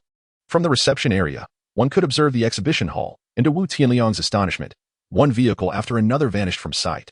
What Unimogs, German man trucks, Mercedes-Benz Arocs, and Scania models, whether 44 or 88, all disappeared without a trace. Once the exhibition hall had been emptied, Ding Dali passed through the reception area to the parking lot outside, where he also collected the vehicles brought by the other drivers. Wu Tianliang was unaware of the situation outside, but judging by the earlier events, it was highly likely that none of those vehicles remained. Upon returning to the reception area, Ding Dali regarded Wu Tianliang with a grateful expression. Thank you for your generous gifts. Rest assured, I did not take everything. I have left you 3 yellow vehicles. Hearing this, Wu Tianliang's spirits, which had plummeted, lifted slightly. This individual was rather considerate, having left 3 vehicles for them. Yet, did they even possess any yellow vehicles? Could he possibly be referring to the sand-yellow Unimog? Peering outside, he found the parking lot utterly desolate, devoid of any vehicles. Where were the 3 yellow vehicles? Could it be? In the corner, 3 shared bicycles, left by an unknown individual, stood idly. Is this the yellow bike you have bequeathed to us? I heard whispers of additional supplies. Might I have a glimpse? Ding Dali continued to inquire. Wu Tianliang pressed his hand against his chest, feeling a twinge of pain, and dared not refuse. He steeled himself and opened the door to a room on the first floor. Peering inside, Ding Dali once again halted the others at the threshold, stepping in alone to investigate. Perhaps due to the party, the modest room was adorned with an abundance of snacks and beverages, along with numerous vacuum-sealed instant meals. Ding Dali gathered all the provisions, then pondered for a moment before retrieving 10 bottles of cola from his space to leave for others. Once he had collected the supplies, Peter sniffed the air and leaned closer to Ding Dali, exclaiming, "Boss, I sent a woman upstairs. Goodness, how sharp is that nose?" Upon hearing Peter's words, Wu Tianliang instantly comprehended the situation and stepped forward to inform Ding Dali. "Boss Ding, there are 6 women upstairs. One is my girlfriend from a while back, and the other 5 are the models I invited for the party on that fateful day." Chapter 125, The Awareness of Being a Sheep. As Wu Tianliang concluded his statement, a woman in her 20s, possessing an appealing physique, descended from the upper floor. The moment Ding Dali laid eyes on her, the system's notification resonated. Ding. A target for pursuit has emerged. Analyzing the subject's data. Name, Jiang Shuyan, human female, rating, 89, abilities, none, morality score, 20. Viewed as an adversary. A score of 89 is not without its merits, yet this morality score is perilously close to that of a mortal enemy. Even Wu Tianliang and his associates maintained morality scores above 50, indicating no hostility towards him. This woman. Ding Dali's gaze instantly turned frigid. A subtle shift noted by Wu Tianliang. Though Jiang Shuyan had not witnessed Ding Dali's confrontation, she had just seen him, from the second floor, perform some mysterious feat that resulted in the loss of her beloved Unimog RV. She had pleaded with Wu Tianliang for ages to acquire that vehicle. "You bastard. Where have you taken my car? Return it to me. Lao Wu, why are you dawdling? Finish him off." He slapped. A resounding smack echoed through the air. Jiang Shuyan stared, wide-eyed in disbelief, at Wu Tianliang, who had just struck her. "How dare you speak to Ding Lao like that?" After scolding, he turned to gauge the reactions of Ding Dali and his entourage, noting their impassive expressions. He leaned closer to Jiang Shuyan, whispering a few words before pulling her beside Ding Dali. "Ding Lao, don't misunderstand. She lacks decorum. I will have her apologize to you and serve you well." With that, he forcefully pressed Jiang Shuyan to the ground. "Aren't you going to apologize to Ding Lao?" Kneeling beside Ding Dali, Jiang Shuyan struggled to manage her emotions, striving to project a pleasant demeanor. She reached out with her delicate arms, wrapping them around his legs. "Ding Lao, I sincerely apologize for my ignorance. I did not recognize the great Ding Dali. Please, do not hold my ignorance against me. I am willing to comply with your wishes." As she uttered these words, her heart seethed with resentment. Were it not for Wu Tianliang's warning that none of them could contend with the man before her, she would never have humiliated herself in such a manner. Ding Dali regarded Jiang Shuyan's radiant smile, yet her morality score had plummeted to 15, and he surveyed her with a bemused expression. "You are willing to comply with anything I desire? Ha ha ha, Wu boss, would you mind if I discipline this woman a bit?" Wu Tianliang had never taken Jiang Shuyan too seriously. Men of his stature never lacked for female companionship. Even the car he provided was merely a temporary amusement, not something he valued deeply. Moreover, he had already set his sights on one of the models upstairs, having lost interest in Jiang Shuiyin. Upon hearing Ding Dali's inquiry, Wu Tianyang quickly waved his hand. Discipline is indeed what Ding Lauda desires, as long as you are satisfied. With their leader's consent, Ding Dali felt inclined to accept a reward. Seizing Jiang Shuiyin's hand, he ascended the stairs directly. While Yu Zhiqiu and Xiaonan exchanged knowing glances and purposefully positioned themselves at the staircase's entrance. Upon ascending to the second floor, four statuesque young women were present, their faces reflecting a hint of alarm upon spotting Ding Dali. Although Ding Dali received a system alert upon noticing them, he chose to disregard it and instead guided Jiang Shuiyin into a nearby lounge. Though a flicker of trepidation stirred within Jiang Shuiyin, she dutifully followed him into the room. Ding Dali wasted no time with pleasantries, addressing the matter directly, as she had expressed her willingness to act freely. Jiang Shuiyin was quite cooperative, yet her countenance bore an undercurrent of resentment amidst her apparent delight. Ding Dali was acutely aware of this, for no matter how proactive and accommodating Jiang Shuiyin was, her morality value persistently dwindled, plummeting to a mere 5 points, indicative of a mortal enmity. A chilling wave of murderous intent flashed through Ding Dali's mind. Meanwhile, the models on the second floor were puzzled. Was Jiang Shuiyin not Wu Gu's woman? Among them was the strikingly beautiful Gong Jing, a proud woman who had repeatedly rebuffed Wu Gu's advances. Particularly since the onset of the apocalypse, she had skillfully navigated her interactions with Wu Tianliang, ensuring her sisters retained their virtue. Xiao Jing, Jiang Shuiyin is in the lounge with that man. The girl speaking blushed deeply, unable to continue. Sisters, I just overheard a conversation on the stairs. This man must be a formidable awakened one. Wu Tianliang treats him with utmost respect. If we wish to leave here, perhaps we could rely on him. Rely on him? Will he assist us? Scoffed another. Men pursued wealth, power, and beauty before the apocalypse. Now that wealth is worthless, power and beauty must still hold some value. With 5 enchanting young women surrounding him, I refuse to believe he could remain unaffected. But where will we go once we escape? The world is teeming with zombies. To a larger gathering place. Is that not preferable to remaining here? We might merely have to sacrifice a bit of allure to persuade him to escort us to a major base. However, Xiao Jing, I have never been in a romantic relationship. What does that matter at such a time? Survival is paramount. The sounds emanating from the lounge had persisted for quite a while, leaving the listeners flustered. Finally, as the man emerged from the room, Gong Jing mused to herself. The man is in sage mode now. He likely cannot take any substantial actions. This is the perfect moment to employ the wiles of a seductress.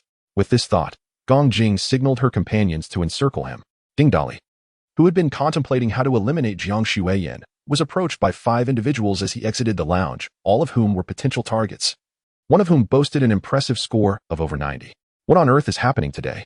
Having just indulged in a complimentary meal, now I find myself amidst a veritable buffet, a free banquet presented on a silver platter. How could one refuse such an opportunity? Therefore, Ding Dali harnessed the energy within his body, amplifying his localized abilities to their utmost strength. By the time Gong Jing realized the anomaly, it was already too late. The arrow was on the string and had to be released. No matter how cunning the sheep may be, it cannot escape the clutches of a formidable wolf, especially when that sheep is accompanied by 4 witless companions.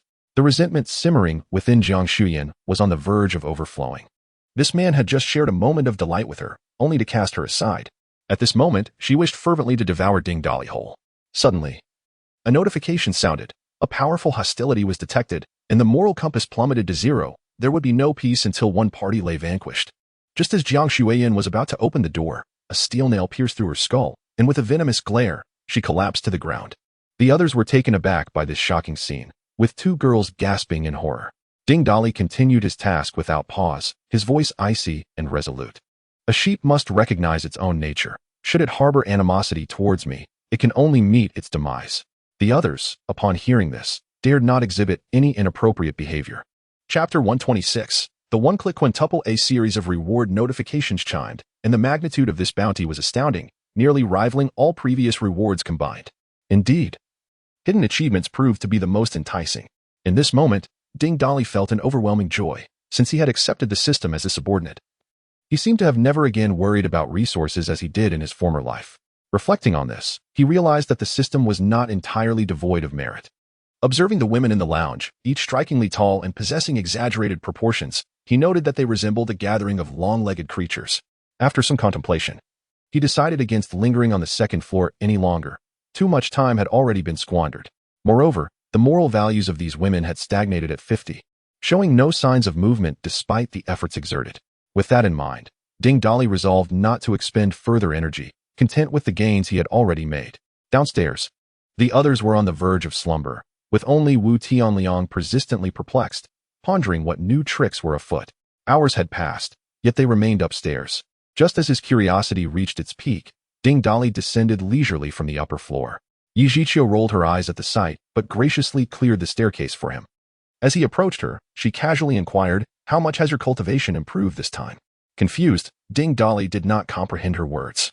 Dismissing it as jealousy and proceeding to the first floor, Wu Tianliang had just visited their food storage, where it was revealed that their benefactor had left them a mere 10 bottles of cola for 14 individuals, hardly sufficient for their needs. They had been provided with 3 shared bicycles, yet only a handful of soft drinks, not even a single bag left for them. What audacity! Though dissatisfaction simmered within him, he dared not voice it. In these times, strength determined everything, and a mere wave of the hand could seal one's fate. "Boss Ding, how has Jiang Xueyan been serving you? If you're pleased, feel free to take her with you. She would prefer a powerful figure like you. To be frank, she wouldn't have associated with me before the apocalypse had I not possessed a bit of wealth." Ding Dali casually opened a bottle of cola and took a sip, causing Wu Tianliang's eyelids to flicker in agitation. Was this not blatant provocation? However, Ding Dali's next nonchalant remark brought him to his knees. "The woman you mentioned? I've already killed her." Killed her? Boss Ding, what did she do wrong?" Wu Tianliang's voice trembled, fearful that the wrath of this formidable man would be directed at him. "Because I sensed hostility from her, plain and simple." Sensed? To kill based solely on intuition? The others were bewildered. They were unaware that he could assess a person's moral values. Those under Ding Dali, already possessing moral values of 100, would not question his words. Yet, the rest were dumbfounded. To take a life based on mere feeling? Was this man truly extraordinary? Even Yin Ruyu felt a surge of anxiety within her heart. Fortunately, she had not harbored any animosity towards him at the outset. This man is utterly ruthless. "Why did you linger upstairs after you killed her?" The moment the question escaped her lips, she spotted Gong Jing, already dressed, descending the stairs accompanied by several other women, 2 of whom walked with an oddly peculiar gait. Wu Tianliang quickly comprehended the reason for Ding Dali's prolonged absence. This was clearly an attempt to thoroughly exploit the situation and then make an exit. "Sir, might you take us along? Rest assured, we shall not be a burden. We can drive a separate vehicle in your wake." To be frank, Ding Dali was reluctant to take them along. Even long legs would prove futile. The fluctuation of moral standing remained stagnant, indicating a problem. They bore no hostility towards him, but likely sought to manipulate him instead. "Surely you do not believe that sharing a bed with me would forge an unbreakable bond between us. If memory serves, it was not I who compelled you into this. It was you who made the overture. My decision not to demand compensation is already a concession on my part." Compensation? Gong Jing could hardly believe her ears. Who had truly suffered a loss here? Why did it seem as though he was the one at a disadvantage? Even Yi Zhiqiu and Xia Anan found the situation puzzling. Did not their husband accept all beautiful women? Were there restrictions after all? "But, sir, we just..." Gong Jing attempted to interject, only to be interrupted by Ding Dali. "Just what?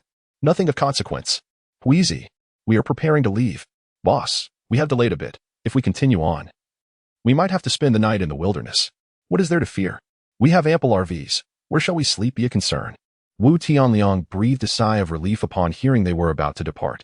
This motley crew was finally making their exit. As for Gong Jing, should she harbor ulterior motives, just wait until they leave. "I shall make you rue the day." However, just as Ding Dali prepared to drive off in a modified Unimog RV, the portly tiger beside him suddenly crouched and mewed twice, looking up. Xia Anan, standing nearby, immediately became alert, glancing around and warning, "Darling, the portly tiger senses danger approaching. Moreover, there are third-tier creatures."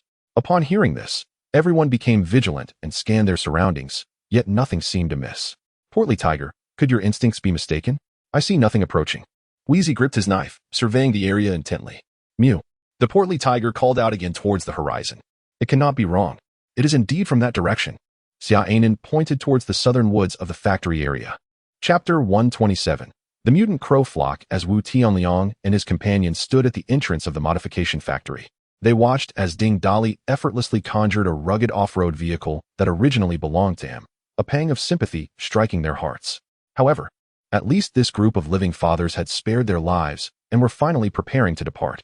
Suddenly, Ding Dali and the others froze in place, causing Wu Tianliang's heart to skip a beat. He feared that Ding Dali was about to conjure some mischief, There seemed to be nothing left for him to seize here. Gazing towards the southern woods, it wasn't long before several small black dots appeared in the sky, quickly multiplying. Upon discerning the form of the first creature, Ding Dolly could not suppress a gasp. Crap. It's a flying mutant beast. Quickly, back to the factory. Lower the rolling door. At his words, everyone scrambled back into the factory, sealing the rolling door tightly. Ding Dolly gestured for silence. Wheezy approached Ding Dolly, whispering, "Boss, they're just mutant beasts. We've dealt with them before. Haven't we taken down third-tier ones? What is there to fear?" Ding Dolly lowered his voice as much as possible, replying, "It's not that I'm afraid of them, but I fear for your safety." Seeing the puzzled expressions on their faces, Ding Dolly explained in a grave tone. Flying mutant beasts differ from others. They possess the ability to soar, making their mobility exceptionally strong, and they excel at ambushes. I'm not frightened of them. As long as they descend within my attack range, I can retaliate. However, with such a large flock, I worry about any that might slip through. I saw it clearly. It's a horde of mutant crows, known for their vengefulness. Should any escape, their retribution would be relentless. You wouldn't want to be pecked by a crow while relieving yourself, would you?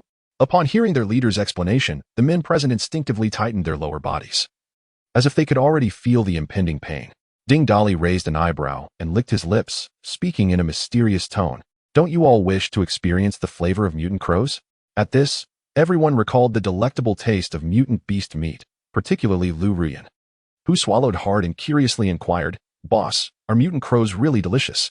"Trust me, mutant avians are even tastier than conventional poultry," Ding Dolly affirmed. "Since you say so, does that mean we must capture this flock of crows? Hurry, tell us what to do. I can hardly contain my desire for a taste." Lu Rian rubbed her chubby hands together, eager to proceed. Suddenly, a loud thud resonated as something collided with the rolling door, followed by a second and a third impact, causing bulges to form on the door's surface. "You lot are attacking too recklessly. I'm afraid you might obliterate the mutant crows before we have a chance to eat them. Everyone, draw your weapons from your rings." It was then that they remembered Ding Dolly had equipped each of them with firearms brought by Lei Cheng. They swiftly retrieved their Type 95 automatic rifles from their rings.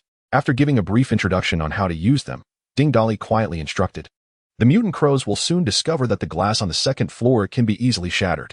You shall remain in the exhibition hall, awaiting the arrival of the mutated crows on the first floor. I will seal off the staircase, and you need not concern yourselves with me. Focus solely on firing towards the reception area." Hearing the clattering sound of the shutter door being struck, Yujicho quietly inquired, "Darling, what if the crows only assault the shutter door on the first floor or infiltrate through the windows of the exhibition hall?"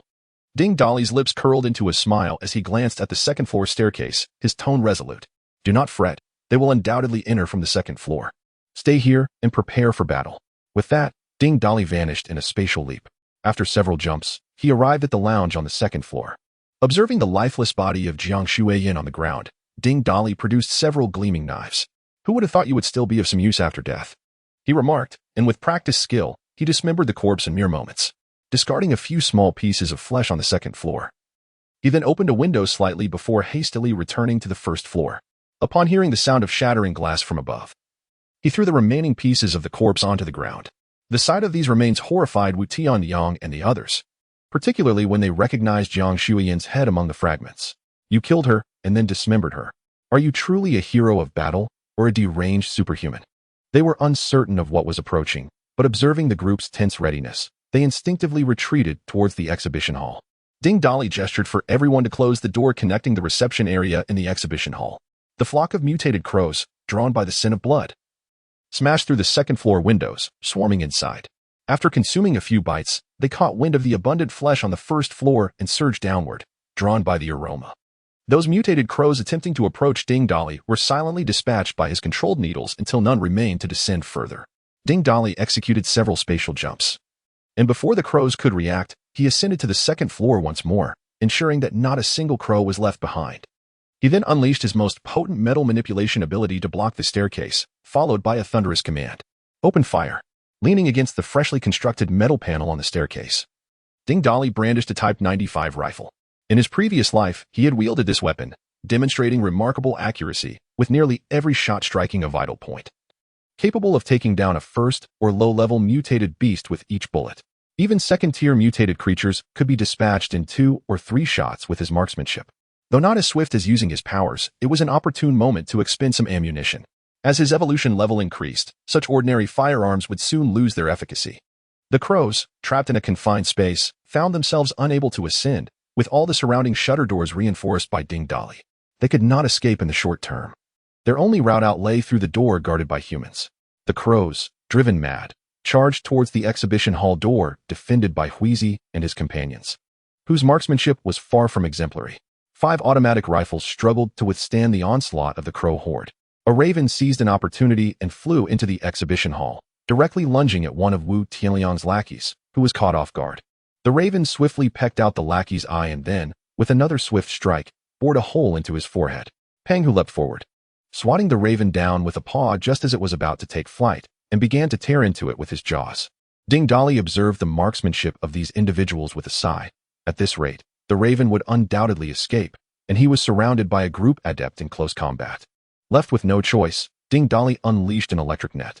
The raven, which had been flapping its wings and attempting to escape, was instantly brought down by the shock, with some of the lower-tier ones even emitting a savory aroma. Alas, he still failed to control the intensity. Continue firing. If you can't hit a stationary target at this close range, you might as well give up. Everyone be cautious. I have yet to spot that third-tier creature. It must be lurking within.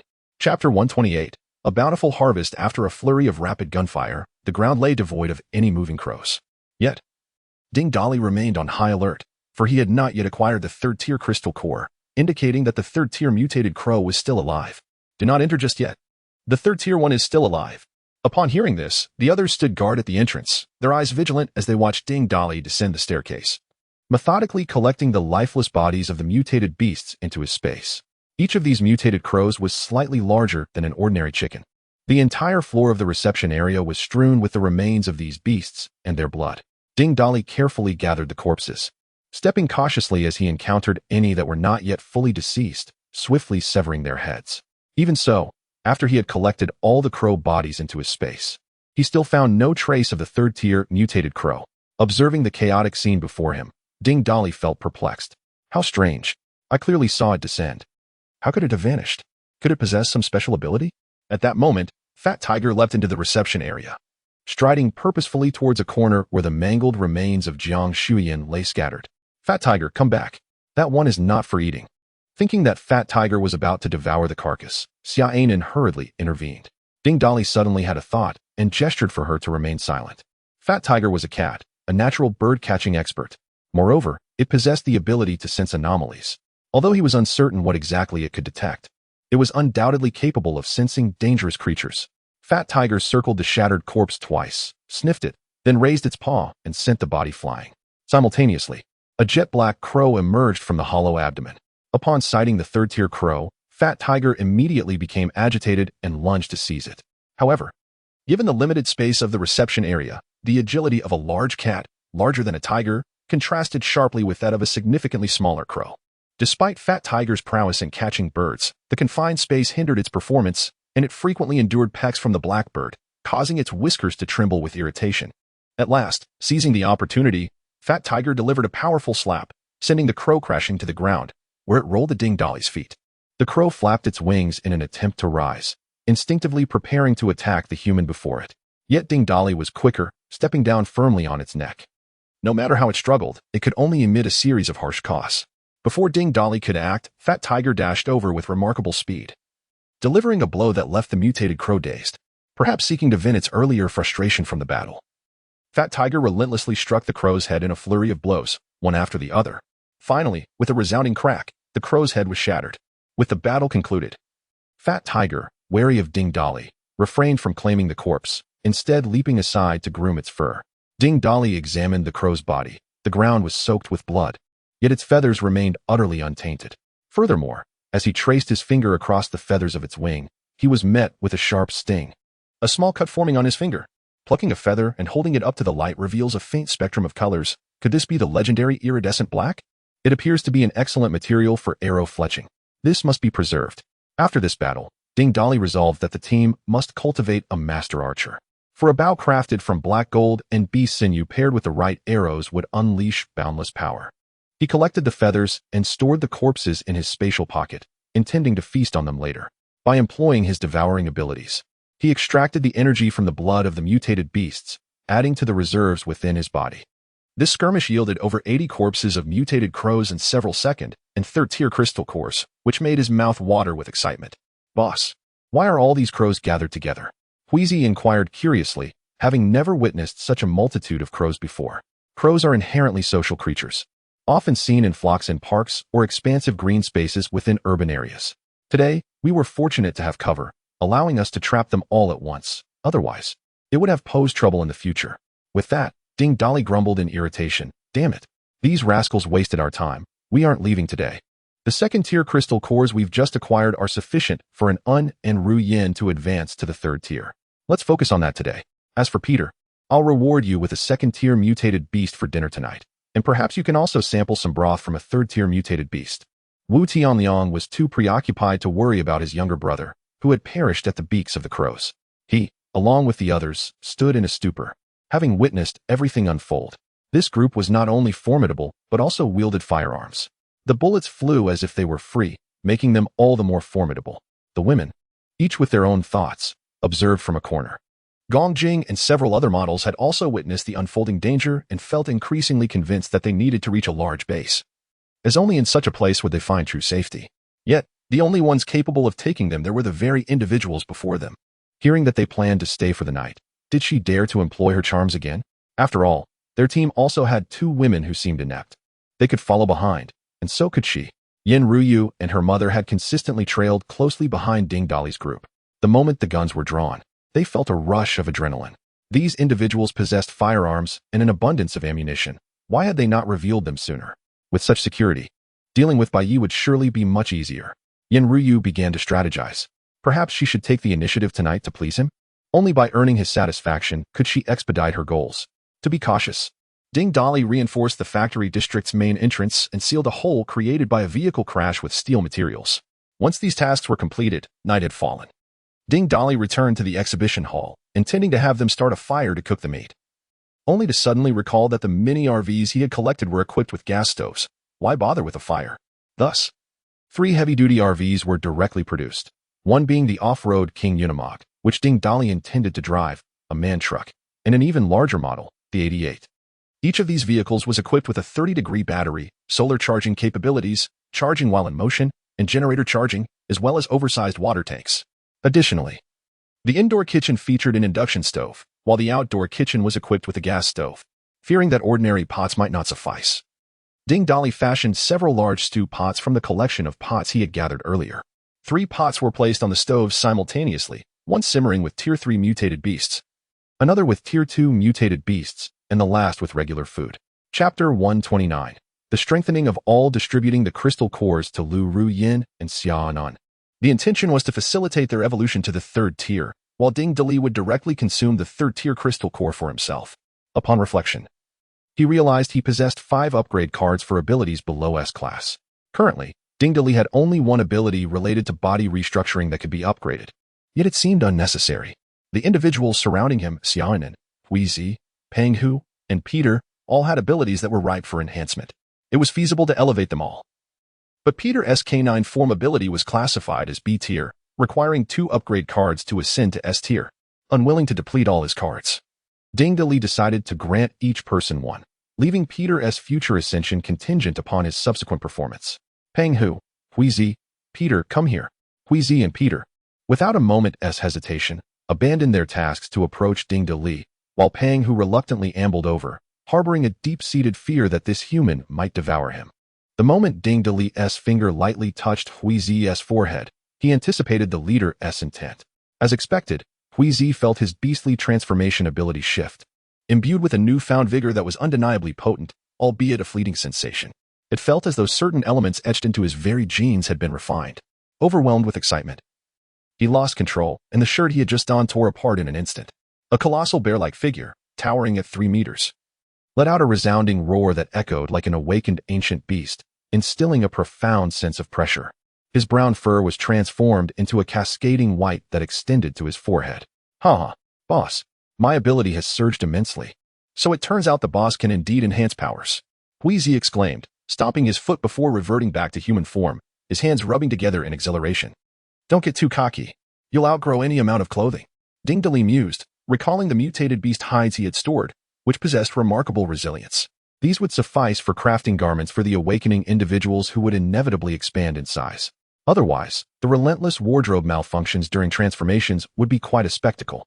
While Huizi, being a man, could manage, it was rather unseemly for Lu Ruyin, a lady, to expose her flesh each time her attire tore apart.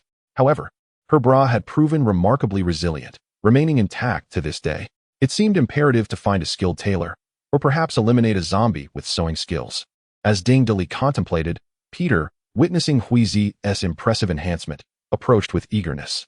"Boss, point at me. Give it your all. No need to be gentle." Ding Dali, overwhelmed by Peter's obnoxious demeanor, felt a strong urge to kick him.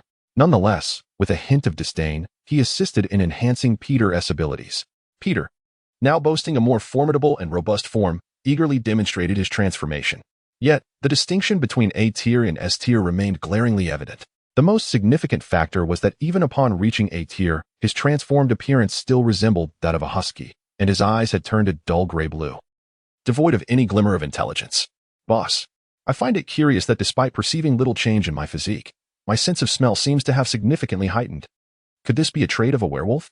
Or perhaps a gift akin to that of a dog?" Ding Dali retorted with exasperation, while Peter, unperturbed, resumed his push-ups. Ding Dali was particularly eager to enhance the perceptive abilities of Fat Tiger. On several occasions, when threats had loomed, Fat Tiger had sensed them beforehand, proving the efficacy of this extraordinary skill. Observing that each individual who had been summoned had grown stronger, Fat Tiger hesitated, turned in circles, and cautiously approached Ding Dali. The moment the extraordinary ability upgrade card was activated, Fat Tiger's eyes widened in astonishment. Looking at Ding Dali, it displayed an unusually amiable expression, nuzzling against him. Of course, once Xia Anin evolved to the 3rd tier, Ding Dali also upgraded her beast form to S. Glancing from Xia Anin to Peter, one a feline and the other a canine, he pondered why some were naturally endowed with higher abilities. Was it merely due to being a husky? After Lu Ruyin completed her evolution, her first action was to rush to the large pot simmering with 3rd-tier crow and dog meat, fearful of missing out. With limited 3rd-tier meat available, everyone except Peter was at this level, and they had to share. The 2nd-tier individuals would have to make do with what was left. The aroma of the meat wafted through the entire exhibition hall. Wu Tianliang and his group had exhausted their food supplies, and, having labored all day, were now ravenous. The tantalizing scent of meat only exacerbated their discomfort as they watched Ding Dali's group, salivating profusely. Gong Jing and her companions were no exception. Staring at Ding Dali in a daze, lost in thought. Yen Ruyu and her daughter sat beside Ding Dali, fully aware that food would eventually come their way. Yet the overwhelming desire for the rich meat aroma was hard to resist, and they too were lost in contemplation. The outdoor lights installed on the RV illuminated the entire space, and Ding Dali noticed that others were equally famished. Reflecting on the day's events, having engaged in a series of tumultuous actions, seizing vehicles, supplies, and even women, he noted that Wu Tianyang's moral standing had not diminished. The same applied to Gong Jing and her group, who had taken what they wanted without consequence. Huizi, prepare some instant noodles for them. Having taken so much from others, you should at least show some goodwill. Upon hearing this, Huizi paused in surprise, contemplating his leader's unexpected change of heart, and cautiously inquired, "Boss, how many packs should I give them?" In response, Ding Dali kicked out in annoyance. "A few packs? 1 pack per person is sufficient. What do you think? We're running a supermarket." It dawned on Huizi that the boss had indeed experienced a moral awakening, albeit a modest one. As he mumbled under his breath, "I believe my family used to run a supermarket." With food now available, Wu Tianliang and his companions expressed their gratitude profusely. After eating, they conscientiously retreated to the modified workshop to rest. Yi Zhiqiu surveyed the area, noting only their group and the women remaining, before posing the question, "Darling, it seems your strength has significantly increased today, has it?" Ding Dali appeared somewhat perplexed by her remark, as it was an unexpectedly posed question for the day.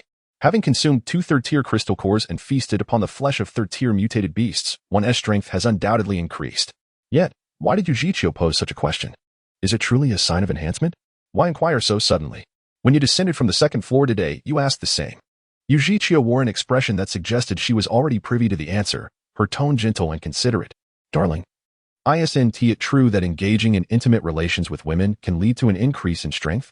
Not only have you grown stronger, but we have also been consistently enhancing our own capabilities, haven't we?" Xian and chimed in, vigorously nodding in agreement. "Indeed.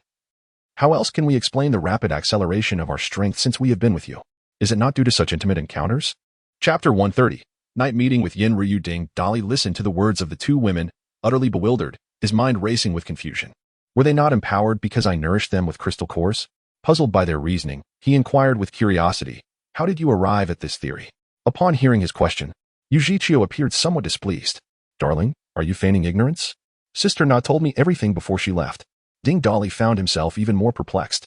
What? Did she tell you? Sister Na claimed that you surely possess some extraordinary dual cultivation ability. As long as you engage with women, you can enhance your strength and even alter their physiques, allowing their talents to flourish and their evolution to accelerate. Otherwise, how would you explain that as soon as I conceived your child, I could level up and strengthen my abilities? Ding Dali silently praised his remarkable wife. Was she a police officer or a member of a pyramid scheme? How could she be so convincing? However, this persuasive notion had evidently caught the attention of Yin Ryu, whose fervent gaze he could already feel. What Ding Dali did not realize was that Chin Na was not merely spinning tales, she genuinely believed in her assertions.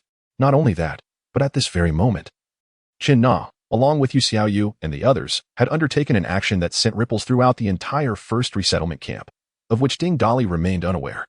Since his women perceived him in such a light, he saw no reason to clarify.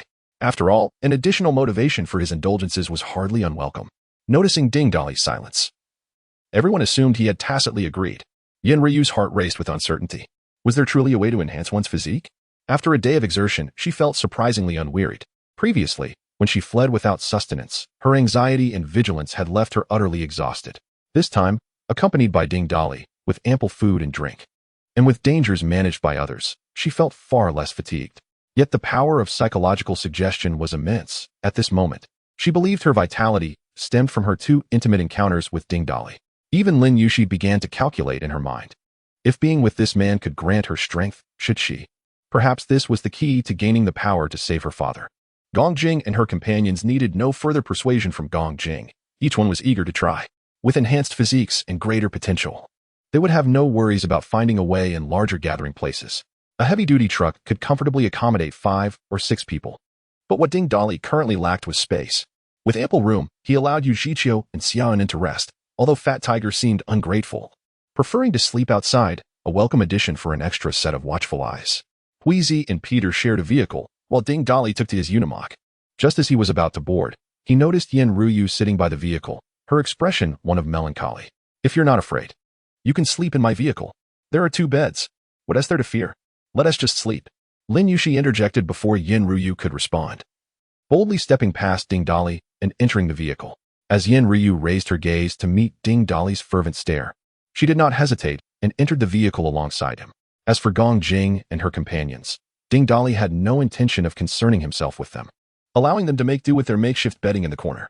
With Fat Tiger on night watch, the occupants of the vehicle soon succumbed to slumber. Ding Dali's vehicle was equipped with a foldable bed, underneath which lay a circular sofa that could also serve as a bed. Yin Ryu and her mother rested on the foldable bed, while Ding Dali reclined on the circular sofa. In the dead of night, a faint rustling sound emerged from the upper bunk, as someone cautiously descended with bare feet. Yet, Ding Dali detected the movement. Squinting slightly to discern the identity of this individual, the person stealthily crept down from the foldable bed and quietly approached Ding Dali, gently nudging him a few times. Seizing the individual, he nearly elicited a startled gasp, prompting them to quickly cover their mouth, while softly urging Ding Dali to step outside. However, Ding Dali disregarded the suggestion and instead scrutinized the person's physique.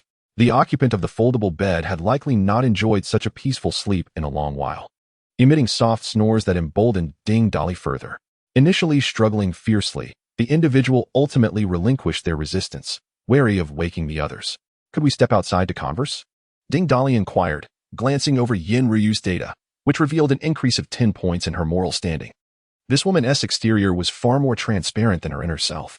The two slipped out of the vehicle, and Ding Dali briefly surveyed the exhibition hall, which lay in serene silence. In one corner, Gong Jing and her group had carelessly spread out their bedding on the ground. The windows of the second-floor office area were shattered, and after witnessing the flying mutated beasts during the day, no one dared to sleep upstairs. Thus, Ding Dali led Yin Ryu to the second floor, where the floor-to-ceiling windows were completely broken, allowing the faint stench of decay, indicative of the presence of zombies, to waft in. Mr. Ding, where are we headed next? Yin Ryu inquired tentatively while assisting Ding Dali with a leg massage on the sofa. Next, I intend to go to Dongling. This should be what you most desire to hear, Ding Dali replied, plunging Yin Ruyu into silence. At that moment, she could not quite discern whether to feel joy or disappointment. Though they had only spent 2 days together, she had already been thoroughly impressed by this man's formidable prowess on several occasions. Contemplating some unrealistic thoughts, Yin Ruyu slowly spoke. Mr. Ding, thank you. If it weren't for me, you wouldn't have to confront Bai Yi and Donglang. You need not thank me. This is merely the agreement we made, Ding Dali retorted. Moreover, my journey to Donglang is not solely for you. I am certainly bound for Bai Ye's location.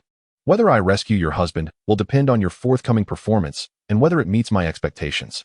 Yin Ruyu gently nodded. Having witnessed the strength of Ding Dali and his companions today, nearly all at the 3rd tier and armed with advanced weaponry, with such capabilities, toppling Bai Yi should be a relatively effortless endeavor, provided she serves him well before their arrival in Donglang, thereby achieving her original objective. Chapter 131. Fat Tiger's discovery. Fearing that Lin Yushi might awaken and find both herself and Ding Dali absent, Yin Ruyu hastily tidied her attire and returned to the RV. Meanwhile, Ding Dali lounged alone on the sofa, his eyes closed in a state of tranquil contemplation, his expression devoid of emotion as he addressed the empty air. Why are you hiding on the stairs? Since you're here, there is no need for such furtiveness. At his words, a tall figure emerged from the staircase, Gong Jing. As Yin Ruyu descended, her troubled demeanor caught Gong Jing's attention, leading her to surmise that Ding Dali must be upstairs. This presented a fortuitous opportunity for her to seek him out alone. Whether or not she could persuade him to escort her to a larger base was secondary. Simply being in this man's presence promised to enhance her potential and physique, an opportunity she could not afford to overlook. Ding Dali, I wish to understand why you refuse to take us with you. No particular reason. I simply dislike individuals with excessive ulterior motives. His response stirred discontent within Gong Jing, as she believed that her contributions warranted reciprocity. Why should this man dismiss her so casually? What about the woman from earlier? Surely, you had some arrangement with her that warranted your protection. Why not extend the same to me? Ding Dali lifted his gaze, illuminated by the moonlight, allowing him to discern her features. The reason is quite simple. She holds value for me, while your presence is of little significance. Consider yourself fortunate that you harbor no misguided notions towards me. Otherwise, you might find yourself facing the same fate as Jiang Shuyan. His words pierced Gong Jing's heart like a dagger, shattering her pride and resolve. Women of her ilk were all too common in the early days of the apocalypse, believing that minimal sacrifices entitled them to greater rewards, often leading to dire consequences. While Yin Ruyu and her daughter had their own motives, Yin Ruyu did not presume entitlement based on her contributions. The crux of the matter lay in the fluctuating values of good and evil. A person's ambiguous moral standing inevitably breeds caution in those around them. Gong Jing, already statuesque, appeared even more elongated under the moon's glow. She trembled slightly, her voice wavering. I am willing to give everything. I merely wish to follow in your wake. Is that too much to ask? We will not be a burden to you. With that, Gong Jing stood before him, stripped bare of all clothing. Ding Dali remained unmoved, a derisive smile curling his lips. Huh, and then what? You hardly seem inclined to join us, do you?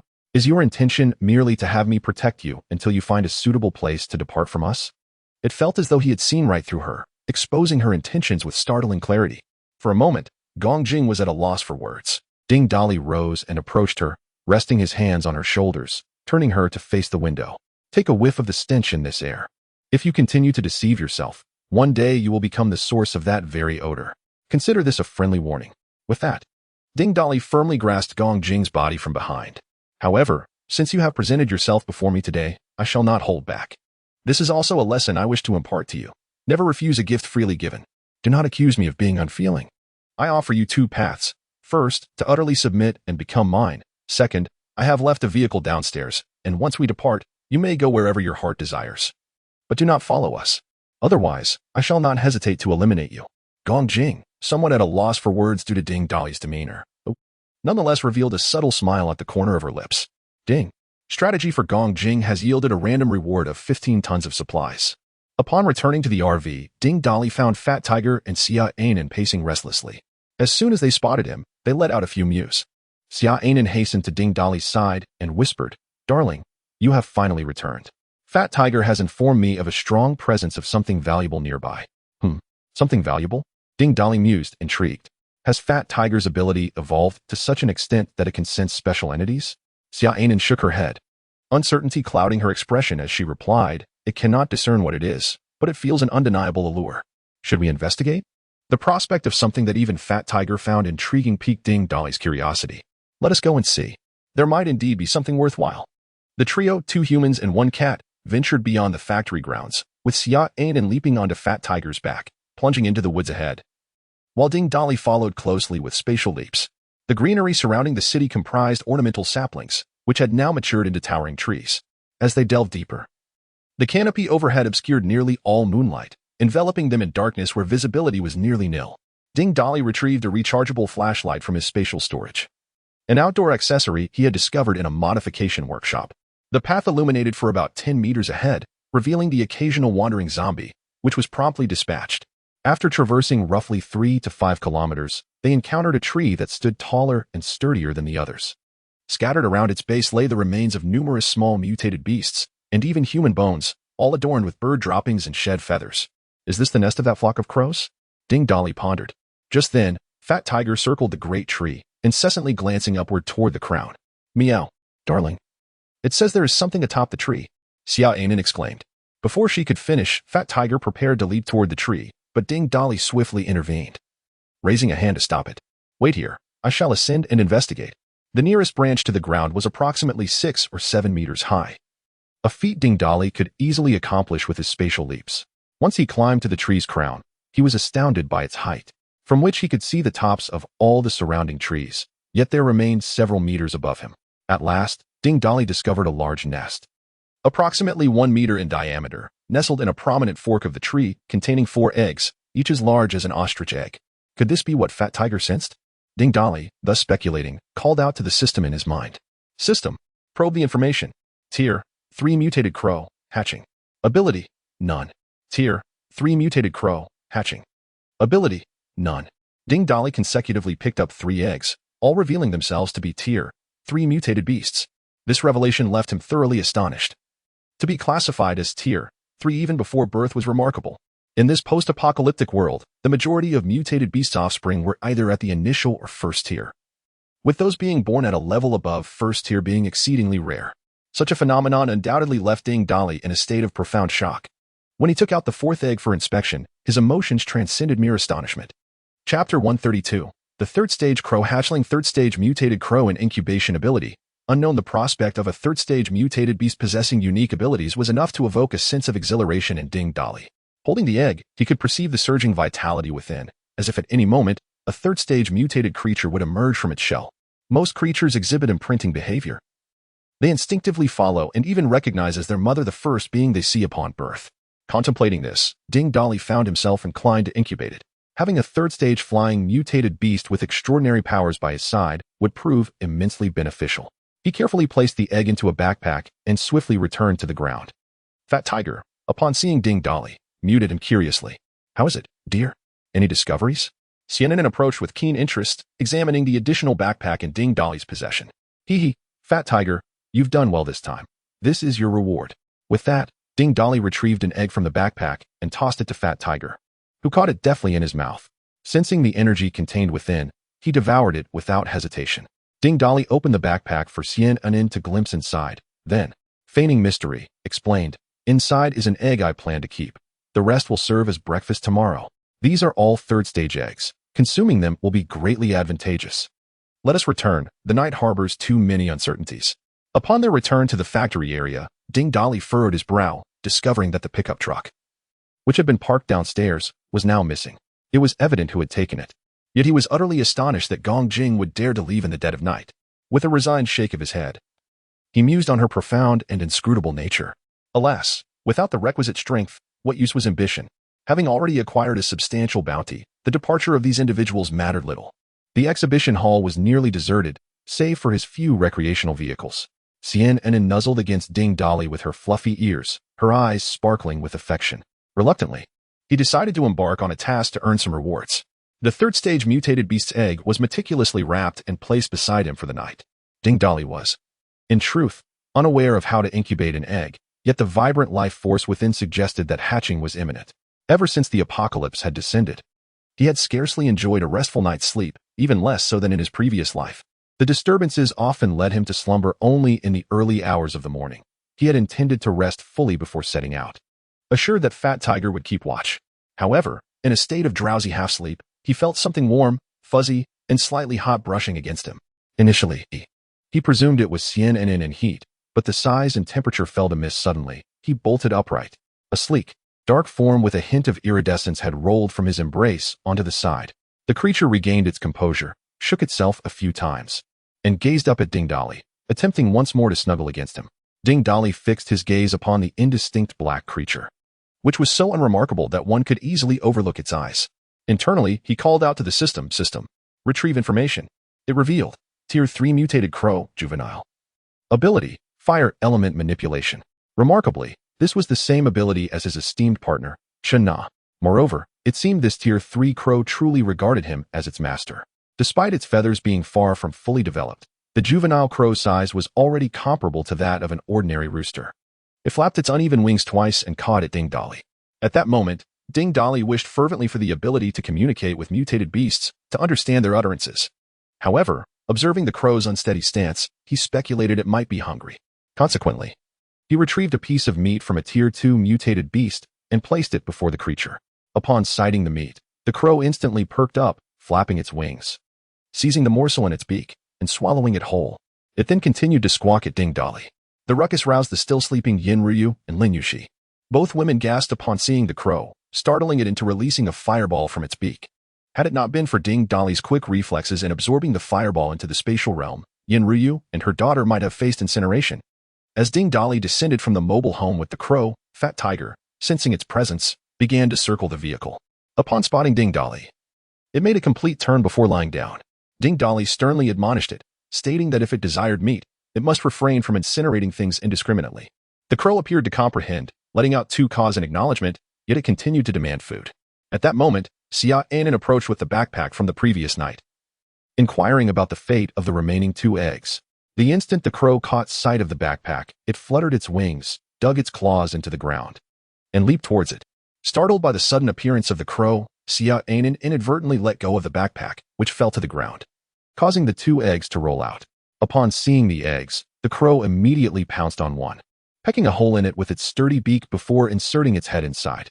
Goodness, is it even eating its own siblings? Ding Dali marveled, his eyes sparkling with excitement.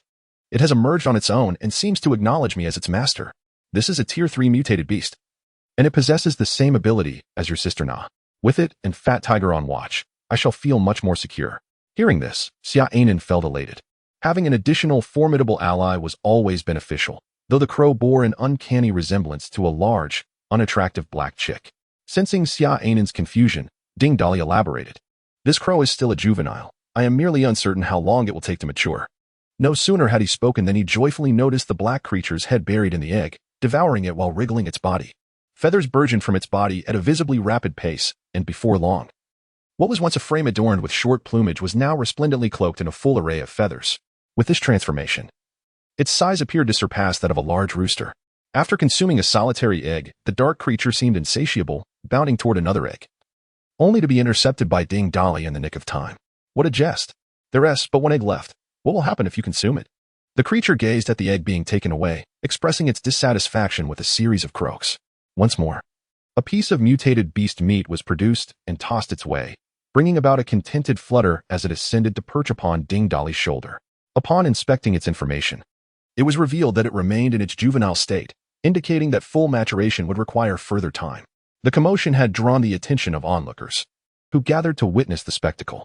The dark creature appeared to revel in the attention, flapping its wings and soaring into the air, executing a graceful loop before enveloping itself in flames. The striking contrast of its obsidian form against the vivid crimson flames presented a compelling visual spectacle. As it flaunted its prowess, applause erupted from the crowd. Huizi, amidst the clapping, chuckled heartily, "Ha, boss. This raven rivals Peter. It's quite the show-off. However, I hadn't anticipated you would acquire a mutated beast before me. I too desire one. Dark creature, return." Ding Dali commanded, and the flamboyant raven immediately extinguished its flames. Spiraling back to his side, "Darling, are you really going to call it dark creature? That sounds rather unappealing. Let us bestow upon it a more charming name." With the raven's feathers fully grown, Xia Anan's fondness for it deepened, prompting her suggestion for a delightful name. "Oh, is dark creature not appealing?" Ding Dali replied. "Boss, I think coal ball sounds far more delightful.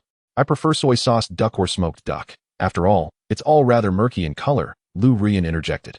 "What you mentioned pertains to ducks. The kind that belongs to the young master. This is a raven. The group engaged in a lively debate, each contributing their thoughts. Yujichio, after a moment of contemplation, interjected to quell the fervent discussion. I perceive that when this raven takes flight to exhibit its extraordinary abilities, it is enveloped in crimson flames, though it lacks 3 legs. It bears a resemblance to the legendary Golden Crow. Let us henceforth call it Golden Crow. Golden Crow. Splendid. Let it be known as Golden Crow. The crowd echoed in agreement. Chapter 133. The open selection of concubines. By the way, boss, the crew from the modification factory just left. They mentioned they were headed to the nearby village to scavenge for supplies, so I didn't stop them. Huizi reported the situation of Wu Tianyang and the others to Ding Dali, tossing the remaining egg back to Xiaonan. Ding Dali affectionately patted the head of the Golden Crow and casually remarked, "Let them be. We should have something to eat," and set off as well. Their early departure for supplies was merely a precaution to avoid any trouble before their own departure. Ding Dali harbored a vengeful spirit. Yet he was not one to indiscriminately take lives. Meanwhile, at the first resettlement camp, Chen Na and her companions had been settled there for an entire day, gathering in a grand courtyard with 5 entrances. This was the residence arranged for them by Lei Qing on the day they arrived. Originally a royal mansion from the ancient capital, it had later been transformed into a government office area. Now, it had been specifically vacated by the commander for Ding Dali and his group, complete with a plaque reading Ding Mansion, crafted by artisans who previously restored relics of the royal city. After an arduous day, the commander finally had the time to meet with Ding Dali's subordinates. Early in the morning, Lei Qing came to summon everyone, leading them into the royal city to meet the commander. The group, many of whom had never set foot in this palace before the apocalypse, were filled with curiosity as they took in their surroundings. The commander had gathered several individuals, and they were seated around the conference table in the Hall of Supreme Harmony, eagerly awaiting the arrival of the heroic fighters. Chen Na and Yu Xiaoyu stood at the forefront of the line, followed by the key members of various squads and Ding Dali's women. When Lei Qing led the group into the Hall of Supreme Harmony, the commander rose to greet them. Surprised to see 2 women at the forefront, he masked his astonishment. After Lei Qing made the introductions and exchanged a brief handshake, the commander spoke. I didn't expect to see you so soon, though Commander Ding is absent. I am quite familiar with many of you. How are you finding the accommodations I arranged? Should you have any grievances, do not hesitate to voice them. Having been a police officer, Chen Na saluted and naturally responded, "Thank you, Commander, for providing us such a spacious residence." The commander waved his hand in a friendly manner. "Please, take a seat. Do not stand on ceremony. I've heard from Lei Cheng that several of you are expecting children from Commander Ding. In these times, it is not unusual for a man to have multiple wives. I must admit, I'm surprised at Commander Ding's audacity to allow you to bear children in this world." Lei Cheng leaned in and whispered something to the commander. The commander's eyes widened in disbelief as he turned to Lei Cheng, his tone laced with inquiry. "Is what you say true? Does such a thing truly exist?" Lei Cheng nodded affirmatively, gesturing towards Ding Dali's wives. These ladies, having conceived children with Commander Ding, have all seen their ranks elevated. The commanding officer shifted his gaze towards the group, his eyes reflecting a sense of inquiry. Yu Xiaoyu and Chen Na exchanged a glance, instantly understanding each other. Yu Xiaoyu adjusted her sleeves and spoke slowly. "Sir, all of us sisters experienced an elevation to the 3rd tier directly after becoming pregnant. Some even transitioned from the initial 2nd tier straight to the 3rd. Upon hearing this, the officer, incredulous, sought confirmation from the other women, all of whom affirmed the claim. The world truly is peculiar. Could this phenomenon be considered a form of supernatural ability? Chen Na nodded emphatically. Sir, my husband must have awakened a power akin to dual cultivation. Though I am not pregnant, my abilities have also intensified. Chuhi, seated nearby, found this revelation hard to believe. Such an extraordinary power left him in awe. Is it not rather unsettling to think that simply sending women to Captain Ding could result in perpetual enhancement? Would it not allow for the creation of a formidable battalion of female soldiers? Xiaochu, your perspective is rather simplistic. Look at Captain Ding's wives. Each one is a paragon of beauty. Not every woman possesses the capacity to enhance her strength in this manner. If you wish to mass-produce awakened individuals, you must first seek Captain Ding's consent, the officer countered, though he pondered the feasibility of this method. In these times, every potential avenue for strengthening their forces must be explored. Every ounce of power is a glimmer of hope. That is rather straightforward. We could simply select the most attractive among the female soldiers, Chuhi remarked. All of us in the military are eager to grow stronger. I believe they would likely accept this approach. We could also recruit from the survivors. As we have all witnessed, even in the first resettlement camp, those defenseless women are not faring well. The old brothels of the 8 great alleys have resumed their trade, rather than descend to such depths. I believe many women would prefer to become awakened individuals. Upon hearing Chui's words, the officer nodded thoughtfully before sheepishly meeting the eyes of Yu Xiaoyu, Chen Na, and the others. I sincerely apologize for discussing the matter of seeking women for Captain Ding in your presence. It is indeed inappropriate. However, with our limited manpower, we must enhance our strength at all costs. Surprisingly, all the women responded with calm smiles. Chen Na waved her hand, exuding an air of authority. In this world, everyone seeks to amplify their power. There is no shame in that. I will speak on behalf of our family. If anyone wishes to enter our household, we wholeheartedly welcome them. Alternatively, if there are those who merely wish to enhance their strength, we agree, though they must pass our sister's scrutiny and meet all necessary criteria. Upon hearing this, the officer couldn't help but burst into laughter. Ha ha ha, who would have thought that in this 600-year-old imperial city, a selection of consorts would arise? Ha ha, were it not for the apocalypse, I would find this utterly absurd. The leader jested momentarily before turning serious. This matter can be disseminated within the first resettlement camp, but it must be based on the principle of voluntariness. As for the specifics, I shall leave it to Lei Cheng and Ding Fu to handle. After Lei Cheng led everyone out of the imperial city, Chen Na expressed her gratitude. Brother Lei, I must extend my thanks for bringing this matter to the leader's attention. Lei Cheng waved dismissively, saying, there is no need for thanks. If there exists a method to enhance our strength, I would certainly inform the leader. However, I am quite curious to see how Commander Ding will react upon discovering that you have selected a group of women for him. Huh. At this, everyone burst into hearty laughter. Brother Lei, why not stay at Ding Fu's for a meal? I have some military training matters I wish to discuss. Long Outyin invited. Perhaps another time. I will certainly trouble you again in the future. I must return now. There are many matters that require my attention. Once this situation is settled, I shall return. After a moment's thought, he continued. Currently, many survivors are clandestinely forming mercenary-like teams, accepting tasks from the official channels in exchange for certain rewards. If Ding Fu has no pressing matters, you might consider taking on some tasks to earn rewards, which come in various forms. Feel free to explore this opportunity when you have the time. Chapter 134. The Third Order Giant Zombie. At this moment, Ding Dali was unaware of the events unfolding at the first resettlement camp. After having a light meal, the group set off in their modified Unimog RV. Hui Zi was behind the wheel, while Ding Dali occupied the passenger seat, and the others were situated in the rear compartment, with a passageway allowing for conversation. The RV was equipped with both water and electricity, and everyone indulged in snacks while watching a movie, creating a most delightful atmosphere. Due to the limited space within the vehicle, Fat Tiger could only lie down in the aisle to sleep, while Jinwu remained closely by Ding Dali's side. The vehicle moved at a sluggish pace, hindered not only by various obstructing vehicles, but also by the uneven terrain, which had been ravaged by plant roots. Occasionally, zombies emerged unexpectedly. This was precisely why Yin Ruyu and her daughter had fled for 2 nights straight yet covered only a meager distance. Along the route, charred vehicles remained, reduced to mere frameworks, and as they passed, the air was thick with a nauseating blend of decay and burnt flesh. Remnants of severed limbs and dismembered bodies littered the ground, leaving trails of blood in their wake. In stark contrast, the plants lining the roadside thrived wildly, exuding an abundance of vitality, with some even blooming exquisite flowers. Boss, at this pace of stopping and going, reaching the Donglang gas station may take a while. If we encounter a horde of zombies, we might not make it today, Hui Zi remarked. No sooner had he spoken than a cacophony of noise erupted from the end of the road. A group of survivors was being pursued by a throng of zombies, frantically escaping on motorcycles while firing weapons. It seemed the survivors were armed, though perhaps their ammunition was dwindling, as they occasionally turned back to fire a few shots. Goodness! Have you opened your mouth to the heavens? Ding Dali exclaimed, peering into the distance. The figures were too far away to discern clearly, but the sounds of gunfire, curses, and the roar of motorcycles echoed through the air. Pulling over to the side of the road, it appeared there were not many zombies around. The sudden halt startled those in the rear compartment. Meow! Fat Tiger called out from the back, and then Xia Ainen poked her head through the passageway. Darling, Fat Tiger says there are high-order zombies ahead. Upon hearing this, Ding Dali, who had been feeling drowsy in the vehicle, instantly perked up. What he desperately needed were high-order crystal cores and the corpses of high-order zombies. Jinwu, go assess the number of zombies. With a series of coughs, Jinwu took flight through the window, soaring towards the distance. In no time, the creature returned, cawing loudly. Goodness, I can't understand a word. Ding Dali lamented, wishing fervently for the ability to communicate with beasts, a significant drawback for those without the beast transformation ability, as it required extensive time to bond before mutual understanding could be achieved.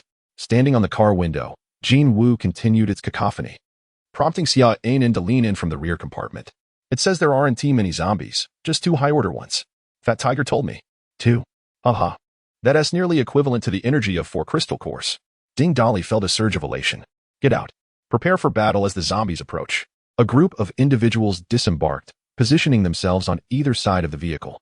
The distant sounds grew increasingly nearer, revealing 8 young men clad in leather jackets and pants, skillfully maneuvering their off-road motorcycles through a treacherous path laden with obstacles. Ding Dolly inspected them closely.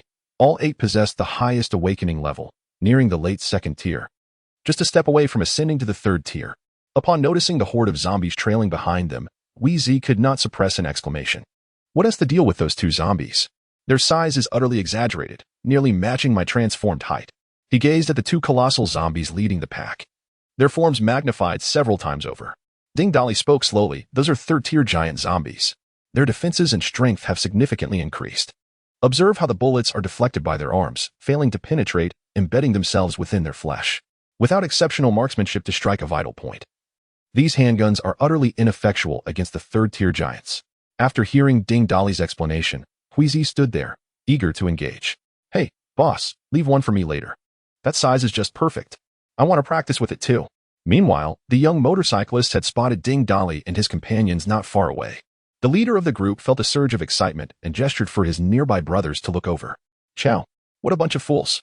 Can't they see the zombies are chasing after them? Why aren't they running? What are they doing just standing there? One of the younger members turned back and fired a shot, then mocked them. The leader's face darkened momentarily, a cold smirk creeping onto his lips. What a gift. Those 2 zombies seem peculiar. We can't take them on. Brothers, since this group of idiots stands there unmoving, let us pass by them. When the zombies are preoccupied with them, we can make our escape. Understanding dawned upon the others, and they ceased their gunfire, concentrating on fleeing. As they rode past Ding Dolly, they couldn't resist casting derisive glances at him.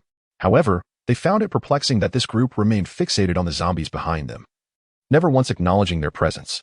Who cares about them? Just a bunch of dazed fools.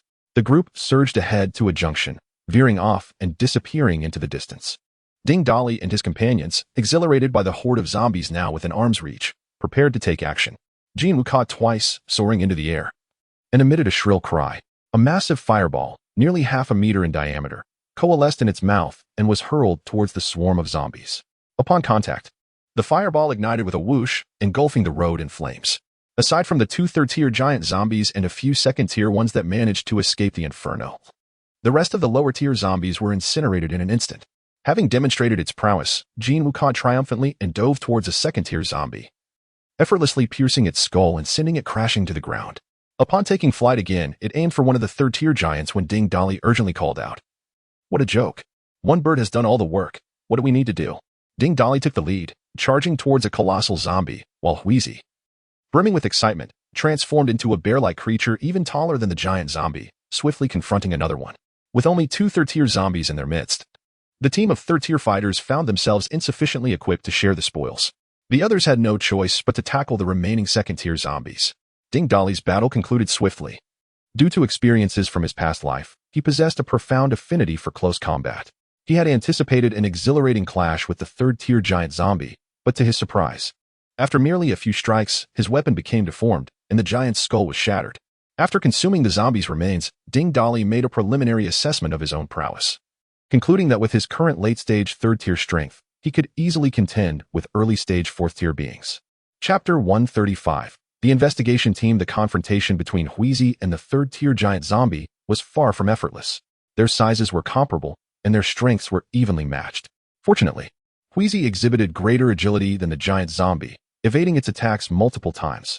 The assault methods of the 3rd-tier giant zombies relied primarily on seizing their targets, leveraging their immense strength to rend apart or directly deliver them to their jaws for a bite. With only rudimentary intelligence awakened, their attacks were solely driven by the primal instinct to feed. Thus, they often relied on their own defenses, opting to forsake defense in favor of direct offense.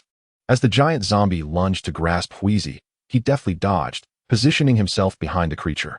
With a mighty swing of his great sword, he struck down with tremendous force, the blade embedding deeply into the zombie's shoulder, becoming ensnared and impossible to withdraw. Just as the giant zombie attempted to pivot and swipe at Wheezy, he, driven by instinct, gripped his sword firmly and, using it as a fulcrum, launched himself into the air at the precise moment the giant zombie turned. With a powerful kick, he struck the back of the creature's shoulder, freeing his sword with a forceful pull. A foul, Putrid blood gushed from the massive wound, causing the giant zombie to stumble forward and crash to the ground like a rag doll. Wheezy managed to stabilize himself by bracing with his foot and sword as he was propelled backward, seizing the opportunity while the giant zombie struggled to rise. Wheezy leapt and landed heavily on its back, forcing the newly upright creature back down. In this fleeting moment, he raised his great sword and swung it down toward the giant zombie's head. One strike, and the giant zombie still writhed. Without hesitation, he delivered several more blows, each one more forceful than the last, until the zombie's head was utterly obliterated. Gasping for breath, Wheezy spat contemptuously at the corpse of the giant zombie. Damn, how can this creature's defenses be so formidable? Its strength is immense. It is exceedingly difficult to kill. It was only then that he turned to observe his leader's battle, but all he saw was the lifeless body of a deflated giant zombie and his companions, who had already concluded their fight and stood by the roadside, watching him. At that moment, Wheezy felt a profound sense of discouragement. He had anticipated that ascending to the third tier would allow him to catch up with his leader's pace. Yet he was oblivious to when the giant zombie had been slain. Leader, how can you be so fast? You're unbelievably swift. Even your entire family is swift. I'm left gasping for breath after battling a third-tier zombie. Ding Dolly stepped forward, devouring the corpse of the giant zombie along with the others. To his astonishment, even the charred zombies were consumable. Those survivors sure did flee quickly. It has been long, and they've already vanished from sight. Wheezy placed his palm on his forehead, feigning a gaze toward the direction the group of young people had escaped on their bicycles, diverting the conversation. With someone drawing the zombies' attention, why wouldn't they run? Leader, do you mean they deliberately lured the zombies toward us? Whether intentional or not, they at least regard us as shields. You all have yet to realize that your strength has surpassed that of the vast majority. In the face of such a small horde of zombies, most smaller groups would only have the option to flee. Only we see them as something to be coveted. Peter twitched his nose. Boss, I can still catch a whiff of their scent. Shall we pursue their trail? Let us go. Those people have vanished without a trace. We should continue towards the East Long gas station. Ding Dolly waved his hand, dismissing a group of passing survivors. There's no need to waste time chasing them, and there's nothing to gain from it. The group of individuals on off-road motorcycles veered onto a side path, riding for quite a distance until the zombies were entirely out of sight, at which point they halted their motorcycles. One of them surveyed the surroundings, and after ensuring their safety, spoke with lingering trepidation. What on earth were those two colossal zombies earlier? Not even a bullet could faze them. The young leader dismounted from his motorcycle, stretching his sore shoulders. Those must be third-tier zombies. I wouldn't dare face one with my late-stage second-tier strength. Fortunately, a bunch of fools distracted the zombies for us. Otherwise, we might not have made it out today. Hey, Dougal, that RV those fools had was quite impressive. They must have been devoured by zombies by now. Why don't we take that vehicle? Another younger member interjected eagerly. Chow, that vehicle is enormous, cumbersome, and hideous. There's a saying, 1,000 spectators have 1,000 Harleys. Everyone has different tastes. I certainly do not fancy that vehicle. Let us focus on completing our mission. There's no need to turn back for a car. Pa, you clearly didn't even graduate from vocational school. That's called a Hamlet. What the hell is a Harley? Let us do Gu's orders. The leader, Du Hao, along with these brothers from a motorcycle gang before the apocalypse, weighed the pros and cons before addressing everyone. We will take that vehicle. Bai has sent us to investigate who killed the people from the Blast Gang. This is a perfect opportunity to gather some items he might need, and I believe he will appreciate that vehicle. We'll circle around and return to the main road, ensuring our safety, and we can retrieve the vehicle tomorrow. At this time, Ding Dolly and his group had traversed a short distance, encountering 3 waves of zombies. Wheezy decisively severed the last zombie's head, wiping the blood on its tattered clothing. Boss, why do I feel like there are more zombies on the road? Ding Dolly, having consumed the corpses, responded, those zombies locked in rooms are gradually coming out. In the future, the zombies and mutated creatures outside will only increase in number. But that's for the best. As we carve our way through, our strength will significantly improve. Have you not seen Peter practically drooling with excitement? All eyes turned to Peter, who had exerted himself the most during these waves of zombies. After the onslaught, he received every second-tier crystal core available, which delighted him immensely. Whenever zombies appeared, he was the first to leap from the vehicle to fight. Having consumed several second-tier crystal cores in succession, his strength had surged rapidly, and it wouldn't be long before he reached third-tier status. Peter scratched the back of his head, his voice brimming with excitement. As we press onward, the surroundings grow increasingly desolate, with scarcely any structures in sight. It remains uncertain whether we shall encounter any zombies ahead. Surveying the landscape, I observe that the roadsides are adorned with lush greenery, indicating that we are in a decidedly suburban area. Queasy gestured towards the path ahead and spoke. The journey to the Donglang gas station stretches far, flanked on either side by such verdant belts and parks. Given that this is a national highway, we occasionally pass by roadside auto repair shops. Waves of zombies continue to emerge. At this rate, reaching the Donglang gas station today seems implausible. It appears we must seek a place to rest for the night. Nevertheless, let us forge ahead. If darkness descends upon us, we shall divert onto a main road and find a suitable spot to spend the night. Chapter 136, A Reunion in the World Preceding the Apocalypse. Even during peak commuting hours, traversing a distance of several dozen kilometers would take no more than an hour. However, in the current reality, one must clear the path to navigate the most direct routes or resort to detours. Moreover, one can never predict what unforeseen events may transpire along the way. After encountering several waves of zombies that emerged unexpectedly and having to stop and go repeatedly, the road ahead finally became somewhat clearer. Queasy glanced at the dimming sky. Sensing the encroaching gloom, a gust of wind swept through, carrying the fetid stench of the undead towards them. In the distance, dark clouds began to roll in, intermittently illuminated by flickering lightning. "Boss, it seems a storm is approaching. Should we continue?" Ding Dolly inquired, leaning out of the car window to survey the distant horizon. "Press on. We must halt at the first auto repair shop we see. We need shelter from the gathering storm. The wind is intensifying. A torrential downpour is imminent." Though late May and early June typically do not witness such severe storms, the climatic conditions following the apocalypse have undergone considerable alteration. Especially in the aftermath of a month into the cataclysm, exceedingly rare weather phenomena have become commonplace. One moment, the skies may be clear, and the next, torrential rain or even hail may descend. It is as if nature itself has been unleashed by the arrival of the apocalypse, leading those who struggle for survival outdoors to fall victim to the capricious weather. At present, the wind was insufficient to displace the Unimog, and the vehicle continued its forward journey. Queasy pointed towards a sign ahead and spoke. "I recall that there is an auto repair shop less than 100 meters ahead. It has a parking lot, surrounded by walls and a gate. We should head there." Ding Dolly lifted his gaze to the sign, which featured a rightward arrow pointing towards a village called Yaozi. This place had gained notoriety for a time, and Ding Dolly had heard whispers about it. The village had once been infamous for its streets lined with women soliciting passers-by. Having delivered food to this village before, he recalled a night when he was nearly frightened away. The central road of the village was devoid of streetlights, and as the headlights of his electric bike cut through the darkness, he spotted a series of brightly dressed women beckoning from the shadows. As he traversed the street, the prices quoted varied from 500 to 20. Eventually, he learned that many residents from the eastern part of the city were well acquainted with this village. Returning to the present, within the auto repair shop, less than 100 meters away from Ding Dolly and his companions, 5 young men clad in leather jackets and pants were engaged in drinking beer and snacking on peanuts. From an adjoining room emanated a cacophony of indecent noises, and soon after, 3 men emerged, adjusting their leather trousers and cursing vehemently. "Damn it! What the hell? We barely had any fun before it was ruined." One exclaimed. "It's all your fault. You just had to strangle them, didn't you? Killing one was bad enough. But 2? Now we can't even enjoy ourselves tonight." Another added. "Indeed. You always take it too far. After much anticipation, we finally had the chance to revel freely without the constraints of Baye's directives. Yet before we could fully indulge, you met your demise. What use is it to blame me? It was merely the sight of 2 strikingly beautiful women among that foolish group today that piqued my interest. If need be, I shall venture to the neighboring village tomorrow to search for more alluring companions. I refuse to believe that these are the only 2 women left in the entire village. This village was once renowned for its abundance of women." The young man speaking adjusted his belt and cheerfully approached the young man seated on the ground, who was enjoying a beer, none other than Duhao. "Dugu, my apologies. In a moment of excitement, I let you down. And it seems you won't have any fun today."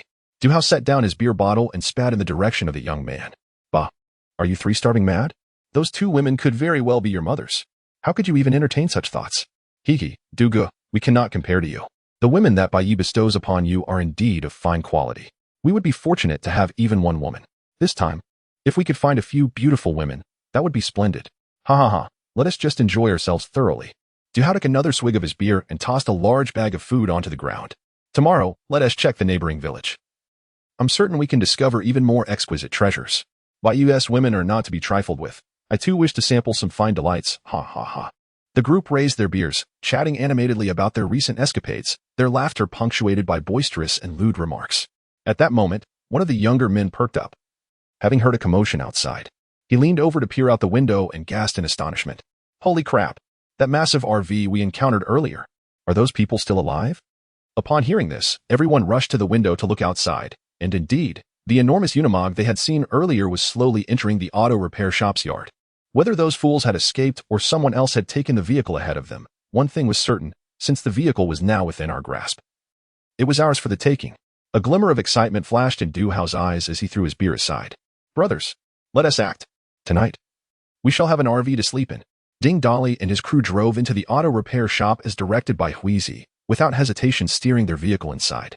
The wind outside grew increasingly fierce, making it prudent to park the vehicle within the safety of the repair shop. However, just as they maneuvered the vehicle inside, a group of audacious young men clad in leather jackets and pants burst forth from the repair shop brandishing firearms. Damn, it's those little punks. They didn't seek trouble, yet here they are, delivering themselves right to us. After signaling for his companions to disembark, Ding Dali and Huizi were the first to exit the cockpit. Upon recognizing who had emerged from the vehicle, one young man let out a derisive laugh. Ha ha, it's these fools. They truly came out. Simultaneously, the occupants from the rear of the RV also stepped out. Upon seeing Xiaonan and Yi Zhiqiu, the group's eyes lit up.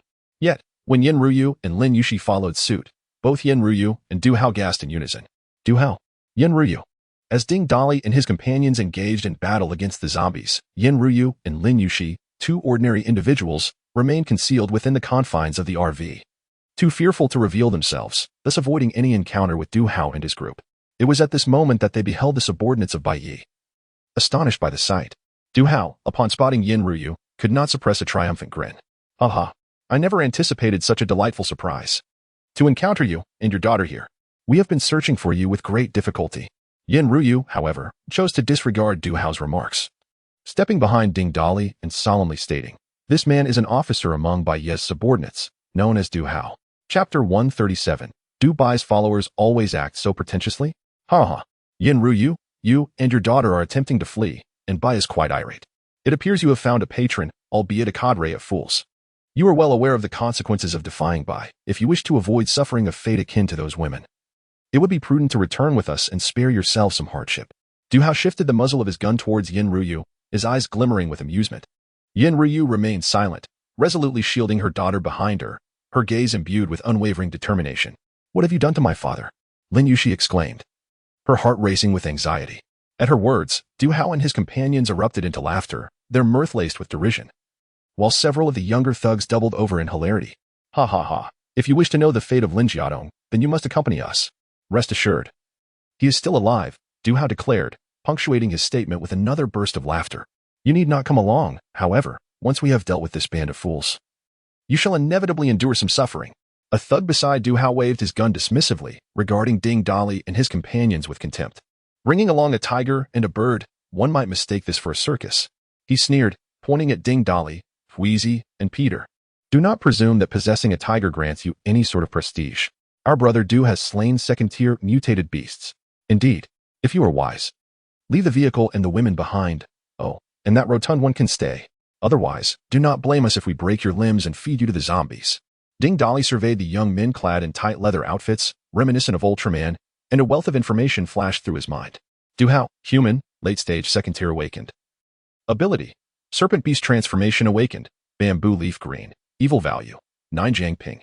Human, mid-stage second-tier Strength awakened, Evil Value, 10 Zhao Guiyao. Human, early-stage second-tier Speed awakened. Evil Value, 10. Aside from the leader Du Hao, who possessed the Beast Transformation ability, the others were all endowed with speed and strength, with half of them being second-tier awakened. Ding Dali's gaze remained fixed upon Du Hao, although he harbored a distaste for serpents. What he desired most at this moment was the power of beast transformation. With such an ability, he could swiftly communicate with the Golden Crow. Since the opportunity had presented itself, it was illogical to decline. While he might not utilize it himself, he must possess it. The venomous beast transformation ability, though not as potent as the Poison King's toxins, was controllable, alleviating concerns of inadvertently harming his wife during intimate moments. There was no reason to refuse such a gift. Noticing Du Hao's ire rising as he continued to stare, Ding Dali recalled a time when a similarly flamboyantly dressed group had spoken to him in the same manner, only to be met with his wrath. They undoubtedly recognized that crowd, thus he adopted the tone of the infamous leader of the explosive Sky Gang. There are two things I detest above all else. First, when someone possesses a more handsome visage than mine, and second, when someone exhibits greater pretentiousness than I do. Clearly, none of you can compete with me in the former regard. As for the latter, Ding Dali paused for a moment, his tone laced with amusement as he continued. Is it true that all of Baiye's men are so fond of posturing? Upon hearing this, Du Hao was about to erupt in anger when a disdainful subordinate named Zhao Guiyao, who found Lu Rian excessively plump, interjected, Brother Du, why does this brat speak just like Su from the Jia Tian gang? This reminder struck Du Hao with sudden clarity, causing the corners of his mouth to twitch slightly. His gaze transformed into a fierce and menacing glare, his tone chillingly cold. Did your brothers from the Jia Tian gang meet their demise at your hands? Ding Dali's eyes gleamed with sharp intensity, his voice imbued with a palpable aura of menace. And if so, what of it? You shall soon meet them yourselves. You seek death. With a thunderous roar, Du Hao pulled the trigger of his gun, and several subordinates followed suit, unleashing a volley of 8 bullets aimed straight at Ding Dali's face. Du Hao was confident, at such a close range, even if he dodged a single bullet, the ensuing shots would surely find their mark. Yet, the bullets vanished a mere meter from Ding Dali, and before they could process their astonishment, 2 of the subordinates suddenly found their arms severed, blood gushing forth as they emitted agonizing cries reminiscent of slaughtered pigs. Brother Du, what is happening? Just as the subordinate named Jiang Ping uttered his confusion, his arm too inexplicably detached, flying away as he let out a shriek. When he instinctively reached to cover the severed limb, his other arm also miraculously snapped off. This bizarre spectacle sent Du Hao and his men into a frenzy, while the figures across from them remained eerily still. This is madness. This is madness. The bullets vanished, and they did nothing. Why have our brothers lost their arms? One of the subordinates frantically scanned the surroundings, as if sensing some unclean entity lurking nearby. However, as he turned his head, his entire cranium was abruptly dislodged, soaring through the air while spilling blood in a graceful arc. The remaining subordinates were further unnerved by this uncanny sight, their primal fears of the supernatural magnified to an unbearable degree. Du Hao, wielding a gun in one hand and a baseball bat studded with nails in the other, swung it frantically. Calm down. It must be these people playing tricks. Keep firing. Yet, they remained oblivious to the absence of a woman among their adversaries. The gunfire continued relentlessly until the ammunition was exhausted. In a manner akin to the previous episode, all the bullets had vanished. Everyone, use your weapons. This must be some peculiar ability. With that proclamation, Du Hao's muscles began to swell, azure scales emerging upon his skin and face. His eyes transformed into a yellow hue, pupils narrowing into slits, while elongated fangs slowly protruded from his mouth, his tongue morphing into a forked shape. Exhaling through his forked tongue, he charged toward Ding Dali and his companions, declaring, Leave this serpent to me. The rest are yours to divide. With that, Ding Dali vanished from sight. That one who called me fat is mine. I shall crush him. With a thunderous shout, Lu Ruyin charged forth, too indifferent to even transform. Wielding her iron hammer with ferocity, the others swiftly darted towards their chosen targets, akin to ravenous wolves pouncing upon their prey. As the clash commenced, Du Hao's subordinates swiftly comprehended why this group did not flee at the sight of the zombies. They had no need to run, for many of them had already made their move. The moment Du Hao's baseball bat collided with Ding Dali's club, it was forcefully knocked from his grasp. A tempest of shock surged within Du Hao. His beastly transformation was renowned for its strength, yet that singular encounter had revealed a staggering disparity in power. Could it be? An incredulous hypothesis suddenly materialized in his mind, prompting Du Hao to exclaim, Are you a third-tier awakened one? Humph. You have discovered this too late. Ding Dali sneered, denying him any chance to respond. With a swift motion of his club, he struck, and Du Hao's arm exploded upon impact, rendering the proud azure scales that had enveloped his body utterly ineffective in defense. Chapter 138, The Unfathomable Tyranny of the Leader. No. It was not the loss of protection by the azure scales, but rather the overwhelming might of the adversary that rendered him so utterly defenseless. The most excruciating sensation coursed through his arm, reaching his brain. At that moment, Du Hao felt an intense sense of peril. In the fleeting instant of confrontation, he found himself reduced to such a lamentable state. Chow, come to my aid. Yet, no one heeded his impassioned cries. Only the more wretched screams of despair echoed from behind him. With a sudden twist of his head, he beheld his remaining subordinates, all of whom were left crippled, writhing on the ground. The most tragic sight was Zhao Guiyao, mercilessly reduced to a pulp by the hefty woman wielding a hammer. A band of lunatics. A horde of deviants. This was the most authentic sentiment that enveloped Du Hao at that moment. With his arms incapacitated and having lost his balance in the recent skirmish, he collapsed to the ground. As he saw the club once more hurtling towards him, he instinctively rolled aside. Seizing the opportunity, he expelled a stream of translucent liquid from his mouth. Ding Dali, well aware of his abilities, had long anticipated this maneuver and had already spatially jumped to the opposite side, while Du Hao was still tumbling. The toxic fluid shot forth just as the figure vanished from sight. Duhao barely comprehended the situation before an agonizing pain shot through his legs, followed by an overwhelming force that sent him sprawling. When he finally settled, he realized his legs had been utterly shattered, and his cries of anguish, mingled with tears and mucus, rendered him akin to a lamb awaiting slaughter. "Boss, these little scoundrels have had their legs broken. Shall we finish them off now?" Wheezy kicked one of the subordinates who lay before him like a lifeless dog. At that moment, two naked female zombies emerged from the auto repair shop. Their ashen skin bore numerous burn marks from cigarette butts, and they were covered in filth. It was evident what horrors these two had endured in life. As Wheezy prepared to dispatch the zombies, Ding Dolly called out to him, "Wheezy, these fiends intended to break our limbs to feed the zombies." Wheezy, having witnessed the ruthlessness of their leader, ever since the incident with his ex-girlfriend, understood the gravity of the situation. In a swift motion, he evaded the attacks of the two zombies, followed by his comrades who retreated to safety. One of the zombies lunged but missed its target, stumbling and collapsing onto one of Duhao's subordinates. The sounds of flesh tearing and teeth gnashing mingled with the increasingly feeble cries of the victim, resonating throughout the modest courtyard. The two women they had just tormented now became the very agents of their demise, a cruel irony indeed. In the woods surrounding the auto repair shop, several wandering zombies, drawn by the cacophony, ventured into the courtyard. Ding Dolly paid them no mind, allowing them to devour the remaining subordinates. Only then did he unleash his steel needles, piercing through all the zombies. Witnessing Ding Dolly's uncanny prowess, Duhao succumbed to utter despair. He could have easily ended his own life with a single blow.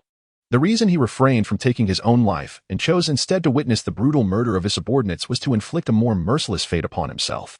Contemplating this, Duhao felt an overwhelming urge to die immediately, tears streaming down his face, his voice trembling. "I do not know the esteemed name of this leader. My ignorance has offended a true deity, and I accept my misfortune. I beg you, grant me a swift end."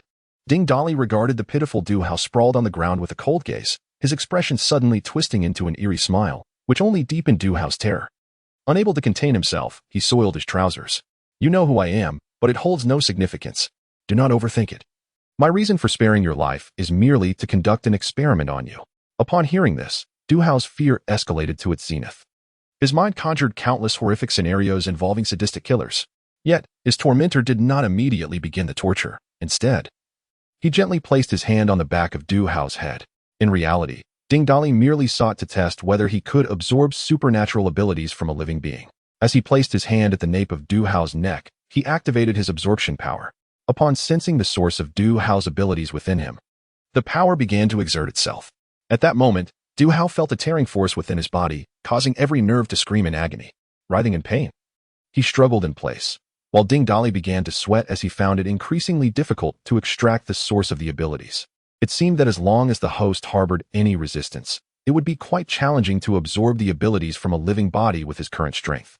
Realizing this, Ding Dolly produced a knife and plunged it into Duhao's body, then resumed his attempts at absorption. Each time he sensed failure, he would stab again, continuing this grim process until he had thrust the blade into him over a dozen times. Only when Duhao relinquished all struggle did the supernatural ability finally get absorbed in one fell swoop. The moment the ability was devoured, Duhao's body began to deflate. It appeared that to absorb an ability from someone's body while ensuring their survival, one could only do so when the individual was in peak condition and completely devoid of resistance. This was an inherent contradiction, henceforth. It seemed the only way to absorb abilities would be to kill the person first and act swiftly. Ding. Acquired B-level Serpent Beast Transformation Ability. Ding. Would you like to learn motorcycle proficiency and motorcycle maintenance proficiency? Learn. As Ding Dolly sat upon the back of his victim, pressing down on their head while stabbing repeatedly, each incision carefully avoiding vital areas to prolong the suffering, everyone stood frozen in place, their eyes wide and unblinking. Only Wheezy appeared to comprehend the situation entirely. Indeed, it was the leader. His treatment of enemies was utterly perverse. There was always something new in his methods. Yenryu and her daughter were left utterly dumbfounded, grateful from the depths of their hearts that they were not his foes. While Ding Dolly mastered the beast transformation ability, the golden crow fluttered its wings and flew to his side, an unexpected clarity emerging from their established connection. The golden crow cawed twice, and in Ding Dolly's mind, it truly sounded as if a crow were calling for its mother. "Oh my, I cannot tell if it is male or female. Call me father." The corpses on the ground had been devoured, the wind grew increasingly fierce, and raindrops began to fall from the heavens. After securing the iron gate of the auto repair shop, the group entered the workshop. The vaulted ceiling was sufficiently high, and the space ample, Such repair shops, typically situated along national highways, were primarily designed for the maintenance of large trucks, thus providing considerable room. They released 3 recreational vehicles and cleared a modest area within the workshop. At this moment, a torrential downpour commenced outside. The workshop, constructed of steel and sandwich panels, offered little in the way of sound insulation. The cacophony of raindrops pelting the roof, coupled with the distant rumbling of thunder and the howling wind, created an atmosphere as if the entire world had been engulfed by this deluge. "Boss, let us have hot pot for dinner," Lu Ruyan exclaimed, smacking her lips. Undeterred by the tumult outside. "No problem." Ding Dali waved his hand grandly, arranging food and cooking utensils before them, leaving dinner preparations to the others. Meanwhile, several figures clad in raincoats traversed the narrow path under the cloak of night, halting at the entrance of an automotive modification facility. Chapter 139. The mysterious figure on a rainy night. A group of individuals stood at the entrance of the factory, engulfed by a torrential downpour. Yet, upon closer inspection, one would notice the peculiar phenomenon. The rain did not strike them. Just as the droplets seemed poised to land upon them, they instead appeared to hit a glass barrier, effortlessly gliding aside. Even the ground beneath their feet deflected the water, which spread outward as if imbued with life. For them, the raincoats served merely as ornamental garments, lacking any substantial utility. The leader raised his head slightly, the hood of his raincoat obscuring part of his visage, rendering his features indistinguishable beneath the curtain of rain. A quick glance at the desolate modification factory, devoid of any vehicles, and at the pile of zombie corpses in the road, caused his brow to furrow. "Is this truly the automobile modification factory you spoke of? Where are the cars?" A companion standing nearby bowed respectfully, his tone laced with reverence. "Chief, every modification factory possesses a showroom. Consider the pile of zombie corpses in the middle of the road. There must be survivors. Perhaps they have parked their vehicles inside the showroom. Shall we venture in to investigate?" The leader nodded in agreement, and with a swift leap, he vaulted over the fence, followed closely by the others. They had arrived at the very modification factory that Ding Dali and his group had raided the day prior.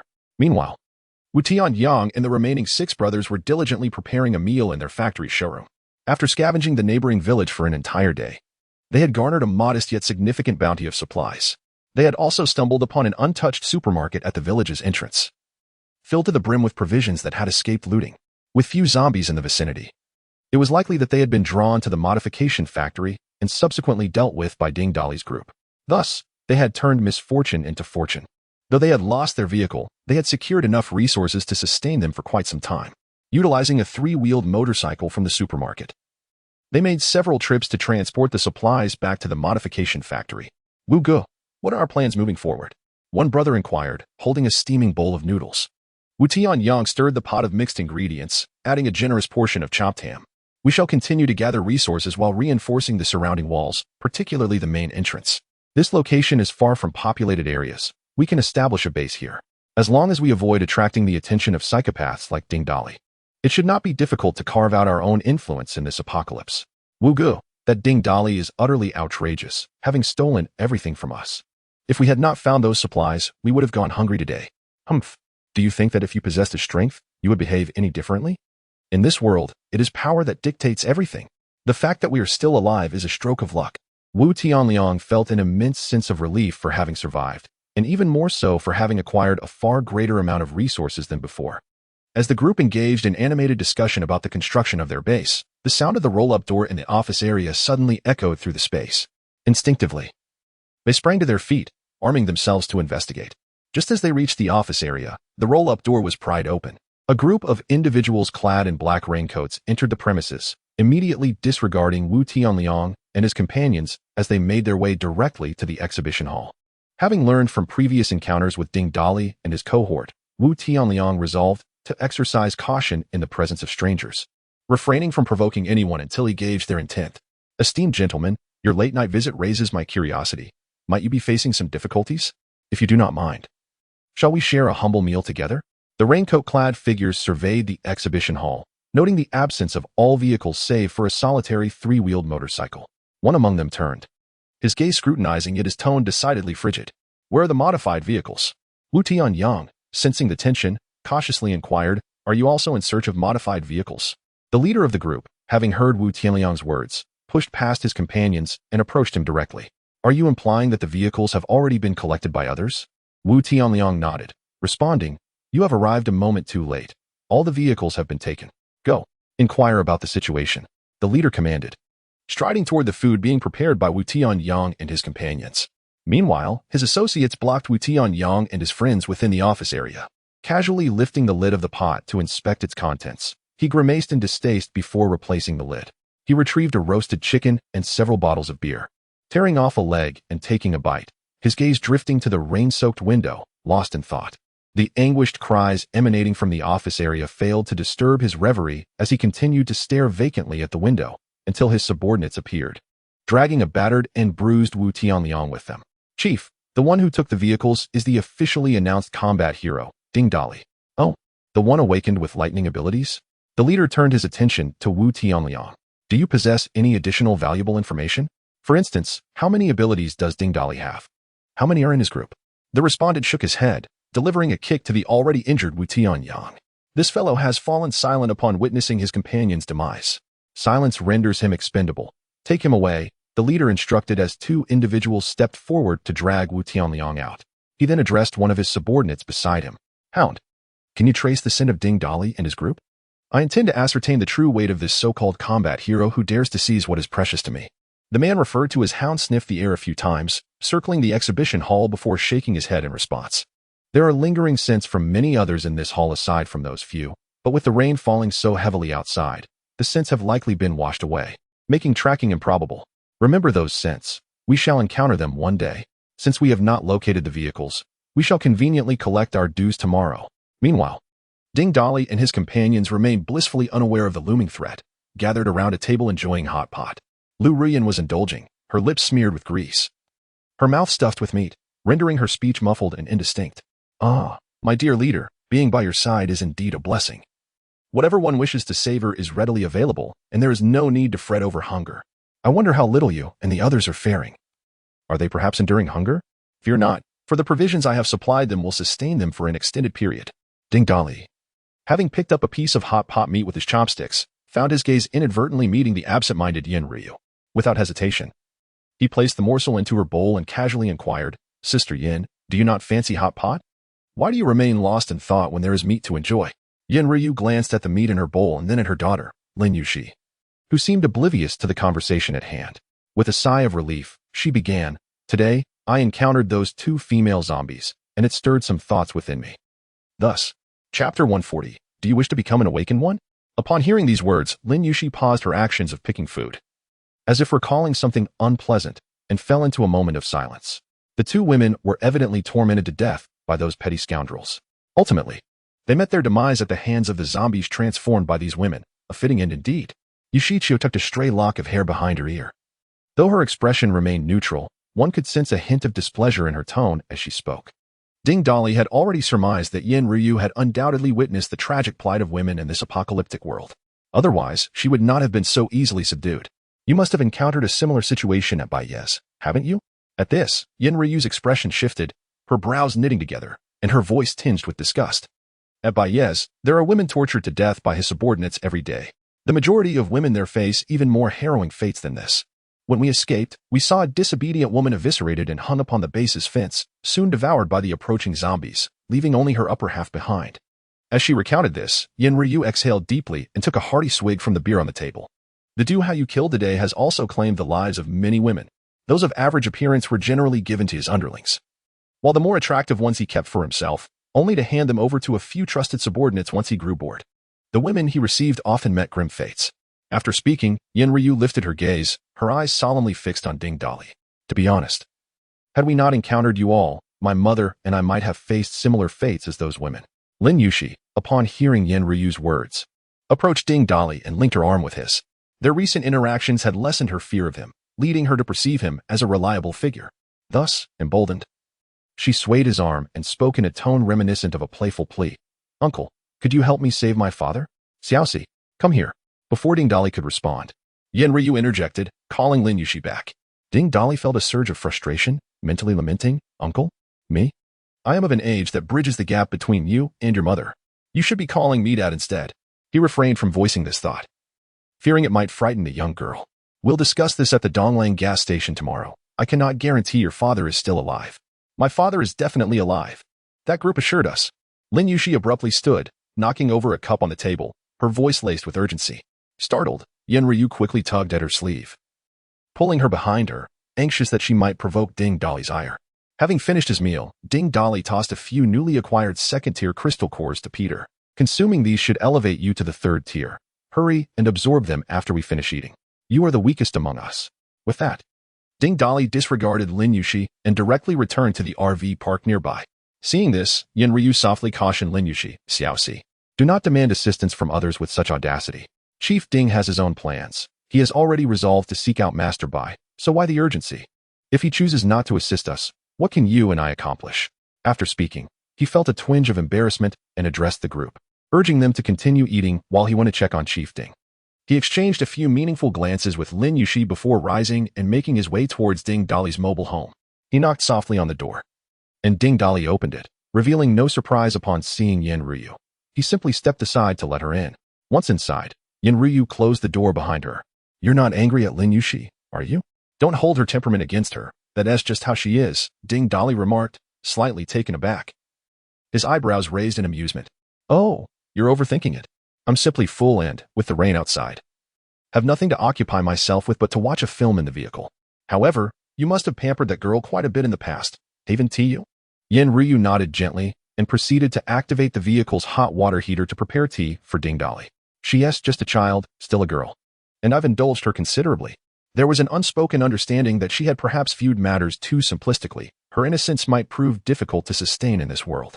Once the tea was ready, she placed it before Ding Dali and settled beside him. Her beautiful and dignified countenance illuminated by a smile that felt like a refreshing spring breeze. For reasons unknown, every time Ding Dali beheld Yen Ryu's nurturing demeanor, he found himself unable to restrain his impulses, his hands betraying him. Yen Ryu did not deter his advances, seemingly accustomed to them. Lin Yuxi is merely a bit hasty, especially today upon hearing news about her father. She wouldn't normally behave this way, Ding Dali remarked, pulling Yen Ryu close. Her cheeks flushed with warmth, and a hint of panic flickered across her face as she whispered, there are others outside. It's of no concern. I'm merely chatting with Sister Yen. He replied casually. Understanding his intent, Yen Ryu stood and excused herself to the restroom. After a moment, Ding Dali reclined against the sofa in the mobile home, observing Yen Ryu as she crouched before him. Taking a deep breath, he whispered, do you wish to become an awakened one? At his words, Yen Ryu trembled, her head nodding fervently. Ding Dali closed his eyes, feeling a void in his mind, and with a soft murmur, he continued, once we visit the Donglang gas station, I will provide you with a crystal core for your evolution. The decision to stay or leave will ultimately be yours. Upon hearing this, Yen Ryu froze, her body rigid, before she licked her lips and stammered a barely coherent thank you. Ding Dali fell silent, leaning back with his eyes closed to rest. After a while, a sudden chill coursed through him, raising goosebumps upon his skin, as the system's voice echoed in his mind. Ding. 1 tube of genetic code wasted. Deducting 10 tons of resources. As Yen Ryu stood to head to the restroom, Ding Dali handed her the cup of tea from the table. After a moment's hesitation, she accepted the tea and drank it all in one go. Mr. Ding. Yen Ryu was about to say something, but Mr. Ding waved his hand, interrupting her. All right, you must still be hungry, right? Let's go out and get something to eat. We can discuss any matters later, once they are asleep. It's no joke. We just squandered 10 tons of resources, and we definitely need to make up for it. Upon hearing this, Yen Ryu understood his implication. Remembering the previous night, when she had struggled to suppress her nervousness in the car, her cheeks flushed and her heart raced. With a gentle affirmative, she stepped out of the camper. Chapter 141. Either possess strength or become his woman. The sound of the storm grew increasingly thunderous, the sky seemingly entwining with the sea. As torrential rain blurred the boundaries between heaven and earth, the howling winds whipped the rain into a tumultuous curtain, akin to the surging waves of the ocean. In that moment, the entire apocalyptic world lost its sense of direction. Except for Ding Dali, the others gathered together, engaging in idle chatter. In this post-apocalyptic era, it was a rare luxury to share such leisurely moments with companions. After absorbing several second-tier crystal nuclei from Ding Dali, Peter finally became the last among them to ascend to a third-tier awakener. Elated, he transformed and dashed into the rain-soaked curtain, reveling in the downpour. Over the past few days, Yen Ryu and her daughter had grown familiar with the group. I gather from your words that you still have companions at the first resettlement camp? Are you planning to reunite with them there? Yujichio gently nodded, surmising the nature of the relationship between Yen Ryu and Ding Dali.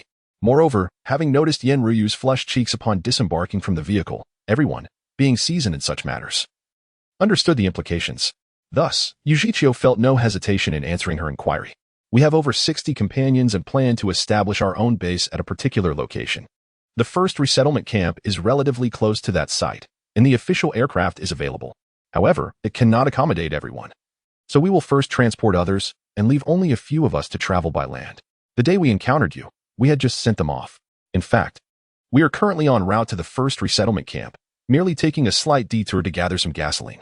Since you already have a base, why abandon it for another location? Yin Ryu inquired. That is a question for my husband, came the reply. We simply follow his arrangements. Sister Yin, we just need to heed the leader's commands. Whatever he says goes, and we won't suffer for it. Besides, I believe that progressing alongside our leader will yield faster results. Huizi took a sip of beer, gesturing toward Peter, who was still basking in his newfound glory, and chuckled. Look at Peter.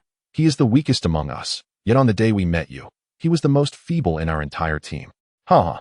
These past few days with the leader have truly lifted his spirits. He has directly advanced to a third-tier awakener. Upon hearing this, Yin Ryu pondered. If memory served her correctly, when they first encountered this husky, it had seemingly just reached the second tier. If he, along with the 60-odd absent members, was the weakest, did that imply the others were all at least second tier in strength? This conjecture led her to doubt herself, prompting her to tentatively ask, are the other members of your team all awakeners? Are there no ordinary people? Xiaonan chimed in, reclining in her chair with her hands behind her head, her tone dripping with disdain. I'm not sure if they are currently recruiting new members at the first resettlement camp. However, prior to this, our team had no ordinary people, not even a single first-tier awakener. If we must consider ordinary individuals, then you two temporary members might qualify, having received a positive affirmation. Yin Ryu found herself utterly captivated by the collective prowess of Ding Dali's team. If her previous admiration stemmed from Ding Dali's individual capabilities, this time her thoughts ran deeper and more vivid. Once we rescue Dad, let us join Uncle S' team.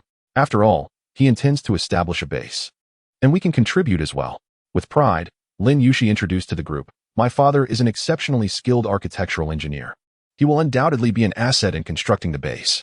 The others were at a loss for words, merely smiling and nodding. They were all perceptive individuals, fully aware that Yin Ryu was now the leader's woman.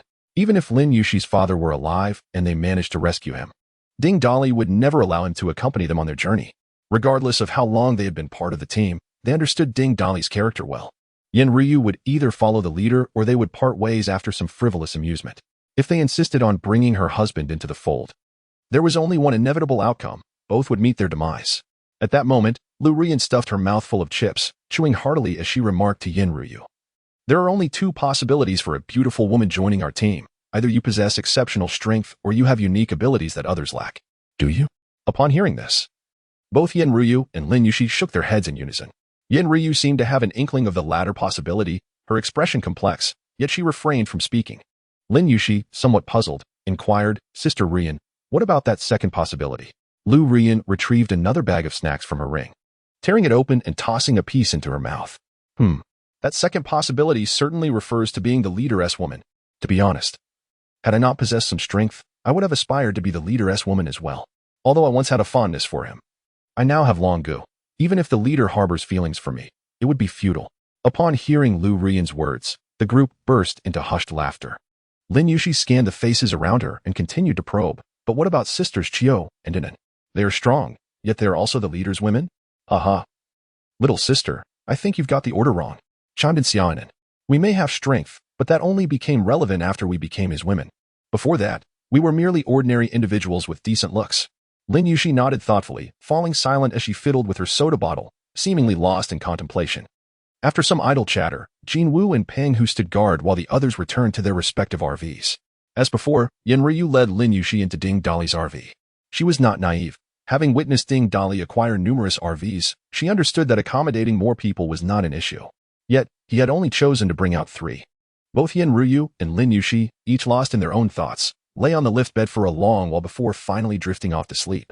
Suddenly, Yin Ryu opened her eyes, quietly inching closer to Lin Yushi, and upon hearing her steady breaths, she felt a sense of relief wash over her. With a stealthy grace, she descended from the elevated bed, and Ding Dali also sensed her movements, allowing her to nestle into his embrace. Everything unfolded with an effortless ease, akin to a tempestuous storm. Yet, unlike the raging storm outside, this was a tempest characterized by an exquisite hush. Yin Ryu appeared particularly entranced today, as if all her inherent beauty blossomed in this moment. This revelation astonished Ding Dali. He could perceive the tumultuous blend of repression and abandon within Yin Ryu. However, he remained oblivious to whether this was her final farewell, a rhapsody of madness, or a complete surrender to severing past ties. Chapter 142, Not a Dream?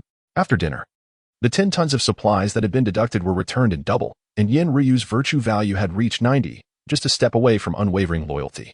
The awakened one's formidable physique nearly overwhelmed Yin Ryu, an ordinary person. Upon returning to the lift bed, she quickly fell into a deep slumber, oblivious to the subtle movements of Lin Yuxi, who lay beside her with her back turned. Ding Dali, amidst his flurry of activity, began to feel a hint of drowsiness. The sounds of the storm outside seemed to diminish significantly, and with 2 mutated beasts on night watch, he drifted into a peaceful sleep, one that was profoundly deep. In his dreams, he envisioned Yin Ryu once again descending from the lift bed. Did you see that? All deleted. Fool. To be honest, it had been quite a while since Ding Dali experienced such dreams. In his past life, survival was arduous, and in this life, he lacked for women. The sudden emergence of such a dream brought him a subconscious pleasure, making him reluctant to awaken, even as a voice in his mind went unheard. He slept soundly until the sounds from outside stirred him, accompanied by the enticing aroma of breakfast, uncertain whether it was merely his imagination. Ding Dali sensed a slight enhancement in his strength. Confused about the phenomenon, he called upon the system. System, display my data information. Name, Ding Dali Human Tier 3 Late Stage Awakened Abilities. Devour, Space SS, Lightning SS, Telekinesis SS, Metal Control SS, Local Enhancement S, Emotional Symbiosis S, Body Reshaping B. Serpent-like Beast Transformation B. What in the world is Emotional Symbiosis? When did I ever absorb such an ability? System, come out and explain this situation. Brother, I did nothing. You acquired it all. What do you mean? The system provided an explanation that was difficult to articulate. Ding Dali momentarily struggled to comprehend. Just as he finished his question, a realization struck him, leading to an uncertain inquiry. Are you referring to Yin Ryu and her daughter? When did that happen? Indeed, brother. You are mighty. The achievement was completed just 2 days later. The system affirmed. Ding Dali nearly lost the capacity for thought. This was utterly astonishing. He had yet to truly appreciate it. Snowflakes blossomed gently. Together, we trembled, gaining a deeper understanding of tenderness. Ding Dali couldn't help but hum a tune. Ha ha. Ding Dali erupted into laughter. Who would have thought that merely sleeping would grant him so many blessings? The supplies he now possessed were more than sufficient to sustain an entire base. Currently, he had 3 upgrade cards in each of the 2 spaces, and he was confident that even more advanced upgrade cards would come in the future. Since the apocalypse began, aside from the recent encounter with a massive horde of zombies, Ding Dali had yet to unleash his full potential. His abilities now surpassed those of others by a considerable margin. System, how do I utilize this emotional symbiosis? Why can't I manifest it? Emotional symbiosis is a passive ability, incapable of active release. Passive? What purpose does this ability serve? The system offers an enigmatic explanation, suggesting that the women in his life could grow stronger because of him. Noticing Ding Dali's silence, the system continues, do not underestimate the emotional symbiosis ability. Should it be elevated to the next level, the enhancement of strength would not be limited to interactions with the opposite sex. Those who possess a perfect goodwill value towards you may also share in some of your innate talents. Are you implying that if I elevate this ability, Wheezy and the others could also enhance certain evolutionary talents? Indeed. The specific advantages will reveal themselves gradually. Then what are we waiting for? Let's utilize an SS upgrade card to elevate emotional symbiosis to SS. Meanwhile, several individuals outside the camper van, who shared a perfect goodwill value of 100 with Ding Dali, along with those busy at the first resettlement camp, suddenly felt a lightness in their bodies, inexplicably sensing a slight boost in their strength. Hey, why do I feel like I've gained a bit of strength? I feel it too. My strength seems to have increased slightly. So do I. Yujichio and the others set aside their tasks, clenching their fists to gauge the changes in their bodies. Lin Yuxi, equally astonished, lifted a bucket of water and swung it around. Mom, I feel like I've gotten stronger too. What is going on? Could it be because of last night's heavy rain? Don't be ridiculous. I didn't feel anything. Did you injure your leg yesterday? You seem to be walking oddly. It's nothing. Just twisted it a bit. Yujichio and the others sensed something was amiss, their gazes shifting towards Ding Dali's camper. Ding Dali, in high spirits, stepped down from the vehicle and smiled at everyone. He could tell that while Lin Yuxi hadn't awakened, her foundational attributes had indeed improved. Darling, is it you? Yujichio asked, puzzled. Ding Dali remained silent, merely exchanging a knowing glance with her. prompting Yujichio to refrain from further inquiries. Lin Yushi, upon seeing Ding Dali, immediately lowered her head, her cheeks flushed with warmth. Suddenly struck by a thought, she began to ponder quietly within herself. Chapter 143. Arrival at Dongling gas station. Ding Dali stretched languidly as the golden crow fluttered its wings and perched on his shoulder, nuzzling against his cheek. After affectionately patting the bird's head, he took a couple of steps toward the table, gazing at the sumptuous breakfast that still emitted warmth. Ding Dali felt a pang of hunger as his stomach grumbled. Yujichio served him a bowl of hot porridge, all prepared by Sister Yin. To his surprise, she possessed such culinary skill. Suddenly mentioned, Yin Ryu felt a tinge of embarrassment and tucked a few stray strands of hair behind her ear.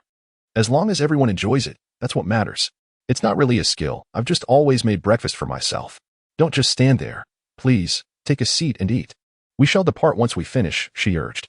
As everyone gathered around the table, Ding Dali, in the midst of his meal, felt something brushing against his leg beneath the table. Looking down, he was startled to discover a woman's bare foot, a beautifully long and fair leg. The skin smooth and delicate like jade, with slender ankles and rosy toes, gently grazing his leg. Ding Dali's heart raced, and he glanced across the table to see Yin Ryu and her daughter seated there. Yin Ryu was focused on her porridge, seemingly oblivious to any unusual happenings. Then he met Lin Yushi's playful gaze, and she mischievously blinked at him. What on earth is this girl up to? Ding Dali thought, recalling her earlier shy demeanor. Is she playing with me, creating this stark contrast? His mind raced with tumultuous thoughts. If it weren't for the others present, he would surely teach this little girl a lesson about the perils of the world. Noticing Ding Dali's flustered expression, Lin Yushi placed a grilled sausage into his bowl. Uncle, try this sausage. I've discovered that I quite enjoy sausages. After saying this, she licked her lips, sending a shiver down Ding Dali's spine. Suppressing the rising tide of inappropriate thoughts, he bit into the sausage, chewing a couple of times. The taste was delightful, and he finished the remainder. Today, he would likely encounter Yin Ryu's husband, and originally, Ding Dali had contemplated ways to discreetly eliminate him if he turned out to be alive. However, now that the reward was in hand, he found himself in a quandary: should he stay or leave, allowing them to choose their own path? Yet, Ding Dali underestimated the impact of good and evil. Yin Ryu's moral standing was at 90, but she had made a decision the previous night. Once her husband was rescued, she would come clean, and they would part ways. She intended to follow Ding Dali, taking her daughter with her. The storm that had raged the night before was indeed dramatic. As Ding Dali and the others set out from the repair shop, they discovered numerous trees had been uprooted, sprawled across the road. Several ordinary zombies lay trapped beneath fallen branches, their once grayish skin now soaked and appearing grotesquely like corpses from a giant's view. Ding Dali motioned for Huizi to stop the vehicle. Through the open compartment, he called for everyone to disembark. The group was puzzled about his intentions as he casually retrieved 2 long knives he had prepared earlier and approached Yin Ryu and her daughter. These 2 knives are for you. Do you remember when I once said that in the apocalypse, one must not rely on others to survive? One must depend on oneself. Now, these zombies before us are immobilized. If you wield these knives and slay them, you shall acquire their crystal cores for evolution. How you proceed is entirely up to you. With that, I presented the knives to them. Without hesitation, both took hold of the blades. Yin Ryu was the first to approach the nearest zombie, aiming for its head. Frowning, she struck down with the knife. The blow landed on the zombie's face but did not deliver death. Its bloated skin erupted with foul blood, flowing away with the water on the ground. Gritting her teeth and suppressing her nausea, Yin Ryu pressed her foot against the zombie's head, exerting force to extract the knife, and then delivered 2 more strikes before the creature finally succumbed. Ding Dali instructed the system to disable automatic loot collection, leaving the crystal cores within the zombies' heads for them to extract. Yin Ryu had grown accustomed to watching Ding Dali and the others dispatch zombies. Yet when it came to her own hands-on experience, her stomach churned, and she felt a wave of nausea. However, she understood that this was an opportunity granted to her and her daughter. Thus, she reached into the severed head of the zombie, the slick, viscous brain matter evoking a suspicion that the first person to consume a crystal core must surely be deranged. Lin Yushi mimicked her mother's actions, attacking other zombies, while Ding Dali and the others merely observed without intervening. The zombies crushed by fallen trees on the road were swiftly dealt with by the mother-daughter duo. Yin Ryu approached Ding Dali, carrying a pile of crystal cores. Ding Dali was pleased with their performance, nodding and allowing a smile to grace his lips. These are all yours. Take them and become awakeners. Remember to evolve in the restroom of the RV. Yin Ryu was perplexed by his words, but expressed her gratitude, obediently taking the crystal cores into the RV's restroom for evolution. The Unimog's high clearance allowed it to pass over smaller branches, as long as an entire tree wasn't blocking the road. The once splotched blood on the road was washed away by the downpour, leaving behind an array of debris swept in by the water, accumulating along the roadside. Boss, does this mean you agree to make them official members? Huizi inquired curiously while driving. How far are we from the Donglang gas station? Ding Dali did not respond directly to his question, but posed another in return. Huizi pointed to a large intersection ahead and said, turn right at the intersection, and after a few kilometers, we should arrive swiftly if the road remains clear. Gazing out the window at the slowly passing trees, Ding Dali spoke with a hint of profundity in his tone. If Yin Ryu's husband were alive, it is likely they would not choose to join us. Huizi, upon hearing this, seemed to grasp something in an instant, nodding with a smile towards Ding Dali. Boss, I understand. Just you wait. I'll make him disappear without a trace. You know nothing. Why do you speak like a villain? We are the protagonists. What do you mean by making her husband disappear? She is in mourning. Ding Dali, with an air of annoyance, gave Huizi a light tap on the back of his head before earnestly continuing. Well then, unbeknownst to the gods and spirits, do I still require your assistance? Indeed, indeed. The many extraordinary abilities of our leader can accomplish tasks unnoticed by the divine. Moreover, Sister Jichio's powers are even more elusive. As they turned the corner, the road ahead was remarkably clear, with remarkably few zombies, likely having been cleared by someone. Thus, they soon arrived at their destination, the Donglang gas station. Parking by the roadside, Ding Dali gazed at the expansive gas station, at a loss for words, only able to silently marvel. Indeed, we truly came to the right place. Chapter 144. Master Bai before them lay an expansive crossroads, with both thoroughfares exceptionally wide. The three corners of the intersection were adorned with verdant trees and open spaces. Amidst this greenery stood a gas station, ostentatiously designed, appearing rather jarring against its surroundings. Ding Dali had never encountered such an extravagant gas station in either his past or present life. Noticing Ding Dali's astonished expression, Huizi began to elucidate. Boss, I was equally taken aback when I first beheld this gas station. Which establishment constructs a gas station that resembles a KTV venue? No, it's devoid of lights. But in the past, when night descended, it was a dazzling spectacle of neon brilliance. In such a vast expanse, merely serving as a gas station without any ancillary services is utterly unbelievable. In reality, the business here primarily revolves around fuel. The majority of gas stations in the Eastern District source their fuel from this very place. Master Bai owns a large chemical enterprise in the neighboring city, and fuel is merely a byproduct of his operations. He has constructed this grand establishment for two reasons: to facilitate fuel distribution and to obscure his true intentions. As they proceeded, a vast expanse of woodland came into view, all of which belonged to him. Hidden within the forest were a few unremarkable dilapidated houses, which were, in truth, the source of his considerable wealth. I found myself somewhat admiring Master Bai. This location is indeed suitable for establishing a stronghold. Indeed, the surrounding fences enclosing the open spaces were erected long before, encompassing this entire area, extending to the villas in the rear. Only the walls surrounding the gas station appeared to have been constructed post-apocalypse. The occupants in the rear compartment had already activated the intercom to listen to the conversation between the two. Yujichio inquired, "Shall I scout ahead?" Ding Dali waved his hand dismissively, speaking in a playful tone, "No need for reconnaissance. Now that we've reached the crossroads, if they weren't blind, they would have spotted us already. Just drive straight to the entrance. Master Bai has a penchant for firearms. Everyone, strap on your weapons. By the way, the arsenal provided by Lei Cheng includes some grenades. Let us each attach a few to our persons." Upon hearing this, Huizi was instantly invigorated. Ever since he had aligned with Ding Dali, any situation that seemed exhilarating and flamboyant filled him with unparalleled excitement. He slammed the accelerator down, crashing directly towards the imposing gates of the Donglang gas station. The front bumper of the Unimog had been modified by Dali, making it not only sturdier but also equipped with steel spikes for added impact. The heavy gates were effortlessly breached, and Huizi pressed the gas further, executing a sharp turn that nearly toppled the RV. Fortunately, Ding Dali intervened with his telekinetic abilities. Huizi appeared quite familiar with the terrain, steering towards several large fuel tankers. And with a sudden brake, the vehicle came to a steady halt amidst them. "Damn, I asked you to show off, not to disregard your driving skills." We almost flipped over. "Hey boss, with you here, we can just alight. You can flaunt however you wish, and I assure you, Master Bai won't dare to utter a word," Huizi replied with a grin. Meanwhile, Master Bai reclined on the sofa of a two-story building, relishing massages from several women, who attended to him with utmost trepidation, cautious not to make any extraneous movements. In the corners nearby, several brothers indulged in merriment. At that moment, a young guard rushed in. "Master Bai, A heavy-duty RV has arrived at the intersection outside. It's parked right across the street. Would you like to take a look? Startled from his moment of leisure, Masterby, his eyes partially closed, sprang to his feet and slapped the young guard sharply. How many times must I remind you? Conduct your tasks with composure. What sort of disorderly behavior is this? It's merely a heavy-duty RV, undoubtedly a vehicle belonging to some survivors. Come, let us investigate. Perhaps it contains valuable items we require. He gestured towards the young men in the corner, who promptly released their female companions, armed themselves, and followed Masterby outside. As they descended from the second floor and had only taken a few steps, a loud crash echoed as a heavy object struck the iron gate. Suddenly, a heavily modified truck, resembling a steel behemoth, barreled in. The crowd barely had time to react before the vehicle made a sharp turn and headed towards the gas station. Who on earth is so foolish as to drift a heavy truck?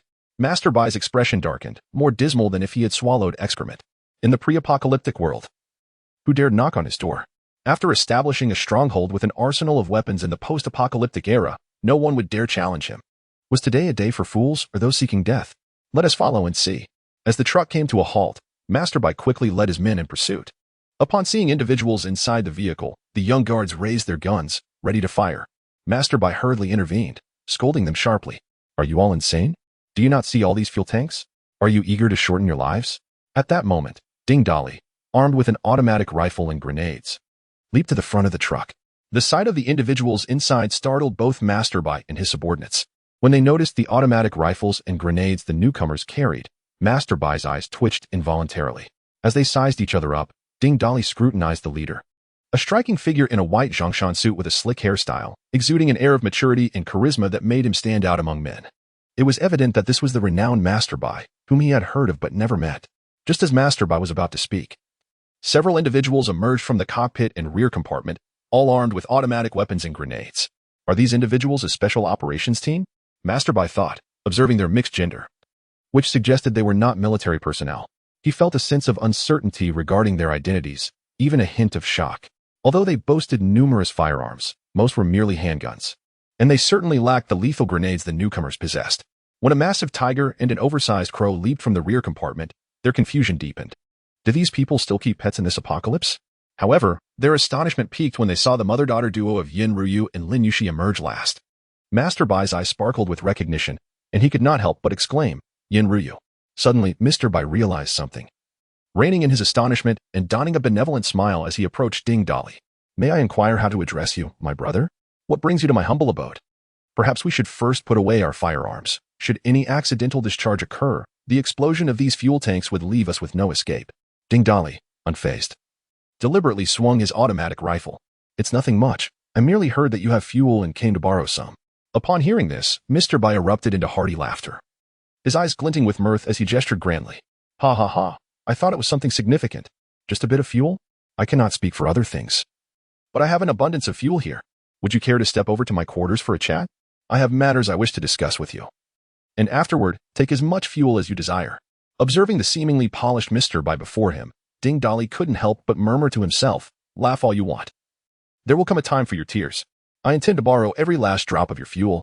Chapter 145, by Chiming with a mere gesture. Master Bai signaled his subordinates to holster their firearms. He greeted Ding Dolly and his companions with fervor, his countenance betraying no hint of displeasure. This intrigued Ding Dolly. After all, he had just smashed through Bai's grand entrance, yet the man exhibited no signs of anger. Something was amiss. Initially intent on engaging in confrontation, Ding Dolly stifled his inner impulses.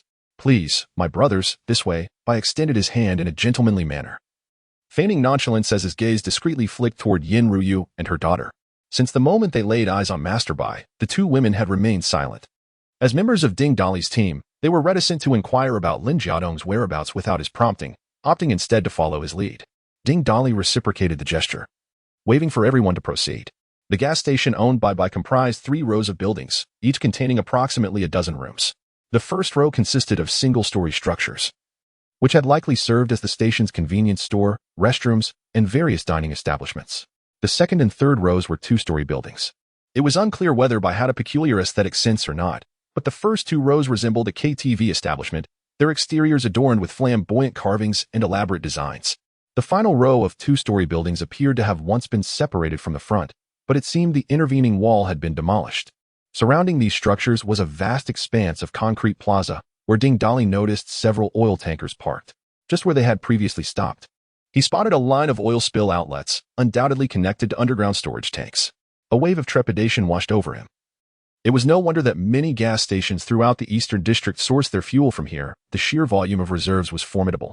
It was fortunate that he had refrained from violence earlier. A mere spark could have ignited an explosion capable of obliterating him completely. Master Bai gestured toward the small building in the third row, introducing it to Ding Dali and his group. This area was previously my office, distinctly separated from the others. But now it has been fully integrated. I usually spend my days here. With that, he led them deeper into the compound, traversing the concrete plaza before advancing toward a greenbelt, freshly adorned with abundant soil, as if it had just been laid. A path through the greenery revealed an expansive villa district ahead. Perhaps sensing that Ding Dali might misconstrue his intentions, Bai pointed to the villas and explained, "Do not misunderstand. My brothers, I have no ulterior motives in bringing you to the villa area. Rest assured, I harbor no ill will. I trust you have gathered some information prior to your arrival. This base also encompasses the villas behind, which serve as my living quarters." "Oh?" Master Bai exhibits remarkable composure. "I crashed through your door, and yet you remain unperturbed and courteous. Surely, you must have a matter at hand that requires our assistance." Ding Dali replied in a neutral tone, concealing any emotion, though his keen gaze remained fixed on Bai. "Indeed, you are no ordinary man. Nothing escapes your perceptive eyes. Let us proceed to my villa, where we can dine and converse." As they made their way towards the villa district, the conversation between Bai Qingming and Ding Dali flowed with such warmth that any onlooker might have assumed they were longtime acquaintances. "Brother, please refrain from calling me Bai Yi. That is merely a moniker thrown around by the underlings. My name is Bai Qingming, and I believe I am a few years your senior. If you don't mind, you may call me Brother Bai. By the way, how should I address you, my friend?" "Haha, you're too humble, Bai Yi." "I'm Ding Dali," Ding replied. "Is your wife's name Chen Yanan?" Ding Dali's sudden inquiry left Bai Qingming momentarily taken aback, puzzled by the question. It wasn't he until a younger associate leaned in and whispered to him that he grasped its implication. "Ha ha ha, Brother Ding, you jest. I have never been married. Hence I have no wife. However, I believe I've heard your name before. Ah, you share the same name as the combat hero mentioned in the official reports. What a coincidence. Though, I must say, you are far more handsome than that official version." The authorities, in their attempts to create a narrative, could have at least found someone who resembles a human, rather than a monkey that looks nothing like the real deal. At this remark, those who had previously encountered Ding Dali struggled to suppress their laughter, while Ding himself wore a grim expression, silently condemning Bai Qingming. The villa district was composed of standalone traditional Chinese residences, and Bai Qingming led the group to the largest one at the center. "Brother Ding, I developed this villa district. And this particular residence is the pinnacle, my personal abode," Bai Qingming explained, gesturing for his associates to prepare refreshments. The first floor of the villa featured an expansive reception area where everyone settled in. Bai Qingming's gaze shifted towards Yan Ruyu. "Brother Ding, it appears there was a misunderstanding regarding this lady beside you, Ms. Yan. I trust you are somewhat aware of the situation. I wonder what her relationship is with you." Ding Dali cast a glance at the slightly anxious Yan Ruyu and her mother, then raised an eyebrow with a confident smile, his tone unwavering. "They are now under my protection. Surely, Brother Bai does not wish to contend with me over them?" With that, his eyes narrowed slightly, an aura of coldness emanating from him. Even Bai Qingming, who was accustomed to danger, felt a shiver run down his spine, leading him to speculate. This man exudes an intense killing intent. Such a presence could not have emerged solely in the latter stages of the apocalypse. It must have been cultivated over many years of bloodshed. What exactly did this man do before the apocalypse? How many lives must he have taken to hone such a refined aura of menace? Could he also be affiliated with the underworld? The more he pondered, the more unsettling it became. Clearing his throat, Bai Qingming wore a smile, clasping his hands in a gesture of sincerity. "Since the Yin family ladies are now under Brother Ding's wing, allow me to extend my apologies for any past grievances. I hope you can forgive me." Lin Yushi glanced at Ding Dali, about to speak when she was subtly restrained by Yan Ruyu. The latter exchanged a knowing look before stepping forward. "Bai Yi, let bygones be bygones. I would like to inquire whether Lin Jiadong is still alive." Upon hearing this, Bai Qingming looked between Yan Ruyu and Ding Dali, a glimmer of amusement in his eyes. "Ha ha ha. Rest assured, Ms. Yin, Lin Jiadong is quite well. However, he is currently occupied with matters at hand. I shall ensure he comes to meet you once he is free." At that moment, a large group of scantily clad women entered the villa, bearing an array of delicacies. Bai Qingming instantly discerned the glances that Ding Dali cast upon these women and promptly clapped his hands. Another group of women, adorned in bikinis, emerged from a nearby room and stood beside him. "Ha ha ha, My dear Ding, while these women may not rival the exquisite beauty of those beside you, they are indeed the esteemed daughters and wives of this villa district. Choose any that catch your eye. Let them treat you to a delightful evening. Ding Dolly surveyed the bikini-clad women, acknowledging that their attractiveness surpassed that of those serving food, each scoring well above 80 in allure, an enticing reward presented to him. Without hesitation, Ding Dolly declared, "By ye, I am someone who never finds anything lacking, especially when it comes to women. I desire all of these ladies tonight. I only fear that you may be unwilling to part with them." Upon hearing this, Bai Qiming inwardly berated Ding Dolly for his ostentation, thinking to himself that even as an awakened being, entertaining multiple women in a single night was hardly realistic. He was not a mere mechanical toy after all. Chapter 146. The actress and Roy. Indeed, it seems that it is the youth who hold the key to our whims. Since Brother Ding has taken a liking to it, by all means, take it. Have you all heard? Tonight, follow me to Brother Ding's room. Bai Qiming feigned an air of mystery, a sly smile playing on his lips. A stark contrast to his otherwise unremarkable appearance. These are merely faded flowers and withered willows. If they can bring a moment of joy to Brother Ding, then they have served their purpose. I have even more hidden treasures, untouched by my own hands. As long as Brother Ding can assist me with a favor, I shall gladly present them. Ah, it is evident that this broad-eyed fellow has something to conceal. Ding Dolly, adopting a guise of ignorance, inquired, "I see that Bai Yi is armed and accompanied. What assistance could I possibly provide? Moreover, even should there be a genuine predicament, with your resources, Bai Yi, seeking refuge in an official resettlement camp would be a trivial matter, wouldn't it?" Upon hearing the mention of the official resettlement camp, Bai Qingming's brow furrowed slightly, shaking his head with an air of resignation. "Humph, I would never collaborate with them. To speak candidly, before the apocalypse erupted, I was engaged in some rather unsavory dealings. My bounty notice was already widespread prior to the cataclysm. Venturing into an official resettlement camp, I cannot be certain that someone wouldn't recognize me. And I cannot afford such risks. Furthermore, the endeavor I wish to undertake is not something the authorities would entertain." This revelation only heightened Ding Dolly's curiosity. What kind of undertaking could compel such a notorious drug lord to seek cooperation? "Bai Yi, I am quite uncertain regarding the nature of your request. I cannot guarantee that I will be of assistance. My brother, you will undoubtedly be of help. If I am not mistaken, Brother Ding has already awakened to the initial stage of the third tier, correct? To be frank, I am also at the third tier now.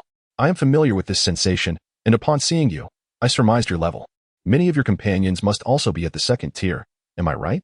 As long as you can assist me, I can offer more than just fuel." With that, Bai Qiming clapped his hands once more. Two burly men understood the cue and turned towards the basement of the villa. After a brief interval, they returned, carrying a large dog cage covered with a cloth. With a loud clang, they set the cage down in the center of the living room, and a woman's startled cry emanated from within. Ding Dolly looked at Bai Qiming in confusion as Bai Qiming stepped forward and forcefully pulled the cloth from the cage. Inside curled a woman in a soiled gown, her attire and hair disheveled. All eyes were fixed on the woman in the cage, and upon recognizing her, Hui Zi could not suppress an exclamation. "Goodness, boss. Is this not that actress who has been quite popular over the past 2 years? What was her name again? In something?" "In Roy," Xiaonan interjected, her expression one of disbelief. "I am still a fan of hers. I often watched her dramas. I never imagined she would end up like this after the apocalypse." Bai Qiming patted the cage, causing the woman inside to huddle in a corner, trembling in fear. This is indeed the rising star of the silver screen. At such a tender age, she has already starred in numerous blockbuster productions. She also resides in this villa community, and after the cataclysm, I managed to capture her. Fearing that Ding Dolly might overthink the situation, Bai Qiming deliberately clarified, "Rest assured, my dear Ding, I have yet to lay a hand on her. Each day, I merely provide her with a morsel of food, with the intention of training her as a female servant. Imagine, a once glamorous film star reduced to servitude. How exhilarating that would be, if only you would assist me. This slave shall belong to you thereafter." Ding Dolly pondered for a while before recalling who this woman was. She seemed to be a once celebrated celebrity from the pre-apocalyptic era, though he could not remember her specific works. The system had already notified him in his mind that a target with a desirability score of 98 had appeared. It was evident that the subject in question was the disheveled and Ruai, her beauty still discernible despite her current state of filth and disarray. Cowering in the corner of her cage, and Ruai met Ding Dolly's gaze, her eyes brimming with desperation. Ding Dolly averted his attention from her and instead inquired of Bai Qiming, "Please, do tell me what matter is at hand." Bai Qiming returned to his seat, poured a glass of wine, offered a toast to everyone, and then downed the drink in one gulp before slowly beginning to speak. "I have knowledge of a military base from the pre-apocalypse. Its armory is replete with heavy weaponry, including numerous tanks and armored vehicles. Just a couple of days ago, I sent someone to investigate, and it has been completely overrun without any official clearance. Are you suggesting that I assist you in reclaiming that location? Ding Dali asked. Precisely. I'm currently in dire need of manpower. A few of my trusted subordinates have recently gone missing, most likely perished outside. I require assistance in eliminating the soldier zombies. If you agree to help, I can offer you a 40 share of the weapons, along with Enruai. Ding Dali felt a surge of excitement, his mind racing with calculations. I never anticipated that my initial intention was merely to seize your resources, and yet you would offer me an entire armory in return. You are quite generous indeed. At that moment, Bai Qingming was also scheming internally. Humph, you little rascal, were it not for your utility, I would have already disposed of you. Once we have cleared the zombies from the armory, I shall seize the opportunity to eliminate you. Sharing profits? Dream on. It is a pity that the Enruai I have trained for so long will be left at the mercy of this brat. Both men harbored ulterior motives, yet wore smiles upon their faces. Since you hold us in such esteem, we agree to assist. Bai Qingming rejoiced, for a third of his plan was now accomplished. With the acquisition of that heavy weaponry, he could. The more he contemplated, the more elated he became, raising his glass in celebration. Cheers. I toast to each of you for your assistance. After several rounds of drinks, Bai Qingming curiously addressed the young man seated beside Ding Dali. You, my young brother? Seem remarkably familiar. Have we crossed paths before? Huizi nodded, casually responding, I used to frequent this area for refueling and have seen you a few times. Bye. I never imagined you would remember me. He refrained from mentioning his past dealings with Chan Xiqing regarding illicit substances, merely stating his visits for fuel. Bai Qingming paid little heed to this, as he had encountered countless individuals and did not feel the need to retain every face in his memory. Throughout the entire day, Bai Qingming and his subordinates indulged in feasting and revelry alongside Ding Dali and his companions, with several alluring women gathered around the men. Even Huizi and Peter were each accompanied by two charming ladies, embracing them on either side. Ding Dali could not help but marvel at the abundant provisions that Bai Qingming possessed. A plethora of delectable dishes was served in numerous rounds, complemented by an array of fresh fruits. Logically, after such a prolonged period in this apocalyptic world, fruits would have long since spoiled, yet Bai Qingming's selection remained remarkably fresh. Had this rascal plundered a wholesale market or something similar? His apparent disregard for food suggests he possesses an even greater surplus. It all belongs to me. Chapter 147. Initiating the freebie mode after indulging in a lavish feast, Bai Qingming led them to a villa, designated as their temporary refuge, with plans to clear the military base the following day. The women were also arranged by Bai Qingming to accompany them into the villa, and of course, the large iron cage containing Enruai was brought in as well. Once the individuals around Bai Qingming departed, Huizi and Peter found themselves at a loss for what to do, each having a woman clinging to their arm, leaving them utterly bewildered. Pathetic fools. The women have been delivered to you on a silver platter, yet you hesitate to engage. Go upstairs and find any room, but keep the noise to a minimum. Ding Dali remarked, casting a knowing glance at Huizi. Understanding the cue, Huizi nudged Peter, and the two spirited the women upstairs to indulge in their pleasures. After their departure, Ding Dali turned to Xiaonan and instructed, Inen, choose a room at random and bring these 4 beauties in to wait for me. I intend to examine my merchandise thoroughly. Without hesitation, Xiaonan grasped Ding Dali's intent and led the 4 women into a spacious bedroom. In the living room of the villa, only Yin Ruyu and her daughter, Yi Zhiqiu, along with the caged Enruai, remained. Yi Zhiqiu's gaze swept over the women who had been taken away and the imprisoned Enruai, and she made a gesture across her throat, inquiring of Ding Dali whether they should silence her. Ding Dali shook his head, dismissing the notion with a chuckle. What nonsense. We haven't even collected our rewards yet. Enruai, witnessing Yi Zhiqiu's gesture, trembled in fear even more. Sister Yin, please help me. Intercede on my behalf. Do not let them kill me. Hearing this, Ding Dali turned to Yin Ruyu. Do you know her?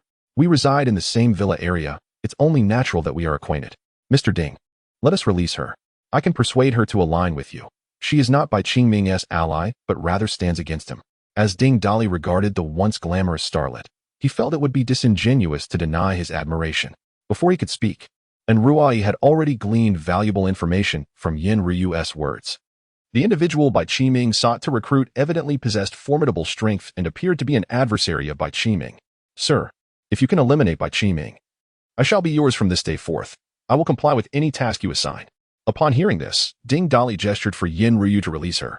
Once freed, Enruai, with Yin Ruyu's assistance, approached Ding Dali and, with a thud, knelt before him in gratitude.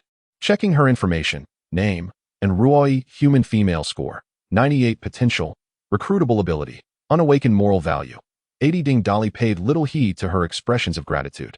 His attention captured by the moral value, which had surged from a mere 10 points upon their initial meeting to an impressive 80, quite intriguing indeed. Yen Ryu helped Enroi to her feet, who, having recently lacked energy, stumbled slightly, nearly falling. Ding Dali casually produced a piece of bread and a bottle of water, offering them to her. Enroi looked up, her eyes filled with gratitude as she nodded appreciatively at Ding Dali. Without hesitation, she snatched the bread and stuffed it into her mouth, resembling a famished specter, devoid of any trace of elegance. Once she finished eating, Yen Ryu inquired, "And sister, do you have any news about Lin Jiadong?" Upon hearing this, Enrua's expression darkened as she grasped Yen Ryu's hand, her demeanor turning grave. "Sister Yen, if you have returned to seek your husband, I advise you to abandon that notion." Lin Yushi, upon hearing these words, felt a wave of panic wash over her. Her tone urgent. "What has happened to my father? Is he in trouble?" Yen Ryu gently patted Lin Yushi's shoulder, signaling her to remain calm. Before turning to Enrua again, "What do you mean by that? Is Lin Jiadong still alive?" "Humph. He is very much alive. Not only that, he is thriving. He has become Bai Qingming's right-hand man." Enrua spoke these words through gritted teeth, yet, mindful of Yen Ryu, she refrained from losing her temper. "You're talking nonsense. How could my father possibly be Bai Qingming's right-hand man?" Enrua tidied her disheveled hair into a ponytail and solemnly addressed her. "I'm not lying. In the past few days, Lin Jiadong has assisted Bai Qingming on numerous occasions. I even witnessed him tormenting several women to death, dragging them away alongside one woman who was still alive. I have no idea where they were taken."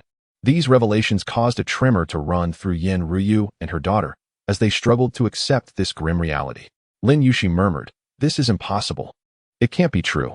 I do not know what transpired between you and Lin Jiadong, but during my confinement in the basement, he appeared several times." Another shiver coursed through Yen Ryu and her daughter. They had only escaped a few days prior, while Enrua had been imprisoned far longer. This meant Lin Jiadong had long been present in Bai Qingming's basement, implying the two dared not contemplate further. Ding Dali, however, remained composed, having surmised the situation. It was not that he lacked compassion. Rather, he had witnessed such occurrences too often in his past life. Many had betrayed their loved ones to survive. Observing the incredulous expressions on their faces, particularly Lin Yushi's, who looked as though the sky were falling, was heart-wrenching. For a girl who had regarded her father as a paragon for the past 18 years, this was undeniably hard to bear. "Let us rest for now. I will investigate and ascertain the truth," Ding Dali instructed while preparing to take action. At that moment, Yujichio stepped forward. "Husband, I will accompany you. My abilities are well suited for reconnaissance." "Haha, splendid. Sister Yen, please ensure the women sent by Bai Qingming are stable. I will return with more use." "Jichio, let us go and seize the opportunity." With that, the two vanished simultaneously. Wang Ruo stood in place, bewildered, glancing at Yen Ryu. How did they suddenly disappear? "Sister Yen, can we trust them?" Yen Ryu withdrew her gaze from the window and solemnly addressed Enrua. "Dearin, remember my words. Today, you have encountered a benefactor. Meeting him signifies not only your escape from suffering, but also the assurance of a dependable companion in the future. I, too, once harbored doubts akin to yours, but ultimately, I found myself proven wrong. My mother was indeed correct. That gentleman possesses formidable prowess. All those subordinates of Bai Qingming who have mysteriously vanished were eliminated by him." Lin Yushi, in agreement, momentarily recalled her father, leading her to question with uncertainty in her gaze. "Mother, my father." Before she could finish her thought, she was abruptly interrupted by Yen Ryu. "Let's discuss everything once Mr. Ding returns." Ding Dali skillfully evaded patrolling personnel, continuously leaping through space. Upon reaching the deserted concrete parking lot, he assessed the surroundings and, noticing no onlookers, utilized his metallic manipulation abilities to create an aperture in the oil tank of a fuel truck. He then opened a spatial portal and meticulously collected every drop of fuel into the void. The oil from dozens of tankers was swiftly and silently siphoned away, with Ding Dali methodically segregating various grades of fuel into distinct compartments within the space.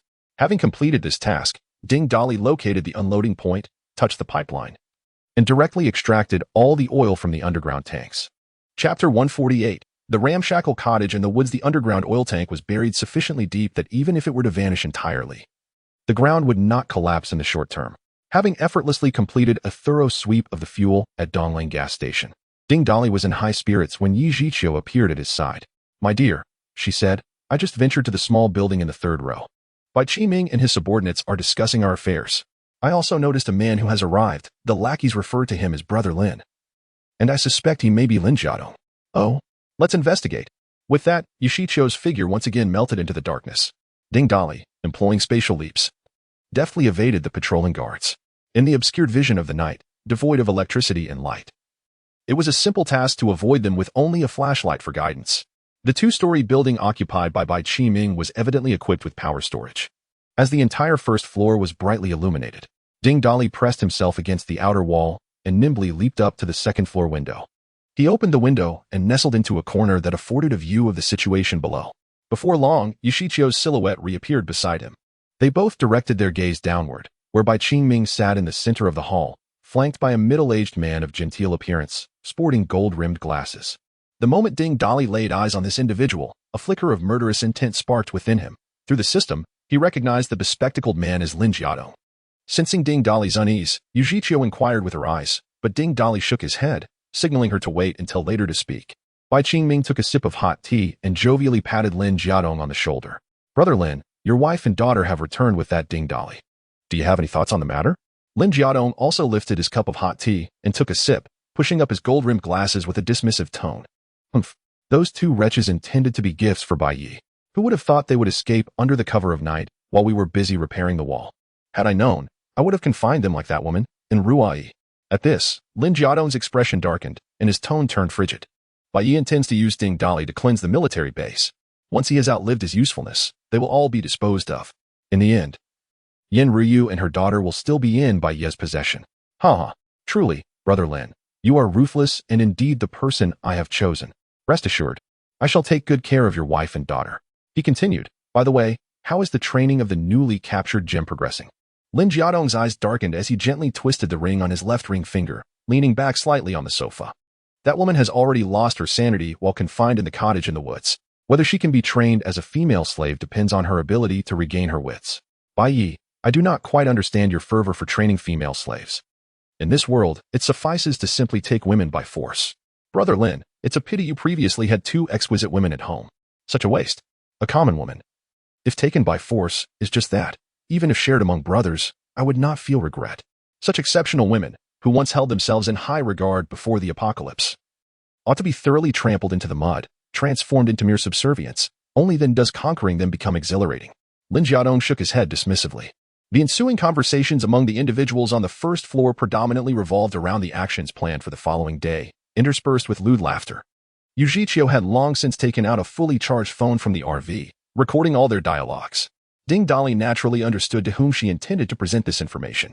Signaling to Yoshichio, the two simultaneously leaped from the second-floor window, vanishing into the night. When they re-emerged, they found themselves amidst the trees outside the concrete parking lot. Once assured that the vicinity was devoid of onlookers, Yoshichio softly inquired, "Darling, did you just intend to kill Lin Jiadong?" Ding Dali nodded, his gaze chillingly cold, a profound intent to kill emanating from his eyes. Yoshichio had never witnessed such ferocity in him before. It seemed that Bai Qingming's base was more bustling than we had anticipated. Yin Ruyu's husband, Lin Jiadong, is an anomalous individual with special abilities. What? Anomalous being? The one who devours people? Indeed. So it is. I initially presumed you wished to eliminate and do to Sister Yin. Ding Dali did not respond to this remark, but quietly stated, "It appears that the cabin in the woods mentioned by Huizi conceals something. We must investigate. I wonder if there are other anomalous beings in this base." With no further ado, the two stealthily ventured deeper into the woods. The territory enclosed by Bai Qiming was indeed vast, and coupled with the towering trees, the silence enveloping them was eerily unsettling. Soon, they stumbled upon several unremarkable dilapidated cabins nestled within the woods. The absence of guards at the cabin entrance suggested Bai Qiming had great confidence that this location would remain undiscovered. As they entered the shabby cabins, Ding Dali produced a flashlight to survey the surroundings. The interiors were cluttered with plastic bags and debris, alongside a few rickety cabinets, seemingly untouched for quite some time. Strange. Could there be additional cabins? Ding Dali murmured in confusion. At that moment, a faint, almost imperceptible stench wafted into Ding Dali's nostrils. Drawing a deep breath, he followed the odor outside the cabin. Eventually, he discovered a woodshed behind the cabin, the source of the foul scent. The shed was modest in size, surrounded by wooden walls, with a small door. He pushed it open and bent down to enter. Inside, the confined space was filled with firewood, which appeared quite new. The contrast between the abandoned cabins and the recently stacked firewood in the shed was evidently abnormal. Ding Dali sidled through the narrow passage beside the firewood and took a few steps forward, only to uncover a square patch of bare ground. There lay a wooden board, upon which rested a handle that had been polished to a gleam, indicating frequent contact. The two exchanged a glance before forcefully pulling open the wooden door, revealing a staircase that descended into darkness. A pungent, foul odor emanated from below, accompanied by a scent that deeply repulsed Ding Dolly. "Be cautious," he uttered tersely, leading the way down the stairs. Upon reaching the bottom, they found themselves in an expansive underground chamber. Ding Dolly pressed a switch on the wall, and the lights flickered to life, indicating the presence of a backup power source. As he surveyed the surroundings, his expression darkened considerably. The subterranean space was composed of several rooms, and the area in which Ding Dolly stood resembled a living room. Apart from a few sofas and a coffee table situated in the center, there was a conspicuous lack of furnishings. From the ceiling hung several ropes, each suspending strips of meat, akin to the process of curing ham. Some of the meat appeared to have been severed for a couple of days, while others were clearly freshly butchered. The reason for Ding Dolly's grim countenance became evident. He recognized at a glance that the flesh dangling in midair was human. Chapter 149. Kill me, Yujichio, intrigued, raised her hand to touch the suspended flesh, but was promptly halted by Ding Dolly. "Do not touch. It's human flesh." With the utmost speed, she retracted her hand, her face contorting in mild disgust. The two circumvented the strings of human remains above their heads, stepping onto a repugnant mixture that covered the ground, a nauseating substance that clung to their feet. The foul stench emanated from the filthy refuse beneath them. As they searched room by room, they discovered only a stockpile of illicit drugs, finding nothing else of significance. It was not until the final room that they encountered a scattering of various human bones, some still adorned with remnants of flesh. In the corner of the chamber lay a dog cage identical to the one containing Guanan Rua, within which was another woman. The woman appeared vacant and haggard, fixated on the bones strewn across the floor. Strangely, she possessed a pair of rabbit ears. Upon recognizing the woman, both Ding Dolly and Yujichio gasped in astonishment. It was none other than Gong Jing, who had vanished without a word that fateful night. The odor in the room made Ding Dolly furrow his brow as he silently summoned the system to check the woman's information. Name: Gong Jing. Human initial stage aberrant ability. Rabbit type beast transformation ability B. Moral value. Unable to detect due to her incoherence. Why was Gong Jing here? In such a disoriented state? More importantly, how had she transformed into an aberrant? Ding Dolly waved his hand in front of Gong Jing, attempting to rouse her. However, it seemed she was wholly oblivious to her surroundings, unresponsive, and lost in her stupor. "Gong Jing? Can you hear me?" he called out, but she remained indifferent. "Honey, what happened to her?" Yujichio, feeling a pang of sympathy for the woman, inquired of Ding Dolly. Shaking his head, Ding Dolly confessed his ignorance, yet replied, "She is likely the woman Bai Qiming mentioned. Right now, she is in a dazed state and cannot comprehend our words. Moreover, Gong Jing has now become an aberrant." Yujichio's eyes widened in disbelief. "Are you saying she has consumed human flesh?" "I cannot ascertain the specifics. We must find a way to awaken her and ask," he urged. Yujichio waved her hand before Gong Jing, but received no response either. Thus, she spoke. "Do you remember me?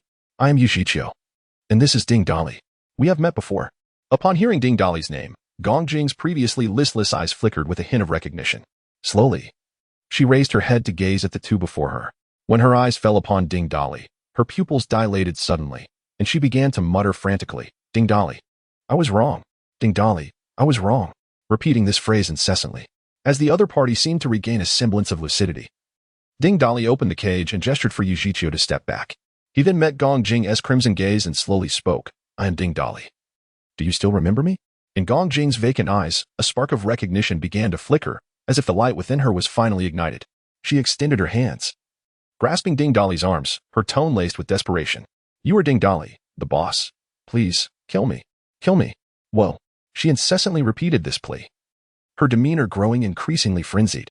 Fearing her mind would once again dissolve into chaos, Ding Dolly raised his hand and struck her sharply. "Calm down." This slap jolted the nearly deranged Gong Jing back to reality. She looked at Ding Dolly and Yujichio, tears streaming down her face. Her former haughty demeanor from the modification factory long gone. "Tell me, what happened?" Upon hearing Ding Dolly's inquiry, Gong Jing appeared to recall a deeply painful memory, weeping even more sorrowfully as she began to speak. That night we escaped from the modification factory in the truck you left behind, intending to find a large base. On the way, we ran over a few zombies, successfully evolved, and awakened our abilities. The next morning, we encountered Bai Qingming's people. They claimed to come from a large base, and they brought us here. As she recounted this, Gong Jing covered her face, a picture of anguish and guilt. "It's all my fault. I was only thinking of joining a big base and didn't consider the consequences. That is how I ended up in this place. Boss Ding, Please kill me. I no longer wish to live. The pain is unbearable. When did you consume human flesh? Ding Dali asked bluntly. At this question, Gong Jing trembled, slowly raising her head. For some reason, upon seeing Ding Dali and the others, she felt a profound discomfort in her stomach, an uncontrollable hunger. Shaking her head, she temporarily suppressed that impulse. It was a man named Lin Jiadong. Bai Qiming imprisoned us in the basement of a villa, forcing Lin Jiadong to train me and another actress into obedient slaves. Initially, we resisted, but to intimidate me, they killed several of my sisters right before my eyes. Well, then they dragged my body and those of my sisters here. Lin Jiadong dismembered them in front of me. He even consumed their flesh and compelled me to partake as well.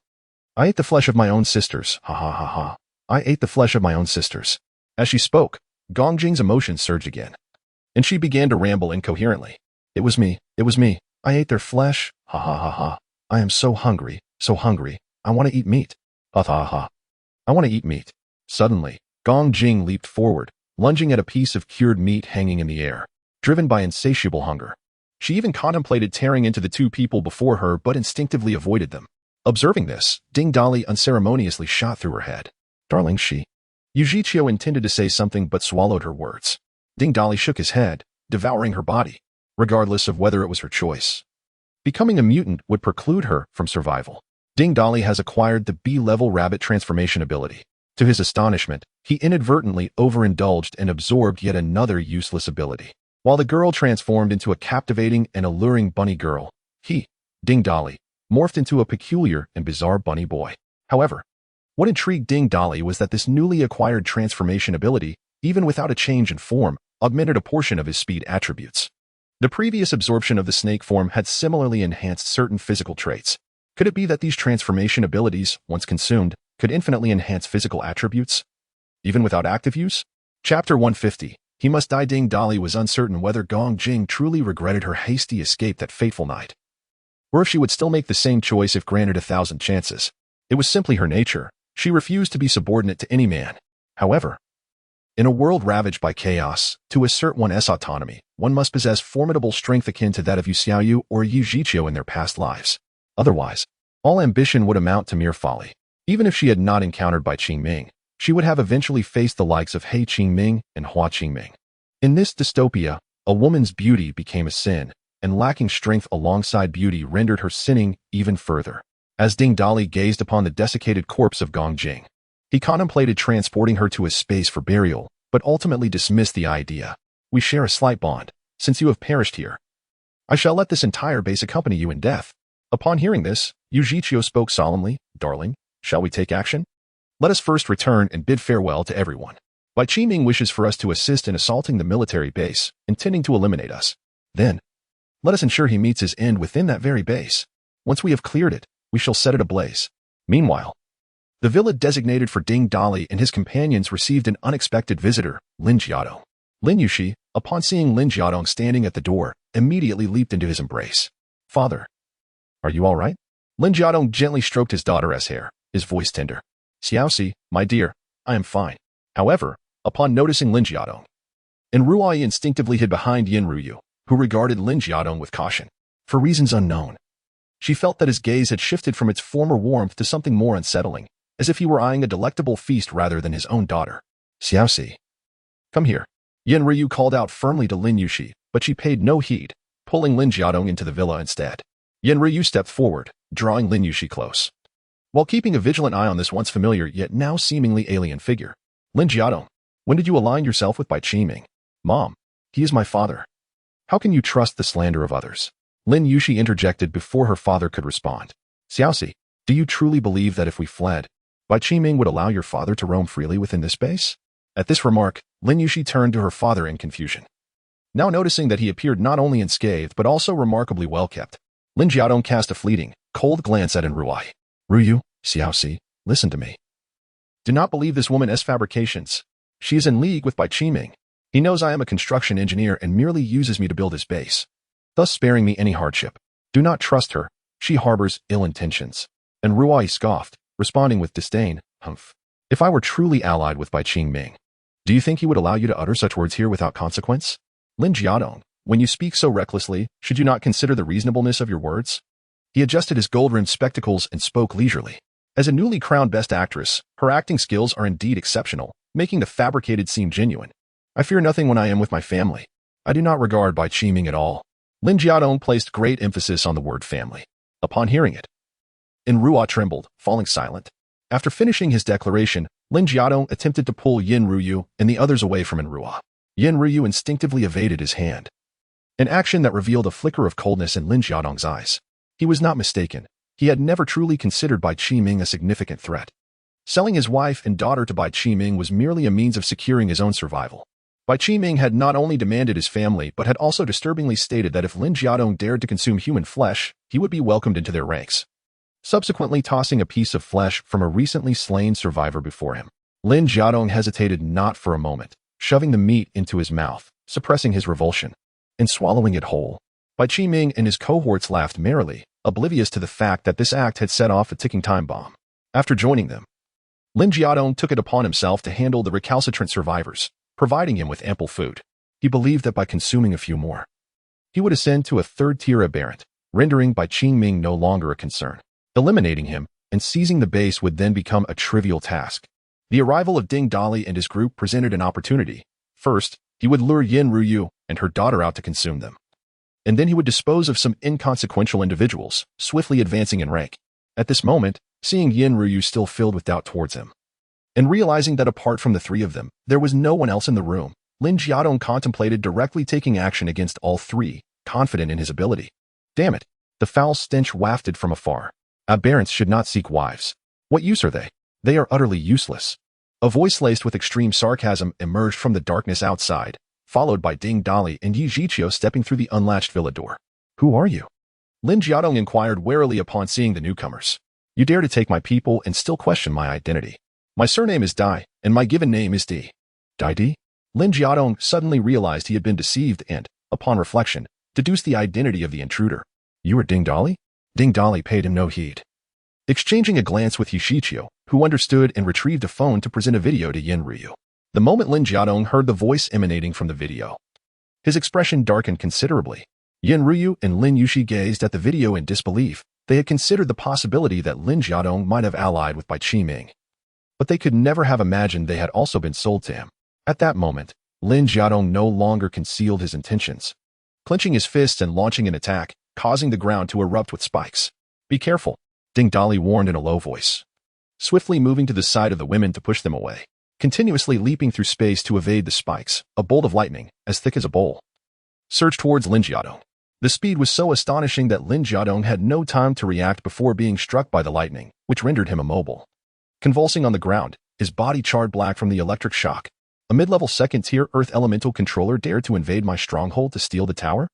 Ding Dali brandished an iron rod, ready to crush his skull. Uncle, wait!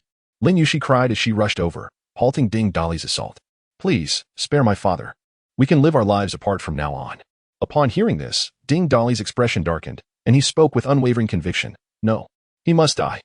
Chapter 151. The demise of Lin Jiadong. Upon witnessing the resolute and fierce gaze of Ding Dali, Lin Yuxi felt a sudden jolt in her heart. Uncle, please, refrain from speaking. Do you recall the models we encountered at the modification factory? Lin Yuxi was interrupted by Ding Dali, perplexed by his sudden mention of those models. Yet she nodded in acknowledgement. That's good to hear. Your dear father has devoured them all.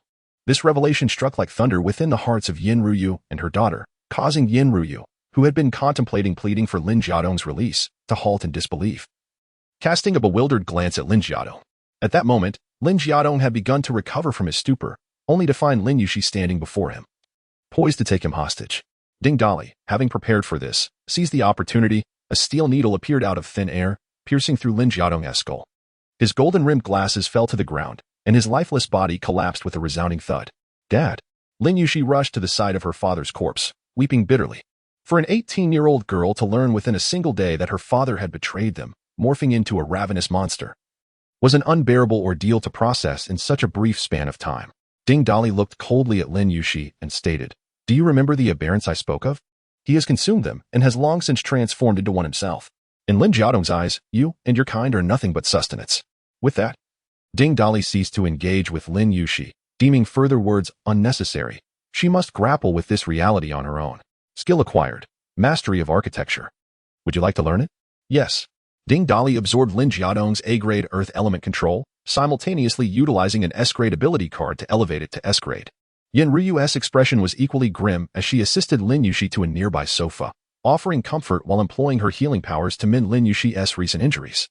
Indeed, Yin Ruyu had awakened a healing ability. The skirmish had been brief and had not produced enough noise to draw attention from outside the villa. The women, led into the room by Xiaonan, dared not venture out, even if they had heard something, for with Xiaonan guarding the door and a tiger present, they felt utterly paralyzed. Approaching Yin Ruyu, Ding Dali slowly inquired, "What shall we do with Lin Jiadong's body?" "Burn it. I refuse to lay eyes on it." Yin Ruyu replied bluntly, showing no sentiment for her husband.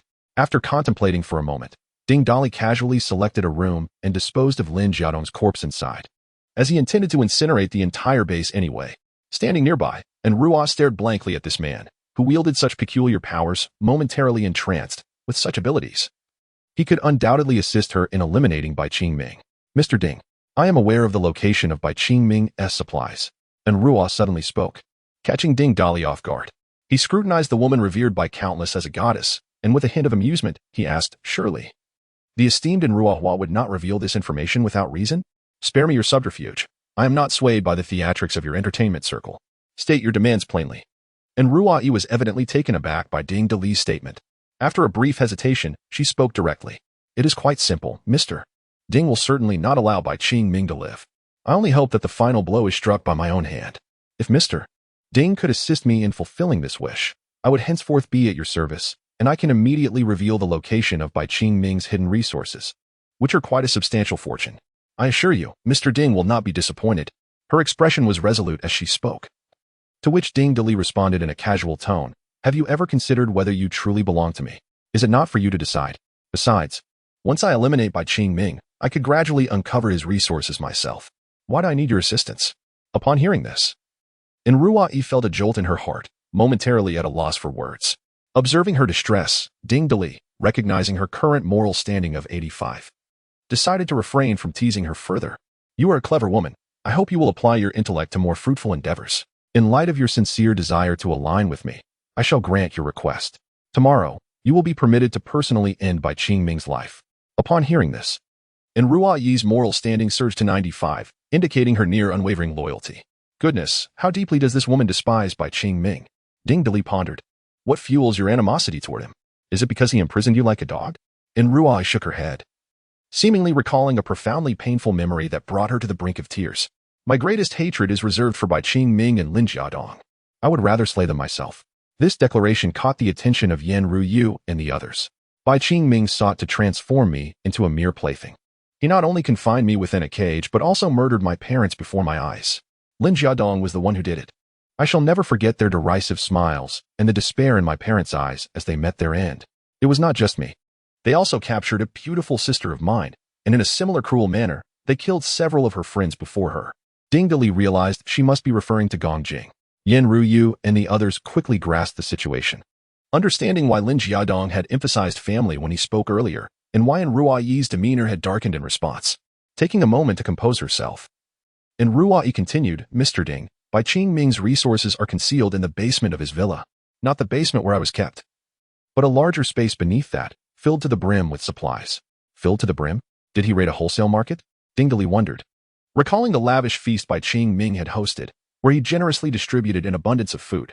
And Ruo shook her head, her tone uncertain. "It seems that every couple of days, supplies are transported to the basement, though I do not know their origin." Ding Dali pondered for a moment before formulating a plan. "If tomorrow they realize Lin Jiadong has vanished, we shall unleash a massacre. If they remain unaware, let everyone proceed according to my plan." Lin Jiadong's primary responsibility involves managing the recalcitrant survivors and overseeing the construction of the base. It is highly probable that he will not accompany the group. Therefore, prior to the expedition to cleanse the military base tomorrow, Bai Qingming is likely to remain oblivious to Lin Jiadong's disappearance. And Ruo added promptly, and Ding Dali nodded with a smile. "That would be preferable. I was concerned that if I eliminated them, no one would inform me of the location of that military base." After briefing them on several matters, he observed that Yin Ruyu and Lin Yuxi were composed, and then instructed everyone to take a rest, to gather their strength. Tomorrow, they must prepare for battle. Chapter 152, and Ruo, with Jin Wu stationed at the entrance, Ding Dali initially intended to reap the rewards from Bai Qingming's generous gift of several beautiful women. However, before he could take action, he was inexplicably pulled into the basement of the villa by Enruai. The items within this villa remained untouched, seemingly preserved in their original state. Within the basement, there was a door that, when opened, revealed a complete audio-visual room. Although Ding Dali was not well versed in such equipment, the devices appeared quite luxurious. Before an entire wall of screens stood an enormous plush sofa, surrounded by numerous transparent glass cabinets, each containing a stunning gown. To his astonishment, the basement was indeed a hidden paradise. Have you forgotten? This is my villa, and Ruai reminded him, while guiding Ding Dali to each glass cabinet, introducing the gowns inside, each one worn at pivotal award ceremonies during her career. Although Ding Dali was somewhat puzzled by her enthusiasm for these garments, he respected her sentiment and listened attentively as she spoke. As she continued, her joy became palpable, as if she had transported herself back to those moments in time. Eventually, facing Ding Dali, Enruai shyly confessed, "Mr. Ding, from this day forth, I am yours. I understand that in this apocalyptic world, normal courtships and marriages are no longer feasible, but I still wish to share with you the story of my past." With that, she unexpectedly leaped into his embrace. Ding Dali, however, pushed her away, not out of lack of desire, but because she had not bathed in far too long, and the odor was quite overwhelming. "Let us take a shower first," he suggested. And Ruai wrinkled her nose, suddenly recalling that she had indeed not bathed for an extended period, which left her blushing with embarrassment, wishing she could vanish into a crevice. In the past, she could never have imagined such a lengthy absence from bathing, and she murmured apologetically, "However, the running water has been cut off, and resources are scarce. If only we could," she hesitated, the sudden awkwardness making her feel somewhat flustered and at a loss as she pondered their next steps. Ding Dali, however, strode directly into the basement restroom. With a wave of his hand, several barrels of bottled water appeared on the floor. Stunned by this bizarre scene, Enruai was utterly bewildered. Having been confined for so long, she had seen little of awakened individuals demonstrating their powers. Thus, Ding Dali's impressive display felt almost divine to her. "Let us make do with a wash for now. Tomorrow, I'll invite you to our RV for a hot shower," he assured her, having gone too long without bathing. Enruai opened one of the glass cabinets and eagerly selected a grayish-white gown, hastily retreating into the restroom. Meanwhile, Ding Dali was not idle. He was enamored with the audio-visual room and resolved that, should they establish a base in the future, this space must be replicated. He decided then and there to thoroughly clear out the entire area before leaving. Enruai lingered in the bathroom for an extended period. On one hand, it had been a long time since her last bath, and after cleansing herself, she felt a refreshing sensation envelop her body. On the other hand, she suddenly found herself uncertain about how to face Ding Dali shortly. After wrestling with her thoughts for a while, she finally steeled herself, donned a gray and white gown, and opened the bathroom door. Ding Dali sat on the grand sofa, and upon seeing the woman gracefully approach in her elegant gown, accentuating her slender and curvaceous figure, he found himself momentarily entranced. Enruai, now thoroughly cleansed, radiated brilliance. Her face was undeniably captivating, and her eyes, listening like clear lake waters, seemed to encapsulate the vastness of the cosmos in Ding Dali's gaze. In that instant, the world appeared to halt, leaving only the two of them. When Ding Dali's hand brushed against her skin, Enruai shivered slightly. After several tentative moments, their bodies became intricately entwined. Ding. Reward, 20 tons of materials. Ding. Random reward, 45 tons of materials. Ding. Enruai's virtue and vice value reached 100, ensuring unwavering loyalty. Reward, 20 tons of materials. Ding Dali sensed a slight enhancement in his own abilities. It seemed the power of emotional symbiosis was indeed quite beneficial, raising his hand to clench his fist. Enruai was astonished to realize this was no mere illusion. Her strength had genuinely increased. Pondering aloud, she questioned, "Why do I feel stronger?" Ding Dali gazed at the starlet in his arms, feigning an air of mystery as he raised an eyebrow. "In time, you shall understand. While others gauge character over time, with me, you will witness your power grow." Enruai, still somewhat uncertain, inquired, "Is it because of you?" Upon seeing Ding Dali nod, she was utterly astonished. Ding Dali produced a collection of energy crystals and placed them before her. Enruai stared at the crystals, an irresistible urge to consume them rising within her, yet she managed to suppress this impulse, questioning Ding Dali with curiosity. "Are these energy crystals?" Ding Dali nodded. Having recognized her virtue and vice value of 100, he felt no need for concealment. "These crystals are sufficient for you to evolve into a second-tier awakened being. Go to the bathroom and absorb them. We shall need your self-defense capabilities for tomorrow's battle." Upon hearing this, Enruai wasted no time. Clutching the crystals to her chest, barely pausing to don her attire before rushing into the bathroom. Ding Dali, observing her graceful silhouette, couldn't help but marvel. She was indeed a stunning flower, captivating all attention. Surveying the surroundings, he opened a spatial portal, storing everything within, including in Ruayi's gowns. Next time he would attempt that backless dress, he would allow her to evolve in peace. Returning to the living room, Ding Dali found himself rather disinterested in the women rated in the low 80s, having indulged in far more refined company. Chapter 153. Striking at the root, Xiaonan and Yu Jiqiu were reclining on the sofa in the living room when they heard a noise and sat up alertly. Upon realizing it was Ding Dali, they both sighed in relief. Xiaonan then inquired, "Darling, how should we handle the women sent by Qingming? Fat Tiger is still guarding them. I sense they might have caught on to something. If you think we need someone to assist, we can keep them, otherwise there is no need to spare them, just eliminate them." After contemplating, Xiaonan proposed her suggestion. "I believe we can retain them. They can take care of chores like laundry and cooking during our travels. Furthermore, didn't Sister Xiaoyu mention wanting to form an all-female team? If they prove themselves worthy, we could allow them to join." Ding Dali found merit in Xiaonan's words. It was unwise to eliminate everyone. For any potential development, maintaining a population was crucial. Considering that the women's moral values did not exhibit hostility, he decided to keep them. Thus, he addressed Xiaonan. "Let us proceed as you suggested.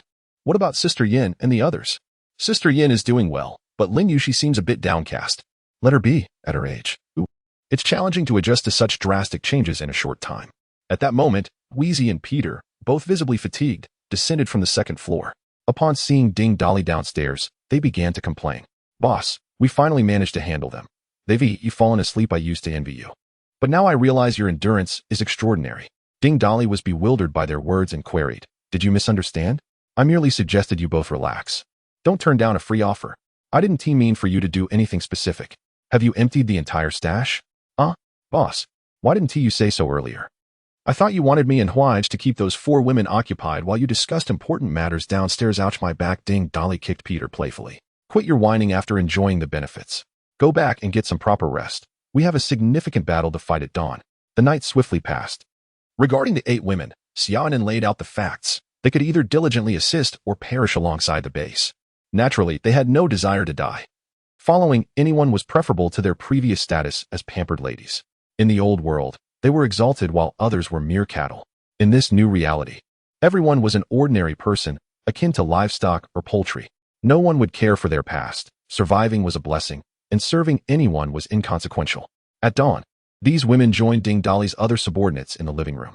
They stood tremulously at the back. Just then, Qingming's laughter echoed from outside. "Ha ha ha, Brother Ding. I have come to fetch you." Upon entering, he noticed everyone gathered in the living room and also saw Rua, who had been tidied up and now sat beside Ding Dali, exuding an aura that surpassed her former self. "Haha, dear Ding, you truly possess remarkable skills. It seems you have completely won over the Staravian family. I am indeed impressed. I must extend my gratitude to Bai for his generosity. By the way, I would like to request a few individuals from Bai. The women sent yesterday served me well, and I am quite satisfied. May I implore Bai for a few more?" Upon hearing this, Qingming internally berated Ding Dali. How pretentious can one be? One man with so many women, yet he shamelessly claims satisfaction. It appears to me he is merely posturing.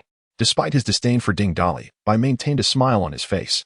"Dear Ding, feel free to take what you wish. We are brothers, after all. No need for formalities." With that, a group of subordinates entered, carrying an abundance of food and drink. After breakfast, Qingming directly outlined their plan. "Dear Ding, that military base is rather extensive. How about we split up and clear one side each? That way, we can keep an eye on each other and not worry about a zombie ambush from behind." Ding Dali nodded in agreement. Though he was acutely aware that while there may be no zombies lurking, there were certainly others who could pose a threat. It remained uncertain who might stab whom in the back. "Since Ding has agreed, let us not delay any further. We shall set off immediately. Let those women remain at the villa," he commanded. A large group then proceeded to the entrance of the base, where numerous off-road vehicles were already parked outside. Ding Dali took a cursory glance and noted that Qingming's side boasted over 50 individuals. In contrast, they had only 8, including Rua, highlighting a stark numerical disparity. Qingming's entourage, comprising several vehicles, led the way, while Ding Dali's off-road RV followed closely behind. Just after they left the base and crossed an intersection, Ding Dali executed a spatial leap, returning to the base with Jinwu in tow. Upon appearing inside the base, several surviving guards spotted them.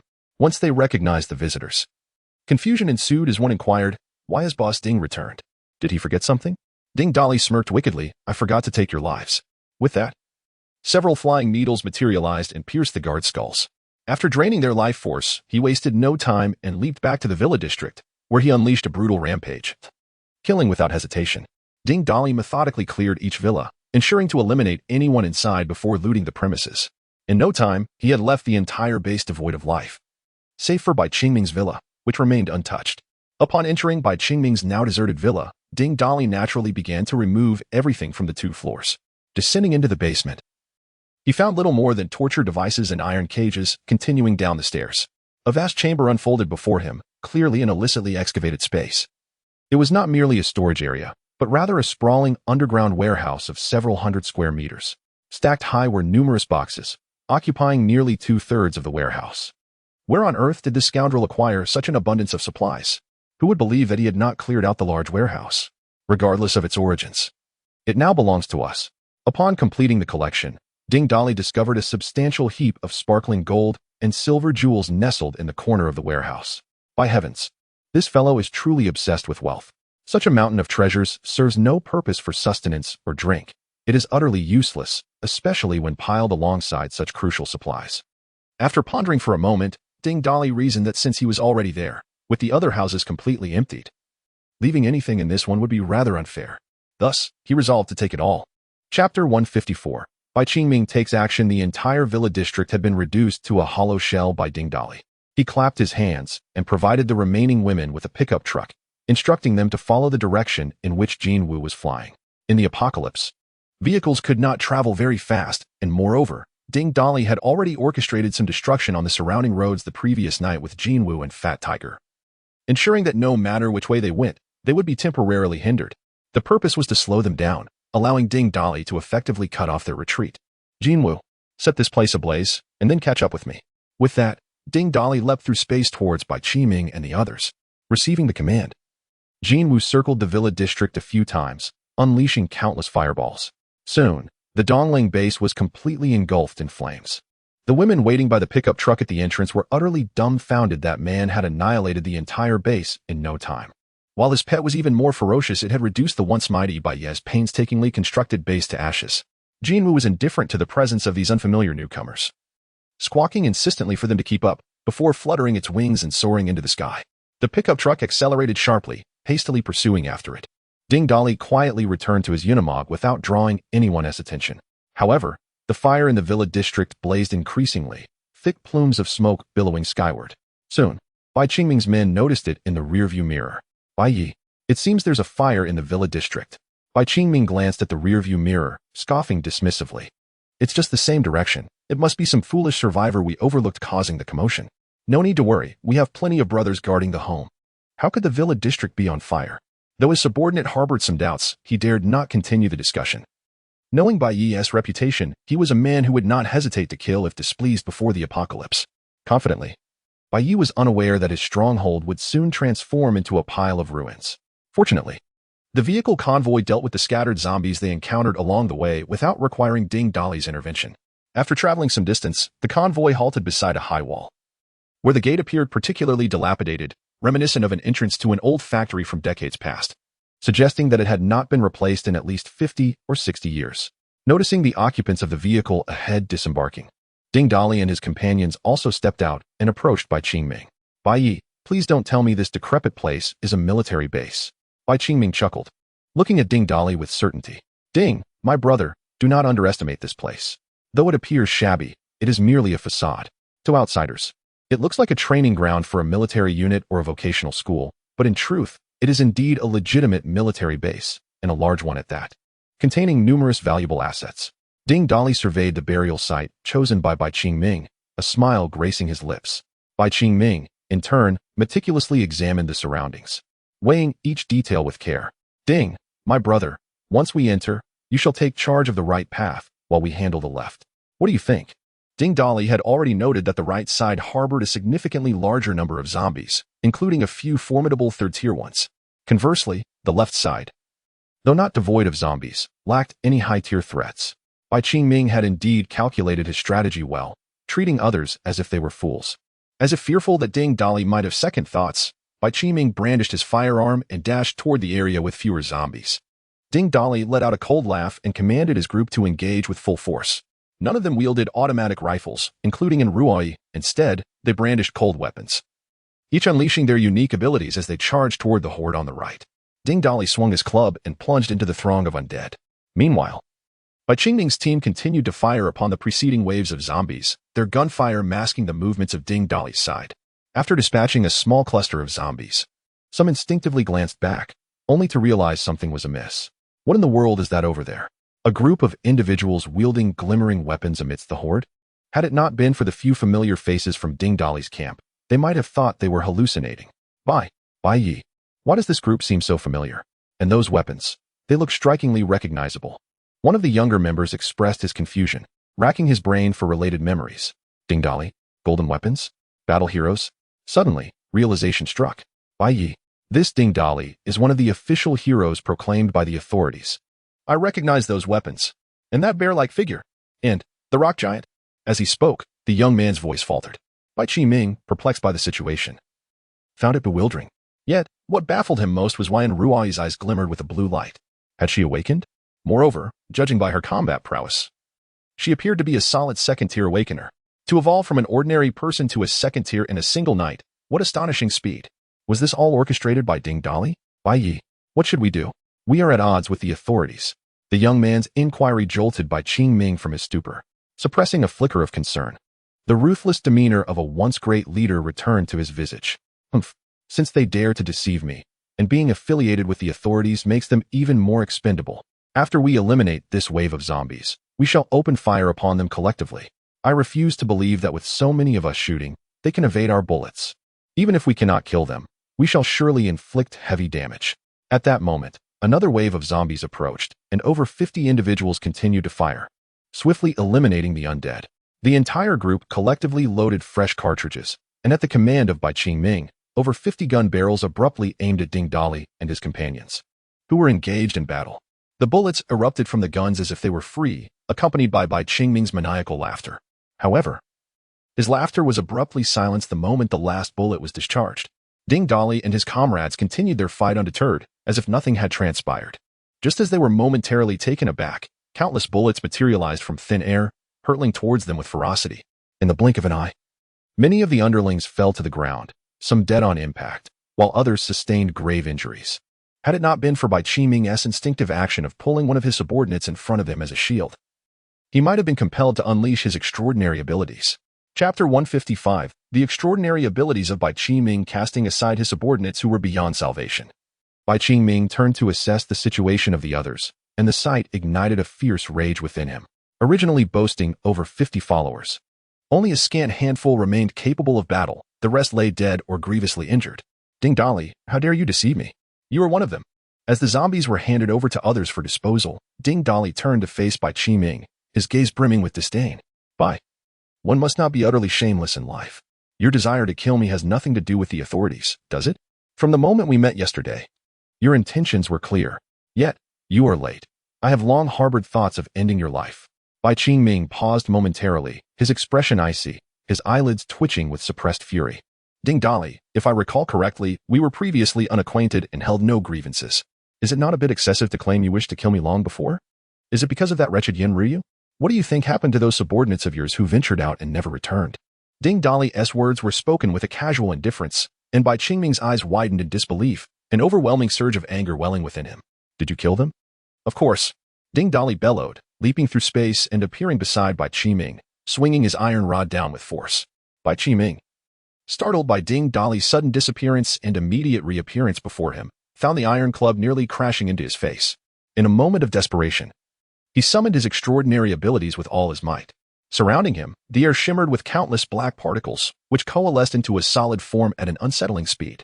Ding Dali's strike met a resounding thud, akin to striking metal, as a nearly 3-meter-tall creature, a minotaur, raised one arm to block the blow while shielding Bai Qiming behind it. Ding Dali had previously assessed Bai Qiming and was aware that his ability was classified as S rank, known as dark summoning. However, he had never encountered such a power before and was eager to understand its nature. The desire to learn the location of the military base was one reason for his restraint, but his curiosity about this S rank ability was paramount. As the creature emerged, Ding Dali resolved to claim this extraordinary power for himself. The system's analysis revealed the creature to be a minotaur, an early-stage 4th-tier dark entity. This was astonishing. A 3rd-tier awakener summoning a 4th-tier creature to assist him in battle was utterly extraordinary. Just as Ding Dali reveled in this realization, the minotaur struck with a punch that sent his iron rod flying, then closed the distance with remarkable speed, delivering a blow that sent Ding Dali crashing into a nearby wall. Observing Ding Dali's plight, Bai Qiming erupted in laughter from behind the minotaur. Haha. What of a battle hero? What of a 3rd tier? Can you contend with the dark creature I summoned? It is a 4th tier. The remaining subordinates of Bai Qiming erupted into laughter, exclaiming, Ha! Bai Yi has awakened his extraordinary ability, capable of summoning high-tier dark creatures. This is a creature of the 4th tier. Ding Dali is merely at the 3rd tier. How dare he provoke our Bai Yi? He deserves to die. Haha. It's all about our Bai Yi. This little brat is far too arrogant. It's high time he learns his lesson. Bai Yi will eliminate him. Yes. Eliminate him. Bai Yi will eliminate him. As the fervor of the subordinates escalated, they began to shout indiscriminately, oblivious to the zombies being drawn to their commotion. Flattery from his subordinates was the sweetest melody to Bai Qiming, filling him with delight. He dusted off his sleeves with an air of superiority and spoke with disdain. Ding Dali, can you still stand? Do you dare to rise again? Ha ha. Weren't you quite formidable? Keep fighting. Ha ha ha. Bai Qiming laughed unabashedly, drawing the attention of Wheezy. The boss has been sent flying. Who will join me in supporting him?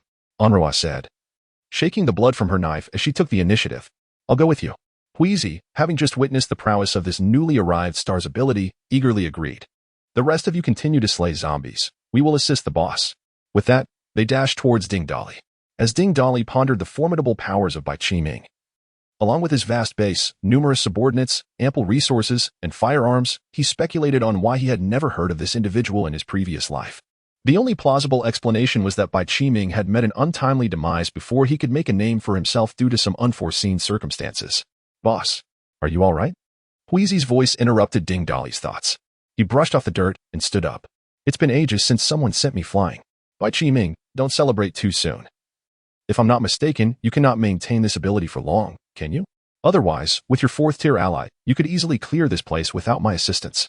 The mere fact that you need my help indicates your endurance is lacking. Upon hearing Ding Dali's double entendre, Bai Qiming refrained from retorting.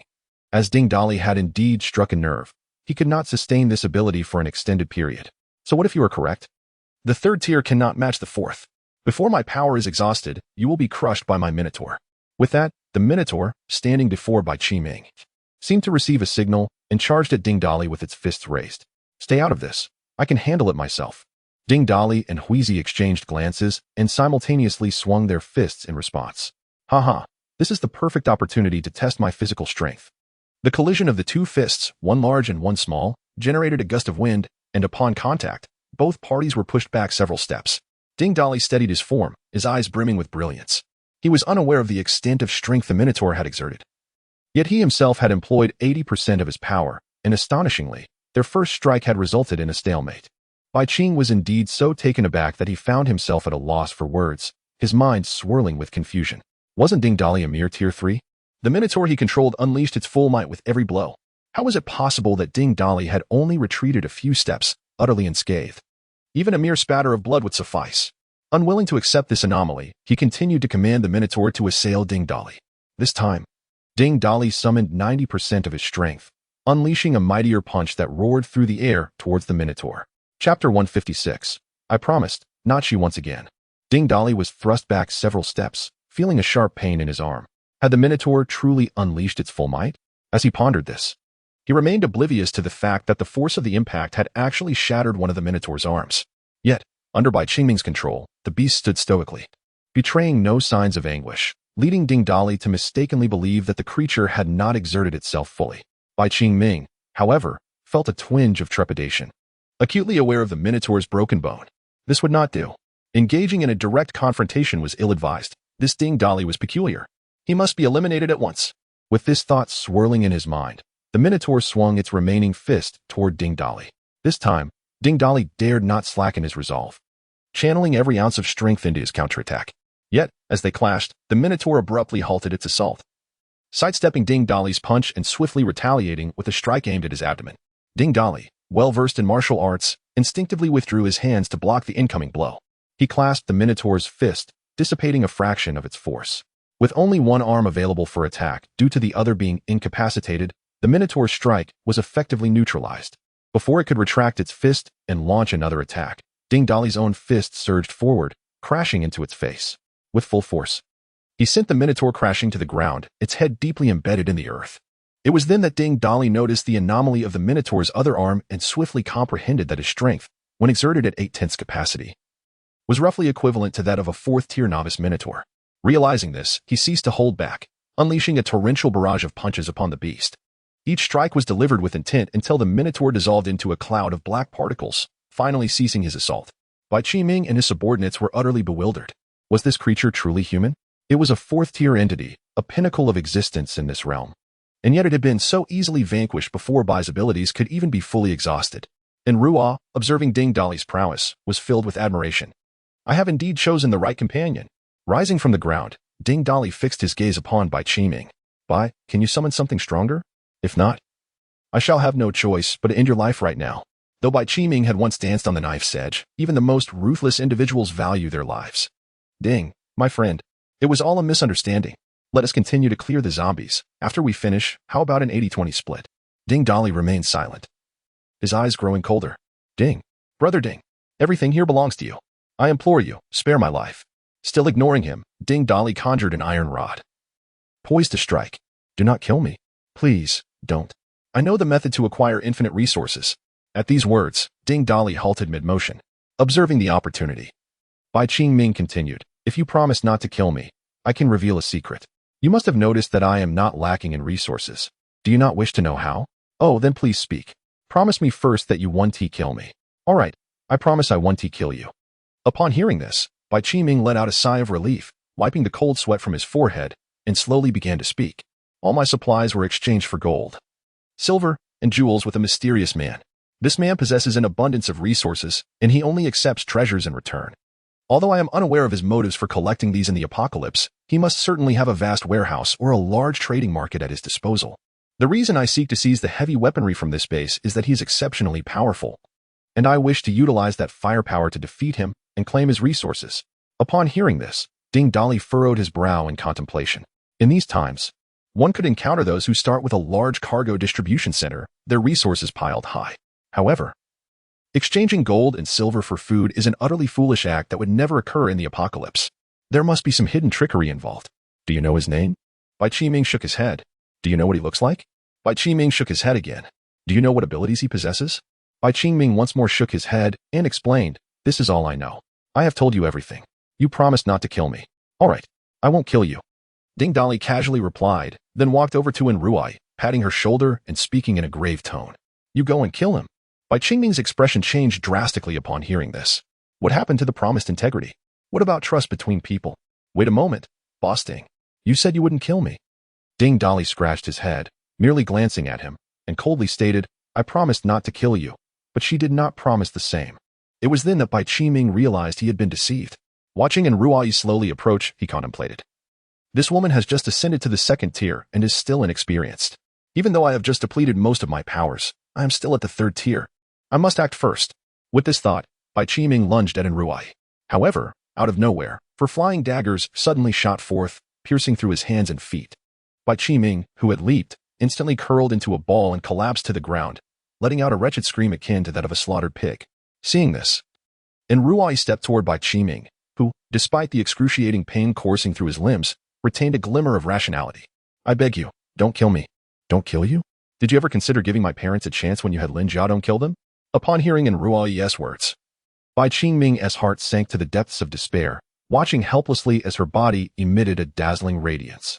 Then, the light concentrated within her, projecting a beam of blue light from her eyes that pierced through Bai Qiming's head like a laser. Ding Dali stepped forward, consuming Bai Qiming's corpse in 2 swift strides. Ding learned S-rank ability, Dark Summoning. Ding Dali gained insight into this ability, realizing that the strength of one's own power determined how long the summoned dark creatures could engage in battle. When the summoned beings stood still, their energy consumption was minimal. It was only during combat that they continuously drew upon their reserves. Ding Dali utilized an SS-level ability card to elevate this power, and upon further exploration, he discovered that not only were the summoned dark creatures more formidable and enduring, but he also sensed, albeit faintly, that these beings possessed thoughts of their own. Though he remained uncertain about how to communicate with them and could only manipulate their physical forms, the revelation was astonishing.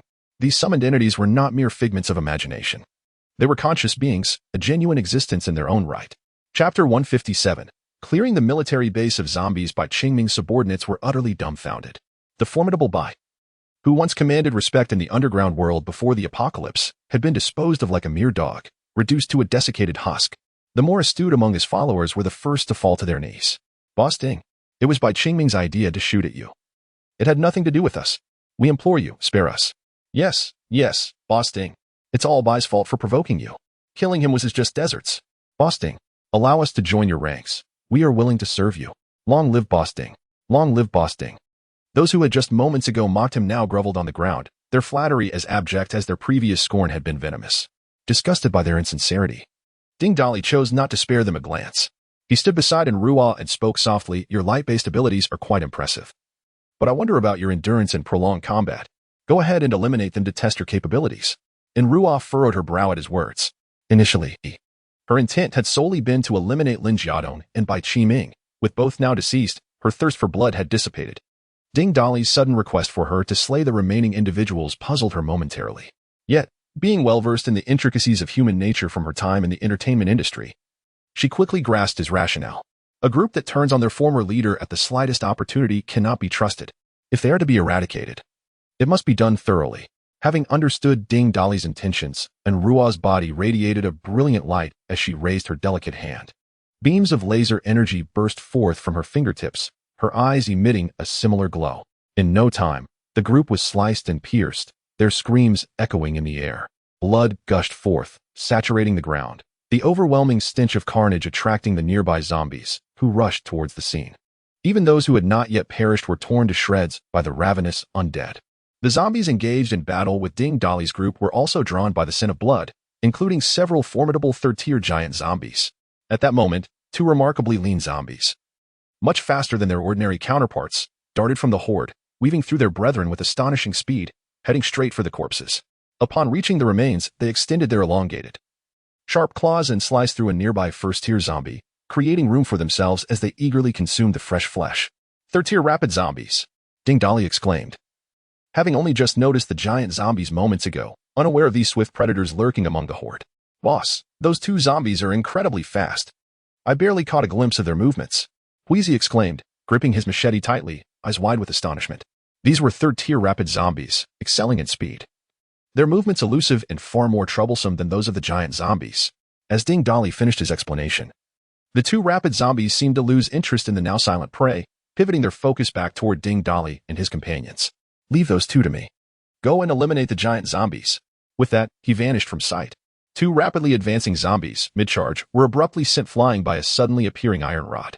Zombies, devoid of sensation, remained unfazed despite Ding Dali's unrestrained blow, which left gaping holes in their bodies, oozing foul blood and fragmented tissue. Yet, undeterred, they clawed at the stone ground with their sharp, serrated nails, creating a shower of sparks as they scraped along, finally coming to a halt after sliding for a distance. The halted, swift zombie sprang back up with a jolt, flinging its putrid blood far and wide. Without a moment's pause, its mangled form resumed its eerie sprint. Its gaping maw stretched wide, revealing a mouthful of yellowed teeth and decaying flesh. Such is the nature of zombies, no matter the state of their bodies. As long as they draw breath, their singular aim remains the pursuit of fresh blood and flesh. The recent impact had deformed the iron rod slightly. Shaking off the congealed blood, Ding Dali spat disdainfully. "Humph. Merely two fast little pests. You can bully others, but dare to challenge me? You overestimate yourselves." With that, he summoned crackling lightning beneath his feet and leapt into the air, raising the rod to strike down. This time, the agile zombies had learned, employing their uncanny agility. They twisted away from Ding Dali's blow. However, the rod appeared to possess a will of its own, slipping from his grasp to execute a sweeping arc midair.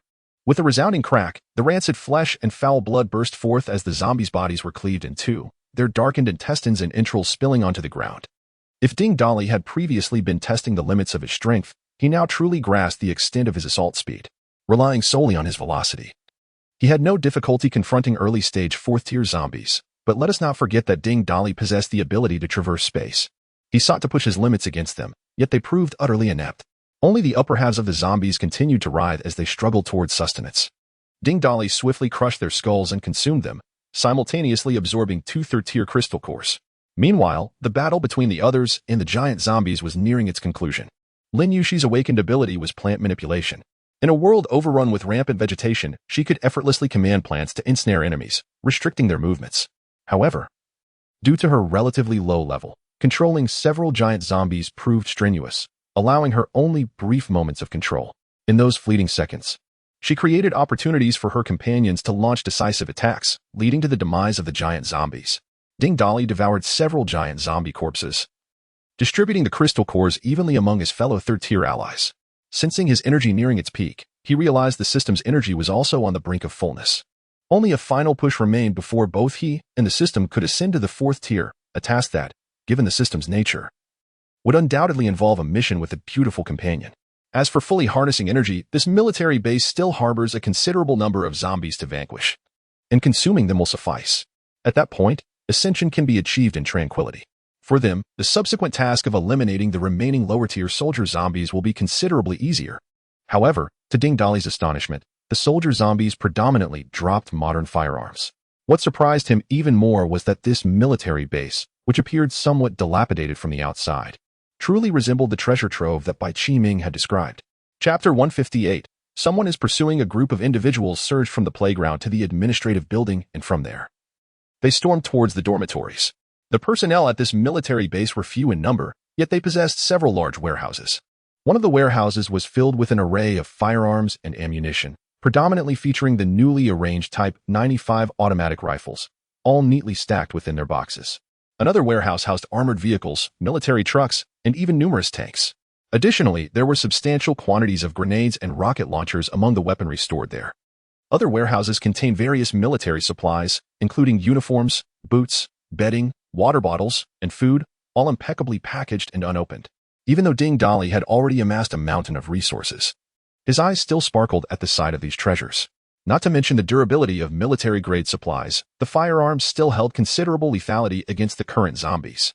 While he might not utilize them, they would undoubtedly equip his future base for an extended period. Without hesitation, he cleared out these reserves, disregarding the original purpose of their establishment. Now, they belonged entirely to Ding Dolly. Haha, boss. We've struck gold again, Huizi exclaimed, rubbing his hands together in joy. He and Peter were thrilled to see the military equipment. Undoubtedly, no man could resist the allure of military gear. Eagerly, they each slung a military water bottle over their shoulders and quickly found a fitting pair of military boots to wear before Ding Dolly could collect them. Boss, could you assist us in repairing our weapons? Facing third-tier zombies, our weapons have begun to wear down. Is there no alloy with sufficient toughness and strength? Ding Dolly inspected the Group S weapons and noted that many were chipped or dulled. This was an unavoidable circumstance, and he could only help them with repairs. Given the current metals available, it would be somewhat challenging to tackle zombies above the 3rd tier. However, Ding Dolly was unaware of where to procure black gold. For now, they would have to make do until better materials could be found, while Ding Dolly busied himself with the spoils of war. Far away at the first resettlement camp, Chen Na and Yu Xiaoyu were overwhelmed. In addition to participating in the training program customized by Long Outyin, they had to set up a long table at the entrance of Ding Wangfu every day to handle the incessantly queuing women seeking interviews. The population at the first resettlement camp was larger, resulting in a higher number of women. Rumors had circulated about the combat hero Ding Dolly, who possessed extraordinary abilities. It was said that engaging in intimate games with him could enhance one's strength. In this apocalyptic world, everyone understood that strength was the key to survival. Rather than venturing into battle, one could simply lie there and tremble to boost their power. What could be more appealing? Furthermore, this information had received official confirmation, driving the women at the first resettlement camp into a frenzy. Regardless of age or marital status, everyone, from young maidens to elderly women, sprang into action. Madam, did you not just receive government relief rations? Why are you out and about again? You can hardly move. Why concern yourself with such matters? I merely wish to join the queue to observe the excitement. An elderly lady, adorned with dentures, had taken special care today. Applying a light dusting of powder even into the creases of her skin, her lips painted a vibrant red, and draped in her cherished red scarf. She deceived her husband and, despite her unsteady gait, resolutely made her way towards the Ding residence. Those temporarily assigned to maintain order were the same individuals who had accompanied Lei Cheng to Ding Dolly's place. Spotting a lady struggling to walk yet attempting to push through the crowd, one of them could not help but approach her. Madam, what brings you here? It's far too crowded. You ought to return home and refrain from watching the commotion. What commotion? I am here for the interview. The soldier was momentarily taken aback by her response. Madam, you must have been postmenopausal for decades now. What purpose do you serve by joining this fray? Yet, the lady continued to push her way into the queue, perhaps blissfully unaware or simply hard of hearing. Such instances were not uncommon. Which family could withstand the restlessness of a lonely wife or the allure of a youthful matron? Even the lively courtesans of the 8 great alleys adorned themselves flamboyantly to join the queue. Some even slipping supplies into the hands of those interviewing in hopes of gaining an illicit advantage. Their meager earnings from a single sale scarcely provided enough for sustenance. Why not take a chance at Ding's residence? Who knows what fortune may await? As interviewers Chen Na, Yu Xiaoyu, the Xia sisters, Feng Linwan, and Su Hongyu busily attended to the influx, they were compelled to post a notice limiting the age and basic eligibility for the interviews, which somewhat alleviated the chaos. Nearby, Xia Donghai laughed heartily, clutching his belly. Li Chunlan, irritated, pinched him. How can you find amusement in this? Your dear daughter is selecting a consort for her husband. This is utterly absurd. Ha ha ha. I can only imagine Ding Laodi's expression upon finding a throng of women awaiting him for the bridal chamber.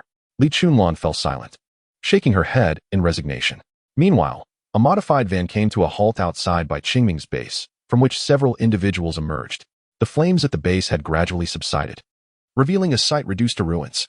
One of the newcomers removed his cap, unveiling a youthful, fair face marked by confusion and anger.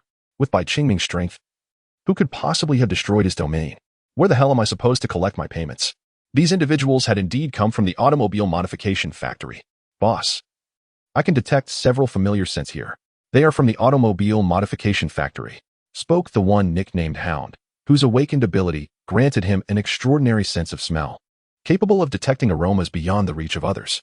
Hearing Hound's words, the young man narrowed his eyes, his tone icy. It's them again. Can you ascertain which direction they have taken? The Hound's nose twitched as it sniffed in various directions before confidently indicating one path. Boss, they headed this way. It seems Bai Qiming has also gone in that direction. Oh, this is intriguing. Bai Qiming, I sincerely hope you have not betrayed me. Otherwise, you shall learn the consequences of such treachery. Get in the vehicle. We shall pursue them. I am eager to see what kind of individuals dare to oppose me. With that, the group climbed back into their vehicle, setting off towards the military base. Meanwhile, Ding Dali and his companions were already driving a Unimog, followed closely by another vehicle, heading towards the first resettlement camp. Chapter 159. You do not possess the majesty I do. Ding Dali sat in the passenger seat, feeling a sense of melancholy. He had acted hastily, distributing all the third-grade crystal cores too early. After absorbing all the zombie corpses, he found himself just a fraction short of fully replenishing the energy within his body. It was likely due to the remaining soldier zombies being of a lower tier, thus yielding insufficient energy. However, the system's energy was already at capacity, prompting him to urgently seek a high-quality beauty to complete a task for an upgrade.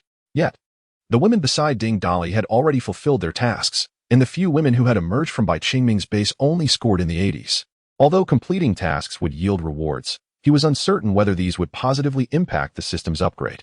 System, if I complete a task with a partner scoring in the 80s, will that affect your upgrade? My dear brother, I suspect it may not have any significant impact. However, I prefer those with scores above 90. What do you think? You're the one with the stakes here. Due to my incomplete nature, many things remain uncertain for me. This left Ding Dali quite perplexed. To err on the side of caution, he decided it would be prudent to wait for a woman with a score above 90 before upgrading the system. Thus, he could focus on elevating his own level first. It seemed that tonight, he would need to engage vigorously with the women around him to absorb sufficient energy. Boss, I estimate we will reach the first resettlement camp in about 3 days. I just wonder if we will encounter any large hordes of zombies along the way. That could delay us. As Wheezy drove, he and Ding Dali discussed their forthcoming journey. After clearing the military base, it was still early in the day, and the group decided to press on. Ding Dali stroked his chin, gazing pensively out the window.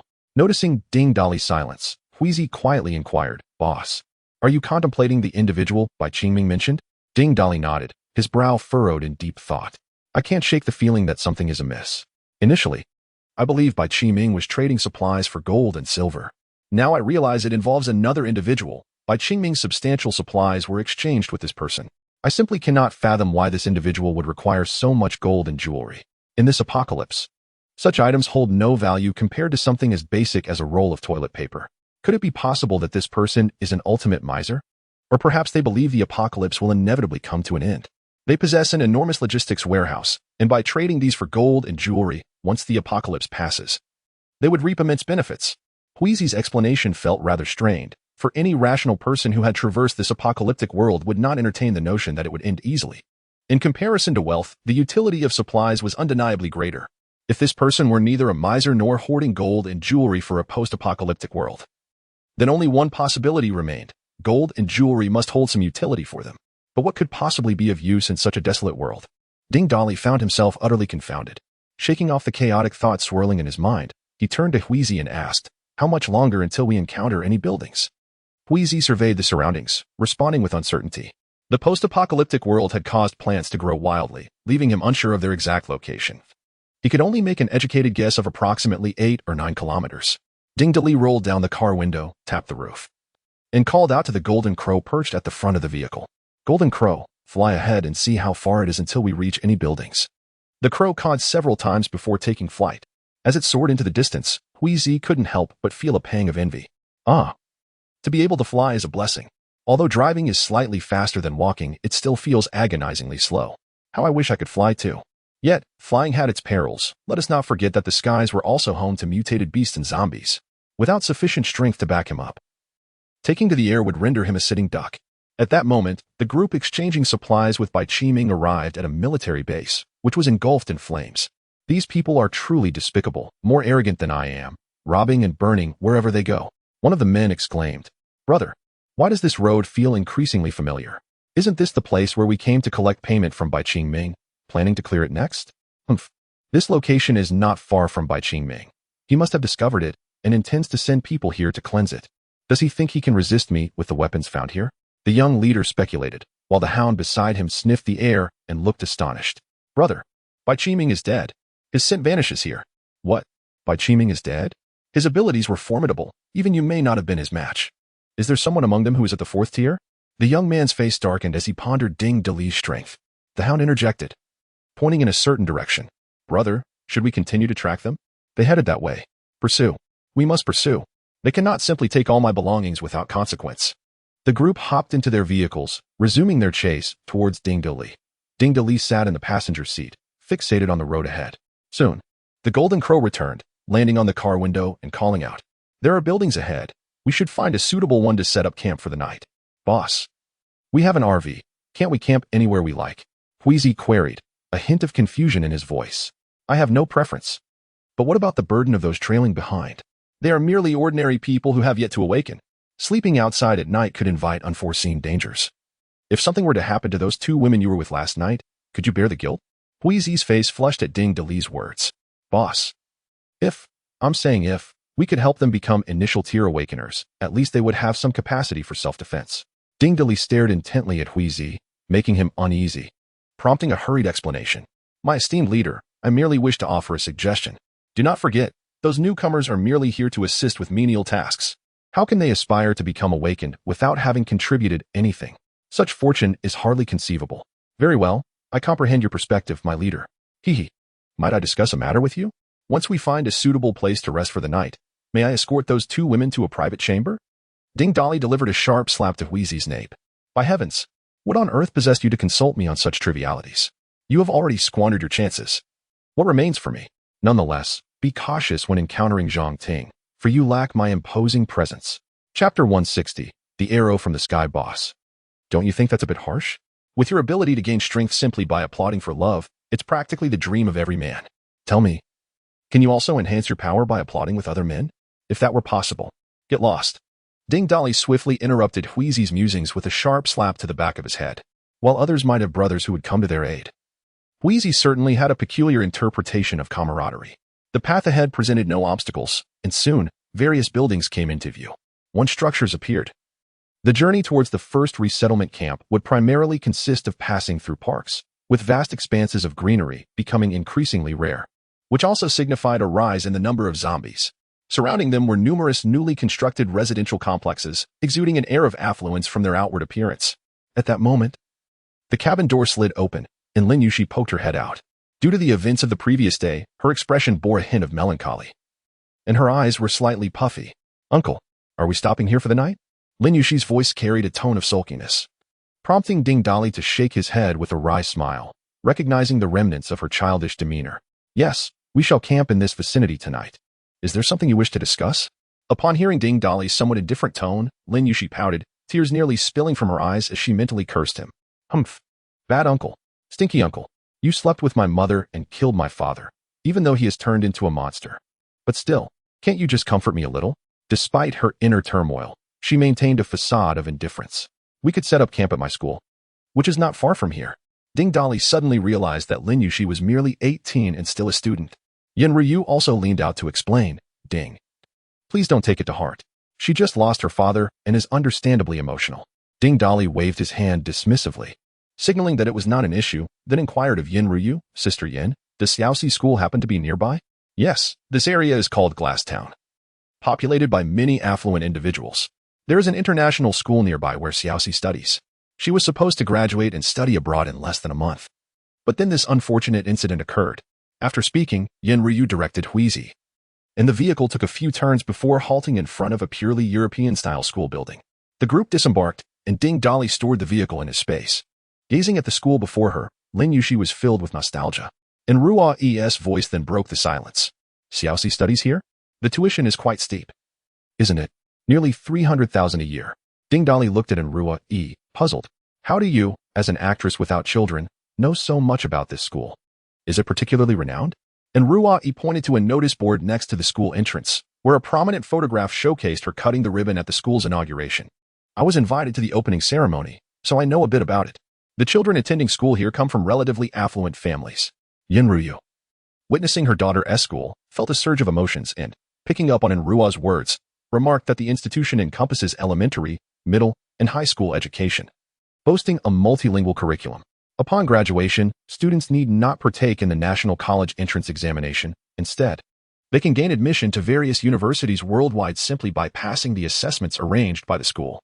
However, the tuition is quite steep, amounting to 280,000 yuan per year. Ding Dali felt somewhat at a loss. Such an exorbitant fee surpassed his understanding. Yet, what did it matter? In a post-apocalyptic world, no school could shield one from the jaws of the undead. Peering into the school, he noted the scarcity of zombies, which puzzled him, prompting him to turn to Lin Yushi. Did you have a holiday on the day of the apocalypse?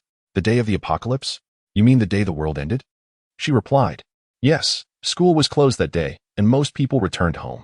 There were likely a few who remained in the dormitories. No wonder. Let us go inside and take a look. Inside the school, only a handful of zombies roamed, most of which appeared to have entered from the outside.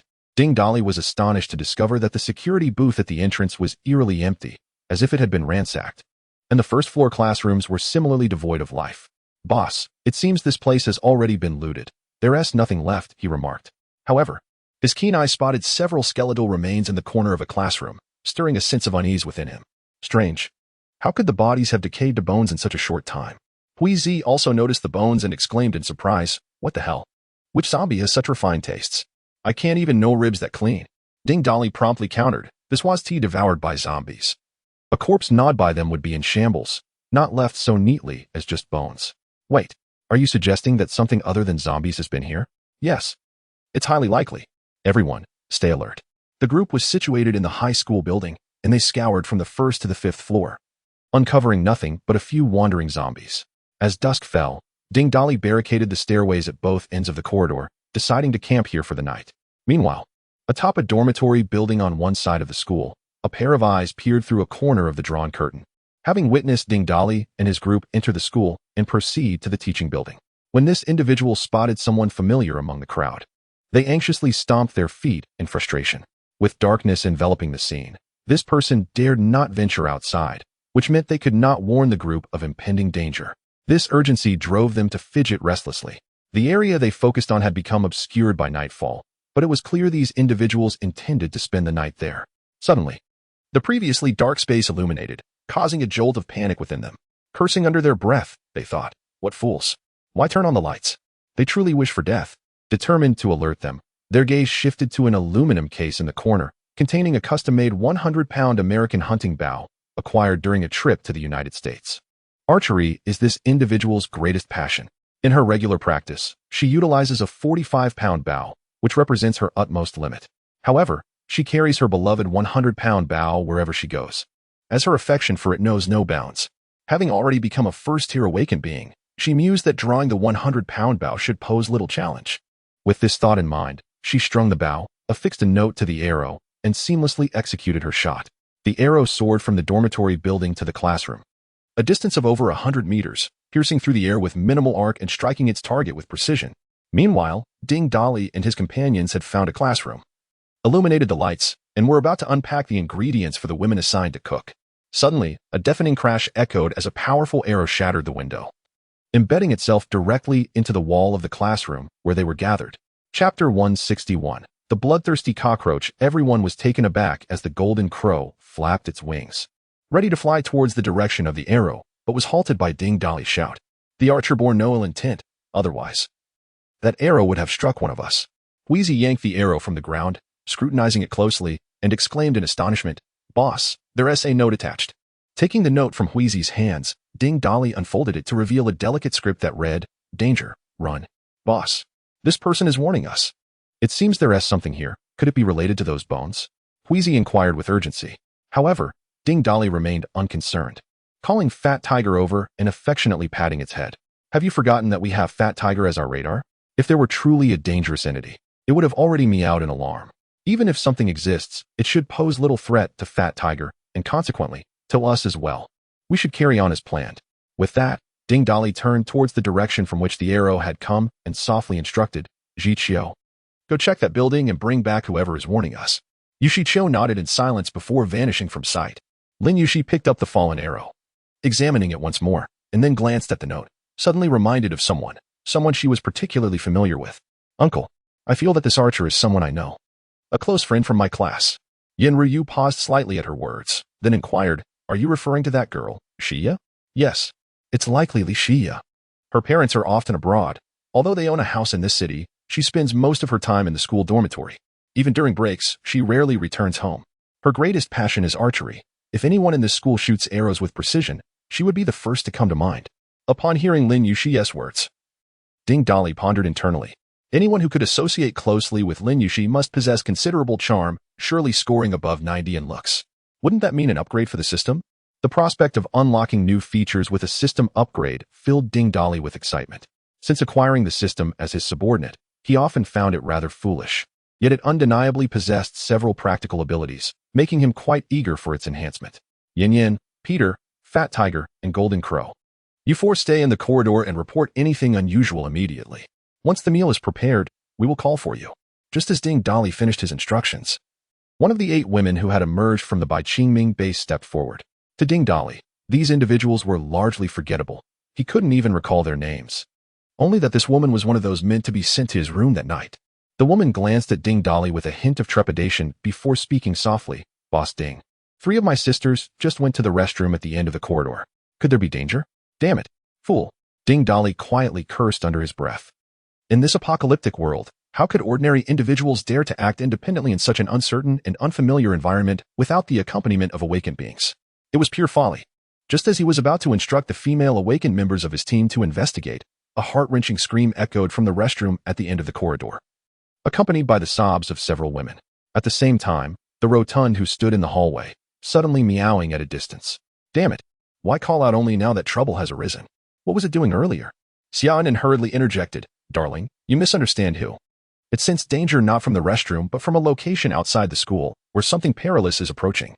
Upon hearing this, Ding Dolly merely uttered a terse command and darted away, prioritizing the restroom situation. The others followed suit, racing towards the restroom. All of this transpired within mere seconds as Ding Dolly arrived at the restroom door. Inside lay a complete human skeletal frame, with 2 women attempting to flee, mere meters from the exit. However, Ding Dolly's eyes turned cold. He had no intention of rescuing these women reaching out for help. Their legs were visibly transforming into white bones. Even if he saved them, Yin Ryu's current healing abilities would be insufficient to reverse such a horrific transformation. "Be careful, darling." Xiaonan, leading the charge, shouted a warning. Ding Dolly soon realized that creatures were converging from all directions, including the ceiling and walls, feasting upon the unfortunate women.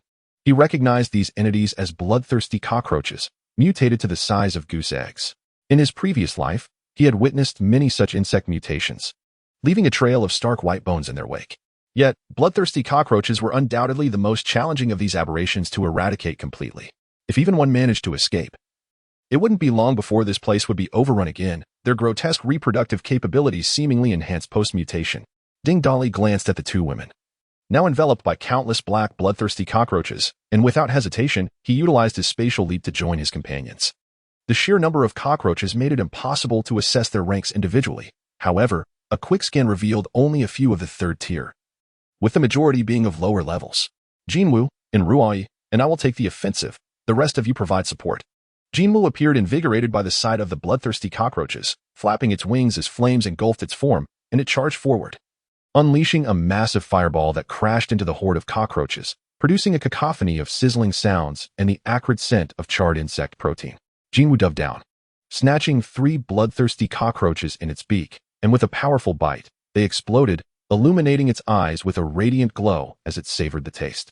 The magnificent raven, cloaked in flames, transformed into a voracious chick, all the while igniting its surroundings and voraciously devouring the bloodthirsty cockroaches. Seizing the opportunity, Ding Dolly crafted formidable metallic weapons resembling colossal fly swatters, which proved to be the most effective method for exterminating mutant insects beyond the capabilities of area of affectabilities. Upon completing these creations, Ding Dolly swiftly positioned himself amidst the swarm of bloodthirsty cockroaches, which, drawn by the scent of flesh, surged forth in waves, one upon another. Harnessing the abilities within his body, a vast electric net emanated from the soles of his feet, spreading outwards. In an instant, a cacophony of crackling sounds erupted. The lower-tier bloodthirsty cockroaches were instantly rendered lifeless by the searing electricity, while those of the second and third tiers had no time to struggle before being pierced by steel needles. Chapter 162. Confronting the mysterious being suddenly thrust into the front line by Ding Dolly, and Ruah did not succumb to fear, despite her innate dread of insects. Instead, she felt a sense of importance bestowed upon her by Ding Dolly, which invigorated her spirit and significantly diminished her fear of the creatures, radiating an aura of brilliance. And Ruah raised her jade-like arm, unleashing beams of light that sliced through the swarm of bloodthirsty cockroaches, decimating them in her wake. However, the sheer number of these vile insects was overwhelming, and their ability to scuttle in various directions meant that, despite the concerted efforts of the trio, many cockroaches continued to advance towards their comrades. Armed with massive metallic swatters crafted by Ding Dolly, the group swung vigorously, with Lu Rian and Huizi each wielding a swatter in a coordinated frenzy. Ugh, how utterly detestable. I loathe insects. I shall eradicate you, Lu Rian exclaimed, suppressing her disgust as she tiptoed, the viscous remains of the crushed cockroaches splattering across the floor.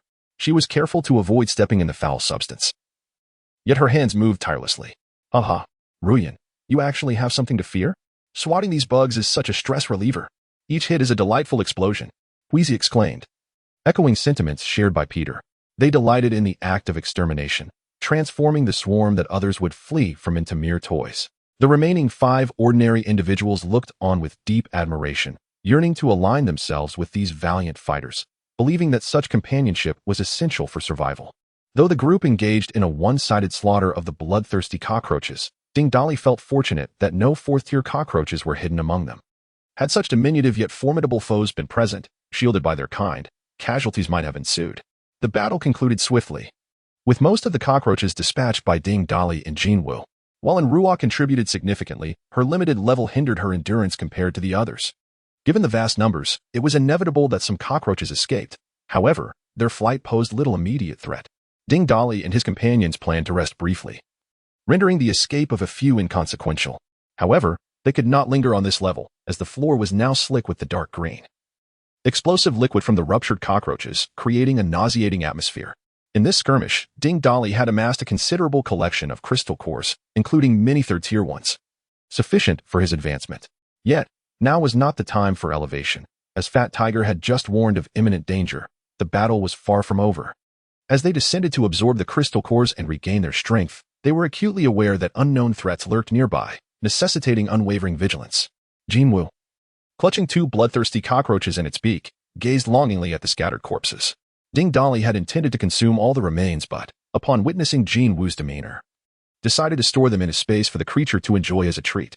The crowd descended 2 levels, with the dark green liquid continuing to seep down the crevices of the walls. They decided to proceed directly to the first floor, distributing the crystal nuclei. They encouraged everyone to absorb them to restore their stamina to its peak. Only Fat Tiger remained restless, occasionally letting out a few cries.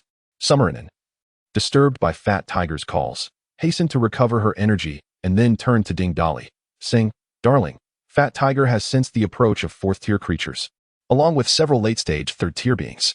It seems they are coming for us. Should we retreat?" Ding Dolly's gaze was fixed intently on the school gate, a subtle sense of crisis stirring deep within him for reasons unknown. Retreating might prove futile. If they were indeed targeting them, these creatures likely possessed methods to track their whereabouts. If evasion was impossible, then they would confront them head-on. Before long, everyone had restored their stamina and gathered beside Ding Dolly, all silent as they stared towards the school gate. It was the first time they had witnessed Ding Dolly approach an unknown enemy with such gravity. In the past, no matter the adversary, he had rarely regarded them with seriousness. This unusual demeanor instilled a sense of urgency among them. Mew. Fat Tiger let out a sharp cry just as a beam of headlights illuminated the road in front of the school gate. The light drew closer, accompanied by the sound of tires screeching against the ground as a vehicle came to a halt at the entrance. The car door opened slowly. The dusk made it difficult to discern how many individuals emerged. Without uttering a word, Ding Dolly retrieved his bat and strode purposefully toward the gate. The others drew their weapons and followed closely behind him. The few ordinary individuals exchanged glances, gritted their teeth, and decided to join as well. "Brother, I have detected data that resonates with my frequency. It must be from another system." The voice of the system suddenly echoed in Ding Dolly's mind. Taken aback for a moment, Ding Dolly felt a surge of tumultuous emotions. Had the other system owners finally appeared? As they approached, 8 figures gradually came into view. However, Ding Dolly was once again struck with astonishment upon recognizing the young man in the front wearing a flat-brimmed cap, unable to contain himself as he exclaimed, "It's you." The young man in the cap paused slightly, a look of confusion crossing his face before a smirk emerged. "Oh, you know me?" Ding Dolly certainly recognized him, albeit from his previous life. This individual was a celebrity of sorts, his notoriety eclipsing even that of the former Queen Yu Xiaoyu and the Spectre Yi Zhiqiu. In his past life, Ding Dolly had known him, yet he had remained oblivious to Ding Dolly's existence, for they had never occupied the same echelon. This man was the leader of a massive base, situated in a neighboring province rather than Kyoto. His fame stemmed not only from his formidable strength but also from his boundless wealth, which in the apocalypse translated to an immeasurable stockpile of resources. It is precisely because of his formidable strength and abundant resources that countless minor factions willingly submit to him, making him a figure who commands a legion with but a call. Ding Dolly recalled various aspects of this individual from his past life, feeling a sense of astonishment. He did not respond to the other's inquiry, but instead posed a grave counter-question. "Are you tracking us?" Upon uttering these words, he simultaneously queried the system in his mind. "System, is this person before me the one who possesses the system?" "Indeed, big brother. This individual surpasses you in rank, posing a significantly higher threat level. The odds of victory are slim. Exercise utmost caution. Do you know what kind of system he possesses?" "I am unable to detect it, big brother. I can only ascertain the nature of his system once I have devoured it." Chapter 163, An Unprecedented Foe Detecting the Opponent's Information. Name, Linfone Human Level 4 Mid-Awakening Abilities, Copying SSS, Water Element Control SS, Earth Element Control S, Metal Element Control S, Fire Element Control S. Morality Value, 20. This information astonished Ding Dolly. The array of elemental control abilities indicated that Linfone was truly a master of elemental manipulation. What, then, was this SSS-level copying ability? Could it be that all his resources were derived from duplication? Upon reviewing the information of several others, Ding Dolly realized one crucial fact. This copying ability was undoubtedly much more complex than mere replication of resources.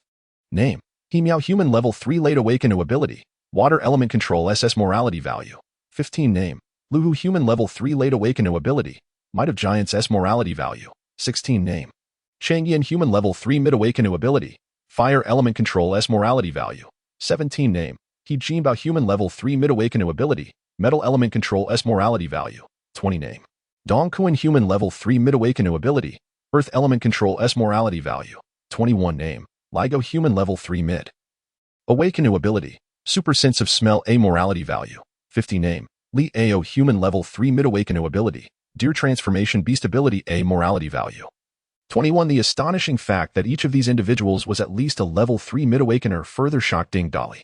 It was worth noting that apart from himself, who was on the verge of breaking through to Level 4, only Jin Wu and Fat Tiger were in the late Level 3 stage. The others were merely at the early Level 3 stage.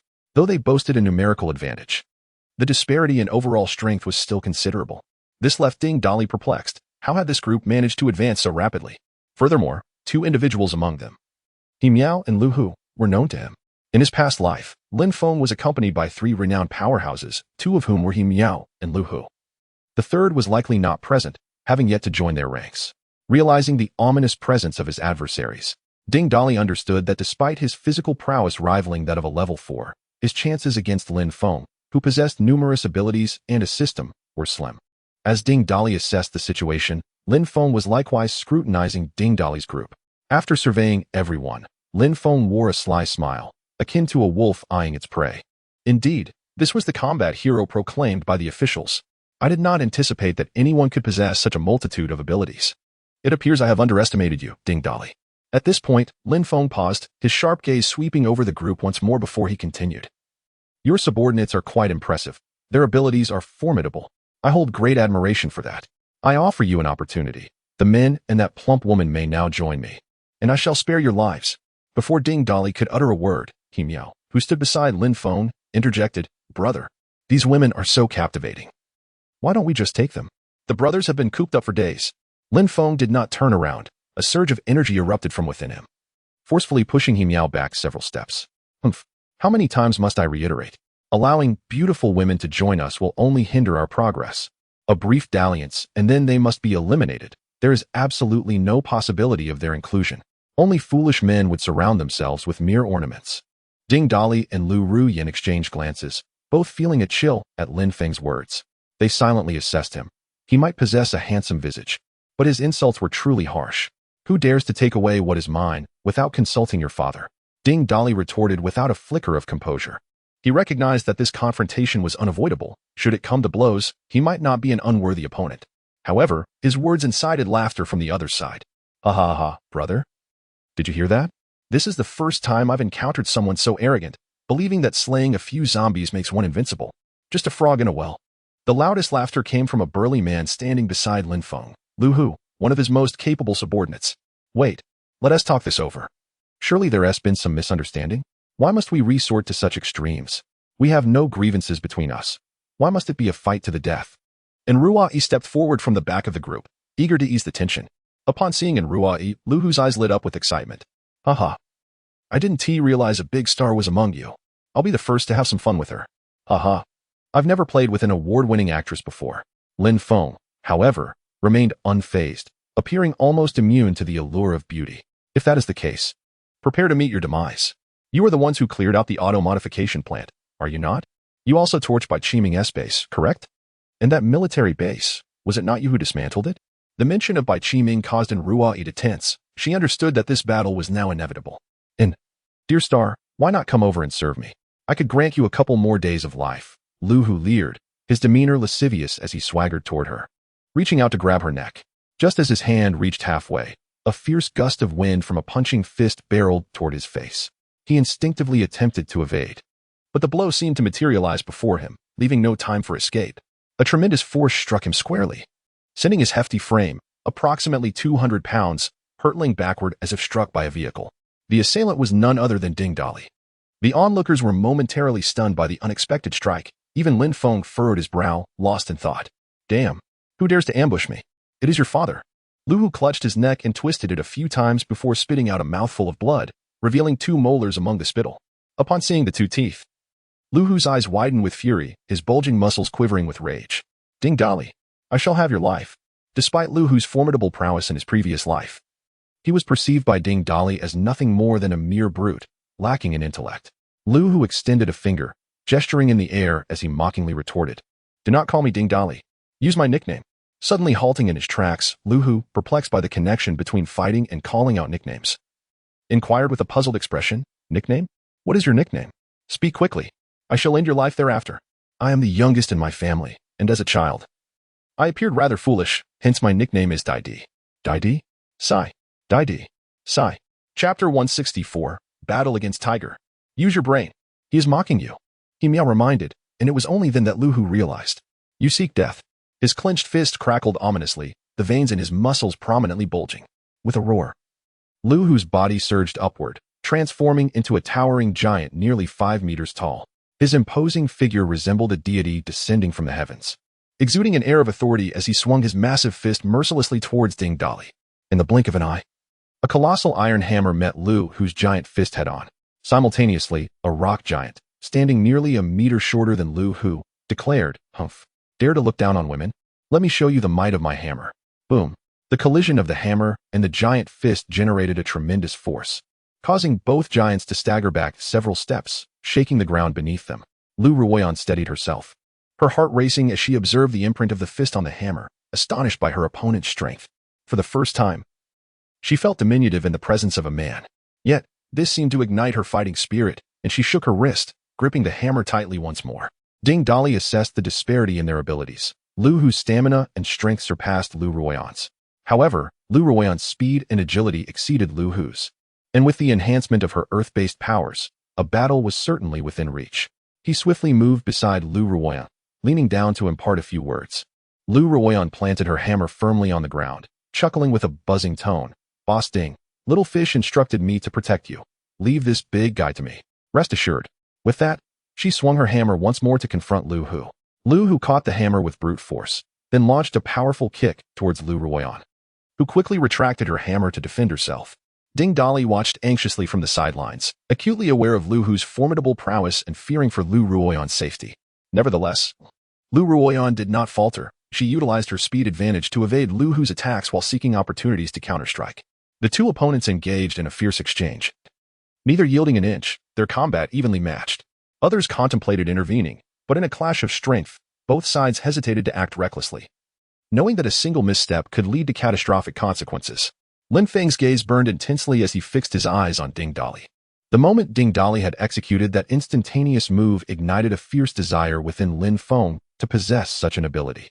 "Ding Dali, I must ask, is your power derived from that devouring ability of yours?" Lin Feng's inquiry left Ding Dali puzzled. Earlier words from Lin Feng had already sown seeds of doubt in his mind. Why was he so intrigued by Ding Dali's multiple abilities? Given that he himself possessed a system? System? Can't your system sense my existence? Ding Dali questioned his own system mentally. "Boss, the system data is of the same origin, so it can certainly perceive other systems. However, I am different. A portion of my data has been consumed by you. Moreover, your devouring ability is truly remarkable. It has made me a part of you, akin to an organ growing from you, thus becoming one entity. It's not like the parasitic relationship with other systems, so it cannot detect me. Even without being consumed by the elder brother, I possess the means to shield myself from the probing of other systems. Humph. For I am superior to it."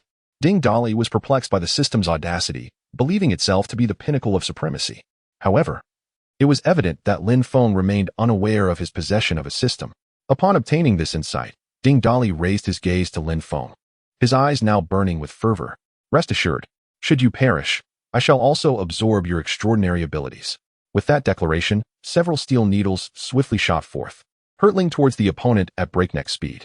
A man with a buzz cut and a square face, upon the imminent arrival of the needles, raised his left hand, causing the projectiles to transform into molten iron mere meters from them. Simultaneously, with a slight motion of his right hand, the metallic elements from the soil surged forth, coalescing into a spear that aimed directly at Ding Dali's forehead. With a resounding clang, a lithe figure leaped forth, swatting the spear aside with a single hand. "Meow, darling. Leave this one to us. Fat Tiger and I, both at the 3rd tier, can handle him with ease." Xiaonan, perched atop Fat Tiger, had fully transformed into her feline form, discarding metallic weaponry in favor of her sharp, glimmering claws. Fat Tiger bent his knees and sprang into action alongside Xiaonan. Lunging towards He Jinbao, Lin Feng discerned the levels of the cat and the cat girl. In a 2-on-1 scenario, He Jinbao stood no chance. Thus, he commanded in a low voice, "He Miao, assist him." Lin Feng's sole focus was on Ding Dali, fully aware that diverting his attention to aid his teammates would leave one of them vulnerable to a serious blow from Ding Dali, who shared the same intent. Despite his ability to teleport, Ding Dali merely launched a few minor attacks, refraining from unleashing his full assault. As He Miao gathered water to strike, a ferocious roar echoed through the air, and a massive bear-like figure wielding a colossal blade charged towards him. "Your opponent is me. I wonder if your blood flows like water." Observing this, Dong Kuan, who manipulated earth elements, attempted to assist but found himself obstructed, not by a foe, but by a husky. Peter, with his grayish-white eyes glinting coldly, raised his head and let out a wolfish howl, brandishing dual blades before Dong Kuan. "I love to ride on mounds of dirt and relieve myself. Don't you dare interfere with the others. You belong to me." As these adversaries emerged to confront his team, Lin Feng felt a surge of astonishment. Despite the apparent disparity in their levels, they exhibited such audacity. After a moment of contemplation, he issued a decisive command. Hound, Leo, you two take on those 3 women. They are all at the 2nd tier and should be easily manageable. Chang Yin, provide support from the sidelines. Assist whoever finds themselves at a disadvantage. With that, Lin Feng strode directly towards Ding Dali. At that moment, Chang Yin, witnessing He Jinbao being overwhelmed, unleashed a pillar of fire aimed at Fat Tiger. A cacophony erupted as a blazing fireball descended from the heavens. The fiery pillar directed at Fat Tiger was swiftly consumed by the soaring flames. The golden crow devoured Chang Yin's fire, belching contentedly before soaring into the sky, then diving like a blazing meteor towards Chang Yin. In an instant, the square in front of the school's teaching building transformed into a battlefield reminiscent of a science fiction film, a realm for the awakened. The figure known as Leo sprouted antlers, taking on a half-deer, half-human visage, his stature significantly enlarged. Yin Ruyu, Lin Yushi, and Enruo formed a tactical trio, with one providing defense, another engaging in offense, and the third supporting from behind, barely managing to fend off Leo, who towered over them by an entire level. Only the man referred to as the Hound remained motionless, standing still while sniffing the air intently. Lin Feng approached within half a meter of Ding Dali, halting his steps, and spoke slowly. Ding Dali, I must concede that you are the most formidable individual I have encountered thus far in this apocalyptic world. I grant you one final opportunity for survival. Submit to me. Submit to your spicy neighbor. You seek death. Find your spicy neighbor.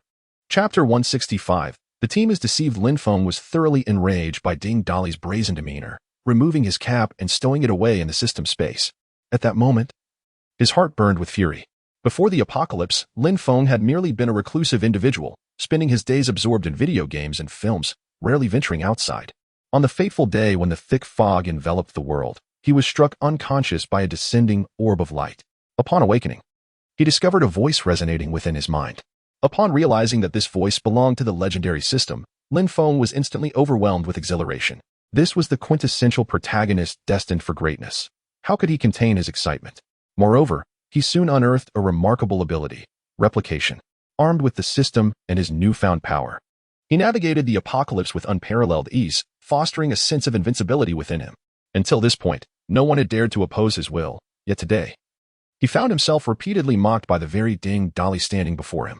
The indignation surged within him.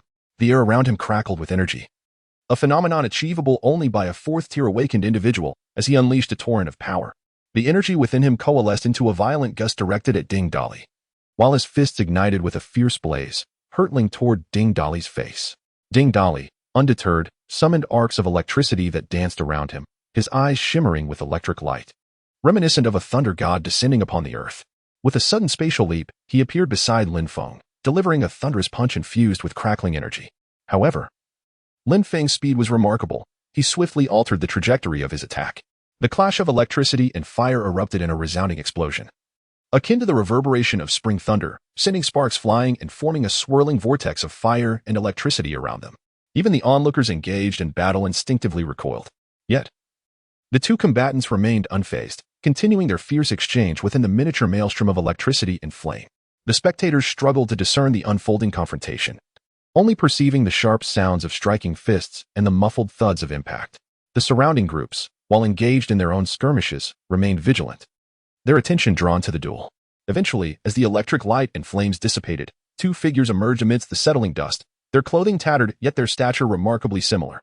Both men tasted blood in their throats, simultaneously spitting out crimson fluid.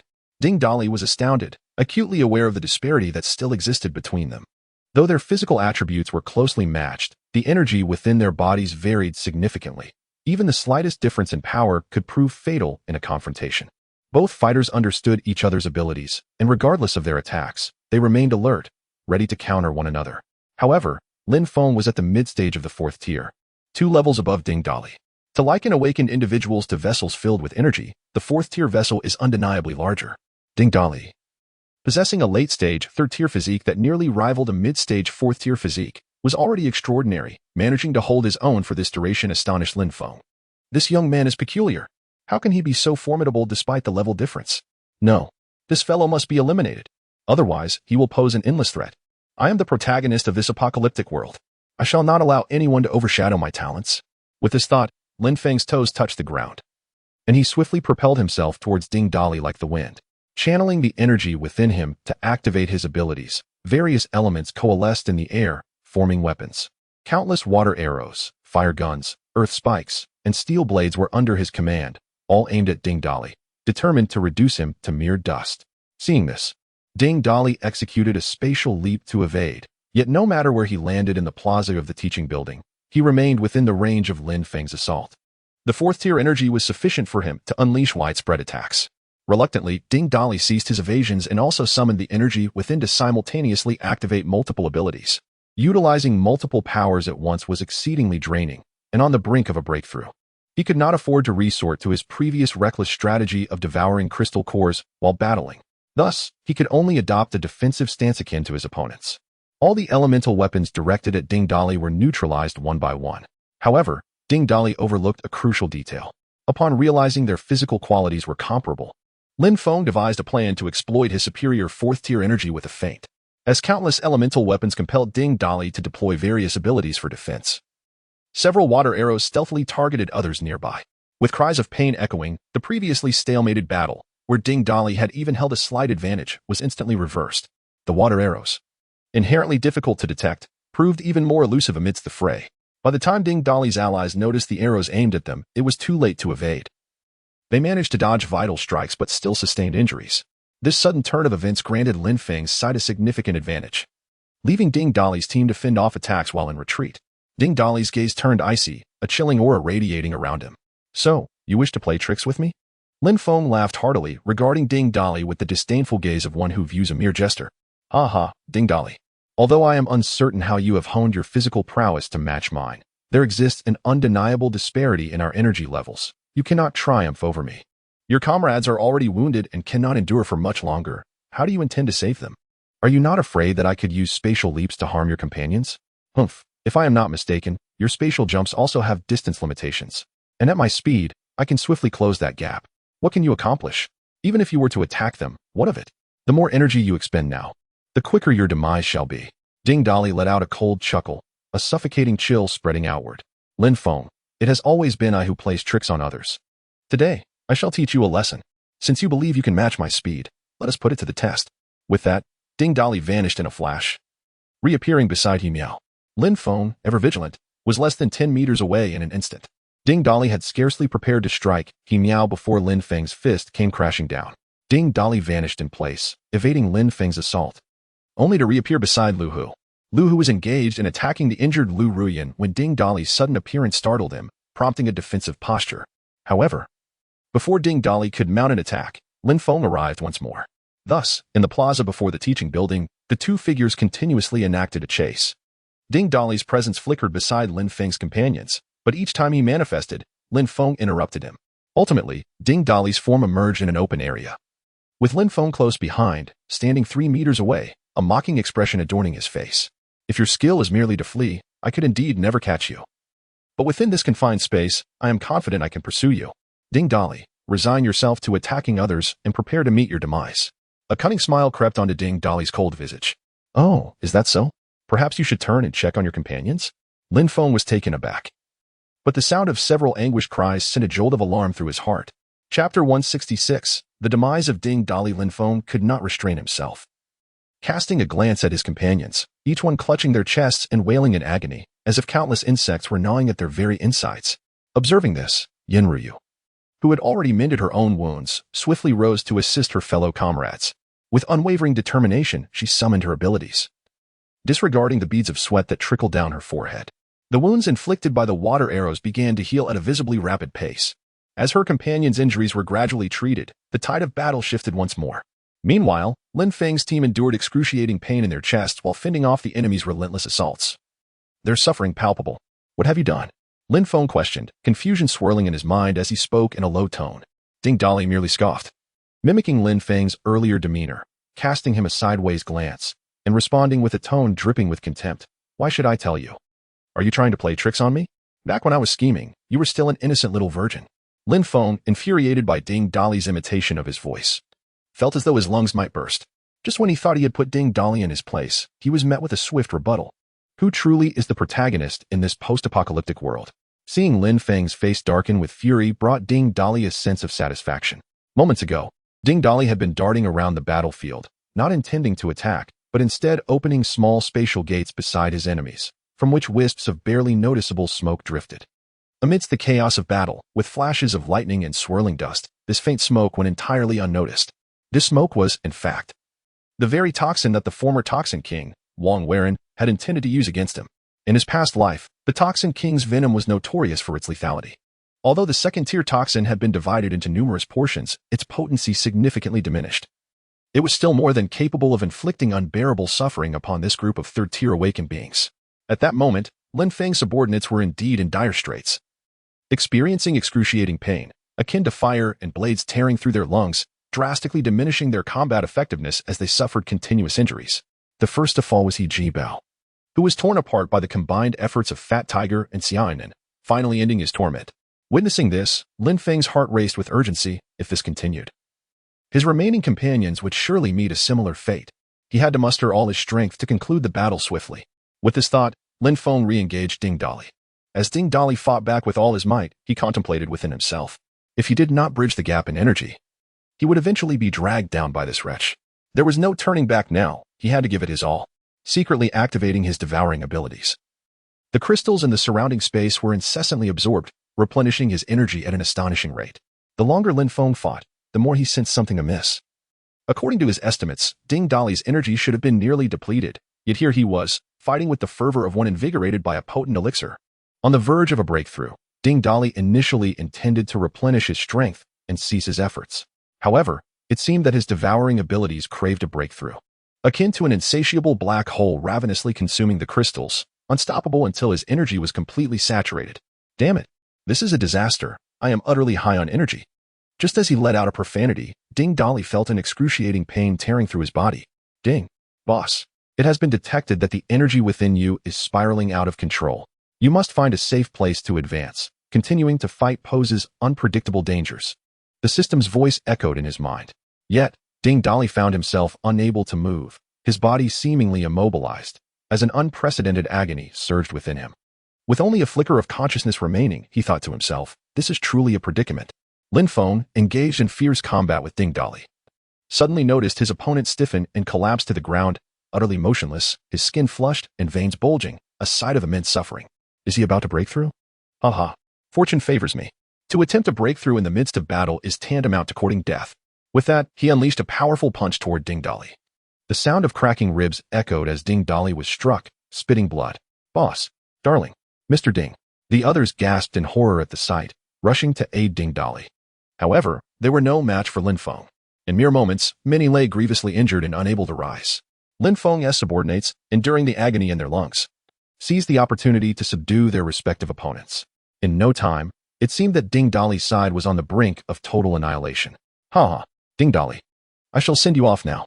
Fear not, your subordinates will soon follow. Lin Feng laughed maniacally, then struck with haste. No. Everyone's eyes widened in terror, helplessly witnessing Lin Feng's fist heading toward Ding Dali's heart.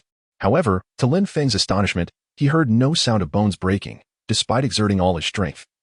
Only a muffled thud resonated. Humph. The bones are rather resilient. Lin Feng scoffed, channeling his extraordinary abilities, various elements coalescing around his fist. As he pummeled Ding Dali with relentless force, Huizi, Lu Ruyin, Xiaonan, and the others were unable to mask their sorrow and disbelief. Struggling to comprehend that their undefeated leader could perish here, they attempted to rise and continue the fight, but their injuries were too severe, and they were soon knocked down again. Ding Dali lay there like a lifeless dog, his remaining consciousness unable to fathom why this advancement was so agonizing. He felt the brutal impact of Lin Feng's fist upon him. The pain from the advancement within, compounded by the agony of broken bones, was on the verge of extinguishing his last shred of awareness. At that moment, he sensed Lin Feng's fists coming down with even greater force. However, the pain they inflicted was far less intense than before. Confused, he wondered if he was becoming desensitized to the pain. But no. The last punch that struck him seemed to draw a surge of energy into his body. It was the devouring ability.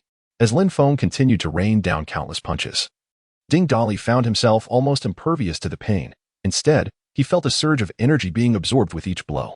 Although the sensation of being attacked has dissipated, the energy within his body has reached its zenith, and now, an even greater torrent of energy surges wildly into him. If the energy previously roiling within him resembled tumultuous waves, what now engulfs him is akin to a cataclysmic tsunami.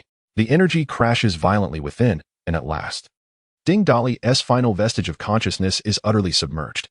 Lin Feng ceases his assault, observing Ding Dali lying motionless, devoid of even a breath, erupting into a frenzied laughter. Haha. In the end, I am the victor. I am the protagonist of this apocalypse, the sovereign of this world. Those who obstruct my path must perish. The giant Lu Hu feels a significant alleviation of pain in his chest, and upon witnessing Ding Dali's demise, his heart swells with joy as he grasps the colossal hammer that Lu Ruyin had dropped nearby. Haha. Let me use this iron hammer to crush these insignificant creatures. Chapter 167. The strange Ding Dali Lu Ruoyan had just suffered a devastating blow from Lin Feng, the disparity in their levels too great. Her shoulder was pierced, reverting her from the form of the rock giant. Seeing her leader lying lifelessly, uncertainty surrounding his fate filled her with an overwhelming sense of urgency. Her gaze shifted to the approaching giant, Lu Hu, wielding her hammer, and an unyielding determination surged within her. She yearned to rise. Yet the mere act of moving would cause more blood to flow from the gaping wound in her shoulder. Despite the awakened one's vitality far exceeding that of an ordinary person, excessive blood loss still led to dizziness. Do not struggle. Accept your fate. The giant Lu Hu raised his hammer, poised to strike Lu Ruoyan's head. Wait. If you intend to kill, then take me first. What kind of skill is it to bully a woman? Huizi spat blood, shouting defiantly. He Miao delivered a swift kick to his abdomen, sending Huizi rolling away and causing him to cough up more blood. What are you so anxious about? Your turn is next. Weren't you just so fierce? Now look at you, spitting blood. Once that plump woman is dead, it's your turn along with that husky. As for the other women, I shall play with them thoroughly before I end their lives. You filthy dog. I am your wolf grandfather. He Miao regarded the cursing Peter, dismissing him as a mere barking dog, and turned back to urge Lu Hu. Hurry up and act. A sinister smile crept across Lu Hu's face as he prepared to deliver the fatal blow. Just as the hammer was raised above his head, Lin Feng shouted with urgency. Be careful. An awkwardly proportioned figure suddenly appeared above Lu Hu's head. It resembled a human in body. Yet its arms were significantly larger than those of the giant Lu Hu, with fists that were twice the size. The onlookers recognized it as a person, yet with arms comparable to those of a colossal beast. The massive arm swung swiftly, and before Lu Hu could react, he was sent flying. His body crashed against the school wall, finally coming to a halt. After delivering that punch, the mysterious figure vanished in a flash, only to reappear beside Lu Hu. At that moment, Lu Hu's arm, which had been raised to wield the hammer, was utterly incapacitated, grotesquely hanging at his side. The hammer's handle was deeply embedded in his shoulder, his neck broken, and his head drooping to one side, his features twisted, and blood frothing at the corners of his mouth. He had evidently lost all combat capability, clinging to the last vestiges of life. The enigmatic figure lifted that exaggerated arm, poised to continue. Witnessing this, Lin Feng and He Miao felt a surge of urgency and rushed forward to intervene. However, under their astonished gazes, the enormous arm effortlessly crushed Lu Hu's skull. Like a water balloon bursting from a great height, blood erupted in all directions, drenching the mysterious figure. The massive arm suddenly shrank, returning to its original form like a deflated balloon, while Lu Hu's body and blood visibly withered, transforming into a desiccated mummy within mere seconds. After completing all of this, the figure slowly turned around, the blood on his face dried and flaking away. The flames raging across the battlefield danced, illuminating a face familiar to all. Yet, this visage bore no expression. His crimson eyes were devoid of life, resembling a soulless combat machine. Aside from Lin Feng, who had already discerned through the system that this was Ding Dali, the others finally recognized the strange figure. Boss. Huizi and the others exclaimed in surprise.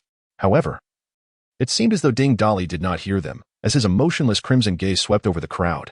Lin Feng's heart raced with alarm. The system had clearly informed him that the opponent was still at the late stage of the third tier, yet he had just effortlessly dispatched Lu Hu, who was also at the same stage, with a single punch. This was evidently the strength of someone in the mid-fourth tier. Moreover, Ding Dali's current state was exceedingly peculiar. A murderous intent flared in Lin Feng's eyes as he shouted, "Attack together.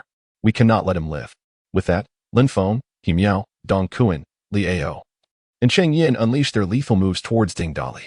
Just then, Li Ao, adorned with enormous antlers, suddenly met a grisly fate. His body continued to run a few steps after his head was severed before collapsing with a thunderous thud. The severed head rolled aside, blinking twice before falling still, clearly lifeless. The attacking party was momentarily paralyzed by this scene, but bizarre events unfolded one after another. While everyone was momentarily stunned, two arrows soared in from the distance. He Miao narrowly dodged, but before he could react, one arrow struck Dong Kuan and another pierced Cheng Yan's abdomen. In mere moments, for members of the team were either dead or gravely injured. Lin Feng felt a rare flicker of panic, even if they emerged victorious from this battle. The cost would be insurmountable. Observing the fallen, a flicker of excitement crossed Ding Dali's expressionless face as he swiftly moved to Li Ao's corpse, which was promptly consumed, leaving behind only a desiccated husk. He then flashed to Dong Kuan at Chang Yan's side. Realizing this, Lin Feng and He Miao ceased to ponder who had struck earlier and unleashed a barrage of extraordinary abilities directly at Ding Dali. In that moment, Ding Dali suddenly elevated himself, transforming into a colossal giant. This giant towered even above Lu Hu, and more disturbingly, the extraordinary attacks directed at him vanished silently into his massive form, as if a drop of water had been absorbed by the ocean, causing no ripples whatsoever. This is bad. Lin Feng dashed towards Ding Dali, executing various attacks upon him.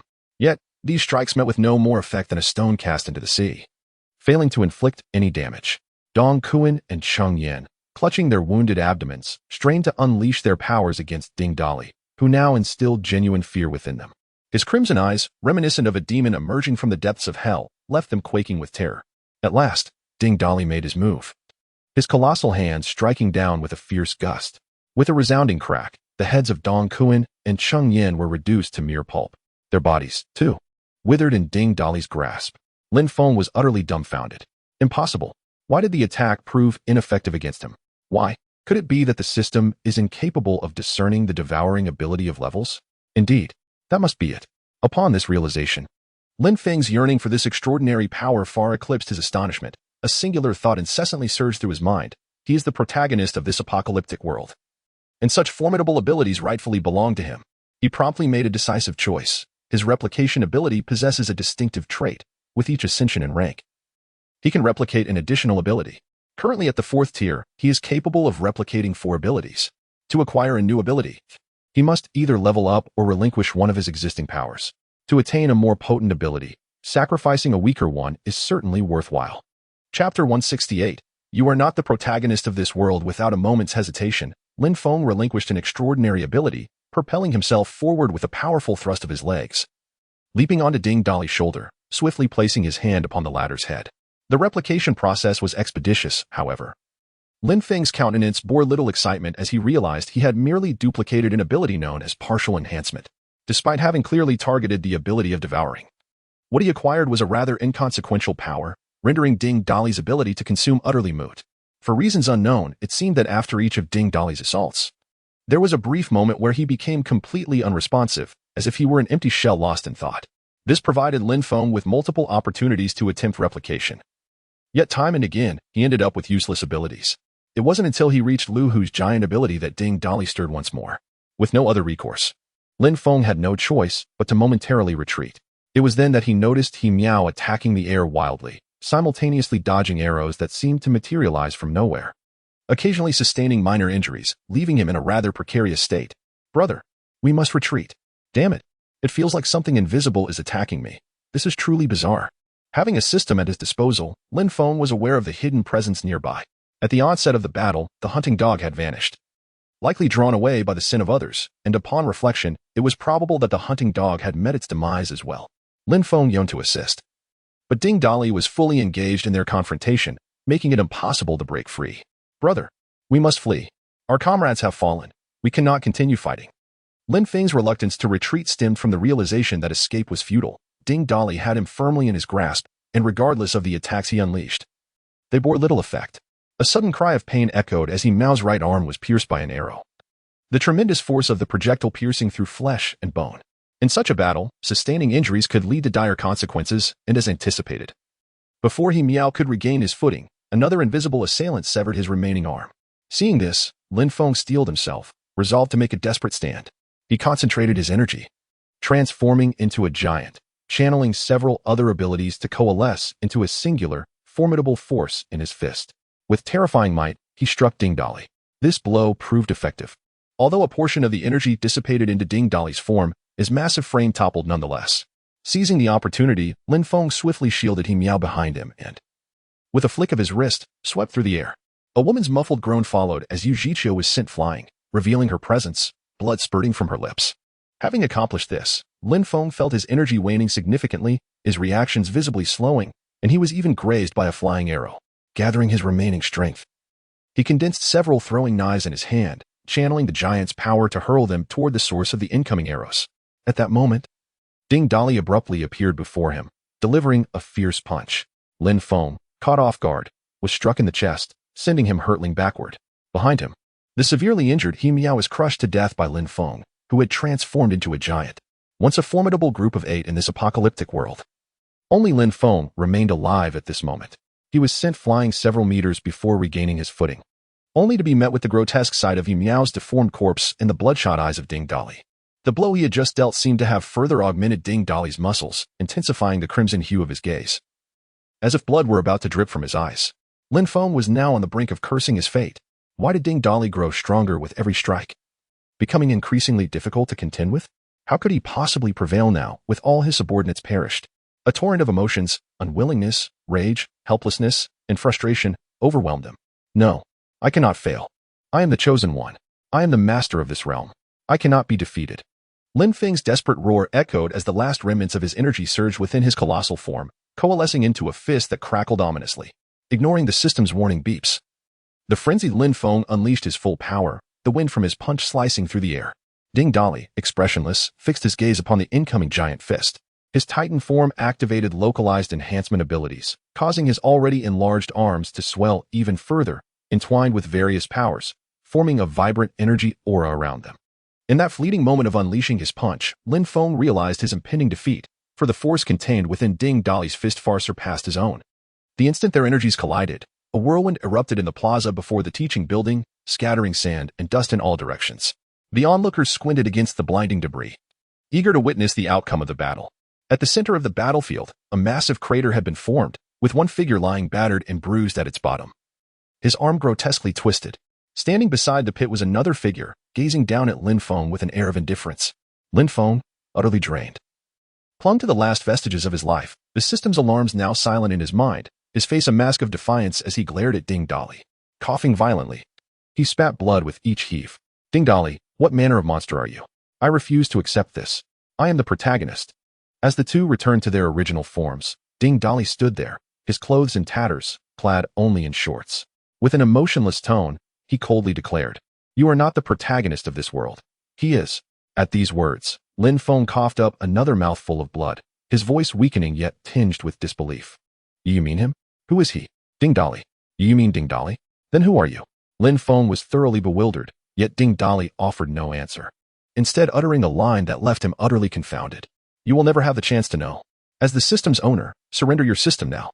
Lin Feng's pupils dilated in shock, the weight of those words exploding in his mind as he struggled to formulate a response. With a swift motion, Ding Dali extended a hand, and Lin Feng's utterly immobilized body inexplicably levitated into his grasp.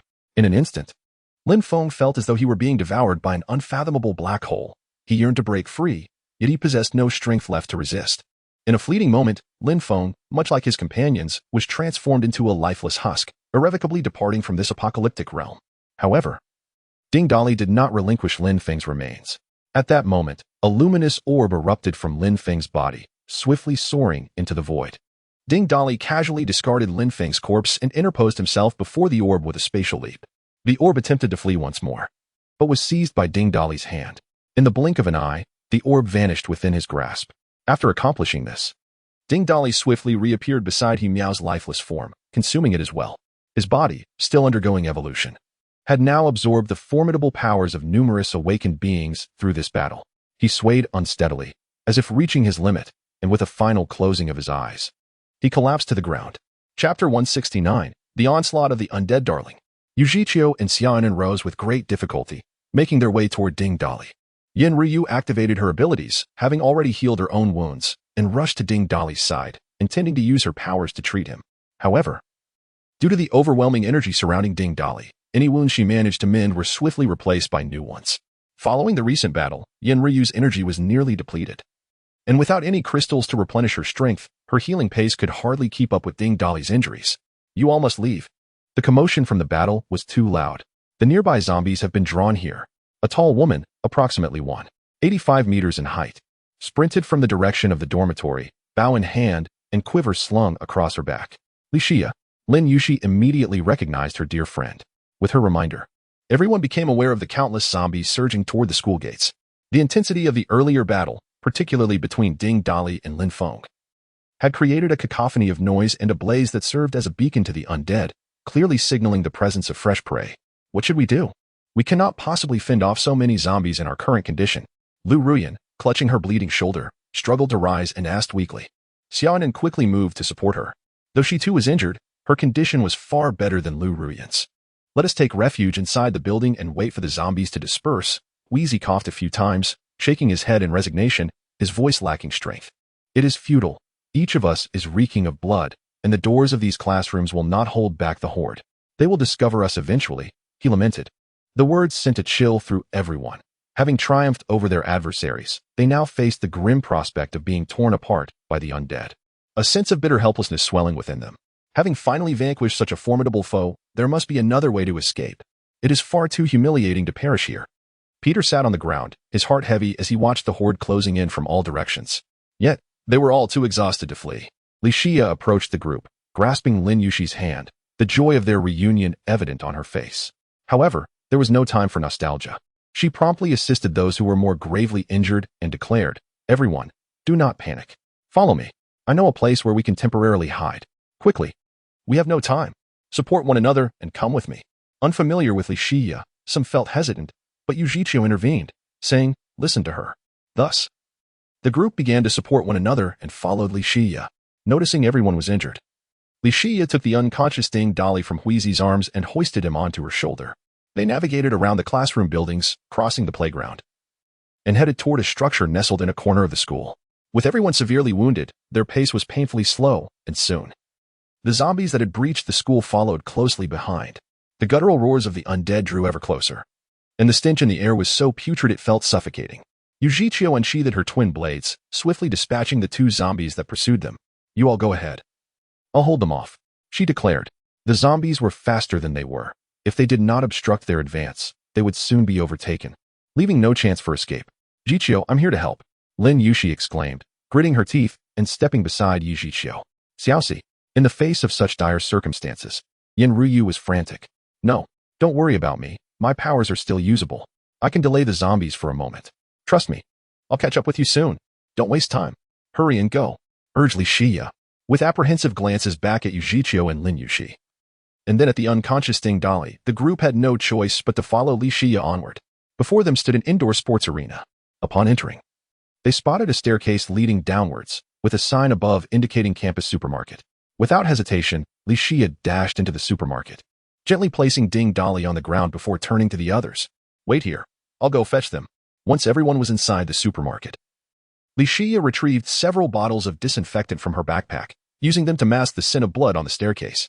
Returning to the entrance of the sports arena, Yujiqiu and Lin Yushi fought while retreating. Lin Yushi found it increasingly taxing to summon the energy to slay the zombies, yet she could still easily impede their advance. Surrounding flora intertwined and grew, creating obstacles on the ground. The mindless zombies charged forward, only to trip over the roots, causing a chain reaction where the ones behind crushed those that fell ahead. However, Lin Yushi's low level and dwindling energy meant that after staving off several waves of zombies, she could no longer harness her powers. They were now merely meters from the sports arena when a particularly swift zombie leaped from the throng, using its fellows as stepping stones, aiming to pounce on Lin Yushi. With a swift whoosh, 2 arrows struck true, piercing the airborne zombie. Observing Li Xia at the entrance, relentlessly loosing arrows, Yujiqiu spoke in a grave tone. "You must go. I'll divert their attention. But no buts. There are too many zombies, hiding ISNT safe. I must draw their focus. I'm the least injured, so don't worry about me." With that, Yujiqiu forcefully pushed Lin Yushi away. "Jiqiu!" Lin Yushi cried out. Yujiqiu gestured for Li Xia to take Lin Yushi with her, and Li Xia understood, forcibly pulling Lin Yushi into the safety of the sports arena. Seeing them temporarily secure, Yujiqiu retrieved the rifle left by Ding Dali from her ring, firing into the throng of zombies to create a cacophony, while stealthily making her way in another direction. In the stillness of the night, aside from the roars of the undead, any other sound could incite chaos among the horde. Countless zombies rushed toward the source of the noise, while only a small fraction continued to follow the sin of blood into the sports arena. Yujiqiu turned to the other side of the school, fearing that her previous actions were insufficient. She extracted 2 grenades from her ring and hurled them fiercely into the fray. The ensuing detonations produced 2 thunderous booms, attracting the horde of zombies, which surged forward relentlessly, even drawing those that had entered the gymnasium. Yujiqiu possessed the ability to conceal her form and scent. However, given her current injuries, She worried that lingering too long might lead to dire consequences. The zombie swarm circled the site of the explosions, finding nothing amiss, and then meandered back, still unable to locate any target, falling into a silence as they aimlessly roamed the school grounds. Yi Zhiqiu, mustering her mental fortitude, dashed back to the gymnasium. Upon finding it deserted, she let out a sigh of relief, revealed her presence, and swiftly locked the gymnasium's main door. Chapter 170. The underground supermarket. After Li Xia led Lin Yuxi back to the underground supermarket, she did not lower the roll-up door but instead directly shut the heavy iron doors on either side of the entrance. The supermarket, established initially as a shelter, was designed to serve as a refuge in times of emergency, hence the presence of these formidable iron doors to defend against unforeseen circumstances. Xia, Sister Zhiqiu is still outside. Lin Yuxi exclaimed anxiously as she saw Li Xia closing the iron doors. That woman possesses extraordinary abilities. Do not worry, she will be fine. She has merely drawn a portion of the zombies away, but many still follow. As she spoke, Li Xia's gaze swept over the crowd before continuing. Look at these individuals. They are all severely injured and devoid of combat capability. If I do not close the door, do you wish to witness them being devoured by zombies? Huizi, visibly disgruntled, pounded the ground with his fists, his tone filled with frustration. Ugh, this is utterly humiliating. When did I become a coward, chased by mere zombies? If I weren't injured, I would rush out right now. Damn it. Sister Yan, can you heal me first? I need to go find Sister Zhiqiu. Yan Ryu shook her head helplessly, her expression grim. It is impossible. I have overextended myself and can no longer wield my abilities. Upon hearing this, Xiaonan chimed in. The crystal cores are with my husband. We no longer possess any. Otherwise, we could have had Sister Yin absorb the crystals for energy while treating everyone. Crystal cores? Are you referring to these?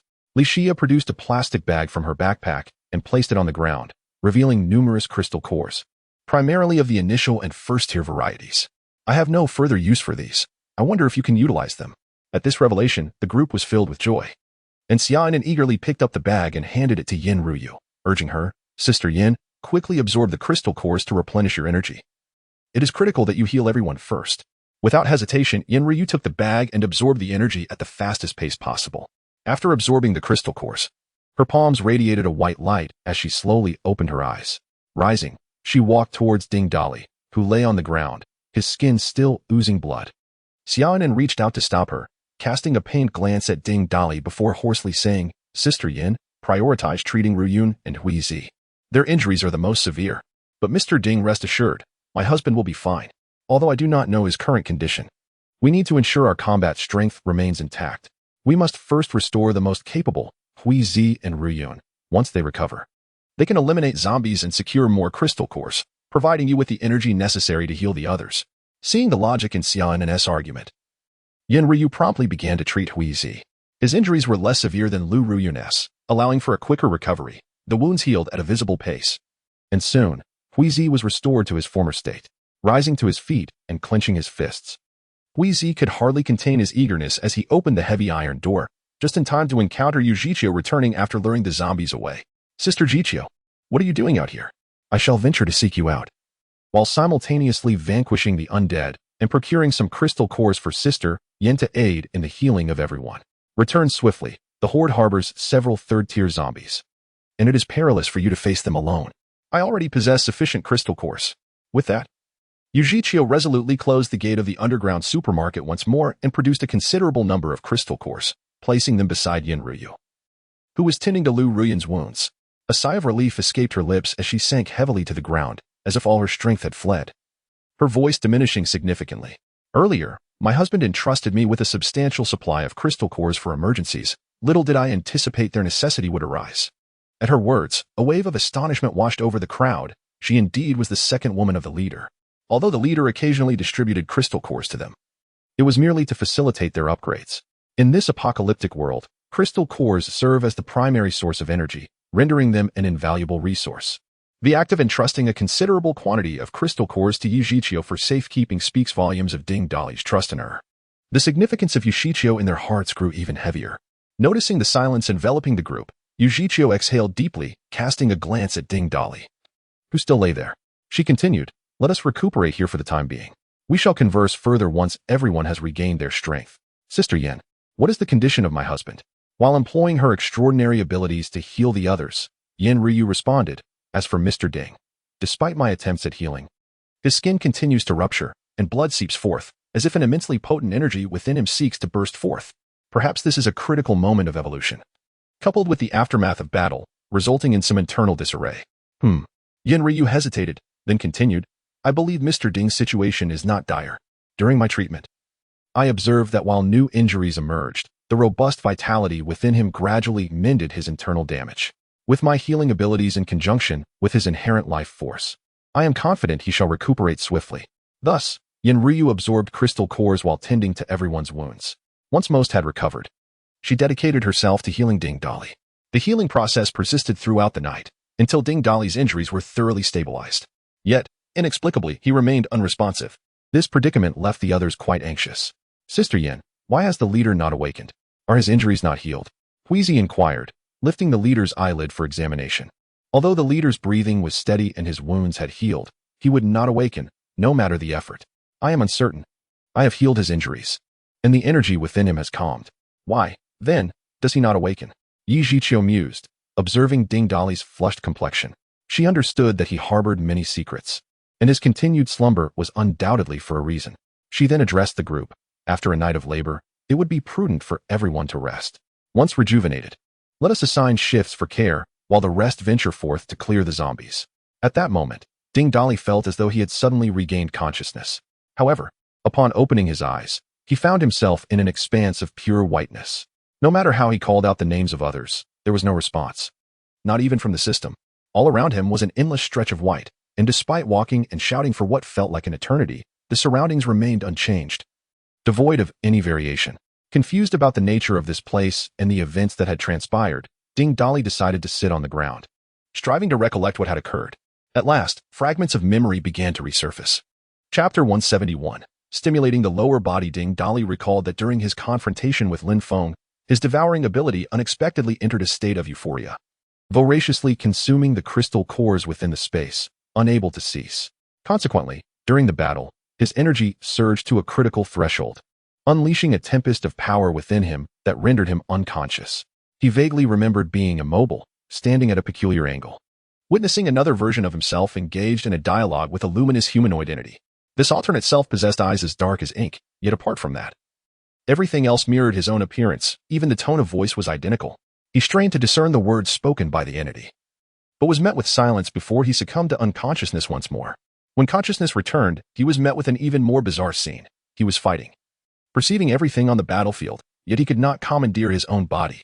The sensation was peculiar, akin to transforming into a marionette, with himself merely an observer. Unable to enact any actions, he watched in disbelief as he methodically dispatched Lin Feng's subordinates, and to his astonishment, he discovered he could devour most of the incoming attacks. He felt the assaults transform into energy, consumed by his devouring ability upon contact. Was his power altered during the advancement process, enabling him to absorb more? Such a transformation was unprecedented in his previous life, leaving him baffled, particularly regarding how a momentary lapse had led to this state. He could not exert control over his body, attempting to sense its changing state. Apart from the ongoing advancement, he felt nothing else. What on earth was happening? Had I installed 2 operational programs? Finally, as he observed himself devouring Lin Feng and his followers, he regained a sense of agency and control over his body. However, simultaneously, the sheer magnitude of the absorbed energy unleashed excruciating pain, akin to a raging torrent, wreaking havoc in every cell of his being, causing his skin to tear and his muscles to rupture. In an instant, this agony engulfed his consciousness once again, before succumbing to unconsciousness once more. Ding Dali's inner thoughts erupted in frustration. Damn it, why must I endure such agony? He felt as though he had drifted into a prolonged dream, one in which Sister Yin caressed him tenderly, each touch bringing immense comfort, while numerous voices surrounded him. I have healed all your wounds. Why do you still not awaken? What shall I do if you remain in slumber? Boss, don't sleep. Wake up. There are beautiful ladies. Darling, I have led everyone in clearing out the zombies. If you do not wake, we cannot proceed. Meow. Darling, Fat Tiger says he wants to eat mutated lean meat. When will you awaken? Ha ha ha. My dear leader, if you do not awaken, how will I explain to Xiaoyu? Moreover, all the delectable treats are with you. I yearn for fries, hamburgers, and cola. My leader, you are invincible in my heart, and I firmly believe that you are surely all right. I am uncertain of my status in your heart, yet I long to call you my husband. Regardless, I do not care, for you are the man I and Ruai have chosen. Uncle, you are my first man. You must awaken. I do not wish to be the youngest widow. Ding Lauda. I'm the last sister remaining. Yet, I do not regret following you. Various voices echoed repeatedly, and upon abruptly opening my eyes, I found myself in this vast, white world. Am I still dreaming? Have I not awakened? System, are you there? The system did not respond, and despite multiple attempts, there was still no reply. Countless questions swirled in his mind, leaving him perplexed. Who is that being with entirely black eyes? And what of that luminescent humanoid figure? What in the world is this? Transforming my reality into a sci-fi paranormal experience.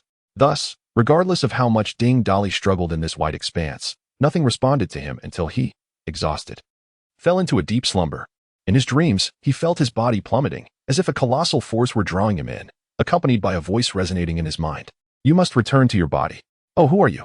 However, before he could receive an answer, Ding Dali's previously weightless body suddenly felt heavy, followed by a delightful tingling sensation spreading throughout. He jolted awake, discovering himself in a dimly lit environment, with a nearly extinguished candle flickering in the distance, accompanied by faint snoring. Glancing around, aided by the feeble candlelight, he discerned that he was surrounded by shelves, resembling a warehouse or supermarket, lying in the space between two of them. Wait a moment. How could I dream of such details? This feeling is certainly not a dream. Sitting up abruptly, his head collided with Lin Yushi's. Startled, she instinctively opened her mouth to scream, but Ding Dali swiftly covered her mouth, signaling her to remain silent.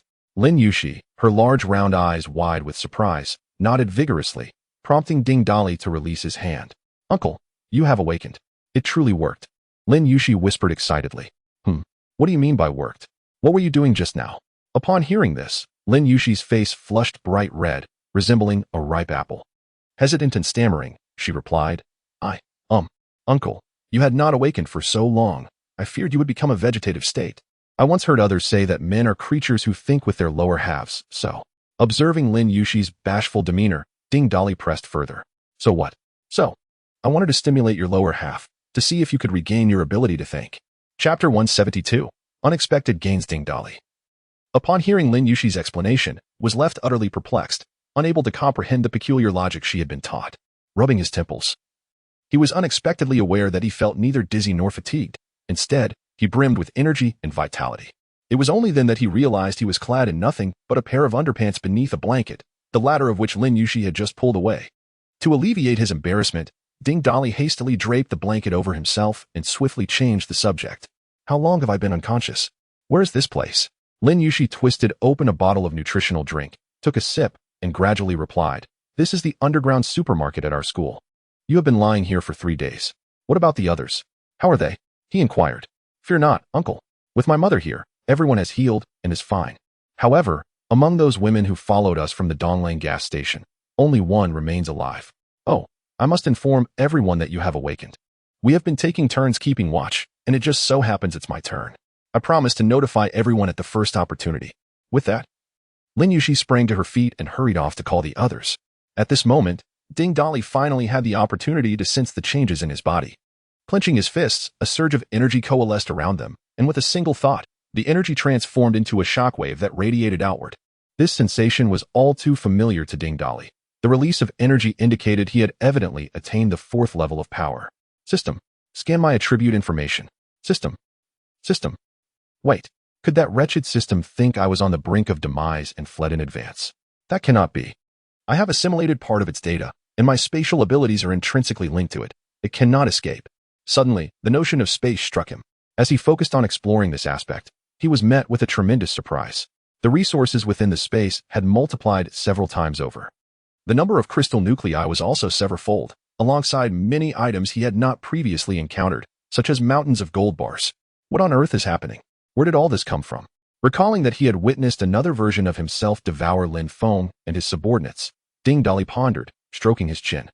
Could it be that I acquire these by consuming them? I remember Lin Feng possessed an SSS-level ability called replication. I wonder if I absorbed that as well. With this thought, Ding Dali scanned his surroundings and retrieved a pack of tissues from a nearby shelf, concentrating on the various sources of abilities within him. At that moment, a miraculous scene unfolded. The tissues in his hand astonishingly split into 2 right before his eyes. However, it appeared that further replication was not feasible. Evidently, each item could only be replicated once. This was already extraordinary, signifying that anything he obtained in the future could be transformed into 2. Overjoyed, Ding Dolly leaped in place, completely oblivious to the blanket slipping from his shoulders. Aha. The replication ability has indeed been assimilated. If I recall correctly, this ability also allows one to replicate other powers.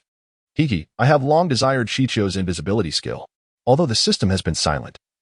Ding Dolly speculates that the luminous orb that emerged during the devouring of Lin Feng is likely Lin Feng's system, after being consumed.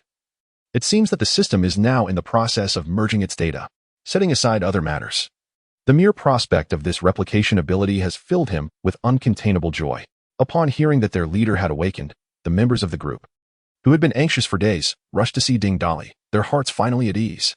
However, when they arrived by Ding Dolly's side, they were left utterly dumbfounded. There stood Ding Dolly, holding a roll of toilet paper, completely unclothed, performing an exuberant display. Wow, truly the leader. After lying down for 3 days, he still exudes vigor. Oh no, could it be that the leader has sustained a head injury? How am I supposed to explain this to Xiaoyu? Oh dear. Why is this lively creature thinking such improper thoughts upon awakening? The man I admire is indeed exceptional. Is our leader a neurotic exhibitionist? Oh no. I forgot to put on my uncle's clothes. Will my mother notice anything? At that moment, Ding Dolly, awkwardly holding the toilet paper, noticed the gazes of the crowd and realized his state of undress. His face flushed with embarrassment, alternating between red and pale. However, upon reflecting that he had already been exposed, he decided to greet everyone openly. Wow, Wheezy and Peter. Turn around. It's one thing to show this to the women, but you two are acting as if you admire it so much. Others, feel free to look. Ding Dolly's audacity was indeed remarkable, and Yi Jiqiu, unable to bear it any longer, swiftly stepped forward and draped a blanket over him. Jiqiu, I appreciate your efforts these past 2 days. Yi Jiqiu merely nodded in response. For sometimes a single glance conveys more than 1,000 words. At this moment, everyone gathered around, and Ding Dolly invited them to sit on the ground before inquiring. Tell me what transpired after I fainted. Darling, before that, allow me to introduce someone to you. Yi Jiqiu beckoned, and from behind the crowd emerged a woman whose height even surpassed Wheezy's. This woman was not only tall but also remarkably well-built, with exaggerated muscles bulging from her limbs, and her pectoral muscles bouncing with each step. Contrary to her physique, her face resembled that of a 13 or 14-year-old girl, still bearing a hint of baby fat. As Ding Dolly appraised the woman, she too scrutinized him in return. Yi Jiqiu stepped forward and took the woman's hand, appearing diminutive beside her. Darling, this is Li Xia, a classmate and close friend of Xiaoxi. It was she who alerted us that day during the archery incident, and we owe much of our success in the recent battle to her assistance. Ding Dolly looked up to see Lin Yuxi nodding at him, her expression one of disbelief. It seems that a beautiful woman as friend does not necessarily have to be a beauty herself. This inevitably reminded him of a saying he had encountered before. Every enchanting beauty is accompanied by an unremarkable friend. Such is the case with Lin Yuxi and Yu Xiaoyu. Just look at Li Xia. When she stands beside Lu Ruyan, they form a striking duo. Although he had not conducted a systematic investigation, Ding Dolly could easily discern that Li Xia was a 3rd-tier awakener, as he himself had already reached the 4th tier. Did you ascend to the rank of a 3rd-tier awakener all on your own in this school? Li Xia nodded and raised the exquisite bow in her hand. When the apocalypse erupted, there were few individuals left in the school, and most had transformed into zombies. Fortunately, I possessed a bow and arrow, which enabled my awakening. Otherwise, I would have met the same fate as the others. Moreover, the unique power I awakened is precision shooting, if I so desire. I can achieve a perfect hit every time. Chapter 173. The peculiar superpower precision in shooting? Just how precise are we talking? Show me, said Ding Dolly as he retrieved a handgun from his spatial storage and affixed a silencer before tossing it to Li Xia. Can you handle this? Li Xia took a moment to examine the pistol before returning it to Ding Dolly. I have practiced at the shooting range for a while, so I can use it. But I prefer archery. She grabbed a bottle of cola from the shelf, weighed it in her hand, and then hurled it into the air. The cola bottle spun through the air, and in a flash, Li Xia swiftly extracted 3 arrows from her quiver, knocking them in rapid succession. The arrows flew forth in a seamless arc. With a satisfying thud, the first arrow pierced the cola bottle, and just as it passed through, the second arrow struck true, driving both the first arrow and the bottle deep into the wall. The third arrow followed closely behind, perfectly embedding itself into the wall where the cola bottle had been lodged. The challenge lay in the last arrow, which required an innate understanding of the trajectory and landing spots of the first 2 arrows to ensure an accurate hit on the bottle. If a bow were to be crafted from black metal combined with the tendons of mutated beasts, Li Xia would undoubtedly excel as a long-range marksman. Originally, Ding Dolly intended to fashion a long-range weapon for Zhang Ting once he procured the black metal, enabling her to practice aerial assaults and effectively suppress enemies from the sky. Now, with Li Shi on their side, the team could achieve long-range sniping both above and below, compensating for their preference for close-quarters combat. Sister Xia, your superpower is quite impressive. We welcome you to our family. Once we find suitable materials, I shall craft for you a superior bow with even greater power. Li Xia nodded, her opinion of Ding Dali softening somewhat. This fellow isn't half bad, though a bit thick-skinned and peculiar. After introducing Li Xia, Yu Zhiqiu continued. The other day, I went to the dormitory to find the archer, and just as I met Li Xia, I witnessed the battle unfolding here. We had a minor misunderstanding and ended up fighting. By the time we cleared things up, your battle had concluded. As for the group that followed, we initially planned to ambush them, but one of them detected us by scent and tracked us down. We only had the chance to strike once we eliminated him. His name was Hound. He possessed an extraordinary sense of smell, which likely allowed him to follow our trail from the auto-modification factory. By the way, is his body still in the dormitory? Ding Dali's interest piqued at the mention of the tracking ability, prompting his inquiry about the corpse's whereabouts. Yu Zhiqiu shook his head, replying, in the past 3 days, we have cleared the zombies from the school, including the teaching building. The body was long since devoured by the undead. Ah, what a pity that the body is gone, Ding Dali lamented, feigning deep regret. Everyone was aware that he coveted Hound's ability, knowing he could absorb others' powers through consumption. However, Li Xia remained oblivious, her heart racing at Ding Dali's unusual interest in the enemy's corpse. The man's peculiar fascination with corpses raises unsettling questions. Could he truly be a deviant? What was his occupation before the apocalypse? Might he be akin to a serial killer, like the infamous Rainy Night Butcher? Unbeknownst to Ding Dali, Li Xia had already begun to entertain strange suspicions about him as he continued to converse with everyone about recent events. By the way, dear husband, I took the liberty of elevating Yin Jie, Xiao Shi, and Ruo Yi, and Guan Xiaoying's awakening levels to the 3rd tier. Additionally, I've distributed the crystal cores obtained from slaying zombies over the past few days for future needs. Ah, Zhiqiu, you have performed admirably. Ding Dali expressed high praise for Yu Zhiqiu's leadership qualities displayed over the past few days. Yet, his mind was preoccupied, struggling to recall who Guan Xiaoying was. Her name seemed vaguely familiar. It was then he noticed a figure among the crowd, one of the women who had accompanied by Qi Ming from the base, if memory served correctly. It was the same woman who had been sent to his room that night. Suddenly, it dawned on him that this was indeed Guan Xiaoying, prompting him to inquire, have you awakened any abilities? Yes, but my powers seem rather useless. Guan Xiaoying replied, her voice tinged with nervousness as she lowered her head. Her cheeks flushed. Her demeanor piqued Ding Dali's curiosity, and he inwardly lamented the inconvenience of lacking the system's probing capabilities. What are you being coy about? Who among you will enlighten me about her awakened abilities? Ding Dali scanned the group, only to find that everyone wore expressions of uncertainty. Even Peter, known for his audacity, appeared hesitant and fumbled for words. Goodness, has she awakened some extraordinary ability? Guan Xiaoying, speak. Guan Xiaoying cast a pleading glance at the others, who instinctively averted their eyes. Left with no choice, she shyly met Ding Dali's gaze. Just as she seemed poised to speak, after 3 seconds of locked eyes, Ding Dali sensed something amiss. Ding Dali was taken aback. His mind had been a blank canvas moments ago. How could he have lost control merely from gazing at Guan Xiaoying for 3 seconds? He recalled her rating was only in the 80s. Not a character capable of wreaking havoc. Why was he so powerless? Yet, the situation escalated. Without being interrogated, Ding Dali found himself divulging, even with his thick skin. He felt utterly humiliated, his face ablaze with embarrassment, wishing for a crevice to disappear into. What in the world was happening? Had he been injured during battle? How could it be? Just 3 seconds. In front of so many people, his authority as a leader diminished. Had his localized enhancement ability failed him? Overwhelmed with shame, Ding Dali was rescued by Yan Ruyu, the eldest among them, who recognized his discomfort and stepped forward to speak. Mr. Ding, please, don't feel inadequate. This is simply Xiaoying's ability.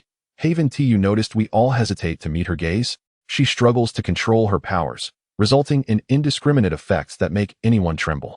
Upon hearing Yan Ruyu's explanation, Ding Dali was left utterly stupefied. What manner of ability was this? What extraordinary ability could induce instant demise? Deliberately avoiding Guan Xiaoying's gaze, Ding Dali inquired with a hint of puzzlement. What is the name of your power? The blush on Guan Xiaoying's face had yet to fade, and she flusteredly waved her hand in response. I apologize, boss. It was not intentional. I only awakened it yesterday and am still uncertain on how to control this ability. Well, it is indeed quite impressive that you managed to endure for 3 seconds. Others could not last even that long. Upon hearing this, all present, including Ding Dali, displayed expressions of embarrassment, their eyes trembling slightly. Chapter 174. Which man wouldn't desire invisibility, observing the expressions of those around him? It was evident that they had all suffered the consequences of this extraordinary ability. This realization brought a slight sense of equilibrium to Ding Dali's mind. Setting aside any other discussions, he inquired about the nature of this peculiar power. Well, I'm not quite sure what to call it, she replied. Anyone who meets my gaze ends up in a state of GC. However, I have a feeling that I can control the nervous excitement of others. I just haven't quite mastered it yet. Even though Ding Dali was a reincarnate and had encountered numerous bizarre abilities, he had never witnessed one that could induce such a state in others. Just imagine a confrontation where, before the battle even commenced, the opposing side was already succumbing to GC. It would indeed be quite a spectacle. Yet, this ability could severely undermine a man's confidence. It was akin to a walking instrument of destruction for a man's self-esteem. A mere glance could lead one to question their very existence. Guan Xiaoying's power was still beyond her control, posing a risk of collateral damage. She needed to devise a strategy. Otherwise, she would have to remain perpetually on guard, as one careless moment could lead to an embarrassing situation. Pondering this, Ding Dali asked, "Since your ability activates through your eyes, have you considered wearing sunglasses to prevent unintended consequences?" This suggestion struck Guan Xiaoying like a revelation, her eyes lighting up. She, too, had been troubled by her newfound ability. While it was indeed a source of joy to awaken a power for self-protection, the awkwardness of her specific ability was unexpected. In just a day's time, everyone had trembled under her gaze multiple times, and now they avoided looking at her altogether. If there was a way to interact with them normally, why not embrace it? Ding Dali retrieved a pair of sunglasses from his space and handed them to her. Eagerly, Guan Xiaoying donned them and then glanced at the crowd. Instinctively, everyone flinched, except for Ding Dali, who met her gaze. After a few seconds, realizing he felt no unusual sensations, he breathed a sigh of relief. Problem solved. I think we should name these glasses High Stop. However, relying solely on sunglasses isn't a long-term solution. You still need to learn to control your ability effectively. Hui Zi, seeing that the boss was unharmed, stepped forward with a smirk, waving his hand in front of her. Can you see clearly wearing sunglasses at night? How about I take them off for you? And you can lock eyes with him for a few minutes? Ding Dali kicked Hui Zi playfully. No. Boss, I like your physique. Staring at her for a few minutes. I fear I might run out of energy in no time.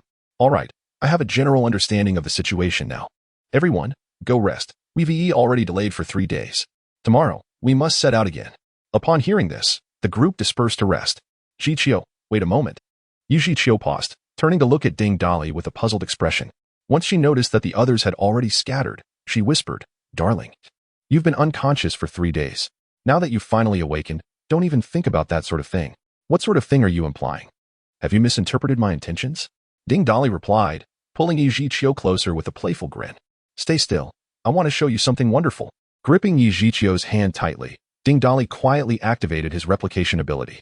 In mere moments, a wealth of information regarding this power flooded his mind. Success. Ding Dali felt an overwhelming exhilaration. Invisibility was a coveted skill long yearned for by countless men. It allowed one to observe, eliminate without a trace, and to spy. In short, it was an extraordinary ability, second only to partial enhancement. As he discreetly harnessed this power, Ding Dali's form gradually faded from Yi Jiqiu's sight. Yi Jiqiu's eyes widened in astonishment. Although she could still feel his hand, she couldn't help but exclaim, "Is this invisibility? Darling, you can become invisible too?" Ding Dali slowly reappeared. "I just learned it from you." "Learned it from me? Have you absorbed some strange power again?" "That Lin Feng. Didn't you notice that the abilities he possesses are all those of his subordinates?" "That's because he has a replication ability, allowing him to copy and paste others' powers onto himself." "Really? Isn't that more terrifying than your absorption ability? He can replicate at will without needing to eliminate anyone." Ding Dali shook his head, recalling the battle he had witnessed that day, deep in thought. That can't be. Replicating others' abilities must also have limitations. Otherwise, Lin Feng would have soared to great heights. I will need to conduct further testing. With that, Ding Dali reminisced about the time he and Yu Jiqiu played Crescent Moon on the rooftop of McDonald's, when only Yu Jiqiu could become invisible. Now that everyone possessed this ability, wouldn't it add an exhilarating twist to their games? He leaned close to Yu Jiqiu and whispered in her ear, causing her face to flush with embarrassment. "Darling, you just woke up. You should rest properly. Let's talk about it tomorrow." Before Ding Dali could respond, Yu Jiqiu swiftly turned and dashed away. Little did she know that Ding Dali had just ascended to the 4th tier and was bursting with vigor. Left in suspense, Ding Dali felt an irresistible urge to test out his newfound ability. Thus, in the dim candlelight of the underground supermarket, he gradually rendered himself invisible.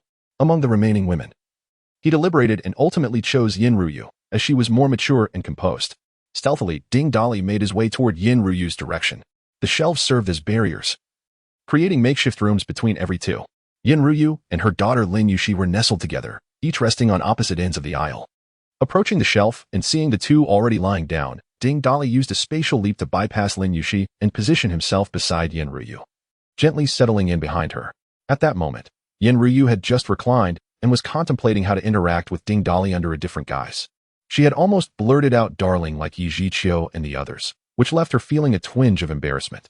As she pondered, suddenly, a pair of strong arms wrapped tightly around her from behind. One hand encircled her waist while the other covered her mouth. Alarmed, she instinctively began to struggle. Yin Jia. It's me. I'm Ding Dali. A whisper, barely audible to just two, floated into her ear, the warmth of breath causing a tingling sensation. Upon recognizing the owner of this voice, Yin Ryu grasped the large hand that had begun its ascent from her abdomen.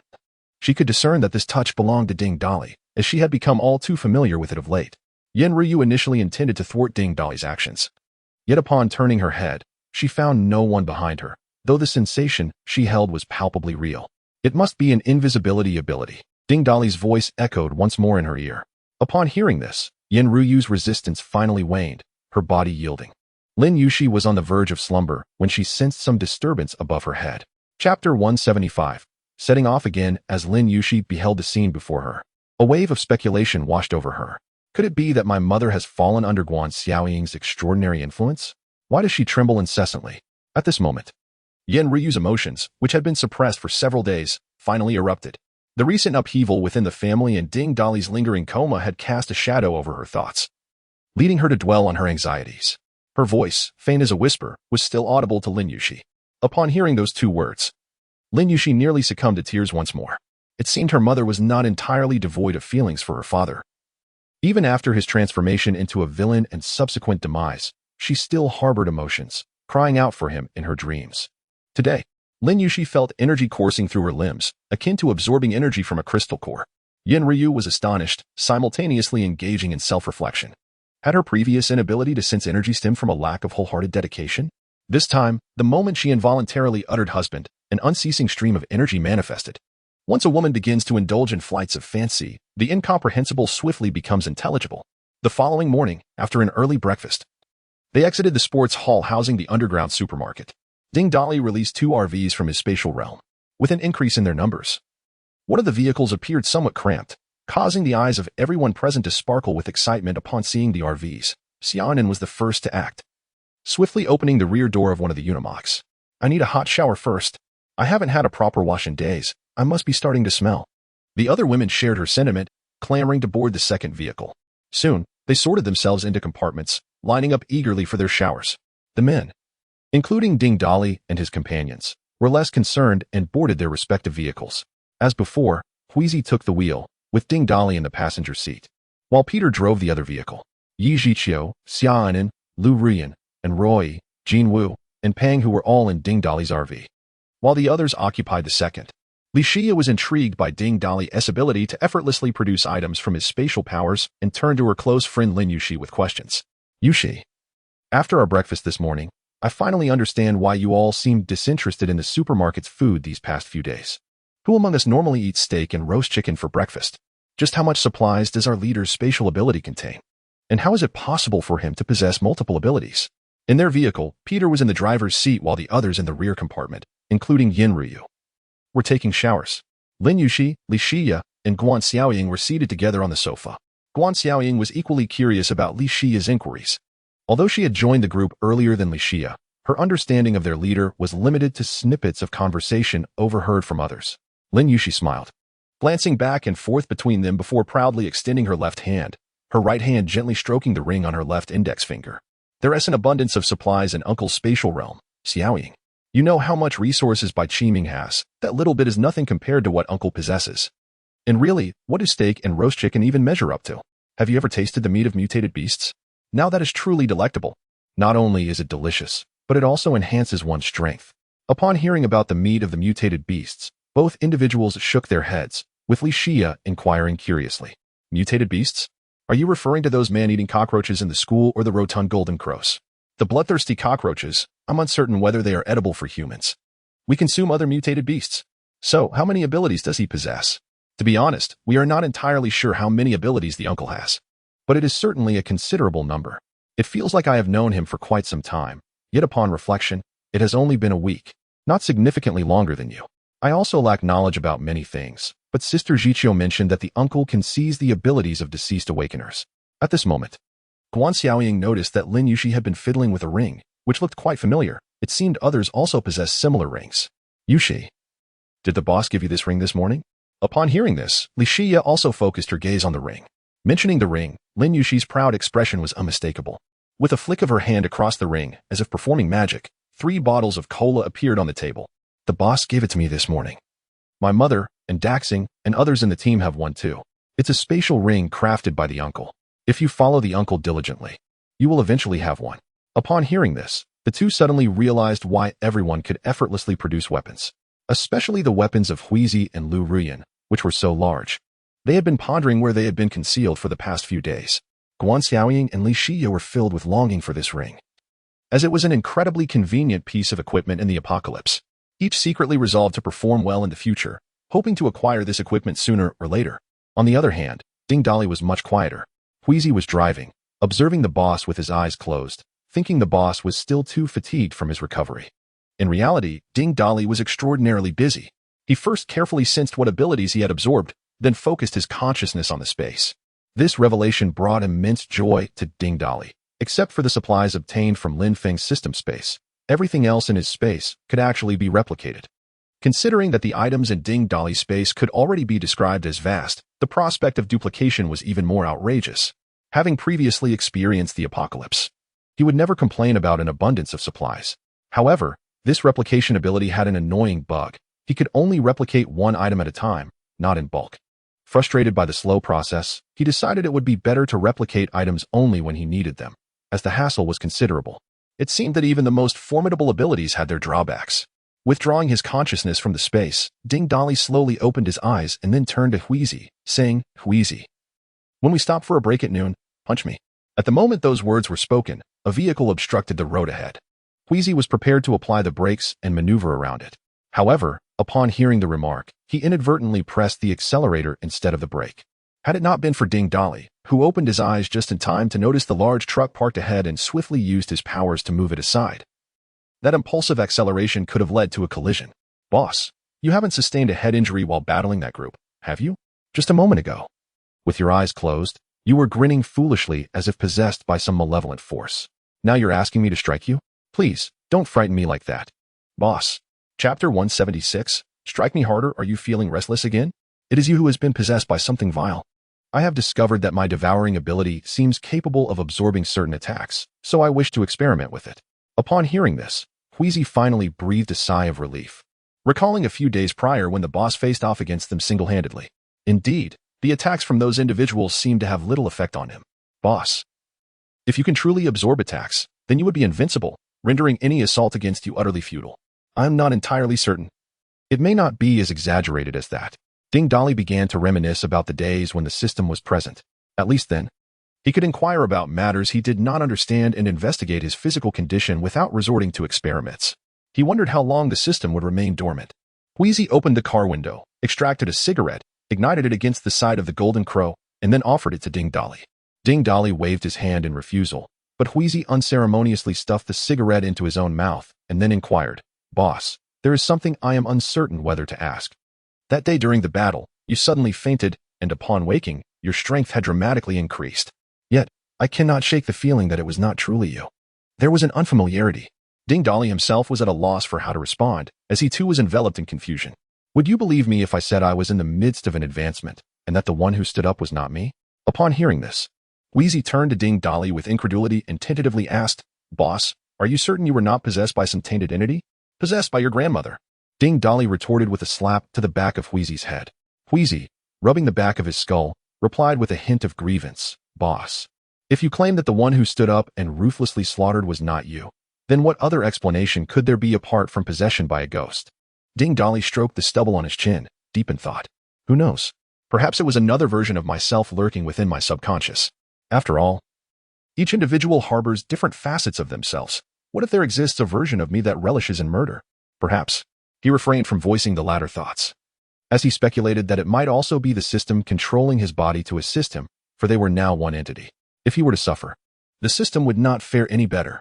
Boss, are you being overly modest? Modest? What do you mean? You claim that within your subconscious resides a version of you that enjoys killing. Yet I observe that when you kill, it hardly seems subconscious. Your methods are quite direct. There were certain thoughts Wheezy dared not express, for he had come to a firm conclusion. The reason the boss always had novel methods of killing must surely indicate that he harbored some form of multiple personality disorder. Fortunately, the boss's other personas did not pose a threat to their own. If Ding Dolly were aware of the chaotic musings swirling in Wheezy's mind, he would undoubtedly have kicked him, yet he remained oblivious, even questioning whether he himself was experiencing hysteria.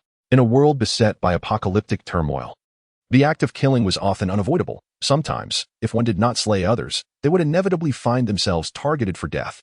Do you still remember that aberrant being? Yang Wei? At that time, my telekinetic range was limited.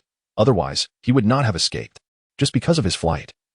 I now constantly worry about a group of individuals contemplating how to eliminate you. A group of individuals? Boss, isn't Yang Wei just one person? Have you forgotten he has gone to the third resettlement camp? Humph with an aberrant being present. I fear that the third resettlement camp has become a realm dominated by aberrants. Upon hearing this, Wheezy gasped in shock. He was well aware of the deeds of aberrants. The third resettlement camp, being a large base, would be unimaginable if it were to fall under their control. Boss, this situation is my fault. If I hadn't impulsively rushed in to confront him, you wouldn't have escaped, and the third resettlement camp would not even in my previous life, without Yang Wei. It had still turned into a domain for aberrants. To call it a hell on earth would not be an exaggeration. In this life, the third resettlement camp is repeating the same mistakes. Ding Dolly harbored nothing but contempt. Even if given 100 chances, they would still tread this path. This does not concern you. As far as I know, the leader of the third resettlement camp, Huang Wenhong, is not a commendable figure. He is even more shameless and cunning than his brother, Huang Ji. Under his leadership, the third resettlement camp is destined for decline. The vehicle moved forward slowly, and upon encountering zombies, Jinwu took the initiative to fly out and deal with them. As the two conversed, they unknowingly reached noon. Wheezy, still preoccupied with the matters Ding Dolly had entrusted to him, pointed at the roadside shops and suggested, "Boss, let us pause for lunch here." After receiving Ding Dolly's nod of approval, Wheezy used the intercom to notify the following vehicle and then steered the car to a stop in front of a shop. The trailing vehicle also halted beside them, and everyone disembarked to survey the nearby establishments. These were all dining establishments, their doors pried open, revealing a scene of chaos within. After enduring the apocalypse for so long, these shops had long been ransacked by survivors. There was nothing left of value. After a brief cleanup, they decided to rest and dine here. Fat Tiger and Li Shia stood guard at the entrance while Wheezy followed Ding Dolly. Along the way, Ding Dolly noticed a large open area behind these shops, perfectly suitable for testing his abilities. Wheezy jogged a few steps to catch up with Ding Dolly, and Jinwu flapped its wings to follow suit. Upon reaching the center of the open space, Ding Dolly spoke. "Transform into a bear man and unleash your full strength. Do not hold back." Wheezy hesitated for a moment and replied, "Boss, how about I throw a punch as an ordinary person first? If all goes well, I will then transform." "All right, that works. Give it your all, and don't hold back," Ding Dolly encouraged. Wheezy, upon hearing this, loosened his limbs and announced, "I'm about to strike, boss." With that, he tightened his fist and swung it fiercely. He exerted all his strength into this punch. Even a fellow third-tier awakened being would struggle to withstand it. However, when his punch landed on Ding Dolly, it felt as if it had struck cotton. Although he could feel the contact with the other S-body, the force dissipated as if it had been absorbed by something. Ding Dolly furrowed his brow, visibly displeased, and remarked in a low voice, "Wheezy, did I not instruct you to exert your utmost effort? Whom do you think you are fooling with such feeble strength?" "Boss, I assure you, I am giving it my all. Cannot you perceive it?" Wheezy questioned, doubting whether his leader was indulging in a jest, yet lacking any evidence to support his suspicion. "Strike me a few more times." With that, Wheezy summoned all his might and delivered several more punches. To Ding Dolly, it felt as though a mere 3-year-old child was playfully hitting him. The pain was negligible. Moreover, with each blow that landed upon him, a trace of energy was absorbed into his being. Chapter 177. A frightening encounter. Boss, your words are rather disheartening. I am exerting all my strength, yet you show no reaction at all. Wheezy, why not transform into a bear man and give it another go? Are you certain, boss? Once I become a bear man, my strength will be significantly greater. Never mind, just unleash your power. Since the boss has spoken, Wheezy felt no hesitation. In a moment, he transformed into a robust bear man, his muscles bulging with might. With fists magnified several times, he channeled all his strength and struck down toward the boss, accompanied by a fierce gust of wind. To his astonishment, Ding Dolly stood firmly, effortlessly absorbing the immense force of Wheezy's punch. Wheezy, your strength is still insufficient. Are you truly putting forth your full effort? Ding Dolly stated calmly, a hint of dissatisfaction flickering in his gaze. Wheezy's eyes widened in disbelief. Boss, how is this possible? I just used 80% of my strength. You felt nothing at all? I can sense that your power is indeed greater than in your humanoid form, yet most of your attacks are dissipated as energy. Continue. Wheezy, secretly alarmed, understood precisely the magnitude of his strength in bearman form. The ease with which his boss received such an attack was astonishing. Ding Dolly's abilities were truly extraordinary. With a shake of his shoulders, Wheezy decided to hold nothing back and unleashed his full strength. As he did so, the surrounding air seemed to warp under the force of his blow. This time, Ding Dolly took a slight step back, and cracks appeared in the ground beneath him. Interesting. A smile graced Ding Dolly's lips. He could feel the sting of Wheezy's full-force punch, indicating that not all attacks were entirely devoured. After a moment of contemplation, he raised his gaze toward the circling Golden Crow. Golden Crow, toss a fireball my way and see what happens. Though puzzled by his request, the Golden Crow complied obediently, launching a fireball toward Ding Dolly. The fireball crackled as it approached, radiating intense heat upon impact. It had inflicted no harm whatsoever. The fireball was consumed instantly, and an energy surged into Ding Dolly's body, nourishing the source of his elemental control abilities. It appears that elemental attacks can not only be devoured for energy. If I possess a similar type of ability, I also reap benefits. Wheezy watched in envy as the fireball was absorbed in an instant, muttering under his breath, Boss, this is truly unfair. You can attack from afar, engage in close combat, teleport swiftly, and now you can absorb attacks. Isn't this the definition of absolute defense? How are enemies meant to fight against you? Have you considered their feelings at all? Ding Dolly shook his head dismissively. Not so exaggerated. This absorption is not absolute. It can only consume a portion of the attack. If the enemy's evolutionary level surpasses mine, or if they possess superior tactics, I may still sustain injuries. Ignoring Wheezy's envious expression, Ding Dolly waved his hand. The test is concluded. Let us return and find the others. We shall feast on mutated beast meat for lunch. Feeling as though they had missed several meals, the moment they heard about consuming mutated beast flesh, Wheezy instantly donned an expression of excitement. And even Jinwoo caught incessantly in the air. Ding Dolly retrieved several carcasses of bloodthirsty cockroaches from his spatial storage and tossed them to Jinwoo, who had been unfairly tasked with foraging for food daily. The trio, 2 individuals and 1 bird, traversed the open space, returning to the road, heading towards the shop where the others were gathered. At that moment, the rumbling sound of engines approached from behind. They turned to witness 2 vintage military green liberation trucks speeding past them, the drivers pressing the accelerator with considerable force, propelling the vehicles at their utmost velocity. Once the trucks had distanced themselves, the 2 exchanged astonished glances, each reflecting the other's shock. Boss, did we just see ghosts in broad daylight? Did you see what was in those trucks? Were those figures clad in Qing Dynasty official attire zombies? Ding Dolly, equally bewildered, recalled a horde of zombies seated in the truck's cargo area. Yet, a troubling thought crossed his mind. Wait a minute. Why were the zombies wielding Type 38 rifles? Wasn't that a weapon used by the Japanese? Indeed. I hadn't noticed until you mentioned it. Have we crossed into another realm? Or is there a penchant for costume play in this apocalypse? Let us regroup with the others. At the entrance, Li Shiryu had already spotted Ding Dolly and his companions approaching, as well as the swiftly passing trucks. Just as Ding Dolly took a few steps, a thought struck him, and he called out to Jinwoo. Jinwoo, go investigate the direction those trucks came from. Jinwoo complied, taking flight towards the opposite direction. Boss, did a horde of zombies just pass by? Li Shiryu inquired as they returned to the shop, following closely behind. Upon hearing her, the others set aside their food, eager to learn what had transpired.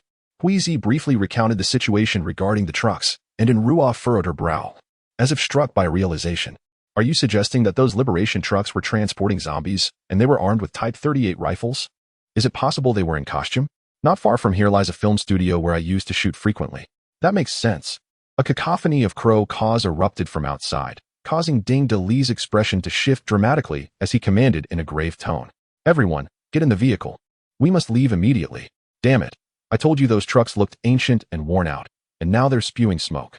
There is certainly a massive horde trailing behind us. Without hesitation, the group climbed into the vehicles.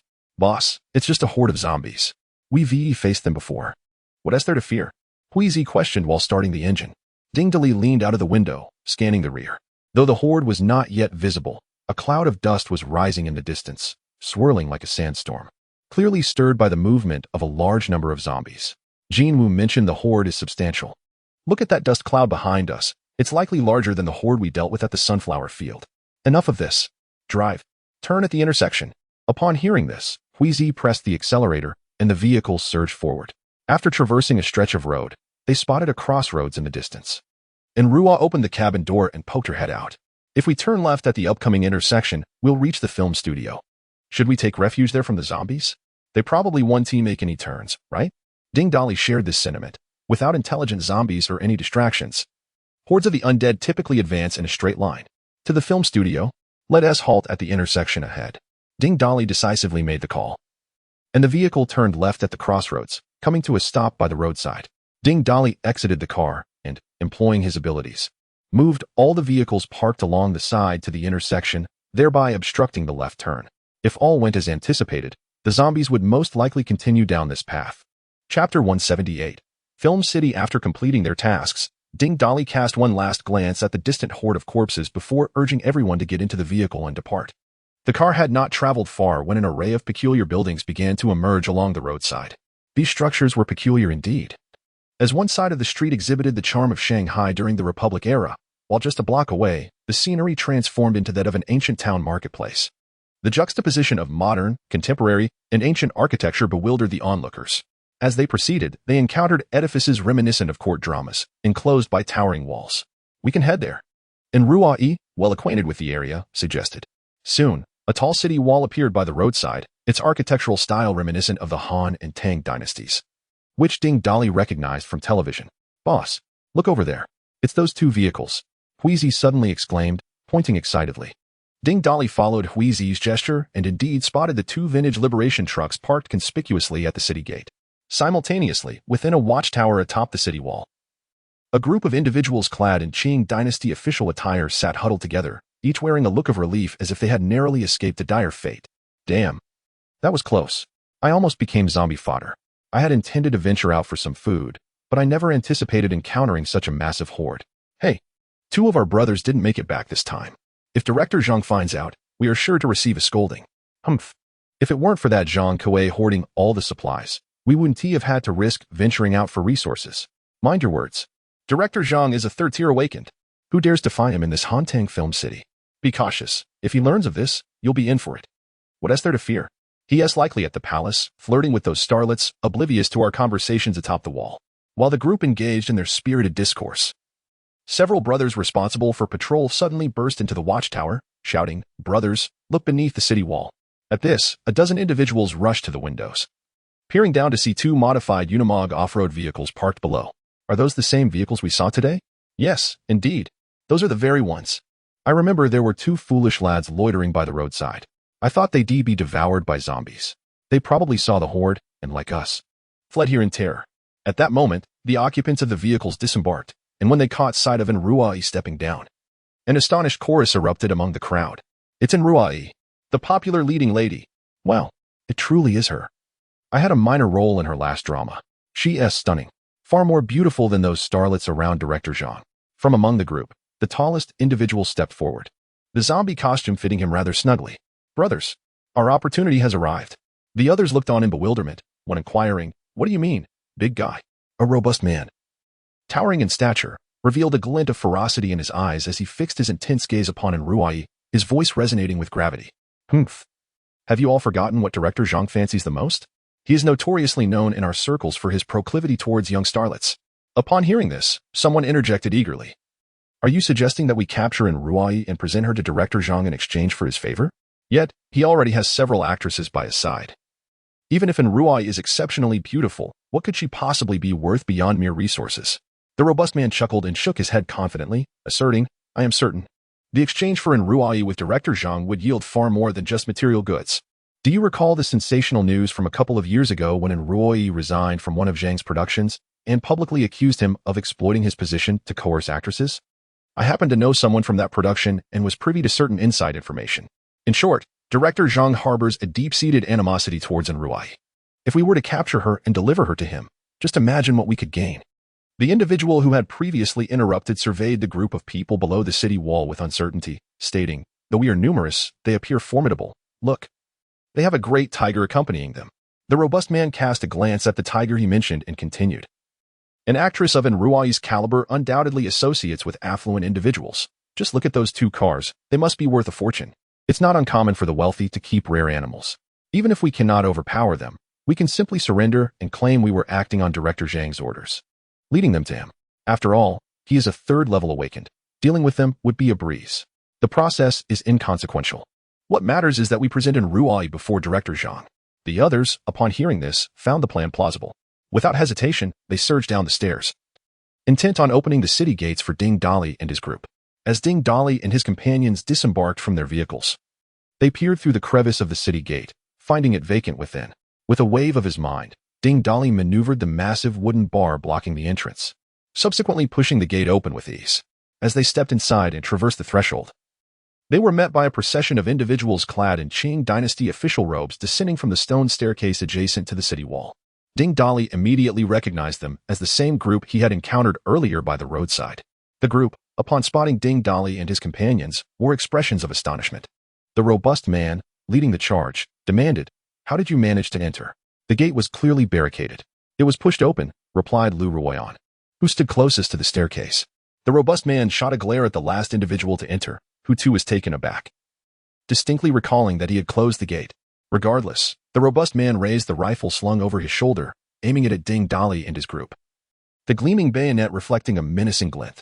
In this close confrontation, the robust man realized that among the group were several women whose beauty rivaled that of Enruai's.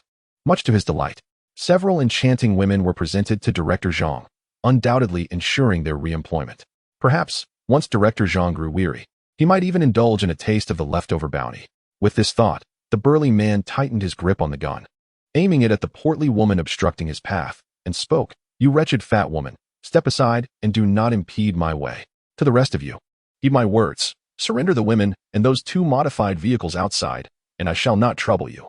Otherwise, the weapon I wield is not to be trifled with." Before he could finish his threat, an enormous hammer, larger than his own face, materialized out of thin air and struck him squarely on the mouth with a tremendous force. The man's head could hardly withstand such overwhelming might. With a resounding pop, it exploded upon impact, sending a spray of crimson and white matter onto those behind him. Chapter 179. The grudge between Enruai and Zhang Kuei. I detest being called a fathead. Lu Ruyan flicked the blood off her massive hammer, her chubby face etched with displeasure. Though she had restrained herself from retaliating upon hearing the insults, the subsequent taunts were unmistakably provocative. Leaving no room for hesitation, she would shatter their insolent mouths. The other figures clad in Qing dynasty official attire had initially been incited by the towering brute to join in the abduction of Enruai. Yet, upon their first encounter, the giant had met his demise with a single blow to the head, the warm splatter of blood and brain matter staining their faces. This corpulent woman possessed extraordinary strength. Surely she must be a first-tier awakened one among them. The evolutionarily advanced giant was merely at the same awakening level. How could they dare oppose her? A group of them, gripping 3 rifles, trembled in retreat, with some losing their footing and tumbling onto the steps. "Do not come any closer. We have guns. Even a first-tier awakened one must fear bullets." And Ruai saw through their bluster, a disdainful smile gracing her lips as she brushed aside a few errant strands of hair and spoke slowly. "Have I not portrayed a role in anti-Japanese war dramas? You think brandishing props will intimidate me?" Seemingly struck by her words, the hands clutching the rifles trembled slightly as they exchanged bewildered glances, uncertain of their next move. At that moment, one amongst the crowd shouted, "Brothers, what are we afraid of? We outnumber her and many among us are awakened ones too. Why should we fear a single first-tier awakened individual? Yes, we almost let her scare us." Another chimed in, "With so many of us, how can we be afraid of her? Let us charge." Such is human nature. Once a leader emerges to rally the crowd, their initial fear dissipates, and they collectively perceive strength in numbers. Observing the renewed eagerness in the group, Ding Dali and his companions felt utterly exasperated. Huizi remarked with sarcasm, "Isn't it amusing how the less capable individuals are often the most confident? I can't even be bothered to intervene. Peter, you handle this. Teach them a lesson." Peter turned to Ding Dali, knowing full well that when the boss commanded action, he would act without hesitation. Ding Dilly chuckled at the sight of the group, glaring fiercely while gripping their rifles. Aren't they fond of scaring others with prop guns? Why not let them play with a real one? At the boss's behest, Peter unhesitatingly retrieved a Type 95 automatic rifle from his ring, aiming it squarely at the group. Haha, surely, this motley crew must have met in Roa-E on the set of a crime drama. They actually have a Type 95 automatic rifle prop. However, a single gunshot abruptly silenced his banter, the bullet striking true to the center of a forehead, rendering the scene utterly still. It was only when Peter unleashed a barrage of shots that the group realized the weapon in his hands was no mere prop, it was genuine. As they witnessed the threat of another shot, panic seized the group. No one wished to be the next victim. They hastily discarded their prop rifles and fell to their knees. Please, don't shoot. We surrender. And yeah, I acted alongside you. I hope you remember me. Please, spare us. It was Director Zhang who forced us into this. Upon hearing this, Ruai was momentarily taken aback, scrutinizing the speaker with a puzzled expression, as if she had encountered him before in the film crew. She then inquired, "Which Director Zhang are you referring to?" The man bowed his head repeatedly until it bled. Finally responding, "It is Director Zhang Kuei. He instructed us to bring you to him if we encountered you. Is it him?" Ruai's countenance darkened. As if she had heard a name that repulsed her greatly, her expression turning sour. Ding Dolly, noticing her distress, asked if she was acquainted with this Director Zhang Kuei. It was then that Ruai recounted her past grievances with him. 2 years prior, Ruai had joined a production helmed by Zhang Kuei. On the eve of filming, Zhang Kuei summoned her to a hotel under the pretense of discussing the script.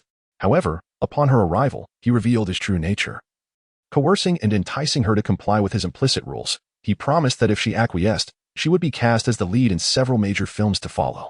Given her strong will, having endured confinement by Qing Ming without yielding, Ruai was not so easily swayed by the words of a mere director. She stormed out in defiance. Yet, on the following day, as filming commenced, Zhang Kuei held a press conference where he publicly berated Ruai for being difficult and threatened to replace her with a more popular actress. In response, Ruai did not hold back. She delivered a resounding slap to Zhang Kuei in front of the assembled media, exposing his exploitative behavior and misuse of power without hesitation. This incident ignited a media frenzy, stirring public opinion to a boiling point. Ultimately, the majority sided with Ruai, which directly contributed to the dismal box office performance of Zhang Kuei's films over the subsequent 2 years. Reflecting on the past, her disdain for Zhang Kuei was palpable. Zhang Kuei has a notorious reputation in the industry. Many actresses have fallen victim to his intimidation. Who would have thought that even in a post-apocalyptic world, this lecherous old man still draws breath? Peter, who had once been an avid internet user prior to the collapse, chimed in. I recall that news. Zhang Kuei adamantly denied his coercive practices, yet the very next day, paparazzi unveiled photographs of him with a popular actress in a hotel room, along with rumors of their involvement in group activities. The online backlash against the duo was immediate and fierce, yet they remained unrepentant, never addressing the allegations directly. Ding Dolly, who had previously devoted little attention to the entertainment industry due to his grueling work schedule, recognized the names being discussed. Listening to this gossip from the past, he finally understood the allure of such tales. When confronted with the subjects of the rumors, the curiosity intensified, and he found himself eager to discover the identity of the actress involved with Zhang Kuei. Since they wish to meet us, let us not refuse them this courtesy. Come, let us pay this Director Zhang a visit, Ding Dolly declared, striding purposefully toward the film studio. Observing this, a group of individuals clad in Qing Dynasty official attire hurried alongside him. Big brother, we will lead you. We know where Zhang Kuei is. Ding Dolly paused momentarily, his brow slightly furrowing. Who informed you that I would guide you? Are you aware of what terrifies a zombie? Brother, before they could finish their sentence, a resounding thunder echoed overhead, followed by a brilliant flash of lightning. Instantly, a group of individuals clad in Qing Dynasty official robes was reduced to charred remains, collapsing in disarray. It is said that creatures such as zombies are indeed fearful of thunder and lightning. From the moment this group intended to harm him, Ding Dolly had no intention of sparing their lives. A zombie must surely meet its demise in a manner befitting its nature.